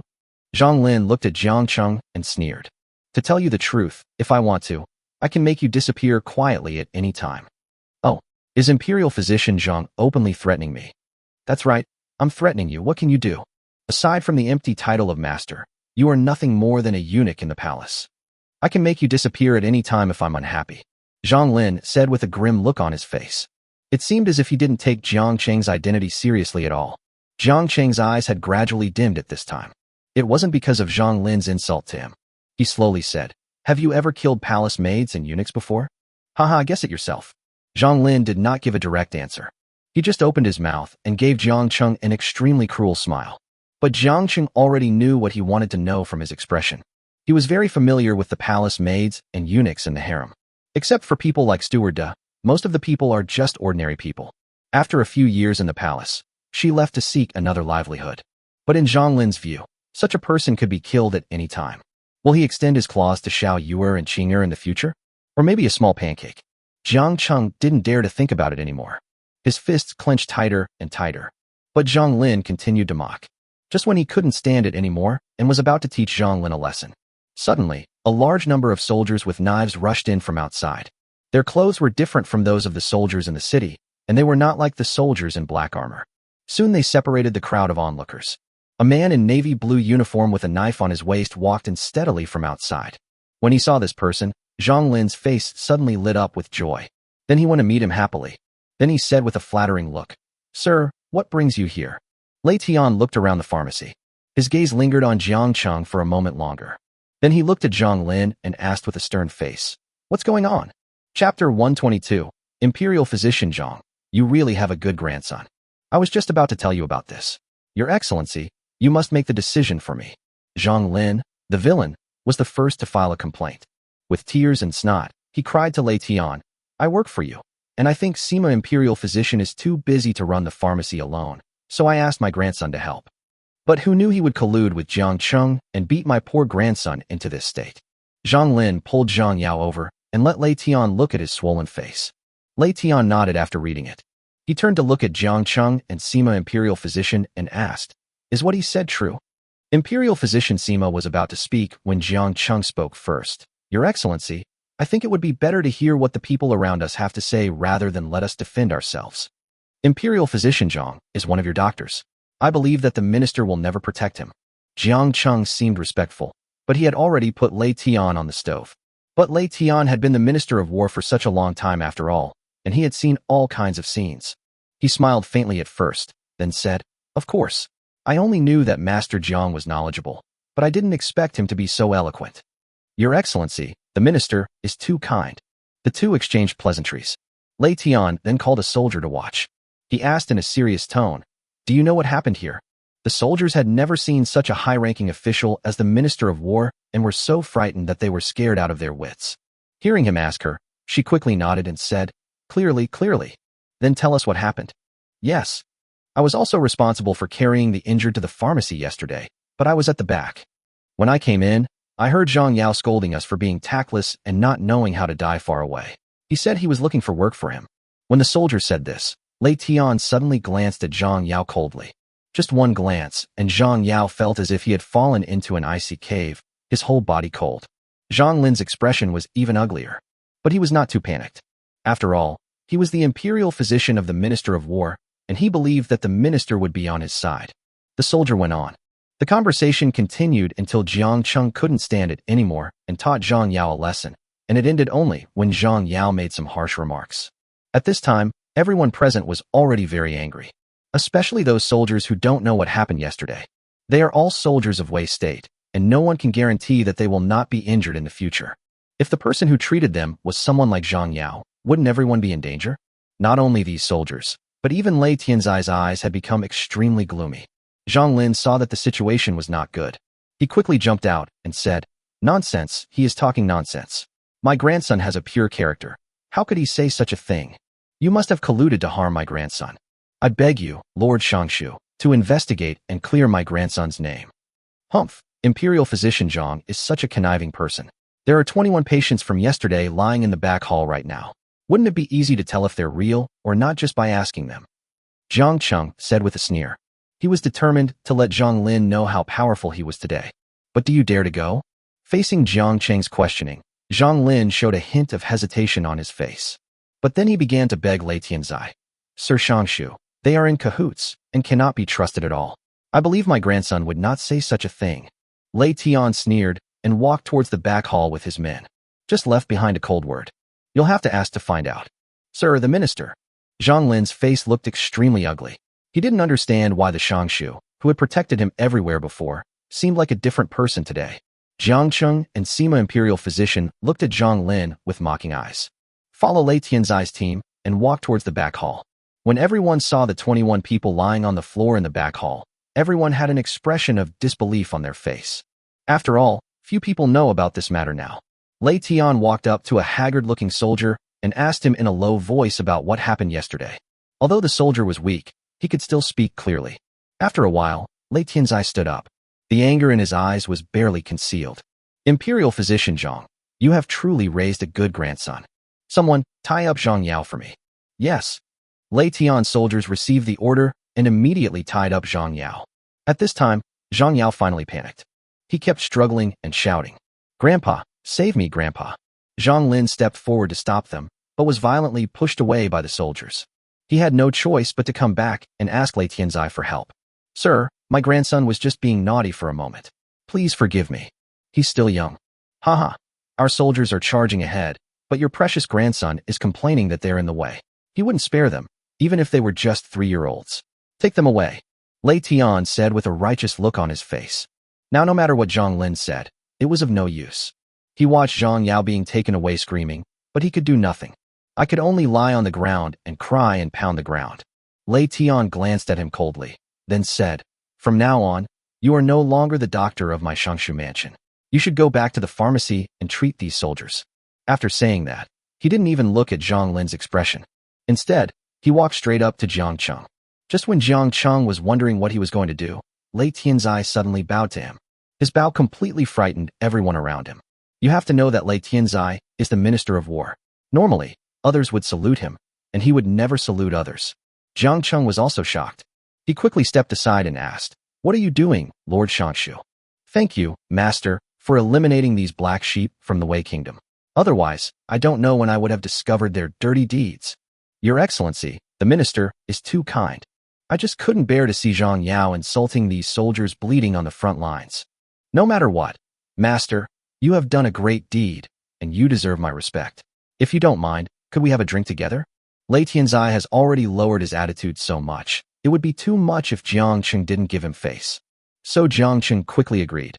"Of course, it's my honor." "Then please come in." Lei Tian stood up and held out his hand for Jiang Cheng to go out. "Sir, please go first." "Ha, why don't we go out together?" Lei Tian walked out side by side with Jiang Cheng in a very generous manner. Before leaving, Jiang Cheng did not forget to ask Sima Imperial Physician to rest for a while. Sima Imperial Physician also smiled and said that he understood.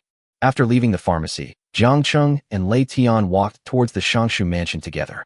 This time, the Minister of Revenue did not follow. Only Lei Tian came alone with the main force. The Shangshu mansion was not the house we visited in Tang County last night, but a magnificent government office. Chapter 123. The insidious and cunning Lei Tian is here. "Master Jiang, please sit down."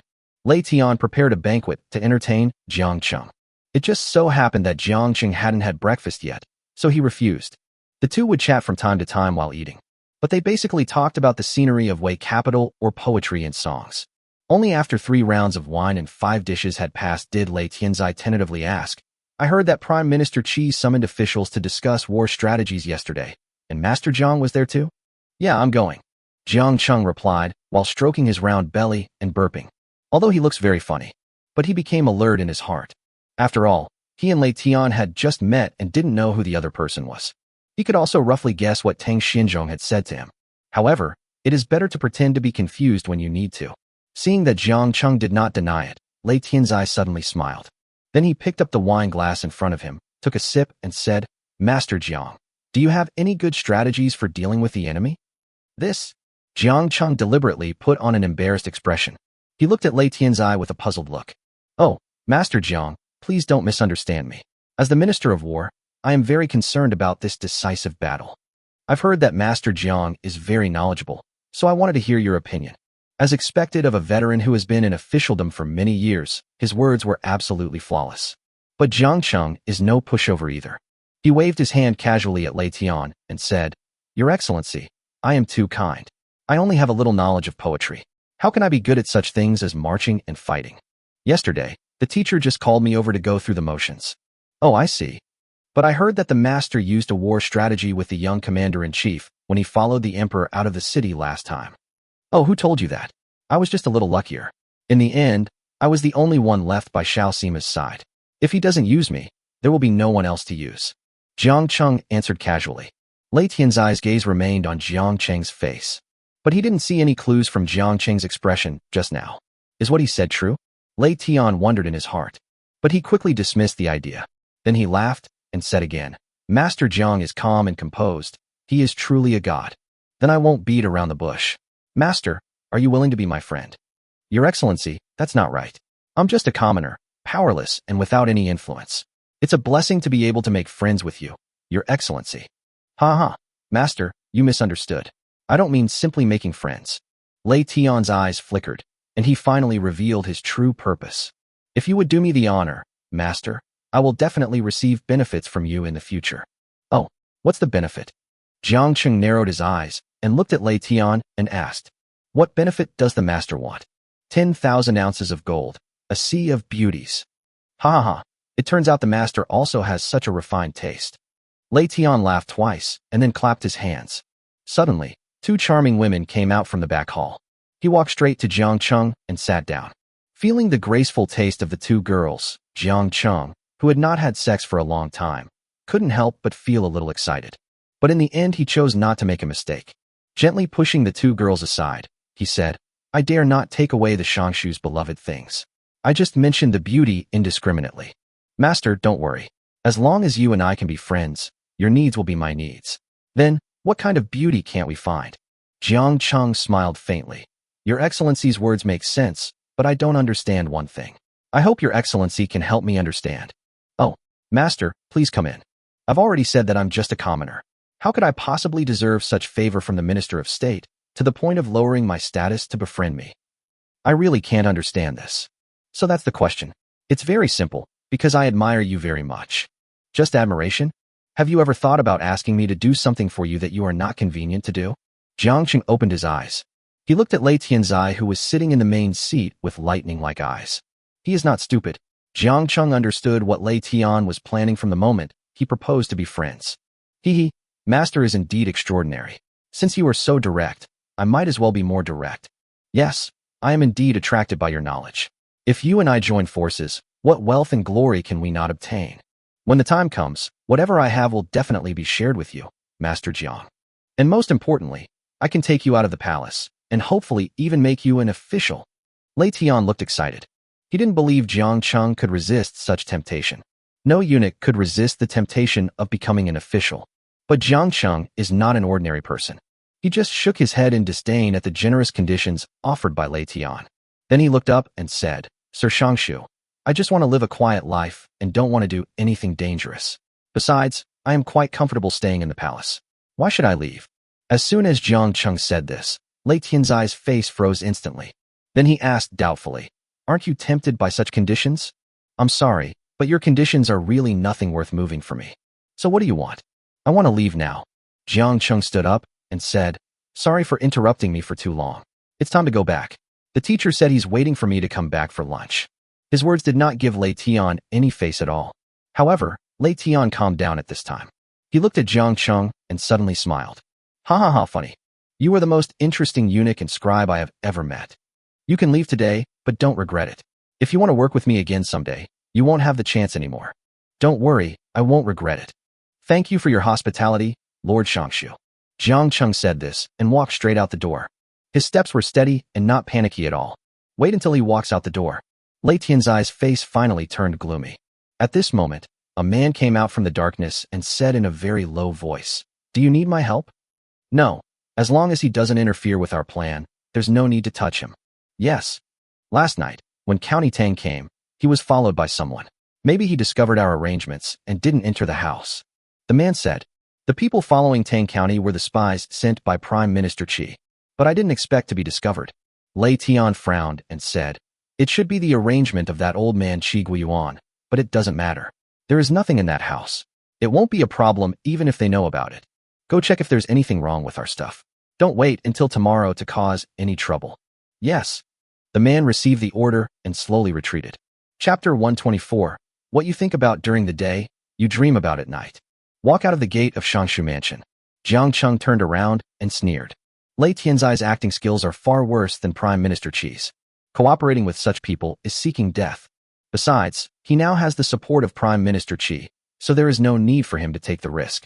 Now I have eaten my fill and most of the things are done. All that's left is to go back to sleep.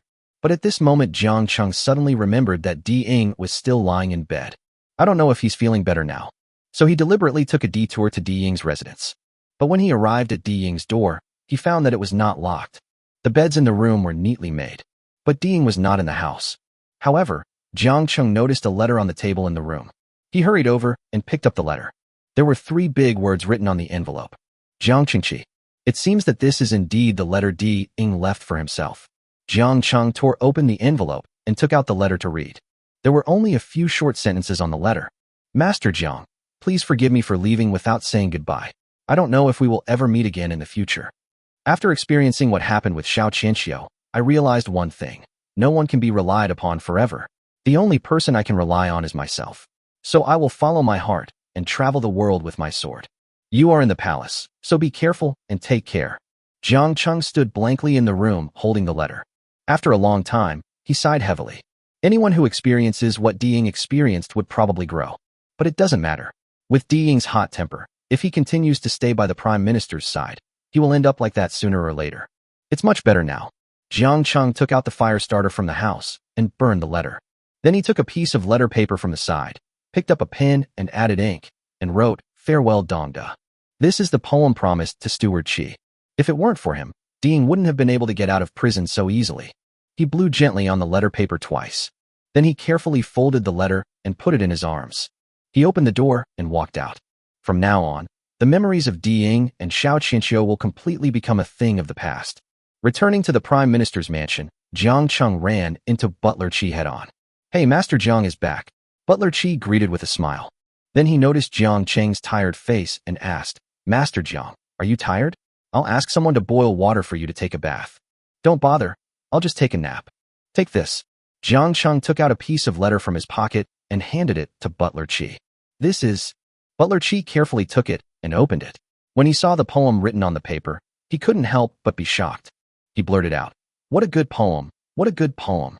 Master is worthy of being a master. Jiang Cheng waved his hand to interrupt his flattery. Then he asked, Where's the teacher? I'm going to see the teacher first and then go back to sleep. It's unfortunate. Someone from the emperor's side came this morning and called the master over. Oh, I see. Jiang Cheng nodded. He didn't care what the emperor of Wei asked the prime minister to do. Butler, I'm going back to sleep. It's best not to have anyone bring me food or anything like that. Wait until I wake up. I will follow the master's orders. Butler Qi agreed respectfully. Jiang Cheng then dragged himself back into the house. When he got back to the house, he immediately climbed onto the bed and fell asleep. After not sleeping all night, his mind was like a mess. In his dream, he saw Xiaoye and Qing'er. The longing for each other after not seeing each other for a long time finally turned into deep affection. When Jiang Cheng woke up again, it was already dark outside. He also discovered that the Shenyang Gong had become ineffective. My second brother was standing with his head held high and his chest puffed out at this time. Sweet dreams are harmful. Jiang Cheng smiled bitterly and sat beside the bed, silently waiting for his second brother to calm down. At the same time, he was also practicing the Shenyang Gong. Since arriving at Hanshui Pass, he has rarely taken the initiative to practice Shenyang Gong. However, the level of Shenyang Gong not only did not weaken, but became even stronger. Jiang Cheng felt that his strength was becoming stronger and stronger under the effect of Shenyang Gong. Is Master Jiang still not awake? Just as he calmed down, a voice suddenly came from outside the door. Although the person outside the door kept his voice very low. But Jiang Cheng had just woken up, and his five senses were clear, so he could hear it very clearly. At this time, another voice responded, Probably not yet. There was a little noise in the room just now, but I didn't dare to look. Jiang Cheng couldn't help but laugh when he heard their conversation. Just at this time, the Shenyang Gong started to work again, and the second brother was successfully hidden. He got up from the bed. He opened the door directly. As soon as he opened the door, he saw two servants lying at his door and looking inside carefully. He flung the door open and almost had the two of them fall on him. Master Jiang, are you awake? They had no idea that Jiang Cheng would suddenly open the door, and they were scared out of their wits. Well, how could I not wake up when you two were standing at my door talking? Sorry, we didn't mean to do that. They quickly crawled to the ground and begged for mercy. But Jiang Cheng suddenly smiled, helped them up and said, What are you afraid of? Tell me who asked you to come to me. It's the butler. No, that's not right. It's the Prime Minister. The Prime Minister asked us to come. Who is this guy who is the butler and the Prime Minister? It was the Prime Minister who told the butler to come find you. And then the butler asked us to come find you. The two of them finally figured out the relationship here. Jiang Cheng was also amused by these two funny guys. He nodded and said, I understand. Where is the Prime Minister now? In the main hall. Okay, you two can go down now. Jiang Cheng said this, then walked towards the main hall. There were only Prime Minister Qi and Housekeeper Qi in the main hall. Prime Minister Qi's face looked very ugly. When he saw Jiang Cheng come in, he simply pointed to a seat nearby and said, "Sit down first." Good. Jiang Cheng walked over to the seat and sat down. Only then did he discover that there was a letter on the table in front of Prime Minister Qi. "Do you know what happened today?" Prime Minister Qi suddenly looked at Jiang Cheng and asked. This sudden question left Jiang Cheng confused. He slept all day. How could he know what happened? So he could only shake his head blankly and said, "I don't know. Today I sent a group of soldiers to investigate the Little Flower Mountain you mentioned. Do you know what they found?" His words stunned Jiang Cheng. Unexpectedly, he was just guessing, and the Prime Minister actually sent someone to investigate. But he was also very curious about what they had discovered on Shaohua Mountain. So he hurriedly asked, "What did you find?" "Secret passage." "Secret passage?" Jiang Cheng was shocked, and then suddenly realized. Could it be that the secret passage leads to the Fuchong River? Prime Minister Qi nodded solemnly. That's right. According to the reconnaissance, the wolves on Shaohua Mountain have almost disappeared. Only a few old, weak, and sick ones remain. I think the rest have been transported out through this secret passage. Although there were some differences between what Prime Minister Qi said and what Jiang Cheng said at the time, they were not big. It seems that there are really capable people in Zhou State who can control the wolf pack. Chapter 125 The Key to Victory. So what do we do now? Jiang Cheng asked with a serious expression. Now that they have discovered the secret passage, they must take some action. As expected, Prime Minister Qi nodded and replied, "Of course I have. I have already reported this news to the Emperor. This secret passage will be the key to victory in tomorrow's decisive battle." Jiang Cheng nodded. I didn't expect that an accidental incident would bring such a great harvest. However, Zhougua has already taken away all the wolves on Shaohua Mountain, so I'm afraid tomorrow's battle will not be easy. Prime Minister Qi saw his worry. His expression softened slightly as he consoled him. Don't worry, the Grand Marshal and the Junior Marshal have already made arrangements. We're just waiting for the battle tomorrow. Yes. Since Prime Minister Qi had said so, Jiang Cheng naturally could not refute anything. You deserve the most credit for discovering the secret passage this time. After this battle, I will recommend you to His Majesty. Then you can escape from the harem and focus on serving me from now on. Prime Minister Qi said with a relieved expression on his face. He taught countless disciples throughout his life, but there were very few who were as obedient and talented as Jiang Cheng. Most of the disciples only used him as a stepping stone and later joined the camp of the imperial censor. But this is also inevitable. After all, he is old, and it is unknown how many years he has left to live. The imperial censor was in his prime and full of energy. He would have made the same choice if he were in his place. Before, he thought that his wish to avenge his daughter would never be realized in his lifetime. But the appearance of Jiang Cheng rekindled his hope. He could feel Jiang Cheng's loyalty to him, and the ambition in his heart. Thank you very much for your cultivation, teacher. I will never forget it. Jiang Cheng quickly knelt down to express his gratitude. With the recommendation of Prime Minister Qi, he finally didn't have to suffer the torment in the palace. But after that, he was completely tied to Prime Minister Qi. When one prospers, all prosper. When one suffers, all suffer. Congratulations to Master Jiang, Master Jiang. Butler Qi also congratulated Jiang Cheng with a smile. In this way, the three of them waited in the main hall until dawn. As the sky brightened, the day of the agreed decisive battle arrived. Jiang Cheng deliberately changed into an elegant scholar's robe and followed Prime Minister Qi out of the Prime Minister's mansion. Accompanying them were Butler Qi and a group of soldiers. They are all responsible for protecting Prime Minister Qi. The team marched through the streets in a mighty procession and finally arrived at the city wall of Hanshui Pass. At this time, flags were fluttering and swords and spears were standing on the city walls. Li Ji, wearing armor, was riding a tall horse and standing in front of the soldiers, mighty and domineering. And on the top of the city wall, Emperor Wei was standing there quietly. Today he was not so ridiculous as to bring a beautiful woman with him. But his face looked a little haggard, with dark bags under his eyes, which was obviously caused by his indulgence in alcohol and sex in the past 2 days.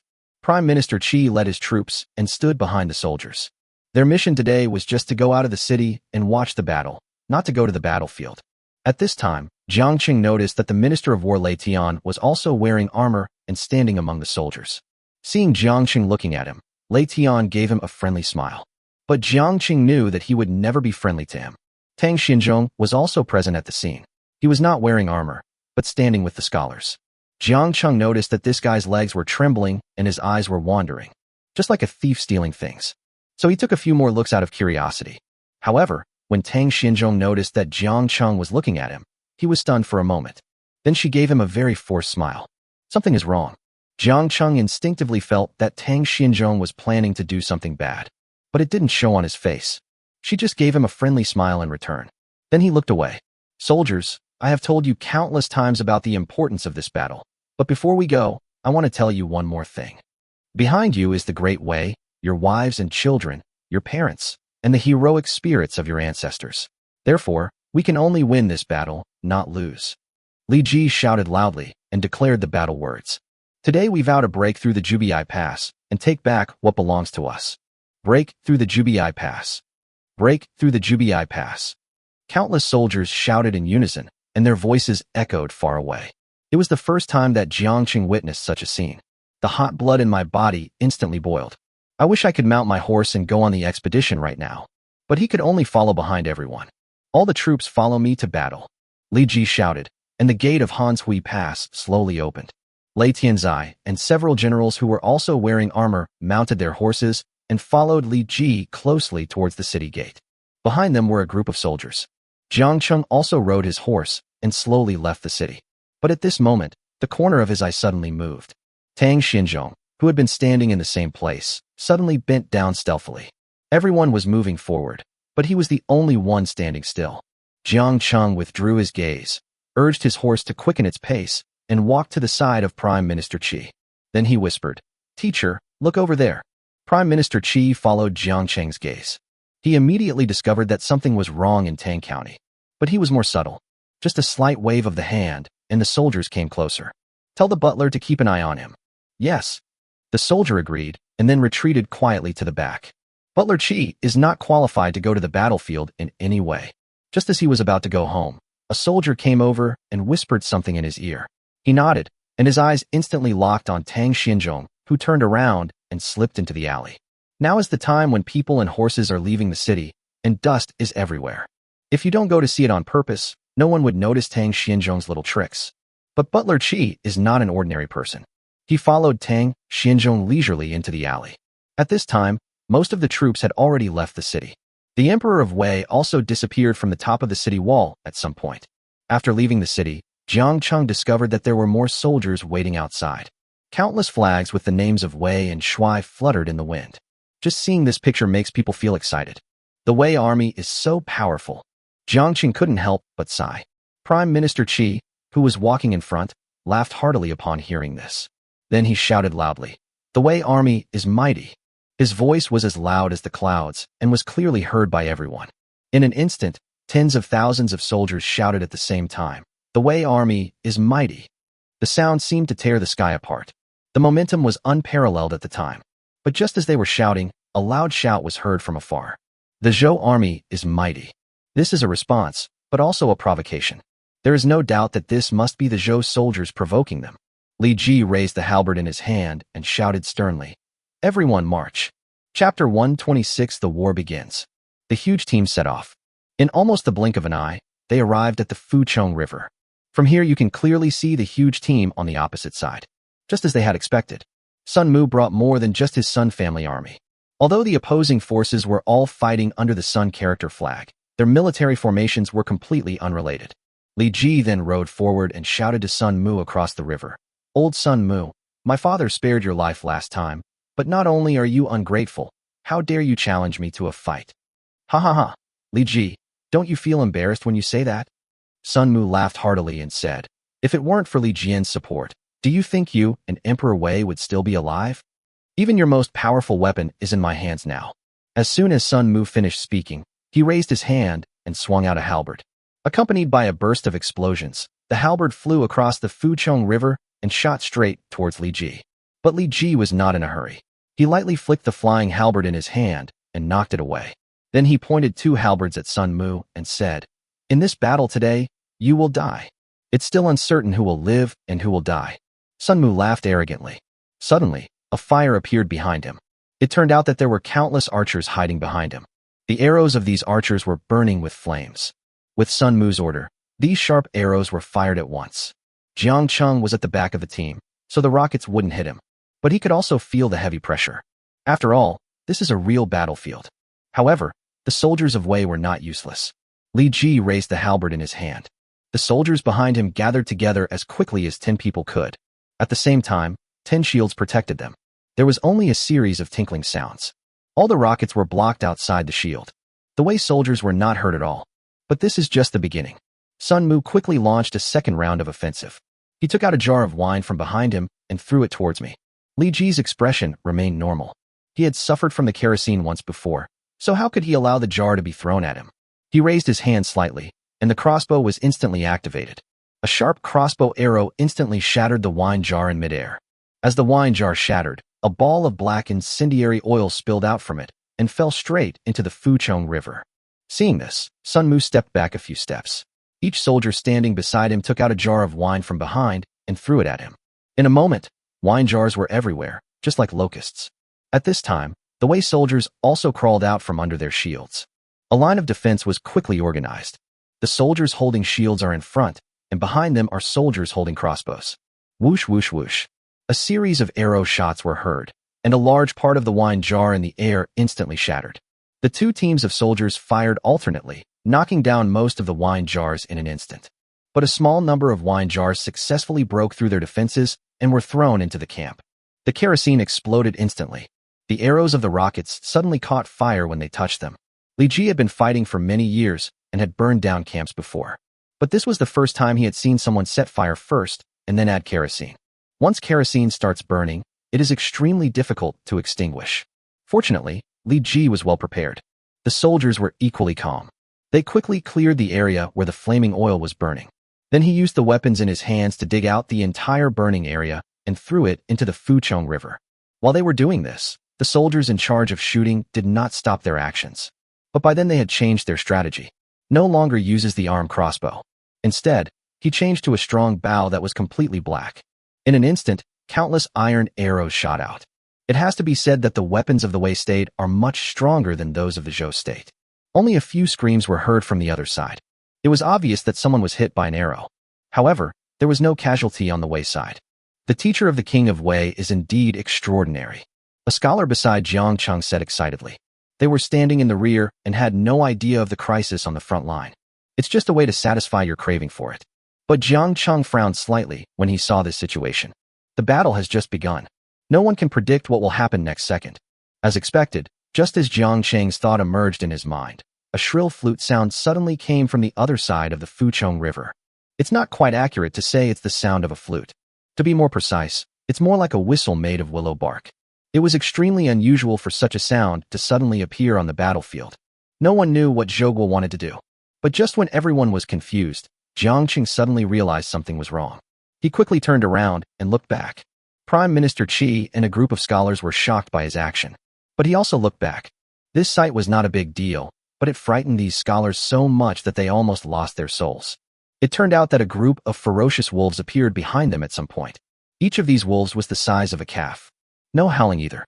He just lay quietly on the ground, less than 100 meters away from them. Crowded. Oh my God! Someone shouted, squeezed the horse's belly in panic, and ran out in an instant. But nowadays the scholars are all huddled together.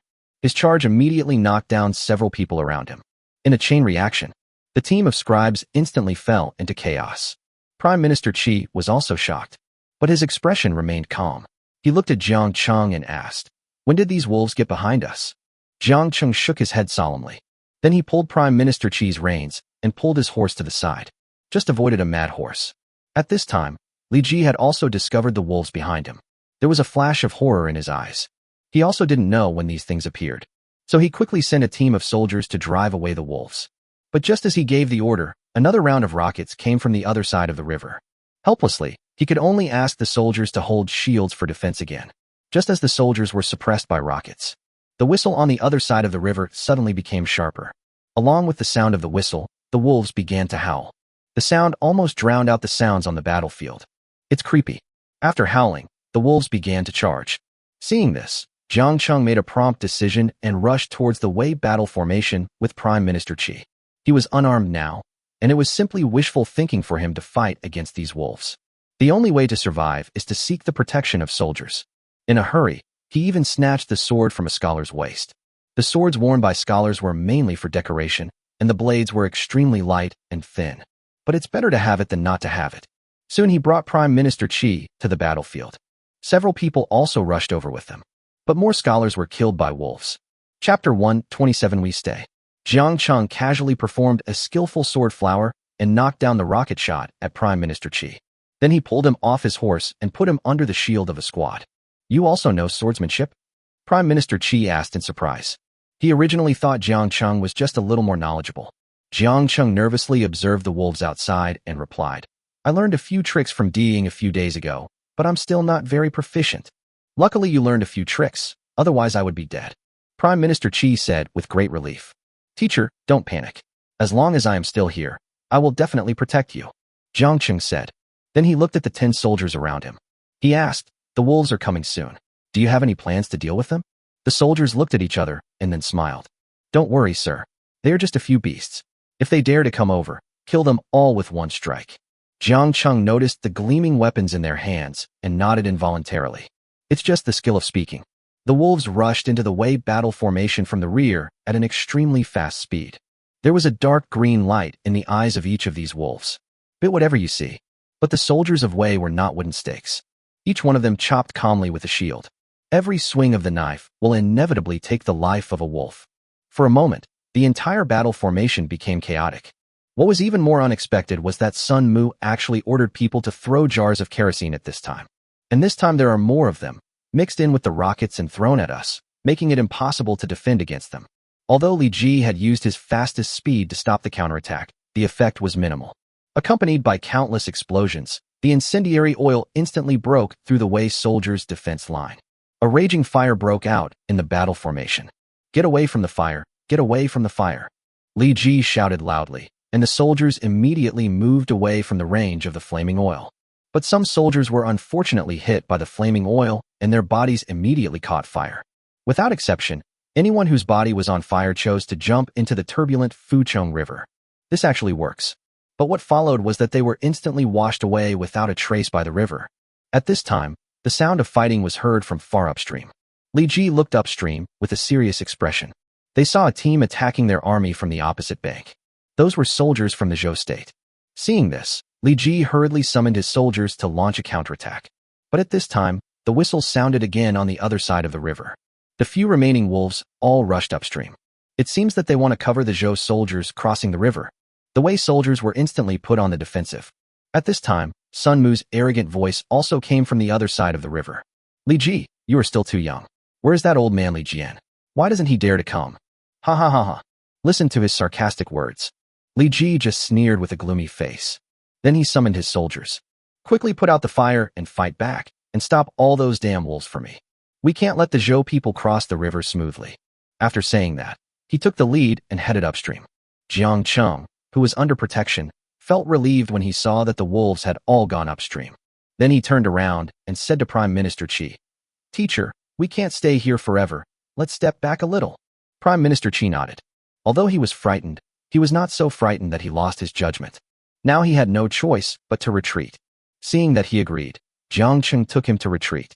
At this moment, the Wei soldiers were approaching upstream under the command of Li Ji. Jiang Cheng and Prime Minister Qi quickly retreated to a place where the rockets could not reach. The remaining scholars were also frightened by what had just happened. Seeing Prime Minister Qi retreating, he followed closely. Prime Minister, the battlefield is too dangerous. Why don't we return to the city? A dusty-looking official said. His clothes were covered with dust, and his face was dirty. At this time, no one knew where the black hat on his head had been thrown. The others looked no better than him. Prime Minister Qi looked at them. I found that their expressions were exactly the same as that of the official. It seems that everyone wants to go back. But he didn't answer them directly. Instead, he looked at Jiang Cheng and asked, Do you think we should go back? Jiang Cheng bowed respectfully and said, I will obey you in everything, but I still want to stay. Oh, why is that? Prime Minister Qi looked at Jiang Cheng in confusion and asked, Teacher, I just want to help Diying fulfill his dream of going to the battlefield. Diying, so that's how it is. Prime Minister Qi thought of his troublesome student. He had indeed been clamoring to go to the battlefield. Unfortunately, I never had this opportunity. Originally, this should have been the closest he had ever been to going to the battlefield. Looking at Jiang Cheng's resolute expression, Prime Minister Qi suddenly burst into laughter. Then he said, How can a teacher escape alone if the students stay? I'm not leaving either. Prime Minister, you. The official wanted to persuade him again. But Prime Minister Qi had made up his mind and said, Your legs are your own. If you want to leave, I won't stop you. Just go ahead. Several officials looked at each other. In the end, the will to survive overcame the fear of the Prime Minister. They bowed to Prime Minister Qi and then hurried towards Hanshui Pass. Let's go. When Prime Minister Qi saw that they had all left, he greeted Jiang Cheng. Where to? Jiang Cheng didn't understand what Prime Minister Qi meant. Of course they're going to the battlefield. Now they've all gone upstream. What have we been doing here? That's what the teacher taught me. Jiang Cheng laughed softly. Then he and Prime Minister Qi followed the team upstream. At this time, the battle upstream has reached a white-hot stage. The troops of Wei and Zhou all crowded on the stone bridge and fought hand-to-hand.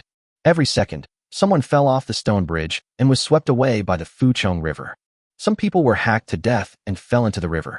For a moment, the area around the stone bridge was dyed red with blood. It looks extremely scary.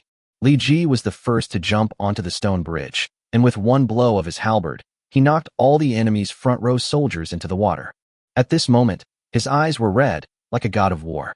He opened and closed the halberd in his hand, and each swing could knock down more than a dozen Zhou soldiers. With his joining, the Wei soldiers immediately began to counterattack. The stone bridge was instantly occupied by the Wei state, and then began to move slowly towards the other side. Ha! Li Ji, I didn't expect you to be so bold as to be the first to charge into our army. Sun Mu's triumphant voice suddenly came from the Zhou camp. Then the Zhou soldiers surrounded Li Ji. All the soldiers still on the bridge were separated. Li Ji only brought a few soldiers with him, but had to face endless soldiers from the Zhou kingdom. Chapter 128. Do you really think I will fall for it? Ha ha ha, you didn't expect that. Li Ji, this is just my plan. Sun Mu walked out of the crowd with a smile. I thought I'd be lucky if I could just take out some of the minions, but I didn't expect to catch a fish as big as you. I really made a profit this time. Haha, do you really think you made money? Li Ji fell into Sun Mu's encirclement, but there was no panic on his face. Instead, he looked extremely calm. There was even a hint of excitement. What's going on? Sun Mu frowned slightly, unable to fathom Li Ji's thoughts. Li Ji, stop being so mysterious. You are now in my hands. I'll kill you first, and then attack Hanshui Pass. Let's see how you can still laugh. After saying that, Sun Mu raised the knife in his hand. At this moment, a loud noise suddenly came from behind Sun Mu. There were also endless screams. Sun Mu frowned and looked behind him quickly. Just then, they saw a group of soldiers in the distance frantically sweeping through the weak points of their army formation. How is that possible? Sun Mu said in surprise. That direction has always been occupied by them, and it is impossible for any army to cross the Fucheng River quietly. Just as he was staring into the distance in a daze, Li Ji suddenly exploded, and the halberd in his hand stabbed towards Sun Mu's abdomen like the king of hell demanding his life. Sun Mu never thought that Li Ji would dare to take the initiative to attack, even though he was surrounded. By the time he reacted, it was too late. Just as the halberd was about to pierce his stomach, a soldier suddenly rushed out from the side. He risked his life to block the halberd's attack. Puff! A muffled sound. The soldier was instantly pierced through the chest by the halberd, and the hot blood dyed the halberd red. It also dyed Sun Mu's face red. Li Ji, I will kill you. Sun Mu was known as one of the 4 great generals of the Zhou kingdom, and had never suffered such an insult. He immediately decided to fight Li Ji to the death. But the screams in his ears reminded him not to just focus on personal grudges. Have no choice. Sun Mu had no choice but to grit his teeth and retreat, then quickly go to the back to check. In just this short period of time, the troops behind him were already showing signs of defeat. This is hard for Sun Mu to accept. You have to know that he led some of the most elite troops of the Zhou kingdom. How could they be defeated in such a short time? But when he got closer, he realized why they were defeated so quickly. Because the one who led the attack on their rear was none other than someone else. It was Li Jian, the Grand Marshal of Wei State. Ha ha ha, Sun Mu. Don't run. Take a shot from Grandpa. Li Jian became excited when he saw Sun Mu. He shook the spear in his hand, instantly piercing through the bodies of the 2 soldiers and stabbing straight towards Sun Mu. Seeing this, Sun Mu hurriedly swung his sword to block the spear. But he still couldn't help but take 2 steps back. His strength is not at the same level as Li Jian's. But what puzzled Sun Mu was why Li Jian appeared behind him. At this moment, a flash of light suddenly flashed through his mind. Turn your head and look in one direction. The soldiers there were closely protecting a young girl. The girl has a resolute face and a wheat-colored complexion. A green whistle was hung around his neck by a brown vine. It was this girl who had just blown the whistle to guide the wolves. Could it be that secret passage? Sun Mu thought so. The more he thought about it, the more likely it seemed. He thought the secret passage was hidden enough. Moreover, he specially arranged a team of people to guard the entrance of the secret passage during today's decisive battle. But who would have thought that the person coming out of the secret passage would be Li Jian? It can be said that one wrong step can lead to a complete loss.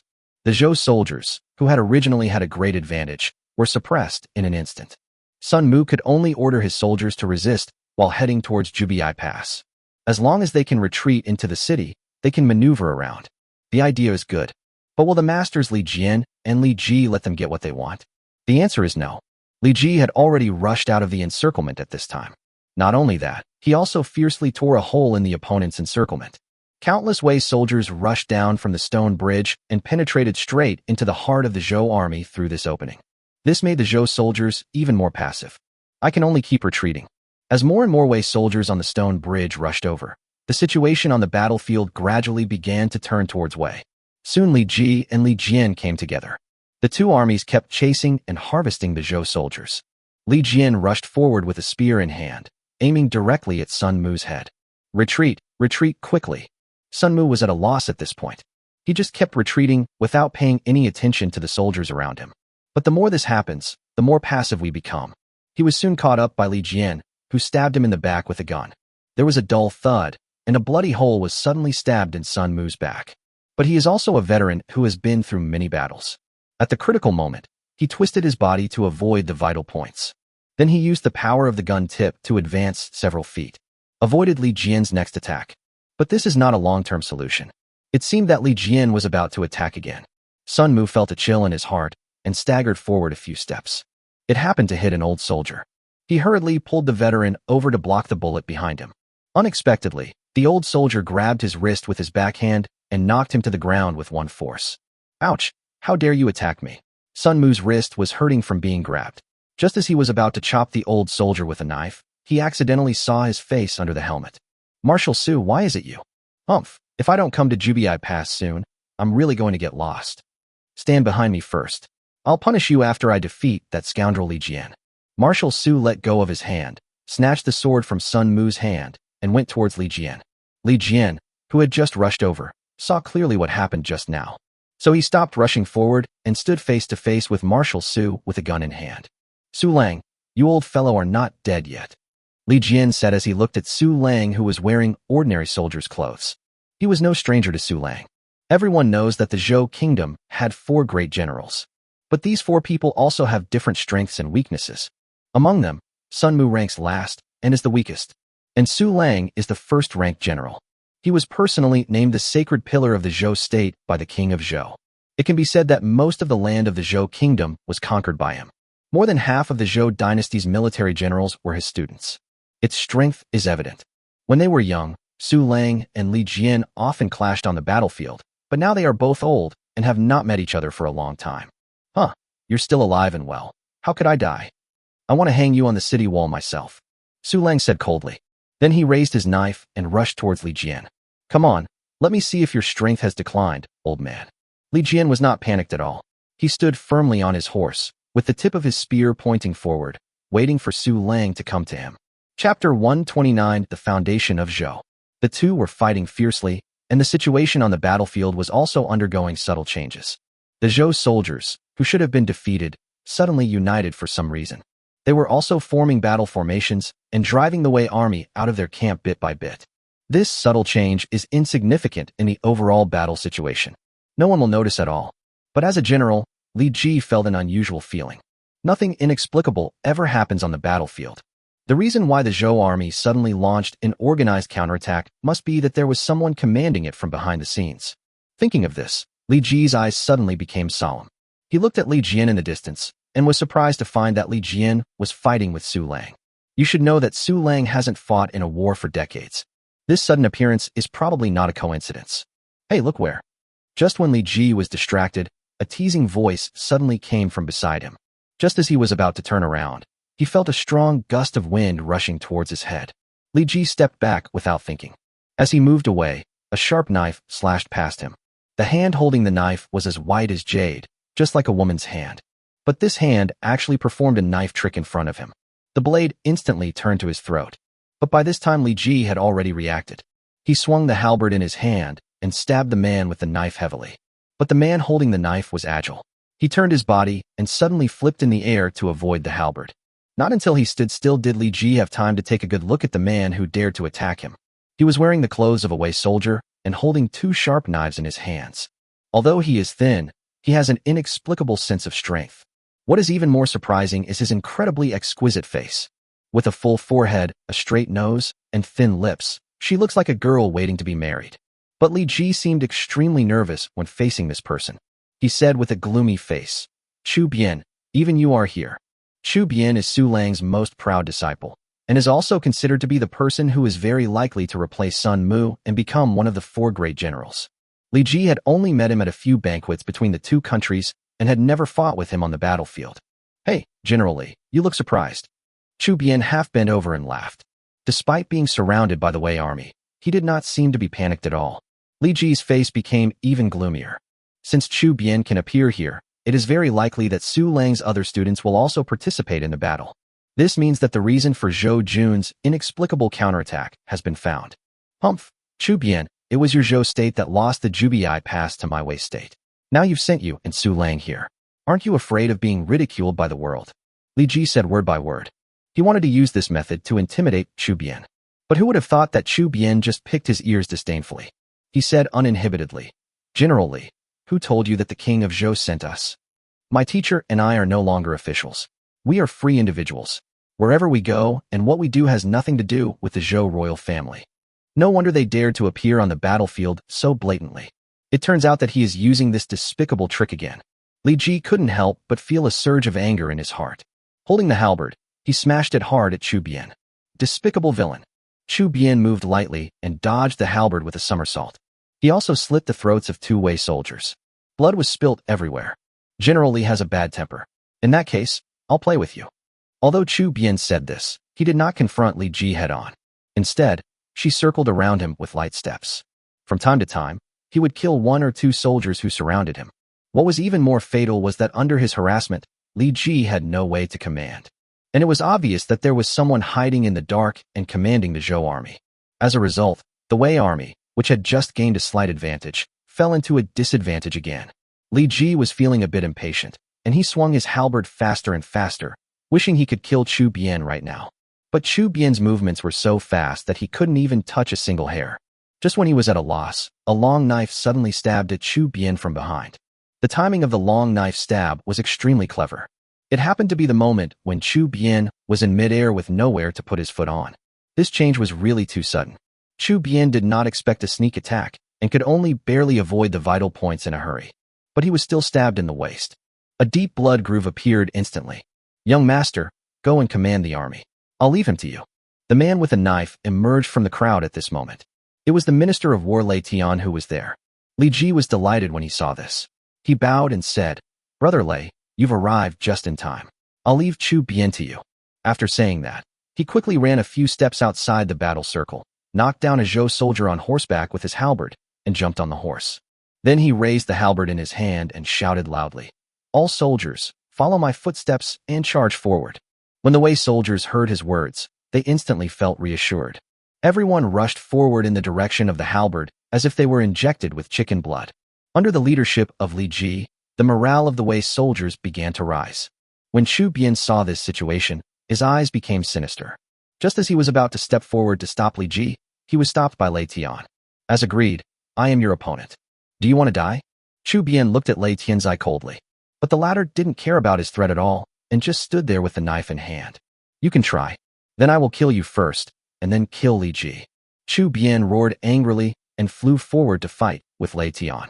As the saying goes, soldiers against soldiers and generals against generals, the current battle situation has formed an inexplicable balance.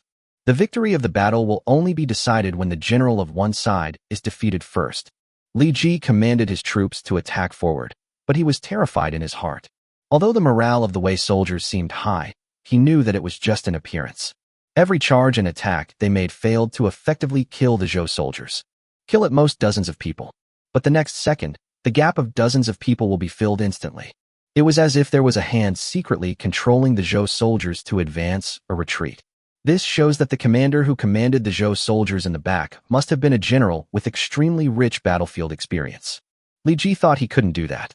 As time went by, not only did the Zhou soldiers not retreat, but the morale of the Wei soldiers was actually gradually weakening. If they continue like this, they will surely be consumed to death. Li Ji frowned. He must think of a way to break the deadlock. Chapter 130, Interception. The battle ahead was urgent, while Jiang Cheng and Prime Minister Qi stood on the other side of the upstream stone bridge and looked into the distance. Hiss! Something seems wrong with this situation, Jiang Cheng said worriedly. As the saying goes, a bystander sees more clearly. He and Prime Minister Qi stood on a towering sand dune and could see the situation on the other side of the Fuchong River clearly. Prime Minister Qi also saw the stalemate on the battlefield. He frowned and said, "The Grand Marshal and Junior Marshal are both tied up, and the other generals are unable to take on the important task. It seems that there are experts helping the Zhou kingdom. But where is this master?"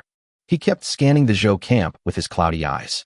As a rule, the person in charge of command is usually protected by many soldiers and can be seen at a glance as long as you stand on a high place. But Prime Minister Qi looked at it for a long time but couldn't see any clues. Jiang Cheng was also searching. Until their eyes were sore from watching, they still didn't find the person in charge of the command. Just when they were about to give up, Jiang Cheng suddenly noticed a detail.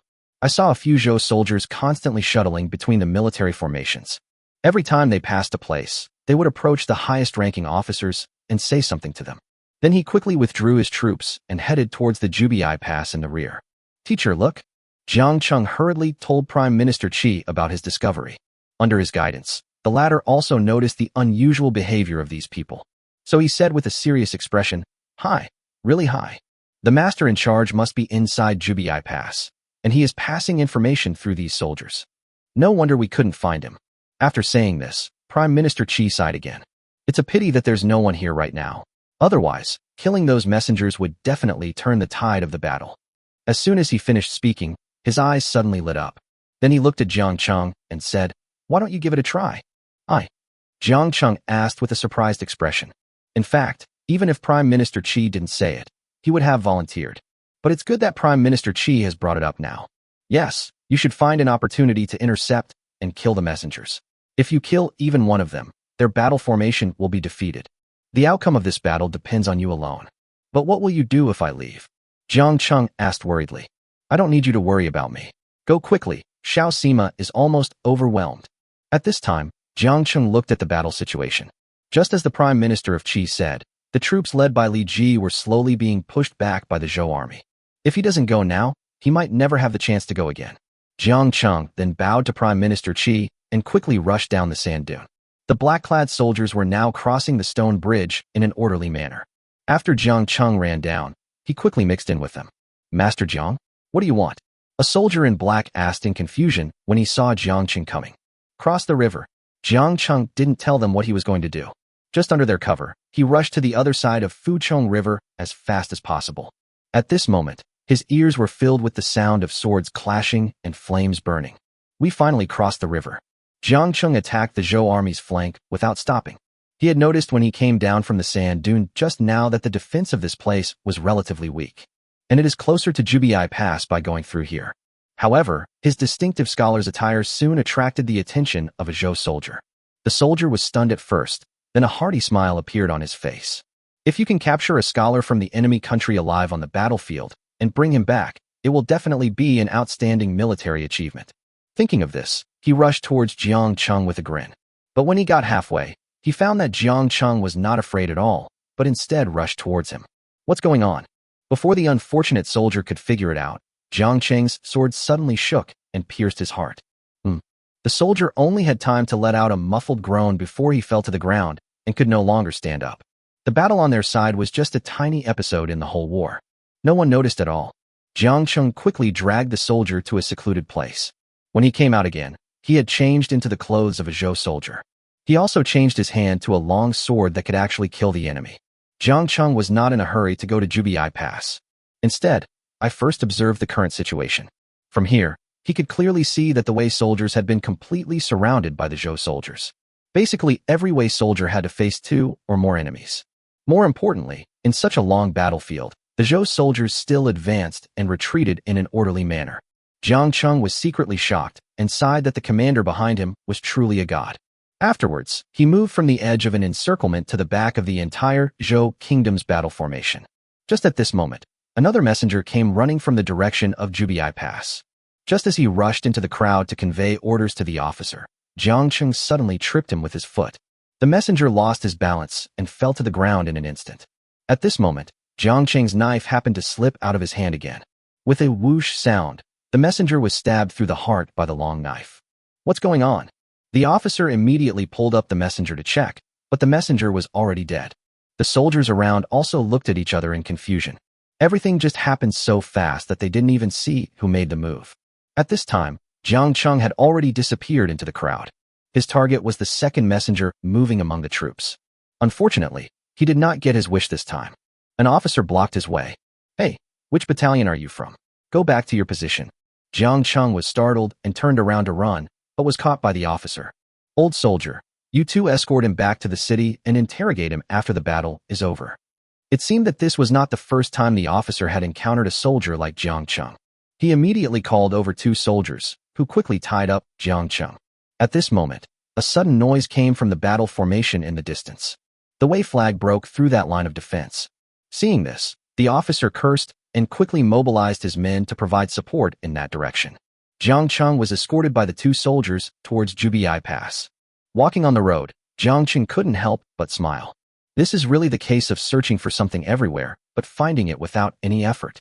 There is still a long way to go between the battle formation and Jubai Pass. When they walked to a sand dune, Jiang Cheng suddenly exploded. With a push of his hands, he loosened the ropes that bound his hands. Seeing this, the 2 soldiers rushed towards him with their guns. But Jiang Cheng is not one of those plop soldiers. He clenched his claws with both hands, and with a move of tiger coming out of the mountains, knocked the spears in the hands of the 2 men to the ground. Then he pounced on his prey like a hungry tiger, using the subduing tiger fist to its fullest extent. The 2 soldiers were no match for him, and soon had their throats torn apart and died on the spot. Jiang Cheng dragged the 2 bodies behind the sand dune and waited beside the dune with a gun. Chapter 131. Entrance to the Northern Pass. Not long after, Jiang Cheng saw a messenger running hurriedly from the direction of Jubai Pass. When he ran to the side of the sand dune, Jiang Cheng suddenly rushed out from behind the dune and ended his life with a shot. Then Jiang Cheng dragged him behind the sand dunes. Wait quietly for the next target to appear. In this way, he killed 3 messengers in succession. He knew that if he continued like this, he would be discovered, so he took the initiative to give up the location on the sand dune. But he did not return to the battlefield, but walked along the main road towards Jubai Pass. At this time, on the top of the Jubai Pass city wall, a woman in plain clothes was twisting a chess piece with great concentration. Beside her were several fully armed generals. "What time is it?" The woman opened her red lips and asked. The men beside him quickly reported, "General, it's 3:15. Has it been that long?" The woman looked indifferent, still staring at the chess piece in her hand. "How long has the messenger been out?" "General, half an hour." "Well, it seems someone has figured out our plan. The front lines are about to become chaotic. Generals, please lead your troops to ask Marshal Su to retreat back to the city." "Yes." Several generals bowed their hands in agreement at the same time, then quickly ran down the city wall. For a moment, the woman was the only one left on the bustling city wall. Only then did she place the chess piece in her hand onto the chessboard in front of her. He murmured softly, "When did Wei State have such a great man? Don't underestimate this woman. She is also one of the 4 great generals of the Zhou Kingdom, and ranks second only to Su Lang. Her name is Zhuge Huan. However, she herself has no military power, and the reason she is called a divine general is only because of her extraordinary insight into large-scale battles. This time she was fighting as a commander behind the scenes and could not go to the battlefield in person, so she could only rely on messengers to pass information between the 2 places. Now the messenger hasn't returned for a long time. I'm afraid he is dead. That's why she asked the generals to go to the front line to help. But no matter how she calculated, she didn't expect that the person who killed the messenger was lying in ambush under the wall of Jubai Pass.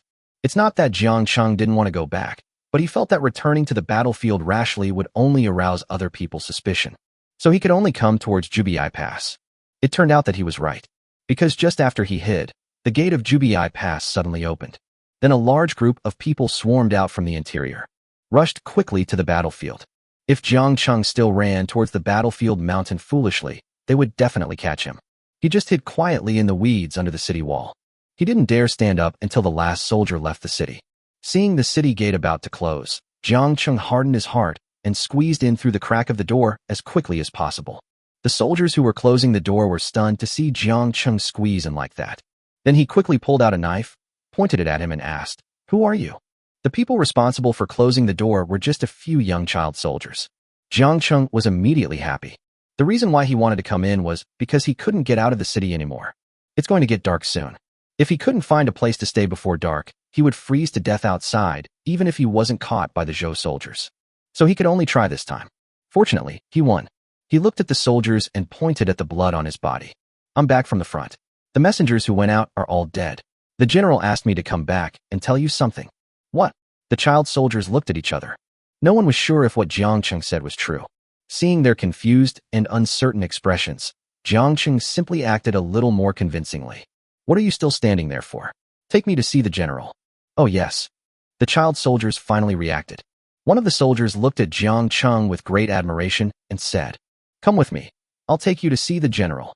"Good." Jiang Cheng did not refuse. According to his judgment, all the generals in the city had already gone to the battlefield. The people who stayed behind were probably not important. He realized this when he followed the child soldiers through the streets of the city. The situation inside Jubiai Pass is similar to that of Hansui Pass. All civilians also locked their doors and did not go out. The streets were equally deserted. However, everything changed when the child soldier took Jiang Cheng to the top of the city wall. There were soldiers standing everywhere on the city wall. The woman was still sitting alone on the top of the city wall playing chess. At this time, the child soldier made a hushing gesture to Jiang Cheng. Then he ran to the woman and reported, "General, an old soldier has returned, and he said he saw all the messengers dead." Oh, Zhuge Huan's hand holding the chess piece couldn't help but tremble. Then he raised his head and glanced at Jiang Cheng, who was standing in the distance. Jiang Cheng was also looking at her at this time. The moment their eyes met, Jiang Cheng was suddenly amazed. "It's nothing. It's just that this woman is too beautiful." His face was cold and clear, without a trace of impurities. His eyes were like a bottomless abyss, and Jiang Cheng could fall deeply into it with just one look. But he quickly looked away, because the child soldier had come back to call him. "The general asked you to pass." "Oh, okay." Jiang Cheng finally reacted and quickly walked towards the woman. A big stone hanging in his heart also fell down. "As long as he's not a big and strong general, it's fine. Have you returned from the front?" The woman continued to play with the chess pieces and asked Jiang Cheng with a half smile. "Yes, general. Have you also seen the bodies of those messengers?" "I've seen it." "What weapons killed them?" "Gun." "Where?" "There's a sand dune less than 3 miles away." "How many did you kill?" Jiang Cheng was about to answer when he suddenly realized what was happening. He quickly closed his mouth and stopped talking. But his silence does not mean that Zhuge Huan will not speak. She pointed to the seat across from the chessboard and said, "Please sit down." Jiang Cheng looked at the seat for a long time before slowly sitting down. He knew his identity was exposed. But it's not time to fight to the death yet. Snap! The white piece in Zhuge Huan's hand fell onto the chessboard. Then he said, "You are quite courageous. You killed my messenger and still dared to enter the city. Aren't you afraid of death?" "What did the general say?" "Why don't I understand?" Jiang Cheng casually picked up a black piece from the side and placed it on the chessboard. When it comes to Go, he only knows the rules. So there is no pattern in the moves. Don't you understand? Then I'll make it clear to you, sir. What's today's password? This? Jiang Cheng didn't expect her to ask this question and was speechless for a moment. But at this time Zhuge Huan smiled faintly.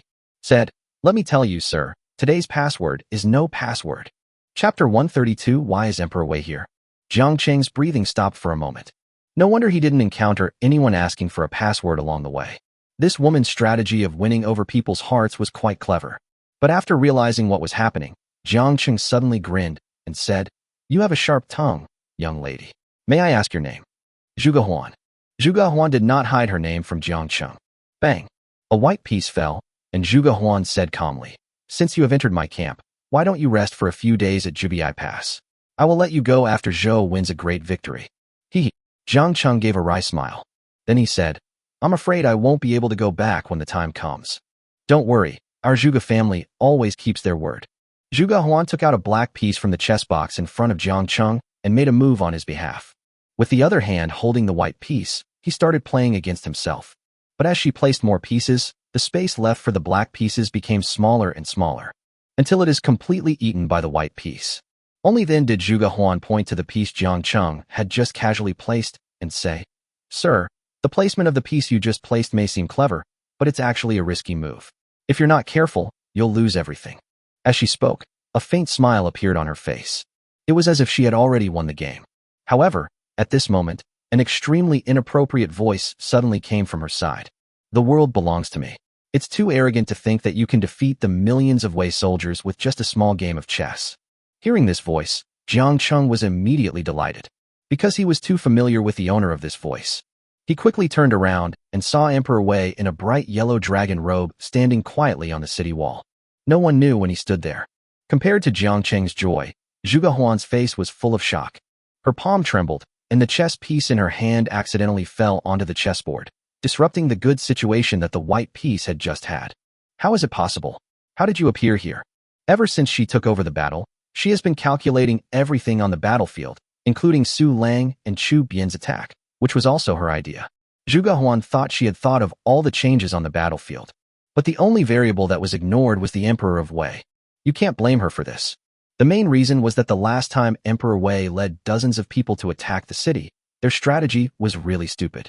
So this time she instinctively thought that Emperor Wei would choose to bide his time. But what she didn't know was that the Emperor of Wei was an extremely warlike person.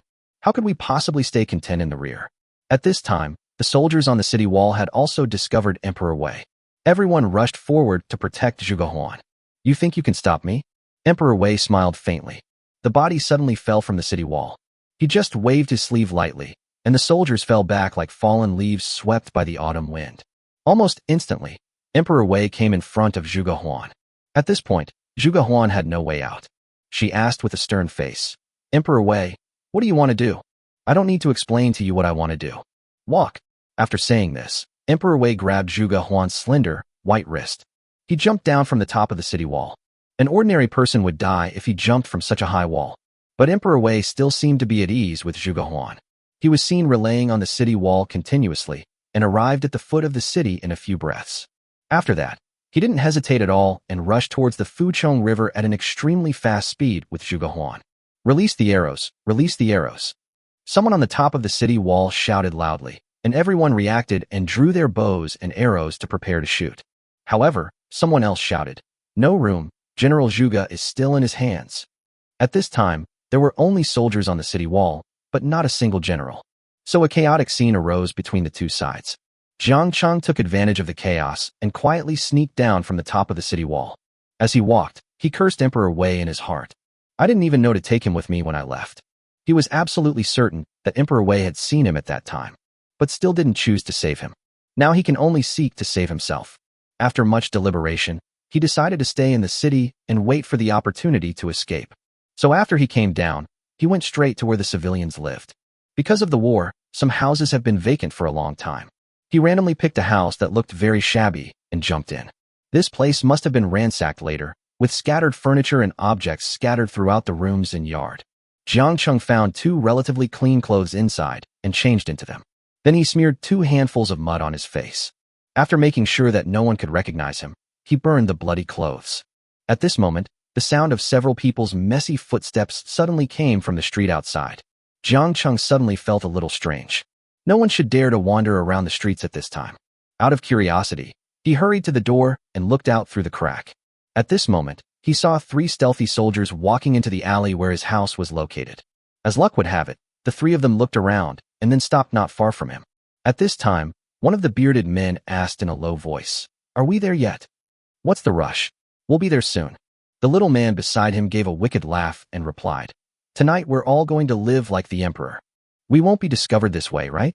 The general and his men will be back soon." The last soldier, who looked gentle, said timidly, "What are you afraid of? Those Wei dogs will be executed tomorrow. What's wrong with us having some fun with them before they die? If you're scared, just get out of here and don't disturb our happiness." "That's right. I saw it a few days ago.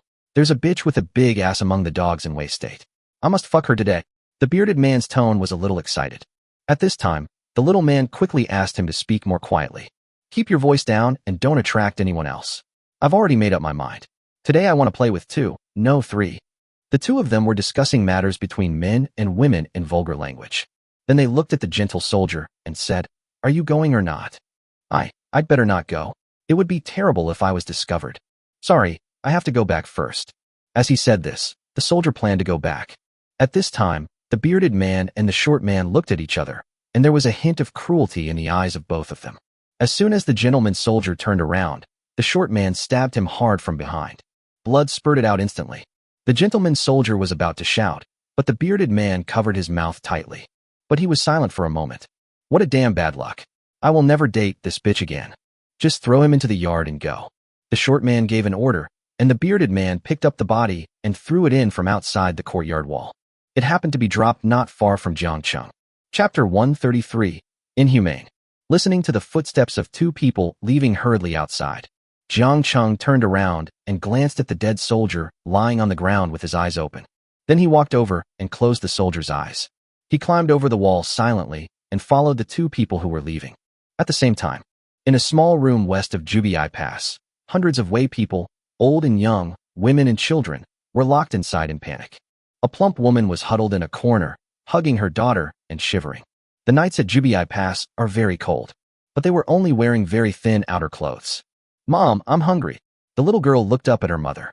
There was no trace of blood on her little face, and her cheeks were extremely thin.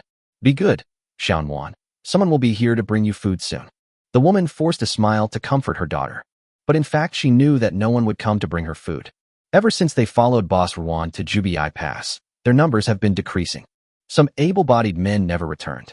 Now only the old and weak are still struggling. But recently, Boss Ruan has stopped caring about them. Dump them here. Everyone hasn't had a meal for several days. A few days ago, they rushed out to ask the soldiers for food, but were beaten in return. Several elderly people were almost beaten to death. No one dared to cause trouble since then. But continuing like this is not a solution. Just when the woman was thinking about how to find food for her daughter, the tattered wooden door of the room was kicked open by someone. Two ferocious-looking soldiers walked in with knives in their hands and grinning. You guys are really obedient. You won't run away even if no one is watching you. The little guy laughed evilly twice and immediately saw two young girls leaning against each other in the crowd. While we still have time tonight, why not have some fun with me, your uncle? And me too. I want to be happy. The bearded man looked at the woman in the corner and the daughter in her arms, and his saliva almost flowed out. My two generals, please give me something to eat. I will starve to death if I don't eat. An old man with a gray beard lay on the ground, hugging the little man's legs and begging. But the little man didn't even look at him. She kicked him away and said, "What does your starvation have to do with me? Get lost." At this time, the little guy's eyes were completely attracted by the two girls. Two skinny hands greedily reached out to the two men's pale necks. The beard on the other side is very rough. He rushed over and pushed the woman to the ground. "Ah, what are you doing? Let go, help." The woman beat her beard in panic, but it was of no use. Seeing her mother being humiliated, the little daughter rushed forward to help beat the bearded man. "Bad guy, let my mother go." "Hey, little girl, you want to play with me too?" The bearded man grinned grimly and picked up the little girl with one hand. He pressed it to the ground. Faced with such a tragic scene, no one else in the room dared to say a word. He just silently shrank his body and dared not move. "Help! Help me!" The woman helplessly asked for help from the people around her, but they turned a blind eye. Helplessly, tears flowed from the corners of the woman's eyes. "Please let my daughter go. I'll do anything you ask me to do." The woman finally compromised with the bearded man. Okay. The bearded man was very excited and let go of the little girl in an instant. "Take it off for me to see." The bearded man looked at the woman with evil eyes and said. The shorter guy on the other side saw how playful the bearded man was. Suddenly, I had bad thoughts. He pulled the two girls over, pulled out a knife, put it to one of the girls' neck and said to the other, "Take it off." This pair of girls should be sisters born together. The girl with the knife against her neck panicked and collapsed helplessly on the ground. The threatened girl's face was covered with tears. But for her sister's life, she still reached for her collar. "Sister, don't." "No." My sister didn't know where she got the strength from, but she suddenly struggled hard. In an instant, a big gash appeared on her neck. Blood instantly dyed the cold blade red. "Zhao, you don't want to live anymore." The little man cursed and dropped the knife. Then he slapped his sister hard in the face. "If you don't know how to be ashamed, don't blame me for being ruthless and destroying you."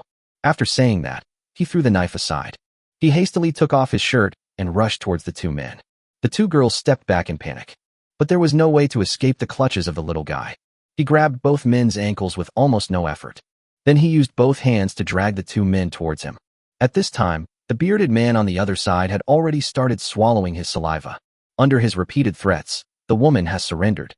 However, just when the two of them were excited to get down to business. The door opened again, and a figure rushed in at an extremely fast speed. Then the door closed heavily again. This sudden change scared everyone in the room. The bearded man and the short man were also frightened. They thought they were discovered. In a panic, the little man crawled on the ground to feel for his knife. But before he could touch the knife, his wrist suddenly felt cold. When the little man raised his hand in confusion, he found that his right hand had been chopped off at the root. Only then did he feel the piercing pain. He covered his wrist and screamed in pain. However, his voice did not last long as his neck was cut off by a knife. Clean and neat, blood splattered. Only then did the others finally notice a well-proportioned young man holding a sharp knife. This person was Jiang Cheng, who was following behind Big Beard and the others. He saw the scene clearly from outside. The reason why he didn't take action was that he was waiting for the two men to be most relaxed so that he could kill them with one blow. From the time he rushed in to the time he killed the little guy, it took less than 2 breaths. With the death of the little guy, the bearded man finally reacted. He quickly pulled the half-naked woman in front of him and rushed to the door at an extremely fast speed. I have to say that the bearded man's telepresence is still very good. But Jiang Cheng is not an easy person to deal with. Now that there is no one else to interfere, he can display his skills to the fullest. I saw him exerting force with his legs and making claws with his hands. In an instant, the bearded man pounced on him. During this time, he did not forget to snatch the clothes that someone was holding tightly in his hand and throw them at the woman. When the bearded man saw Jiang Cheng rushing towards him, he threw the woman towards him fiercely. I quickened my pace and ran towards the door. As long as he went out through the door, he would have a good chance of survival. But he obviously underestimated Jiang Cheng's ability. Jiang Cheng gently caught the woman with one hand and placed her steadily on the ground. Then he attacked with the sharp knife in his hand instantly. It pierced the bearded man's right knee. The bearded man felt pain in his knee and fell to the ground. At this time, Jiang Cheng caught up with him and slapped him hard on the top of his head with a claw, killing him. Chapter 134. All Victims of the Wei State. Cull. Jiang Cheng stood up and took a deep breath. It was still a bit difficult for him to deal with 2 people at once. It was only then that the others in the room finally realized what had happened. The woman narrowly escaped death, and the first thing she did was to hold her daughter tightly in her arms. A pair of young girls also cuddled together, looking at Jiang Cheng with great vigilance. See the situation inside the house. Jiang Cheng couldn't help but frown and asked, "Are you all from Wei?" Face his problems. Everyone looked at each other, but no one dared to answer his question. After all, they don't know Jiang Cheng's identity. At this time, only the woman slowly spoke. "Yes, we are all from Wei." "Then why are you here?" "Because there is no way to survive in Wei." The woman probably saw that Jiang Cheng had no intention of hurting them. So his tone suddenly became bolder. "We are the disaster victims from Longxi Road. Boss Ruan brought us here." "Who is Boss Ruan?" "He was the leader of the uprising at that time." After the woman said this, Jiang Cheng finally understood. He still remembered that the Emperor of Wei sent the Prime Minister of Qi to Longxi Road to quell the rebellion. It turns out that they were the victims of the disaster at that time. But on second thought, he felt something was wrong. So he asked, "Longxi Road has been governed now, and everyone is living well. Why did you follow him to this unfamiliar place?" We were all deceived by Boss Ruan." The woman couldn't help crying when she said this. Think about how they were living now because they believed Boss Ruan's lies. If they still lived in Longxi Road, at least their lives would not be threatened. But it's too late to say anything now.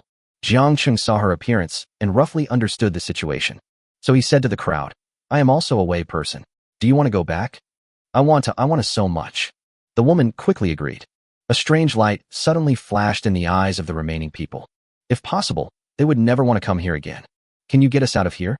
An old man lying on the ground looked up at Jiang Cheng and asked.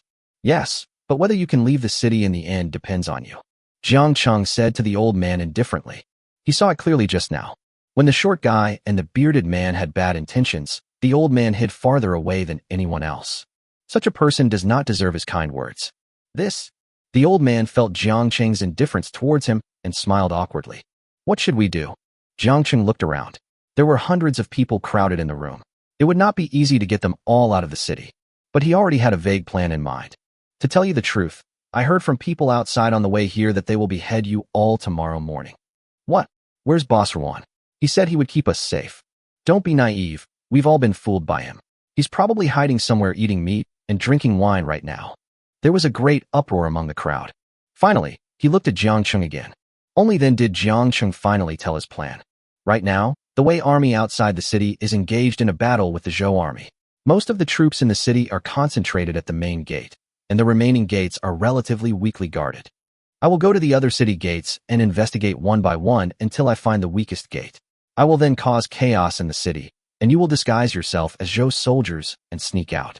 As for how to return to Wei after leaving the city, that is your own business. Jiang Cheng had no choice but to do this. After all, it was impossible for him to really break into the city gate with hundreds of people. But now there is one more troublesome thing. So where can we find the Zhou army uniforms for hundreds of people? Thinking of this, Jiang Cheng said to the people in the room, "Stay here and don't move. I'll go find Zhou Jun's backup. Remember to hide the bodies of these two people." After saying that, Jiang Cheng was about to walk out. At this moment, the woman in the corner suddenly said, "Benefactor, please take this with you." Jiang Cheng looked back in confusion and discovered that the woman was holding a small longevity lock. "Take it with you, it will keep you safe." Looking at the small longevity lock, Jiang Cheng did not refuse.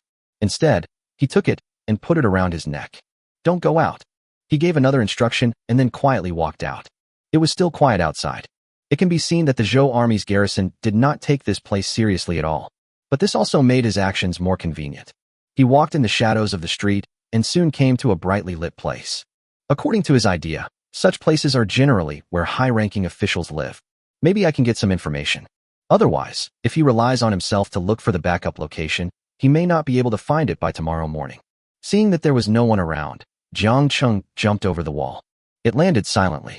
After entering, he found that the luxury here was no less than Prime Minister Qi's residence in Hanshui Pass. I guess the person living here must be a high-ranking official. At this time, several maids happened to pass by, and Jiang Cheng quickly hid behind a green plant. Only after the maid left did he quietly move towards the main hall. However, before he reached the main hall, he heard a loud crashing sound coming from inside.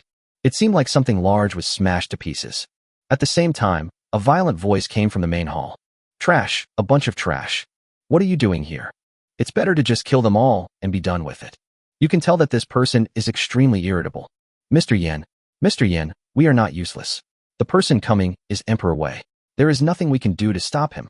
A timid-sounding voice replied. Jiang Cheng knew there was something fishy as soon as he heard it. He quickly turned a corner and came to the back of the main hall. I squatted in the grass under the window and listened to the noise inside. At this time, Mr. Yin spoke again. This time his tone was starting to sound a little angry. "Are you saying that you are right for not protecting Mr. Zhuge? Do I really have to thank you?" "Mr. Yin, calm down. It's true that we failed to provide adequate protection, but instead of looking for trouble with us, you should think about how to rescue Mr. Zhuge." "He rescue?" Mr. Yin sneered and continued. "Do you really think it's so easy to save? Mr. Zhuge is now in the hands of the Wei state. Why don't you go and rescue him?" Although we repelled Li Jian and Li Ji on the battlefield, Mr. Zhuge's capture was our biggest failure. I'm certain that within 3 days, the state of Wei will use Mr. Zhuge as leverage to demand that we surrender Jubai Pass. But this would be equivalent to announcing to the whole world that the Zhou kingdom is not trustworthy. The king of Zhou will definitely not defend the North Gate. At this point, Mr. Yin couldn't help but sigh. Then he changed the subject and said, "I'll keep this in mind for now. I'll explain your fault to King Zhou when I return. The most urgent task now is to guard the main city gate to prevent Wei from launching a surprise attack. It's cold at night. Tell the reserve department to give each soldier an extra piece of clothing. Otherwise, they won't contribute." Yes. Chapter 135. It's better to arrive at the right time than to arrive early. As the saying goes, it is better to arrive at the right time than to arrive early. This is exactly how Jiang Cheng felt at the moment. He quietly left the window and climbed over the wall the same way he came. In a dark corner, he quietly watched the 5 guys walking out of the gate. Several people complained to each other about Mr. Yan's unreasonableness. Then they left separately, but they didn't discuss who would go to the backup department. Now Jiang Cheng was in a dilemma, but he didn't hesitate for too long. Instead of waiting there, you might as well pick one and follow it to see what happens. So he identified the direction in which the person left and quickly chased after him. He didn't pick it randomly. The main thing is that the other 4 people were heading towards the various city gates. Only this person was walking towards the city. Maybe you can gain something by following him. Jiang Cheng kept moving back and forth in the darkness, and the people in front of him didn't notice at all. But in just a moment, he followed the other party to an inconspicuous courtyard in the city. But when Jiang Cheng saw this courtyard, he couldn't help but feel happy. It turned out that there were 7 or 8 soldiers stationed outside such a small courtyard. This shows that the courtyard must be extremely important. It is most likely the backup department. Sure enough, the man talked to the soldier at the door and then opened the door and walked in. It wasn't long before people started moving things out of the yard. Look at those big cloth bags. What else could they contain if not clothes? Jiang Cheng couldn't help but feel overjoyed. This is really the case of searching for something unsuccessfully, but finally finding it without any effort. Seeing those people piling up all the things outside the courtyard, Jiang Cheng's eyes almost popped out. Tap, tap, tap. At this moment, the sound of horse hooves suddenly came from the street in the distance. Jiang Cheng looked in the direction of the sound and saw 4 large carriages lined up and coming towards him. When we arrived at the door, 4 people got out of the car. The leader asked, "Are all the clothes ready?" "It's almost there. How about I load the car for you first?" "Well, hurry up. The other city gates can wait, but these are the clothes the main city gate wants. If you delay, you'll lose your head." "Yes, yes, load this guy's car quickly," the person at the door shouted, and the people behind him loaded the big bag at the door onto the carriage at an extremely fast speed. The loading was not completed until the carriage could no longer hold any more. The driver walked to the back of the carriage and patted the rear door. Only after making sure there was no risk of dispersion did he get back in the carriage. With a wave of the whip in his hand, the carriage came towards Jiang Cheng along the alley. After all, the alley is so narrow that it is impossible for him to turn around and walk back. You can only take a slightly longer detour. Just as the carriage passed by the dark place where Jiang Cheng was hiding, Jiang Cheng hid under the carriage as quickly as possible. The driver didn't even notice his movements. Just keep moving forward. Only after turning a corner did the carriage gradually move towards the main city gate. No one noticed that at this moment a man was carrying 2 large bags and heading into another alley. No one would notice that the rear door of the carriage, which had been locked properly, was now open. Jiang Cheng struggled to carry 2 large bags towards the room where the Wei civilians were imprisoned. He was afraid that someone would discover that his clothes were stolen. So action must be accelerated. But before he took 2 steps with his big bag on his back, he heard a gust of wind behind him. Jiang Cheng bent down to hide as if by reflex. The next second, 2 darts flew over his head. This scared Jiang Cheng. He quickly looked back. I saw a person standing in the alley behind. The man had a sinister face, with a long scar on the right side of his face running through half of his face. At this moment, he was playing with a small knife and looking at Jiang Cheng with amusement. "You are so brave. You actually dare to steal the official's clothes." Jiang Cheng put down the big bag in his hand. He said to him, "Your kung fu is pretty good. I didn't even notice it." "Haha, you're not even worthy enough to notice my existence. Tell me, who are you?" "Then who are you?" "Haha, Grandpa will make you understand the truth today. My grandfather's name is Zhou Sanming, and he ranks 10th on the Great Zhou assassin list." "Haha, I thought you were so awesome, but you're only number 10. In fact, I am the number 1 killer. Why don't you kneel down when you see me?" Jiang Cheng had never heard of the Zhou Kingdom's killer rankings. Are you sure this name isn't meant to be funny? But Zhou Sanming obviously doesn't think so. He licked the knife in his hand with a grim smile. Then he said, "That's interesting. I'll dig your heart out and ask him who you are." "Ha ha ha ha." Zhou Sanming laughed wildly for a while. Then, without any warning, he attacked Jiang Cheng. His movements were extremely strange. Every step he took was in Jiang Cheng's blind spot. Helpless, Jiang Cheng could only keep looking for him. But his eyes soon couldn't bear such high-intensity conversion. Just when Jiang Cheng couldn't help but blink, Zhou Sanming suddenly jumped down from the wall on the side. The sharp blade in his hand pierced Jiang Cheng's throat. In a panic, Jiang Cheng only had time to take 2 steps back. But his chin was still scratched by the sharp blade, leaving a shallow bloodstain. Zhou Sanming was in a dominant position and showed no mercy. The sharp blade in his hand was like lightning in the dark night, constantly attacking several vital points on Jiang Cheng's body. Jiang Cheng was forced to retreat again and again. But even so, there were still more than a dozen wounds of varying sizes on his body. Blood was gushing out. This person's strength is definitely not lower than that of a peak martial artist. The gap between Jiang Cheng and him is too big. But Jiang Cheng couldn't give in so easily. Finally, he found a gap while retreating. He suddenly clenched his hands into claws and exerted force with his feet. This time he didn't retreat but advanced and slapped Zhou Sanming's abdomen with 1 claw. This is the time when Wednesday's life blade is withdrawn. He was startled and quickly took 2 steps back to avoid Jiang Cheng's attack. Then he said excitedly, "I didn't realize you had such strength. This is fun." After saying that, he attacked again, but this time he did not choose to hide as before. Instead, he attacked Jiang Cheng head-on. From the previous fight, he already had a general understanding of Jiang Cheng's strength. He was confident that he could defeat him head-on. Jiang Cheng was also very aware of this, so he did not choose to fight Zhou San for his life. Instead, he feinted a shot and went around behind him. Then he punched Zhou Saming hard on the back. At this time, Zhou San's goal was wide open, with no defense behind him. If Jiang Cheng's punch hit him, he would either be killed or injured. However, as a killer, Zhou Saming was just deliberately revealing a flaw to Jiang Cheng. Just when Jiang Cheng thought he was about to succeed, Zhou Saming's knife suddenly stabbed Jiang Cheng's fist from under his armpit at a strange angle. At this time, Jiang Cheng could no longer hold back his strength. At the critical moment, he suddenly changed his fist into a palm and slapped the knife from the side, knocking it aside. At the same time, his speed suddenly increased, and he took a few steps back.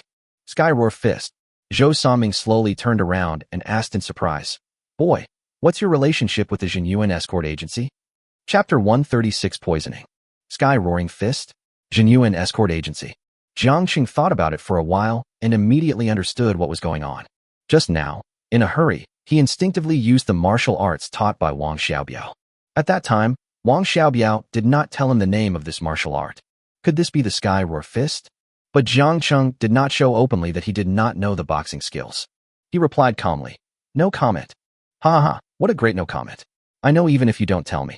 A stingy man like Wang Laogai would definitely not let the Sky Roaring Fist be passed on to others. You must be his beloved son.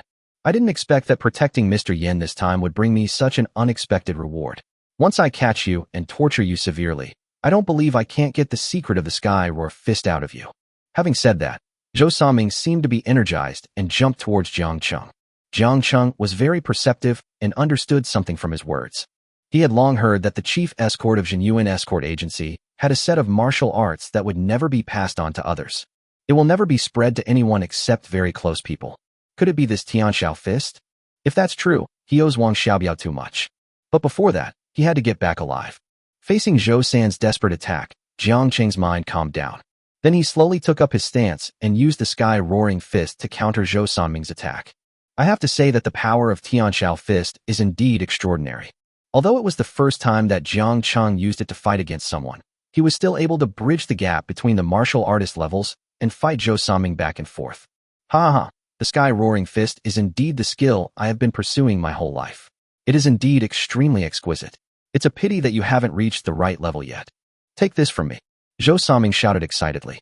Just when Jiang Cheng thought he would use some tricky attack, he felt a sharp pain in his lower abdomen.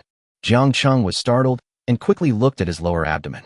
I saw a silver needle as thin as a cow hair inserted into his lower abdomen. The severe pain came from the silver needle. Jiang Cheng pulled out the silver needle with force, and then he noticed that the blood flowing out of the wound had turned black. It's obvious that this needle is poisonous. Jiang Cheng was shocked. He squeezed the wound hard with one hand to squeeze out the poison. But this is easier said than done. What was even more deadly was that Zhou Saming rushed towards him again with a knife. A knife stabbed fiercely into his chest.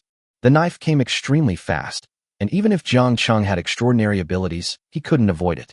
But instead of panic, there was a kind of madness in Jiang Cheng's eyes. Since I can't hide, I'll just have to rely on my luck. Thinking of this, he used all his strength to slap Zhou Saming's lower abdomen. This is a life or death move. Either he dies today or Wednesday dies. Bite. Puff. Two completely different voices echoed through the night sky. Zhou Saming looked at Jiang Cheng in disbelief, holding a sharp knife. The longevity lock that was pierced in two slowly fell to the ground. But his knife only pierced Jiang Cheng's skin and was eventually stuck in the hard bone. It can no longer penetrate even a little bit. But at this time, Jiang Cheng's hand had already penetrated his lower abdomen. Blood gushed out from the wound like a small river. Puff. How is this possible?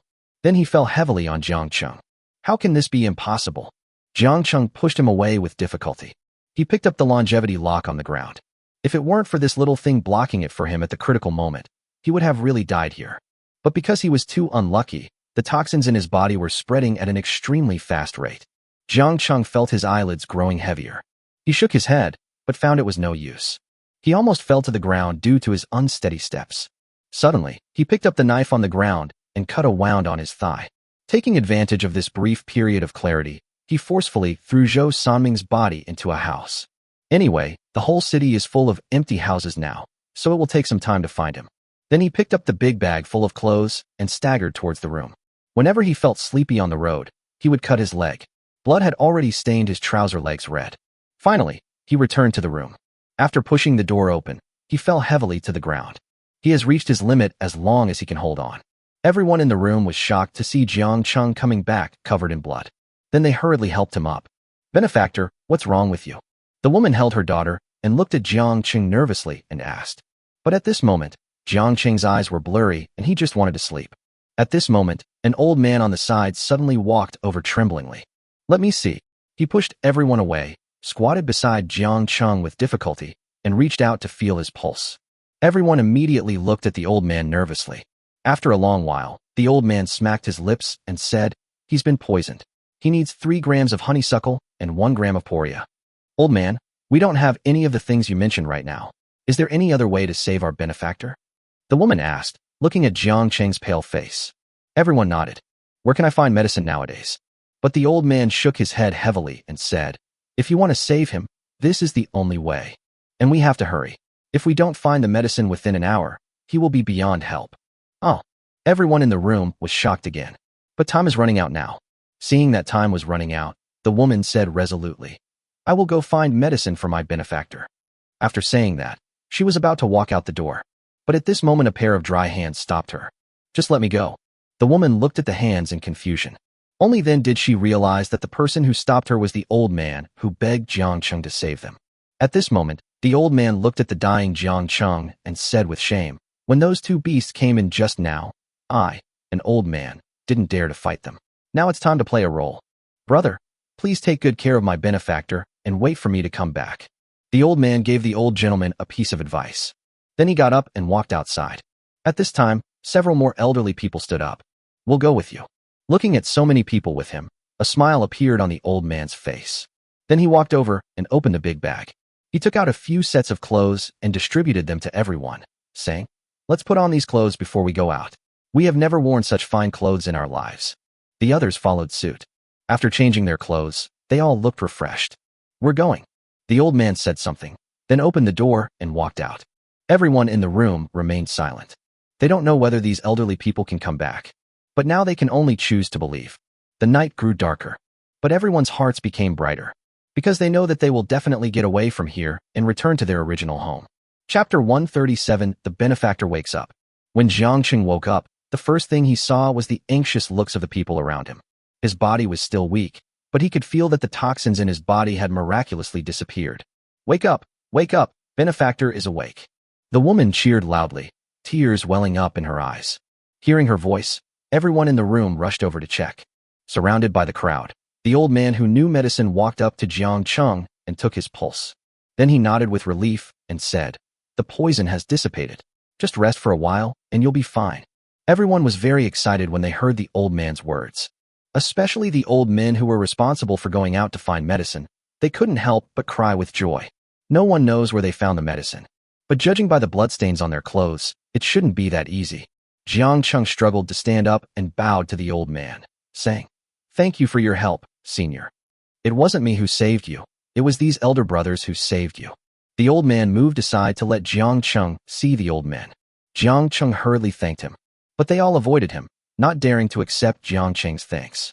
"My benefactor, I was wrong before, but now I've figured it out. We'll do whatever you ask us to do." The old man who took the lead said indignantly. Others quickly echoed, "Senior, your words are too harsh, and I, the younger generation, have also offended you. We've been delayed for a long time now, and it's almost dawn outside. We have to act quickly. But your body. It's okay. The toxins in my body have been cleared and the wounds are bandaged well. I'll be fine after a little movement." After saying that, Jiang Cheng propped himself up and stood up. He looked at everyone in the room and said, "Everyone, quickly change into Zhou Jun's clothes. I will cause chaos at the main city gate. When you hear chaos, you can leave through another city gate under the pretext of inspection. I've observed that the defenses of the 3 city gates other than the main gate are very weak, so it's not difficult to pass through. But in that case, benefactor, how can you leave the city?" The old men couldn't help but ask worriedly. "I have my own way out of the city. If you can get back to Hansui Pass, please inform the Prime Minister's residence and tell them that Jiang Cheng is at Jubiai Pass." "Ah, the benefactor is actually someone from the Prime Minister's mansion?" The old man was shocked. They had never seen such a high-ranking official in their lives. But Jiang Cheng just nodded. Then he said to them, I'm leaving now. Pay attention to the noise outside and don't come out early. Good. They agreed. Seeing this, Jiang Cheng walked out of the room. At this moment, a faint white light appeared in the east. It's almost dawn. Jiang Cheng ignored the wound on his waist and approached the main city gate as quickly as possible. With his superb agility and keen insight, he dodged wave after wave of patrolmen. Eventually, he broke into an empty house. This place is very close to the main city gate. There are several times more patrolmen outside than in ordinary places. Jiang Cheng had cold sweat on his forehead and gently lifted up his clothes. I saw that the wound that had just been bandaged had burst, and red blood soaked through the bandage. He gritted his teeth and tore off the cloth, then replaced it with a clean piece of cloth. He didn't have much time left, so he had to act quickly. Listening to the patrol sounds passing by outside, Jiang Cheng kept recording on the ground with his fingers. He soon figured out the frequency of the patrolling soldiers around him. Just as the two groups of patrolmen passed by outside, Jiang Cheng immediately climbed over the wall. The streets were deserted at this time. He moved through the darkness like a ghost. I came directly behind a big tree under the main city gate. At this time, the sky was beginning to lighten slightly. This is often the time when people are most likely to relax. At this moment, Jiang Cheng suddenly rushed out from behind the tree. He grabbed the two burning torches at the city gate and threw them hard onto the top of the city wall. He clearly remembered that when he went up to the city wall yesterday, it was filled with all kinds of combat supplies. The most common of these is kerosene. That thing will explode if it comes into contact with fire. This is exactly what Jiang Cheng was planning. Even if the kerosene didn't explode, he could take this opportunity to create chaos and give the Wei civilians a chance to leave the city. In short, it's not a loss. After Jiang Cheng threw the torch, he didn't care whether he could light the kerosene. He rushed towards the civilian housing area at the fastest speed in his life. At this time, all the soldiers at the city gate noticed him. In an instant, he chased after him with weapons. However, before they could chase far, they heard a sudden explosion from the top of the city wall. Countless pieces of rubble mixed with flames fell from the top of the city. Several soldiers were unable to dodge and were hit by the stones, and their bodies immediately caught fire. Taking advantage of the chaos at the city gate, Jiang Cheng successfully hid in a house. But he did not relax at this point. Instead, he jumped into the well in the yard at an extremely fast speed. The cold well water gave him a chill instantly. But he did not hesitate at all. He held his breath and dived under the well. His goal was to leave the city along the water veins under the well. With his current ability, diving for 15 minutes is no problem at all. But it is impossible to leave the city in 15 minutes. So he had to find a place to breathe along the way. The coolness of the well water temporarily made him ignore the pain in his waist. Just keep swimming forward. However, at this time, the Jubiai Pass was already in chaos. General Su Lang and his disciple Chu Bian walked out of the house with red eyes. Seeing the blazing city gate, he couldn't help but get angry and asked, "What's going on?" "General, someone set fire to the city walls and the incendiary oil exploded." "Who is it?" That person was so fast that no one could see him clearly, but he was wearing the clothes of a Zhou commoner and hid in the civilian housing area. "Teacher, I'll go find it." Chu Bian immediately bowed and asked Su Lang for instructions. Su Lang did not refuse and immediately sent him to take people to investigate the civilian housing area. At the same time, he gave orders to the soldiers at hand. Inform the people at the other 3 city gates to guard the gates and not let anyone leave. Yes. The soldier hurried down to pass on the order. However, Su Lang could never have imagined that in such a short period of time, 3 teams of people dressed as Zhou soldiers had already left from 3 city gates respectively. After leaving the city, these people headed towards Fuchong River as quickly as possible. By the time his order reached the 3 city gates, it was too late. The only one left in the city now is Jiang Cheng in the underground water veins. Chu Bian led a team of people to search house by house. The body of Sven soldier was found in an empty house. The body of the killer Zhou Sanming was found in another bloodstained courtyard. He frowned and instinctively sensed the crisis. Chapter 138. Your boss teaches you a lesson. Thump. A muffled sound came from the well in a courtyard west of Jubiai Pass. Then a pair of trembling hands grabbed the wall of the well and climbed up. The underground water veins of Jubiai Pass are directly connected to the Fuchong River. That's why Jiang Cheng was able to come here from the bottom of the well. After he came up, he looked around carefully. This should be one of the luxurious mansions in the city. At least there was no clutter in the yard. After making sure that there was no one in the yard, Jiang Cheng rushed into the kitchen. Then a fire was ignited at an extremely fast speed.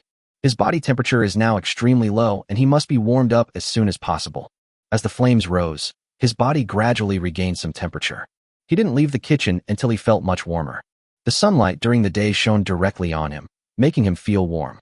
I basked in the sun in the yard for a while.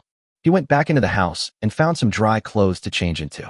What surprised him was that there were some trauma medicine and clean gauze in the room. This is what he needs right now. He quickly treated his wound, then put the remaining medicine and gauze back in place. Just then, he suddenly heard a noise coming from outside.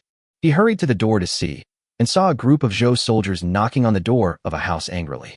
Seeing that no one opened the door for a long time, the soldier kicked the door open. Then they rushed in. Jiang Cheng heard someone in the yard shouting for help and the sound of smashing and looting. Soon they dragged out a pair of skinny old people from the yard. The old man among them kept kowtowing to the soldiers.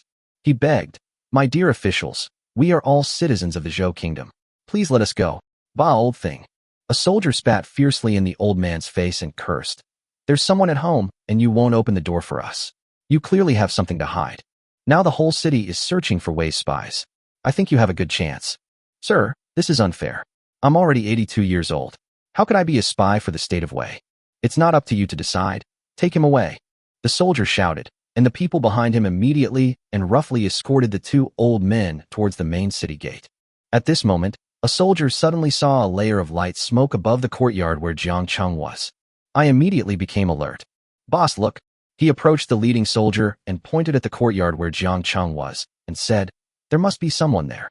"Humph, can I see it? Come with me." The leading soldier led his men to the door quickly, then kicked the gate open. I saw a young man sitting in the empty courtyard, basking in the sun comfortably. The young man just raised his eyebrows slightly when he saw them come in. "Hey, you're so brave. You don't even kneel when you see the official." Soldiers have never been treated with such contempt. He immediately drew his sword and walked up to him to let him know how powerful he was. But before he could make a move, the young man stood up first. Aim for a hard slap in the face. Snap! The extremely crisp sound made the soldier and his men unable to react. They have been searching for a long time, and they have only ever bullied others. Who would dare to do this to them? The soldier immediately became furious and shouted, "Zhao, you dare to hit me." As he said this, he was about to raise his knife and chop. However, as soon as he raised his knife, he was slapped again. Then another counterattack knocked him to the ground. "Who is your superior?" Jiang Cheng shook his hands, looked at the soldier with disdain, and asked, "Fuck him, kill him for me." The soldier had lost his mind at this time and ordered his men to kill Jiang Cheng. But his soldiers couldn't help but stop him when they saw Jiang Cheng's calm look. "Brother, this guy doesn't look simple. Why don't you ask who he is first?" "What the hell? Even if he's the king of heaven, he has to die today." Unexpectedly, the soldier ignored the advice and raised his knife to chop Jiang Cheng's neck. Jiang Cheng smiled faintly and kicked him out. "Since your superior hasn't taught you how to respect others, I'll teach you on his behalf." He didn't hold back at all in this kick, and the soldier lay on the ground for a long time before he recovered. At this time, his subordinates didn't care whether he was happy or not. He immediately said to Jiang Cheng with a flattering look on his face, "Excuse me, who are you?" "Humph, you are not worthy of knowing my name.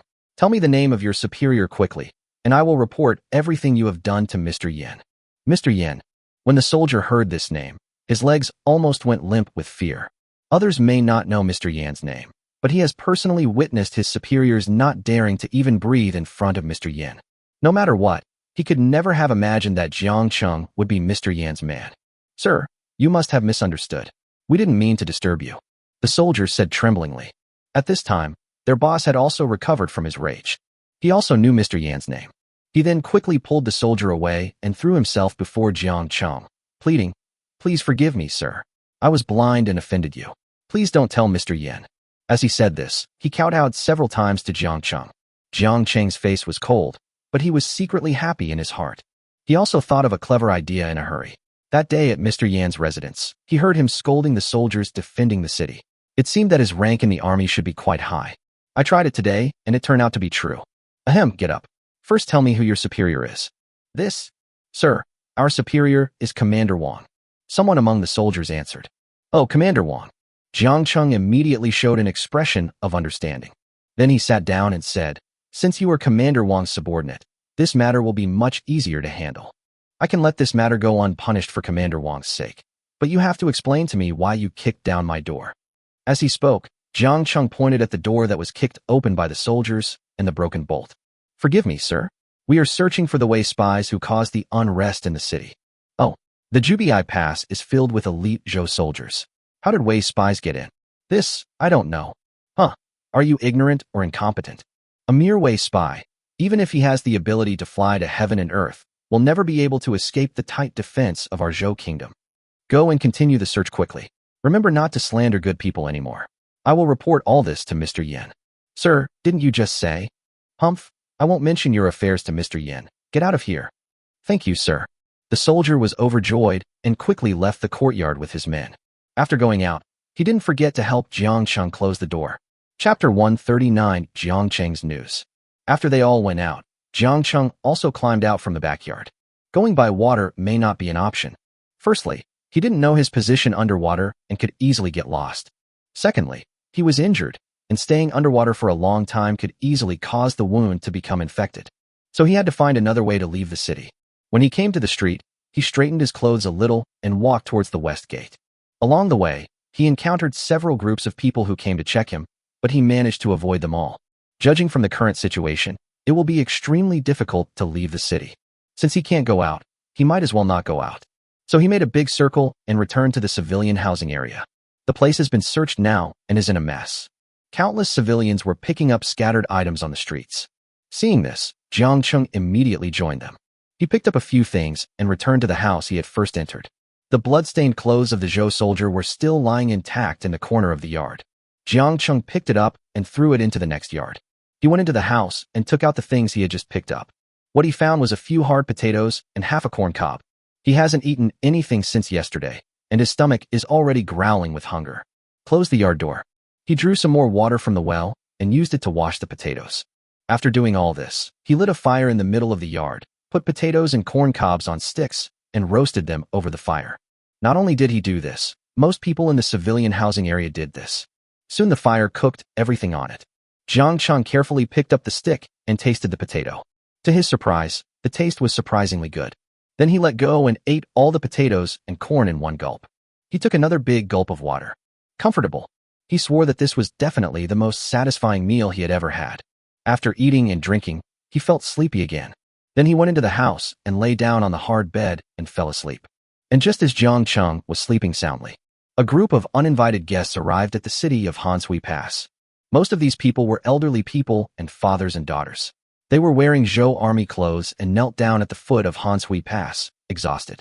In fact, Wei spies had already discovered them when they crossed the Fuchong River and reported it to Li Jian and Li Ji at an extremely fast speed. When these people finally stood in front of the Hanshui Gate, the city gate had already slowly opened. Li Ji, dressed in military uniform and holding a halberd, walked out of the city gate majestically. Who are you? Li Ji was tall and burly, and he almost looked down at everyone and asked. Reply, answer your excellency. We are the victims of the disaster in Longxi Road. Longxi Road disaster victims? Then why are you wearing Zhou army uniforms? We escaped from Jubii Pass. The old man in the lead answered hesitantly. It was already very good that he could still speak in front of Li Ji. Oh, that's quite interesting. You are just a few hundred old, weak, and sick people. How did you escape from the heavily guarded Jubii Pass? If you dare to speak nonsense, the halberd in my hand will not agree. As he said this, Li Ji actually raised the halberd and placed it on the old man's shoulder. The cold blade pressed tightly against the skin of the old man's neck. Sir, everything I said is true. The old man knelt down with trembling legs. Then he said with great difficulty, we were all victims tricked by Boss Yuan into going to Jubii Pass. We were supposed to be executed this morning. But our benefactor Jiang Cheng saved us. He is from the Prime Minister's mansion. Does your excellency know him? Jiang Cheng. Li Ji instantly put away his halberd and pulled the old man up by the collar with one hand. Are you serious?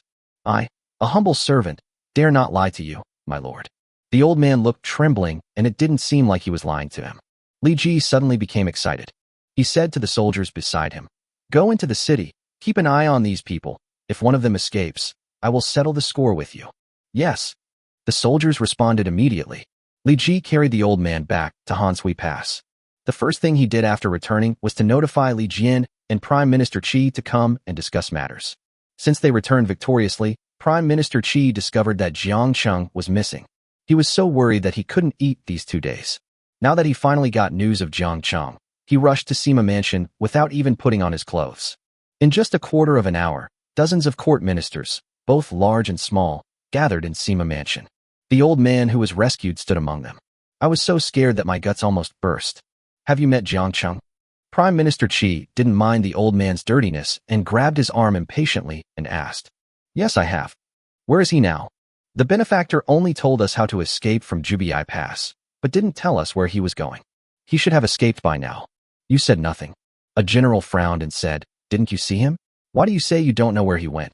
Sir, we left the city in 3 different directions, and we really don't know where our benefactor went. The old man was so anxious that he almost jumped up. At this time, a soldier rushed in from outside and reported to Li Ji. Report to the young Sima. There was an explosion on the top of the Jubiai Pass this morning, and flames shot up into the sky. What? Everyone was shocked instantly. Could this be Jiang Cheng's doing? Prime Minister Qi muttered to himself. He then immediately said to Li Ji, Young commander, we should send troops to Jubiai Pass immediately. Jiang Cheng must still be in the city. Prime Minister, please don't be anxious. This matter still needs to be considered in the long run. Li Ji comforted Prime Minister Qi. At this moment, he was also worried about Jiang Cheng's comfort. But years of battlefield experience told him not to act rashly. At least we need to find out whether this inexplicable explosion was caused by Jiang Cheng or was deliberately done by the Zhou people. If we rashly send troops and fall into the Zhou state's trap, we will lose everything. Yes, Prime Minister Qi, we have the second most powerful general in Zhou Kingdom in our hands, so they should be the ones who are anxious. I think the most urgent matter is to interrogate the Minister of War, County Tang. Yes, treason is committed in Tang County and is punishable by death. Everyone was filled with indignation when they talked about this matter.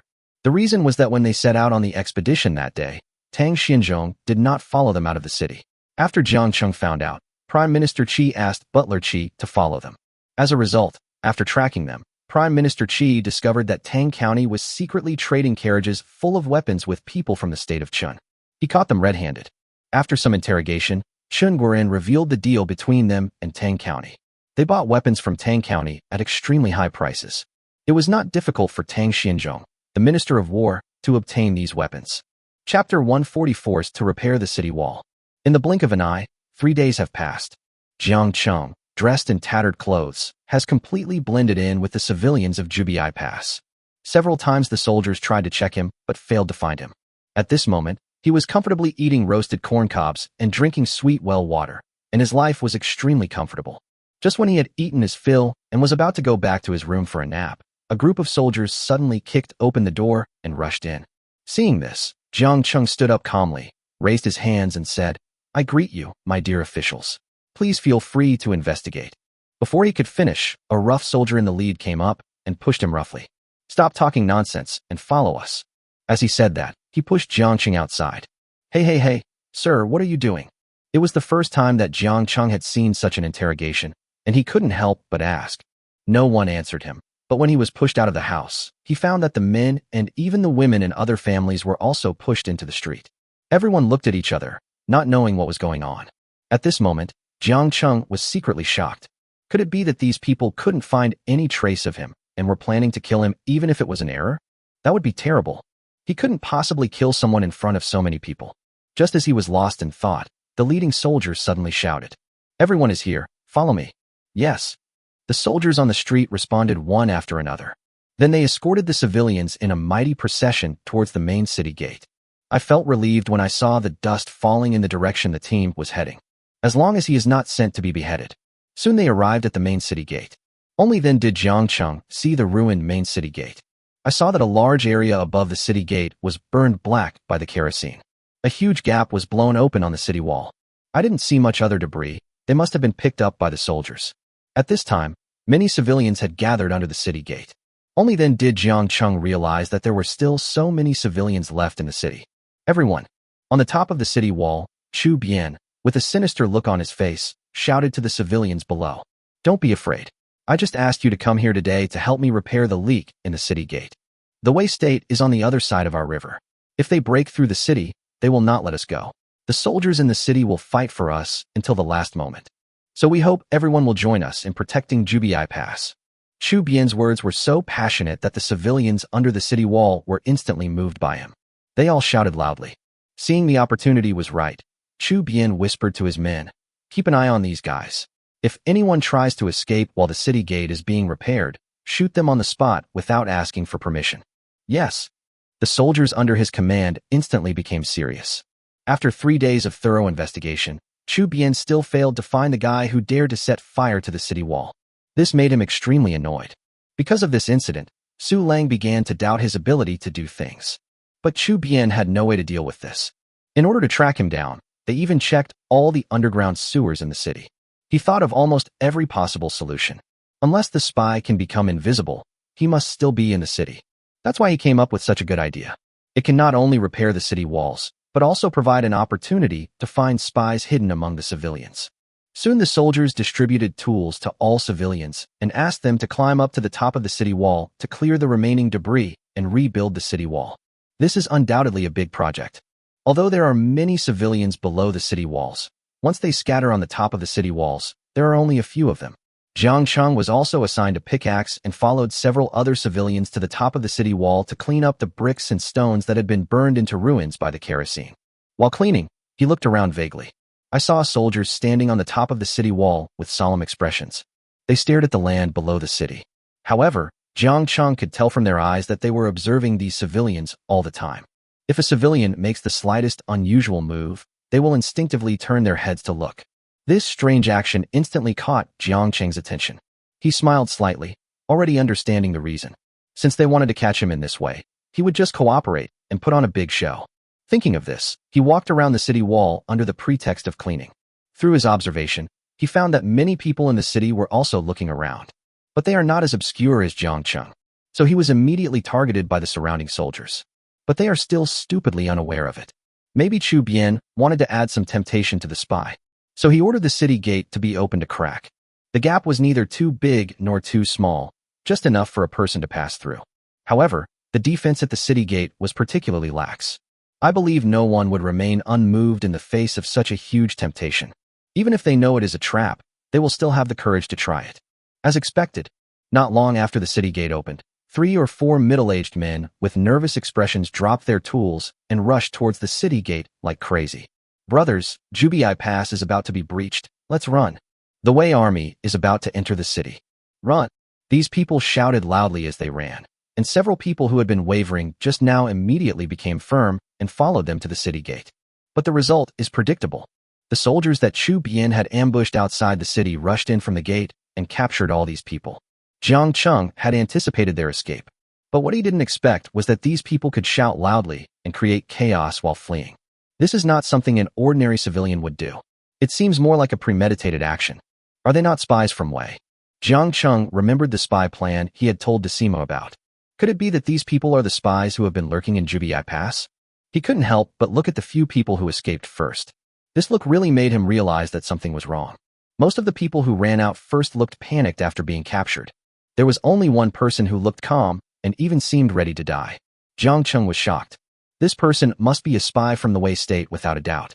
Since he could see it, Chu Bian could naturally see it too. Haha, I didn't expect you to be so impatient. If I had known I could fish you out this way, I wouldn't have put in so much effort. Chu Bian said excitedly, then stepped forward and grabbed the Wei spy's neck and lifted him up. Keep an eye on these guys and make sure they build the city wall. He gave a casual order and walked towards his tent with the spy.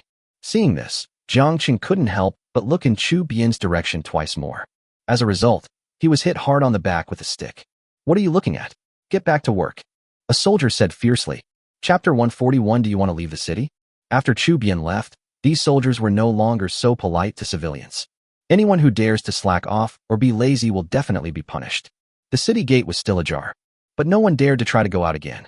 Dude, you're really good at your job. A skinny young man quietly approached Jiang Cheng and whispered.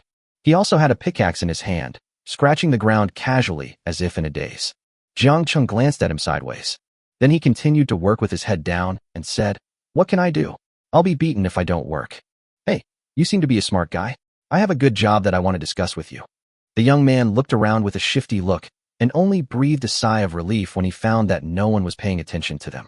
His words actually sparked some interest in Jiang Cheng. So he said, "What's a good job? Tell me. I have a way to get out of town, so I wanted to ask if you'd like to come with me." Leaving the city? Jiang Cheng didn't expect that this was the plan he mentioned. Suddenly, she looked at him with some surprise and said, "You are not kidding me, are you? You saw what happened to those people just now. I don't want to die." TSK, but he didn't say to exit through the main door. The young man slipped a small note to Jiang Cheng and whispered, "As long as you come to this place at night, I can find a way to get you out, but I'll charge you a small fee." Jiang Cheng didn't rush to open the note, but put it in his arms. "How many? 10 ounces of silver. 10 taels? You might as well just go and rob it." Jiang Cheng couldn't even take out 10 coins, let alone 10 taels. "Brother, you've seen the situation now. 10 taels is not much. I heard from my buddy that there are soldiers coming to the city in the next 2 days. If you want to pay me then, I won't be able to do anything. Think about it carefully, buddy." The young man was about to leave after saying this. At this moment, Jiang Cheng suddenly asked, "What's your name?" "Just call me White Rat, bro." After saying that, he pretended to leave Jiang Cheng. Jiang Cheng watched him find another civilian sweeping the floor and whispered, "Brother, brother." Seeing this, Jiang Cheng slowly shook his head. As expected, there are always people making money from war. Tonight he was going to see how this white-haired rat was going to get him out of the city. Thinking of this, he lowered his head and got busy. They worked from morning till dusk when the soldiers finally drove them off the city wall. After a busy day, everyone was so tired that they could not even straighten their backs. Jiang Cheng also followed the crowd and slowly walked down the city wall. At this time, a civilian walked up to the soldier and asked, "Sir, we are all exhausted after a day's work. Can you give us something to eat?" With him taking the lead, the other civilians couldn't help but drool. They all asked the soldiers for food. "Humph, a bunch of untouchables. We risked our lives to protect you, and now we let you do some work, and we still give you food. Get out of here now, or you'll blame me for my sharp knife." The soldier raised the sword in his hand ferociously. The civilians were immediately startled. He quickly fled down the city wall. The soldiers looked at the civilians fleeing in panic, and instead of showing any sympathy, they burst into laughter. Jiang Cheng had already left the city wall before they clashed. At this moment, he suddenly noticed the white-haired mouse. He also walked down from the top of the city wall stealthily. But there were a few men with nervous expressions following him. There would be some eye contact between the few of them from time to time. Jiang Cheng instantly understood that these people should be the clients that Bai Maoshu was looking for. But there are too many people. There were already 4 that he could perceive. There is no guarantee that there will be no more of his clients among the crowd. With such a huge target, how did the white-haired rat plan to transport them out of the city quietly? Out of curiosity, Jiang Cheng followed them. But he was very skillful in tracking. No one noticed it at all. They separated after entering the civilian area. Jiang Cheng didn't go looking for anyone else, but followed the white-haired rat forward. The white-haired rat truly deserves his title. His feet moved quickly through the complex streets of the slums. If Jiang Cheng didn't have martial arts skills, he wouldn't be able to keep up with him. After a long time, he saw the white-haired rat coming to the door of a very ordinary civilian house. He first glanced back furtively. After making sure there was no one behind him, he opened the door and walked in.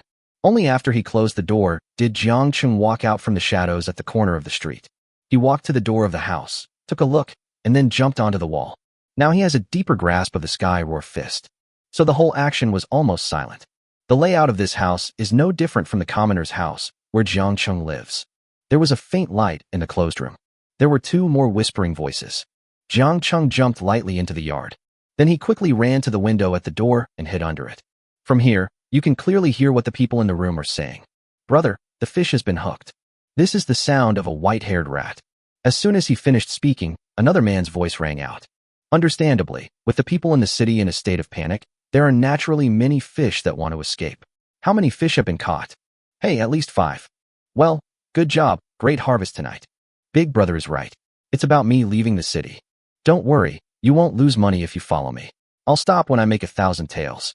Then you and I will each make 500 taels, and we can go out and become rich men. Hee, big brother is still thoughtful. Then these fish tonight. Isn't Lord Chu catching spies these days? What do you think will happen if I hand over all those who want to leave the city? Ha ha ha ha. Big brother is really thoughtful. It's almost time for a shift change. You go and hold those fish while I take over. Then we can work together and get promoted and make a fortune. Okay, big brother, leave this to me. It will be no problem. After they finished talking, the lights in the house went out. Soon the white-haired mouse came out of the house. He opened the door and looked outside. After finding no one, he whispered to the house, "Brother, it's safe." Good. As the word good came out, a fat man walked out of the house. He was wearing the clothes of a Zhou soldier. He walked with a trembling gait. "Brother, take care." The white-haired rat respectfully escorted him out the door, then locked the door and left. Little did he know that a tail had been following him silently. Jiang Cheng moved through the shadows like a ghost. He thought of a way to leave the city. Chapter 142 Brothers will be back soon. In the dark night, the white-haired rat skillfully dodged wave after wave of patrolling soldiers. Finally, we arrived at a house that looked very dilapidated. Judging from the size of the house, it used to be a wealthy family. But I don't know why it has declined to this point now. The white-haired rat straightened his clothes in front of the door, then strode into the yard. The yard inside the house was overgrown with weeds as tall as calves. But there are more messy footprints of people. Since Sun Mu led his men into Jubai Pass, this place has experienced too many people and things. The white-haired rat walked on the weeds and came into the main hall. I saw that there were already quite a few people waiting in the main hall. He was also surprised when he saw this, because the number of people here far exceeded the 5 he expected. But there were 12 people in total. Is everyone here? A smile instantly appeared on the white-haired mouse's face. Greet them warmly. We're all here, waiting for you. A man in dirty clothes said flatteringly. There was a timid woman beside him. Seeing this, the white-haired rat frowned and said, Brother, if 2 people go out of the city together, they have to pay extra. I won't leave the city, so just send my wife out. The man stuffed a tattered cloth bag into the white-haired rat's hand with a smile on his face. The small cloth bag is now stuffed to the brim. When the white-haired rat opened it, he saw a few pieces of silver and a lot of copper coins inside. He actually raised the total amount of 10 taels. Seeing that the money was in place, he didn't say much and put the bag in his arms. At this moment, the woman who was following the man suddenly sobbed and said to him, My dear, I won't leave. I'll be wherever you are. What are you talking about? If I tell you to leave the city, then leave the city. The man became tougher in his attitude towards his wife. She pushed him towards the white-haired rat and said, When you get out, go back to your parents' home. If I don't come to pick you up after the war, you can find someone else to live with. Man. The daughter-in-law looked at the man with tears in her eyes. But there was no trace of nostalgia or sadness on the man's face. As the 2 of them said goodbye tenderly, the others also handed over their money. The white-haired mouse was so happy that he couldn't stop smiling as he held the heavy silver in his hand. Brother, I've given you all the money. When will you take us out of the city? Someone in the crowd asked. The white-haired mouse walked into the yard and looked at the moon in the sky. Thinking that the time was almost up, he whispered to these people, Now, follow me. Hearing his answer, these people instantly became excited. They didn't want to stay here any longer. Soon they walked out of the house under the leadership of the white-haired mouse. This place is closest to the West City Gate. So the white-haired rat took them to the West City Gate.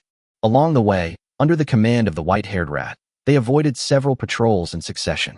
This made everyone trust the white-haired rat even more. After walking and stopping several times, they finally arrived at the West City Gate.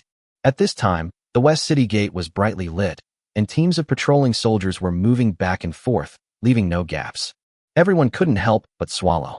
But at this time, the white-haired mouse turned around and said to them, Wait here, I'll be back soon. Hey, what are we going to do if you leave? Someone whispered to the white-haired rat. But before he could finish his words, the white-haired rat had already run out. Everyone watched him rush straight to the West City Gate. A group of soldiers stopped him in an instant. Stop, what are you doing? The leader of this team of soldiers was a fat man. He asked the white-haired rat righteously. Shangguan, I report that someone is trying to escape. Oh, is there such a thing? Where are the people? The fat man asked in a pretentious manner. Seeing this, the white-haired rat immediately turned around and pointed to where the others were hiding and said, It's right there. Everyone, come on, don't let anyone escape. The fat man waved his hand, and the patrol soldiers rushed over instantly. At this moment, the people hiding in the corner finally realized what was going on. They all ran around screaming. But this is obviously seeking death. The soldiers quickly surrounded them all and arrested them. Sir, I am innocent. I am innocent. Please, sir, let me go. Seeing that they could not escape, these people immediately began to kneel down and beg for mercy. But the fat man's target was originally them. So how could he let them go? He just sneered and said, Unjust? I don't think you are wronged at all. The whole city is on alert now. How did so many of you get here without being patrolled? Didn't you plan to escape long ago? Arrest them all and personally send them to Lord Chu to await his punishment. Yes. The soldiers had no idea of the complexities involved. Just follow the orders of the commander. Then they tied up all 11 people. It's unfair, sir. We have all been deceived. Huh? Why do others only lie to you and not to others? Instead of wasting time quibbling, it's better to think about what you want to say to Master Chu. After saying this, the fat man no longer paid any attention to their pleas for mercy. He He led the team towards the main city gate.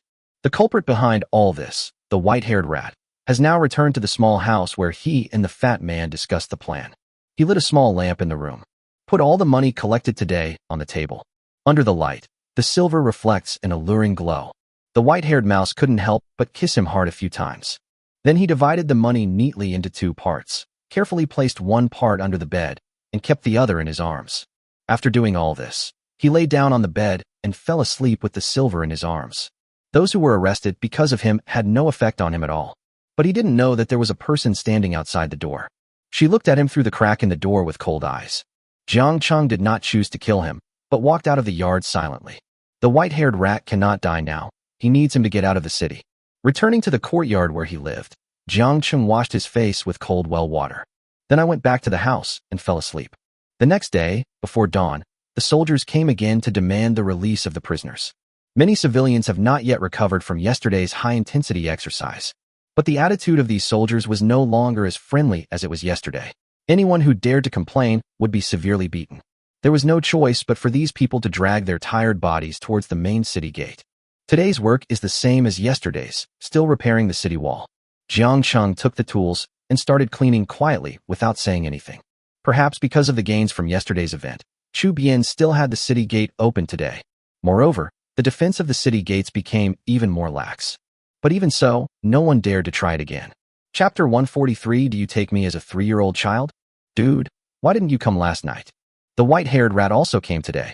His mood was obviously high, and he approached Jiang Cheng and asked in an excited tone. I was too tired yesterday, so I went back to sleep. You look so excited. Did you make a lot of money yesterday? Hey, you're wrong. My money is hard-earned. But we still managed to get 11 guys out of the city. You don't know how dangerous it was for them at that time. Luckily, I didn't go. Otherwise, I would have been worried along with you guys. Jiang Cheng said as he cleaned the bricks on the ground without changing his expression. Brother, come back tonight, and I promise to get you out safely. The patrol captain at the West City Gate is my buddy. The white-haired rat continued to bluff, but when he saw that Jiang Cheng wasn't interested in what he was saying, he said awkwardly, Brother, think about it again. When you figured it out, come find me at the address on the note. After saying that, he walked towards another person.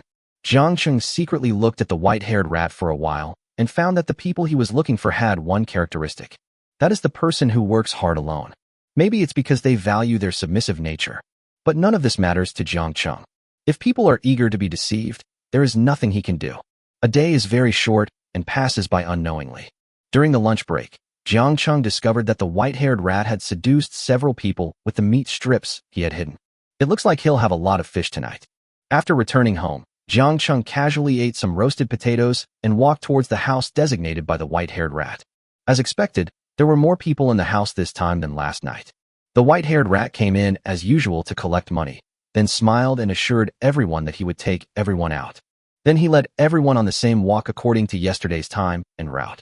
When we arrived at the West City Gate, the fat man had been waiting for a long time. Under his command, the patrol team rushed forward and surrounded all these people. By the time these people reacted, it was too late.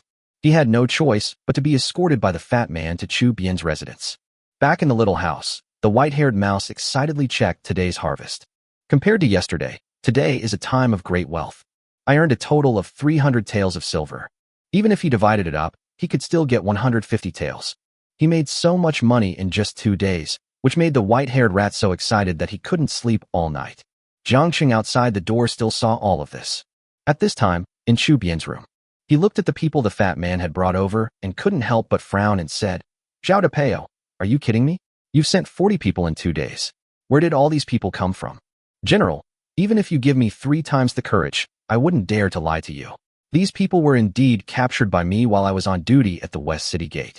Then tell me why other city gates didn't find such a thing? This? I don't know either.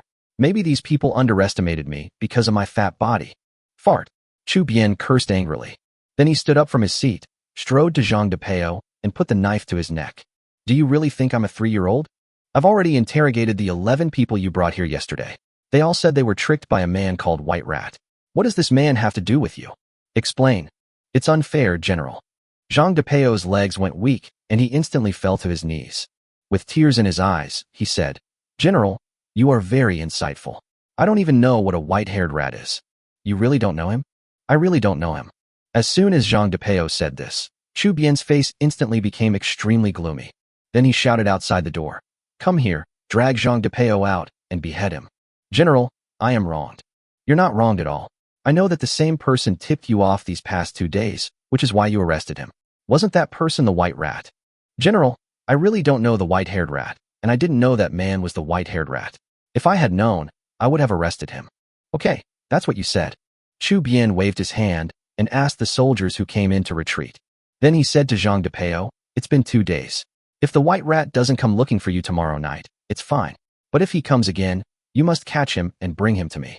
Yes, I know." Zhang Depeo was so scared that he was sweating all over and knelt on the ground and kowtowed repeatedly. "Get lost!" Chu Bian shouted harshly, and Zhang Depeo staggered to his feet and rolled out. After coming out, Zhang Depeo realized that his back was completely wet. The pants were also wet. The cool night breeze made him shiver instantly. Zhang Depeo wiped the sweat from his forehead and hurried towards the civilian area. After wandering all the way, he arrived at the yard where the white-haired rat was resting. At this time, the white-haired mouse was still immersed in the joy of money in the room. Suddenly the door was violently pushed open. The white-haired rat was startled and quickly picked up the silver on the table. But he felt relieved when he found out that the person coming was Zhang Depeo. "Brother, why are you here?" The white-haired rat hurried out to meet him. However, when he saw Zhang Depeo's panicked expression, he couldn't help but ask, "Brother, what's wrong with you? Let's talk inside." Zhang Depeo looked back with lingering fear, and then entered the house with the help of the white-haired rat. After sitting down, he first looked at the silver on the table. Then he exhaled and asked, "How much money have we made in the past few days?" 410 taels. "Well, it's almost time. We need to speed up." "Why? My business has just started. We can't wait any longer." Lord Chu has begun to doubt. "I was very careful. How did I get caught?" The white-haired rat was also surprised when he heard this. He thought he had done it perfectly, and Chu Bian shouldn't have discovered it.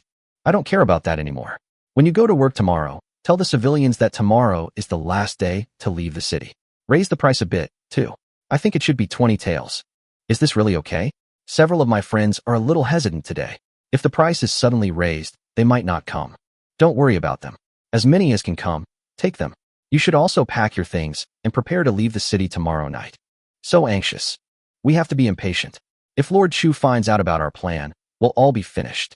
That's settled. Don't forget to bring your silver." "Well, buddy, I haven't made enough money yet." "Don't worry, brother. When we get out, I'll help you make a lot of money." "Hee, just having these words from Big Brother is enough. Thank you in advance, Big Brother," the white-haired mouse said excitedly. The 2 men discussed the specific arrangements for leaving the city tomorrow, and Zhang Depeo hurried out. Chapter 144. You don't deserve to experience other people's lives. After he left, the white-haired mouse looked very panicked. The white-haired mouse was busy until midnight when he finally took out all the silver from under the bed. Then he felt uneasy again, so he found a box, put the silver in it, and hid it. He thought he had done it perfectly, but in fact, Jiangqing outside the room saw it all. In fact, Jiangcheng was about to leave just now. But before he left, Zhang Depeo arrived. It was just a coincidence. However, this way his plan to leave the city can be implemented earlier. Thinking of this, he couldn't help but laugh. Then I walked home and went to bed.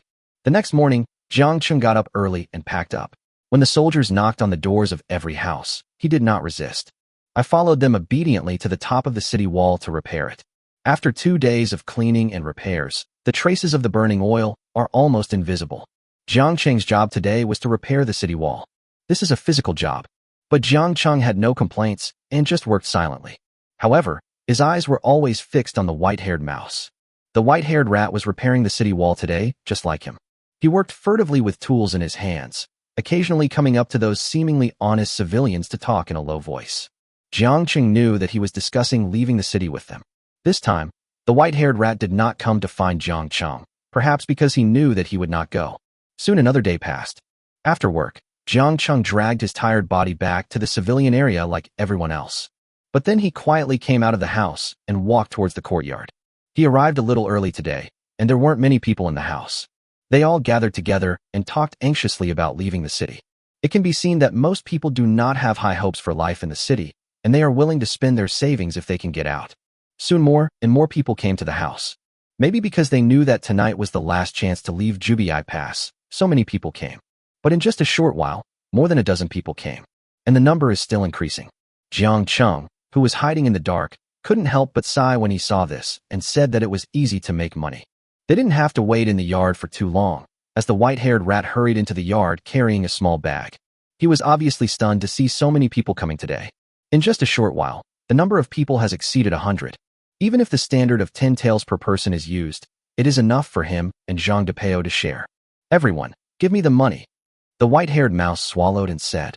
Everyone did not hesitate and quickly handed all the money to the white-haired rat. 20 taels per person. In a short period of time, the white-haired rat harvested nearly 2,000 taels of silver.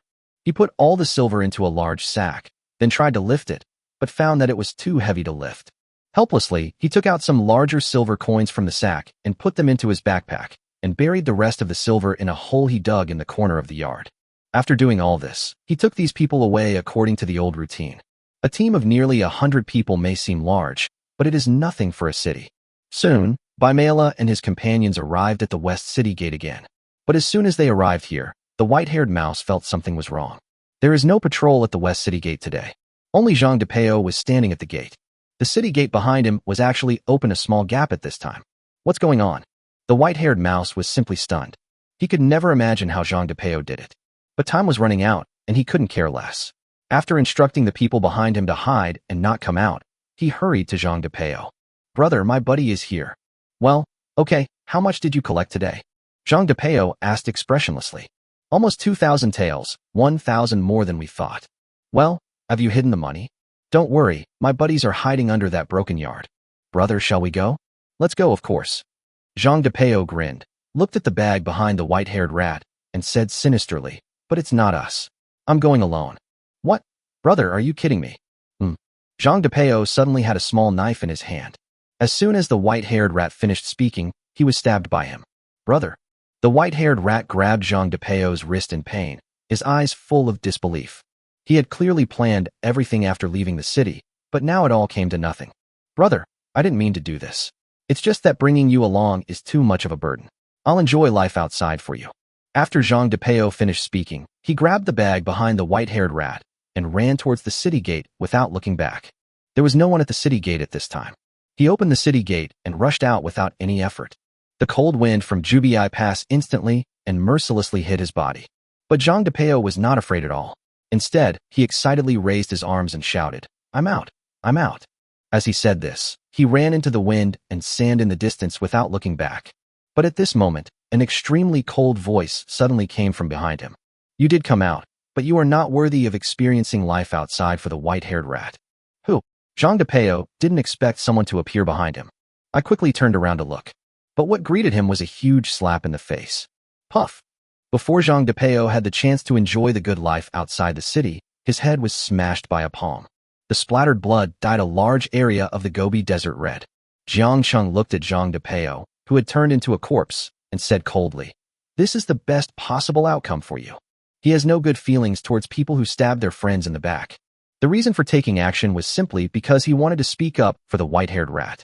After all, he had been following the white-haired rat for so long. I know that he never had the intention of betraying Jean Depeo for the money from the beginning to the end. At this moment, he heard a noise coming from the city gate behind him. It should be that the Zhou soldiers discovered that someone opened the city gate. Thinking of this, Jiang Chung didn't hesitate at all.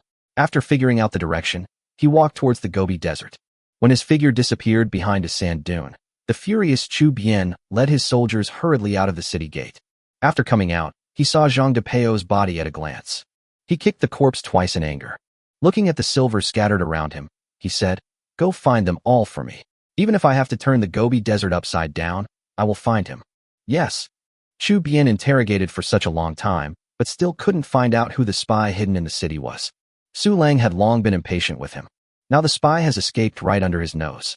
If Chu Bian cannot capture the spy in this vast Gobi Desert, he will commit suicide in front of Su Lang. Damned way dog, I must catch you. Chapter 145 back. The sky gradually brightened. When the first ray of dawn illuminated the gate of Han Sui Pass, the soldiers guarding the city suddenly found a dusty man slowly walking towards them from the direction of Fuchongjiang River. This person was wearing clothes whose color could no longer be identified, and he was walking towards Han Sui Pass with unsteady steps. Whoosh! With a sound, the soldier on the top of the city shot an arrow, which landed right at the man's feet. Everyone knows his name. The voices of soldiers came from the high city walls. It took a long time before a response was heard from the city walls. I am Jiang Cheng from Wei. When the people below the city wall said this name, all the soldiers on the city wall were stunned. Xiao Sima often mentioned this name these days. All the soldiers in the city knew that Jiang Cheng had entered Jubiai Pass, and privately everyone said that he had been captured by the Zhou army and had his tendons pulled out. But now he was standing at the foot of the city wall. The soldier reacted instantly and shouted behind him, "Hurry up and report to the young commander. Master Jiang is back. Master Jiang is back." In just a moment, the sound echoed throughout the entire Hanshui Pass.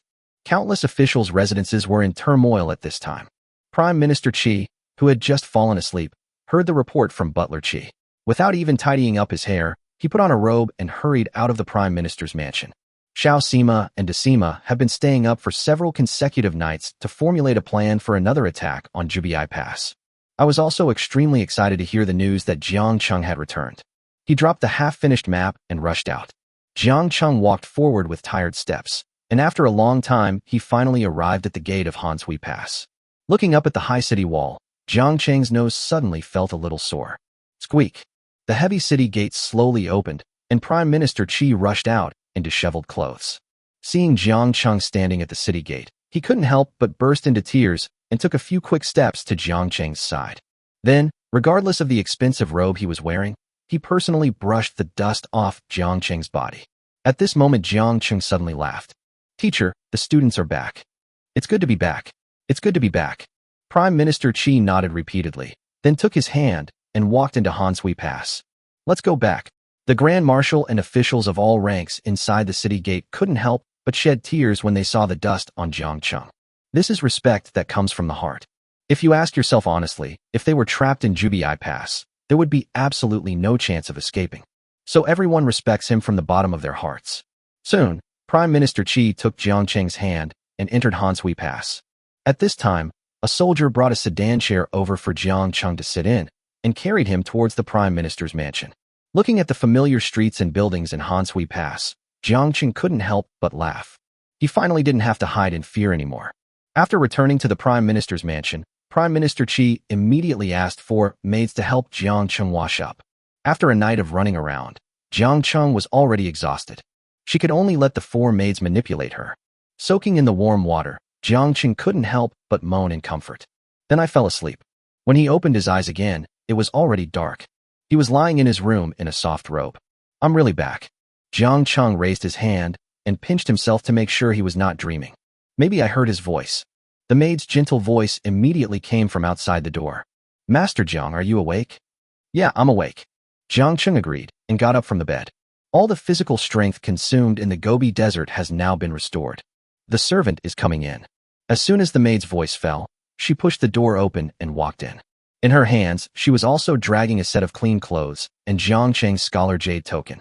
Even in such a harsh environment as Jubiai Pass, Jiang Cheng kept his Scholar Jade token close to his body. Not lost. After the maid came in, she respectfully placed the clothes on the bedside and reached out to help Jiang Cheng take off his nightgown. "You, what are you doing?" Jiang Cheng couldn't help but step back a little and said, "I'm sorry, I just wanted to help you change your clothes." "No, thanks. I can do it myself." "Thank you." Jiang Cheng said hesitantly. He hasn't eaten meat for many days. Now that such a gentle woman was changing his clothes, he was afraid that he wouldn't be able to control himself. Even though he is the center of public attention now, he will be doomed if his identity as a fake eunuch is exposed. The maid bit her lip lightly, and after a while she timidly said, "Master Jiang, do you dislike me?" "No, don't think too much. I'm just a rough guy. I'm used to dressing myself, and I'm not used to being served." Jiang Cheng was talking nonsense. When he was in the palace, he usually asked Qing'er and Xiao Yuer to help him put on his clothes. But that was all done in a frank manner, so it was inevitable that there would be some physical contact. So naturally, it couldn't be compared with other people. After his comfort, the maid finally put away her pitiful expression and walked out. Before leaving, she said to Jiang Cheng, "Prime Minister Qi said that after you wake up, you can go directly to the main hall. He and the Grand Marshal and the Junior Marshal will be waiting there." "What?" Jiang Cheng was startled and quickly took off his pajamas and changed his clothes. Who is his status? How could he make the Prime Minister and the Grand Marshal wait for him? His clothes were a little messy because of his haste. At this time, the maid came over and helped him straighten his clothes and said, "Master, you are lying." The clothes you put on are not neat at all. Let me straighten them for you. As she spoke, she helped Jiang Cheng straighten out all the wrinkles on his clothes. During this process, her little hands inevitably touched Jiang Cheng's neck and wrists. This made Jiang Cheng's heart flutter, and he wished he could hold her in his arms and love her tenderly. But his inner rationality finally controlled this idea. After tidying up his clothes, Jiang Cheng politely said to the maid, "Thank you. Let's go now." "I will obey, Master Jiang." The two of them walked out of the room together. Jiang Cheng was now wearing a dark blue scholar's robe with a white scholar's jade badge hanging around his waist. His long hair falls down casually, showing his scholarly demeanor. Walking quickly to the main hall, Jiang Cheng saw Prime Minister Qi excitedly drinking and chatting with Decima. It is really rare to see these two enemies drinking and chatting happily together. Seeing Jiang Cheng coming, Prime Minister Qi immediately invited him in. "Jiang Cheng is here, come in quickly." "Yes, teacher." Jiang Cheng stood outside the door and bowed respectfully to Prime Minister Qi before stepping into the main hall. At this moment, Xiao Sima, who was sitting nearby, stood up, clasped his fists towards Jiang Cheng, and said, "Master Jiang, I admire you. You're too polite, young Sima." Jiang Cheng also smiled and returned the greeting. "Ha ha ha, boy, you're too modest. You're the only one besides the emperor who has broken into Jubiai Pass alone and escaped unscathed," Decima said carelessly while holding up his wine glass. This cold sweat instantly broke out on Jiang Cheng's forehead. Fortunately, Prime Minister Qi reacted in time and scolded him with a smile. "The old man is drunk and talking nonsense. How can Jiang Cheng be compared with your majesty?" At this time, Decima also realized that he had said the wrong thing. He said with a smile, Yes, when you get older, you will talk nonsense. I will drink 3 cups as punishment." He drank 3 glasses of wine in a row, and the matter was over. Chapter 146: The Emperor of Wei arrives. "Jiang Cheng, tell us how you escaped back from Jubiai Pass. Did you set the fire on top of Jubiai Pass a few days ago?" After drinking the wine, Decima asked Jiang Cheng impatiently. This question has been on his mind for a long time. Although they have sent spies to find out the cause of the fire on the top of Jubiai Pass in the past few days, they have found nothing. Jiang Cheng smiled and said, "To answer the Grand Marshal's question, it was indeed me who released them. I had no choice but to do so in order to free the victims of the Longxi Road disaster. They should be back by now, right?" "They're back. They're in Hanshui Pass now."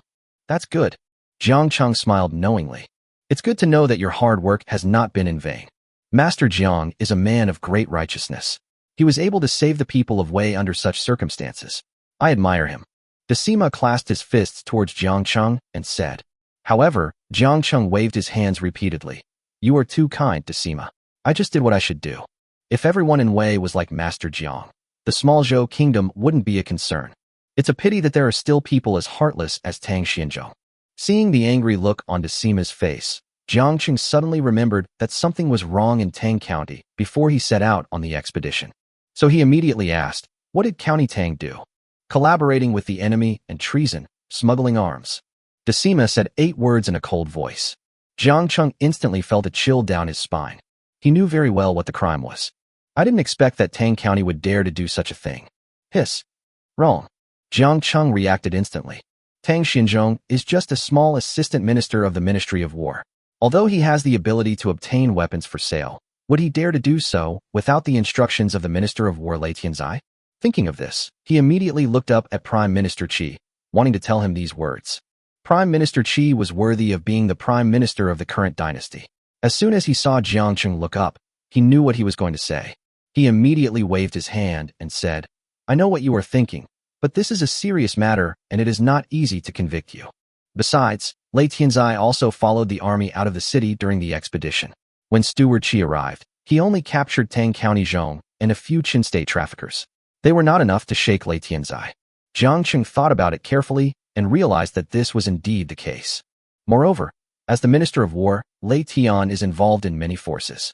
Even if we can overthrow him, who will take his place? So Jiang Cheng closed his mouth and stopped talking. At this time, Xiao Sima saw that everyone had fallen silent, so he raised his glass and said, "Master Jiang escaped death. We should be happy. Let's talk about these government affairs another day. I toast to Master Jiang." "Ha ha ha, my son is right. Don't be offended, Master Jiang. I'll toast you a glass too." Looking at Decima and Xiao Sima holding up their wine glasses, Jiang Cheng hurriedly picked up the wine glass from the side and drank a glass with them. Prime Minister Qi also ordered his maid to go out and bring some food. Soon, various delicious dishes were slowly served, and Butler Chi even brought a bowl of fragrant ginseng soup to Jiang Cheng. Master Jiang just came back, so he needs to take good care of himself. Thank you, Butler Chi. Jiang Cheng picked up the ginseng soup and took a sip. It tasted very delicious. Then he opened his stomach and started eating the food on the table with big mouthfuls. In the past few days at Jubiai Pass, he had been eating only roasted potatoes and corn. Now that he saw so much fish and meat, it was inevitable that he had to eat in an awkward manner. Seeing the way he ate, Decima couldn't help but laugh out loud and said, "Old man, look at the way Master Jiang eats. He doesn't look like a scholar at all, but more like a warrior. Why don't you bear the pain and let Master Jiang come to my place and be a general? Go away. I've already paved the way for Jiang Cheng. You don't need to worry about him. You should think about how to persuade the emperor to use Zhuge Huan in exchange for Jibaiguan. Alas, don't you know the emperor's temper? He must have been bewitched by that girl Zhuge Huan. How can I persuade him? We have to persuade them even if we can't. Now is a matter of life and death for both countries. If we can't take down Zhou this time, we will only be laughed at by the surrounding small countries. And it will be extremely difficult to capture Jubiai Pass in the future." Prime Minister Qi said righteously. "That's easy to say. Are you going to persuade him, or should I?" Decima said helplessly. Prime Minister Qi also felt embarrassed. Jiang Cheng, who was eating heartily, could also hear the current situation from their words. He had long known that Emperor Wei was lustful, but unexpectedly, he even didn't let Zhuge Huan go. It's not that Zhuge Huan is not beautiful. On the contrary, Zhuge Huan's appearance can definitely be ranked among the top 3 among the women Jiang Cheng has seen. She is even worse than Queen Shi Yan. But she is related to the outcome of the war between the two countries, and the Emperor of Wei should understand the pros and cons. I can't figure it out. Jiang Cheng can't figure it out. Just as Jiang Cheng was deep in thought, the sound of a rooster suddenly rang out outside the Prime Minister's mansion. The Emperor has arrived. Following this shout, a large group of people immediately rushed into the Prime Minister's mansion. Then, Emperor Wei, dressed in a bright yellow dragon robe, walked in from outside with a smile on his face. "It's really lively today, all 3 of you are here." As the Emperor of Wei spoke, he strode in, carrying an indescribable aura of pressure with him. "Your Majesty." Prime Minister Qi and his men never expected that Emperor Wei would make a sudden visit, and they hurriedly knelt down to welcome him. The Emperor of Wei sat down in the main seat without any hesitation. Then he said, "My dear ministers, please excuse me. I am not here to accuse you of anything. Thank you, Your Majesty, for your grace." After expressing their gratitude, several people slowly stood up. At this time, Emperor Wei looked at Jiang Cheng, who was standing beside him, and said, "Master Jiang, it's been a long time." Jiang Cheng was stunned for a moment, then hurriedly knelt down and said, "Thank you, Your Majesty, for your concern. I am extremely frightened. No need for formalities. When I saw you on the top of Jubiai Pass that day, I knew you were not destined to die. Seeing you today, it is indeed true." Emperor Wei laughed loudly, but Jiang Cheng sneered in his heart. He did not mention at all that he was only concerned with taking Zhuge Huan away that day without taking himself. "Thanks to the Emperor, I was able to save my life. You are truly capable of escaping from Jubiai Pass. I will reward you handsomely." As soon as the Emperor of Wei finished speaking, a eunuch walked up to Jiang Cheng with a small box and opened it. As the box was opened, everyone in the room immediately smelled a fragrance. When Jiang Cheng saw clearly what was inside the box, he was shocked. There was a piece of red silk inside the box, and wrapped in the silk was a ginseng as thick as my forearm. Judging from the age, it is no less than 200 years old. If you are caught hiding ginseng of this vintage at home, you will be beheaded. Only the royal family has it. Jiang Cheng quickly knelt down to express his gratitude. "Thank you very much, Your Majesty, for your grace." "Ha ha, Master Jiang has some health problems. This may help alleviate some of them." Chapter 147. The Emperor of Wei wants to make Zhuge Huan his concubine. Jiang Cheng was stunned by Emperor Wei's words, but he still gritted his teeth, took the ginseng, and walked aside. "I, your humble servant, thank the Emperor on behalf of your disciples." At this time, Prime Minister Qi stood up, bowed, and said something to Emperor Wei. Then he added, "I have something I don't understand, and I'd like to ask the Emperor." "Prime Minister, there's no need to be so polite. Just speak frankly." Emperor Wei picked up the wine glass in front of him and took a sip and said, "I would like to ask when the Emperor is going to use Zhuge Huan in exchange for Jubiai Pass." Prime Minister Qi stared at Emperor Wei and told him his problem. As he finished speaking, the Grand Marshal and the Junior Marshal both looked at the Emperor of Wei nervously.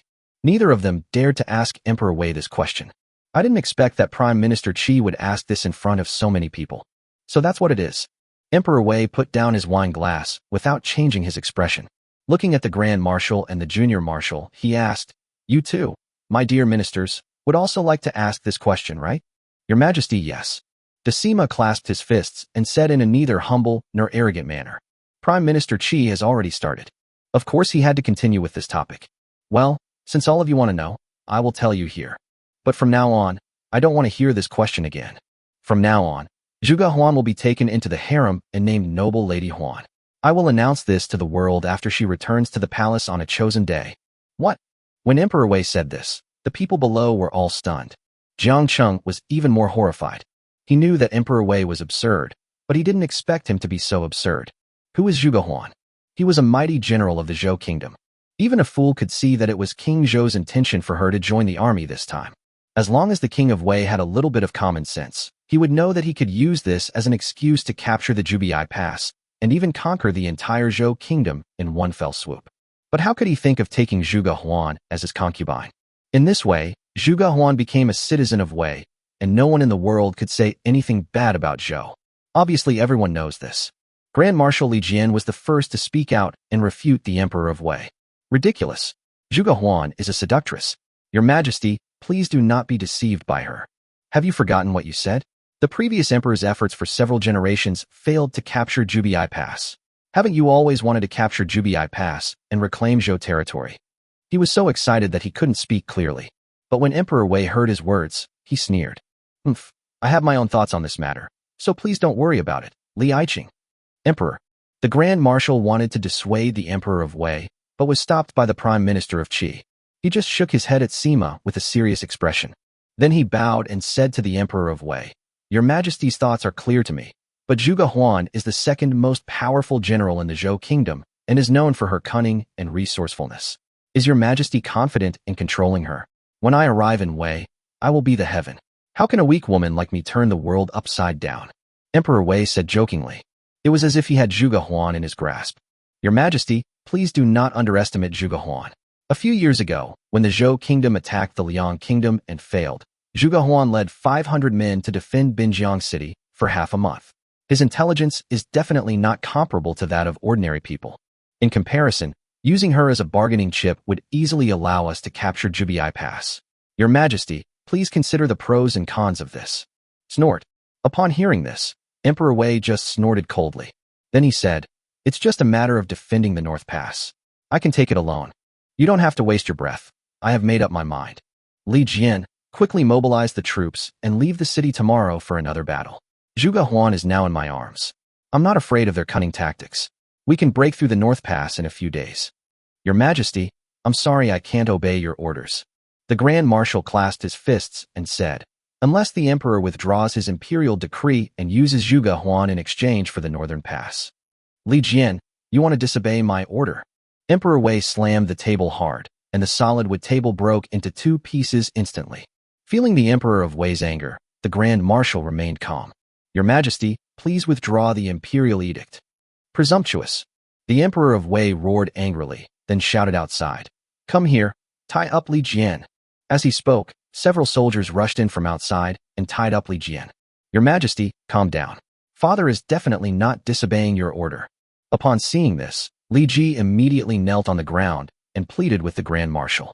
Prime Minister Qi also knelt on the ground and said, "Yes, Your Majesty, please spare him for the sake of the Grand Marshal's many years of fighting." "Li Jian, I'm asking you, are you going to mobilize the troops or not?" Emperor Wei asked with a cold face. "No, unless the Emperor withdraws his decree." Decima's face turned red, but he was unwilling to give in. This time the Emperor of Wei was really angry. He gritted his teeth and said, all right, take Li Jian to jail, and I will deal with him when I return victorious. From now on, Li Ji will take over the position of Grand Marshal. Arrange the troops and follow me out of the city. There must be no mistakes." "Emperor." Li Ji was about to say something, but he was glared back angrily by Emperor Wei. The Grand Marshal was escorted away by the soldiers without saying a word. The Emperor of Wei then walked away, leaving behind only a cold remark. "Lord Li's life depends on tomorrow's battle. If he wins, he will live. If he loses..." Emperor Wei did not say the second half of the sentence, but everyone knew what he meant. It was not until the Emperor of Wei led a group of people out that Li Ji collapsed to the ground with a sense of relief. At this time, Prime Minister Qi said solemnly, Zhuge Huan really should not be underestimated. Father is right. She is a witch. Li Ji said with an angry look on his face. No one expected things to develop to this stage. Prime Minister, what should I do? Li Ji looked at Prime Minister Qi for help. He could only ask him for help now. However, Prime Minister Qi also frowned and could not think of a better solution. At this moment, he suddenly saw Jiang Cheng standing beside him. He couldn't help but ask, Jiang Cheng, you also saw what happened just now, what do you think? Prime Minister Qi, this is the only solution.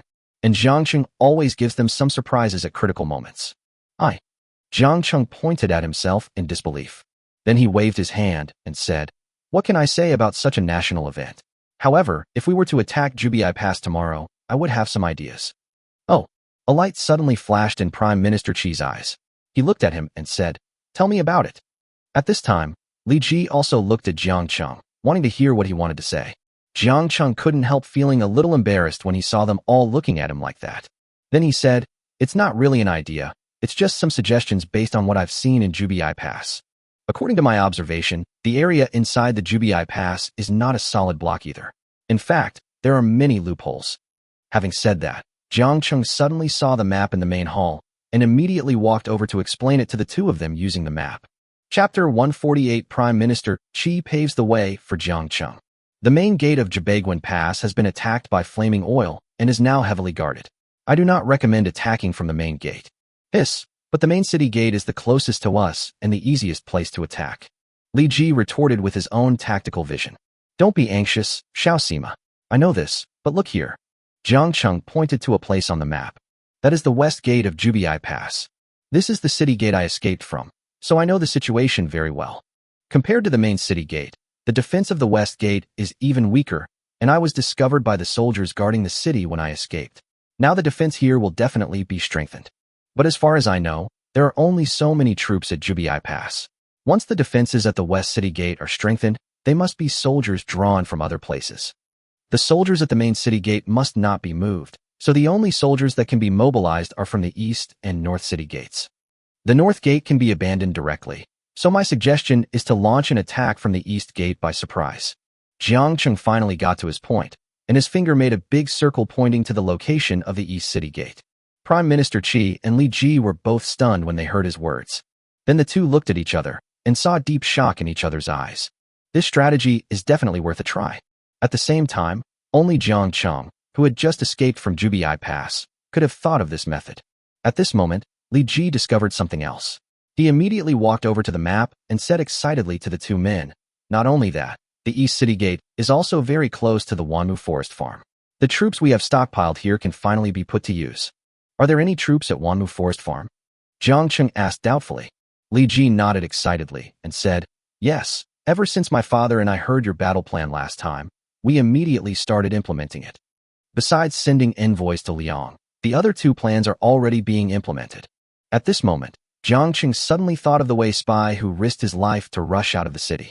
He immediately said, I see. Li Ji didn't pay attention to what he said. Instead, he said to Prime Minister Qi with great excitement, Prime Minister, I will go back and mobilize the troops to prepare to go out of the city to fight tomorrow. Okay, go ahead, there's still time. Prime Minister Qi agreed, and Li Ji hurried out the door. Looking at Jiang Cheng, who was still standing beside the map, Prime Minister Qi smiled knowingly, took the wine jug from the table, and poured a glass for Jiang Cheng himself, saying, thank you for your help. I just came back from Jubiai Pass and haven't even had a full meal yet, and you're busy with all this again.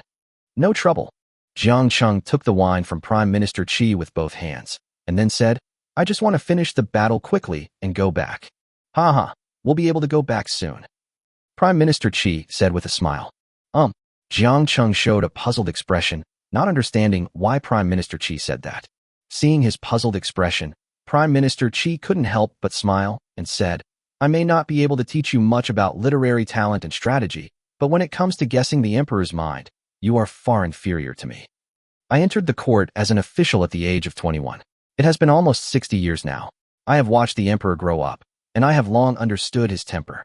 He has great ambitions, but he is too eager for quick success and too cruel.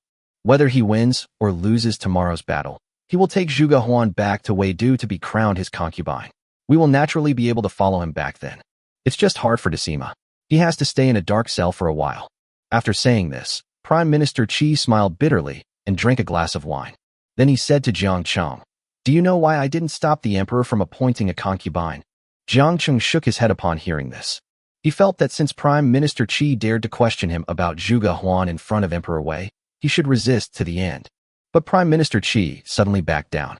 He was indeed a little confused. "That's because of you." Prime Minister Qi pointed at Jiang Cheng and smiled. Yes, I am going to recommend you to be the Minister of War. Isn't that the location of Tang County?" Haha, it was before, but not now. There is solid evidence of treason in Tang County. The first thing I will do when I return to Wei capital is to execute him. When the position of Assistant Minister of War becomes vacant, it will be yours. But I am a eunuch. So what? As long as the emperor agrees, who else dares to object? Prime Minister Qi said with a sneer. Jiang Cheng could feel a chill running through his bones from his tone. But the emperor may not agree. That's why I didn't say anything in rebuttal today. The emperor is the most concerned about his reputation.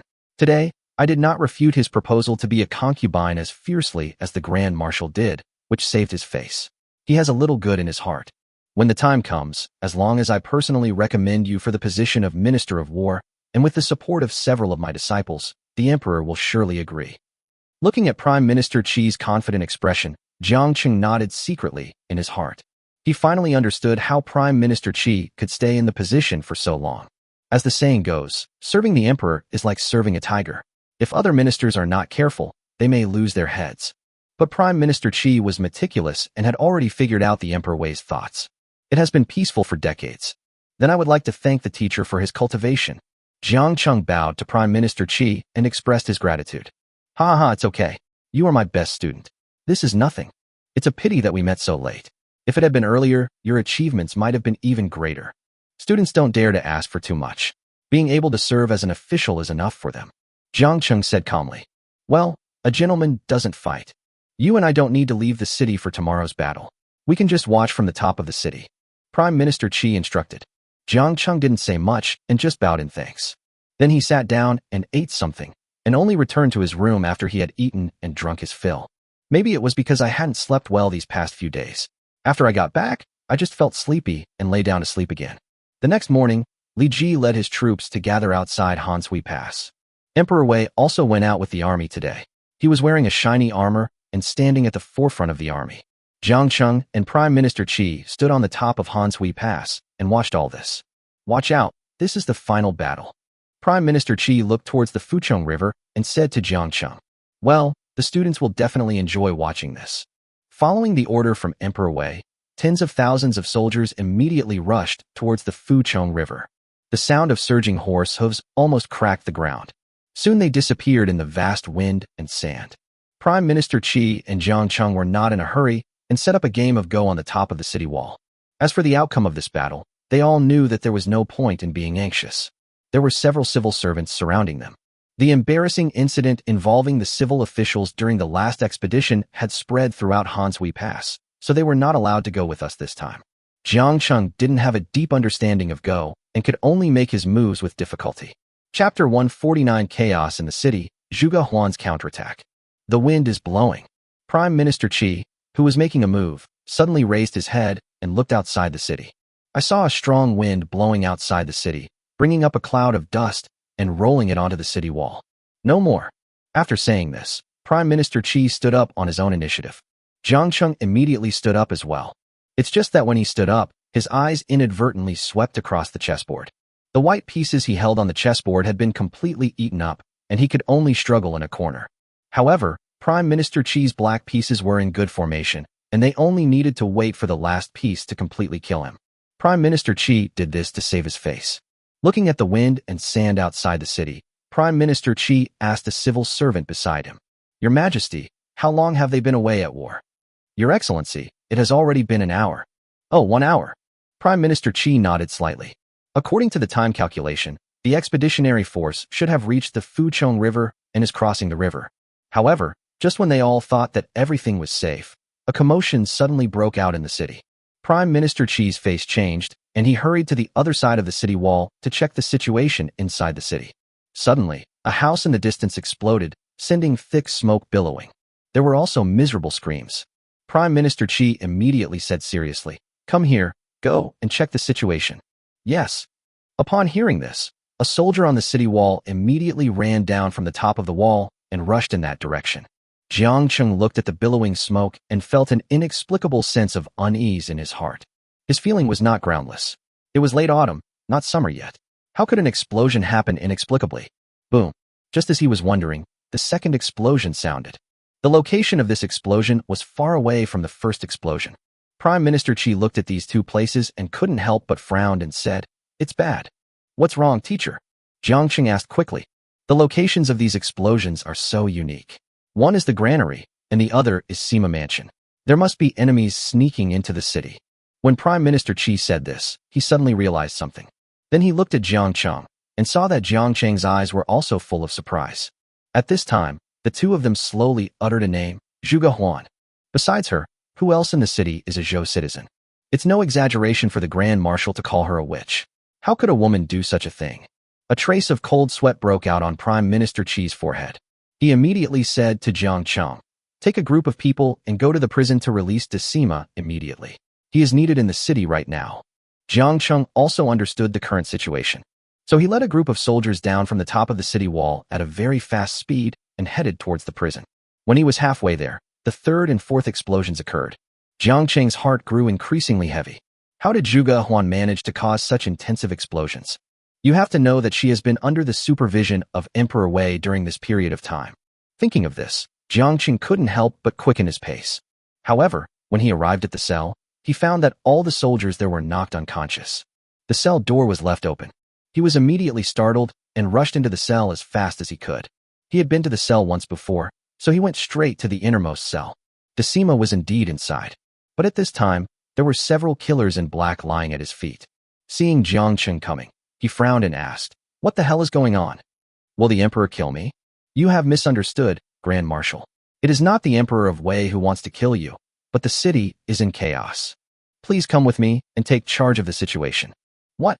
When Decima heard this, he became angry immediately. He walked out of the cell in 2 or 3 steps. "I want to see who dares to mess with Tai Sui." At this time, Decima was like an angry lion, striding out of the cell. After coming outside, the explosion sounded. Several dusty civilians ran over in panic from a distance. Decima grabbed one of the civilians with his big hand and asked, "Why are you running?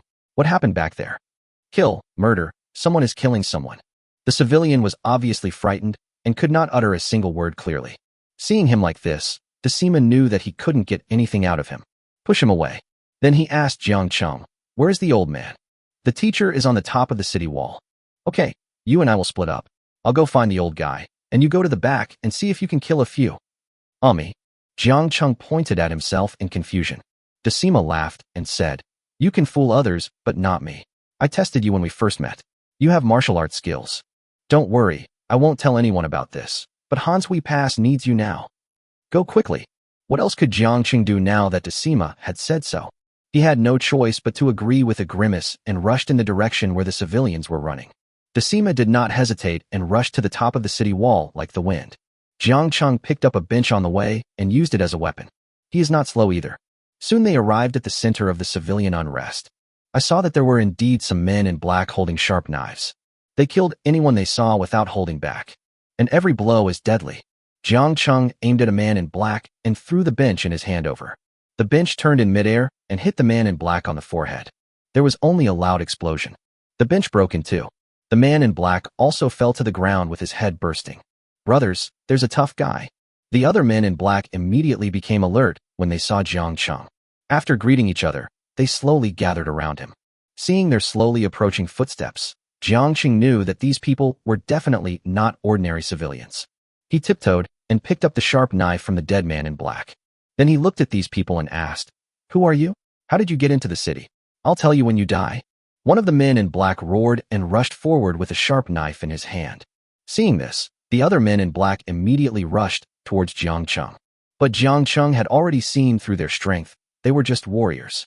There were no soldiers or generals guarding around, so Jiang Cheng didn't need to hold back. The Sky Roar fist was launched instantly. With the footwork of Tang Xiaoquan, Jiang Cheng shuttled among the men in black like a butterfly among flowers. As he shuttled back and forth, muffled sounds could be heard from time to time. After every muffled sound, a man in black would die. Soon the bodies of the men in black fell to the ground. Only a man in black was left, looking at Jiang Cheng timidly. "You, don't come over here." Jiang Cheng sneered and kicked the sharp knife out of his hand. Then he stepped on his wrist and asked, "I ask again, who are you and how did you get into the city?" The man in black was already frightened by him at this time and quickly begged for mercy. I'll tell you everything. Chapter 150. If you stick to it, you will stick to it. Explain. Jiang Cheng asked viciously, stepping on his hand. We are General Zhuge's personal guards. She was the one who led us into the city. Zhuge Huan, it really is her. Jiang Cheng said solemnly, then asked, "How did you get in?" You must know that Hanshui Pass is now heavily guarded, and even the Wei army has to be strictly checked when entering, not to mention so many people with suspicious identities. We just entered the city, and the East Gate has now been taken by General Zhuge. FCK. Jiang Cheng swore, a rare omission. He didn't expect that the method he came up with would be used on himself so soon. It's also the East City Gate. Is Zhuge Huan really that powerful? Jiang Cheng killed the man in black with one blow, then quickly ran towards the top of the city wall. He wanted to inform the Grand Marshal and Prime Minister Qi of this news as soon as possible. But just as he was running desperately, an explosion sounded less than 2 blocks away from him. Jiang Cheng glanced at that place and found that it was the direction of the pharmacy. You know, there are still many wounded people in the pharmacy. Once it explodes, the losses will be incalculable. So he temporarily gave up the idea of going to the top of the city wall and turned around and rushed to the pharmacy. When he arrived near the pharmacy, he found that the explosion did not happen inside the pharmacy, but on the street near the pharmacy. At this time, a group of men in black were fighting with the soldiers outside the pharmacy. But at this time the main force had already set out, and the soldiers left behind in the pharmacy were no match for these men in black. They could only retreat into the pharmacy. Sima Imperial Physician was also trying his best to organize everyone to treat the wounded. The soldiers in the pharmacy who were not seriously injured all took up their weapons and joined the confrontation. But this is still a drop in the bucket. Several men in black walked around the roof and jumped directly into the yard of the pharmacy. They killed anyone they saw, and several apprentices in the pharmacy were chopped into pieces of blood in an instant. Seeing this, the others could only retreat desperately. Only Sima Imperial Physician picked up the broom beside him and was ready to fight these men in black. But he is just a doctor, even worse than a scholar. How could we possibly be a match for these murderers? The man in black cut off the broom with one knife and went straight for his neck with the next knife. Sima Imperial Physician's face turned pale and he closed his eyes nervously. However, after waiting for a long time, he did not feel the pain of having his throat cut. He couldn't help but open his eyes, just in time to see Jiang Cheng with a serious face scattering the bodies of the men in black. Jiang, Chief Steward Jiang. Sima Imperial Physician escaped death, but his legs went weak and he almost fell down. Seeing this, Jiang Cheng quickly supported him and said, Imperial Physician Sima, have everyone retreat to the backyard. Leave these men in black to me. Can you do this alone? I can't care less now. Just listen to me. Now is a life or death moment, and Jiang Cheng doesn't care whether he will be exposed or not. Following his instructions, Imperial Physician Sima immediately asked everyone to retreat to the room in the backyard. The room here is small, and it is not easy to break in. For a moment, these men in black were blocked outside by the soldiers. At this time, Jiang Cheng also started his own action. I saw him walking around the drugstore. He often emerges from corners that the men in black least expect and delivers them a fatal blow. Before they knew it, half of the men in black had disappeared. At this time, the man in black who was leading the group finally reacted. He shouted loudly, "Be careful, there is someone in the dark." Before he could finish his words, Jiang Cheng rushed out from behind a shelf where medicinal herbs were placed and killed him with a knife. The blood gushing from his neck dyed the clothes of the people around him red. The man in black instantly changed his target and pounced towards Jiang Cheng. But at this time, their numbers were no longer at an advantage. As soon as they were distracted, the soldiers in the room found an opportunity and rushed out one by one. In a short while, all the men in black in the pharmacy were killed. Manager Jiang, what's going on with these people? Sima Imperial Physician, who was still in shock, asked. Jiang Cheng looked around cautiously and said, The Zhou army has entered the city. Quickly have someone take the wounded to the city gate. It's the only safe place there. Just as Jiang Cheng finished speaking, another roar was heard outside. But this time it wasn't an explosion. Jiang Cheng immediately ran out to see. Only then did they discover that a bright red flare was fired from the direction of the city wall. The flares flew high into the sky and exploded into dazzling patterns. Jiang Cheng recognized this pattern. It was the same pattern that Li Ji and he had ignited when they were on the banks of the Fuchong River. If he remembered correctly, it should be the Li family's unique signal. It must be the signal from the Grand Marshal. The city gate is in danger. Be careful and come to the top of the city. I'll go over and take a look. Okay, be careful. Imperial Physician Sima gave a worried instruction and then began to direct everyone to take action. One wounded soldier after another was carried onto stretchers by the soldiers. Jiang Cheng came out of the pharmacy at this time and hurried towards the top of the city. He was like a busy ant, and on his way to the top of the city, he took care of several men in black. Finally, he arrived at the city gate. Only then did he see many soldiers gathering at the city gate. The wide city gate was actually shaking at this time. It seemed as if someone was attacking the city outside. Jiang Cheng was startled. He hurriedly climbed up to the top of the city wall to see. Prime Minister Qi and the Grand Marshal were both on the top of the city wall at this time. When they saw Jiang Cheng coming, they both breathed a sigh of relief. Without even catching his breath, Jiang Cheng hurriedly said to the Grand Marshal, "Grand Marshal, the unrest in the city is all caused by Zhuge Huan. The East Gate has been lost, and the Zhou army has entered the city." Upon hearing his news, Decima's face became even gloomier. He nodded slowly and said, "I understand, but there are too few soldiers in the city right now to take care of the East Gate. Look here."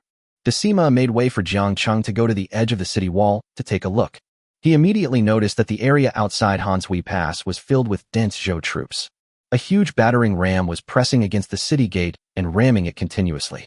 If we don't find a solution, the city gate will be broken sooner or later. At that time, these ferocious troops outside will surely rush in and carry out a massacre. What should we do now? Jiang Cheng immediately looked at Decima and asked. Although he knew some more strategies, this was the first time he had encountered such a situation.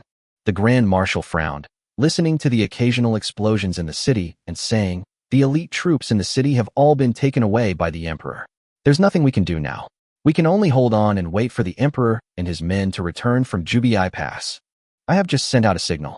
Li Ji will definitely come back immediately after seeing it." With Decima's assurance, Jiang Cheng's heart also ignited with rage. He immediately said to the Grand Marshal, "Defend it to the death." Good. Chapter 151, Defending the East Gate. Since the decision had been made to defend to the death, Decima immediately began to plan his strategy. Jiang Cheng, lead your troops to the East Gate. In my opinion, that's not the enemy's main target. You must hold them off for a while. Prime Minister Qi and I will be stationed at the main city gate and will not allow Zhou soldiers to enter the city. Decima gave Jiang Cheng an order. Jiang Cheng did not hesitate and immediately followed the order and went down the city wall. Wait, Grand Marshal, Jiang Cheng is just a scholar. Is it okay to let him lead the team? Prime Minister Qi looked embarrassed. But at this time, the situation was urgent, so Jiang Cheng said to Prime Minister Qi, "Teacher, don't worry, I can protect myself. You should also take care of yourself and stay close to Decima." Okay, you have to be careful too. Prime Minister Qi gave a few more instructions, and Jiang Cheng walked down from the city wall. He didn't bring many people with him, only about 40 or 50.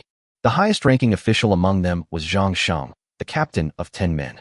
At this moment, everyone's face had an expression of being ready to die. They all headed towards the East Gate. Jiang Cheng no longer deliberately concealed his strength. Anyone who saw a man in black killing or setting fire on the road would be killed. Those people could hardly last more than 2 moves under his hands. The soldiers behind him were also excited and full of fighting spirit. They walked and killed as they went, and finally arrived at the East Gate. The situation at the East City Gate at this time was the same as what Jiang Cheng learned from the man in black. The East City Gate was wide open, and countless men in black swarmed in from outside the city like locusts. And on the East City Gate, Zhuge Huan, dressed in pure white, was gazing into the distance. Seeing Jiang Cheng and his team coming, Zhuge Huan's mouth curled up slightly. The white jade finger gently pointed at Jiang Cheng and said, "Kill." As soon as the word "kill" was uttered, the men in black immediately had a target and rushed towards Jiang Cheng and the others. Spread out, retreat into the alley, and fight them in a terrain battle. Jiang Cheng immediately gave the order. The soldiers behind him were already very familiar with the terrain of Hanshui Pass, while the man in black had just entered the city and was inevitably confused about the terrain. This way they can use this to pull each other into a fight. The soldiers did not hesitate when they heard the order and immediately rushed into the intricate streets. Jiang Cheng thought this method was good, but he ignored the commander Zhuge Huan. Zhuge Huan, standing on the top of the city wall, saw all their actions. Then quickly deploy strategies based on their actions. She was worthy of being the second greatest general of the Zhou kingdom. She was able to command the army in an orderly manner in the enemy's important city. Soon, the men in black surrounded the street where Jiang Cheng and his companions were hiding. But just don't attack. Jiang Cheng, who was hiding in the dark, saw this and understood that it was Zhuge Huan's battle strategy. As long as they are trapped here, other men in black can take the opportunity to attack various places in the city and are more likely to go directly to the main city gate and exchange their lives for the opportunity to open the main city gate. In a split second, Jiang Cheng said to Zhang Sheng, "You and I will split our forces. You lead the others to continue maneuvering by exploiting the terrain, while I will lead 5 men to the city walls to disrupt Zhuge Huan's plans." 5 people? How is that even possible? Zhang Sheng said with an incredible look on his face. However, Jiang Cheng then ordered him, "This is my order. If you see the black-clad men's formation become disrupted, take advantage of the opportunity to attack and catch them off guard." Yes. Zhang Sheng had no choice but to agree. Jiang Cheng immediately led 5 people and quietly went around behind the man in black from another hidden alley. You will kill anyone you see later without hesitation. After you kill one, put on their clothes and smear their blood in the corners of your eyes to prevent them from injuring each other. And you? The soldier asked Jiang Cheng. "I'm coming with you. As soon as we can reach the East City Gate, I'll go up to the city wall and fight Zhuge Huan. You must do your best to close the East City Gate. This mission is very dangerous. You may die. If anyone is scared now, please speak up. We are not afraid. If we can exchange our lives for the lives of dozens of other brothers, we will not be afraid." Jiang Cheng looked at the 5 faces surrounding him and nodded heavily. If a general can get soldiers like this, what mission can't be accomplished? Jiang Cheng stuck his head out and looked outside. At this time, the streets outside were full of people in black. It's so densely packed that you can't see the end of it. I never thought that Zhuge Huan had so many personal guards. He listened to the footsteps outside, and only when the last person left the street did he say to everyone, "Now, let's go out." Following his command, several people quickly rushed out from the corner. As they turned the corner, they saw a small group of men in black. Jiang Cheng didn't even think twice and killed the leader with 1 strike. The others also hurriedly drew their swords and killed the remaining people in an instant. "Hurry and drag them to the corner." Jiang Cheng took the lead and dragged 1 person to hide in a dark corner, and several people followed suit. After a while, they came out from the corner wearing the same black clothes. Zhuge Huan, standing on the top of the city wall, witnessed all this. She immediately ordered all her men to tie white strips of cloth on their right arms. "Humph, if you want to fight me, you're still a little naive." After Zhuge Huan dealt with this matter, she once again turned her attention to the place where Zhang Sheng and the others were hiding. After all, there are only 6 of them in Jiang Cheng's group. Zhang Sheng has dozens of people on his side. If they were taken, the defense force in the city would be even smaller. Thinking of this, she couldn't help but look at the main city gate in the distance, sneering and saying, "Emperor Wei, you will pay the price for your arrogance." At the same time, Jiang Cheng and 5 others hid in a house. Everyone asked in confusion, "Sir, aren't we going to the East Gate? Why are we hiding here?" "Don't worry, take a look first." Jiang Cheng was very calm and looked out through the crack in the door. Soon a group of men in black walked past their door. Jiang Cheng saw that these men in black had white cloth strips tied around their right arms. But he was not in a hurry, but waited for the second wave of people. Jiang Cheng smiled happily only after he confirmed that the second wave of people also had white strips of cloth on their arms. He was right. Zhuge Huan was indeed a woman who could do many things at once. She had already seen through their movements clearly. Fortunately, he thought of this earlier. Jiang Cheng searched the house and finally found a white mattress under the bed. Then he tore the mattress into strips and distributed them to several people. "Now we can go out openly." "Sir, you are amazing. How did you know they would tie bands around their arms?" A soldier looked at Jiang Cheng in surprise and asked. The others obviously didn't know either, so Jiang Cheng smiled and said, "It's hard to explain right away, so let's just take action." Chapter 152, Conversation with Zhuge Huan. 5 people swaggered out of the room. Then followed the street towards the East City Gate. We encountered several groups of men in black along the way, but none of them aroused suspicion. In this way, they wandered to the East City Gate. At this time, the number of people in black pouring into the city from outside was beginning to decrease. Only a few people are left. However, there were more and more explosions in the city. These people targeted the homes of various ministers and some important places for attack. You can tell at first glance that they are well-trained soldiers. Hey, brother, why do we need to tie such a belt? A man in black who had just walked in from outside the city stopped Jiang Cheng and asked in confusion. I don't know. This is General Zhuge's order. Who dares to disobey? Jiang Cheng said to this person with a solemn oath, as if he was really one of these men in black. All right, as long as we can take Hansui Pass. Thank you, brother. You're welcome, we're all brothers. Seeing the man in black waving and walking away, the 5 soldiers behind Jiang Cheng finally breathed a sigh of relief. The way they looked at Jiang Cheng became more and more admiring. Sir, you are too powerful. I definitely wouldn't be able to get away with it so easily. Haha, you will definitely be able to do it in the future. The guards at the city gate are lax right now. Close the gate as quickly as possible and escape without being discovered. I'm going up to the city. Sir, would you like me to go up with you? No, you'll be in the way if you go. Just do what I tell you to do. Jiang Cheng gave an instruction and then quickly walked towards the stairs of the east city gate. At this time, most of the men in black were burning and killing in the city, and there was no one defending the stairs. Jiang Cheng followed the shadow of the stairs up without attracting anyone's attention. Just as he was about to reach the city wall, there was a sudden commotion below. Countless men in black shouted and rushed towards the city gate. Broken. Jiang Cheng immediately realized that the people responsible for closing the city gate had been exposed. At the same time, he also heard Zhuge Huan's voice coming from the top of the city wall. What's going on down there? Soon a voice answered. My lord, there are several people wearing our clothes and closing the city gate. What? There was a hint of disbelief in Zhuge Huan's voice. Soon she anxiously ordered, it's those people from before. Tell everyone to tear off the white cloth on their right arms. Quick. Yes. As soon as the voice fell, Jiang Cheng heard a burst of hurried footsteps coming towards the stairs. He hid in the dark, holding the long knife tightly. Soon, a slim woman dressed in black walked down from the top of the city wall. Seeing this, Jiang Cheng instantly jumped out from the darkness. The long knife in his hand chopped towards the woman's throat with lightning speed. Who? The woman reacted very quickly and leaned back instantly when the knife was about to hit her. The blade passed by her chest, cut off a lot of beautiful hair. However, before she could stand up and fight back, Jiang Cheng was already in front of her. A punch hit the woman's forehead. Bang! There was a dull thud, and the woman fell down slowly without even having time to scream. Jiang Cheng's current strength is at least at the mid-stage martial artist level. Coupled with the Sky Roar fist, ordinary people can't do anything to him. It was not until the woman fell heavily to the ground that Zhuge Huan's voice was heard again. Jai, something happened. It was not difficult to tell from her tone that she already knew that someone had climbed up the city wall. Since that was the case, Jiang Cheng no longer hid himself. He climbed up the city wall very quickly along the stairs. When he went up, he was immediately shocked. Zhuge Huan, who was dressed in plain clothes, was surrounded by more than 30 women in black tights. The weapons held by these people were also different. Seeing that the person coming up was Jiang Cheng, Zhuge Huan was slightly stunned at first, then smiled and said, You are Master Jiang, right? I didn't see it when we first met.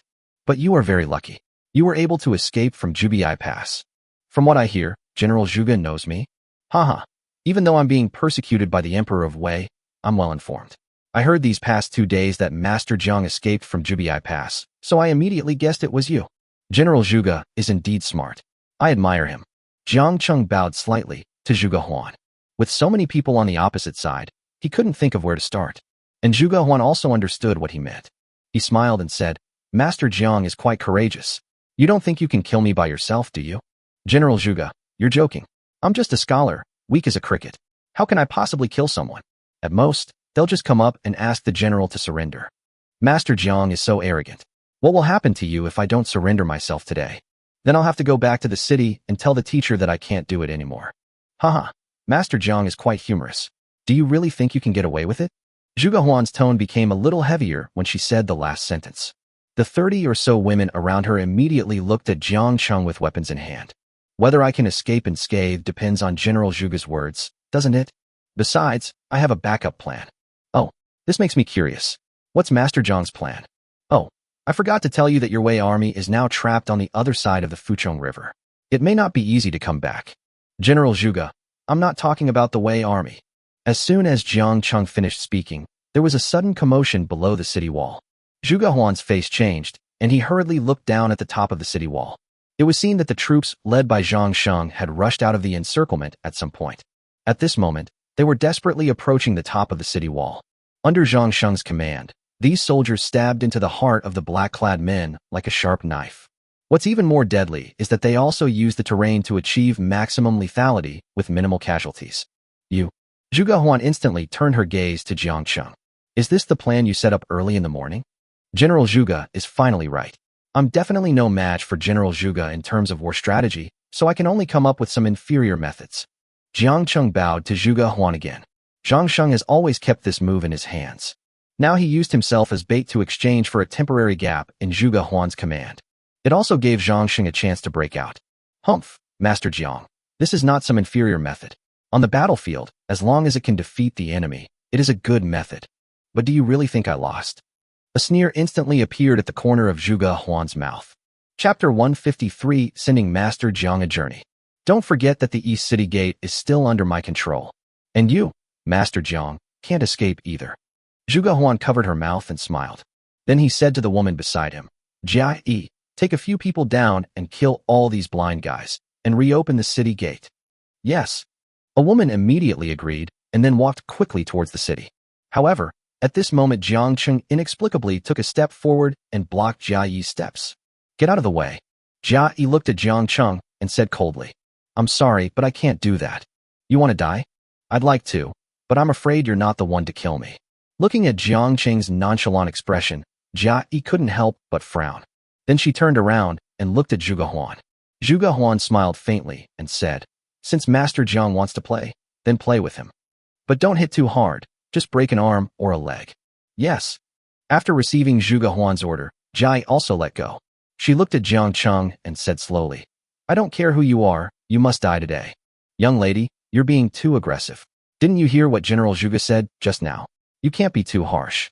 Well, I'll smash your mouth so you can't be so slick anymore. Jia shouted angrily and punched Jiang Cheng in the chest. Seeing this, Jiang Cheng did not hesitate and immediately responded with the sky-roaring fist. However, as soon as their fists touched, Jiang Cheng felt a huge force coming from Jia Yi's fist. He hurriedly stepped back 2 steps and drew a circle with one hand to neutralize Jia Yi's attack. But even so, he felt his arms numb from the shock. Jia Yi's strength was far beyond his estimation. Miss Jia Yi is so strong. Aren't you afraid that you won't be able to get married in the future? Jiang Cheng said calmly, his hands behind his back. Humph, I am the general's man in life and his ghost in death. I don't need to marry anyone. Jia Yi lunged forward and attacked Jiang Cheng again. Jiang Cheng already knew how powerful Jia Yi was, so he naturally couldn't fight her head-on, so he kept backing away. That's such a shame. Look at you, with your willow-shaped eyebrows, bright eyes, wasp waist, and long legs. Such a rare beauty has no one to appreciate her. I really feel sorry for you. You scoundrel, take my punch if you dare. Jia Yi had never been provoked like this before. His face flushed red as he hit Jiang Cheng. But Jiang Cheng refused to fight with her and just retreated. The girl's punches were too strong for me to handle. It would be better to find a man who can handle it and take the girl's fist. Jiang Cheng's shameless words finally made Jia Yi lose his mind. She roared, jumped up, and was about to punch Jiang Cheng hard. But while she was in midair, she saw a glint of cunning in Jiang Cheng's eyes. It was only then that she realized she had been fooled. As expected, Jiang Cheng took advantage of the moment she jumped up, leaned forward, and punched her in the stomach. This punch was extremely powerful. If it hit Jia Yi, she would be seriously injured immediately. At this critical moment, a feather arrow suddenly shot from a distance. The target was Jiang Cheng's forehead. Jiang Cheng was about to succeed, but he had to retract his fist and slap the feather arrow with his palm, sending it flying. After escaping death, Jiang Cheng glanced sideways at the person who shot the arrow. That was a girl standing behind Zhuge Huan. After shooting this arrow, she took out another arrow and drew the bow, aiming the arrow at Jiang Cheng. Master Jiang, my friendship is stronger than gold, so I couldn't help but take action. I'm sure you don't mind. Zhuge Huan sat on the top of the city wall and said with a smile, No, I'm not that petty. Jiang Cheng slowly took 2 steps back and stood still. Standing here, he was sure to dodge any arrow shot by the girl. But Jia Yi, who landed, didn't think so. Her face flushed red, and as soon as she landed, she bent over and rushed towards Jiang Cheng like an arrow. Jiang Cheng didn't expect her to be so unreasonable. I can only cross my hands in front of my chest to block it. But Jia Yi's powerful punch still knocked him back, causing him to spit blood. Ha, I thought Master Jiang was invincible, but it turns out you can get hurt too.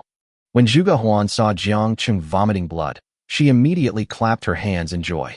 Then she said to the bow-wielding girl behind her, Jia Shirsan, shoot the leader of the Wei army. Yes, General. Jia Shirsan turned his target with the bow in his hand, pointing the arrow directly at Zhang Sheng below. Then she let go, and the arrow shot towards Zhang Sheng at an extremely fast speed. The arrow was so fast that even Zhang Cheng had to be on high alert. What's more, Zhang Sheng was charging into the enemy camp. Puff! Suddenly, a muffled sound was heard on the battlefield. Zhang Sheng was hit by an arrow in the chest, and the arrowhead was exposed from behind. He looked down at the arrow in his chest in disbelief. Then he suddenly rushed into the group of people in black like a madman, chopped 3 of them to death with his knife before slowly falling down. At this time, Zhang Cheng on the top of the city wall happened to see the scene of Zhang Sheng's death. He couldn't help but roared, Zhang Sheng. But no matter how loud he shouted, Zhang Sheng could no longer get up. Haha, Master Jiang, you should worry about yourself first. Zhuge Huan sneered and said to the people around him, I'm tired of playing. Please give Master Jiang a ride. When I return, I will personally present his head to Master Jiang. Yes. The 30 or so women behind her responded immediately and attacked Jiang Cheng at the same time. These more than 30 people have different skills and weapons, but the actions are well organized and coordinated. Jiang Cheng was injured and was unable to resist at all. He barely took one of Jia Yi's heavy punches, and then used the force of the punch to retreat backwards. But before he could escape far, Jia Shirsan's arrow came again. Whoosh! Jiang Cheng barely dodged the arrow by tilting his head, but the sharp edge of the arrow still cut a gash on his face. A trickle of blood instantly spurted out from the wound. After this delay, 4 or 5 women came to his side. They simultaneously drew their daggers and stabbed at Jiang Cheng's vital points. Jiang Cheng barely dodged a few of the attacks. He was stabbed hard in the chest. The intense pain instantly made him lose his fighting ability. He fell on the city wall and rolled several times before stopping. Puff! He couldn't help but spit out a mouthful of blood. I couldn't help but feel sad. This time things really got serious. He thought that with the Tianshao fist, he could escape even if he couldn't kill Zhuge Huan. But I didn't expect that the guards around Zhuge Huan were so powerful. He couldn't even run away. He watched as more than 30 women armed with weapons surrounded him. Zhang Cheng gave a wry smile. Is this another kind of romantic luck? Get started, Jai shouted coldly. More than 30 weapons stabbed at Jiang Cheng at the same time. Jiang Cheng simply closed his eyes. I thought I would definitely become a civ this time. However, just as he was waiting to die, a loud shout came from the distant city wall. Stop! Following this loud shout, a halberd flew rapidly towards more than 30 women. It was almost there in the blink of an eye. Chapter 154, Jubiai Pass has been taken. Hearing this voice, Jiang Cheng, who had already accepted his fate, suddenly opened his eyes. Because this is Li Ji's voice. More than 30 women were also frightened by Li Ji's voice and turned around. When they saw the halberd flying towards them, they all took a defensive stance. The halberd only knocked away the weapons in the hands of the 2 women, and then fell heavily to the ground. However, after all this trouble, Li Ji, who was in the distance, had already come closer. Li Ji is worthy of being the young Sima. Even without weapons, he is still brave. He grabbed a woman and threw her out. He also snatched the weapon from her hand. Facing the siege of more than 30 people, he still handled it with ease. But he snatched Jiang Cheng back in a moment. At this time, Jai wanted to lead everyone to attack, but Li Ji pointed a knife at her nose and said, Don't move. Let me say a few words. Jia, stop it. Zhuge Huan ordered Jia Yi to stop with a gloomy face, and Jia Yi retreated angrily. But her eyes were still fixed on Li Ji, afraid that he would do something dangerous. What does Xiao Sima want to say? Zhuge Huan asked calmly. Now there is still no emotion on her face, as calm as a lake. Li Ji protected Jiang Cheng behind him, looked directly at Zhuge Huan, and said, I will give the general a chance to live. Haha, what a joke. There's a huge disparity between our forces now. Why would you let me live? Just because of this. Li Ji raised his hand and scattered a few bloody chess pieces. These chess pieces finally fell at Zhuge Huan's feet. When Zhuge Huan saw the chess piece, her expression suddenly changed. Even when she knew that the East City Gate was closed, her eyes had never been so surprised. Because the chess pieces that Li Ji threw over were exactly the ones she had placed on top of the Jubiai Pass. Now that these chess pieces have fallen into Li Ji's hands, it means that the Jubiai Pass has been broken. How could you possibly break through Jubiai Pass? She picked up the chess pieces from the ground and said in disbelief, General Zhuge, you don't know this. This is all thanks to Master Jiang. Li Ji smiled as he looked at Jiang Cheng and said, Master Jiang just returned from Jubiai Pass. He knows the layout of the city like the back of his hand. Under his guidance, we breached the east gate of Jubiai Pass in less than an hour. Now Jubiai Pass has fallen into the hands of the Wei state. Su Lang was seriously injured and led his men to evacuate Jubiai Pass. Chu Bian is dead. Impossible. This is absolutely impossible. Zhuge Huan's expression changed drastically, and she retreated repeatedly. She couldn't understand why the impregnable Jubiai Pass was defeated so quickly.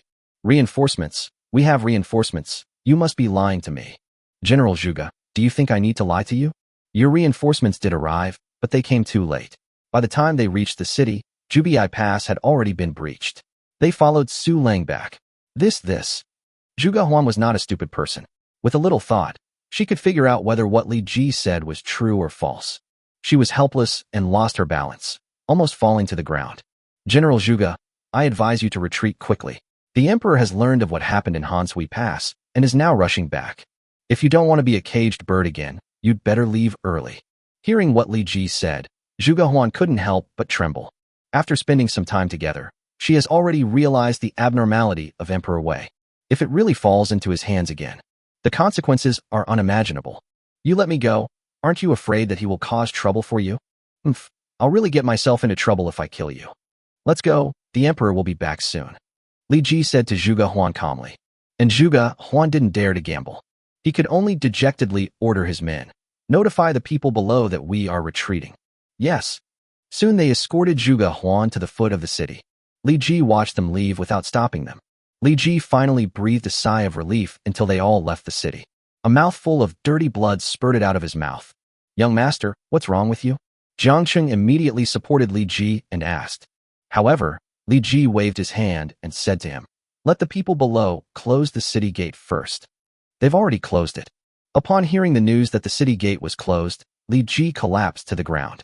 Jiang Cheng hurriedly took his pulse and discovered that Li Ji had suffered extremely serious internal injuries and needed treatment as soon as possible. Young master, please be patient. Jiang Cheng didn't have any medicinal herbs at hand right now, so he could only use massage techniques to dissolve some of the blood stasis in Li Ji's body. As he massaged, beads of sweat the size of beans suddenly appeared on Li Ji's forehead. But he held on without crying out in pain. After a while, Jiang Cheng finally helped him get rid of some of the blood clots. Li Ji leaned against the city wall and said, thank you. Why are you thanking me? You just saved my life. What's wrong with the injury on your body? Didn't you say that the Jubiai Pass was taken down? Haha, I got it, but the price was not small. The Zhou Kingdom still has a backup plan. Those reinforcements are indeed a bit difficult to deal with. I exchanged a few moves with that old bastard Su Lang and was accidentally hit by his big knife. After hearing this, Jiang Cheng finally understood what was going on. As expected, there were some unexpected events when the Grand Marshal was not with the army. Fortunately, we successfully captured Jubiai Pass. Your injuries must be treated immediately. I'll help you to the pharmacy. No, don't go yet. Li Ji stopped Jiang Cheng and continued. The Emperor will be here soon. What you just said is true. Certainly. Then why did you let Zhuge Huan go? What if the Emperor blames you? Haha. Zhuge Huan is a seductress. If she stays with the Emperor, he will be easily bewitched. Besides, I can't handle her 36 guards alone. It's better to scare her and let her go. When the Emperor blames me, I will be the only one to be punished. As he spoke, Li Ji propped himself up and stood up. I didn't expect that Master Zhang's massage technique is so superb. My body doesn't hurt much anymore. Li Ji had just moved his wrist twice when he saw the Emperor of Wei rushing towards him from the top of the city wall in the distance. When he came closer, he immediately asked Li Ji anxiously, where is concubine Huan? Where is my concubine Huan? Li Ji dragged his injured body and reluctantly replied, Your Majesty, Zhuge Huan escaped, and I failed to stop her. Waste. The Emperor of Wei was furious and slapped Li Ji in the face. As a dignified young Sima, you can't even catch an unarmed woman. What use do I have for you? Your Majesty, I am incompetent. Please punish me. I'll discuss the punishment after I return. Where is my concubine Huan? Your Majesty, we are heading towards Fuchong River. I'll deal with you properly when I find concubine Huan and come back. After saying this, Emperor Wei rushed towards the city gate like the wind. Chapter 155. Are you willing to be my opposite sex brother? Let's go too. Li Ji said with a painful expression. Jiang Cheng looked at the departing Emperor Wei and couldn't help but ask, Did you point the Emperor in the wrong direction? Haha. What? Are you planning to report me? That's not the case. I understand young Sima's concerns, but I'm afraid the Emperor doesn't think so. If he doesn't catch up with Zhuge Huan, he'll definitely cause trouble for you when he returns. You are right, but rather than letting the Emperor punish me, I would rather watch this which wreak havoc on the state of Wei. Now that Zhubiai Pass has fallen into our hands, the Zhou Kingdom is doomed to fail. Even without me, the young Sima, they won't be able to hold on for more than 2 days. Seeing the madness in Li Ji's eyes, Jiang Qing knew that he was speaking the truth. Wei and Zhou have been fighting for many years, and now the winner has finally been decided. This must be the scene that every Wei citizen wants to see. Young Sima Dei, I will take you to the pharmacy right now. After saying that, Jiang Qing carried Li Ji on his back and rushed to the bottom of the city wall. When he went down, he saw the bodies of Zhang Sheng and a group of Wei soldiers. He sighed slowly and could only come back later to collect their bodies. Arriving at the pharmacy, Jiang Qing ignored the numerous corpses on the ground. Instead, he quickly found a set of silver needles and medicine for treating internal injuries from the shelf. Young master, please bear with me. I will give you acupuncture. Okay, thank you for troubling Master Jiang. Jiang Qing took a candle from the side, lit it, and burned the silver needle on the candle. Then he pierced the acupuncture point on Li Ji's lower abdomen at the fastest speed. Although Li Ji was prepared, he still couldn't help but groan at the moment the needle fell. Beads of sweat the size of beans instantly fell from his forehead. But he held on and didn't move. Seeing this, Jiang Qing couldn't help but sigh that Li Ji was really a man. And he kept dropping the needle. Soon 13 needles were inserted into Li Ji's body. Then he carefully twisted the 13 needles, and based on his experience, he either stabbed them down a little or lifted them up a little. As he moved, Li Ji was also trembling slightly. After all, these needles still cause pain. Fortunately, Jiang Qing's actions did not last too long. Soon he began to withdraw the needle. With each stitch he took, Li Ji's expression became more relaxed. Only after all 13 needles were retracted did Li Ji let out a long breath. Puff! Along with this foul breath, a stream of black blood instantly spurted out of his mouth. Master Jiang, what's going on? Li Ji looked at the black blood on the ground and asked Jiang Qing. Haha, Xiao Sima, there's no need to panic. This is blood stasis in your body. I've used acupuncture to help you remove it. With the addition of some medicinal herbs, your internal injuries will be healed within a month. So magical? Li Ji stood up in disbelief and moved around. Then he bowed to Jiang Qing and said, Thank you, Master Jiang. Why are you being so polite to me? Take these medicines back and take them once before meals. Jiang Qing handed the medicine in his hand to Li Ji. Then he looked towards the main city gate and said, I just wonder how things are going over there, teacher. Don't worry, our people should have returned by now. Those Zhou soldiers who attacked the city have been captured. Li Ji laughed heartily. Then he said to Jiang Qing, Let's go and take a look. Good. The two smiled at each other, and all the previous grudges were dissolved at this moment. Walking on the small path inside Hanshui Pass, Jiang Qing saw countless broken walls and the tragic deaths of Wei soldiers. When the men in black entered the city, each of them had to face 2 or 3 soldiers, so their deaths were extremely tragic. Seeing Jiang Qing's expression, Li Ji knew what he was thinking. He sighed and consoled her. Alas, this is a battlefield, a place where people can die if you are not careful. Master Jiang, you have great talent and ambition. It's a pity that you have become a eunuch. Young master, you are wrong. Although I am a eunuch, I have ambitions. But have any eunuchs in history ever fought on the battlefield and killed bandits? Ha. Master Jiang is truly an extraordinary person. I admire him. If you don't mind, how about we become brothers of the opposite sex? Jiang Qing looked at Xiao Sima in disbelief. This guy really does what he wants. At his age, he could be Jiang Qing's father.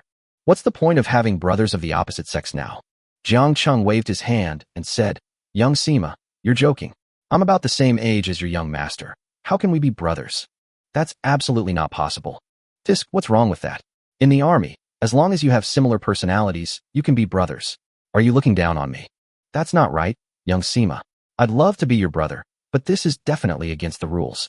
Why don't I wait until I see the teacher and ask him first? Okay, then we'll let Prime Minister Qi decide. After saying this, Li Ji put his arm around Jiang Qing's shoulders and walked towards the main city gate with a smile. A warm feeling also surged in Jiang Qing's heart.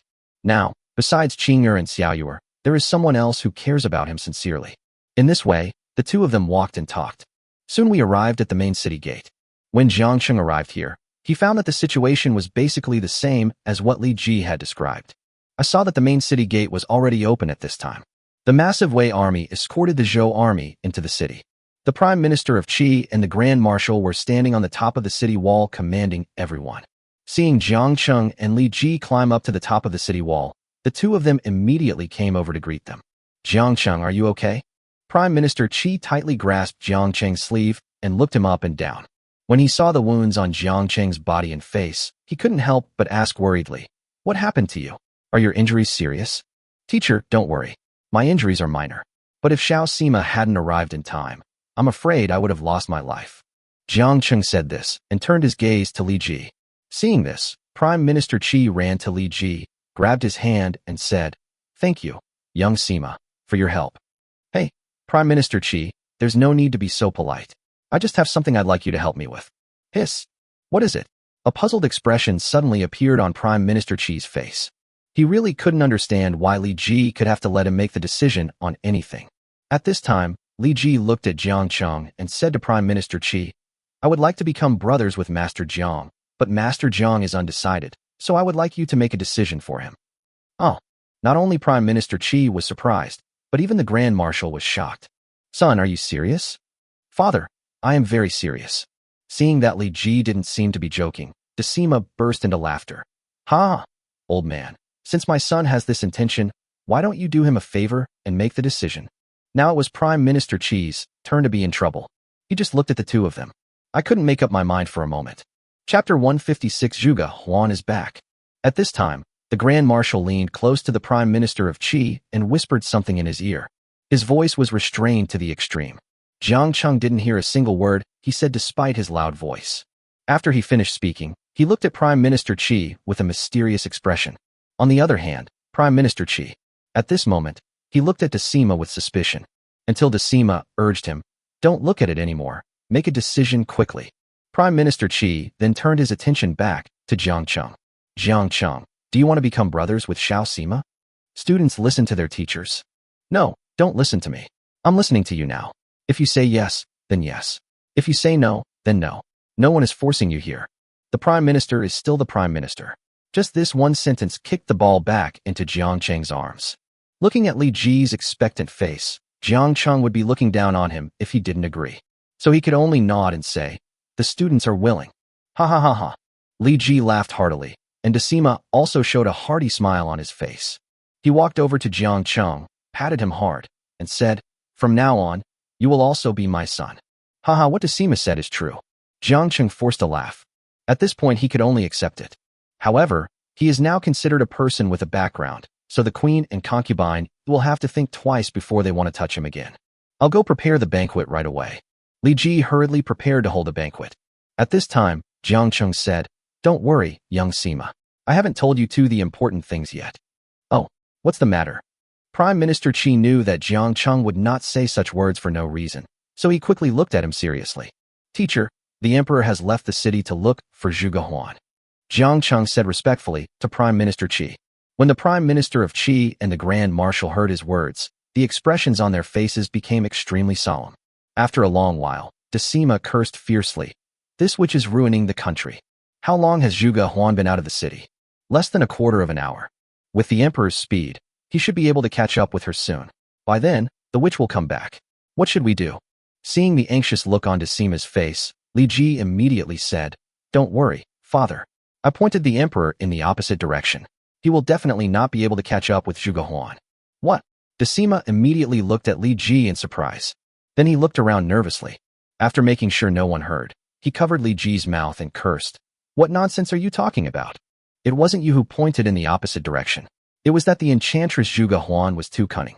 She changed direction after leaving the city. Do you understand?" Seeing the nervous look of Decima, Li Ji nodded quickly. Only then did Decima let go of his hand. At this time, Prime Minister Qi finally spoke up. "That being said, everyone knows the emperor's temper. If he fails to find Zhuge Huan, he will definitely put the blame on Xiao Sima when he returns. Conviction is conviction. I'm not afraid." Li Ji still used the same rhetoric as before. At this time, Decima slapped him on the back of the head, making him stagger. "What are you not afraid of? You haven't seen the emperor's abilities yet. When he returns to punish you, all you need to do is insist that Zhuge Huan did indeed flee in the direction you saw him. Leave the rest to me. As for me, I do understand the emperor's temper a little bit. so maybe I can say a few words to him when the time comes. Prime Minister Qi also stood with them at this time. However, while everyone was discussing heatedly, Jiang Cheng was looking down in deep thought. Seeing that he was still silent, Prime Minister Qi asked, Jiang Cheng, have you thought of something? Teacher, I just thought of another possibility. Oh, everyone immediately turned their gaze towards Jiang Cheng. Jiang Cheng slowly raised his head, looked into the eyes of the three people, and said, do you think it's possible that the emperor has caught up with Zhuge Huan? Why do you think so? Li Ji asked doubtfully. You also saw at that time that I pointed the emperor in the wrong direction. I know, the direction is the opposite, but just now the Grand Marshal said that with the emperor's speed, he would be able to catch up with Zhuge Huan very quickly. But what would he do if he chased her to the Fucheng River and still didn't see Zhuge Huan? When Jiang Cheng said this, everyone fell silent. Indeed, although Emperor Wei had a rough temper, he was definitely not a fool. If you don't meet Zhuge Huan halfway, you will definitely understand the reason. The possibility of a reversal cannot be ruled out. Tisk, it's all my fault. Li Ji slapped his head in frustration. But Jiang Cheng comforted him. How can you be blamed for this? This is a complete dead end. No matter which direction you pointed, the emperor would have been able to catch up as long as he was fast enough. Young Sima, please don't blame yourself. We should also think positively. Prime Minister Qi then spoke up. If Zhuge Huan is truly captured by the emperor, the Zhou kingdom will lose a great general, and your guilt will also be expunged. Even if Zhuge Huan successfully entered the harem, what would happen? Can't our entire country's intellectual community stop a seductress? Listening to Prime Minister Qi's high-sounding speech, Jiang Cheng smiled bitterly inwardly. He knew that Prime Minister Qi was trying to comfort Li Ji, but now that's all they can do. All they have to do now is wait. Wait for Emperor Wei to come back and see if he has captured Zhuge Huan. However, after listening to Jiang Cheng's remarks just now, everyone already had the answer in their hearts. The four people stood silently on the top of the city wall and watched the busy soldiers below. Everyone has their own thoughts. Half an hour later, a soldier suddenly ran up from the top of the city wall in a hurry. When he came in front of the four people, he immediately knelt down with a thud. Qi, General, the Emperor is back. Hearing his words, the four people's eyes became solemn at the same time. The Grand Marshal asked coldly, where is the Emperor now? Is he alone? General, the Emperor has returned to his residence. He has also brought back Imperial concubine Huan and has asked all the ministers to come and see him. Finished. Although he had already expected the result, Jiang Cheng still felt bitter when the soldier said it. With Zhuge Huan's return, Li Ji's efforts were wasted. You should withdraw. The Grand Marshal ordered the soldiers to retreat and breathed a sigh of relief. Then he looked at Prime Minister Qi and said, from now on, I will be guarding the border. You will be in the capital and need to be more careful about this witch. Prime Minister Qi did not say anything, but nodded heavily. Then he looked at Jiang Cheng and said confidently, she is just a demon girl. I have Jiang Cheng, who is more than enough to match her. Let's go. He waved his sleeves and walked towards the top of the city wall first. Li Ji and Jiang Cheng followed closely behind. They wanted to see what other tricks Zhuge Huan could come up with. Chapter 157. A policy that misleads the country. The palace of Emperor Wei. Countless ministers gathered together, waiting for the Emperor of Wei's instructions. The Grand Marshal and Prime Minister Qi stood at the front of the crowd, with no expression on their faces. Jiang Cheng, who was standing behind them, was looking around. Through his observation, he found that the number of officials who came here was less than 1/3 of the number when they first came. You can imagine how fierce the battle was this time. The Emperor has arrived. A eunuch in a purple robe came out and shouted loudly. Everyone stood up straight immediately. Soon, the Emperor of Wei, wearing a bright yellow dragon robe, came out holding Zhuge Huan's hand. Jiang Cheng noticed that Zhuge Huan had changed into a fitted palace dress, and her face was filled with a happy smile. Those who don't know would think that she and Emperor Wei are really in love. My dear ministers, the Emperor of Wei came to the stage and said with a smile on his face, I thank you all for your contributions to the state of Wei during this period. Now that the Jubiai Pass has been breached, you can return to the court tomorrow. As soon as Emperor Wei said this, the officials below immediately started discussing excitedly. After all, it has been out for so long. Each of them missed the extravagance of Wei capital. Jiang Cheng had no expression on his face, but he was also somewhat happy in his heart. He missed Qing'er and Xiaoyue so much. While everyone was discussing this, the Emperor of Wei pushed Zhuge Huan in front of him and said, while we are happy today, I have something else to announce. When everyone saw Zhuge Huan, they were already mentally prepared. So when Emperor Wei pushed Zhuge Huan out, no one was too surprised. From now on, Zhuge Huan is officially accepted into the harem and granted the title of Imperial Concubine Huan. Concubine Huan has expressed her true feelings to me and has drawn a clear line between herself and the Zhou kingdom. I do not want to hear anything unfavorable to Concubine Huan. Your Highness obeys your command. The ministers hurriedly bowed and agreed. Although Decima was furious, he didn't say anything. The Emperor of Wei narrowed his eyes slightly, and when he saw that the Prime Minister of Qi and the Grand Marshal, who were most opposed to him taking a concubine, did not say anything, a hint of joy instantly appeared in his eyes. Then he looked at the Grand Marshal and said, Lord Li, we are fortunate to have you with us during this Zhou counterattack. Our previous mistakes have been wiped out. I hope you will learn from this and continue to defend the borders of the Great Wei. Thank you, Your Majesty. The Grand Marshal clasped his fists in salute, then looked the Emperor of Wei in the eye and said, Your Majesty, now that the Jubii Pass has been captured, in my humble opinion, we should press on and continue to capture the remaining cities of the Zhou kingdom. Wouldn't it be inappropriate to withdraw our troops now? Hey, Li Aiqing, you are wrong. After we take Jubii Pass, Zhou kingdom will be mine. I can destroy it whenever I want, but now is not the time to send troops. Let's wait a little longer. Emperor, the Grand Marshal wanted to persuade him again, but the Emperor of Wei interrupted him with a wave of his hand and said, That's enough. You must guard the Jubii Pass for me first. I know how to deal with the attack on Zhou. Today is a good day for me to take a concubine. Please don't ruin my mood. There was already a hint of impatience in Emperor Wei's tone. At this time, Prime Minister Qi quietly pulled Sima's clothes, signaling him not to continue. Decima got the hint, sighed, and shut up. Since everyone has no objection, I will hold a banquet in the city tonight. I will reward each of you after returning to the court tomorrow. Emperor Wei was in a very good mood. He even forgot to question Li Ji about the crime of pointing him in the wrong direction. Everyone walked slowly out of the Wei Emperor's palace, and some ministers immediately came to Prime Minister Qi to show their courtesy. Prime Minister Qi knew very well that these people wanted him to say a few good words for them in front of Emperor Wei.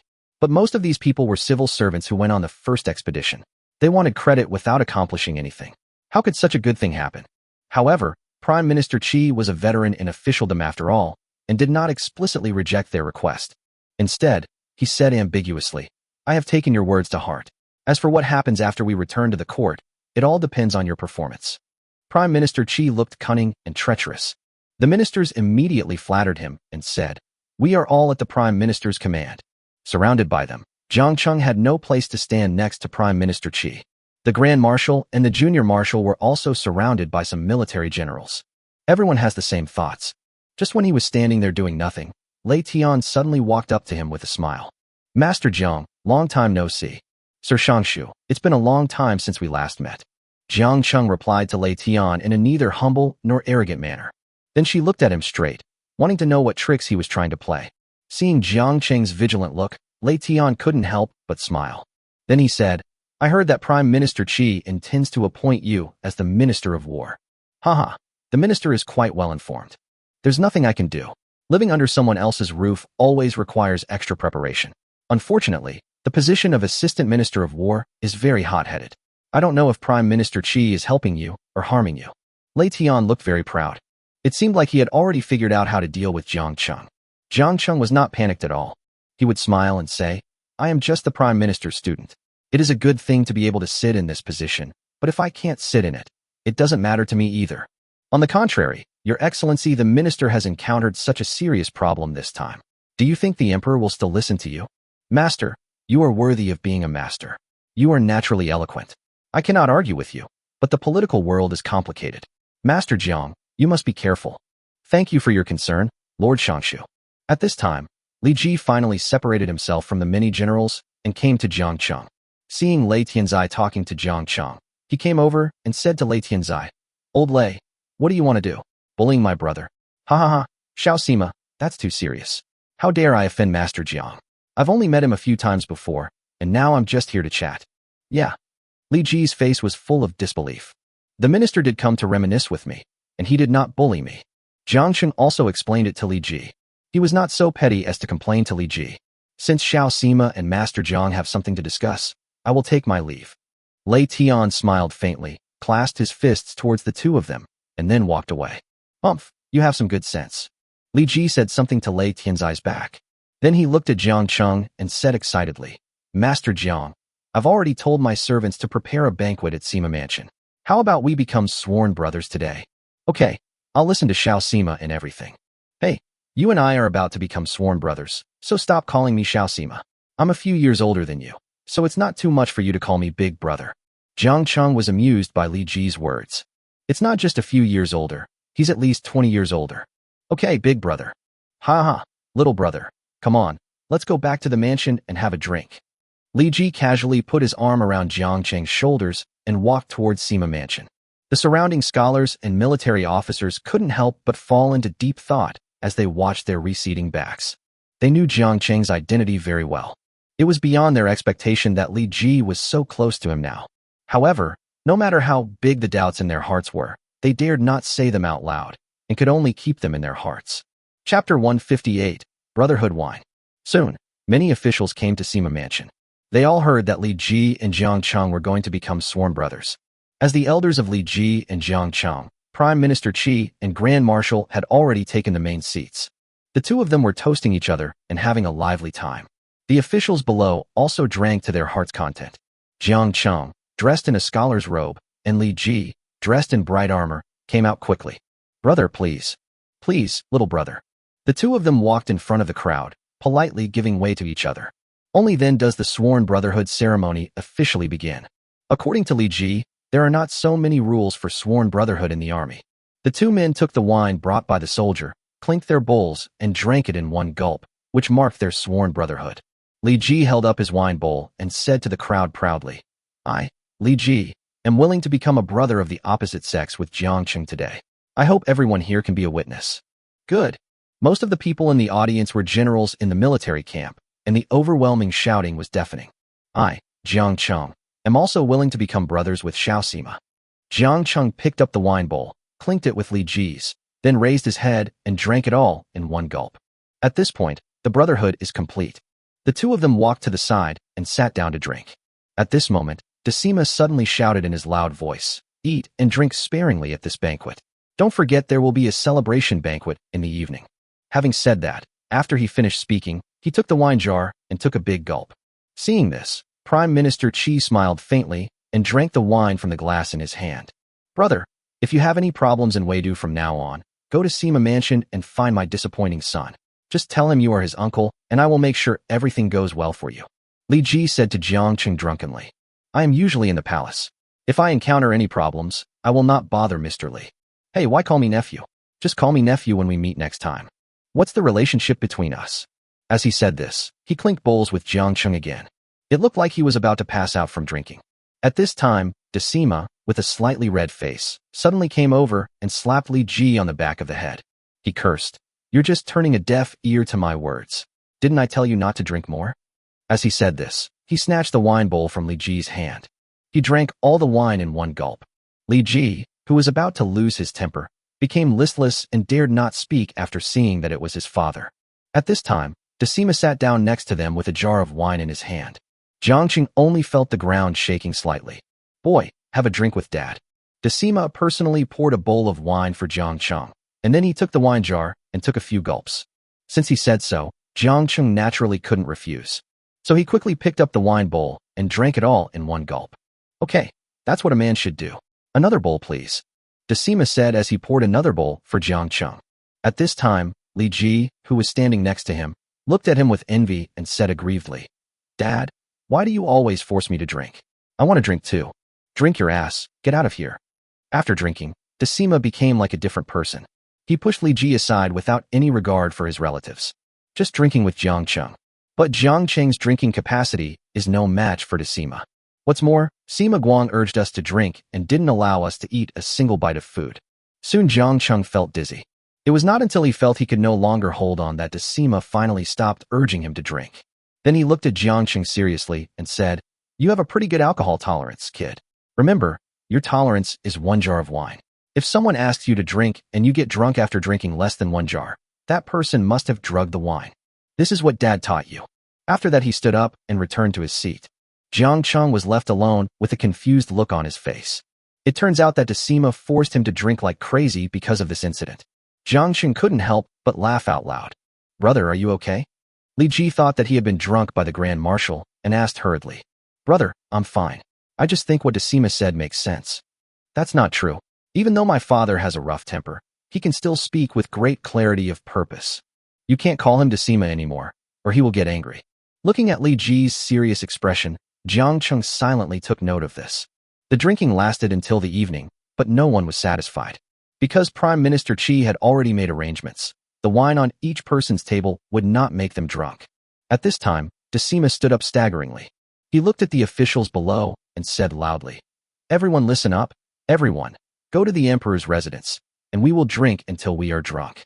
Well, everyone agreed and supported each other as they walked out of Sima Mansion. However, when they arrived at the Emperor of Wei's palace, the eunuch informed them that the Emperor of Wei had taken Zhuge Huan out of the city to the Fuchong River to watch the night view, and the banquet was ready, so they could enjoy themselves. Hearing this ridiculous statement, everyone's faces suddenly turned ugly. I've never seen anyone play with people like this. They all came to the banquet, but Emperor Wei was not there, so what was the point of the banquet?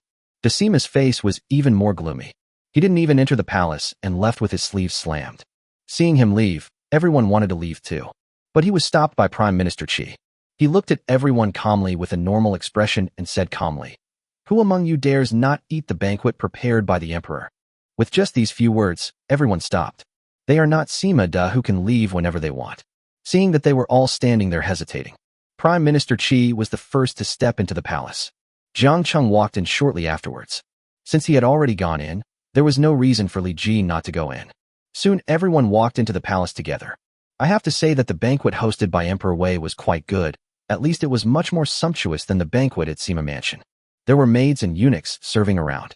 There were also dancers dancing in the center of the venue, making everything look unique. Since the Emperor of Wei was not here, the person in charge here became the Prime Minister of Qi. He sat down at the table below the main seat, looked at everyone, and said, "The banquet has begun. Everyone, please don't be polite. Just eat and drink." With his orders, everyone finally felt less restrained. After sitting down and having 2 glasses of wine, the atmosphere became lively. Jiang Cheng looked at their excited expressions and couldn't help but become much happier as well. He kept clinking glasses and drinking with Li Ji. Moreover, without Emperor Wei around, these officials were more relaxed. At once many people rushed onto the platform and danced with the dancers. The banquet lasted until late at night. At this time, everyone was already drunk. Everyone was supported when they went out. Jiang Cheng's mind was now in a state of confusion, and he walked outside with Li Ji's support. Walking onto the street, Li Ji said incoherently, "Brother, marry me tonight." "No, I won't go. I have a place to stay." Jiang Cheng replied in the same vague way. At this time, Prime Minister Qi came over and said to Li Ji, "Young master, you are drunk. You should go back and rest. I will take Jiang Cheng back." Having said that, he helped Jiang Cheng back without saying anything. Li Ji was also supported by his soldiers as he walked towards Sima Mansion. Chapter 159 Prime Minister Qi's Resentment. After returning to Prime Minister Qi's residence, Jiang Cheng did not go back to sleep directly. Instead, he was called to the main hall by Prime Minister Qi. At this time, Butler Qi very considerately brought him a bowl of sobering tea. Jiang Cheng immediately felt much better after drinking it. To be honest, this was the first time he drank so much in one day.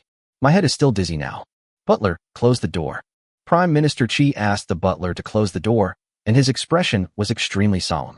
Jiang Cheng immediately became serious upon seeing this. His instinct told him that Prime Minister Qi was going to tell him something earth-shattering. As expected, Prime Minister Qi changed his usual gentle and polite attitude and sat directly on the table in front of Jiang Cheng. His eyes were bloodshot as he looked at Jiang Cheng and said, You saw it today. How foolish the emperor was. He actually left his subjects hanging for a woman." Jiang Cheng could see that Prime Minister Qi was extremely angry at the moment. He quickly said, "Teacher, calm down. Isn't the emperor always like this? It's always been like this. He has always been like this. Normally, he can take concubines if he wants, and I don't bother to care. But is Zhuge Huan an ordinary person? I didn't tell him during the day because I didn't want to anger him and cause trouble in the future. Now I have to tell him everything." Prime Minister Qi cursed loudly, showing no sign of being a scholar. Jiang Cheng had been mostly sobered up by his scolding. "I'm just worried that there might be ears on the other side of the wall. This tyrant, I will kill him sooner or later." Prime Minister Qi cursed angrily again, then collapsed weakly on the stool. At this time, the Qi steward served him a cup of tea. Prime Minister Qi took a sip and said to Jiang Cheng, "When we return to the Wei capital, he will definitely reward you according to your merits. Your contribution in capturing Jubii Pass this time is indelible. In addition to the position of Minister of War, he can also get you some additional benefits. These will all be the foundation for our future uprising. I understand, but the Minister of War and I had a few words today, and it seems that he doesn't agree with me taking the position of Vice Minister of War. Jiang Cheng told Prime Minister Qi everything Lei Tian had said to him during the day. Lei Tian is here. He's such a sly fellow. I heard he's been getting close to the Imperial Censor lately. No wonder he doesn't take me seriously anymore. Don't worry, after all, I still have the final say in the 6 ministries. He is just a small Minister of War and means nothing. He is not worthy of playing tricks on me. Prime Minister Qi said this with a sinister look in his eyes. There was a strong murderous intent in his tone. But with his words, Jiang Cheng felt a little more at ease. After all, he didn't have the confidence to fight against Lei Tian on his own. The two talked a lot afterwards. Prime Minister Qi told Jiang Cheng about the murder of his eldest daughter. Jiang Cheng finally understood why Prime Minister Qi held such a deep grudge against Emperor Wei. When we think about Queen Qi's attitude towards Emperor Wei, it becomes clear. He also expressed his loyalty to Prime Minister Qi at the right time. He swore to devote himself to the service of Prime Minister Qi until his death. Prime Minister Qi then patted his shoulder in satisfaction and said, "Very good. Of all my disciples, you are the most knowledgeable and loyal. Don't worry, you will have everything I have in the future." "Thank you, teacher." "Ha, it's getting late. You should go back and rest. You have to go back to court tomorrow. Butler, please see Jiang Cheng off." "Yes." Butler Qi opened the door for Jiang Cheng and respectfully led him to his residence. Neither of them said anything along the way. The main reason was that Jiang Cheng was still thinking about what Prime Minister Qi had just said. Butler Qi didn't dare to disturb him. It wasn't until they reached Jiang Cheng's door that Butler Qi mustered up the courage to speak. "Master Jiang, there's something I want to talk to you about." What is it?" Jiang Cheng came back to his senses and looked at Butler Qi with a puzzled look. "This?" Butler Qi hesitated for a long time before saying, "Oh, here's the thing. Xiaonuan is clamoring to serve you. So she asked me to ask for her if it's okay." Xiaonuan. Jiang Cheng became even more confused. He was pretty sure he had never heard of that name. At this time, Butler Qi explained to him, "It was the girl who served you when you woke up that day." "Oh, it's her." Jiang Cheng immediately thought of the lively-looking maid. But what he didn't understand was that they had only met once, so why did she insist on serving him? Is there any trick going on? Jiang Cheng quickly waved his hand and refused. "No, I'm just a rough man. Why would I need someone to serve me? Besides, I'll be joining the palace when I return. It would only be torture for her to follow me. Please tell her that I appreciate your kindness." "Well, Master Jiang is right. I'll go tell her right away. You can take a rest." Butler Qi did not insist. He waited respectfully for Jiang Cheng to return to the house before turning around and walking towards the corridor in the courtyard. At this time, a young girl was in the corridor eagerly waiting for Butler Qi to come back. Who else could it be if not Xiaonuan? After finally seeing Butler Qi come back, she immediately flew to him like a butterfly, hugged his arm and asked, "Dad, have you asked for your daughter?" "Sure. Didn't I tell you not to shout like that outside?" Butler Qi quickly covered Xiaonuan's mouth and looked around nervously. Fortunately, it was late at night and no one heard their conversation.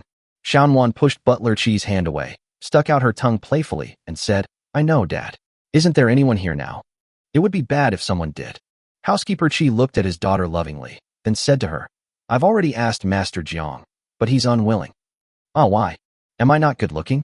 What are you talking about? You are so beautiful. I think Master Jiang is just kind-hearted and doesn't want to hurt you." Ever since Jiang Cheng gave Butler Qi that poem, he has become Jiang Cheng's #1 fan, speaking for him everywhere. "Dad, he's obviously just trying to fool you. She's just a maid. How could she harm me?" "You." Butler Qi tapped Xiaonuan's forehead twice in frustration. Then he said, "Do you know where Master Jiang will live after returning to Weidu?" "I know. It's the Imperial Palace, and I also know that he is the chief eunuch." "If you knew that, why did you insist on being his maid?" "My daughter admires his knowledge. Doesn't Dad always say that all other things are inferior except for reading? Dad also said that most of the righteous are butchers, and the most heartless are scholars. Didn't you listen to him? Whether you admire Master Jiang's knowledge or not, if he returns to Weidu and enters the palace, will you also enter the palace? Isn't this a joke?" Butler Qi scolded Xiaonuan several times in a row. Seeing that she lowered her head and remained silent, he couldn't help but say, "Don't stand there like an idiot. Go back to sleep. You have to go back to Weidu tomorrow." "I understand, but I will definitely find a way to become Master Jiang's maid." Xiaonuan raised her head and smiled at the housekeeper. Then he skipped away. Butler Qi looked at her back and sighed helplessly. Chapter 160 finally back. The next morning, Jiang Cheng, dressed neatly, went out with Prime Minister Qi. With them were the maids and servants from the Prime Minister's mansion. A huge group of people. They first gathered at the south gate of Hansui Pass. When Jiang Cheng arrived here, he realized that there were already a lot of people gathering here. Everyone's face was filled with an irrepressible smile. Soon, the Grand Marshal and the Junior Marshal, dressed in military uniforms, came to see them off. The two of them will continue to guard the border for the state of Wei in the future, so they will not go back with everyone this time. Xiao Sima walked over to Jiang Cheng and handed him a letter, saying, "Take this. Find time to go back to the Sima mansion and give this letter to your disappointing nephew." "Okay, I can still do this little thing for you." Jiang Cheng took the letter and placed it in his arms. The two exchanged pleasantries for a while before Emperor Wei finally arrived. He was still riding in a large carriage. However, the difference from when they came was that all the beauties in the carriage had disappeared. Instead, there was the frosty-faced Zhuge Huan. But the Emperor of Wei's face was flushed at this moment, as if he had suddenly become dozens of years younger. "It seems that I worked hard last night and reaped the rewards. Now that you, my dear ministers, have arrived, let us set off." At the command of the Emperor of Wei, a purple-robed eunuch hurriedly stood in front of the carriage and shouted, "The Emperor has decreed that we set off." Following his shout, everyone immediately mounted their horses and slowly walked out of the city gate. After walking out of the city gate, Jiang Cheng couldn't help but look back at Hansui Pass. After all, he has been here for so long, and he still has some feelings for Hansui Pass. On the top of the city wall, the Grand Marshal and the Junior Marshal were watching them gradually leave. Jiang Cheng couldn't help but waved at them. Then he turned his head and stopped looking. The team marched forward in a mighty procession. Compared to when he came here, Jiang Cheng seemed even more lonely this time. It was indeed a bit uncomfortable walking on the road without the noise of Xiao Qianqiu and Diying. Prime Minister Qi also changed to a carriage this time, so there was no one around Jiang Cheng. No conversation along the way. They walked from day to night, and from night to day, before finally returning to the capital of Wei. Looking at the tall city walls in the distance, Jiang Cheng could hardly suppress his longing in his heart. He wished he could fly back to the palace right now to spend some time with Xiao Yuer and Qing. The emotions of the other people around him were basically the same as his. The main reason was that the casualties in this expedition were too heavy, and it was not easy for those who were able to return. I believe that the people in Wei capital had already received the news of Wei's great victory and were waiting to welcome them at the city gate. Amid their cheers, the entire team slowly walked into the Wei capital. As Jiang Cheng rode past two old men, he heard one of them mutter, "Has the emperor's temper changed? Why did he bring a woman with him this time?" "Shoo." The old man next to him quickly covered his mouth. The two people quickly disappeared into the crowd. Jiang Cheng heard similar words several times in front of him. It seems that everyone still doesn't know that Emperor Wei brought Zhuge Huan back to be his concubine. I just don't know if the queen knows about it. As the team marched, people would occasionally leave the team. These people are officials who are eager to go home. "Jiang Cheng, Jiang Cheng." Two long and loud shouts came from a distance. Jiang Cheng hurriedly looked in the direction of the sound and saw Wang Xiaobiao standing on a tall building waving at him. Wang Xiaobiao was so excited at this time that he was waving his hands and almost fell down from the tall building. Jiang Cheng was equally excited to see him and waved his hands wildly at him. Similar things happen on the streets from time to time. Prime Minister Qi also heard Wang Xiaobiao's voice and couldn't help but lift the curtain of the carriage to take a look outside. When he saw that the person shouting was Wang Xiaobiao, a hint of doubt flashed in his eyes. But he quickly lowered the curtain and sat back down with a normal expression. Finally, their team arrived in front of the palace. At this time, the queen was leading the concubines in the harem waiting for them to come back. And standing next to them was a person who surprised Jiang Cheng greatly.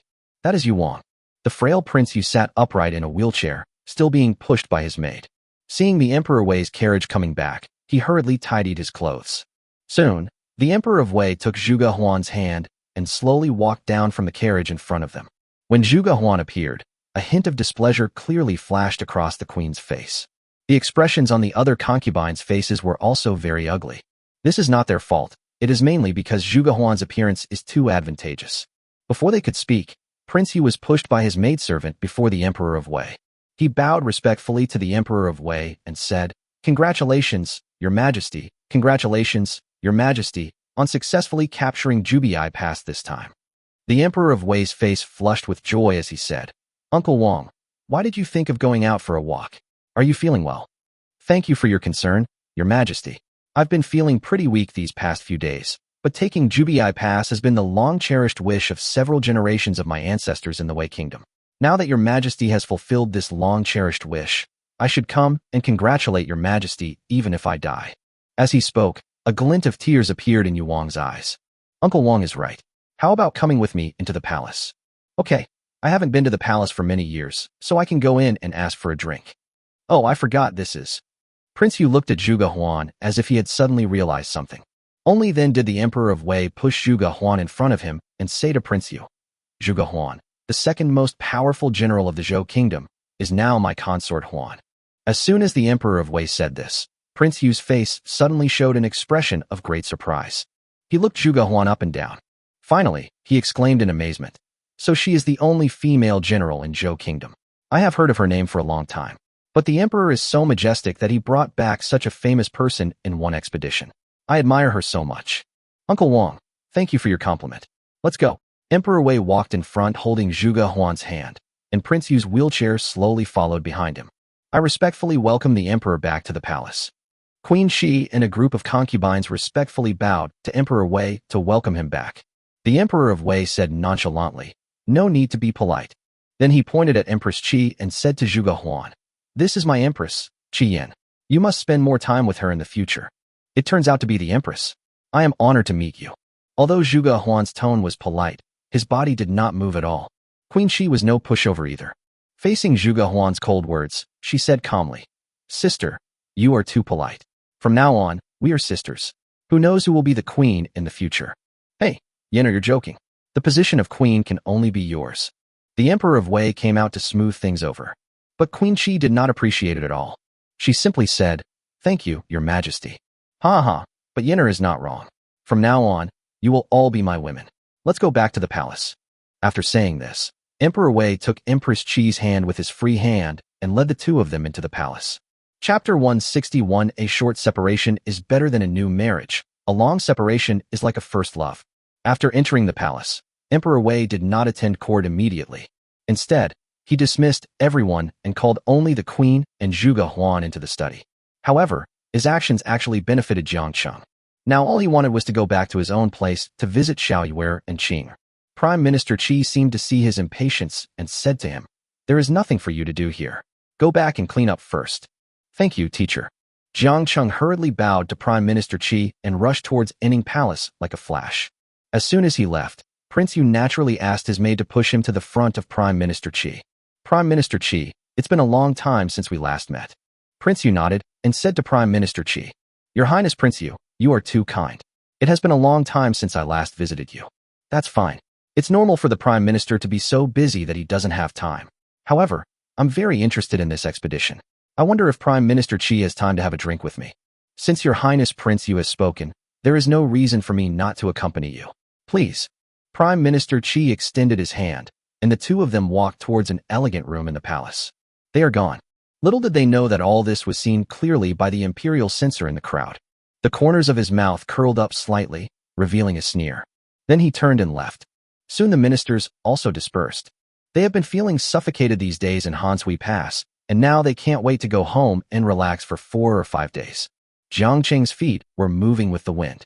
Soon they returned to Enning Palace. As soon as he returned, he saw the two figures he had been thinking about day and night. Xiao Yuer and Qing Er were waiting anxiously at the gate of Enning Palace, their brows full of worry. Seeing Jiang Cheng coming back in a hurry, the two of them couldn't help but cry with joy and ran up to Jiang Cheng and threw themselves into his arms. Jiang Cheng was overwhelmed with emotions and held the two of them tightly in his arms. Now all the servants and maids in Enning Palace were waiting outside the study, so no one saw what they did. After a long time, the three separated. Qing Er, with tears in her eyes, pounded Jiang Cheng's chest and said, Brother Cheng is so mean. Do you know how worried Sister Yuer and I are about you? After saying that, she was afraid that the hammer would hurt Jiang Cheng, so she stretched out her little hand and kept rubbing him. And Jiang Cheng held her little hand. With tears in her eyes, she said, I'm back now. You don't have to worry about me anymore. Sister Yuer and I heard from them that the fighting at Hanshui Pass was fierce and many people died. We thought you would never come back. As Qing Er spoke, she couldn't help crying. Jiang Cheng finally understood why she had said that. He immediately held her tightly in his arms and said, "Don't worry, my life is strong and no one can take it away. Okay, it's not good for us to stay here all the time. Let's go back first." Xiao Yuer wiped the tears from the corners of her eyes and spoke softly. "Yes, Brother Cheng, let's go back first." Qing'er and Xiao Yuer grabbed Jiang Cheng's arms and pulled him towards their residence. Jiang Cheng let the two of them pull him back to his residence. The room was still the same as before he left. There was just a thick stack of rice paper on the table. Jiang Cheng picked it up curiously and found that it was covered with handwritten poems. Without exception, all of them are those he wrote in his poetry collection. "These are all taught to me by Sister Yuer." Qing'er blushed and took out another stack of rice paper from the cabinet beside her. Each one is still filled with poems. It seems that she has been practicing poetry since Jiang Cheng left. Jiang Cheng was not in a hurry. He sat at the table and looked through the poems written by Qing'er one by one. When he finished reading it all, he couldn't help but smile knowingly.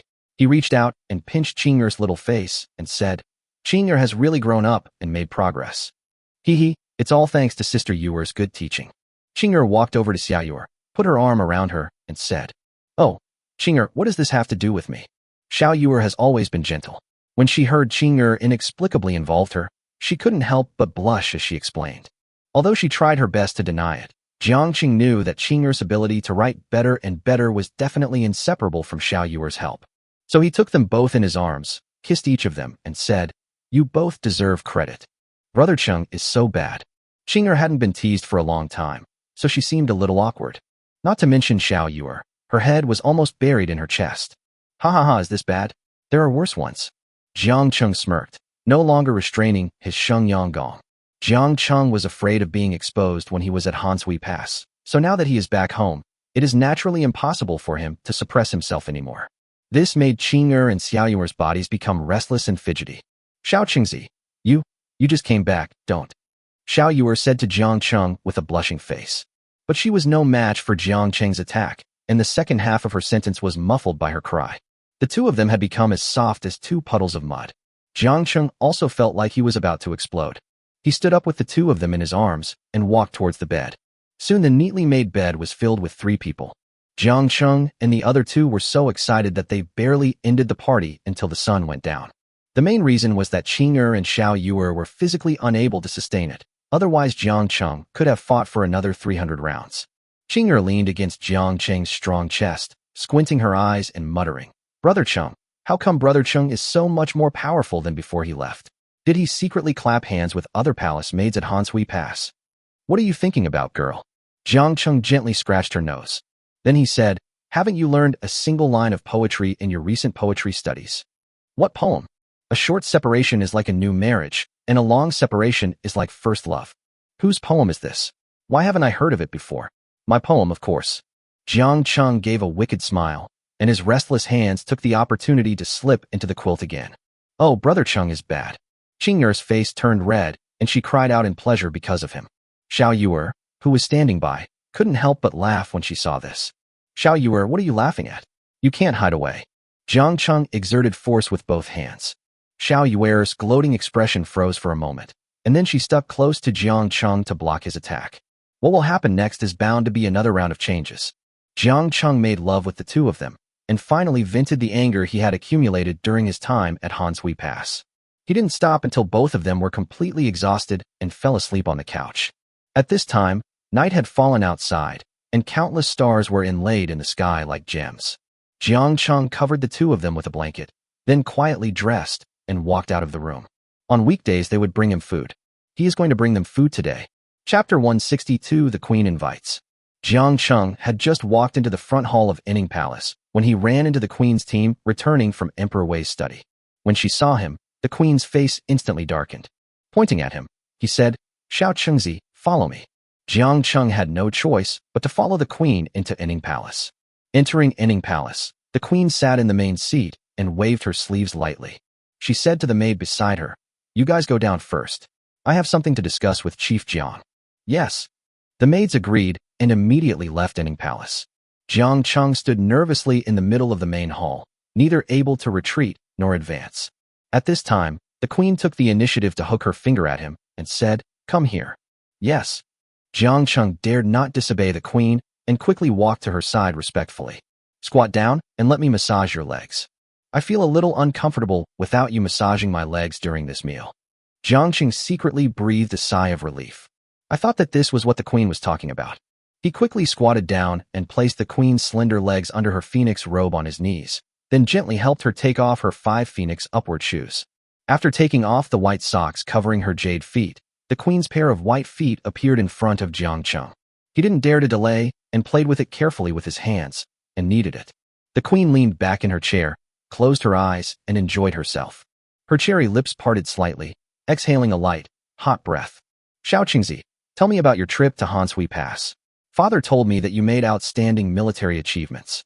That's all because of the teacher's kindness. I didn't actually do anything. I just contributed a little bit. Don't be so modest. I know exactly what you did. You went deep into the Jubii Pass alone, brought back important intelligence, and offered advice on attacking the city. Each of these things is a huge achievement. How can you say that they are just small contributions? Oh, so Her Majesty the Queen already knows everything. What else do you want to hear? Jiangqing laughed awkwardly twice and said, You are a smart person, you should understand what I am talking about. Your Majesty, do you want to know about concubine Huan? Jiangqing asked tentatively while kneading her feet. Apart from this, he really couldn't think of what else the queen wanted to know. As expected, the queen nodded in satisfaction as soon as he said this. Yes, I just want to know where this bitch came from. This is slandering the imperial concubine. This is a crime I cannot bear. If you don't tell me, I can kill you right now, and I promise that neither my father nor the emperor will say a word for you. The queen's tone was extremely cold. Jiangqing also believed that she was definitely capable of doing such a thing. He could only sigh and say, All right, but I don't know much about concubine Huan. I've only met her twice. That's enough. Tell me what kind of person she is. Seeing the queen's impatient expression, Jiangqing didn't dare to delay. He could only answer in full. In my humble opinion, imperial concubine Huan is a meticulous person, never showing her emotions, and quite cunning. She is not easy to get along with. You think highly of her. Your Majesty, please forgive me. I am only telling the truth. Then tell me, how do I compare to her? Jiangqing hesitated again. This was obviously a fatal question. Hurry up and tell me. The queen snapped. Jiangqing quickly said, To answer your Majesty's question, in my opinion, 10 imperial concubines Huan tied together wouldn't be as beautiful as a single hair of yours. However, this person is insidious and cunning, so your Majesty must be on guard. This was the best answer Jiangqing could think of. When the queen heard this, a smile flashed in her eyes. However, she still asked with a cold face, Are you saying that I am not as smart as this bitch and will be fooled by her in the future? Your Majesty, please forgive me. I never meant that. Jiangqing quickly knelt down and begged for mercy. At this time, the queen gently lifted his head with her white feet. Let his eyes meet yours. Why are you so nervous? I didn't say I would punish you. Keep pressing. Yes. Jiangqing hurriedly lifted up the queen's small feet and continued to knead them. The queen also said at this time, I admit that you have some truth. Today, I had a brief chat with that bitch in the emperor's study. Her words were flawless, and I could not find any opportunity to fight back. I am afraid that the situation in the harem will change in the future. Your Majesty is wise. Don't just flatter me. Tell me how I should prepare. I am just a eunuch. How could I know these things? Stop talking nonsense. The fact that you were able to survive 2 head-on confrontations with that bitch is enough to prove your ability. If you dare to play dumb with me again, don't blame me for being ruthless. The queen's expression changed faster than the sky. But even if she killed Jiangqing didn't know what to do next. Helpless, he could only reluctantly answer. I really can't think of any way to prepare right now. I can only wait and see how noble concubine Huan arranges the harem. Your Majesty can then come up with a countermeasure. However, in my humble opinion, imperial concubine Huan has just arrived, so she will definitely win over some officials for support. Otherwise, no matter how powerful she is, she will be like a rootless duckweed, unable to stir up any waves. Well, you have a point. The queen nodded thoughtfully. Then he pondered. Then she will win over those officials? This servant doesn't know. It doesn't matter. I will know if she makes any move. He's the second most powerful general in the Zhou kingdom. He's quite famous, but I'm afraid he won't be able to take a single step in this harem. The queen said this proudly, as if she was sure of victory. Jiangqing sighed inwardly. The queen really underestimated Zhuge Huan. If Zhuge Huan didn't have some abilities in scheming, how could she have charmed the Emperor of Wei so much that he was at a loss? If it were anyone else, they would have died by the time she escaped from Hanshui Pass and was captured by Emperor Wei. But Zhuge Huan did not die and successfully entered the harem. Even the Prime Minister and the Grand Marshal of Qi were afraid of such an enemy, so the queen still underestimated the enemy. Xiao Qingzi, what are you thinking about? The queen couldn't help but ask when she saw Jiang Cheng's thoughtful expression. To answer your majesty, I think you shouldn't underestimate the enemy. Imperial concubine Huan is quite scheming. She can even protect herself amidst a hail of swords and spears.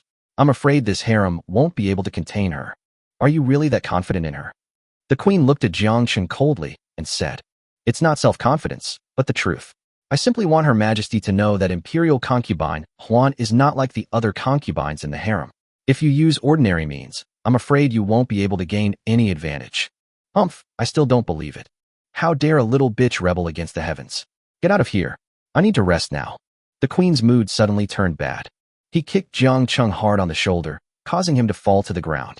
However, Jiang Cheng was not angry at all. Instead, he knelt down happily to express his gratitude. Thank you, Your Majesty, for the beating. I will take my leave. He came out this time to bring food to Qing'er and Xiaoyuer, and now he has been delayed here for too long. So he bowed and walked out of the main hall of Enning Palace. Chapter 163. Suddenly going to court? The next day, Jiang Cheng got up early and went to the Ministry of Internal Affairs. As the chief eunuch, it was reasonable for him to visit the Ministry of Internal Affairs after returning from Hanshui Pass. However, before he reached the Ministry of Internal Affairs, he saw Xiao Bingzi walking towards him from the direction of the Ministry of Internal Affairs. When he saw Jiang Cheng, he immediately took 2 quick steps forward. When he reached Jiang Cheng, he said, Butler Jiang, you are so well informed. What are you talking about? Jiang Cheng was confused by what he said and asked doubtfully. You don't know yet, but the emperor will be holding court in the Golden Throne Hall today, and he has specially sent this servant to inform the concubines in the harem and you. So suddenly, Jiang Cheng was even more confused. Logically speaking, attending court was the responsibility of civil and military officials, and the harem generally would not participate. What happened today? But since Xiao Bingzi said so, Jiang Cheng naturally didn't dare to delay. She hurried back to Enning Palace with him to see the queen. When the queen heard the news, her expression was exactly the same as Jiang Cheng's. She quickly asked the maid to help her change clothes. They quickly packed up and headed towards the Golden Palace. Jiang Cheng followed closely behind her. On their way to the Golden Palace, they met many ministers who were rushing into the palace. From their anxious looks, it can be seen that they also received the news at the last minute. Some people still had a hint of sleepiness on their faces. I guess I pushed too hard last night. Everyone lined up in the square in front of the Golden Throne Hall according to etiquette, and everyone had a look of anxiety on their face. Jiang Cheng then noticed that Prime Minister Qi and the Imperial Censor were accompanied by Prince Yu, and the 3 of them were having a pleasant conversation. After the queen came over, she first greeted several familiar ministers, and then came to the side of Prime Minister Qi. Meet father. Yenner, you're here too. Prime Minister Qi said to the queen with a smile on his face. At this time, Prince Yu beside him also smiled and said, The queen is very beautiful today, just like a goddess from heaven. Prince Yu did not exaggerate when he said this. The queen was naturally beautiful, but she was a little anxious when she came out today, so her makeup was not heavy. But it is this makeup that makes her look like a white lotus. Pure and majestic. Uncle, you are such a joker. The queen smiled faintly at Prince Yu and casually took over his words. Seeing that the 2 of them were talking happily, the Imperial Censor beside them couldn't help but curl his lips and said nothing more. Jiang Cheng, please stand behind me. Prime Minister Qi now admires Jiang Cheng very much. Seeing Jiang Cheng standing timidly behind the queen, he asked him to stand behind him. However, Jiang Cheng was still wearing the clothes of a eunuch chief steward, so how could he have the nerve to stand behind Prime Minister Qi? So he looked at the queen, hoping she could say a few words for him. But the queen was chatting enthusiastically with Prince Yu and had no time to pay attention to him. Just when he was in a dilemma, the queen waved at him in a very subtle way, indicating that he should stand behind Prime Minister Qi. After receiving the queen's hint, Jiang Cheng instantly understood what was going on and immediately stood behind Prime Minister Qi. Those who were originally standing behind Prime Minister Qi were all his confidants. When they saw Jiang Cheng come in, they smiled at him friendly and then made way for him. Thank you very much. Jiang Cheng thanked the man and respectfully took the seat he had vacated. As soon as he stood firm, a eunuch in a purple robe walked out of the Golden Palace. Convey the emperor's order and summon all the ministers to the palace. When everyone heard the news, they were shocked. They straightened their official uniforms and lined up to walk into the Golden Throne Hall. As soon as he entered the Golden Palace, Jiang Cheng saw Emperor Wei sitting on the dragon throne, and Zhuge Huan sitting on his right. Upon seeing this scene, the queen who was walking in front instantly looked as gloomy as 10,000 years of black ice. Everyone in the court knew that there could only be one position beside the emperor, and that was the position of the queen. Although the queen's position is usually placed on the emperor's left hand. But she still felt unhappy when she saw someone suddenly appear in the court to compete with her. The ministers also noticed this, but everyone chose to remain silent. "My beloved, come up." Emperor Wei said something to the queen, then pointed to the place on his left hand. "I obey your command." The queen did not react excessively in the court. He walked up the stairs leisurely and sat upright in his seat. After finishing, she turned her gaze to the ministers in the audience, without even looking at Emperor Wei and Zhuge Huan. It was obvious that Emperor Wei didn't care about her actions. He said to the eunuch beside him, "Let's go to court." The chief eunuch took small steps forward and said in a shrill voice, "Go to court." "My dear ministers, I have called you all here today to reward those who have made contributions in the battle against the Northern Pass. Of course, there are also some guilty officials who need to be punished. I have already arranged for Prime Minister Qi to draw up a list of specific rewards and punishments. Please come forward and announce it." When Prime Minister Qi heard what Emperor Wei said, he hurriedly walked out of the team and came to the front of everyone. He first bowed to the Emperor of Wei, then turned to face the ministers and took out a list from his wide sleeves. "In compliance with the Emperor's decree, we are now rewarding the ministers who have rendered meritorious service in resisting the battle at the Northern Pass. Those who hear the name should come forward to receive the order and express their gratitude. Your Highness obeys your command." The huge sound penetrated the door of the Golden Palace and drifted far away. Only then did Prime Minister Qi open the list and begin to read it out. Although Imperial Censor Shunsai did not personally participate in the battlefield, he stayed in the Wei capital to ensure the safety of the rear. His contributions are very great. I will reward you with a golden medal of immunity from death, 10,000 taels of gold, and a string of jade glass. Shinsai walked forward slowly and knelt down to express his gratitude. "I accept your command and thank you." Minister of War Lei Tianzai, who accompanied the army to the battle and bravely killed the enemy, has made great contributions. He is rewarded with a Shangfang sword and 1,000 pieces of silk. "I accept your command and thank you." Minister of Revenue.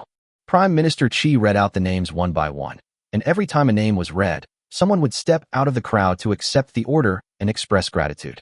Soon all those who went on the expedition were rewarded. At this time, Prime Minister Qi slowly raised his eyelids and glanced at everyone in the court. He spoke slowly. "Jiang Cheng, you followed the army into battle, fought bravely, lurked behind the Northern Pass, offered battle strategies, and saved Han Sui from the floods and fire. You are the most meritorious official in this battle, and from this day on, you will be appointed Assistant Minister of War. Without fail." Jiang Cheng, who was standing in the crowd, was shocked. He quickly stood up and knelt down to express his gratitude. "I obey your order. I have objections." Before Jiang Cheng could finish his words, Lei Tian suddenly stood up to object. At the same time, many ministers also stood up. Among them was actually a disciple standing behind Prime Minister Qi. Jiang Cheng has indeed made great contributions in this battle, but since the founding of the Wei Kingdom, there has been no precedent for eunuchs to participate in politics. Your Majesty, please revoke your order. Lei Tian spoke passionately and knelt down and kowtowed 3 times. The Golden Palace was shaken so much that it made a loud noise. Chapter 164, Thorough Accounts. "Oh, Minister Lei, you are actually going to disobey my order." Prime Minister Qi put away the list and asked righteously, "Prime Minister, I dare not disobey your order, but I will absolutely not allow a eunuch to take on such an important task." "Humph, Minister Lei, then if Jiang Cheng isn't allowed to be the Minister of War, who should take on the position?" "Your Excellency, I believe we should select another talented person from the Ministry of War to take on this important task." Minister Lei is right. According to past practice, this is indeed the case. But if I remember correctly, the old man in County Tang is the one from the Ministry of War whom you single-handedly promoted. But look at what he did. He collaborated with the enemy, committed treason, and smuggled military equipment. Each of these actions is a bloody lesson. Does Minister Lei still think that the position of Vice Minister of War should be chosen from within the Ministry of War? Faced with Prime Minister Qi's aggressiveness, Lei Tian was obviously on guard. He immediately retorted, "The incident in Tang County was indeed due to my poor management of my subordinates, but the Ministry of War has been peaceful for many years. The Prime Minister should not conclude that our Ministry of War is corrupt based on this one incident. If we don't select someone from the Ministry of War, We have no objection to choosing suitable officials from the other 5 ministries, but Jiang Cheng must not be selected. It was only today that I discovered that Minister Lei has such a good eloquence. Unfortunately, this matter is not something you can decide. As the head of the 6 ministries, Prime Minister Qi certainly would not give in just because of Lei Tian's words. But at this time, Lei Tianzai said resolutely, "Since that is the case, then I will resign from this throne room and will never serve as the Minister of War again." Lei Tian is here. Are you threatening me? Prime Minister, please calm down. I have absolutely no such intention, but I will never associate with eunuchs. At this time, the officials behind Lei Tian also knelt on the ground and begged the Prime Minister. I hope the Prime Minister will reconsider. I hope Your Majesty will reconsider. With so many people accepting advice at the same time, the situation became difficult to control. Jiang Cheng knelt on the ground, looking at Lei Tian and others with cold eyes. He had already known that Lei Tianzai would prevent him from taking office as the Minister of War. But no one expected that he could win over so many people to fight against him. In this case, Prime Minister Qi would also feel embarrassed. Maybe under pressure he will really take back his decision. But they all underestimated Prime Minister Qi. Prime Minister Qi stood with his hands behind his back, his eyebrows moving slightly. Then the Minister of Personnel stepped forward, bowed, and said, "Your Majesty, Prime Minister, I have something to report." "Oh, Master, please continue." Prime Minister Qi asked the Minister of Personnel to speak. Lei Tian and the others also shut up. The Minister of Personnel took out a letter from his bosom and said, "I didn't want to take this letter out, but since you are hesitant about Master Zhang's position, I can't just sit back and watch. This letter was sent to me by the junior commander-in-chief. In it, he generously praised Master Jiang. He even mentioned that without Master Jiang, Zhubiai Pass would have been impossible to break, and Hanshui Pass would have been unstoppable. Although I didn't personally go to the battlefield this time, I have recorded the officials who died or were injured on the battlefield. Judging from the list, the casualties were heavy. If it weren't for Master Jiang, I think the casualty figures would have been even greater. Let me ask my colleagues if anyone else, even a soldier, could receive such an evaluation from the junior marshal. It wouldn't be an exaggeration to reward him with the rank of general. But now he's just a mere assistant minister of war. Why can't he be rewarded in the same way? The Minister of Personnel's words immediately caused everyone in the court to talk. At this time, someone from the military commander's side also stood up and said, "Your Majesty, Prime Minister, I am a humble man, but I have witnessed Master Zhang's achievements with my own eyes. If he had not offered the battle strategy and asked the young commander to lead us to storm the east gate of Zhubiai Pass, I am afraid I would have died under Zhubiai Pass long ago. So, I believe Master Jiang will be able to shoulder this important responsibility." With them taking the lead, most of the officials in the court began to speak up for Jiang Cheng. The Emperor of Wei, who had been silent all this time, finally spoke. "General Manager Jiang has indeed made invaluable contributions in this battle, and I have already agreed to his appointment as Vice Minister of War. Lord Lei, do you want me to revoke this imperial decree?" There was a clear hint of anger in Emperor Wei's words. What he hates most is people disobeying him. Hearing his words, Lei Tian and the people behind him were immediately frightened and lay on the ground shaking like turtles. Lei Tian said tremblingly, "Your Majesty, I dare not, but the Ministry of War is in need of personnel right now. I am afraid that Jiang Cheng will not be able to adapt to the ministry and will affect its operations." "Humph, if you have something to say, why not tell me right here and let me hear it?" Emperor Wei said with an unhappy look on his face. "Your Majesty, for many years the Ministry of War's accounts have been managed by the Vice Minister. After the incident in Tang County, I personally checked the accounts and found that most of them did not match. If Jiang Cheng were to take over, he would have to handle these matters. Waste." Emperor Wei was furious and couldn't help but pick up the documents on the table and throw them at Lei Tianzai. "I handed over the Ministry of War to you, and what have you done? My Wei weapons have been lost to other countries. When will they use them to attack Wei? If it weren't for the fact that you've been loyal to me for so many years, I'd have hung you on the city wall and dried you into a dried tortoise shell." When Emperor Wei was angry, Lei Tianzai dared not move even more. "I could only lie on the ground and shiver." "Your Majesty, please calm down. This is not a small matter, and it's not worth getting angry about. If you get angry and hurt yourself, I will be heartbroken." Zhuge Huan spoke to Emperor Wei in an extremely charming tone at this time. Her sudden words gave Jiang Cheng goosebumps. Is this still the cold Zhuge Huan in his impression? My beloved concubine is caring, unlike these trash. The anger in Emperor Wei's eyes turned into tenderness as he looked at Zhuge Huan. Zhuge Huan also looked at Emperor Wei with affection. Seeing the two flirting, everyone present immediately lowered their heads in embarrassment. When Prime Minister Qi and Queen Qi saw this, their eyes were filled with resentment. After a long pause, Prime Minister Qi finally spoke to Jiang Cheng. Jiang Cheng, you heard what Minister Lei said just now. Are you confident in handing over the accounts to you? Your Excellency, I am confident. All right, then I'll give you 15 days to thoroughly investigate the Ministry of War's accounts. If you can't find anything after 15 days, you'll be held responsible. The time given by Prime Minister Qi is not generous, but not tight either. It just happened to shut Lei Tianzai up and leave him speechless. Upon seeing this, Jiang Cheng immediately knelt down to express his gratitude. I accept your command and thank you. Lei Tian only reacted at this time. But now the matter is done, and if he says one more word, he will be guilty of deceiving the emperor and disobeying his will. He didn't dare say anything more. I had no choice but to return to my seat in shame. Then he looked at Jiang Cheng with resentment in his eyes, and a cruel sneer appeared at the corner of his mouth. He won't give up just like that. If Jiang Cheng couldn't finish checking the accounts within 15 days, he would have enough reason to kick Jiang Cheng out of the Ministry of War. Chapter 165 Rejection of Proposal. The matter of rewards came to an end with Jiang Cheng. Prime Minister Qi glanced at Lei Tianzai coldly, and then his eyes lingered on the chief censor's face for a moment, intentionally or unintentionally. No matter what, Lei Tianzai is just the Minister of War. He wouldn't dare to confront Prime Minister Qi head-on, even if he had the courage. Unless he has someone backing him. The first person that Prime Minister Qi could think of as a backer was the Grand Censor. But the Imperial Censor just stood there in silence. He remained indifferent to Lei Tianzai's performance. Humph, old fox.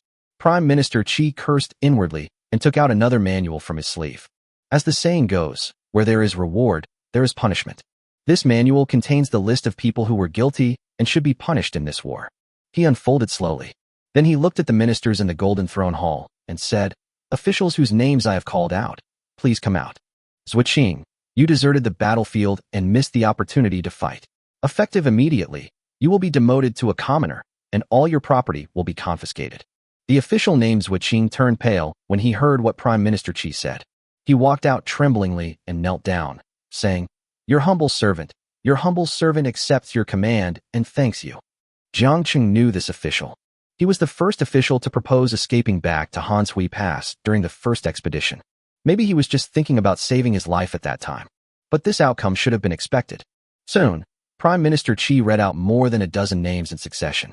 These people were officials who fled from the battlefield, like Zhuo Qing. It's just that the severity of the punishment varies. The Minister of War, Lei Tian, has failed to manage his subordinates effectively. One of his subordinates, a county magistrate from Tang County, colluded with merchants from the state of Chun to sell government weapons. He should have been stripped of his official position and demoted to a commoner. However, considering his loyalty, reliability, hard work, and contributions, he will be fined 1 year's salary instead. I accept your command and thank you. Lei Tian stood up again and kowtowed to express his gratitude. For some officials, being deprived of 1 year's salary may be a disaster. But to Lei Tianzai, it was not worth mentioning.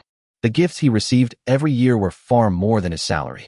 He also became the only official who received both rewards and punishments in this event.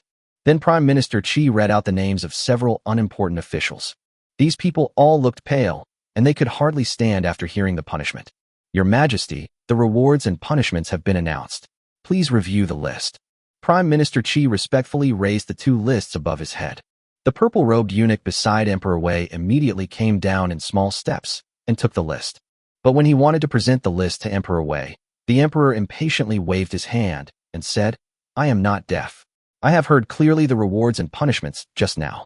Prime Minister Qi, please move on to the next item. Yes. A trace of bitterness appeared on Prime Minister Qi's face.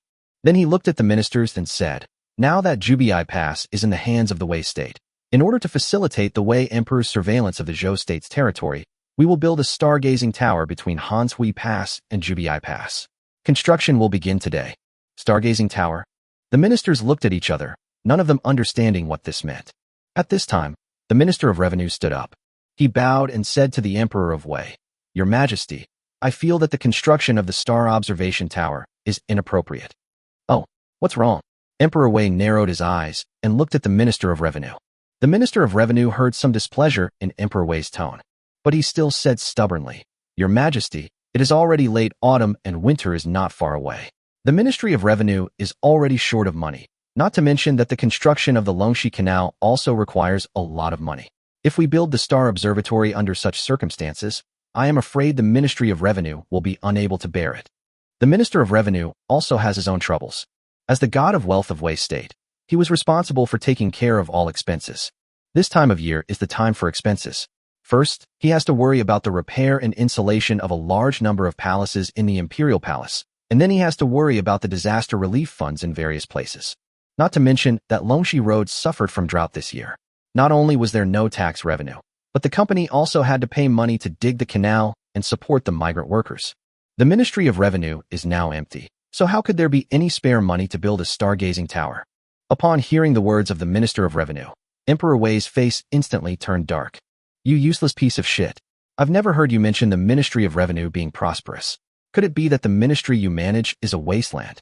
Your Majesty, I have never committed any act of corruption or abuse of power. The Ministry of Revenue is simply facing financial difficulties. If we want to build the Star Observatory, we must stop digging the canal. Otherwise, the Ministry of Revenue will collapse. At this time, Prime Minister Qi also spoke up to defend the Minister of Revenue, saying, Your Majesty, please calm down. I once served in the Ministry of Revenue and understand the difficulties involved. Your concerns are not unfounded. Now that winter is approaching, why not let the people in Longxi Road who were responsible for digging the canal build the observatory? No. The Emperor of Wei flatly rejected the suggestion of the Prime Minister of Qi. The canal and the Star Observation Tower must be built at the same time. At the beginning of next spring, I will embark on a ship with concubine Huan from the capital of Wei, heading directly to the Star Observation Tower. As soon as Emperor Wei said this, Prime Minister Qi suddenly showed an expression of sudden enlightenment. Although the Emperor of Wei has always been unreasonable, but we rarely do things that we know are impossible. It turns out that Zhuge Huan was behind this matter. Prime Minister Qi bowed, this time pointing it at Zhuge Huan who was sitting beside him. Noble concubine Huan, the people of Longxi Road are also human beings. Please show mercy and let them go. Although Prime Minister Qi's words were meant to beg Zhuge Huan, his tone was extremely firm. He really didn't have a good impression of Zhuge Huan. But at this time, Zhuge Huan said with an innocent look, Prime Minister Qi, what does this have to do with me? I am just a concubine who has just entered the palace. Sister Huan, you're joking. Although you've just entered the palace, your abilities are obvious to everyone. The queen also looked at Zhuge Huan at this time and said with a forced smile, How can you say that, queen? I'm unfamiliar with the place and I don't have any ability. In the harem, I'm still the most powerful one. Zhuge Huan's expression and tone were very innocent. So much so that Jiang Qing strongly suspected that this Zhuge Huan was a fake. Seeing that Zhuge Huan and the queen were about to start a verbal battle, the Emperor of Wei finally spoke with a stern expression. That's enough. He looked at the queen and said righteously, Let's discuss the matter between you two back in the harem. But noble concubine, Huan has just entered the palace, and I don't want to see any conflicts between you. Your Majesty, you must be joking. How could this servant have any conflicts with imperial concubine Huan? The queen sneered and turned away, no longer looking at Emperor Wei. Feeling somewhat embarrassed, Emperor Wei directed his criticism towards the Minister of Revenue. I don't care if you increase taxes or rob me. I must see the canal and the observatory by next spring, otherwise I will hold you accountable. Withdraw from the court. Emperor Wei stood up impatiently. Zhuge Huan immediately stood up and took Emperor Wei's hand and went to the back hall with him. The queen saw all of this, and the murderous intent in her beautiful eyes could hardly be concealed. At this time, Prime Minister Qi, who was standing below, coughed intentionally or unintentionally. The queen then looked away. He stood up and walked slowly to the side of Prime Minister Qi. Chapter 166, the finale. After the court session, the officials walked out of the Golden Palace one after another. Jiang Cheng followed Prime Minister Qi and the queen to the side hall next to the Golden Palace. As soon as they sat down, the queen shouted angrily, Bitch! Jiang Qing knew she was talking about Zhuge Huan, so he didn't react. Prime Minister Qi calmly drank the tea handed to him by the eunuch, and then said, Don't worry, queen. Zhuge Huan is just a nobody. She can't turn the tables. Father, you are quite patient, but if I don't fight back, I'm afraid I'll have to give up my position as queen sooner or later. At this time, the queen turned her gaze to Jiang Cheng, who had been silent. In a cold tone, she said, Xiao Qingzi, you promised me yesterday that you would help me teach this bitch a lesson. Now that she has made a move, do you have any ideas on how to deal with it? Before you answer, I remind you, don't think that just because you're the Minister of War you can escape my control. Jiang Cheng was startled and quickly knelt on the ground and said, "Your Majesty, please calm down. I have actually thought of a way to counter concubine Huan, but I don't know if it is correct." Oh, after he said this, Prime Minister Qi's interest was also piqued. Turning to look at him, he said, "The ground is cold. You should get up and tell me what you think." Jiang Cheng stood up after receiving the Prime Minister's order and said to the two men, "This method is simple. Imperial concubine Huan's goal is nothing more than to use the construction of the canal and the observatory to deplete the Ministry of Revenue. Then, she can use the Emperor to put pressure on the ministry. The Minister of Revenue must be extremely worried at this moment, but he should understand that he only has 3 options." After listening to Jiang Cheng's clear and logical explanation, the Queen finally became serious. Her fingers clenched the arms of the stool. He asked calmly, "Which 3 roads?" "First, forced taxation is just as the Emperor said in court, but doing so is no less than killing the goose that lays the golden eggs. Now that the autumn harvest is over, if forced taxation is not handled properly, rebellions like those in Longxi Road will inevitably appear. And this is definitely what concubine Huan wants to see. If the Minister of Revenue knew the pros and cons, he would definitely not choose this path. His only other option is to transfer half of the workers from Longxi Road to build the Star Observatory. Although the speed of canal construction will be greatly reduced, the tax revenue collected in the spring of next year will be enough to solve the urgent problem." "Good." Prime Minister Qi nodded in satisfaction and couldn't help but take over the conversation, saying, "I have also thought of the 2 points you mentioned, but the country's tax revenue has already determined where to fill the gap since it was collected. This second path is not easy for the Minister of Revenue. As for the third way, don't tell me yet. Let the Queen guess." Prime Minister Qi looked at the Queen with a calm expression.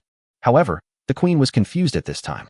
"I understand the 2 paths you mentioned, but what does this have to do with countering that bitch?" Prime Minister Qi laughed heartily and said, "Ha!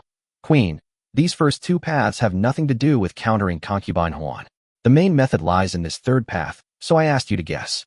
Jiang Cheng on the side also kept silent, and it looked like he really wanted the Queen to guess.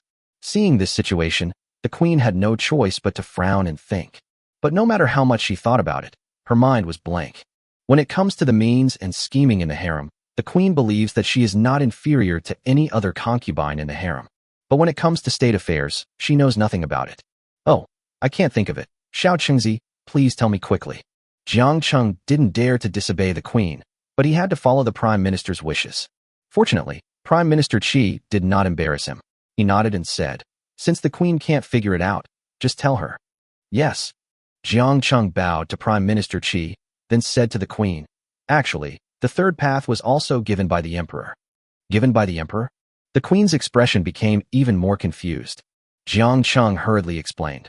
"The Emperor said that next spring he and noble concubine Huan will take a ship from Weidu all the way to the Stargazing Tower. Noble concubine Huan is the key to this. The Minister of Revenue will definitely find an opportunity to visit noble concubine Huan and ask her to show mercy and spare him. Then, won't he have to agree to whatever conditions noble concubine Huan puts forward?" After Jiang Cheng's explanation, the Queen finally understood. But she still didn't understand one thing, so she asked, "What conditions will that bitch put forward to the Minister of Revenue?" Jiang Cheng and Qi Cheng looked at each other and said in unison, "Prosperity for all. One's success is shared by all." That's right. Even if Imperial concubine Huan has extraordinary abilities, she is still from the Zhou Kingdom and has no power of her own in the Wei capital. If the Minister of Revenue goes to her, she will definitely make him a pawn in her hands. But the Minister of Revenue is my father's man. In the officialdom, there is only profit. Prime Minister Qi took over the conversation calmly. "What Jiang Cheng said is exactly what I was thinking. And based on my understanding of the Minister of Revenue, no matter which of the first 2 paths he chooses, he will definitely visit concubine Huan. So if you want to counter concubine Huan, you have to strike first. But I can't stop the construction of the observatory." "Why stop it?" A hint of cunning flashed in Prime Minister Qi's eyes, and he officially began to answer the Queen's questions on behalf of Jiang Cheng. "The Minister of Revenue is only worried about money, and as the Empress, it is your duty to share the Emperor's worries. You can gather the concubines in the harem to donate money to build the Star Observation Tower. When the Ministry of Revenue has the money, who will care about concubine Huan? And you can also use the money of these concubines to earn your own reputation, so why not do it?" Prime Minister Qi is indeed an old fox in the officialdom. With just a few words, he changed the situation that was originally unfavorable to the Queen into a favorable one. The queen was enlightened after hearing this and immediately stood up and said, I will go back and prepare to donate the money. Don't worry. The Minister of Revenue has just returned and probably hasn't had time to visit concubine Huan yet. You can send someone to deliver a message to the Minister of Revenue later. That's what my father said. The heavy stone in the queen's heart finally fell to the ground. She also sat down very relaxed. At this time, she looked at Jiang Cheng and said, Xiao Chengzi, you did a good job. I don't want you to leave the palace anymore. I thank the Empress for her attention. Even if I become the Minister of War, I will still be your servant. You can summon me to the palace at any time. Well, I'm glad you're so kind. I haven't even congratulated you on your successful appointment yet. Thank you, Your Majesty. Jiang Cheng bowed respectfully to the queen. At this time, Prime Minister Qi suddenly said, Jiang Cheng, can you really check the Ministry of War's accounts in half a month? Teacher, I'm not sure either, but everything will be clear only after seeing the accounts. Okay, it's a good thing to have such ambition. The queen's affairs can wait, but you can't wait even a moment. Go back and pack your things, and I'll take you out of the palace. Yes. Jiang Cheng was secretly delighted, as he could finally leave the palace with a legitimate reason. He said something to the queen and rushed towards Enning Palace. He couldn't wait to tell Qing'er and Xiao Yu'er the news. I believe they will be very happy when they know this. Chapter 167 Your Highness's Praise. Jiang Cheng returned to his residence happily. At this time, Xiao Yu'er and Qing'er were sitting at the table, holding their waists and learning poems. They played really crazy yesterday, so the two of them haven't recovered yet. Seeing Jiang Cheng coming back happily, both of them showed a hint of doubt on their faces. Qing'er held the brush in her hand and asked with innocent eyes, Brother Cheng, what happened? Why are you so happy? Jiang Cheng took 2 quick steps and picked them up. He said happily, we don't have to live here anymore. Moving again. Qing'er's face was full of grievance. Since she and Xiao Yu'er followed Jiang Cheng, they have changed their residence several times. I finally settled down this time, but I didn't expect to have to move again. Compared to Qing'er's emotions, Xiao Yu'er seemed much calmer. She looked at Jiang Cheng and said, Did you get promoted again? Sister Yu'er is still smart. Jiang Cheng couldn't help but kiss Xiao Yu'er's chubby cheek. Then he put them down and said, I have been appointed Minister of War and will be taking up my post now. Hurry up and take everything you need to bring. We are leaving the palace. Brother Cheng is awesome. Qing'er jumped up with joy, hugged Jiang Cheng's neck and kissed him. Then they began to pack their things. Jiang Cheng had very few things with him. Apart from 2 sets of the eunuch chief's clothes, he had nothing else to bring.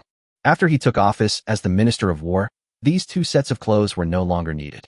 Relatively speaking, Xiao Yu'er and Qing'er have a little more things. Especially the little girl Qing'er, she took everything she could.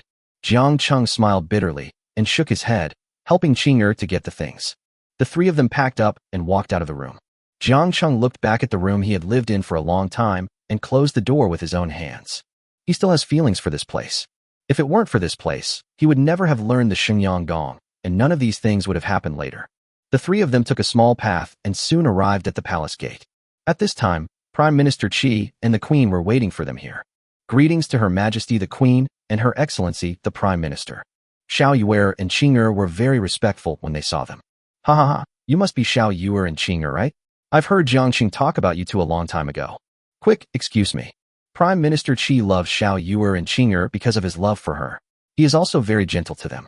Xiao Yu'er and Qing had never seen Prime Minister Qi so gentle before, and they were immediately flattered.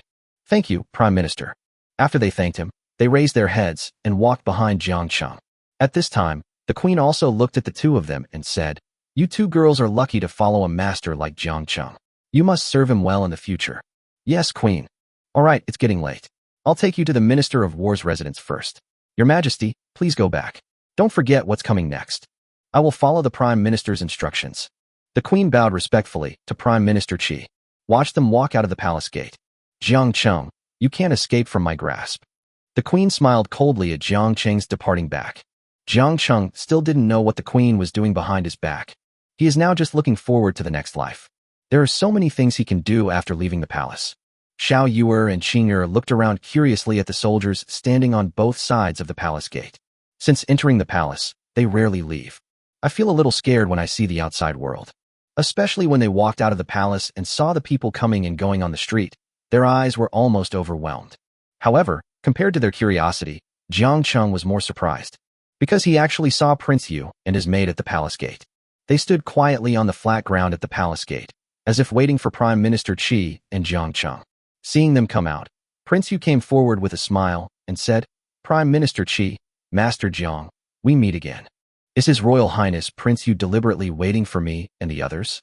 The Prime Minister of Qi was so smart that he guessed Prince Yu's purpose at once. Prince Yu was not embarrassed when the truth was revealed in person. He laughed heartily and said, "Prime Minister Qi is very perceptive. I admire you. Yes, I am waiting for you here. Oh, I wonder which of us Prince Yu wants to see. Of course we're all meeting. I heard Master Jiang has taken up his new position, so I'd like to congratulate him first. Your Highness Prince Yu is too polite. It was just a fluke." Jiang Cheng quickly returned the greeting and spoke modestly. "Ha ha, these are all the rewards you won. It's no use standing here all the time. Why don't you all get on my carriage and talk while we walk?" Prince Yu pointed casually, and Jiang Cheng saw a large and spacious carriage parked on the side of the road. The edge of the carriage is inlaid with a circle of light gold line, which looks particularly noble and elegant. "Since Your Highness Prince Yu has extended such a gracious invitation, I, this old minister, would like to express my gratitude in advance. Let us go." Prime Minister Qi took the lead and walked towards Prince Yu's carriage. Jiang Cheng hurried to follow. Prince Yu came to the carriage with the help of his maid. It is obvious that Yuan's carriage was specially modified. His maid pulled out a wooden board from under the carriage, used it as a bridge, and easily pushed Prince Yu onto the carriage. The spacious carriage was also large enough to accommodate Prince Yu's wheelchair. After they were all on the carriage, Prince Yu asked the Prime Minister of Qi, "Where are you going?" "The residence of the Minister of War." "Xinghua, did you hear that? Tell the groom." Prince Yu spoke to the maid beside him, and the maid lifted the curtain of the carriage and instructed the coachman outside. Soon the carriage started slowly. "Xinghua, pour tea for everyone," Prince Yu said lightly. As soon as he finished speaking, Xiao Yuer and Qing'er, who had been sitting next to him and dared not move, immediately stood up as if it were a conditioned reflex. After they found out that Yuan was not calling them, a blush appeared on their faces. At this time, Jiang Cheng said to Prince Yu, "Don't be offended, Your Highness. We two girls just want to personally serve you a cup of tea." "Oh, Master Jiang's people are indeed well educated. Xinghua, you and your two sisters should serve tea together." "Yes." The maid standing behind him responded faintly. Then he guided Xiao Yuer and Qing'er to pour water and make tea. The two of them finally breathed a sigh of relief and lowered their heads to make tea. Since they were all busy, Prince Yu, Prime Minister Qi, and Jiang Cheng started chatting. Prince Yu leaned back in his wheelchair and smiled as he said, "Master Jiang is truly a young and promising person. I heard that you have achieved such success in less than half a year since entering the palace. Your Highness Prince Yu, thank you for your compliments. I was just a little luckier. Master Jiang, please don't be so polite. Who in the whole country doesn't know your abilities? You can come to Yuewang residence more often if you have nothing to do. I am usually very free.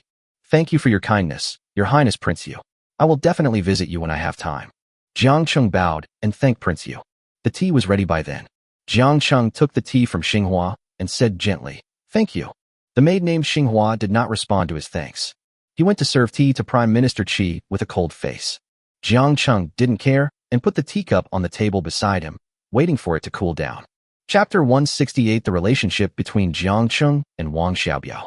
Along the way, Jiang Cheng and Prime Minister Yuanqi talked and laughed, but they hardly talked about any serious business. From the conversation, Jiang Cheng could sense that Prince Yu had a very easygoing temper. She did not show any disrespect to the two maids, Xiao Yuer and Qing'er. Soon the carriage stopped at the gate of a house.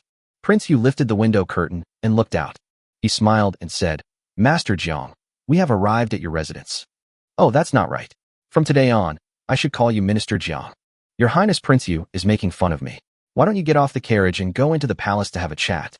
"No, I have a parrot at home. I've missed it so much during this time away. It's better for me to go home and see it. Your Highness Prince Yu is in a very elegant mood, so I won't bother you." Jiang Cheng and Prince Yu said goodbye and followed Prime Minister Qi out of the carriage. Soon the carriage drove away. Jiang Cheng stood in front of the mansion, feeling mixed emotions.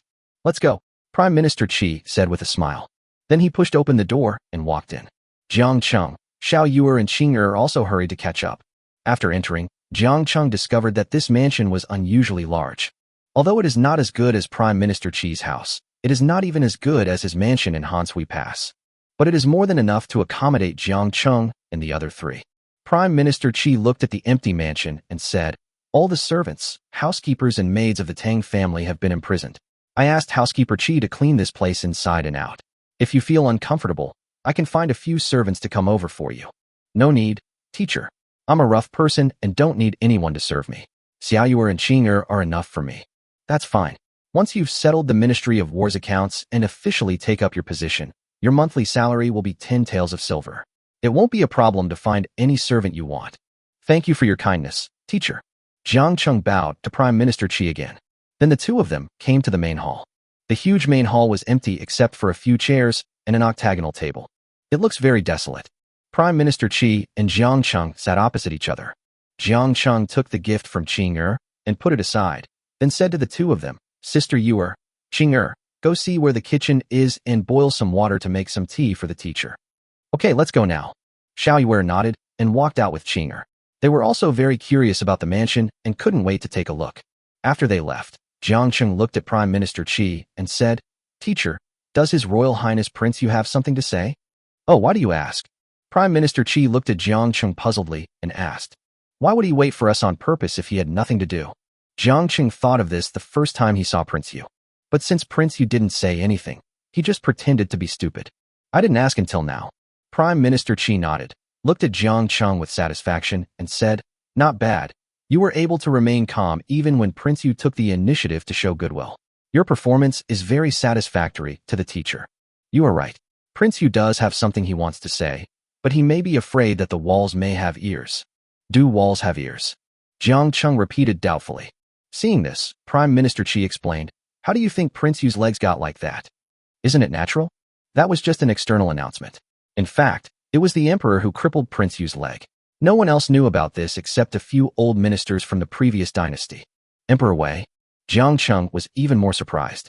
His mind raced, and he immediately understood why.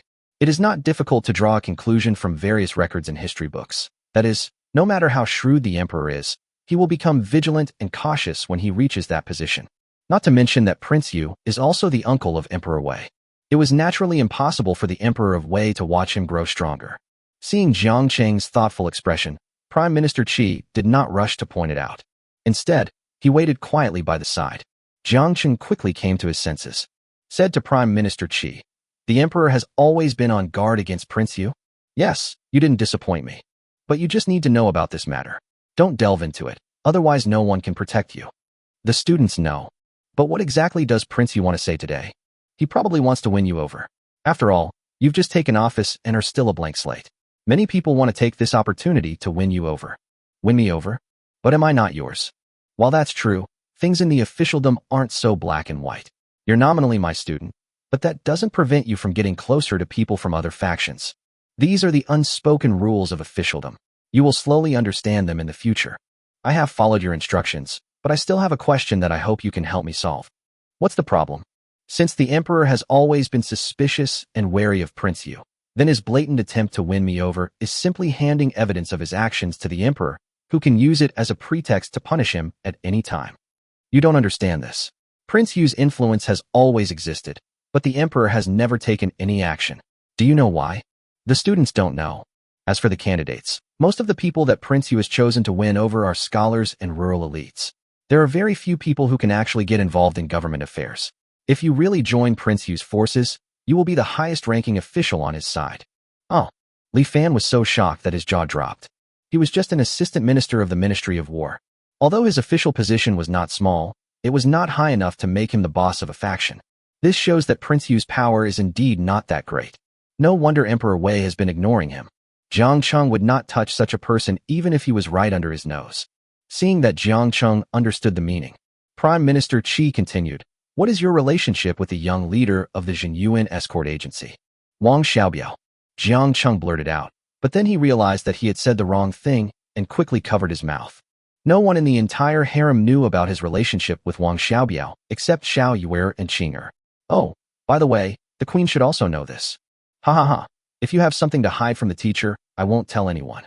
Prime Minister Qi looked at Jiang Cheng half-jokingly and said, I just heard him calling your name when I was returning to the court. I thought you were just casual acquaintances, but from your behavior just now, it seems that your relationship is more than ordinary. Hee, I didn't intend to hide it from you, teacher. It's just that the Zhenyuan escort agency's reputation is too big, and I'm afraid that if I tell it rashly, I'll get killed. Well, your worry is justified. Teacher, I won't bother with your relationship with the Jinyuan escort agency, but there's one thing you need to be aware of. The Jinyuan escort agency's strength far exceeds your imagination. Try to get in touch with them more often. They'll be a reliable supporter in the future. Thank you for the reminder, teacher. Jiang Qing secretly breathed a sigh of relief. He thought that Prime Minister Qi wanted to investigate the relationship between him and Wang Xiaobiao. At this time, Xiao Yuer and Qing Er came in from outside with hot water, and the two stopped talking. Chapter 169 Difficulties. This place is very short from the Ministry of War, so I won't go with you. After drinking the hot tea, Prime Minister Qi got up and left. Jiang Cheng respectfully escorted him to the door. At this time, Prime Minister Qi said again, I am afraid that the Minister of War Lei Tian has become the Imperial Censor's subordinate. You should be more careful when working under him in the future. I know. Thank you for reminding me. Well, I'm going back home now. If you have anything, you can come to me directly. Farewell, teacher. Jiang Cheng watched the Prime Minister walk to the corner of the street and get on a carriage. Then he and Xiao Yuer and Qing Er walked into the mansion. From now on, this place belongs to the three of them. Jiang Cheng couldn't help but hold the two of them and walked around the yard several times. Finally, he put them down, sat down at the stone table in the courtyard, and said, I have to go to the Ministry of War soon, so I'll probably be very busy during this period. If you're bored, go out for a walk on the street. This is the money I saved in the palace. If you see anything you like, buy it. Jiang Cheng took out a heavy bag of silver from his arms. These were his total salaries from being a minor eunuch to being the chief eunuch. Although it's not much, it can last for a while. Life will be better once the salary of the Vice Minister of War is paid next month. Xiao Yuer took the silver from his hand and said worriedly, Don't worry, the two of us will definitely take care of ourselves. As for you, from what Prime Minister Qi said, it seems that your position as the Minister of War is not stable. Ha ha ha, it's true that nothing can be hidden from Sister Yuer. Jiang Cheng laughed heartily. He had always believed in Xiao Yuer's intelligence, but this time he didn't expect that she could actually hear Jiang Cheng's current predicament from just a few words from Prime Minister Qi. Jiang Cheng then briefly told her about the Ministry of War's accounts. At the same time, he also told Lei Tian about how that old fox deliberately targeted him. Xiao Yuer nodded or shook her head from time to time while listening. Only after Jiang Cheng finished did she say worriedly, The Minister of War will definitely give you a hard time about the accounts. He'll definitely bring out the old accounts for you to check. I've thought of this, but this is our best chance to leave the palace. I have to seize it no matter how difficult it is. Jiang Cheng said righteously. If he doesn't take this opportunity to leave the palace, it will be very difficult to find another opportunity to leave the palace in the future. And there are many things he can't do in the palace. He also had to be on guard against the queen and concubine at all times. I really don't know when I will be suddenly killed by them. Just when he was feeling mixed emotions, Qing Er suddenly leaned over and kissed him on the cheek. Thank you, Brother Cheng. Why are you saying that all of a sudden? Jiang Cheng was taken aback by her sudden enthusiasm. He immediately asked back, Because everything you do is for us. Qing Er said with blinking eyes. Although she was naive, she had learned poetry from Xiao Yuer for such a long time and had also learned some good qualities from Xiao Yuer. She could understand a lot of what Jiang Cheng said. At this time, Xiao Yuer also smiled and said to Jiang Cheng, Qing Er is right. We all want to thank you. Why are we still so alienated from each other? Jiang Cheng stood up slightly embarrassedly, hugged the two of them and said, Actually, it's not entirely for you. I've always wanted to leave the palace myself. Don't feel too much pressure. I'm still the little Qingzi in the palace, and I'm still Qing Er's brother. Yeah. Qing Er kissed him again happily. Even the usually reserved Xiao Yuer couldn't help but peck Jiang Cheng on the face. Ha ha. Well, I should pack up and go to the Ministry of War. I'll be there to serve you too when I come back. Jiang Cheng pinched the buttocks of each of them, then let them go. Okay, Brother Cheng, please go early and come back early. Qing Er didn't seem shy at all, but rather a little excited. Jiang Cheng said goodbye to them and walked out of the mansion. After walking out of the street, I asked casually and found out the way to the Ministry of War. He took a step forward and walked towards the Ministry of War. Soon, he arrived at the gate of the Ministry of War. For soldiers dressed in the uniforms of Wei capital soldiers were standing at the gate with weapons.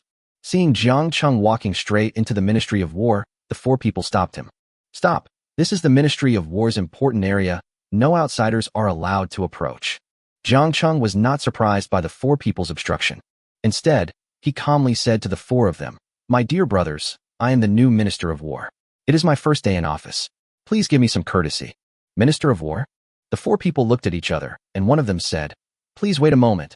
I will go and ask the minister. Please. Jiang Cheng stood at the gate of the Ministry of War, waiting quietly.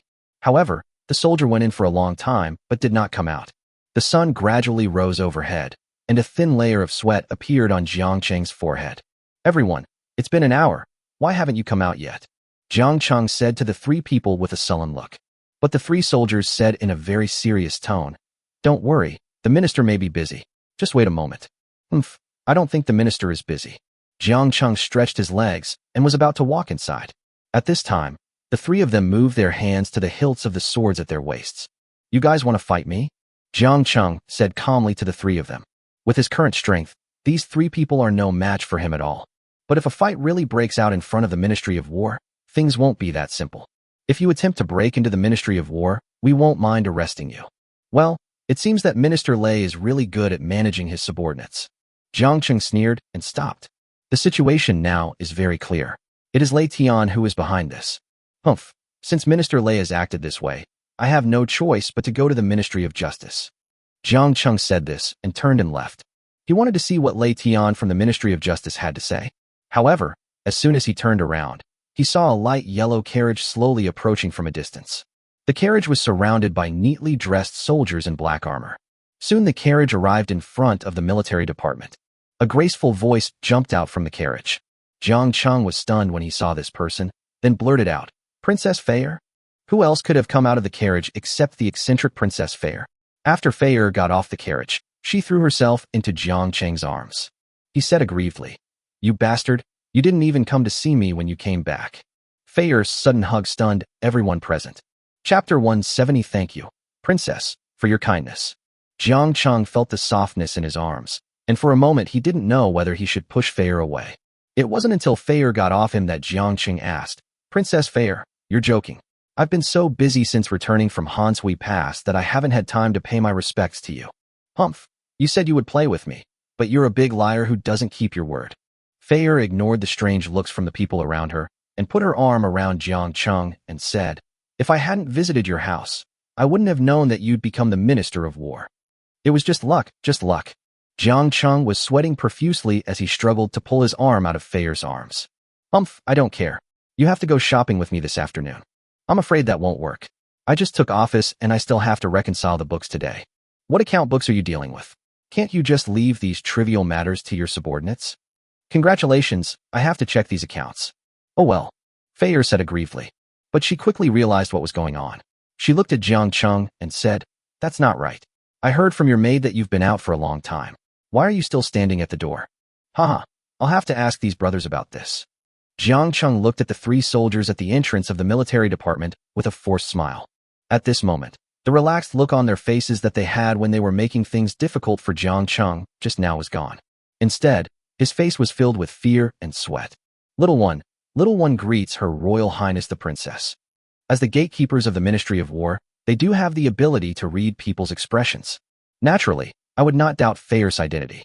But Fei ignored their respect, took 2 steps forward, and kicked one of them down. "It was you guys who were making things difficult for Xiao Chengzi and wouldn't let him in." Fei's attitude towards these people is far worse than that towards Jiang Cheng. There was a strong chill in his tone. The 3 soldiers immediately knelt on the ground and kowtowed repeatedly. "Princess, please calm down. Princess, please calm down. We are also following the rules. Without the order from the minister, we dare not let anyone in." "I don't care about any rules. I'll count to 5. Go and call out that bastard Lei Tianzai. If you don't see him by the end of the 5 counts, I'll tear down the gates of the Ministry of War." 1. Faced with such an unreasonable princess, the gatekeeper was speechless. He had no choice but to crawl into the Ministry of War to call for help.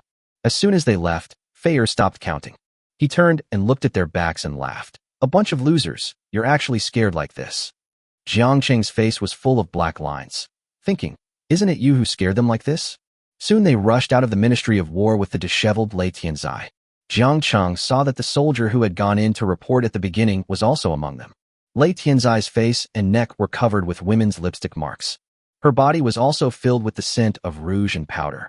It turns out that this thing was just having fun in the Ministry of War. Jiang Cheng clenched his fists, wishing he could punch him. But in the end he held back. As soon as Lei Tian saw Fei, he rushed to her and knelt down, saying, "I didn't know the princess was coming. I deserve to die for not welcoming you. You son of a bitch, get up here." You can't afford to pay for dirtying my shoes. Fei kicked Lei Tian with great disgust. His eyes were full of disgust. Yes, the princess is right. Lei Tian seemed particularly docile at this moment. He got up from the ground and said flatteringly, I wonder what brings you here today, princess. Nothing much. I just knew Jiang Cheng was taking office today, so I came to check it out. I didn't expect to run into these 3 blind dogs at the door, blocking my way. It's all your fault for not being able to manage your subordinates well and disturbing the princess. Why don't you come over here and apologize to the princess? Lei Tian turned around and shouted to the soldier guarding the gate. The 3 of them immediately knelt down in front of Fei and begged for mercy. Princess, please spare us. We were wrong. Be more careful next time. If you dare to block Jiang Cheng out again, I will dig your eyes out. Get lost. Thank you for your kindness, princess. The 3 people immediately stepped aside happily. Jiang Cheng couldn't help but sigh when he saw the 3 of them. These people were arrogant when facing him, but they had no way to deal with Fei. He really looks down on people. Jiang Cheng, didn't you say you were in a hurry to reconcile the accounts? Let's go and see who dares to stop us. Fei said something to Jiang Cheng in a haughty manner, then walked into the Ministry of War. Lei Tian was standing aside, looking up slightly at Jiang Cheng. His eyes were filled with resentment and surprise. The reason for his surprise was that he never thought that Jiang Cheng would know the princess. And it seems that the 2 of them are very familiar with each other. Before he could finish reading, Fei slapped him hard on the back of his head. Snap! This time, Fei used a lot of strength, and the sound echoed throughout the Ministry of War. But Lei Tian, who was slapped, was not angry at all. Instead, he said to Fei respectfully, Your humble servant deserves death. I hurt the princess's hand. Stop talking nonsense, lead the way, and go check the accounts. I obey your command. Princess, please come this way. Lei Tian led the way in front with a flattering look on his face, and soon they entered the Ministry of War compound. At this time, there were still many officials from the Ministry of War in the compound. When they saw the princess come in, they all fell to the ground and saluted. Fei was obviously used to this kind of scene and didn't even bother to lift her eyelids. Soon they came to a small room under the guidance of Lei Tianzai. This small room hasn't been opened for many years. Just as Lei Tian asked someone to open the door, a cloud of smoke and dust suddenly rushed out of the room. The crowd was choked and retreated one after another. When the smoke and dust cleared, everyone was shocked again when they saw what was in the room. It turns out that this small room is filled with bookshelves from the door to the inside. The bookshelves are filled with account books. These account books are obviously old, and the dust on them is thicker than soil. There are also some recent account books that they are working on. They should be delivered soon. Lei Tian said to Jiang Cheng without changing his expression, Master Jiang, should everything be all right? Haha, no problem, absolutely no problem, but I still need to ask Minister Lei for some resources. Oh, whatever resources you need, I will definitely help as long as I can. I want to have the other accountants transferred here and have someone clean the room. This will make it easier to check. Master Jiang, what you said makes sense. Cleaning the room is a small matter, but I'm afraid I can't help you with the accountant. Why? Jiang Cheng asked coldly. Chapter 171. Am I not enough? As you know, we just returned from Hanshui Pass, and a lot of weapons are being put into storage. The accountant at the Ministry of War has been very busy recently, so how can he have the time to deal with these things? Lei Tian was speaking as a matter of course. Ultimately, he still didn't want the accountant to help Jiang Cheng with the accounts. But Jiang Cheng is not so easy to fool. He said coldly. According to Minister Lei, the accounting audit after a war is usually completed by one person in County Tang. Other accountants never interfere. If that's the case, I can discuss it with the Prime Minister and see if we can release Tang Xinzhong to continue serving as the Minister of War. After all, there's probably no one else who can hold this position except him. Lei Tian was suddenly speechless. He was also angry for a moment, so he made such a stupid move to intimidate Jiang Cheng. You bastard, you're trying to make things difficult for me, aren't you? Believe it or not, I'll tell my father and have him chop off your head. Princess, I am wronged.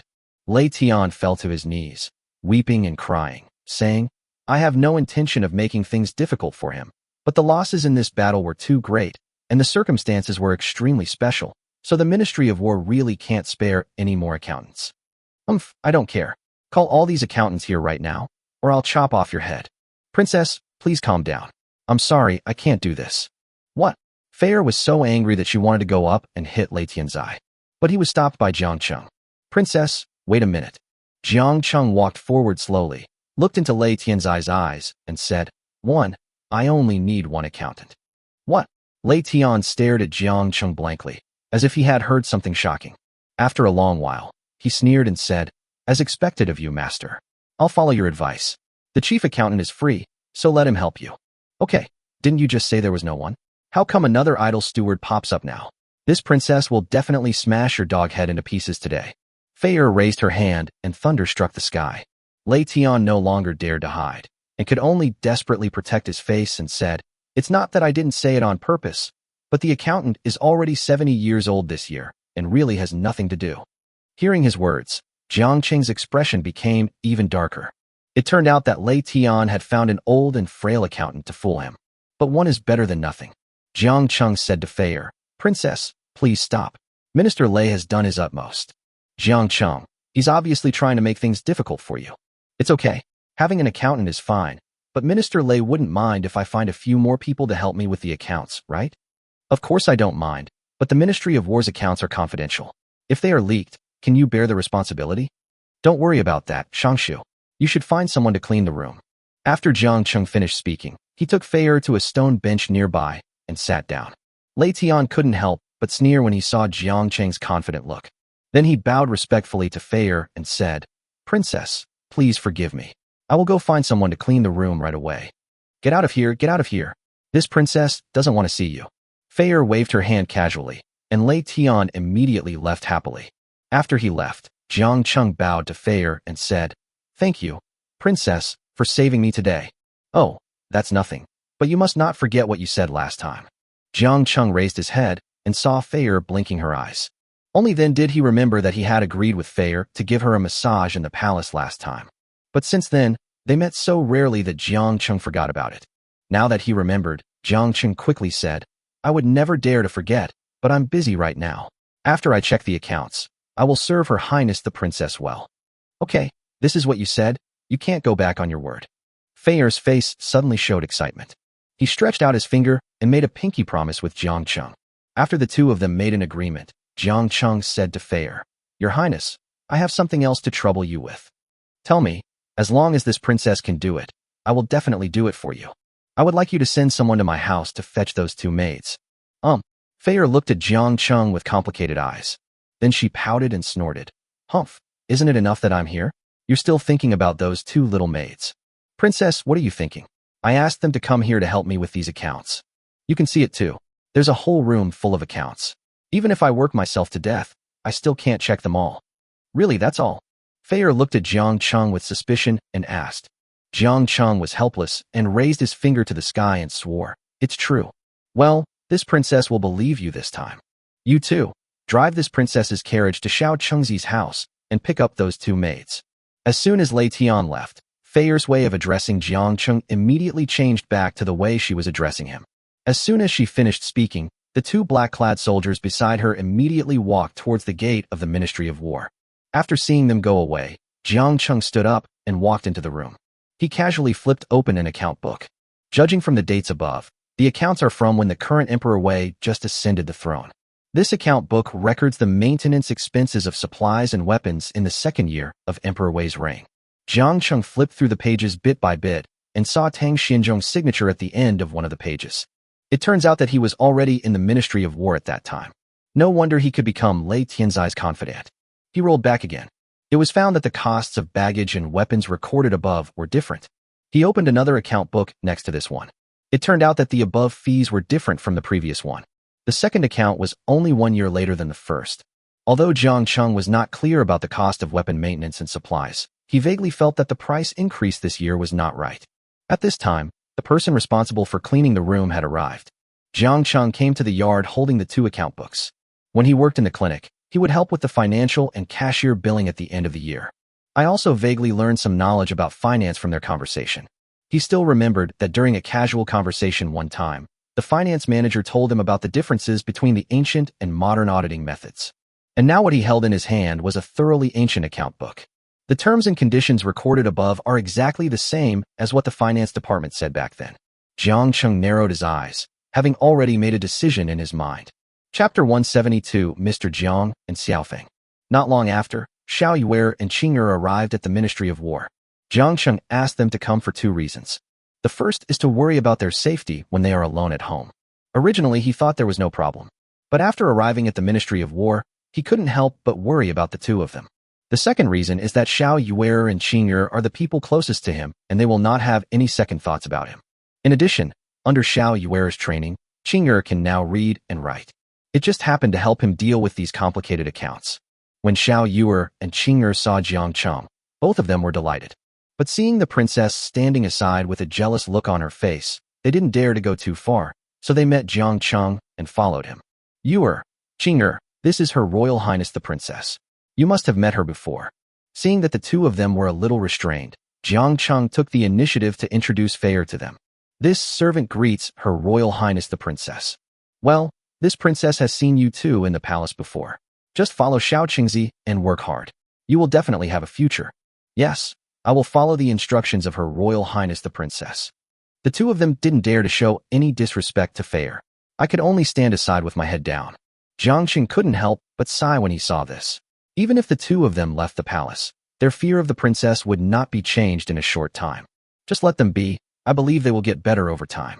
Not long after they arrived, a young man came into the courtyard, supporting an elderly man. When the old man saw those old accounts being moved out of the house, he sighed softly and said to the young man beside him, Xiaofeng, help me sit down next to you. Yes, master. The young man, named Xiaofeng, respectfully helped the old man to sit aside. He didn't care about the other people in the courtyard at all. Who is this old man? He doesn't even greet this princess when he sees her. Feier rolled up her sleeves angrily and was about to go up and teach them a lesson. But Jiang Cheng grabbed him. Princess, please calm down. Not everyone in the Ministry of War has seen your honor, so it's normal that they don't know. I'll go and talk to them. Humph, this princess doesn't believe it. Feier pouted and said dissatisfiedly. But she didn't stop Jiang Cheng. Seeing this, Jiang Cheng walked up to the old man and the young man. He asked with a bow, My name is Jiang Cheng.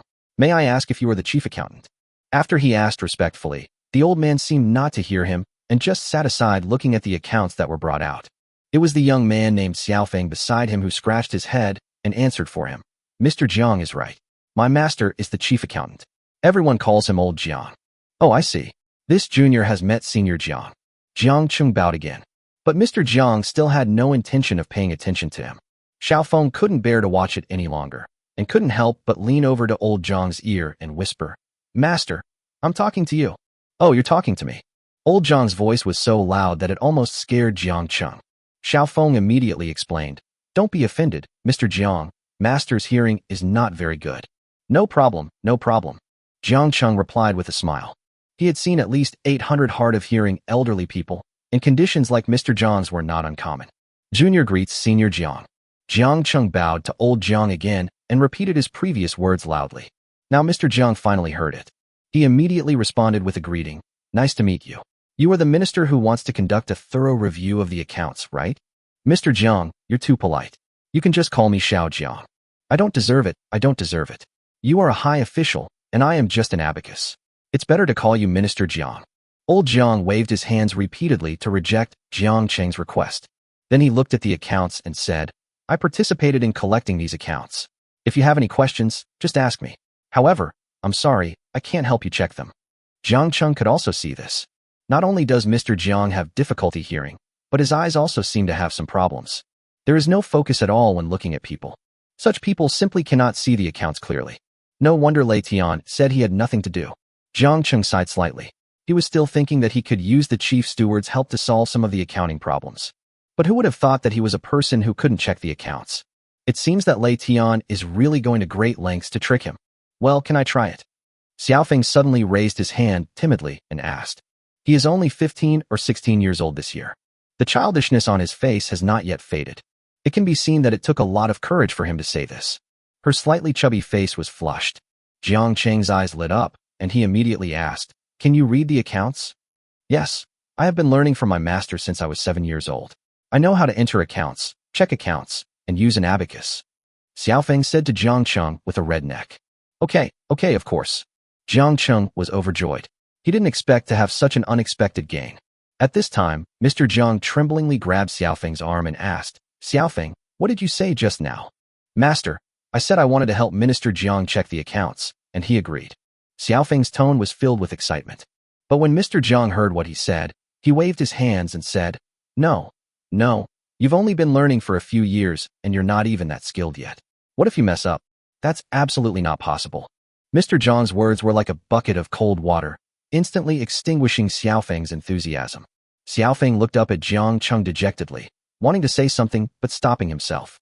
But at this time Jiang Cheng reached out and rubbed Xiaofeng's head. Said to him, "Don't worry, let me talk to Mr. Jiang." After saying that, he squatted down and looked at Mr. Jiang at eye level. I tried my best to speak to him in a voice that he could hear. "Senior Jiang, don't worry, I think Xiaofeng will be fine." "No, he's still a child. How can he check the accounts? How about we give him the account now and let him show us what he can do?" Jiang Qing knew that it was useless to persuade such an old man, and he could only rely on his strength to make him agree. It just so happens that the room hasn't been cleaned up yet. He also wanted to see Xiaofeng's abilities. Sure enough, Mr. Jiang did not refuse. He looked at Xiaofeng and said, "Xiaofeng, then you should try. If you can't find out, you don't have to force yourself to find out, right?" "I understand, master. I can definitely do it." Xiaofeng's face was full of excitement. He reached behind his waist and took out an exquisite abacus. After seeing this scene, Jiang Cheng felt relieved. Can someone who always carries an abacus with him be bad at accounting? He handed the 2 account books in his hand to Xiaofeng and said, "Even if it's these 2, is that okay?" "No problem. Please keep an eye on the time. I can definitely finish the calculation in 1 stick of incense." Xiaofeng took the account book and actually took the initiative to make it more difficult for himself. Chapter 173 Statistical Accounts. The first account book shows an income of 329,513 taels and 6 qian, and an expenditure of 402,825 taels and 3 qian. The second account book shows a credit of 411,062 taels and a payout of 628,300 taels and 22 cents. Xiaofeng read out the total of the account aloud. Then he respectfully returned the account to Jiang Cheng. "Please ask Minister Jiang to review it." "No." Jiang Cheng nodded in satisfaction. He had just seen Xiaofeng's actions. He calculated with an abacus at an incredible speed. He looked extremely focused when checking the accounts. How could such a person make a mistake? What is even more amazing is that he actually managed to control the time within a stick of incense. Jiang Cheng nodded happily while holding the 2 account books. Then he turned to Old Man Jiang and said, "Senior Jiang, Xiaofeng's calculation is absolutely correct." "Yeah." Old Master Jiang held the account book in his hand and said to Jiang Cheng, "Minister, please read the words at the bottom corner of the last page of the account book to me." Jiang Cheng was stunned and quickly turned to the last page of the 2 account books. Sure enough, I saw a string of tiny calligraphy in the corner below. These words are written in the gaps between the accounts and cannot be seen unless you look carefully.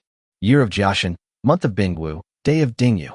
Year of Iyo, month of Gingyin, day of Guihai. Jiang Cheng carefully read the above to Old Man Jiang.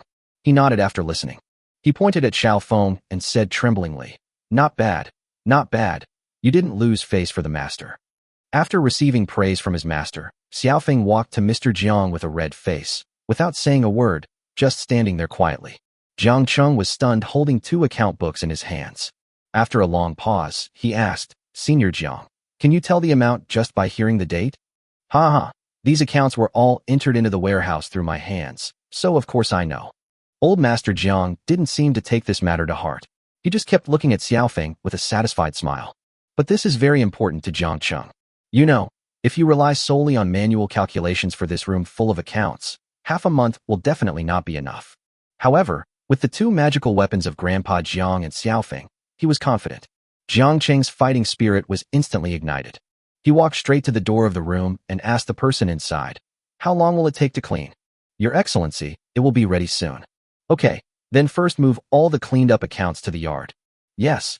Jiang Cheng then turned back to look at Feier and said, "Your Highness, I'd like to trouble you to send someone to guard the courtyard and not let anyone in.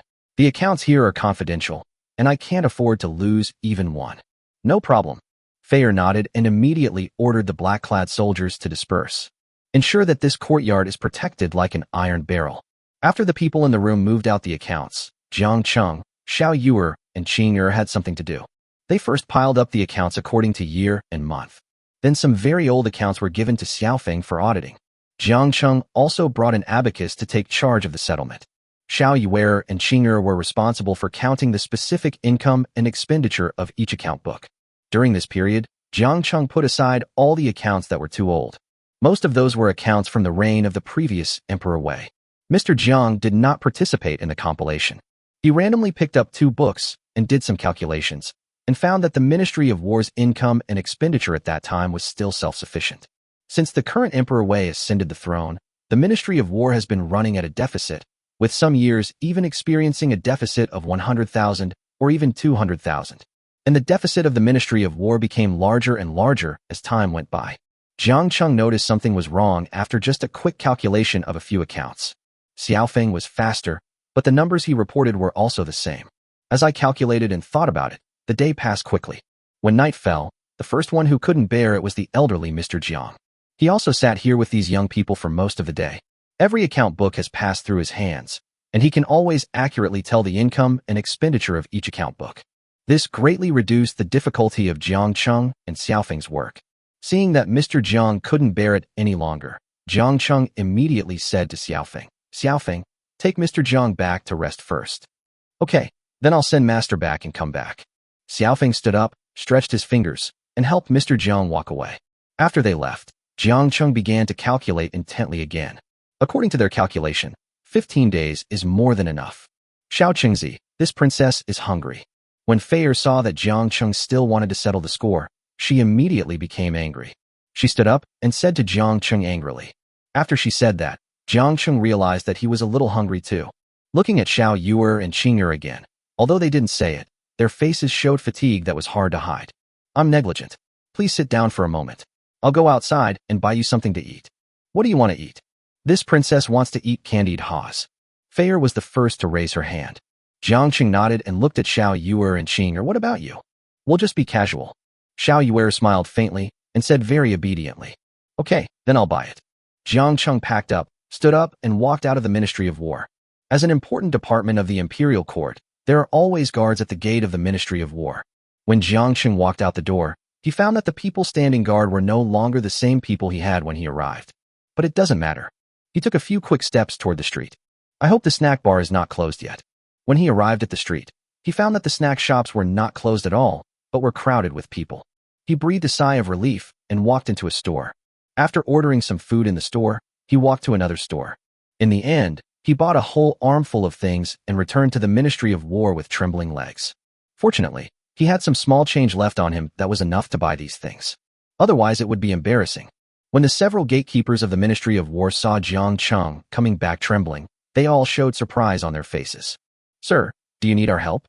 A gatekeeper came up quickly and asked. "Oh, okay, sure. Thank you for your help." Jiang Cheng didn't hesitate and shared some of the food with them. He immediately felt much more relaxed. It seems that Lei Tian had told these people about this, otherwise it would not be so easy for him to enter the Ministry of War. Soon they were back in the small courtyard where the accounts were being tallied. Jiang Cheng took the food from the gatekeeper, handed him a bag of steamed dumplings, and said, "Take it out and share it with the brothers. It's cold now, so eat more." After saying that, he staggered into the yard. Chapter 174. You know what to do. For the next 3 days, Jiang Cheng stayed in this small courtyard. Feier was disgusted by the poor conditions here, so she went back to the palace after enduring a day. Only a few black-clad soldiers were left to protect the yard. Xiaofeng and Old Man Jiang also come here all day long. But Mr. Jiang has to go back to rest at night. After he falls asleep, Xiaofeng will come back here to continue working. Under such high-intensity auditing, Xiaofeng's speed and accuracy not only did not make any mistakes, but the auditing speed became faster and faster. Jiang Cheng could also clearly see the excitement in his eyes. I believe that after this period of training, Xiaofeng will grow into a qualified accountant. "Xiaofeng, take a break and eat something." That night, Li Fan brought back some food. He handed Xiaofeng a piece of cake and said, "Thanks." Xiaofeng raised his head from the desk and put the account book in his hand aside. He took the cake and sat on the ground beside him to eat with Jiang Cheng. Xiaoyer and Qing'er also became very familiar with Xiaofeng, so there is no awkwardness when a few people are together. While they were chatting and laughing while eating, the atmosphere in a room in the Ministry of War compound was particularly solemn. The Minister of War Lei Tian had his shirt open, and several young girls in scantily clad clothes were lying on top of him, looking extremely charming and enchanting. At this moment, a young man wearing navy blue soft armor was kneeling in the middle of the room. Lei Tian stretched out his fat, big hands and pinched the girl next to him a few times, which immediately caused her to gasp. He laughed out loud and said, "How good." Then he looked at the person kneeling on the ground. He sneered and said, "How is the investigation going?" The young man lay flat on the ground, not daring to raise his head, and said, "Your Excellency, Jiang Cheng has ordered the courtyard sealed off. I cannot go in to investigate." "Oh, you mean we haven't found anything in all these days?" Lei Tianzai's tone suddenly became extremely cold. The young man shuddered and quickly replied, "Master Shangshu, please calm down. I have found out something." "Explain." The steward Jiang and his apprentice you arranged have been going back and forth between the courtyard and his home these past 2 days. I suspect they are most likely helping Jiang Cheng check his accounts. Butler Jiang. Lei Tian narrowed his eyes slightly and said doubtfully, "I heard that he is old and his eyesight is seriously poor. How could he possibly help Jiang Cheng?" "Master Shangshu, don't forget that the apprentice of Jiang Dashi is also the accountant." "You mean that kid? He's only in his teens." Lei Tian reacted in the middle of his words. Then, with a sly smile on his face, he said to the young man, "Now that you already have a suspect, I don't need to teach you what to do next, do I?" "Don't worry, my Lord Shangshu. I will do it without leaving any trace." "Okay, I will definitely reward you handsomely after you succeed. Now go." "Yes." The young man received the order and crawled out of the room without even looking up. Soon, the girl's rapid breathing and Lei Tian's dull roar were heard in the room. The next morning, Xiaofeng slowly woke up from his sleep. He was busy too late last night and fell asleep leaning on the table. At this time, he was still wearing Jiang Cheng's coat. He rubbed his eyes, stood up, and stretched. He walked over to Jiang Cheng's desk, who had already started working, returned his coat to him, and said, "Good morning, Minister Jiang. I have to go back and get master." Jiang Cheng smiled and took the clothes from Xiaofeng's hand and said, "Thank you for your hard work." "It's not hard, I'll go then." Xiaofeng said this and then skipped out of the yard. These days should be the happiest days of his life. In the past, he just followed his master and watched him settle accounts. Before I knew it, I had become an independent accountant. Watching him leave, Xiao Yuer, who had just woken up, said to Jiang Cheng, "You're just going to let Xiao Feng go alone?" "I can't help it. He won't let me go with him. He said that Mr. Jiang is grumpy when he wakes up and won't see anyone except him." Jiang Cheng spread his hands helplessly and continued with the work in his hands. But he soon stopped writing and looked at Xiao Yuer and Qing'er beside him. The two of them have been busy for the past 3 days, helping to sort out accounts and records. At this moment, both of them could not hide the fatigue on their faces. The clothes on his body had long become dirty. Jiang Cheng took Xiao Yuer's hand apologetically and said, "You and Qing'er have worked hard these past few days. Now that the accounts have been roughly divided, you and Qing'er should go back and wash up and relax." "No, we won't leave you here alone." Xiao Yuer firmly rejected Jiang Cheng's proposal. However, Jiang Cheng used his ultimate move at this moment. He hugged Xiao Yuer and said, "Be good, you can come back after you wash up. You are familiar with everyone in the military department anyway." Xiao Yuer pushed him away with a blushing face and scolded him, "What are you doing? There are other people here. If they tell the princess, your life will be in danger." "Ha ha ha, I'm not afraid." Jiang Cheng laughed heartily and hugged Xiao Yuer again to love her tenderly. Most of the fatigue from the past 2 days was dissipated by the love. At this time, Qing'er also walked over with a pout. "Brother Cheng is partial. I want a hug too." Okay, I'll hold you all. Jiang Cheng laughed heartily and took the two of them into his arms, one in each hand. When the black-clad soldiers saw this situation, they looked at each other, but quickly turned their heads and pretended not to see it. They have become quite familiar with Jiang Cheng in the past 2 days. I also ate a lot of the delicious food that Jiang Cheng brought back, so they wouldn't say anything unless the princess asked. After Jiang Cheng's persuasion, Xiao Yuer and Qing'er blushed and agreed to go back and take a bath. It can be seen that both of them are really exhausted. The steps walking out of the courtyard seemed a little frivolous. Seeing this, Jiang Cheng also sighed secretly. If I had known this would happen, I wouldn't have invited them both here. After watching the two of them leave, Jiang Cheng sat back behind the desk and began to check the accounts. His checking speed has also improved significantly. However, just as he began to fiddle with the abacus, one of the beads suddenly broke without warning and fell to the ground. Jiang Cheng's eyelids began to twitch. A strong sense of uneasiness suddenly rose from the bottom of his heart. He no longer had the heart to check the accounts. He ordered the black-clad armored soldiers in the courtyard to keep an eye on the accounts and then rushed out of the Ministry of War. 2 girls went out just now. Where did they go? There. The soldier at the gate of the Ministry of War pointed in a direction to Jiang Cheng, and Jiang Cheng immediately ran in that direction. Chapter 175. Mr. Jiang was attacked. Soon Jiang Cheng found Xiao Yuer, and Qing'er not far from his mansion. At this time, the two of them were standing in front of a jewelry stall, looking at the jewelry on the stall. When they saw Jiang Cheng coming, they quickly put down the jewelry they were checking as if they were thieves who had been caught. However, when Jiang Cheng arrived, he grabbed them both and asked nervously, "Are you okay?" The two were obviously stunned by his sudden question. After a long while, Xiao Yuer said in a daze, "We are fine, what happened?" "Fine." Jiang Cheng's thoughts raced. Since it wasn't Xiao Yuer and Qing'er, it could only be Xiao Feng and Old Man Jiang. The uneasiness in his heart was instantly magnified countless times. But he still shook his head and said to Xiao Yuer and Qing'er, "It's okay, I'm just worried about you. Buy whatever you like. My money is for you to spend. I'm going back to check the accounts. You don't have to rush back." After saying that, Jiang Cheng hurried to the Ministry of War. He had heard Xiaofeng talk about his and Mr. Zhang's addresses these 2 days. It's not far from the Ministry of War. In order to save time, Jiang Cheng came to a small alley not far from the Ministry of War, and with a push of his feet, he climbed over the wall and then rushed over to Mr. Zhang's residence. "Please don't let anything happen to you," Jiang Cheng prayed while running at full speed. Xiaofeng and Old Man Jiang are both very good people, and nothing must happen to them. Jiang Cheng climbed up and down walls at a very fast speed. Fortunately, it was early in the morning and many people had just gotten up and were cooking, so they didn't notice him. Just as Jiang Cheng was about to arrive at Grandpa Zhang's house, he suddenly heard a low humming sound coming from a nearby alley. Jiang Cheng was startled and hurried in that direction. When he reached the top of the alley, he noticed 3 masked men below. Mr. Jiang and Xiaofeng were surrounded by 3 people at this moment. Old Master Jiang was stabbed in the lower abdomen. Blood flowed down his trouser legs and onto the ground. Xiaofeng had his mouth and nose covered with a black cloth by one of the masked men. He was about to be suffocated to death. Jiang Cheng instantly became furious. He shouted loudly, "Let him go." Then he jumped down from the wall. The masked man who was responsible for covering Xiaofeng was immediately surprised when he saw Jiang Cheng. He blurted out, "Jiang Cheng." Then he realized that he had said the wrong thing, and quickly closed his mouth and covered Xiaofeng with his hands even tighter.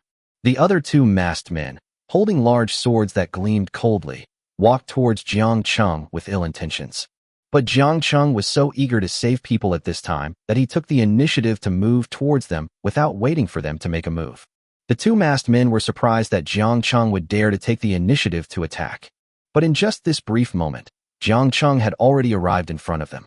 Without any hesitation, he used the Sky Roar fist in an instant. The 2 masked men were knocked to the ground before they could figure out what was happening. Jiang Cheng's anger had reached its peak at this moment. He walked quickly towards the masked man who was holding Xiaofeng. He asked, "Who are you?" The masked man was also panicking at this time. He backed away and threatened Jiang Cheng. "You, don't come over here, or I'll strangle him to death." As he spoke, he used a little more strength in his hands. Xiaofeng's face instantly turned purple. The whites of his eyes also began to roll up. But Jiang Cheng continued to press forward. His eyes were deadly calm. The masked man finally retreated to the corner, his back pressed against the wall. "You, don't come over here." He also tried to threaten Jiang Cheng. However, the next second Jiang Cheng suddenly made a move, and a needle as thin as an ox hair suddenly flew out of Jiang Cheng's hand. It pierced the masked man's right index finger squarely. Ouch! The masked man felt pain in his fingertips and instinctively let go with a wail. Jiang Cheng seized the opportunity and moved forward quickly. He grabbed the masked man's neck with one hand and slammed him against the wall behind him. There was only a muffled thud. The back of the masked man's head made close contact with the wall. Then he fainted. Jiang Cheng ignored him. He quickly helped Xiaofeng up and checked on his condition. Fortunately, Xiaofeng was just temporarily unconscious due to lack of oxygen. Jiang Cheng carried him on his back and turned to check on Old Man Zhang's condition. Mr. Zhang's condition is much more serious than Xiaofeng's. He was already old and had been stabbed in the lower abdomen. The blood had dyed a large area of the ground red, and he fainted due to excessive blood loss. Jiang Cheng made a prompt decision, carried Xiaofeng on his back, picked up Old Man Jiang with both hands, and rushed towards the alley entrance. The sounds of their fighting also attracted some people to watch. Seeing Jiang Cheng coming out of the alley covered in blood, they all took a few steps back. Jiang Cheng didn't have time to explain to them.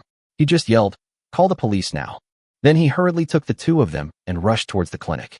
Passers-by on the road couldn't help but retreat when they saw Jiang Cheng's terrifying appearance. In this way, Jiang Cheng arrived at the clinic as quickly as possible.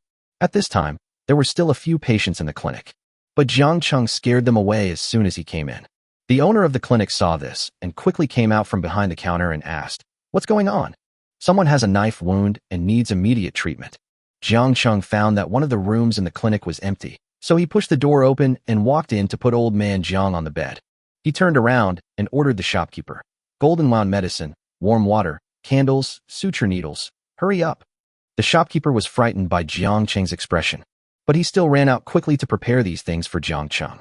At this time, the apprentice of the clinic also heard the noise and rushed over. The shopkeeper took the medicine and told his apprentice, "Go and report to the authorities." Then he hurried into the room, carrying his things. After entering the room, he found that Jiang Cheng had already taken off old man Jiang's clothes. The horrific wound on Mr. Jiang's skin was suddenly exposed to their eyes. "Warm water," Jiang Cheng shouted anxiously to the shopkeeper. The shopkeeper hurriedly brought him some warm water and handed it to him respectfully. Jiang Cheng took the towel next to the warm water basin and carefully cleaned Mr. Jiang's wound. Then he applied some medicine to his wounds. Finally, he carefully sutured Mr. Jiang's wound with sutures. However, this is not enough. Mr. Jiang has lost too much blood now and must receive a blood transfusion in time. Jiang Cheng was completely confused. But at this moment, a man opened the door and walked in. "Manager Jiang, what's wrong with you?" Jiang Cheng's eyes lit up, and he quickly turned around to look. Sima, the imperial physician, was standing at the door with a puzzled look on his face, looking at the situation in the room in surprise. "Imperial physician Sima, you came at the perfect time." Jiang Cheng didn't care why Sima imperial physician appeared here at this moment, and immediately called him up to help. Chapter 176 Rumor has it that blood-forming pills can save lives.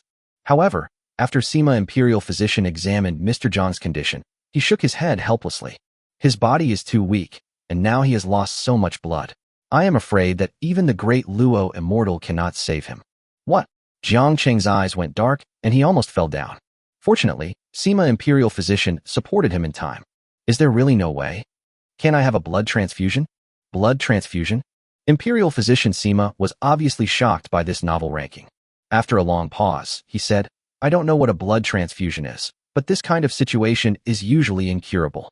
At this time, the owner of the clinic also said, "Yes, this is not the first time I have seen such serious injuries, but there are very few people who can survive. Unless you can find blood-forming pills, otherwise they will definitely die."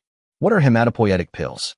Jiang Cheng grabbed the clinic owner's shoulders and shook him violently twice, like a drowning man grabbing a life-saving straw. The owner of the clinic was almost unable to breathe because of him shaking. He coughed twice before saying, "Be gentle, I'm telling you." Jiang Cheng released his hands, and the clinic owner spoke up. "I've only heard rumors about this blood-forming pill. I heard it's a secret medicine from His Highness Prince Yu. What does this have to do with His Royal Highness Prince Yu?" Jiang Cheng was somewhat confused by this shopkeeper. But at this time Sima imperial physician took over the conversation. "Now that you've mentioned it, I remember it. I heard that when His Royal Highness Prince Yu was a child, he would often vomit blood. To replenish his blood, a wandering monk Qing Nong offered his ancestral secret recipe, which saved Prince Yu's life. But these are just legends. No one has ever seen a real blood-forming pill." After Sima imperial physician finished speaking, he sighed, indicating that Mr. Jiang's condition was indeed not optimistic. Jiang Cheng gritted his teeth and said, "No matter if it's a legend or not, I'm going to go to Yuewang residence and ask him for medicine." "I'll go with you," imperial physician Sima said solemnly to Jiang Cheng. However, Jiang Cheng waved his hand and rejected his kindness. "No, I'll have to trouble you to look after things here. I can go by myself." After saying that, he rushed out of the clinic in a hurry and walked quickly towards Yuewang residence. When people on the street saw him covered in blood, they didn't dare to offend him and could only dodge aside. Jiang Cheng was extremely anxious and just hoped that his feet could be faster and faster. When he met soldiers who came forward to check him on the road, he would just show them the Scholar Jade token and they would let him go obediently. Finally, after his tireless journey, he finally arrived at the gate of Yuewangju. Several soldiers guarding the gate became nervous when they saw Jiang Cheng approaching the door in this state. However, Jiang Cheng bowed to them and said anxiously, "I am Jiang Cheng, and I would like to see His Highness Prince Yu. Please inform him." The soldiers guarding the gate looked at each other in confusion. Then one of them ran towards Yuewang residence as fast as he could. Jiang Cheng waited anxiously outside the door. Not long after, Prince Yu's personal maid Xinghua came out from the door. Seeing Jiang Cheng's miserable appearance, a hint of surprise flashed across Xinghua's eyes. But her expression soon returned to normal. She extended her delicate hand, made a gesture of invitation, and said, Minister Jiang, please come in. His Royal Highness Prince Yu is waiting in the main hall. Jiang Cheng didn't hesitate and immediately walked into Yuewang residence. Yuanju was no different from the last time he came. Xinghua led him along the corridor. Finally arrived at the main hall. At this time, Prince Yu was sitting in a wheelchair in the main hall, with a birdcage on the table in front of him. Seeing this, Jiang Cheng hurried in and saluted Yuang. Jiang Cheng greets His Royal Highness Prince Yu. Minister Jiang, it's only been a few days since we last met. How come you've become like this? Prince Yu asked Jiang Cheng with a smile. Thank you for your concern, Your Highness. It's just a small matter. I came here to ask Your Highness for a medicine. Oh, this isn't a pharmacy. How could Minister Jiang be asking for medicine? Prince Yu said lightly with a smile on his face. I heard that His Highness Yuang has a secret medicine called hematopoietic pills. One of my seniors has lost too much blood and urgently needs hematopoietic pills to treat him. I beg His Highness Yuang to give me the medicine.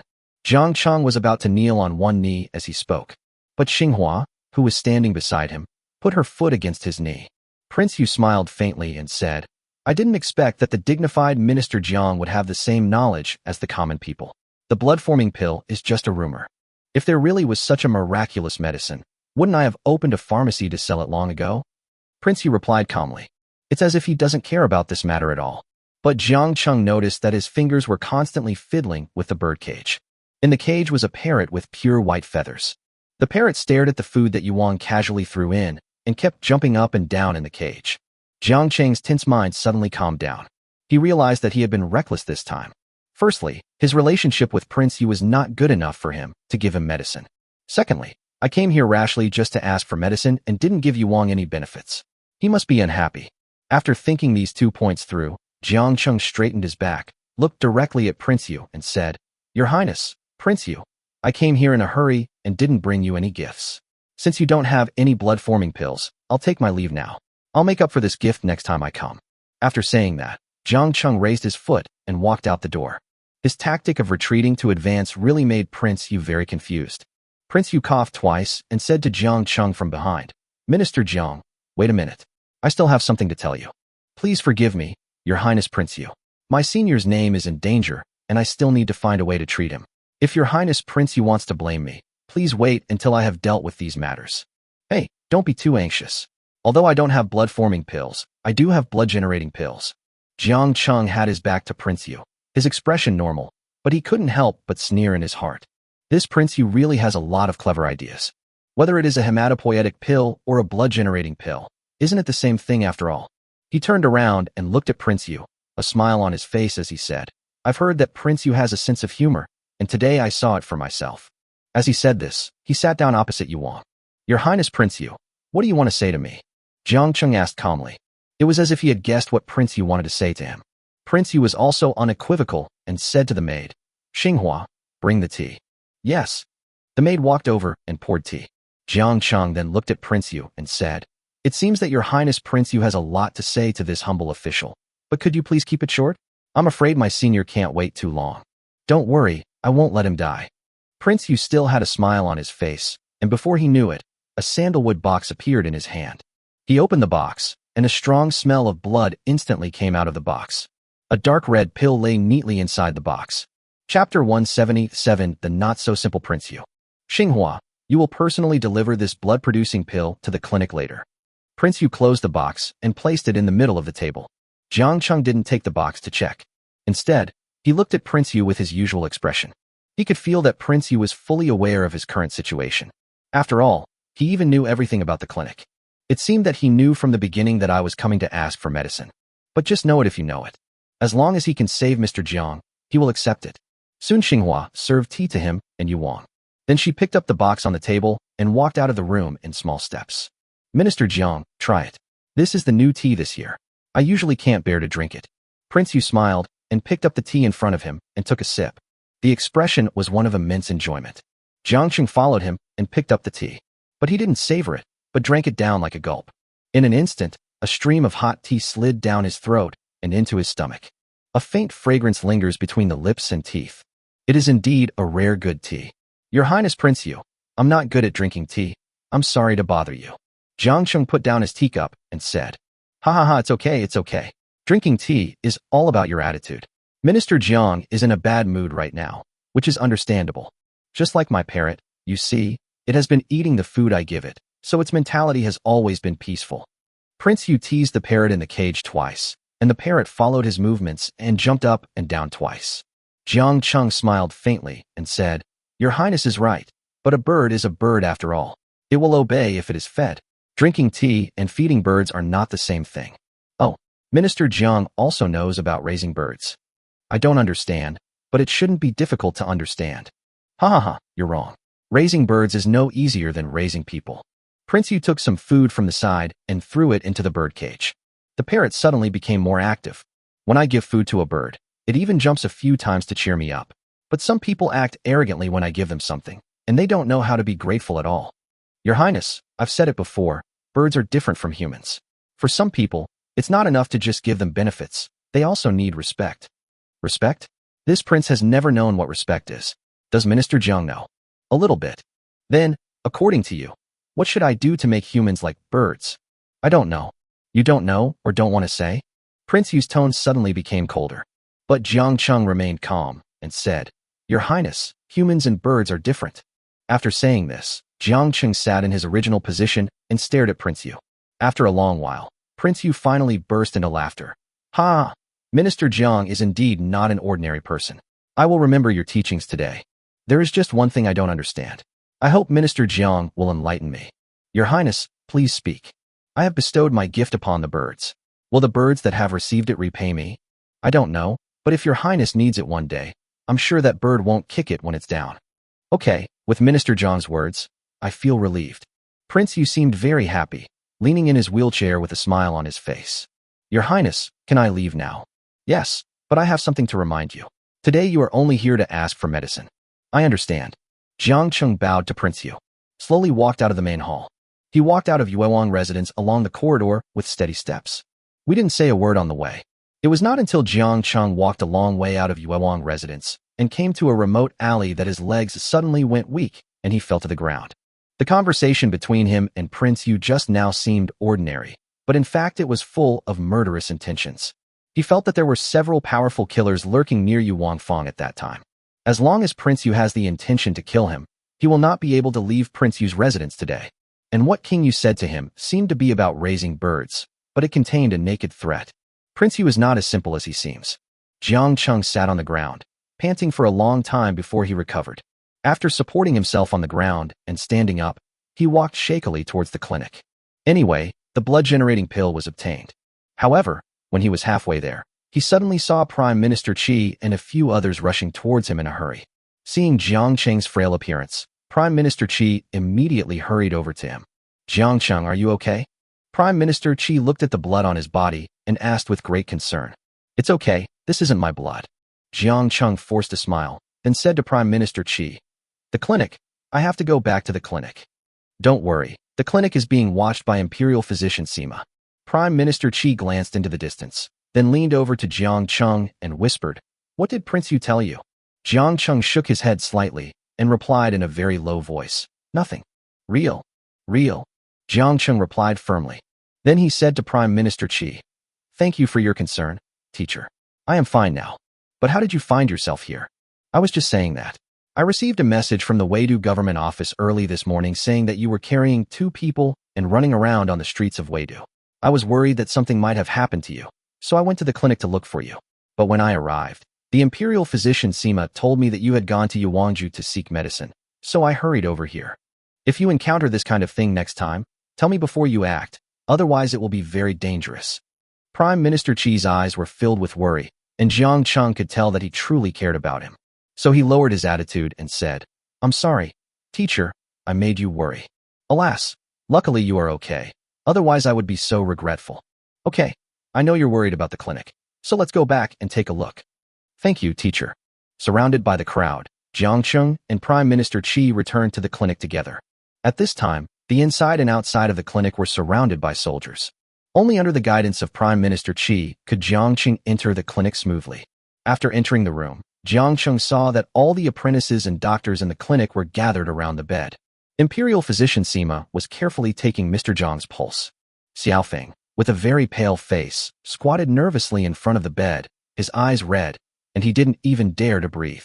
Jiang Cheng and Prime Minister Qi did not say anything to interrupt Sima Imperial Physician from taking the pulse, but stood quietly behind the crowd and watched.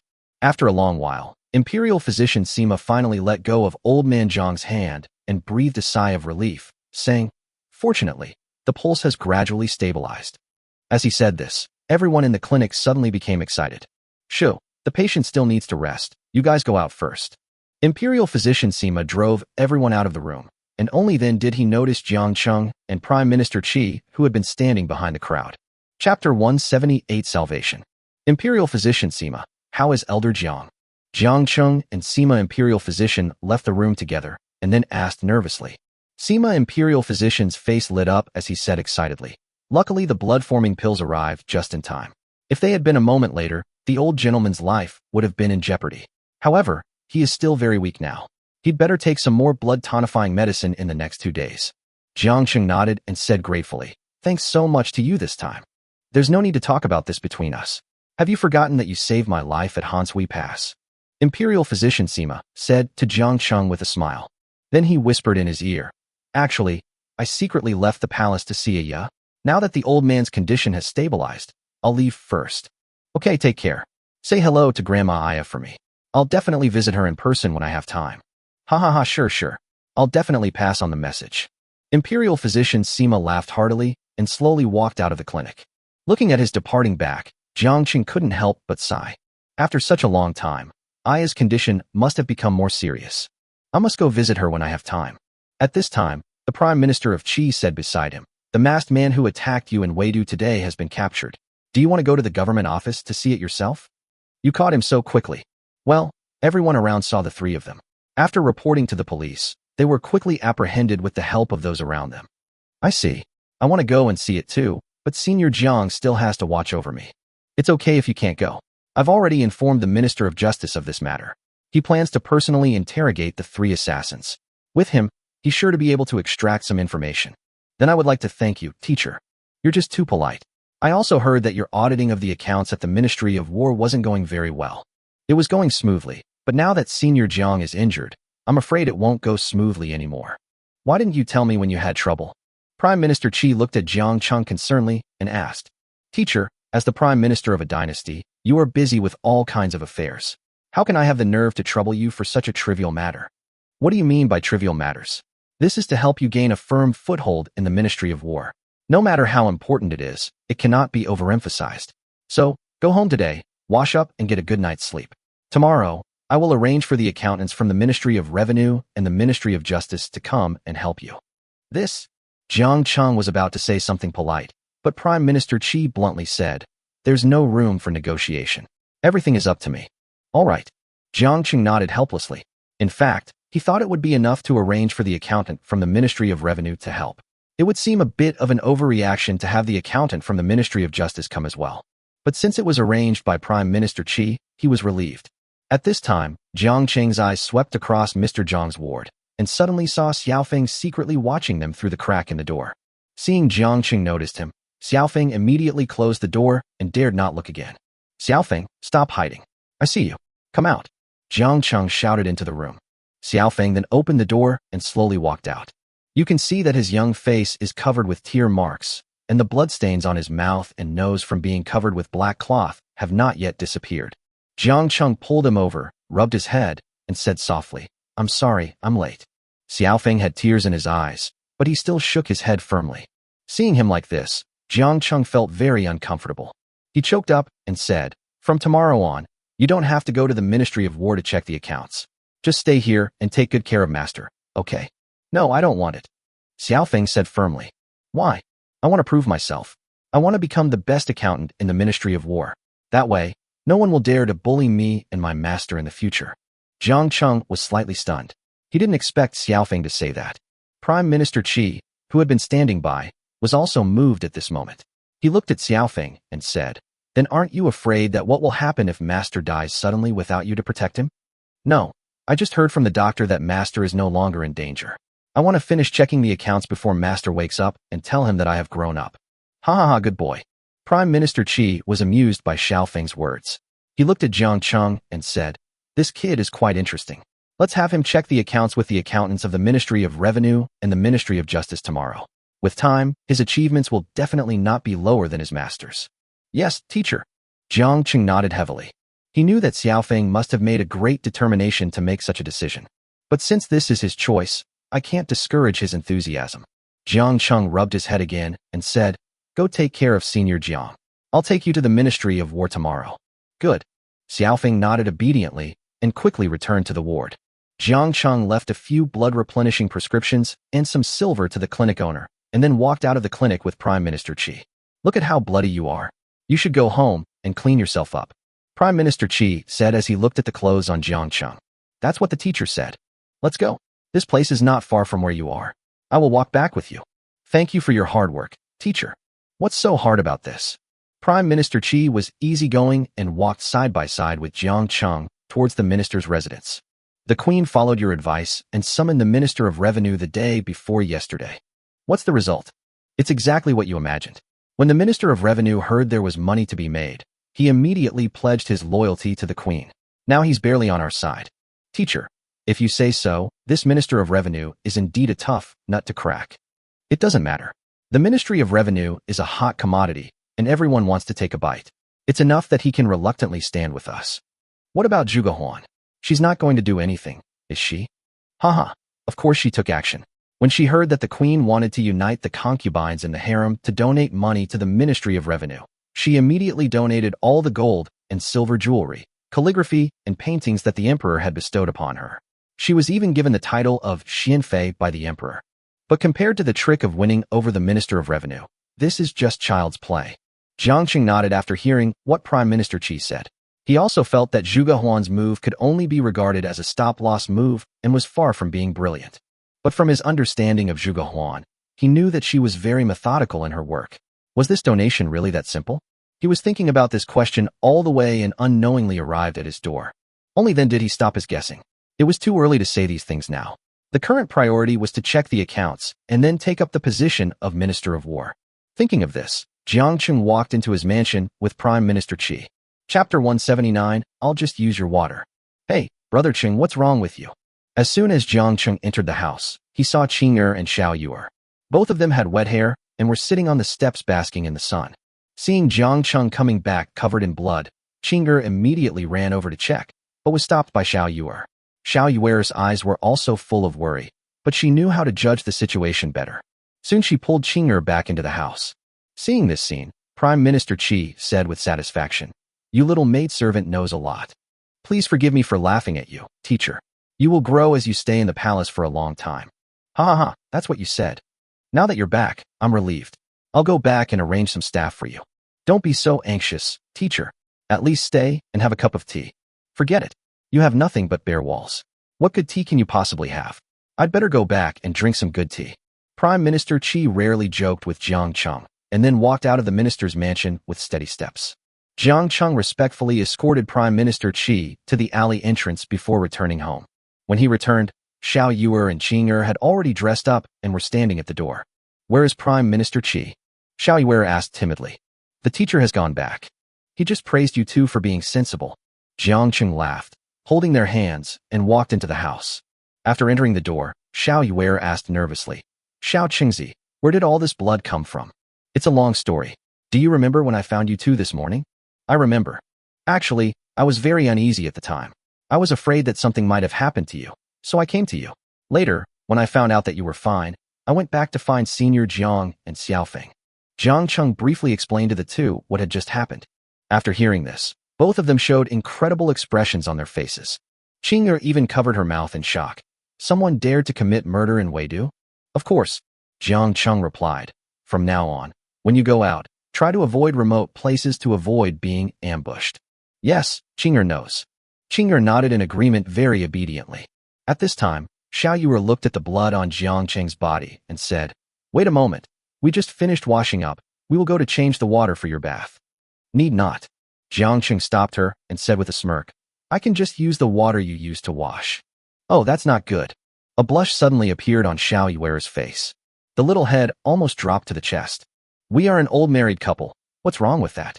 Jiang Qing said this very shamelessly. "Let's go." Xiao Yuer looked up shyly and spat at him. then took him to the backyard of the mansion. Although the minister's residence is small, it has all the necessary facilities. A square-deep pit was dug out in the ground of a small room in the backyard. The pit was now filled with hot water, and there were fine silk pillows beside the pit for people to rest on. Jiang Cheng couldn't help but be delighted when he saw this scene and asked, "How did you find this place? Didn't you tell me and Sister Xiaoyue to check this place out? That's why we found this place." Qing'er blinked mischievously. He reached out to help Jiang Cheng take off his bloodstained coat and said, "Brother Cheng, hurry up and wash now while the water is still warm." Jiang Cheng didn't refuse either. With the help of the two, he took off the clothes he had been wearing for who knows how many days. Thump! Jiang Cheng jumped into this alternative bathtub. A warm feeling instantly came over me. The fatigue I had felt for so many days was instantly relieved.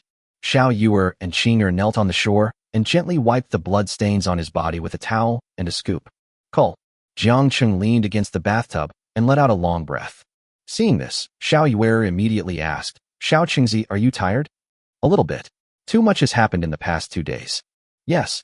He hasn't had a good rest since he came back from Hansui Pass. Always busy with various things. I didn't feel it at the time, but now that I have free time, the feeling of fatigue comes over me like a torrent of water. Sister Yue, let's help Brother Cheng relieve some of the pain." Qing'er is the most clever girl. She winked at Xiaoyue subtly. The latter's face turned red instantly. But he didn't refuse. How can you help me relieve it?" Jiang Cheng looked back in confusion.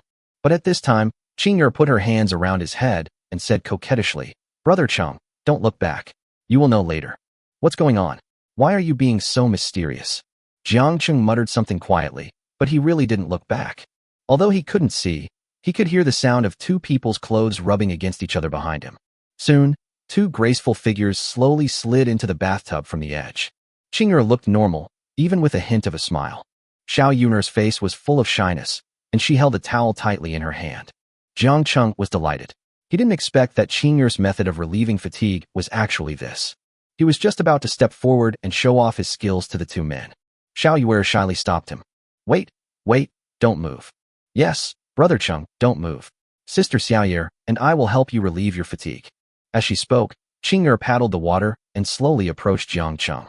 Her small hands were as smooth as peeled lychees, and she gently placed the warm pool water over Jiang Cheng's shoulders. Xiaoyue also swam over at this time, holding a towel and meticulously wiping Jiang Cheng's arms and strong chest.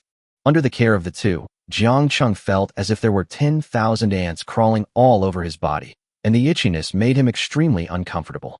As a normal man, it is impossible for anyone to remain indifferent when facing 2 stunning beauties. What's more, Jiang Cheng is a hungry wolf who hasn't eaten meat for many days.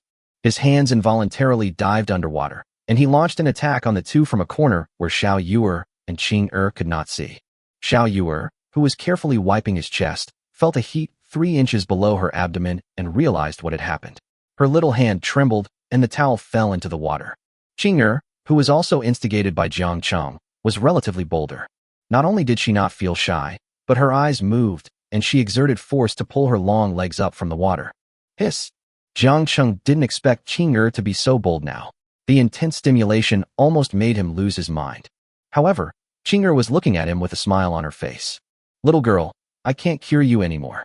Jiang Cheng laughed wickedly and finally stopped restraining himself. Xiaoyue, who was standing by, was pulled over by Jiang Cheng before she could figure out what was going on. Suddenly, water mist rose violently in the room, and the figures of 3 people playing in the water were looming in the mist. Chapter 180 Looking for Trouble.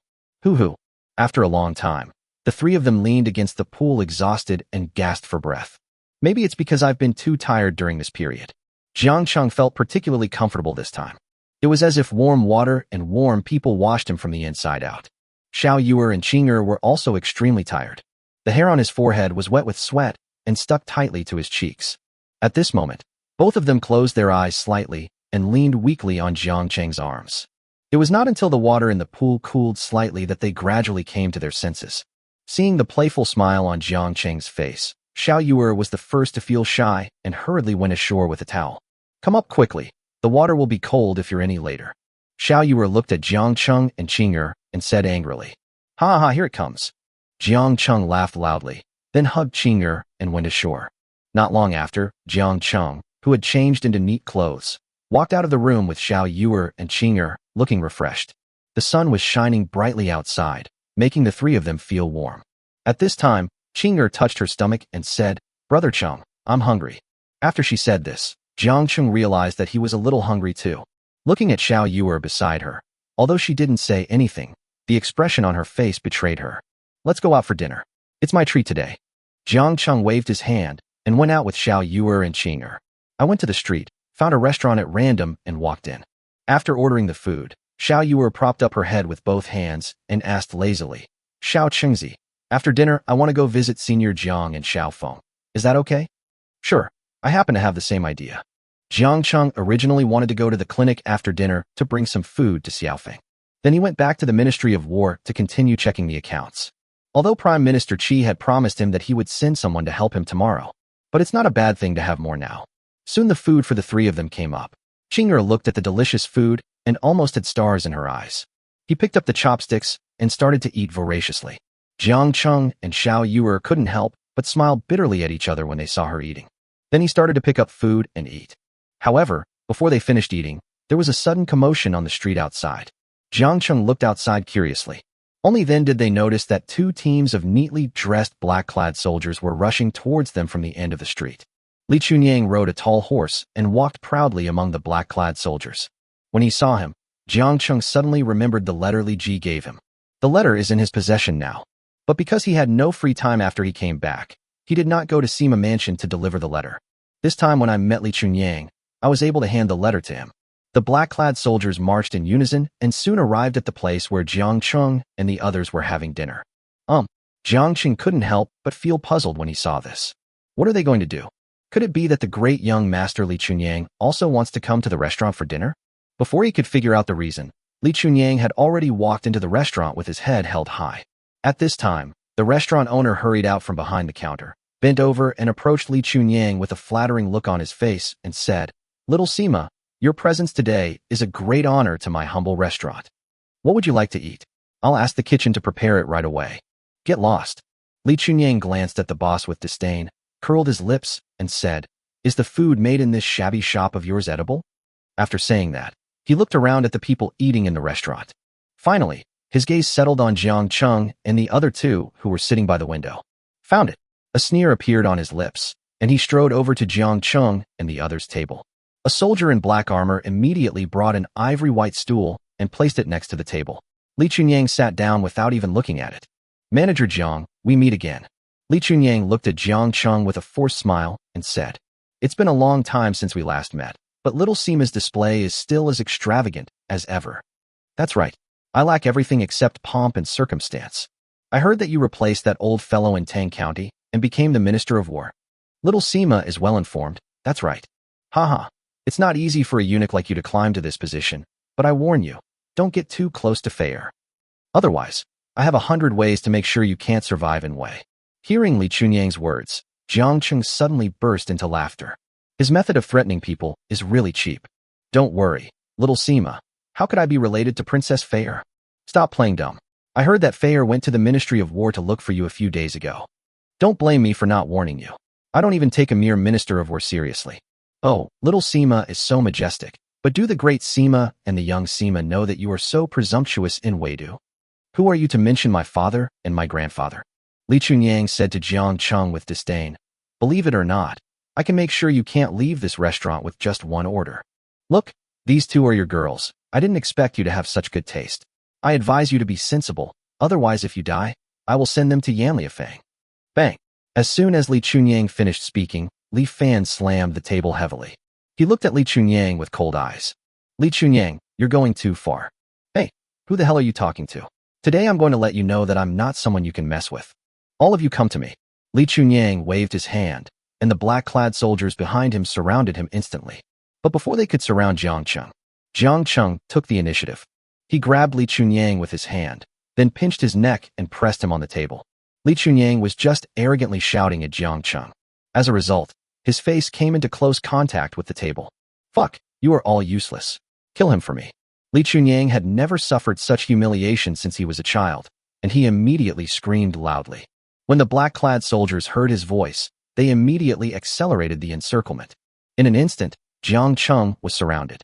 One of the black-clad soldiers said coldly, "You, Let go of little Sima, or don't blame us for being rude. Xiao Yuer and Qing'er, who were sitting next to them, were also frightened at this time. She looked at Jiang Cheng nervously and asked, Brother Cheng, what are you doing? It's okay. I'll teach the younger generation a lesson from my elder brother. Jiang Cheng smiled faintly, signaling them both not to be nervous. At this time, Li Chunyang was extremely angry and was almost roaring to urge the black-clad soldiers. Why are you still standing there? Kill him, kill him.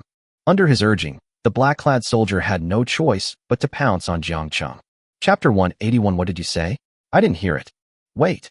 Just when the black-clad soldier was about to pounce on Jiang Cheng, he suddenly took out a letter from his pocket. Here is the letter written by the young master. Who dares to act rashly? Jiang Cheng is not a fool. He must make good use of the letter from Xiao Sima in his hand. Sure enough, as he said this, the black-clad soldiers stood still in an instant. Are you pigs? Why would my father write a letter to an outsider? Kill him now. Li Chunyang was already blinded by anger. He only wanted to kill Jiang Cheng. The black-clad soldiers looked at each other, unable to tell who they should listen to. Just as they were in a dilemma, Jiang Cheng opened the envelope with one hand and placed the snow-white letter in front of Li Chunyang. Come, take a look for yourself, whose handwriting is on this. As he said this, he released the hand that was pressing on Li Chunyang. At this time, Li Chunyang also saw the handwriting on the white paper. My eyes were instantly drawn to it. He sat down with the letter in his hand and read the contents of the paper carefully. Then he looked up at Jiang Cheng in disbelief. Did my father really write this? It's useless for me to tell you. You can figure it out for yourself. Jiang Cheng sat back in his original seat and comforted Xiao Yuer and Qing'er to sit down as well. In an instant, the entire restaurant became silent. Jiang Cheng calmly drank the tea on the table and picked up some dishes for Xiao Yuer and Qing'er respectively. He was not afraid that Li Chunyang would become desperate. Based on his understanding of Li Jian and Li Ji, father and son, they held a very high status in Li Chunyang's mind. As expected, Li Chunyang's expression changed again and again as he held the letter. Finally, he gritted his teeth, stood up and said, Let's go, etc. Jiang Cheng suddenly called him at this time. You came and threatened me for no reason. Now you know to leave, but it's a little late. So what do you want to do? Li Chunyang's eyes were full of anger, but he didn't dare to explode at will.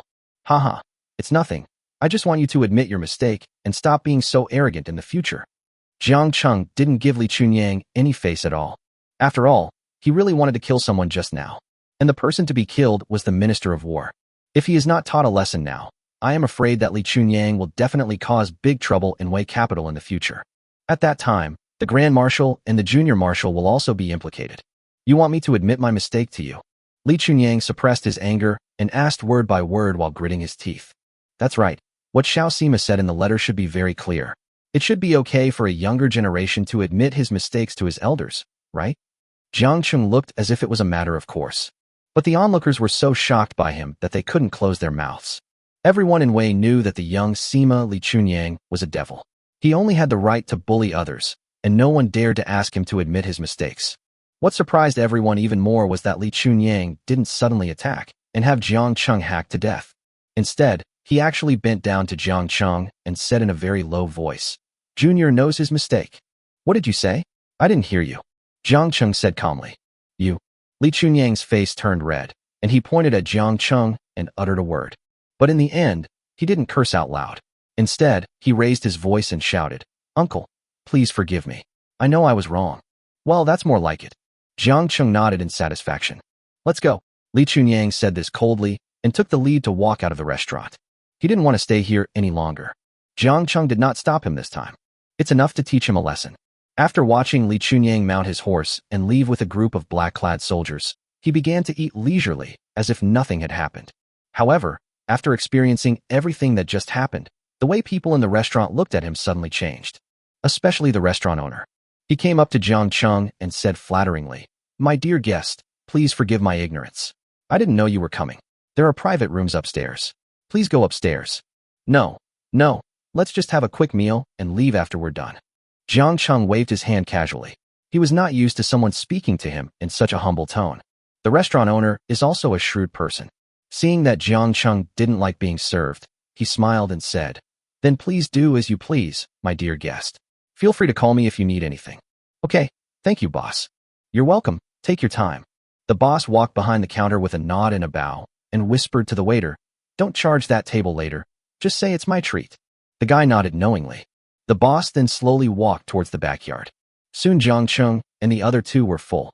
Because of what happened just now, Xiaoyu and Qing'er didn't eat much at all. We can only wait until they relax a little before eating something. Waiter, check out. Jiang Cheng shouted. The guy ran over immediately. Hey, distinguished guest, the food at your table has already been paid for. Who tied the knot? Our boss said he'll treat us to this meal, and we can all come anytime we want, for free. No, I'm not a freeloader. Jiang Cheng insisted on giving money. But the waiter said with an embarrassed look on his face, Sir, I'm just a waiter. I really can't accept your money. If the shopkeeper knew about this, he would definitely punish me. Looking at the guy's expression, Jiang Cheng was too embarrassed to point it out even though he knew it was his rhetoric. Then he reached out and picked up a bowl from the table, put it down and said, In that case, I won't insist. Please give my regards to your shopkeeper for me. Of course. The guy immediately nodded and complimented him. Jiang Cheng took Xiaoyu and Qing'er out. The waiter escorted them out of the store before returning to clear the table. When he opened the bowl that Jiang Cheng had held, a piece of silver suddenly appeared under the bowl. The guy looked surprised. He didn't even notice when Jiang Cheng put the silver under the bowl. By the time he ran out of the store with the silver, Jiang Cheng had disappeared without a trace. At this time, Jiang Cheng and the other two were walking leisurely on the streets of Wei City. Xiaoyu couldn't help but ask, Xiao Chengzi, was the letter you just took out really written by Xiao Sima? Seeing her curious expression, Jiang Cheng couldn't help but laugh and said, Of course, do you think Li Chunyang is so easy to fool? It really was written by Xiao Sima. Xiaoyu's face suddenly showed a shocked expression, and then she said with some disappointment, You are really different now than when you were in the palace. What are you thinking about? Jiang Cheng knew that Xiaoyu was afraid that he would forget her once he became powerful. But how could Jiang Cheng be such an ungrateful villain? He held Xiaoyu and Qing'er's hands tightly and said lovingly, Even if I become more capable in the future, I will still be your brother Cheng and little Chengzi. You. Xiaoyu looked up at Jiang Cheng's serious face, and tears welled up in her eyes. Meanwhile, Qing'er said innocently, We will never be separated from now on. Chapter 182, Don't say, I'm making things difficult for you. The three of them bought some food on the street and walked towards the clinic. At this time, there were still soldiers guarding the outside of the clinic. But they all knew Jiang Cheng.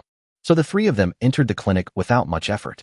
The moment Xiaoyu and Qing'er entered the ward, their eyes couldn't help but become moist. I saw that Mr. Jiang had woken up at this time, but his face was incredibly pale. Xiaofeng was sitting beside the bed at this time, holding a bowl full of medicine in his hand and feeding him the medicine one spoonful at a time. Xiaofeng's complexion was also very bad, even weak. Seeing Jiang Cheng and the others come in, Xiaofeng said in surprise, Sir Minister, why are you here? I'm here to bring you food. Jiang Cheng waved the food in his hand towards him. At this time, Xiaoyu also walked to Xiaofeng's side, took the medicine bowl from his hand, and said, You go and eat. I'll feed Elder Jiang the medicine. How can this be so embarrassing? Xiaofeng said anxiously, I'll be there soon. It's okay. I'll give it to you, Sister Yu. Come over and have something to eat. Jiang Cheng said. Xiaofeng usually listens to what he says. At this time, Mr. Jiang said weakly, Xiaofeng, go eat. I'm fine. At the urging of Old Master Jiang and Jiang Cheng, Xiaofeng reluctantly walked to Jiang Cheng, took the warm food, and started chewing. But his eyes never left Old Man Jiang while he was eating. Jiang Cheng couldn't help but sigh inwardly upon seeing this.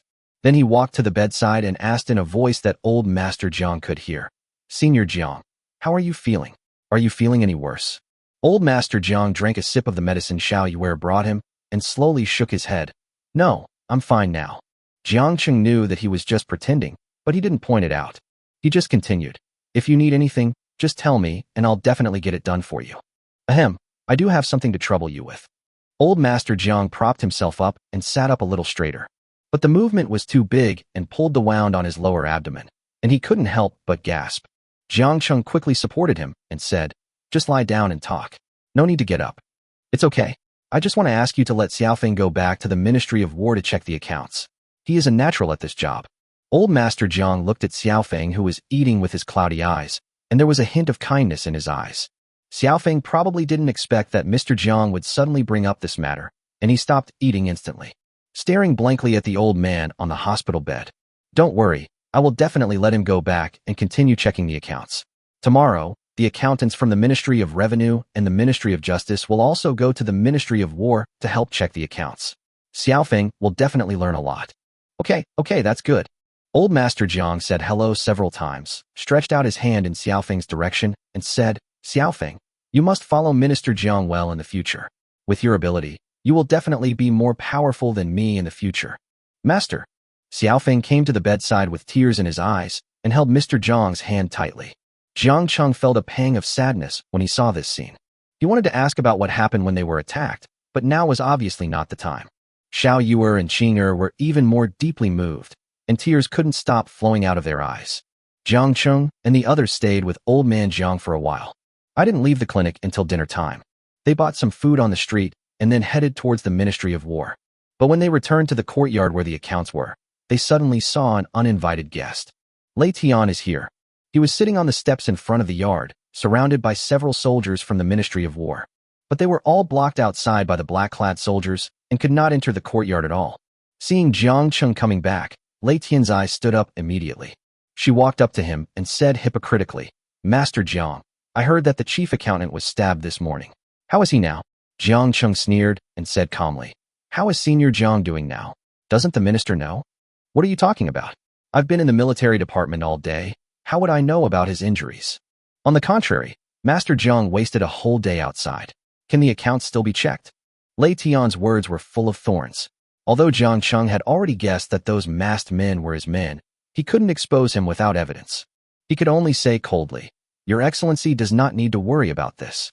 I know what to do. Okay, Master Jiang is really generous. Come on, bring the things over. Lei Tian shouted behind him with a forced smile. Then several soldiers from the Ministry of War came up carrying a box. Boom. The box fell heavily to the ground, raising a cloud of dust. Jiang Cheng frowned and waved his hand to help Xiao Yuer and Qing Er sweep away the dust. He asked coldly, What does this mean, Lord Shangshu? Don't be offended. These are the recent account books of the Ministry of War. I just remembered them these past 2 days, so I hurried to get them for you. Haha, I'm afraid that Master Shangshu didn't just think of it. Jiang Cheng scoffed and opened the box. There was a pile of account books neatly stacked inside. It looks like there are no less than dozens of them. It seems that Lei Tian was deliberately using this to make things difficult for him. But Jiang Cheng will have helpers tomorrow, so he is not afraid of Lei Tian playing such a dirty trick. Sir Shangshu, can you guarantee that this is the last batch of accounts? If not, I can report it to the Ministry of Personnel and ask them to help you find it. There's no need to bother the Ministry of Personnel with such a small matter. I can assure you that this is the last batch of accounts. Well, words alone don't count. It's better to write it down in black and white. Jiang Cheng sneered and asked Qing Er to go into the yard to get paper and pen. A letter of guarantee was written in a short while. Lei Tian didn't expect Jiang Cheng to play this trick on him. His face instantly turned ugly. Why? The minister doesn't dare to sign. Jiang Cheng looked at Lei Tian with a playful look and asked. In response to his sarcastic words, Lei Tian's eye also snorted coldly. There's nothing I'm afraid of. I'm just afraid that you won't finish the accounts by the time. Don't say I'm deliberately making things difficult for you then. Lei Tian took the pen and wrote his name on the paper. Don't worry about that, Lord Shangshu. If you have nothing else to do, please go back. I should also start checking the accounts. Master Jiang, thank you for your hard work. I will leave now. Lei Tian threw the brush to the ground and walked out of here quickly with his men. Jiang Cheng sneered at his back, then asked the black-clad soldiers to carry the extra box of accounts into the yard. He will sort these extra accounts by date tonight. This will make it much easier to check. Xiao Yuer and Qing Er also helped him with the work. In this way, the night passed quietly. Chapter 183. Do I need to explain to you what I do? The next morning, at daybreak, Prime Minister Qi arrived at the gate of the Ministry of War with the accountants from the Ministry of Revenue and the Ministry of Justice. The few soldiers in charge of guarding the gate had never seen such a grand ceremony, so they immediately ran into the military department to find Lei Tianzai. At this time, Lei Tian was still sleeping soundly in the arms of the beauty. By the time he learned all this from the soldier and hurriedly put on his clothes and came out, Prime Minister Qi had already led his men into the gate of the Ministry of War. Your subordinate Lei Tian is here to see the Prime Minister. Well, excuse me. Prime Minister Qi said this lightly, not paying attention to Lei Tian's presence, but walking straight towards the courtyard where Jiang Cheng was. Prime Minister, wait a minute. Lei Tian gritted his teeth and blocked Prime Minister Qi's way. He asked, Prime Minister, why did you bring people to the Ministry of War so early in the morning? He tried to keep his tone as gentle as possible, not wanting to cause unnecessary disgust to Prime Minister Qi. But when Prime Minister Qi heard his question, he said with a dark face. Minister Lei, don't forget that the 6 ministries are still nominally under the Prime Minister's command. Do I need to explain to you what I do? There was obvious anger in Prime Minister Qi's tone, but the reason was unknown. But Lei Tianzai still managed to hold on and said, if the Prime Minister had come here normally, there would be no need to explain to me. However, the Ministry of War is currently reviewing the accounts, and I am afraid that there will be any mistakes. Haha, I understand. Minister Lei is afraid that I will tamper with the account book and frame you. To tell you the truth, these people behind me are all famous accountants from the Ministry of Revenue and the Ministry of Justice. They are here today to assist the Minister of War in checking the accounts. If you are not satisfied, you can go and complain to me. I don't care. Get out of here. Prime Minister Qi seemed to be particularly angry this morning. He pushed Lei Tian aside with a wave of his hand and walked into the yard where Jiang Cheng was with a group of accountants. Lei Tian was left standing there alone, his face changing from gloomy to happy. If he dares to stop Prime Minister Qi now, he will definitely suffer the consequences. So he thought for a moment before leaving the Ministry of War through the back door, got on a carriage and drove towards Weidu Street. At this time, Jiang Cheng, who had been busy all night and finally classified the accounts, was receiving the accountants brought by Prime Minister Qi. It has to be said that all the people brought by Prime Minister Qi are experts in the field. After a brief understanding of the accounts and dates here, I began to divide the work. No one even needs to be mobilized. Jiang Cheng looked at the courtyard that had suddenly become lively and felt a little uncomfortable. Teacher, you've brought all these skilled accountants to me. Will the Ministry of Revenue and the Ministry of Justice agree? It's okay. In fact, there are quite a few accountants in various departments. Lei Tian is just trying to make things difficult for you by not wanting to assign one to you. Prime Minister Qi's brows were still furrowed as he spoke. Jiang Cheng was very keenly aware of this. So he asked, Teacher, are you worried about something? Hey, come here. Prime Minister Qi glanced back at the busy accountant, pulled Jiang Cheng aside, and whispered, Do you remember the 3 masked men we captured yesterday? Of course the students remember. As soon as Jiang Cheng finished answering, he had a bad feeling in his heart. He said in surprise, Something happened to them? What he said surprised Prime Minister Qi. How do you know? I'm just guessing, but didn't you say those 3 people were interrogated by the Minister of Justice himself? What could possibly go wrong? Early this morning, the Minister of Justice reported that the 3 men had committed suicide by taking poison in prison. What? Jiang Cheng was surprised and said, The Ministry of Justice's prison is heavily guarded. How did they get the poison in? I didn't bring it in. Prime Minister Qi said solemnly. When they were detained, the Minister of Justice personally searched them and found no poison on them. You mean someone sent them poison? That's right, but this is too terrible. The Ministry of Justice has never seen a similar situation in all these years. Then this matter becomes an unsolved injustice. Jiang Cheng asked unwillingly. He was unwilling to let the mastermind behind the harm to Mr. Jiang and Xiaofeng go unpunished. At this time, Prime Minister Qi sneered and said, You underestimate the Minister of Justice. He has already started to investigate the Ministry of Justice one by one, and he has found some clues from the bodies of the 3 people. These assassins are really despicable. Jiang Cheng hammered the wall next to him hard, his words filled with anger. At this time, Prime Minister Qi comforted him and said, It's okay. With the Minister of Justice here, this matter will definitely be investigated to the bottom. Your most urgent task now is to check all the accounts of the Ministry of War. It would be best if you could find evidence against Lei Tianzai. His handle. Well, now, although the ministers of the other 5 of the 6 ministries are scheming, they at least obey my discipline on the surface. Only the Minister of War has clearly had second thoughts. When we were at Hanshui Pass, I sent people to follow Tang Xianzhong. At that time, Tang Xianzhong entered a small courtyard at Hanshui Pass. The courtyard was surrounded by secret guards, and my people didn't find any information. But the next day, someone saw Lei Tian coming out of that courtyard. There must be something fishy going on here. Prime Minister Qi's suspicion was not without reason. Jiang Cheng also nodded. Student, I understand. Leave this matter to me. Okay, this is all the teacher can help you with. The rest depends on you. That's more than enough, and the students are grateful. It's too early to thank you now. It won't be too late to thank you until you finish checking the accounts and officially take up the position of Minister of War. Teacher, rest assured, I will not disappoint you. That's best. Prime Minister Qi gave Jiang Cheng a few more instructions before heading out of the Ministry of War. He has more important things to do. Jiang Cheng also followed Prime Minister Qi out of the Ministry of War with Xiao Yuer and Qing Er. They were going to the clinic to pick up Xiaofeng. By the way, send Xiao Yuer and Qing Er home. There is no shortage of people to check the accounts now, so it would be better to let them go back and have a good rest. The two girls haven't had a chance to relax since they came out of the palace. Soon they took Xiaofeng out of the clinic. Afterwards, Jiang Cheng personally sent Xiao Yuer and Qing'er back to the mansion. He told them, rest well these few days and go out for a walk in the streets when you have time. You have to take good care of yourself too. Qing'er and I will visit you often. Xiao Yuer gave these instructions like a newly married young wife. Jiang Cheng laughed and said, I will definitely take good care of myself. You don't have to worry. After saying that, he and Xiaofeng walked towards the Ministry of War. They may have to check the accounts day and night these 2 days. Complete all the accounts as soon as possible before the 15th day arrives. Please rest assured, my lord. I will do my best to help you verify it. Xiaofeng bowed respectfully to Jiang Cheng and said, ha, okay. Jiang Cheng rubbed Xiaofeng's head with relief. Chapter 184, Settlement of Accounts. After bringing Xiaofeng back to the Ministry of War, he quickly started checking the accounts. During this period, Jiang Cheng was not idle either. He called the 2 best accountants from the Ministry of Revenue and the Ministry of Justice into the room. When they came in, both of them looked confused. The accountant in charge of the Ministry of Revenue was a tall and thin man who looked gentle and refined. He introduced himself as Fan Bai. The head of the Ministry of Justice was a stern-looking gentleman named Lu Owen.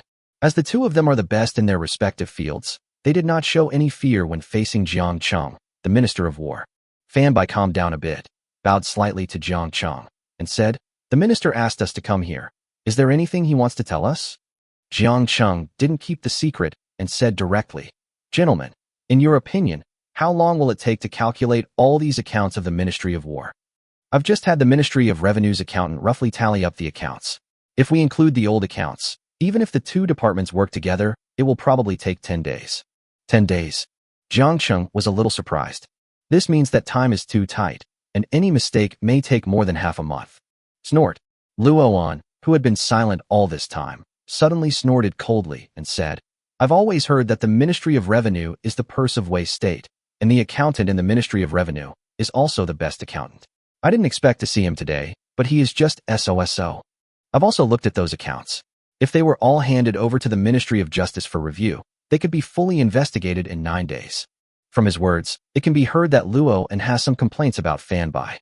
Haha, since Mr. Luo is so confident, I implore the minister to order all the Ministry of War accounts to be handed over to the Ministry of Justice.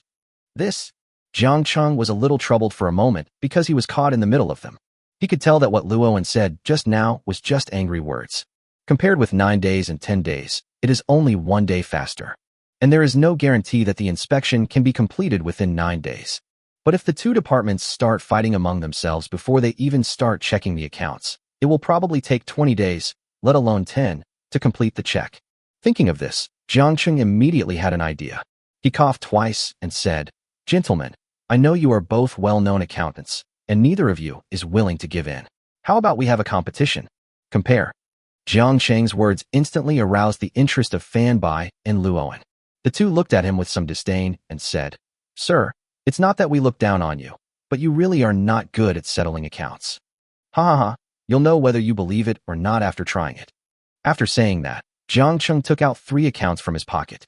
I have 3 copies of the account book here. How about we each take one and see who finishes the accounting first? Jiang Cheng's words were like touching the sore spot of these 2 people. The 2 exchanged a smile, and then Fan Bai took the initiative to speak. Since the minister wishes to play, then we will play with you. However, I have to say this. If you lose, you must ask the Prime Minister to hand over all the accounts of the Ministry of War to the Ministry of Justice. Jiang Cheng didn't hesitate at all. He handed the account to the 2 of them and said, No problem. You're overestimating your own abilities. Lu Owen laughed contemptuously and casually flipped through the account. If you can figure it out before the 2 of us, I'll give you my position as the accounting officer in the Ministry of Justice from now on. Ha, Mr. Luo, you're joking. I'm just ignorant of the immensity of heaven and earth, and I dare to test my hand with you too. Although Jiang Cheng said this, he had already taken out the abacus. Judging from the posture, it really looks like he wants to compete with them. Seeing that Jiang Cheng was so ignorant of death, Fan Bai and Luo and simply stopped talking and took out an abacus to check the accounts. For a moment, the only sound in the room was the clattering of abacus. It didn't take long before Luo and had finished most of the book. He slowed down his movements a little and glanced sideways at Fan Bai beside him. It didn't matter when I took a look. I saw that Fan Bai's account had turned to the last few pages. The verification process is incredibly fast. Luowen was horrified. Although he looked down on the accountants in the Ministry of Revenue, he still wanted to compete with them in his heart. In this comparison, the Ministry of Revenue's verification efficiency is indeed much higher than that of the Ministry of Justice. But so what? Isn't there Jiang Cheng at the bottom? Luowen felt relieved and looked up at Jiang Cheng, who was sitting behind a desk. However, he was surprised to find that Jiang Cheng had stopped using the abacus at some point. Now I am holding up my head and looking at the two of them. Why don't you just forget it? Are you planning to just give up? Luowen said this with great contempt.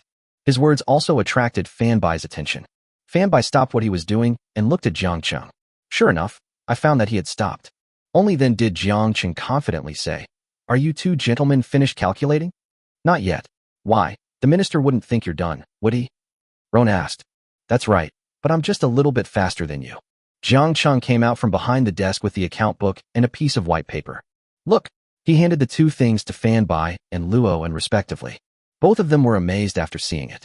Because Jiang Cheng not only completed the calculation, but also wrote down the expenses of every weapon in the account. Everything is exactly as it was in the account. The two looked at each other solemnly. They found that each other's faces were full of surprise. Especially Luowen. He was as embarrassed now as he was arrogant just now. But soon he took the account and said to Jiang Cheng, "This is impossible. You must have used some special method. Otherwise it would be impossible to calculate so quickly."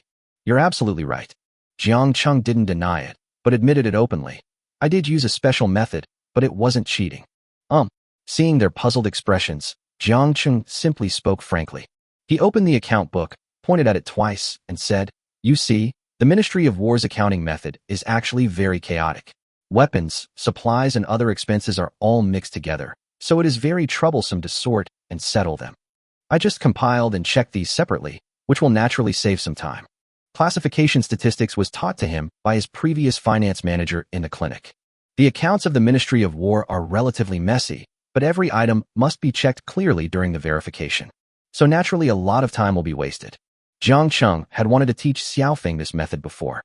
Unfortunately, they were pressed for time and had too few people. If you have that much time, you might as well check 2 more accounts. But now the accounting offices of the Ministry of Revenue and the Ministry of Justice have all been concentrated in the Ministry of War. Where there are people, there is time. Jiang Cheng can take this opportunity to popularize this calculation method, which will greatly shorten the verification time. As expected, Fan Bai and Luowen's eyes lit up when they heard Jiang Cheng's alternative verification method. Then they each picked up their own accounts and started calculating from scratch according to Jiang Cheng's method. Chapter 185, Lei Shangshu's backer. Wonderful, absolutely wonderful. Luowen looked at the accounts he had calculated, his eyes full of excitement. Using Jiang Cheng's method not only shortened the original verification time, and the accuracy is also very standard. Fan Bai, who was standing by, also understood what was going on, his eyes filled with surprise. Minister Jiang used to be an accountant? Fan Bai's attitude towards Jiang Cheng suddenly became respectful. He said while bowing. Jiang Cheng smiled faintly and shook his head, saying, "Sir, you're joking. I just heard about this method from a friend. This is the first time I've seen such a method of verification. Your friend is truly an excellent accountant. Excuse my rudeness, but I will go back now and teach this method to the accountants of the Ministry of Revenue." "Ha. Please help yourself, sir." Jiang Cheng laughed heartily. This was exactly the effect he wanted. Fan Bai and Luowen looked at each other. The two hurried out of the room. When they got outside, Luowen whispered to Fan Bai, "Mr. Fan, do we really want to change our existing verification method?" "Haha, Mr. Luo, aren't you going to use it?" Fan Bai looked at him calmly and said, "Minister Jiang's method is indeed convenient and quick. Why should we use an inconvenient method when we have this one? The Ministry of Justice's accountants can choose whether to use it or not, but the Ministry of Revenue will definitely use this method." Seeing Fan Bai's resolute expression, Luowen couldn't help but say awkwardly, "Mr. Fan is right. Don't forget that Minister Jiang hasn't settled the bet with you yet." After saying that, he walked towards the Ministry of Revenue. After he left, Luowen couldn't help but look at the room behind him. His eyes were filled with complex emotions. Then he also walked towards the direction of the Ministry of Justice's accounting office. At this time, Jiang Cheng in the room finally had time to catch his breath. He leaned back in his chair, looked up at the ceiling above him, and couldn't help but smile. With the help of the Ministry of Revenue and the Ministry of Justice, his position as the Minister of War was secure. Now he can start to worry about the following things. In the court, He now serves under the command of Prime Minister Qi. In the future, he will definitely be ostracized by others in the court. So he must first build up some power of his own. But there is no need to rush these things. Just take it slow. He stretched and walked out of the room. The accounting offices of the Ministry of Revenue and the Ministry of Justice outside have already started to get busy. Xiaofeng stood behind an accountant and listened carefully to his teachings. Jiang Cheng nodded in satisfaction upon seeing this. And just when the Ministry of War was extremely busy, a carriage was hurriedly passing through Weidu Street and stopped in front of a magnificent mansion. Without waiting for the carriage to stop, Minister of War Lei Tianzai jumped out of the car. He looked up at the plaque above his head. There were only 2 large gold-plated characters written on it. Shen Mansion. Without the slightest hesitation, he said to the guard at the gate, "Please inform the Imperial Censor Lei Tian that he needs to see you."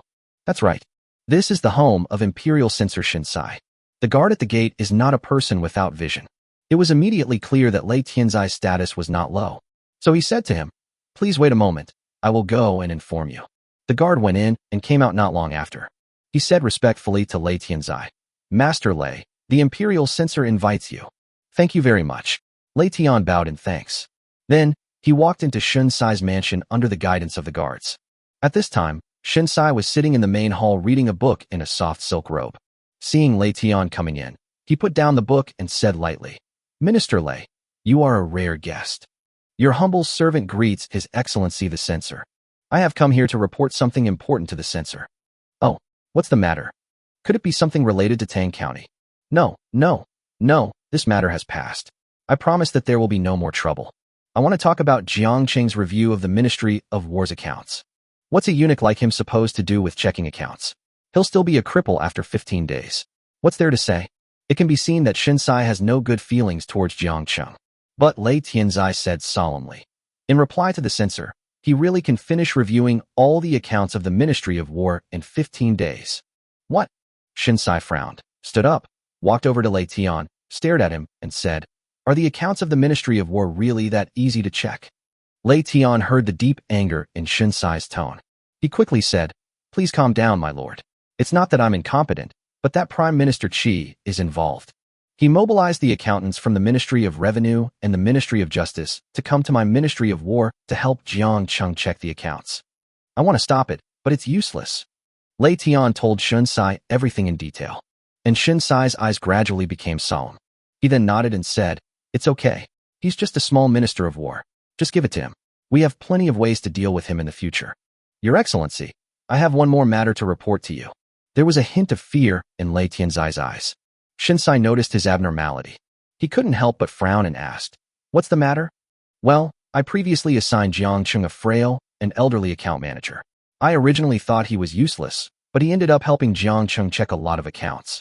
I was afraid that Jiang Cheng would be able to complete the audit of all the accounts within 15 days, so I arranged for my men to.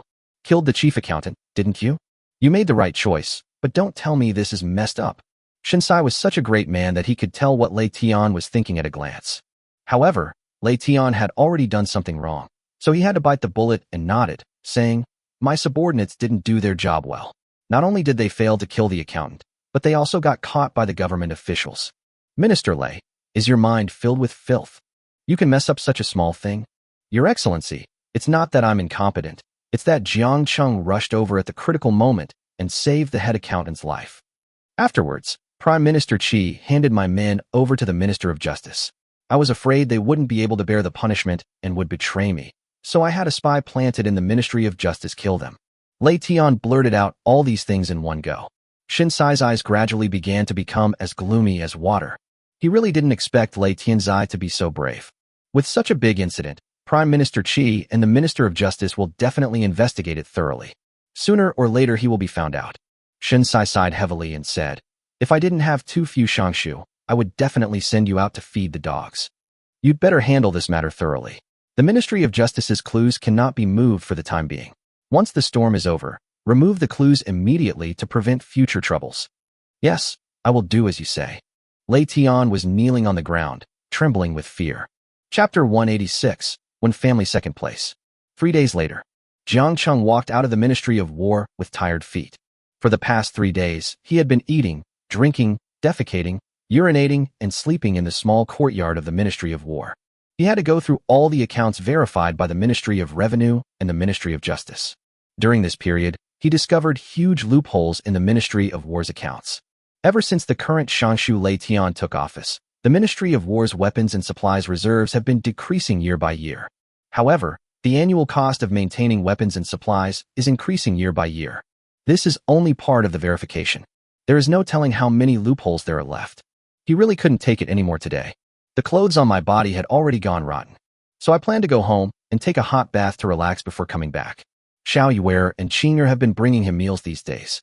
Knowing that he was going back today, I boiled hot water early. Back home, Jiang Cheng took a comfortable bath with the help of the two. Of course, some water fun is also inevitable. It wasn't over until all three of them had a great time. Walk out of the bathroom and into the yard. Xiao Yuer wiped Jiang Cheng's soaked hair and said, Xiao Cheng, the talented Gongsun came to see you yesterday. Oh, what is she doing here? Jiang Cheng asked doubtfully. I don't know. I told her that she left when you were not around, and she asked me to tell you that the thing you asked her to do has been done. What did I ask her to do? Jiang Cheng thought for a moment before he suddenly remembered asking Gongsun Kainu to help him purchase silver silk. I think there should be some progress on this matter. Jiang Cheng instantly perked up. He stood up and said, Sister Yuer, I have to go out for a while, and we'll be back at noon. Okay, go slowly on your way. No. Jiang Cheng ran out in a hurry.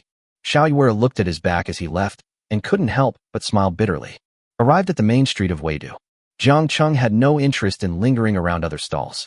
Instead, he went directly to Gongsun Mingyue's residence. As a talented woman, the place where she lives is naturally extremely elegant. Come to the door. After Jiang Cheng explained his purpose to the servant took him into Gongsun Mingyue's mansion. Although this place is not as good as the residences of Prime Minister Qi and the Imperial Censor, but it also looks elegant and fresh. There is a different kind of beauty. Master, the young lady is in the main hall. I will withdraw now. The servant took Jiang Cheng to a place not far from the main hall and went downstairs. Let Jiang Cheng go to the main hall alone.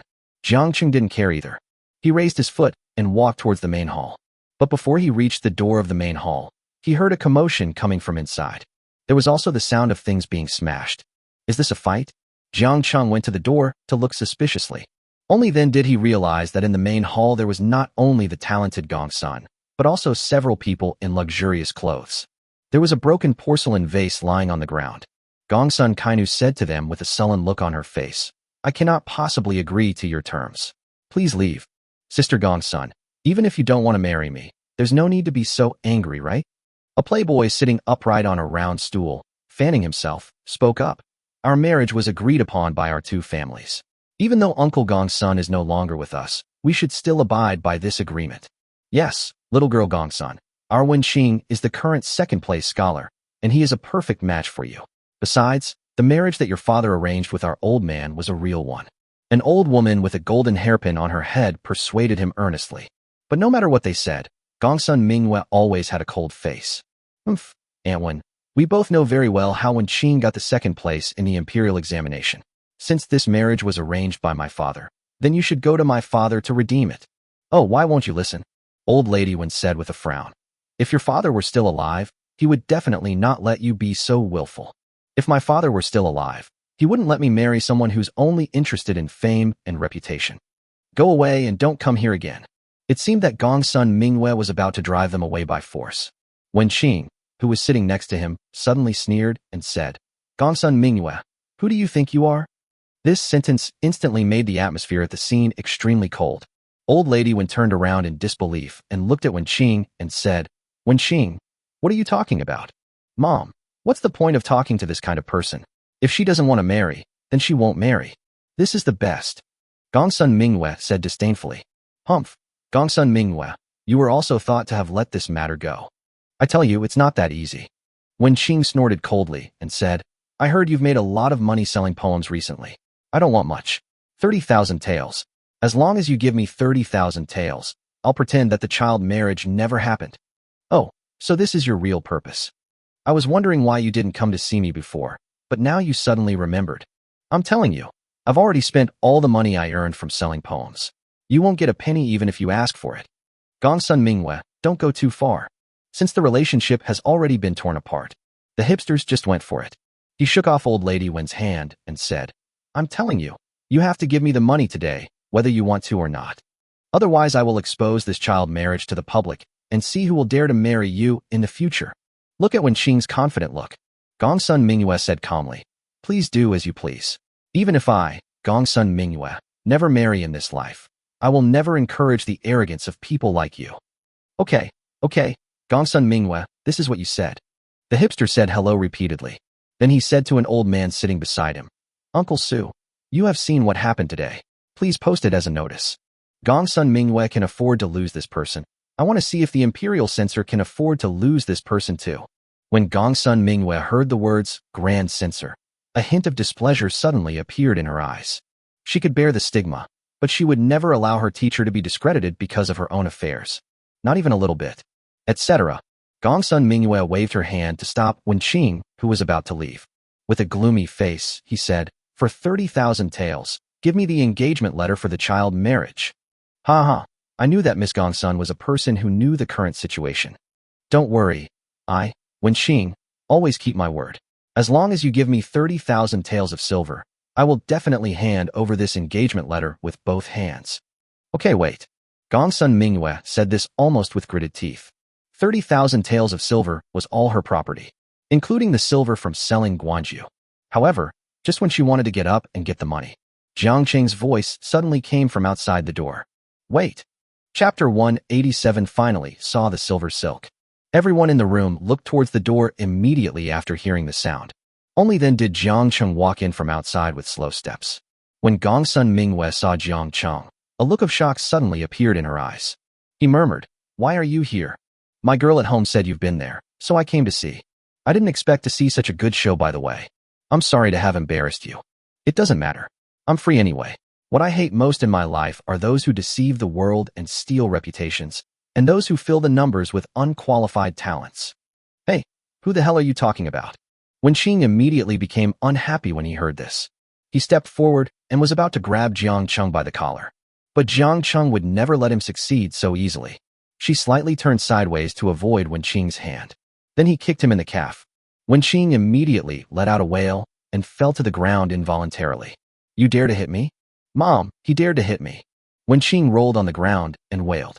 Seeing this, old lady Wen hurriedly helped him up. Then he looked at Jiang Qing fiercely and said, Who are you? Do you know that our Wenqing is the runner-up? I'm telling you, if anything happens to my son, I'll make sure you're not alone. Ha. It's true that like mother, like son, Jiang Qing said with disdain. Then, without even glancing at old lady Wen, he said calmly, You can let me take the blame, but today's matter won't be resolved so easily. Young man, don't speak so arrogantly. The young man called Su Bo stood up, looked at Jiang Qing, and said, I am Su Qingyu, a scholar from the capital of Wei. I'm responsible for writing and posting notices. If you don't apologize to Wenqing today, I will make your name known to everyone in Wei City tomorrow. Haha, he's just a paparazzi, but he's really using chicken feathers as a token of authority. Jiang Qing didn't care about Su Qingyu's threats at all. Instead, he showed his scholar jade token.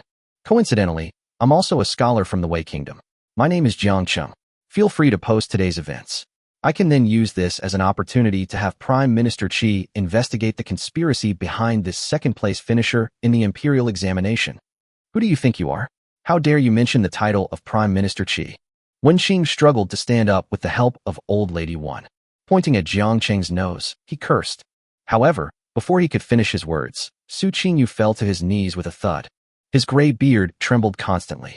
He trembled and said, Jiang, Master Jiang, please forgive me for my lack of perspective and for offending you. Please forgive me. Jiang Qing slowly put away his scholar jade token. I ignored him. Instead, he walked up to Wenqing and said, Where's the letter of appointment? When Wenqing saw Su Qingyu's appearance, he already knew that Jiang Qing's identity was not simple. Combined with what he just said about Master Jiang, no matter how stupid he was, he understood Jiang Qing's identity. Think of this. His feet suddenly went weak. He immediately knelt on the ground. Jiang, Master Jiang, please spare my life. Tisk, I'm not going to eat you. Where is your engagement letter? Jiang Qing squatted down and looked at Wenqing. Hipsters were terrified. He replied in panic. Yes, at home. Oh, is it convenient for you to go home and get it? Convenient. Nowadays, no literary youth dares to say no. Jiang Qing nodded in satisfaction. Then he said, Then go. Okay, Okay, thank you, Master Jiang. When Wenqing heard Jiang Cheng's words, it was as if he had received an imperial decree. He immediately rolled out of the main hall. When old Mrs. Wen saw her son like this, she hurriedly followed him out. Jiang, Master Jiang, can we go? Su Qingyu asked tremblingly while lying on the ground. He now wished he could find a hole in the ground to crawl into. I originally thought that I could make some money by coming here with Wenqing, and at the same time, I could also get close to him, the runner-up in the imperial examination. But who would have thought that Jiang Cheng would suddenly appear in the middle of the journey? Who is Jiang Cheng? That was the ceiling for all the literati in the Wei state. Just one word from him. I might even lose my job now. Jiang Cheng gave him a disdainful look and said calmly, "Go away. I will check the notices posted in Weidu from time to time. If I find that you have neglected your duties, you know the consequences." Yes, I definitely wouldn't dare. Su Qingyu said yes repeatedly. Then he also rolled out like a hipster. For a moment, Jiang Cheng and Gongsun Mingyue were the only two people left in the main hall. Master Jiang, thank you very much. Gongsun Mingyue walked up to Jiang Cheng and saluted him. That's nothing. What I despise most is people who use someone else's leverage to get away with it. If I didn't show up, would you really give them 30,000 taels of silver? What can I do? I can't cause trouble to the teacher because of my affairs. Gongsun Mingyue smiled bitterly. In fact, you can ask the imperial censor for help. He will definitely stand on your side. Forget it. The teacher doesn't like others to bother him with trivial matters. By the way, I've already bought the silver silk you asked me to buy. Gongsun Mingyue then talked about the business. But what? Jiang Cheng saw that she looked troubled and thought that something had gone wrong. But Gongsun Mingyue said, the amount of silver silk this time is relatively small. I spent a lot of money, but in the end I only managed to snatch half a piece of cloth. Half a horse, that's all right, that's enough. Jiang Cheng didn't care how much cloth there was. Just enough to make 2 pairs of stockings. He felt so itchy just thinking about Xiao Yuer and Qing'er wearing smooth stockings. Gongsun Mingyue saw an intoxicated look on Jiang Cheng's face. Puzzled, he asked, Master Jiang, what's wrong with you? Oh, nothing much. Can you take me to see the silver silk? No problem. This way, please. Gongsun Mingyue made a gesture of invitation. Jiang Cheng immediately followed her out of the room. The two of them wandered around and came to a storage room in the backyard. Gongsun Mingyue pushed open the door. Jiang Chen only then discovered that this storage room was filled with all kinds of rare treasures. These are the treasures my teacher gave me, and I have kept them all. Gongsun Mingyue and Jiang Cheng explained the origins of these treasures. Then he walked to a table and lifted the white cloth covering it. In an instant, half a piece of silver cloth appeared before Jiang Cheng's eyes. This fabric is really as Wang Xiaobiao once said, incredibly smooth. Moreover, the color is extremely pure, and it feels like a girl's skin when touched. Jiang Cheng liked it in his heart. I couldn't help but pick it up and knead it carefully. Seeing him like this, Gongsun Mingyue couldn't help but feel embarrassed. Although she is a virgin. But Jiang Cheng's obvious action still caused her to misunderstand. Master Jiang, since you are here, please take these silver silks back. Gongsun Mingyue couldn't help but interrupt Jiang Cheng's intoxicated expression. Jiang Cheng also came back to his senses. The awkward response was, okay. Chapter 188 Making Stockings. Just a moment. Wenqing came back with the engagement letter he had signed with Gongsun Mingyue. He already knew Jiang Cheng's identity. Now he wouldn't dare to mention the employment letter even if he had the guts. He held the red letter of appointment in his hands and walked tremblingly to Jiang Cheng and said, Jiang, Master Jiang, this is the letter of appointment. Please take a look. Well, that's right. I'll take the engagement letter. This money is for Miss Gongsun to compensate you. Let's go. Jiang Cheng threw a purse to Wenqing. There was 100 taels of silver inside. After all, the engagement letter was signed by Gongsun Mingyue's deceased father. If you want to break the contract now, you have to give some benefits. Wenqing didn't dare to act rashly after receiving the money. He thanked her repeatedly. Thank you very much, Miss Gongsun. I will take my leave now. After saying that, he stumbled out of Gongsun Mingyue's house. Until he's sure to go out. Gongsun Mingyue finally breathed a sigh of relief. Then she bowed to Jiang Cheng and said, I thank you again, Master Jiang, for your kindness. Hey, it's just a small favor. Besides, you helped me so much. I should be the one thanking you. Jiang Cheng said with a smile as he picked up half a piece of silver silk from the table. Look at the smooth silver silk. Gongsun Mingyue finally couldn't suppress the doubts in her heart. He asked doubtfully, Master Jiang, please forgive my rudeness, but you're so anxious to get the silver silk. It shouldn't just be because you're waiting for it to appreciate in value, right? Gongsun Mingyue didn't know much about the market price of silver silk. But he also knew that the price of buying this half piece of silver silk was far more than the original price of the silver silk. Even if it appreciates in value in the future, it will not become more expensive than it is now. That's why I asked this question. Jiang Cheng saw her asking. I couldn't help but laugh out loud and said, a talented woman is worthy of being called a talented woman. You guessed it right. I want this silver silk to be of great use indeed. Oh, could it be that the master wants to use the silver silk to make clothes for someone? The first thought in Gongsun Mingyue's mind was to make clothes. After all, everyone knows the efficacy of silver silk. Now that he had the silver silk, Jiang Cheng no longer planned to hide it from her. He said bluntly, to be honest, I want this silver silk to make stockings. I'll give you a pair when I make them. Jiang Cheng had said long ago that it would be a waste of Gongsun Mingyue's long legs if she didn't wear stockings. This half piece of silver silk should be enough to make 3 pairs of stockings. It would be nice to give her a pair when the time comes. Thinking of Gongsun Mingyue wearing stockings in front of him, Jiang Cheng couldn't help but fantasize. But this time he quickly changed his mind. He said to Gongsun Mingyue seriously, don't think too much. I just want you to experience the feeling of stockings. If you think it's okay, I can do more. I guarantee it will become popular in Wei City. Gongsun Mingyue couldn't help but smile when she saw him like this. I didn't expect Master Jiang to still be interested in business. I'd rather obey than be disrespectful. If the stockings you make are truly comfortable, I'll definitely support you. Ha, that's good. That's good. It's getting late now. I have to go back to the Ministry of War. I'll come see you when I have time. Jiang Cheng was about to go out after saying this. Gongsun Mingyue bowed slightly behind him and said, I respectfully send you off, Master. When she looked up, Jiang Cheng had already rushed out the door. Gongsun Mingyue smiled, shook her head, and went back into the house. After Jiang Cheng came out, he did not go directly home or to the Ministry of War. Instead, he came to a cloth shop. A young servant in drab linen clothes, a white towel draped over his shoulders, came up to Jiang Cheng and asked flatteringly, Sir, what would you like to order? Is your boss here? I want to order a suit of clothes. Jiang Cheng asked for the shopkeeper, and the servant immediately showed an embarrassed look on his face. However, he still said in a very polite manner, Sir, to be honest, our shopkeeper has just gone out to buy some goods. We have several skilled craftsmen in our shop. Would you like to meet them first? Jiang Cheng knew that this was the servant's rhetoric. The corners of his mouth curled up slightly. He showed the servant a corner of the silver silk covered with a layer of linen. He said calmly, I want to customize silver silk clothes. Is there any master craftsman in your shop who dares to take it? What? The servant's expression froze instantly when he heard Jiang Cheng's words. As a gatekeeper, although he had never seen real silver silk, he knew that it was an extremely precious and rare fabric. The owner is either rich or noble. Sir, please wait a moment. I'll go find the shopkeeper right away. The servant waited for Jiang Cheng to sit on a stool nearby. He ran upstairs in a hurry. Jiang Cheng was not in a hurry either. Just sit on the stool and watch the people coming and going in the store. He didn't find this store randomly. The name of this cloth shop is Liufeng. It is considered to be one of the top 3 cloth shops in the entire Wei capital. The reason why we didn't look for cloth shops with higher rankings was because those cloth shops had more or less royal power behind them. Standing behind Liufeng was Prime Minister Qi. Not long after, a middle-aged man with a wealthy face and wearing a golden robe came to Jiang Cheng, led by a servant. The middle-aged man first looked Jiang Cheng up and down. Although Jiang Cheng's clothes were simple, the materials used were extremely exquisite. He forced a smile on his face and said respectfully to Jiang Cheng, Dear guest, please forgive our inconvenience. How about we move to a private room to discuss in detail? Listen to the shopkeeper. Jiang Cheng followed the middle-aged man upstairs.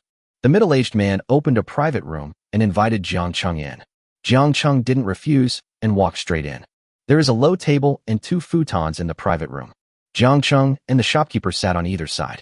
The shopkeeper then smiled and said, Dear guest, there are only you and me here. Could you please take out the silver silk and let me see it? Of course, boss, please look at me. Jiang Cheng placed the silver silk wrapped in linen on the table and slowly pushed it in front of the shopkeeper. This shopkeeper must be a man who has seen the world. He calmly took the sackcloth away with both hands. In an instant, glittering silver silk appeared before him. When the shopkeeper saw the silver silk, he did not behave too badly. Instead, he stretched out 2 fingers of his right hand and gently wiped it. Then he held the 2 ends of the cloth and looked at them carefully. Finally, he put down the cloth and said with a sigh, Tisk Teske, my dear guest, you are not deceiving me. This is indeed the best silver silk. I wonder what kind of clothes you would like to order. Jiang Cheng raised the corners of his mouth slightly and said proudly, "Stockings. Forgive my ignorance, but what are silk stockings?" The shopkeeper has been running a cloth shop for decades, but this is the first time he has heard the name silk stockings. Jiang Cheng had already thought of this. He asked the shopkeeper to get paper and pen, and then began to draw for him what silk stockings were. Chapter 189, Xiao Yuer's Worries. Wonderful, truly wonderful. The shopkeeper saw the stockings Jiang Cheng had drawn. A strange light gradually appeared in his eyes. This kind of socks was the only one he had ever seen in his life. At that time, I took the drawing paper and went out to find a craftsman to make it for me. At this time, Jiang Cheng stopped him and said, "Boss, the cloth hasn't been taken yet." "Oh yes." The shopkeeper finally reacted, turned around, picked up the silver silk, and hurried out. Jiang Cheng shook his head speechlessly, got up and walked outside. Just as the shopkeeper was about to go downstairs, Jiang Cheng quickly stopped him and asked, "Shopkeeper, how much deposit do you need?" "Deposit? What other deposit do you need?" "This is the deposit." He shook the drawing paper in his hand. I went downstairs excitedly. It was the first time that Jiang Cheng had seen such a crazy shopkeeper. I immediately followed him downstairs. After going downstairs, the doorman came over with a small wooden sign and respectfully handed it to Jiang Cheng, saying, "Hello, distinguished customer. This is your pickup sign. The shopkeeper said you should come back in 3 days to pick up the goods." 3 days? Jiang Cheng was a little surprised. He felt that the method of making stockings was still a bit troublesome. Unexpectedly, the shopkeeper asked him to come back 3 days later to pick it up. But faster is a good thing. Jiang Cheng gladly accepted the pickup tag. Then he walked out of Liufeng. It was almost noon. Jiang Cheng returned home leisurely. There are other accountants watching over the Ministry of War now. He now had more time. When he got home, he found Qing'er and Xiao Yuer busy in the kitchen. The two of them have been responsible for cooking for the past few days. Jiang Cheng felt a little sorry when he saw this. So he walked into the kitchen. "Hey, Brother Cheng, you're back." There were 2 black handprints on Qing'er's face. Slightly excited, she said to Jiang Cheng, "Brother Cheng, wait a moment. The meal will be ready soon." "Ha ha ha. Don't worry, just take your time." Jiang Cheng carefully wiped the handprints off Qing'er's face. Then he looked at Xiao Yuer. Xiao Yuer stood silently by and lit the fire. Seeing Jiang Cheng come back, she smiled and nodded to him. Although she looked normal, Jiang Cheng felt that she seemed a little unhappy. So he walked over to Xiao Yuer and asked softly, "Sister Yuer, are you in a bad mood?" No. Xiao Yuer hurriedly denied it. But the more she denied it, the more Jiang Cheng noticed her abnormality. I don't know what happened to Xiao Yuer. But since Xiao Yuer didn't say anything, he was too embarrassed to ask directly. It wasn't until Qing'er finished cooking a dish and excitedly asked Jiang Cheng for credit that Jiang Cheng patted her head lovingly and said, "Qing'er, you're so good. Can you take the dish out first? Brother Cheng will cook a dish for you today." "Ah, Brother Cheng can cook too? I underestimated your Brother Cheng, didn't I? Brother Cheng knows everything. Go now." "Okay, then I'll take the dishes out first." Qing'er naively carried the plate full of dishes out. Seeing this, Xiao Yuer also wanted to go out. But he was stopped by Jiang Cheng. "Sister Yuer, could you please help me light the fire?" Xiao Yuer did not refuse him. He squatted down silently and started to make a fire. At this time, Jiang Cheng had rolled up his sleeves and started cutting vegetables. While cutting him, he said calmly, "Sister Yuer, there are only 2 of us here now. If you have anything on your mind, just say it out loud. Don't hold it in and hurt yourself. Otherwise I'll be sad." Jiang Cheng had just finished speaking. He saw Xiao Yuer, who was burning the fire, couldn't help but tremble. I could still hear her sobbing softly. Jiang Cheng was now even more confused. He quickly put down his foot and squatted beside Xiao Yuer and asked with concern, "Sister Yuer, what's wrong with you?" As he said this, he was about to wipe the tears from the corners of Xiao Yuer's eyes. At this moment, Xiao Yuer suddenly threw herself into his arms and cried softly, "Xiao Chengzi, don't you want Qing'er and me anymore?" "Oh." Jiang Cheng was stunned by her sudden question. He immediately replied, "Sister Yuer, what are you talking about? How could I possibly not want you? Then, what did you do to find Gongsun Kainu?" Xiao Yuer said nervously as she huddled in Jiang Cheng's arms. Jiang Cheng could hear a hint of timidity in her tone. After all, Xiao Yuer had never asked him this question when they were in the palace before. Now that I know what Xiao Yuer is thinking, Jiang Cheng was relieved. He patted Xiao Yuer's back gently and waited until she calmed down a little before saying softly, "Sister Yuer, I'm sorry. Actually, I asked Gongsun Kainu to buy some fabric for me. I wanted to make 2 pairs of stockings for you and Qing'er. I wanted to tell you after I made them, but I didn't expect to make you worry. Sorry." Jiang Cheng rubbed Xiao Yuer's soft hair. "My heart is full of happiness. He didn't blame Xiao Yuer for thinking too much. Instead, I felt relieved for her concern, because this can better show Xiao Yuer's concern for him. Thinking of this, Jiang Qing hugged her even tighter. After hearing Jiang Qing's explanation, Xiao Yuer looked up at him. He said in disbelief, "What you said, is it true?" Looking at her red eyes and tearful eyes, Jiang Qing chuckled and kissed her forehead. Then he said, "Of course it's true. If you don't believe me, you can ask Gongsun Mingwei." "I don't want to." Xiao Yuer blushed and hid her little head in Jiang Qing's arms. "This is the pickup card for Liufeng. You can use this card to pick up the goods from there in 3 days. Since you already know this, you will be responsible for picking up the goods in 3 days."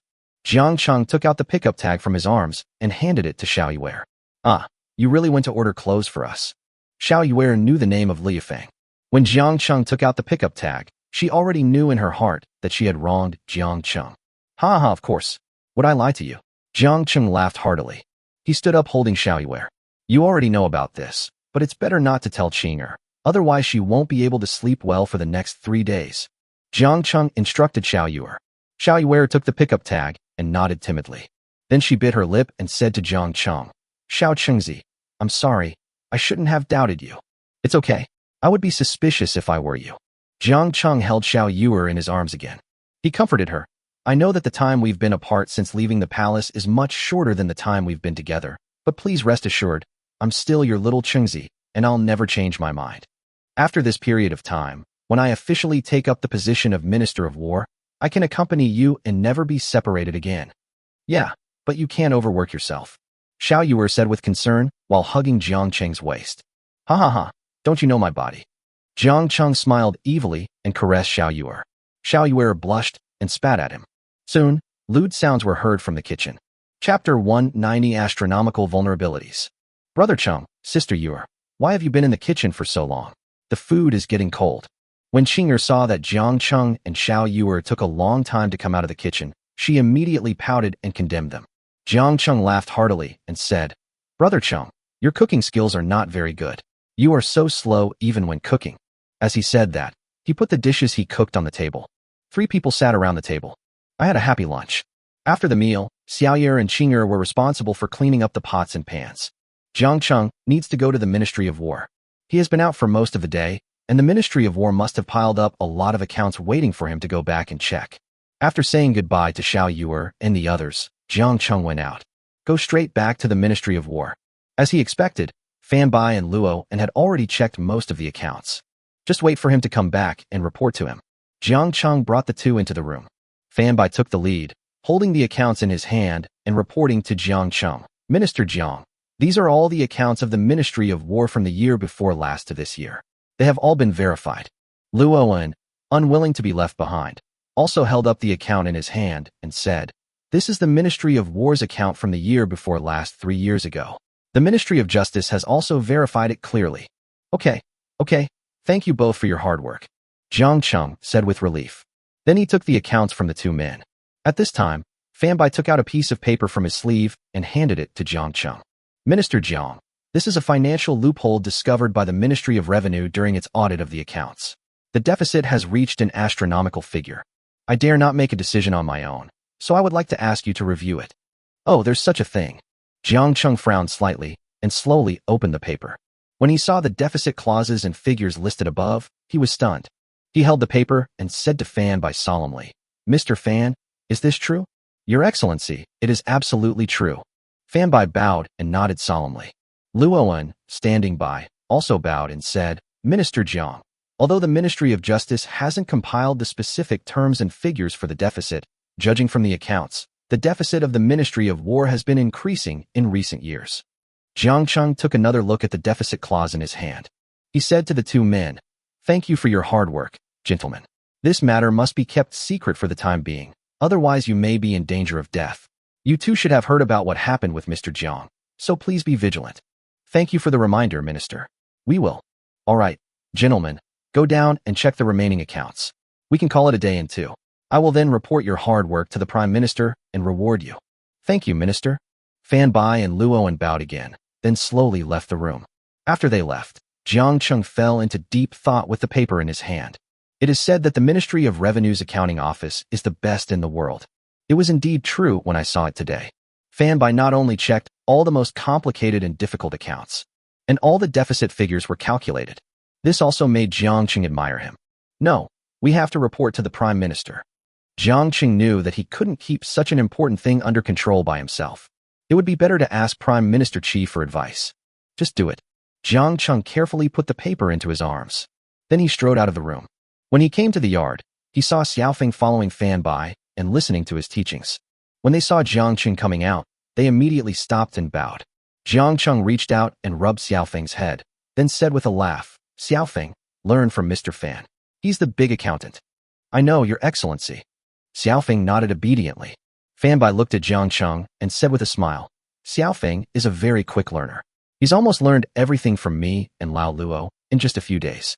To be honest, I really want to recruit him to work as a bookkeeper in our Ministry of Revenue. Hey, Lao Fan, what you said is not right. You want to dig Xiaofeng, but I also want to dig him. Luoan also came over at this time.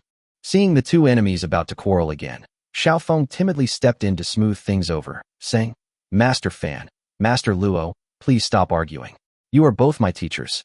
Lao Luo, did you hear that? Xiaofeng called me first. Fanbai said this proudly. Luoan glared at him and was about to quarrel with him. Jiang Qing then said, All right. You two are both famous accountants. If we get into a quarrel here, it will be a joke. I'll take charge of Xiaofeng's affairs. From now on, he will rotate between the Ministry of War, the Ministry of Revenue, and the Ministry of Justice, with each position changing once a year. How about that? Minister Jiang is indeed very thoughtful. I'll do as you say. Jiang Qing's method was unanimously agreed upon by Fanbai and Luoan. My lord, may I? Xiaofeng looked at Jiang Qing and asked. Of course you can. Don't forget what Mr. Jiang said. You will definitely become a big accountant in the future. Jiang Qing rubbed his little head again. Asked, Is Mr. Jiang in good health? Master is doing very well and can walk around now. That's good. When you go next time, give him my regards. I'll go visit him in person when I have time. Okay, thank you for your concern, Minister. Xiaofeng bowed politely to Jiang Qing. Although he is young, he already has the style of a great man in his actions. These are qualities I acquired under the guidance of Fanbai and Luoan. Jiang Qing felt more at ease leaving him to these two people. After exchanging a few more pleasantries with them, Jiang Qing walked out of the Ministry of War. Now, the guards in charge of guarding the gate have already known Jiang Qing. When they saw him come out, they all greeted him. Jiang Qing didn't hesitate to greet them and headed straight to the Prime Minister's mansion. Walking on the street, Jiang Qing looked at the carriages and sedan chairs passing by and thought that he should find a means of transportation. Shouldn't there be a horse at least? Otherwise, it would be too time-consuming to walk every time you go out. Let's talk about it when I really become the Minister of War. Jiang Qing didn't think anymore and quickened his pace as he walked towards Prime Minister Qi's house. Before the afternoon, Jiang Qing arrived at Prime Minister Qi's house. As soon as he arrived at the door, he saw Butler Qi hurrying back. After the two met, Butler Qi was surprised. Looking at Jiang Qing, he asked, Master Jiang, why are you here? I came to discuss something with the Prime Minister. Where are you going in such a hurry? When Butler Qi heard Jiang Qing ask him this question, he couldn't help but scratch his head and said, To be honest, I went out to find a buyer for your poem. By poems? Jiang Qing was slightly stunned, and then he thought of the poem he gave to Butler Qi at Hanshui Pass. Yes, your poems are very popular in Weidu now. But I didn't find a suitable buyer this time, so I didn't sell it. Chapter 191, Minister of Justice Wang Wenliang. I did something wrong. I will give you all the money I make from selling the goods. Butler Qi said to Jiang Qing with an embarrassed look on his face. However, Jiang Qing said nonchalantly, Well, since I gave the poem to you, it's yours. What you want to do with it is your business. The price it sells for is none of my business. This. Butler Qi looked at Jiang Qing in disbelief. He has been the steward of Prime Minister Qi for many years. I have seen all kinds of people and officials. But this is the first time I've seen someone who doesn't care about money like Jiang Qing. After he realized what was happening, he couldn't help but kneel down to Jiang Qing. But Jiang Qing held him up. Butler Qi, what are you doing? Thank you, Master Jiang, for your generosity. I will definitely remember this. Ha, Steward Qi, you are too polite. It's just a poem.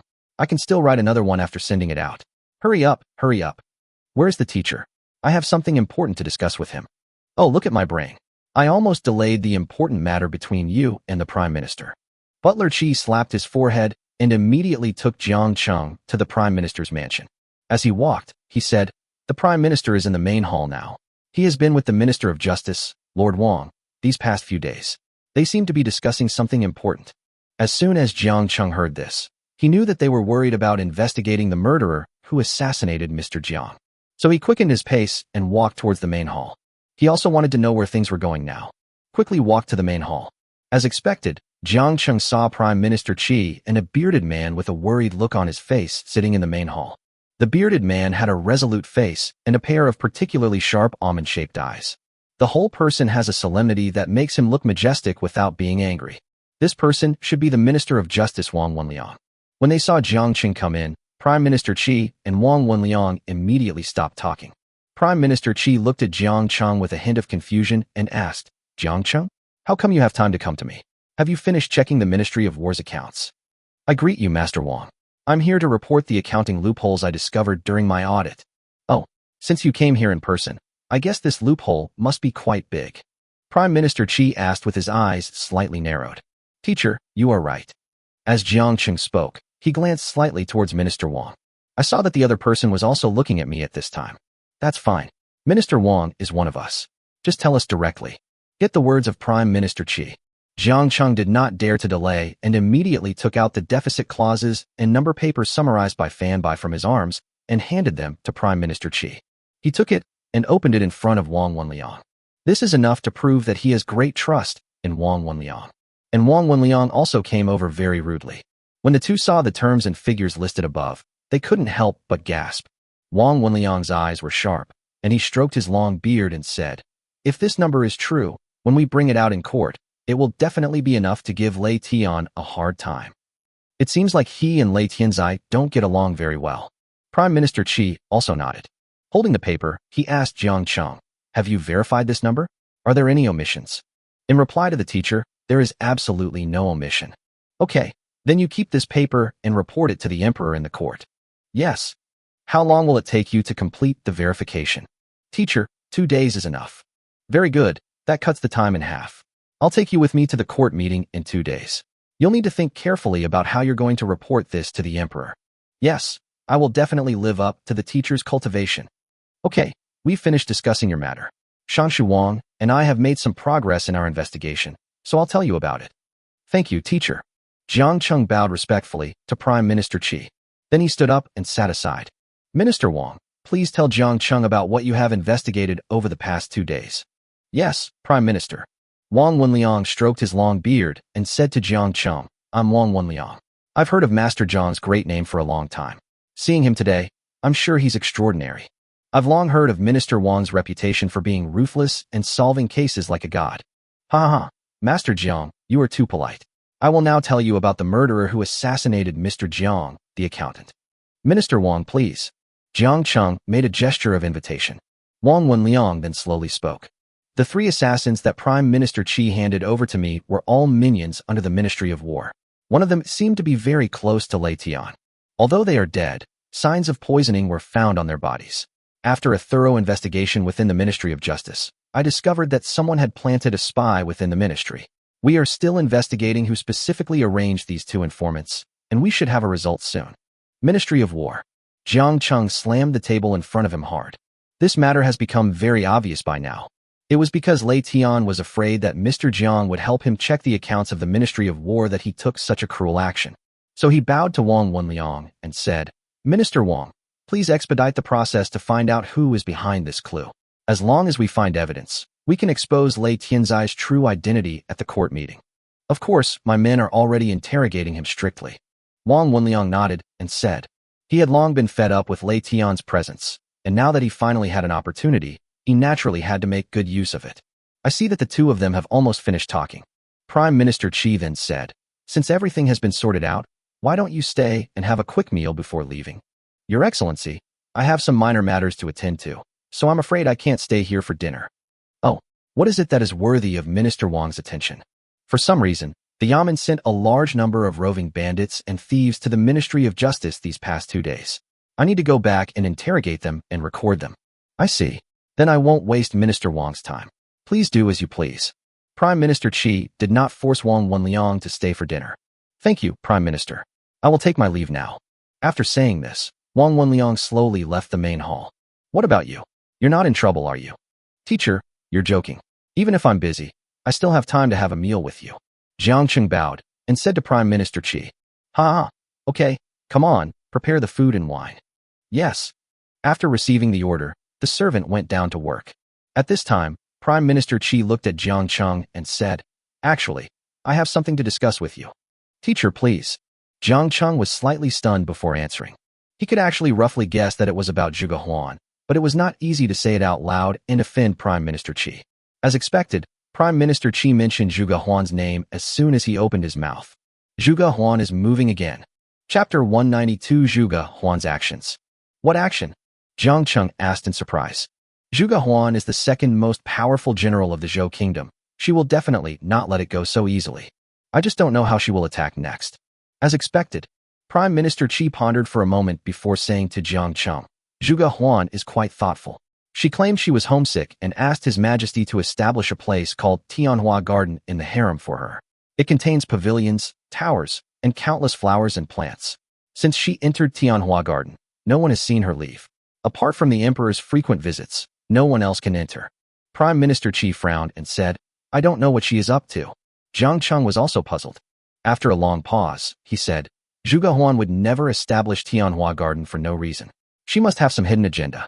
Now that she can no longer win over the Minister of Revenue, she will likely target other officials in the court. However, this is an overt plot. We don't know who she specifically wants to win over, so we can only hold our ground for now. Yes, you are right. Prime Minister Qi nodded, confirming Jiang Cheng's judgment. But waiting for Zhuge Huan to make a move isn't a good idea. I've already discussed this with the Queen. Once you take office, I'll suggest that the Emperor take Zhuge Huan with him on a hunting trip to Mount Tushan. We'll then find a chance to get rid of this enchantress. Is this a bit too extreme? Jiang Cheng said with some concern. After all, Zhuge Huan is not a good person either. They were so blatant that she couldn't help but feel suspicious. But Prime Minister Qi said confidently, this is the only solution. Now that the Emperor has recovered, it is no longer realistic to kill him by force. However, he is not without weaknesses. Once Zhuge Huan dies, he will surely be furious. We can then take advantage of the opportunity to kill him. Hearing what Prime Minister Qi said, a trace of worry flashed across Jiang Cheng's eyes. Unexpectedly, Prime Minister Qi and the Queen still wanted to kill Emperor Wei. He thought the two had already stopped fighting and forgotten about this matter. At this time, Prime Minister Qi noticed his abnormal behavior. He couldn't help but say coldly, What? Now that you're the Minister of War, you want to jump off our boat? Jiang Cheng could hear a hint of threat and indifference in Prime Minister Qi's words. He quickly bowed and said, Teacher, you misunderstood. My loyalty to you is evident to all. However, the Emperor of Wei is far too powerful. Perhaps our plan is a little too simplistic. You don't need to worry about these things. As long as Zhuge Huan dies, we can find an opportunity to weaken the power of Emperor Wei. As long as you have patience, he will be like a fish on the chopping block, and he won't be able to survive for more than a few days. Students obey their teachers in everything they do. Since he knew he couldn't stop him, Jiang Cheng could only choose to show his loyalty first. Anyway, his own life will still be in his own hands at that time. But if he wants to save his life, he needs to find a loyal enough backer. A figure suddenly flashed in his mind. But now is not the time to go find him. Soon, servants from the Prime Minister's mansion came in carrying various dishes. Prime Minister Qi no longer discussed these sensitive topics with Jiang Cheng. Instead, they casually chatted about family matters. Jiang Cheng also responded very cooperatively. The meal lasted until dusk. Jiang Cheng drank a few glasses of wine and just felt warm. When he walked out of the Prime Minister's mansion, a cool breeze blew towards him. He shuddered suddenly and came to his senses. Winter is about to come. The temperature also began to drop sharply. He wrapped his clothes tightly around him and walked slowly towards home. The streets of Weidu were crowded with people at this time. It's a lively time. Jiang Cheng mingled with the crowd and walked forward silently. Although he felt a little weak on the feet due to drinking some wine, his mind was extremely clear. On the way, I bought 2 strings of candied haws for Xiaoyu and Qing. He finally made up his mind. His life must be taken into his own hands. Not only his life, but also Xiaoyu and Qing'er's lives. From now on, he would be responsible for the lives of the 3 of them. Think of this. Jiang Cheng then kicked the candied haws into his arms. Turn around and walk in another direction. Soon, he dragged his feet to the door of Zhenyuan Escort Agency. Compared to the prosperity of Weidu Street, at this time, the door of Zhenyuan Escort Agency seemed a little deserted. After all, it's too late now, and few people would come to throw darts at this time. Jiang Cheng walked into the escort agency. A servant came up quickly to entertain him. "My dear guest, are you escorting an escort?" Jiang Cheng slowly waved his hand, took out the escort order from his waist, handed it to the servant, and said, "I'm looking for the young escort leader." The servant took the escort order, looked through it, and after confirming that it was correct, he respectfully returned it to Jiang Cheng. "Please wait a moment. I will go find you a young escort leader." After saying that, he hurried to the backyard. Jiang Cheng was still a little drunk. "I just felt a little dizzy, so I sat on a bench in the hall and waited." Soon the servant came to the hall with Wang Xiaobiao, who was also drunk. As soon as Wang Xiaobiao saw Jiang Cheng, he immediately ran over excitedly. "Good boy, you've been back from the front lines for so long before you came to see me. We're still brothers, right?" As he said that, he grabbed Jiang Cheng's shoulders and hit him twice. Jiang Cheng was also very happy when he saw Wang Xiaobiao. He replied, "I've been busy since I got back, and I only got half a day off today. I don't care. You have to drink with me today." As he said that, Wang Xiaobiao hugged Jiang Cheng and walked towards the backyard. The escorts they met along the way greeted them one after another. After dealing with each issue one by one, Wang Xiaobiao brought Jiang Cheng to his room.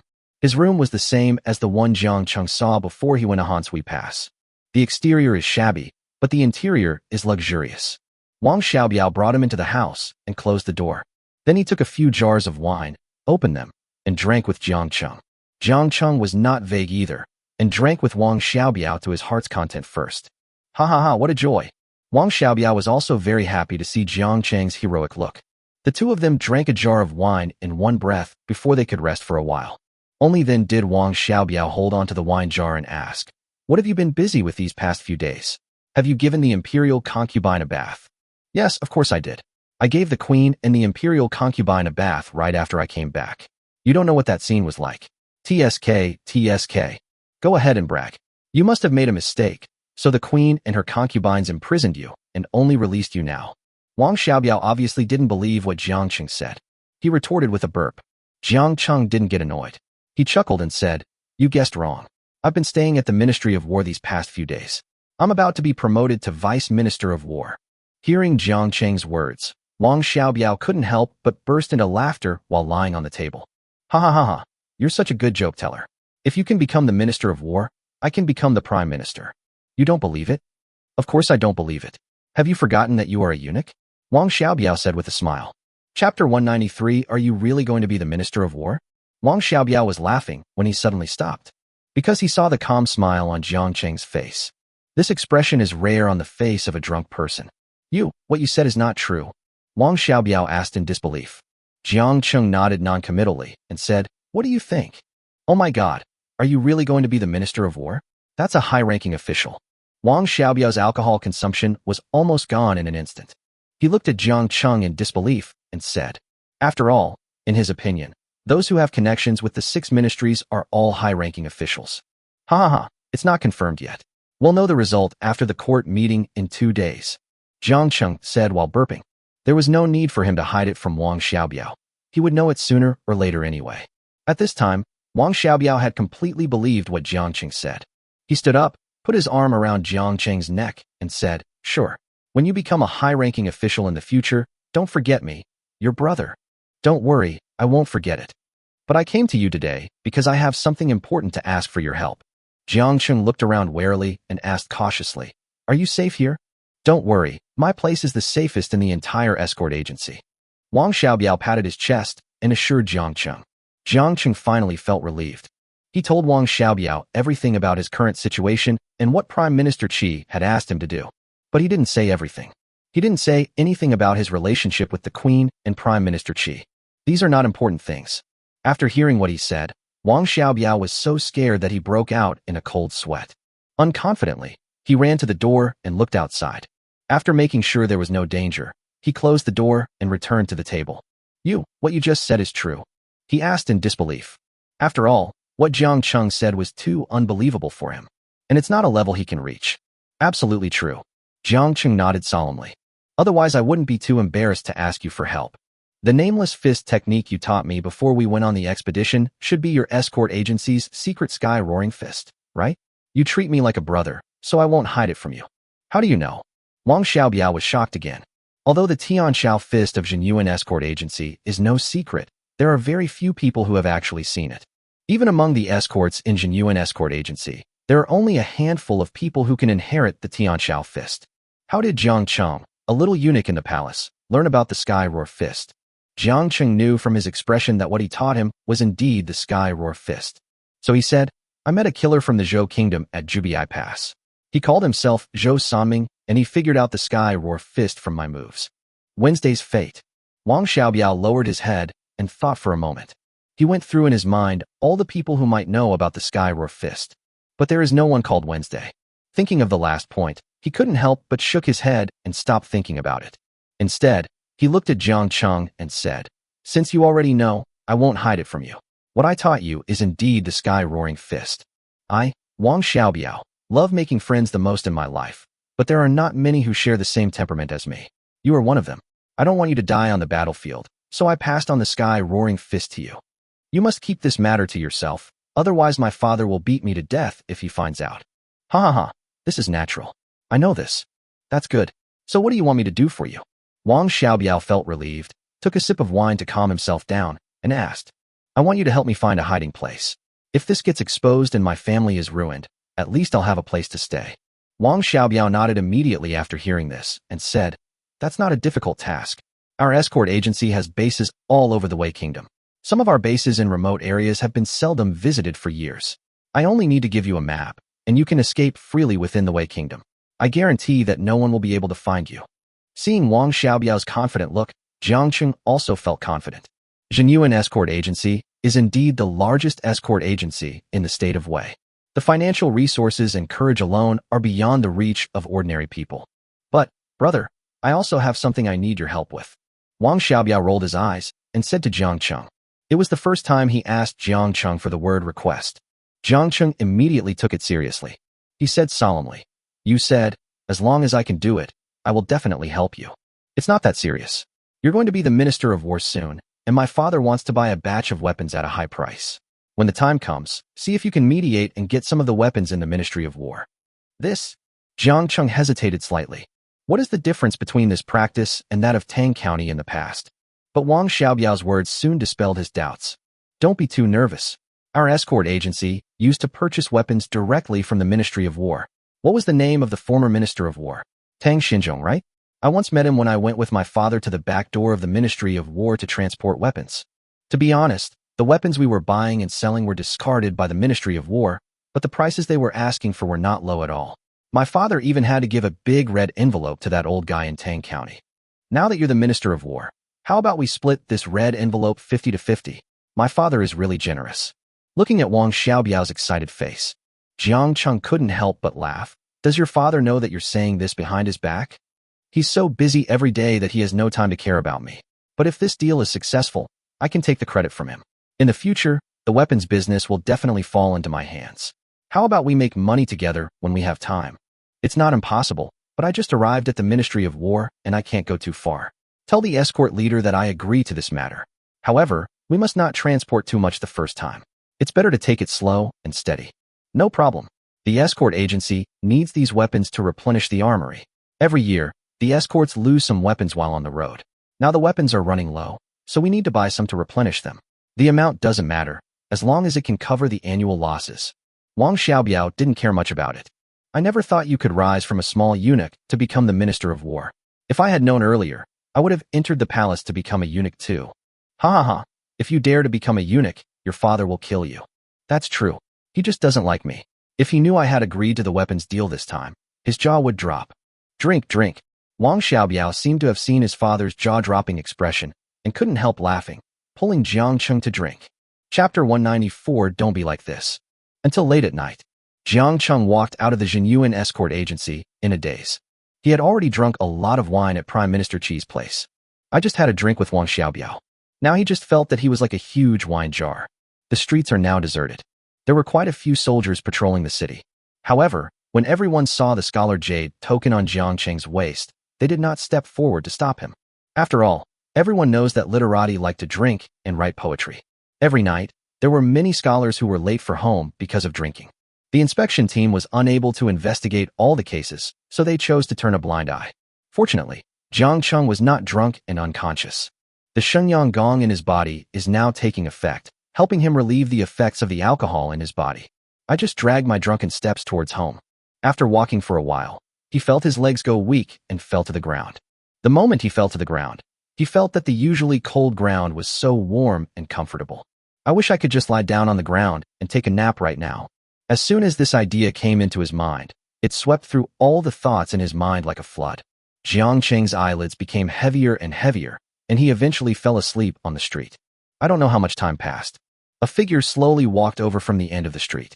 His footsteps were so light that they were almost imperceptible. Carefully avoiding the patrols, he wandered around the streets. When he walked up to Jiang Cheng, he couldn't help but sneer. Drunkard. After saying that, he was about to pass Jiang Cheng and continue forward. However, before he had gone far, he suddenly turned back. Looking at the drunk Jiang Cheng, he asked in surprise, "Jiang Cheng?" As soon as he said this, the soldiers patrolling in the distance suddenly heard the sound and rushed over. This person was agile and hid in a dark place in no time. Soon, the sound of coordinated footsteps could be heard on the street. A team of patrolmen rushed here. As a result, he saw Jiang Cheng, who was drunk. The patrol captain curled his lips and said, "It's this bunch of self-righteous intellectuals again. Get drunk to death. Let's go."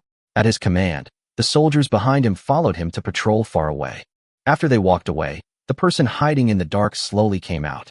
He walked straight to Jiang Cheng and dragged him into the alley. "Jiang Cheng, Jiang Cheng." The man squatted down and kept slapping Jiang Cheng's face, then called his name. Unfortunately, Jiang Cheng had already lost consciousness at this time. After barely opening her eyes and seeing his face, she said drowsily, "Sister Yuer, stop making trouble. I'll sleep a little longer."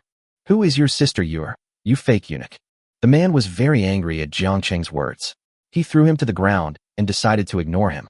But when he saw Jiang Cheng's miserable appearance, he couldn't help but squat down and help Jiang Cheng up. He muttered, "If I hadn't remembered you saving my life at Prince Yu's mansion, I would have left you frozen to death on the street today. I heard that you have become the Minister of War now. I will be magnanimous and send you back." As he said this, he actually carried Jiang Cheng towards the minister's residence. The moonlight in the sky was shining on his face at this moment. It reflects a beautiful face that looks like it was carved out. If Jiang Cheng woke up now, he would definitely recognize this person. Because he met Jiang Cheng once in Yuewang Mansion and later followed him to meet Su Shaoqing, Grandma Aya. Su Shaoqing is skilled in martial arts. "I couldn't sleep in the middle of the night, so I wanted to go out for a walk. I didn't expect to run into Jiang Cheng on the street. He has been thinking about Jiang Cheng ever since they last parted. It's not because of anything else. But she has lived so long. Jiang Cheng was the first man to see her as a girl. Even though he is a eunuch, that won't work. Fortunately, he was a eunuch, otherwise Su Shaoqing would have drawn his sword and killed him. Sister Yuer, I'm cold." After Jiang Cheng's alcohol wore off, he felt a bit chilly in the cool night breeze.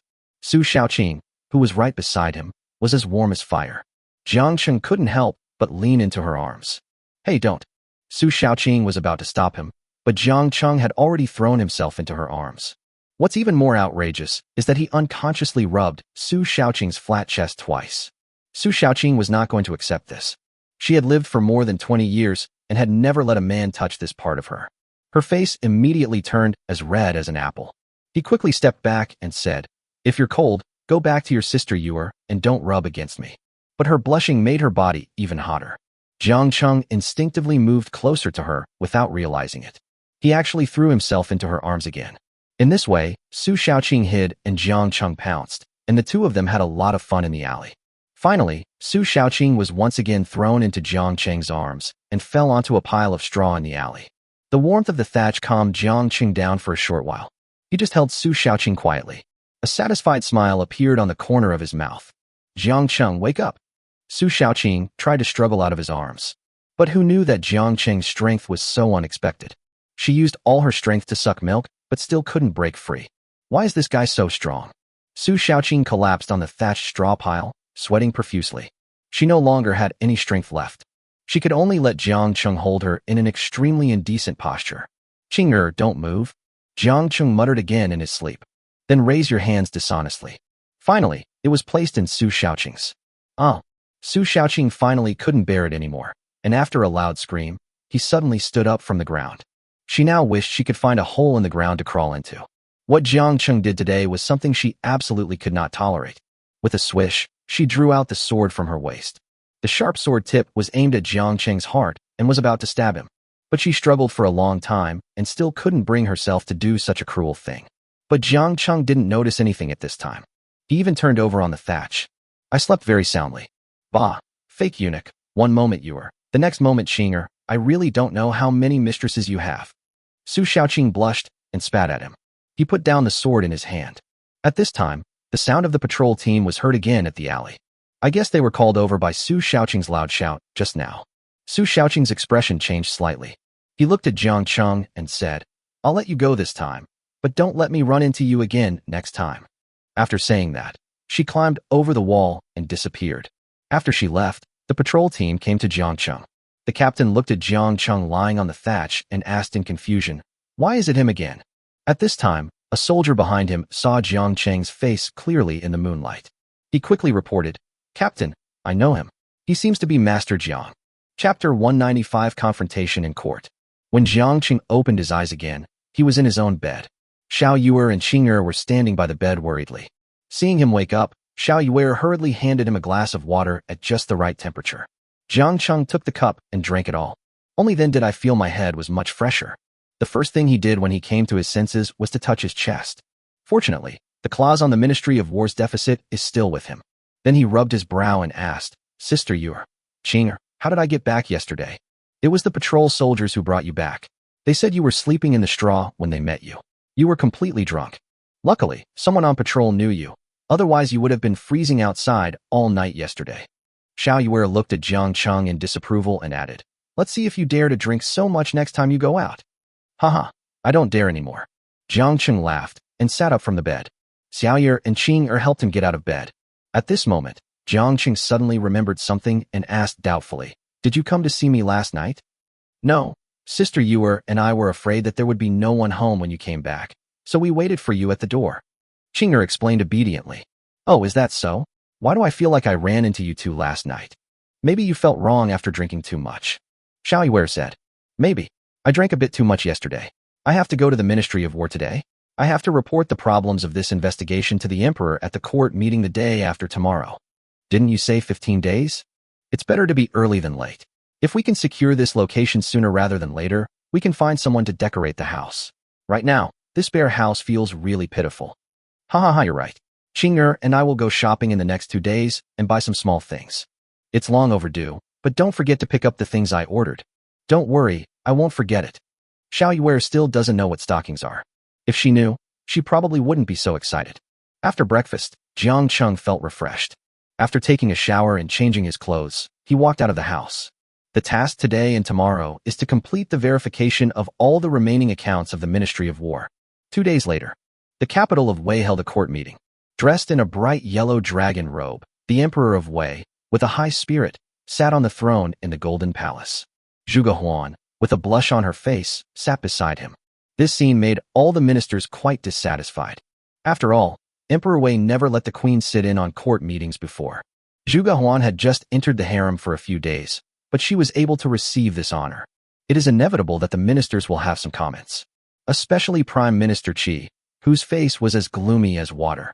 Even the wrinkles on his face seemed to be expressing his dissatisfaction.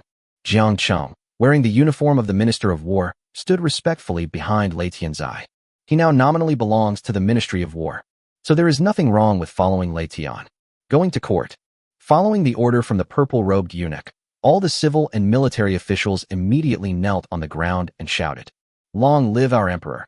Everyone, please stand up. Thank you, Your Majesty. After everyone had responded to the greetings, they all stood up. At this time, the chief eunuch shouted again, If you have something to say, please report it. I have something to report. As soon as the eunuch finished speaking, Prime Minister Qi stood up impatiently.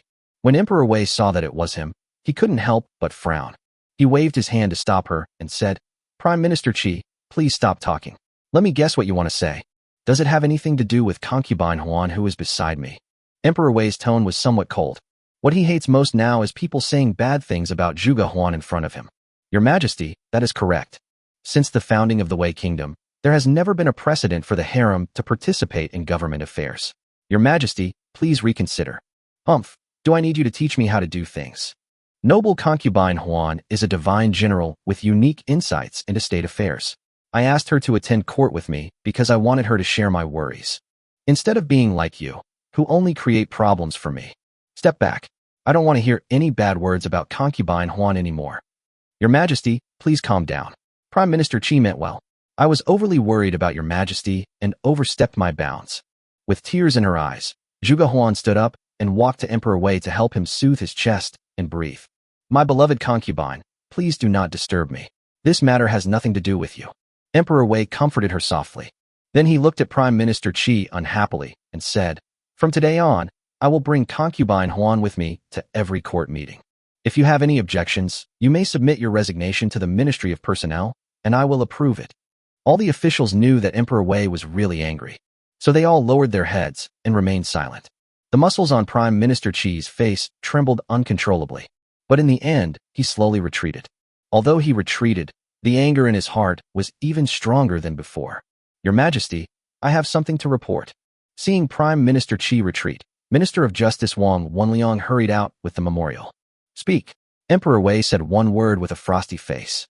Wang Wenliang raised the memorial above his head and said in a loud voice, Your Majesty, many bandits have suddenly appeared around the Wei capital in recent days, seriously hindering the normal operation of the Wei capital.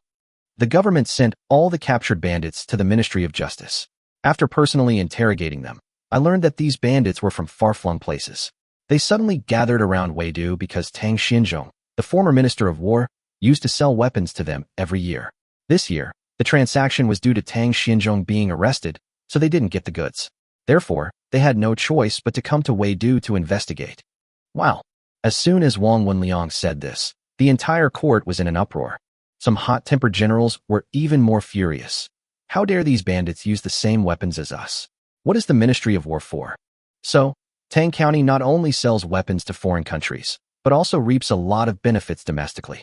This is just a small part. Could it be that all the bandits in the country are getting their goods from the Ministry of War? All the generals immediately pointed their spearheads at the Ministry of War. Lei Tian's forehead was covered in sweat.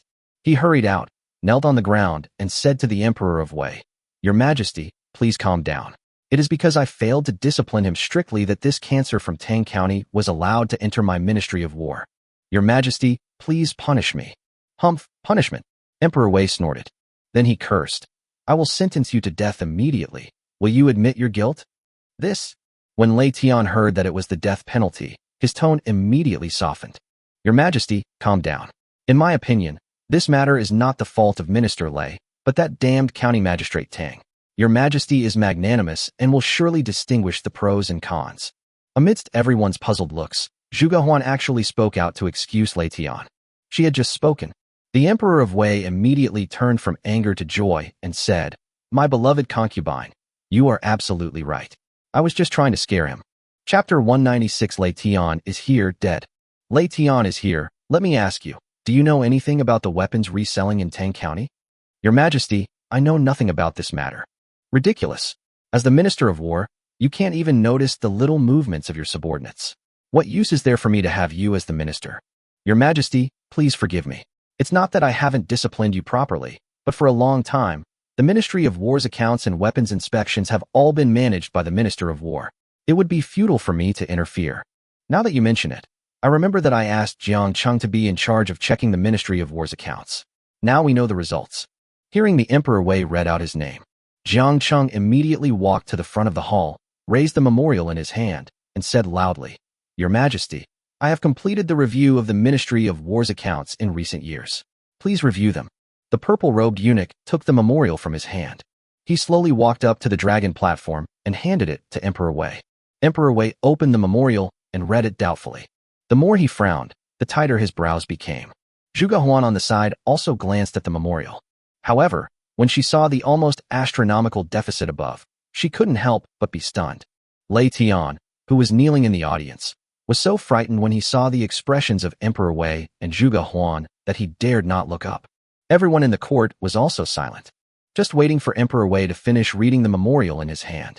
Snap! Emperor Wei suppressed his anger and read to the end of the memorial, but when he saw the final summary figures, he became furious. He threw the memorial from the dragon platform onto Lei Tian's face and cursed. Lei Tian is here. Take a look at what the Ministry of War has done over the years. I was wondering why the Ministry of War's expenses have been increasing over the past 2 years. It turns out you useless people are the ones running amok. If I forgive you today, I will not be the ruler of Wei. Come here, take Lei Tianzai to prison and execute him on a chosen day, and punish his entire clan with him. Your Majesty, I am wronged. Lei Tian lay on the ground in panic and begged for mercy from Emperor Wei. But the Emperor of Wei was very angry and would not listen to his excuses. Soon the soldiers outside the hall rushed in, tied up Lei Tian's hands and feet in no time, and took off his black hat. Now Lei Tian was really panicked. He looked at the Imperial Censor nervously and shouted repeatedly, "Imperial Censor, save me! Imperial Censor, save me!" As soon as these words were spoken, everyone in the court turned their eyes to the Grand Censor. But how could the Imperial Censor be affected by such a small matter? He walked out with a faint smile and said, "Since you have committed a capital crime, what's the point of calling me? The 6 ministries are under the Prime Minister. Are you trying to sow discord between me and the Prime Minister before you die?" He is indeed a veteran who has been in officialdom for many years. With these few short words, the Imperial Censor cleared himself of all charges. And he can also harm Prime Minister Qi, by the way. Without the support of the Imperial Censor, Lei Tian was like a rootless duckweed.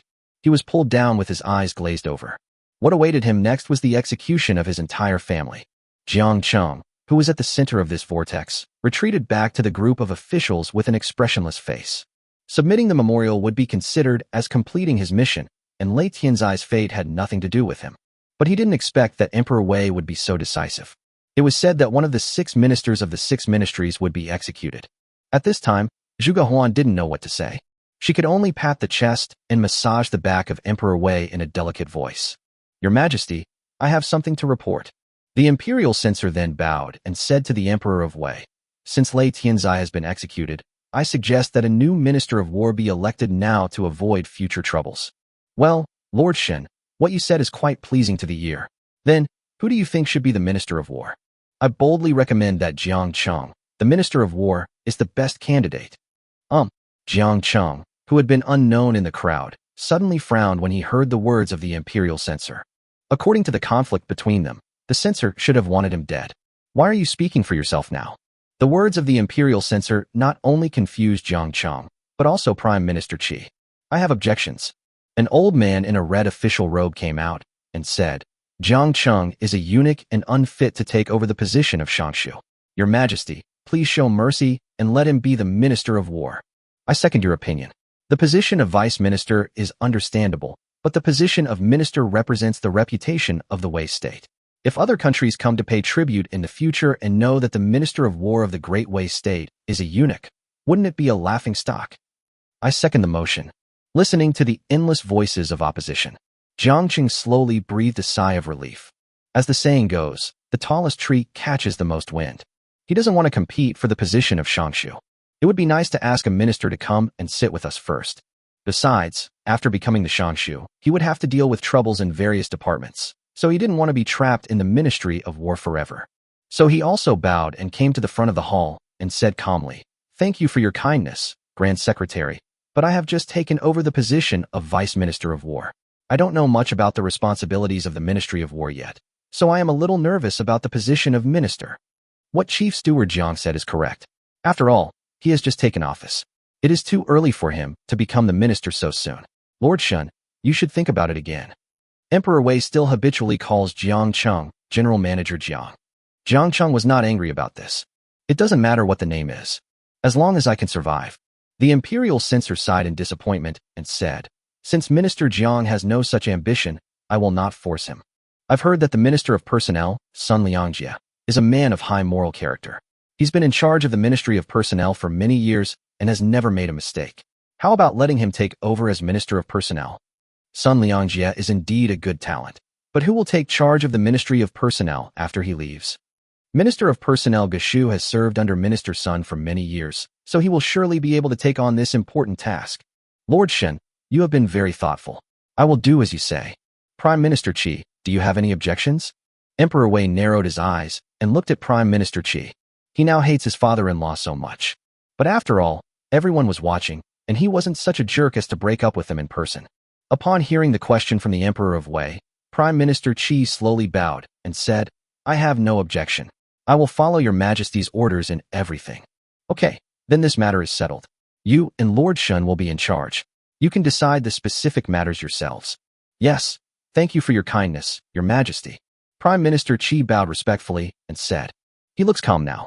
No one else could tell how he felt at the moment. Okay, I'm a little tired, let's withdraw. Emperor Wei waved his hand lazily. Then he put his arm around Zhuge Huan's slender waist and walked away. Withdraw from the court. With a loud shout from the chief eunuch, the court meeting came to an end. The ministers walked out of the Golden Palace in groups. Jiang Cheng supported Prime Minister Qi and walked at the back of the crowd. Many people from Prime Minister Qi's faction came up to congratulate him. Jiang Cheng thanked them one by one. Only after everyone had left did Prime Minister Qi say calmly, "Come home with me." "Yes, teacher." Chapter 197 Buying Clothes. Jiang Cheng followed Prime Minister Qi into his carriage. In the car, Prime Minister Qi had a gloomy face the whole time. Without saying a word, it wasn't until he returned home and entered the main hall that he finally couldn't help it. A mouthful of blood spurted out. His complexion looked much better after the blood spurted out. Seeing this, Jiang Cheng hurriedly supported him and asked with concern, "Teacher, are you okay?" No problem, no problem." Prime Minister Qi waved his hand weakly. Then he collapsed on the soft seat. Jiang Cheng poured him a cup of tea from the teapot for him to rinse his mouth. Prime Minister Qi let out a long sigh of relief after rinsing his mouth. "Cole, I swear I won't be a human being if I don't kill him." After Prime Minister Qi caught his breath, he said this harshly. Jiang Cheng knew that the he was referring to was Emperor Wei. So I didn't say anything, but just stood by him quietly pouring tea. "Jiang Cheng, you performed very well today. You didn't rush to get the position of Minister of War. Otherwise, our plan would have been completely ruined. I'm a dull student, and I hope the teacher can give me some guidance. Is there anything else wrong with this?" "Of course there is, but you don't understand the power structure in the officialdom yet, so it's normal that you can't figure it out." Prime Minister Qi took the tea bowl from Jiang Cheng's hand, took a sip, and said, "In your opinion, why did Shinsai recommend Sun Liangjie to take over the position of Minister of War? I thought Sun Liangjie was a close confidant of the Imperial Censor, so he strongly recommended me." "No." Prime Minister Qi shook his head and said calmly, "Sun Liangjie and Shinsai are not only unrelated, but are enemies. Sun Liangjie is nominally on my side." "Ah, then why did the Imperial Censor choose Sun Liangjie to be the Minister of War?" "Although Sun Liangjie is my man, his subordinate Geshu is Shinsai's man. He transferred Sun Liangjie away, and the Ministry of Personnel fell into his hands. The Ministry of Personnel is in charge of the appointment and dispatch of officials at all levels, and its influence is no less than that of the Ministry of Revenue. Now you understand the benefits and disadvantages of this." Jiang Cheng was not stupid. He just lowered his head and thought for a moment before he understood the conflict of interest. Exchange a messy Ministry of War for an intact Ministry of Personnel. Shinsai's move was truly vicious. Moreover, he even took into account the fact that Jiang Cheng would veto the position of Minister of War. Jiang Cheng frowned. "I am worried about what this old man Shinsai is thinking. If he wants to mess with me in the future, I'm afraid he will use even more tricks." Prime Minister Qi seemed to see the worry in Jiang Cheng's heart. Holding the tea bowl, he said calmly, "Don't worry, Shinsai is too busy to deal with you right now. I have also made some plans in the Ministry of Personnel. It won't be easy for him to take over the Ministry of Personnel so smoothly. On the contrary, the Ministry of War has always been under my control. After Sun Liangjie arrives, he can take over the Ministry of War as quickly as possible. You can also communicate more with him. It will be beneficial in the future. The teacher is very good at planning, and the students admire him. Ha ha, with your intelligence and my guidance, after 3 years in the officialdom, you will be as meticulous as me. You are now the Minister of War, and the people below you won't be able to do anything. From now on, you only need to steadily increase your influence in the Ministry of War, store up food and supplies, and prepare for the future killing of the tyrant emperor." "Yes, I will obey the teacher's orders, but isn't it a bit inappropriate to do these things under the nose of Master Sun?" "Don't worry, I'll let Sun Liangjie know. Just focus on your work. Besides, the stored food, supplies, and weapons are all in the Ministry of War. They won't be found even if we check the accounts. The teacher is wise and the students admire him. Well, you just took office today. I'll set up a banquet for you at Huixian Tower tonight. And by the way, I'll introduce you to the officials of all ranks in the court." "Thank you, teacher." Jiang Cheng knew that this was a necessary procedure, so I didn't refuse. In the afternoon, he bid farewell to Prime Minister Qi and returned home. He told Xiao Yuer and Qing the good news that he had officially become the Minister of War. Both of them were extremely happy when they knew this. One of them kissed Jiang Cheng on the face. "Sister Yuer, Qing, The Prime Minister is hosting a banquet for me at Huisian Tower tonight. Come with me. Ah, we still have to go. Xiao Yuer said shyly. We are just two maids. Wouldn't it be embarrassing for you if we went there? What's so shameful about this? You are all my people. Who would dare to say anything wrong about you then? Besides, there will definitely be a lot of delicious food there. It would be a shame not to go. If there's something delicious, then I'm going. When Qing'er heard that there was food, she immediately raised her hands. Seeing how excited she was, Xiao Yuer didn't want to discourage her. So he nodded and said, Okay, but we're just going to eat, and we won't stand with you. Jiang Qing knew that Xiao Yuer still regarded him as a maid. Although Qing'er is naive, she still has a sense of hierarchy deep down in her heart. This long-standing shadow in the palace will take a long time to erase. But the fact that she was willing to go forward was already a big improvement. Jiang Qing nodded in satisfaction and said, That's okay. We'll go out and buy you some nice clothes. You'll definitely dazzle everyone at the banquet. No, that's not necessary. We'll be fine in the clothes we wear. Listen to me today, let's go. Jiang Qing domineeringly grabbed the two men's wrists and walked out of the house. Xiao Yuer couldn't help but smile sincerely as she looked at Jiang Qing's back. At this moment, she truly felt what love was. The gap in her heart between master and servant seemed to be smoothed out by this feeling. Jiang Qing, who was walking in front, had no idea what Xiao Yuer was thinking. He took the two of them for a stroll on the street. He would pay for anything that Xiao Yuer and Qing'er showed any interest in. Although the money is still paid by Xiao Yuer, who is in charge of the finances, what does it matter? Soon they had many more bags in their hands. There are food and entertainment. Xiao Yuer and Qing'er both had happy smiles on their faces. It was the first time they had so much fun. Although I would accompany the Empress and Princess out of the palace before, I had to take care of them at that time and had no time for myself at all. They are the real protagonists of this shopping trip. We're here. Jiang Qing pulled the two of them through the crowd and stopped in front of a store. Qing'er held the candied haws in her hand and looked up innocently at the sign above the shop door. Read word by word. Liufeng. That's right. The place Jiang Qing brought them to was Liufeng. He wants to buy them 2 nice sets of clothes. Thinking of this, he pushed the two of them into the Louis shop. The servant from last time saw Jiang Qing coming in and hurried over to greet him politely. Dear guest, how come you're here so soon? Before he could finish his words, Jiang Qing suddenly covered his mouth. Jiang Qing didn't want Qing'er to know about this surprise yet. Haha, today's protagonists are these two beauties. Please take them to pick out some clothes they like. The servant was also a smart guy and understood what Jiang Qing meant from the look in his eyes. So he nodded quickly and said, Don't worry, my dear guest, I will definitely take care of it for you.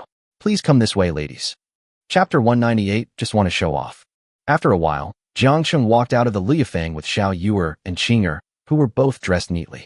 At this time, the two of them have changed their appearance. She was wearing fine silk clothes. A little bit of makeup on her already beautiful face makes her look even more playful and charming. Xiao Yuer blushed slightly as she leaned against Jiang Qing and asked, Isn't this too conspicuous? Ha ha, it's better to show off a little. Jiang Qing kissed her little cheek.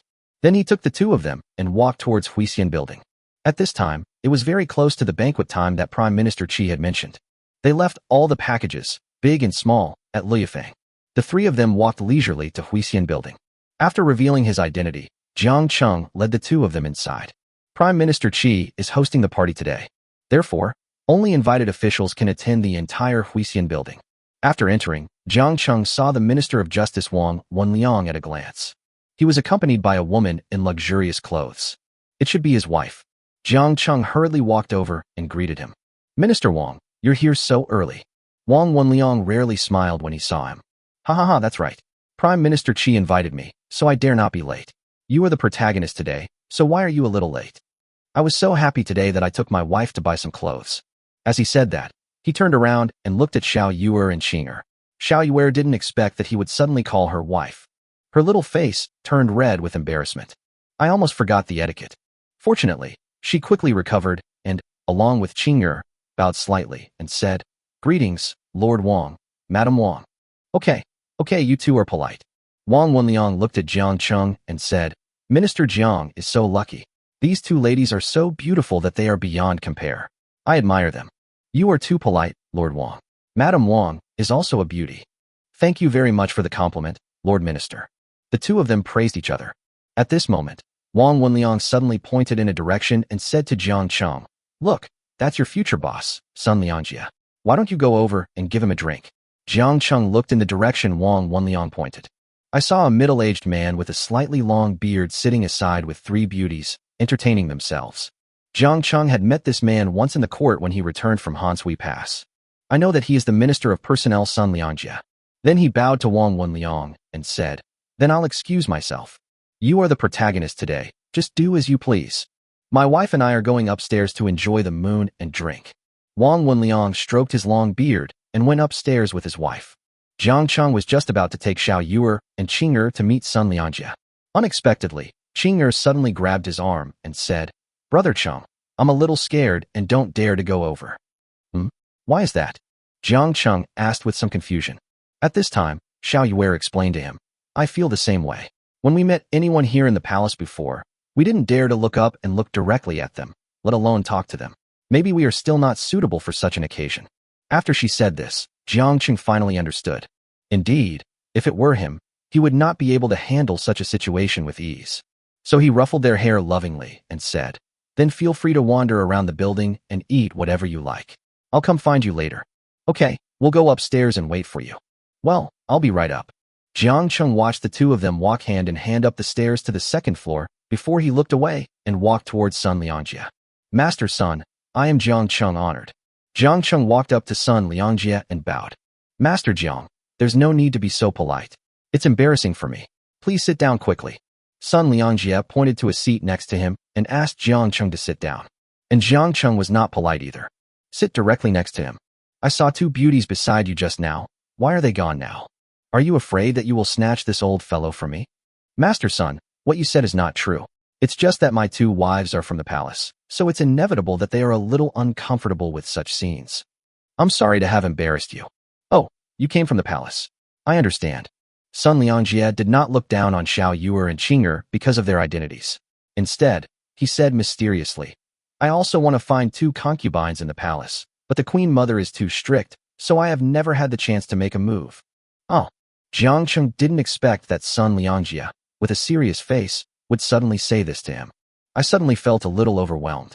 At this moment, Sun Liangjie suddenly laughed out loud and said, it's just a joke, don't mind it. The atmosphere here is really too depressing. I can't stay here without some jokes. Lord Sun has a good sense of humor. Jiang Cheng just laughed it off. Sun Liangjie hugged the beauty beside him and said, over the years, there have been many people who have left the palace to serve as officials, but you are the only one who can sit in Master Zhang's position. I admire you very much. Let's work together well in the future. Don't cause such a mess like Lei Tianzai and Tang Xinzhong again. Don't worry, Lord Sunday. I will do my best to avoid making any mistakes. Hey, making mistakes is inevitable. Don't be too nervous. You and I are both students of Prime Minister Qi. A small mistake is nothing to worry about. Besides, which of the 6 departments dares to claim absolute innocence? As long as you don't go too far, I can turn a blind eye. But let's make a deal. I have my own agenda, and you can't take my job, or I won't be happy. Looking at Sun Liangjie's appearance, Jiang Cheng knew what was going on. Although he looks cheerful, he is actually very scheming. I guess he must have done something shameful in the Ministry of Personnel before. It's still the same now when I go to the Ministry of War. Jiang Cheng then bowed and smiled. Master Sun is right. I will definitely keep that in mind. That's good. That's good. I forgot that today is your welcoming banquet. This is a small gift prepared for you by me as your boss. I hope you don't mind it. Sun Liangjie asked the beauty beside him to hand Jiang Cheng a red box. Jiang Cheng took it, but didn't open it immediately. Instead, he held the box in his hand and said respectfully, I'm sorry to bother you. You've already given me a huge honor by coming. Why bother preparing a gift? It's just a little thing, nothing to worry about. Open it and take a look. Thank you for your kindness, Lord Sunday. I will respectfully obey your orders. Jiang Cheng smiled faintly and then opened the box. Inside the box was a small seal shining with golden light.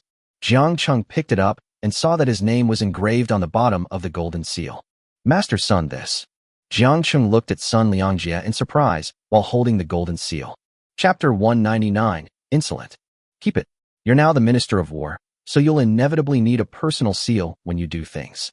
I have a friend who works at the Goldsmith Bureau, so I asked him to make one for you. It's just a small favor. Thank you, Lord Sun, for your concern. Jiang Cheng put the golden seal back into the box and placed it respectfully in his arms. Today is a happy occasion. Let's not talk about business. Master Jiang, would you like to have a drink with me? I couldn't ask for more. Jiang Cheng picked up the wine glass on the table and clinked glasses with Sun Liangjia. After a few drinks, someone suddenly ran in from the entrance of Huixian building and shouted, "Prime Minister Qi is here." His shout immediately made everyone present stand up. After all, most of the officials here are students and old friends of Prime Minister Qi. Respect him very much. For a moment, the entire Huixian building fell silent. Not long after, Prime Minister Qi walked in with steady steps. What is incredible is that Queen Qi is actually by his side. Everyone was slightly stunned. Then he bowed and said, "Your subordinate respectfully welcomes Her Majesty the Queen and the Prime Minister." Ha ha ha. No need to be polite. No need to be polite. Prime Minister Qi smiled and asked everyone to stand up. He was not wearing his official uniform today. Instead, he changed into a soft robe. He looks more like a rich man in the city. Queen Qi was still wearing a long red dress. Following behind her were several maids, showing elegance and luxury. But Jiang Cheng could tell from her expression that the queen was a little angry at the moment. Maybe he noticed Jiang Cheng was stealing glances at him. Queen Qi immediately cast her gaze in his direction. Jiang Cheng was so frightened that he quickly lowered his head. Seeing his frightened look, Queen Qi's expression eased a little. Today is a great day for my student Jiang Cheng to take up his new post as Vice Minister of War. There's no need to be formal, just be spontaneous. Jiang Cheng, come here.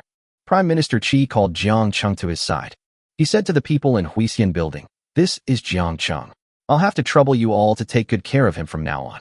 Please rest assured, Prime Minister. We will do our part." Ha ha ha, that's good. Let's play. At the order of Prime Minister Qi, everyone dispersed. At this time, Jiang Cheng bowed to him and said, "Thank you for your cultivation, teacher." He was not stupid, so he could naturally see that Prime Minister Qi was helping him establish his prestige. "Humph, I hope my father's training is not in vain," Queen Qi said with a forced smile at this time.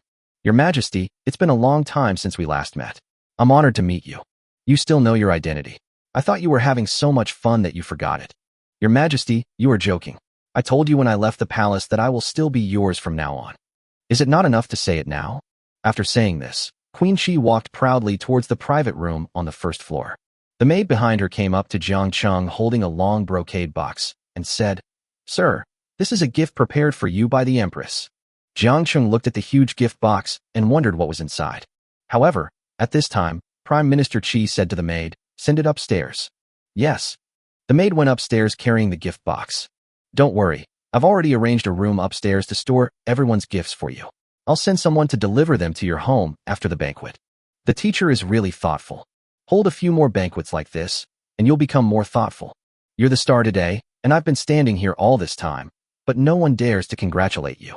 I won't be an eyesore anymore. Come find me in the private room after the banquet. The Queen and I have something to discuss with you. Okay, students must keep this in mind. After Prime Minister Qi left, many officials came up to toast Jiang Cheng. Everyone spoke very kindly. Jiang Cheng responded one by one. After drinking countless glasses of wine, there were finally fewer people around Jiang Cheng. He exhaled heavily. He sat down on the stool. His eyes stared blankly at the people passing by. At this moment, a distinctive white figure suddenly walked up to him with a glass of wine. "Jiang Cheng, congratulations." This voice sounded very familiar to Jiang Cheng. He looked up in surprise and found that it was Su Shaoqing standing in front of him.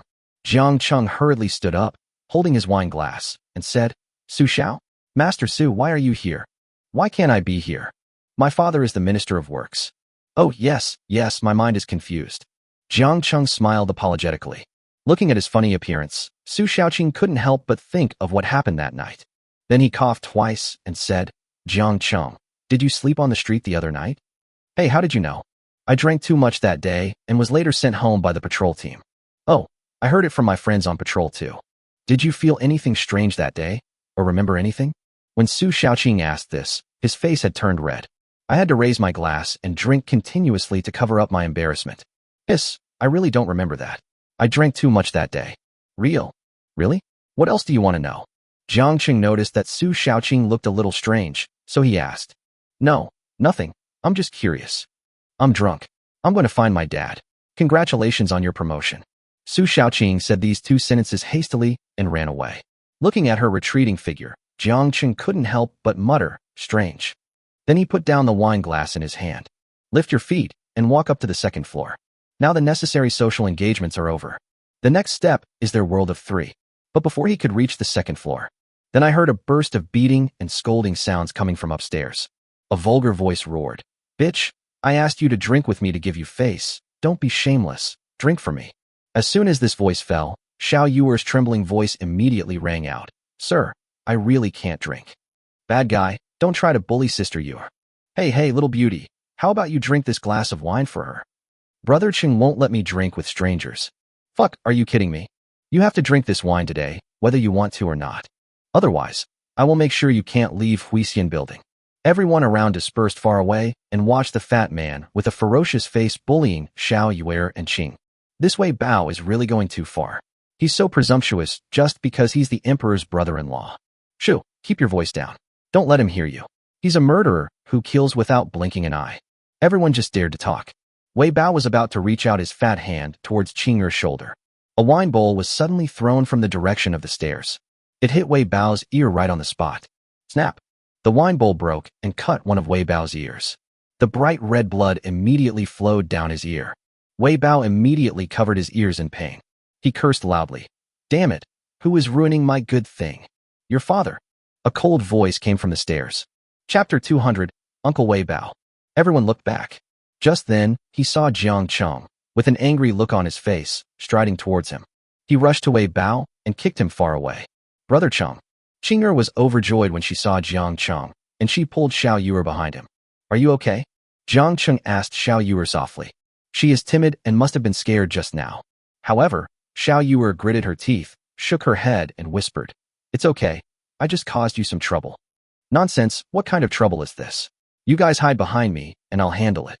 After saying this, Jiang Cheng turned to Wei Bao and said fiercely, "Who are you? And why are you causing trouble at the banquet?" Wei Bao staggered to his feet from the ground. He cursed at Jiang Cheng fiercely. "Damn it! Who the hell do you think you are? How dare you know my name? Today I will let you know how powerful I am." Wei Bao has lived a life of luxury since he was a child. No one ever dared to contradict him, not to mention hitting him. He suffered such a great humiliation today that it would be difficult to relieve the hatred in his heart unless he killed Jiang Cheng. His fat body shook, and he picked up a rosewood table from the ground and threw it towards Jiang Cheng. This table weighs at least 300 pounds. It was as light as a feather in Wei Bao's hands. Jiang Cheng's eyes turned cold. I know Wei Bao is going to kill him. In this case, he cannot slack off. He gently pushed Xiao Yuer and Qing'er a few steps behind him.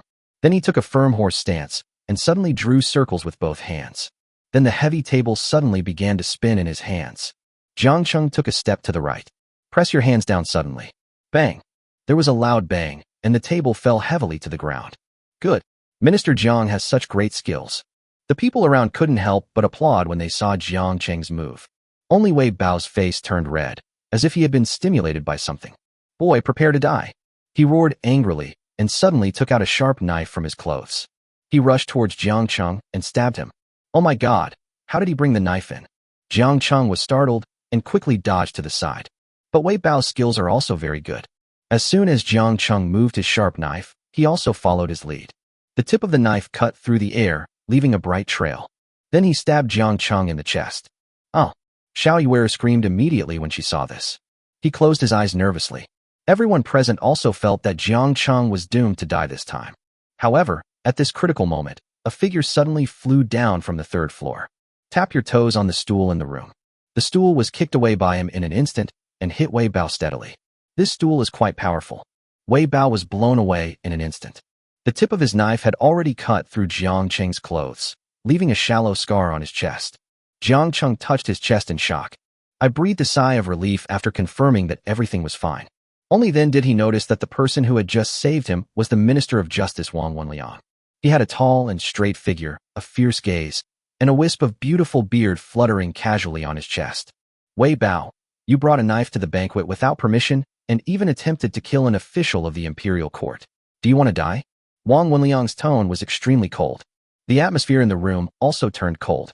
Wei Bao couldn't help but shrink his head when he saw Wang Wenliang. Pointing at Jiang Cheng, he said, He hit me first. Humph, I just saw you attacking with a knife, and you're still trying to make excuses. I didn't. I just wanted to play with him. I didn't want to kill him. Wei Bao said as he sat on the ground trembling. It was obvious that he was very afraid of Wang Wenliang. Wang Wenliang stretched out his hand towards him and said coldly, Give me the knife, and then get out. Yes. Wei Bao stood up respectfully and walked to Wang Wenliang, then put the knife in his hand. Roll. As soon as Wang Wenliang said the word get out, Wei Bao immediately walked out in shame with his tail between his legs. When he passed by Jiang Cheng, he gave him a look of great resentment. But what responded to him were Jiang Cheng's cold words. Roll. Fuck. Wei Bao was about to attack when he saw Wang Wenliang with a bad look on his face. Calm down. I'm leaving right now. After saying that, he slowly went downstairs. The crowd dispersed when they saw that there was nothing exciting to watch. Jiang Cheng bowed to Wang Wenliang and said, Thank you, Lord Shangshu, for your help. It's just my duty. Prime Minister Qi has ordered that officials of all levels are not allowed to carry knives at this banquet. He has committed a crime by carrying a knife without permission, let alone using it to kill someone. I will never allow such a thing to happen under my nose. Your Excellency, the minister is able to distinguish right from wrong. I admire you. Well, as long as you don't resent me for letting Wei Bao go. What's there to be resentful about? The minister must have had his reasons for letting him go. There's no reason. It's just that this guy has a strong backer. Otherwise, he would have died several times already. Oh, he still needs a backer. Of course. His sister is the emperor's concubine. In her early years, she once protected the emperor from a tiger attack. The tiger licked her entire right cheek. Although she is currently powerless in the harem, a lean camel is still bigger than a horse. Few in the entire Wei capital dare to oppose her. You've made an enemy of him this time. It'll be hard to deal with you in the future. Don't worry, Shangshu-sama. I will handle this matter myself. I'll let him know he's messing with the wrong guy. Haha, I saw your skills just now, not bad. But he's still far inferior to Wei Bao. He's a master at the martial honor level. You'd better not choose to resolve the issue through force. I didn't realize he was actually a martial arts master. He only relied on the tonic medicine his sister gave him to force his way through. His future achievements will stop here. Anyway, you better take care of yourself. My wife is still waiting for me upstairs, so I can't accompany you. Goodbye, Lord Shangshu. After Wang Wenliang left, Jiang Cheng looked at the stairs where Wei Bao left and clenched his fists instantly. It's time for him to improve his strength. Otherwise, it would be too exhausting to be on guard against Wei Bao's revenge all day long. Minister Jiang, the Prime Minister invites you. A servant from Huixian building came upstairs and said to Jiang Cheng. Good. Jiang Cheng responded. Then he took Xiaoyer and Qingyer's hands and went downstairs. Here I come. When Jiang Cheng entered the room, he happened to see Prime Minister Qi and Queen Qi sitting on the couch drinking tea. When Prime Minister Qi saw him come in, he ordered his servants to close the door. Student greets the teacher, Her Majesty the Queen. This servant greets the Prime Minister and the Empress. No need to be polite, there are no outsiders here. You are in Qing'er, right? Jiang Cheng and I have something important to discuss. You two can go to the side room and wait for a while. There are some fruits and snacks in there. Please have some first. Thank you, Prime Minister.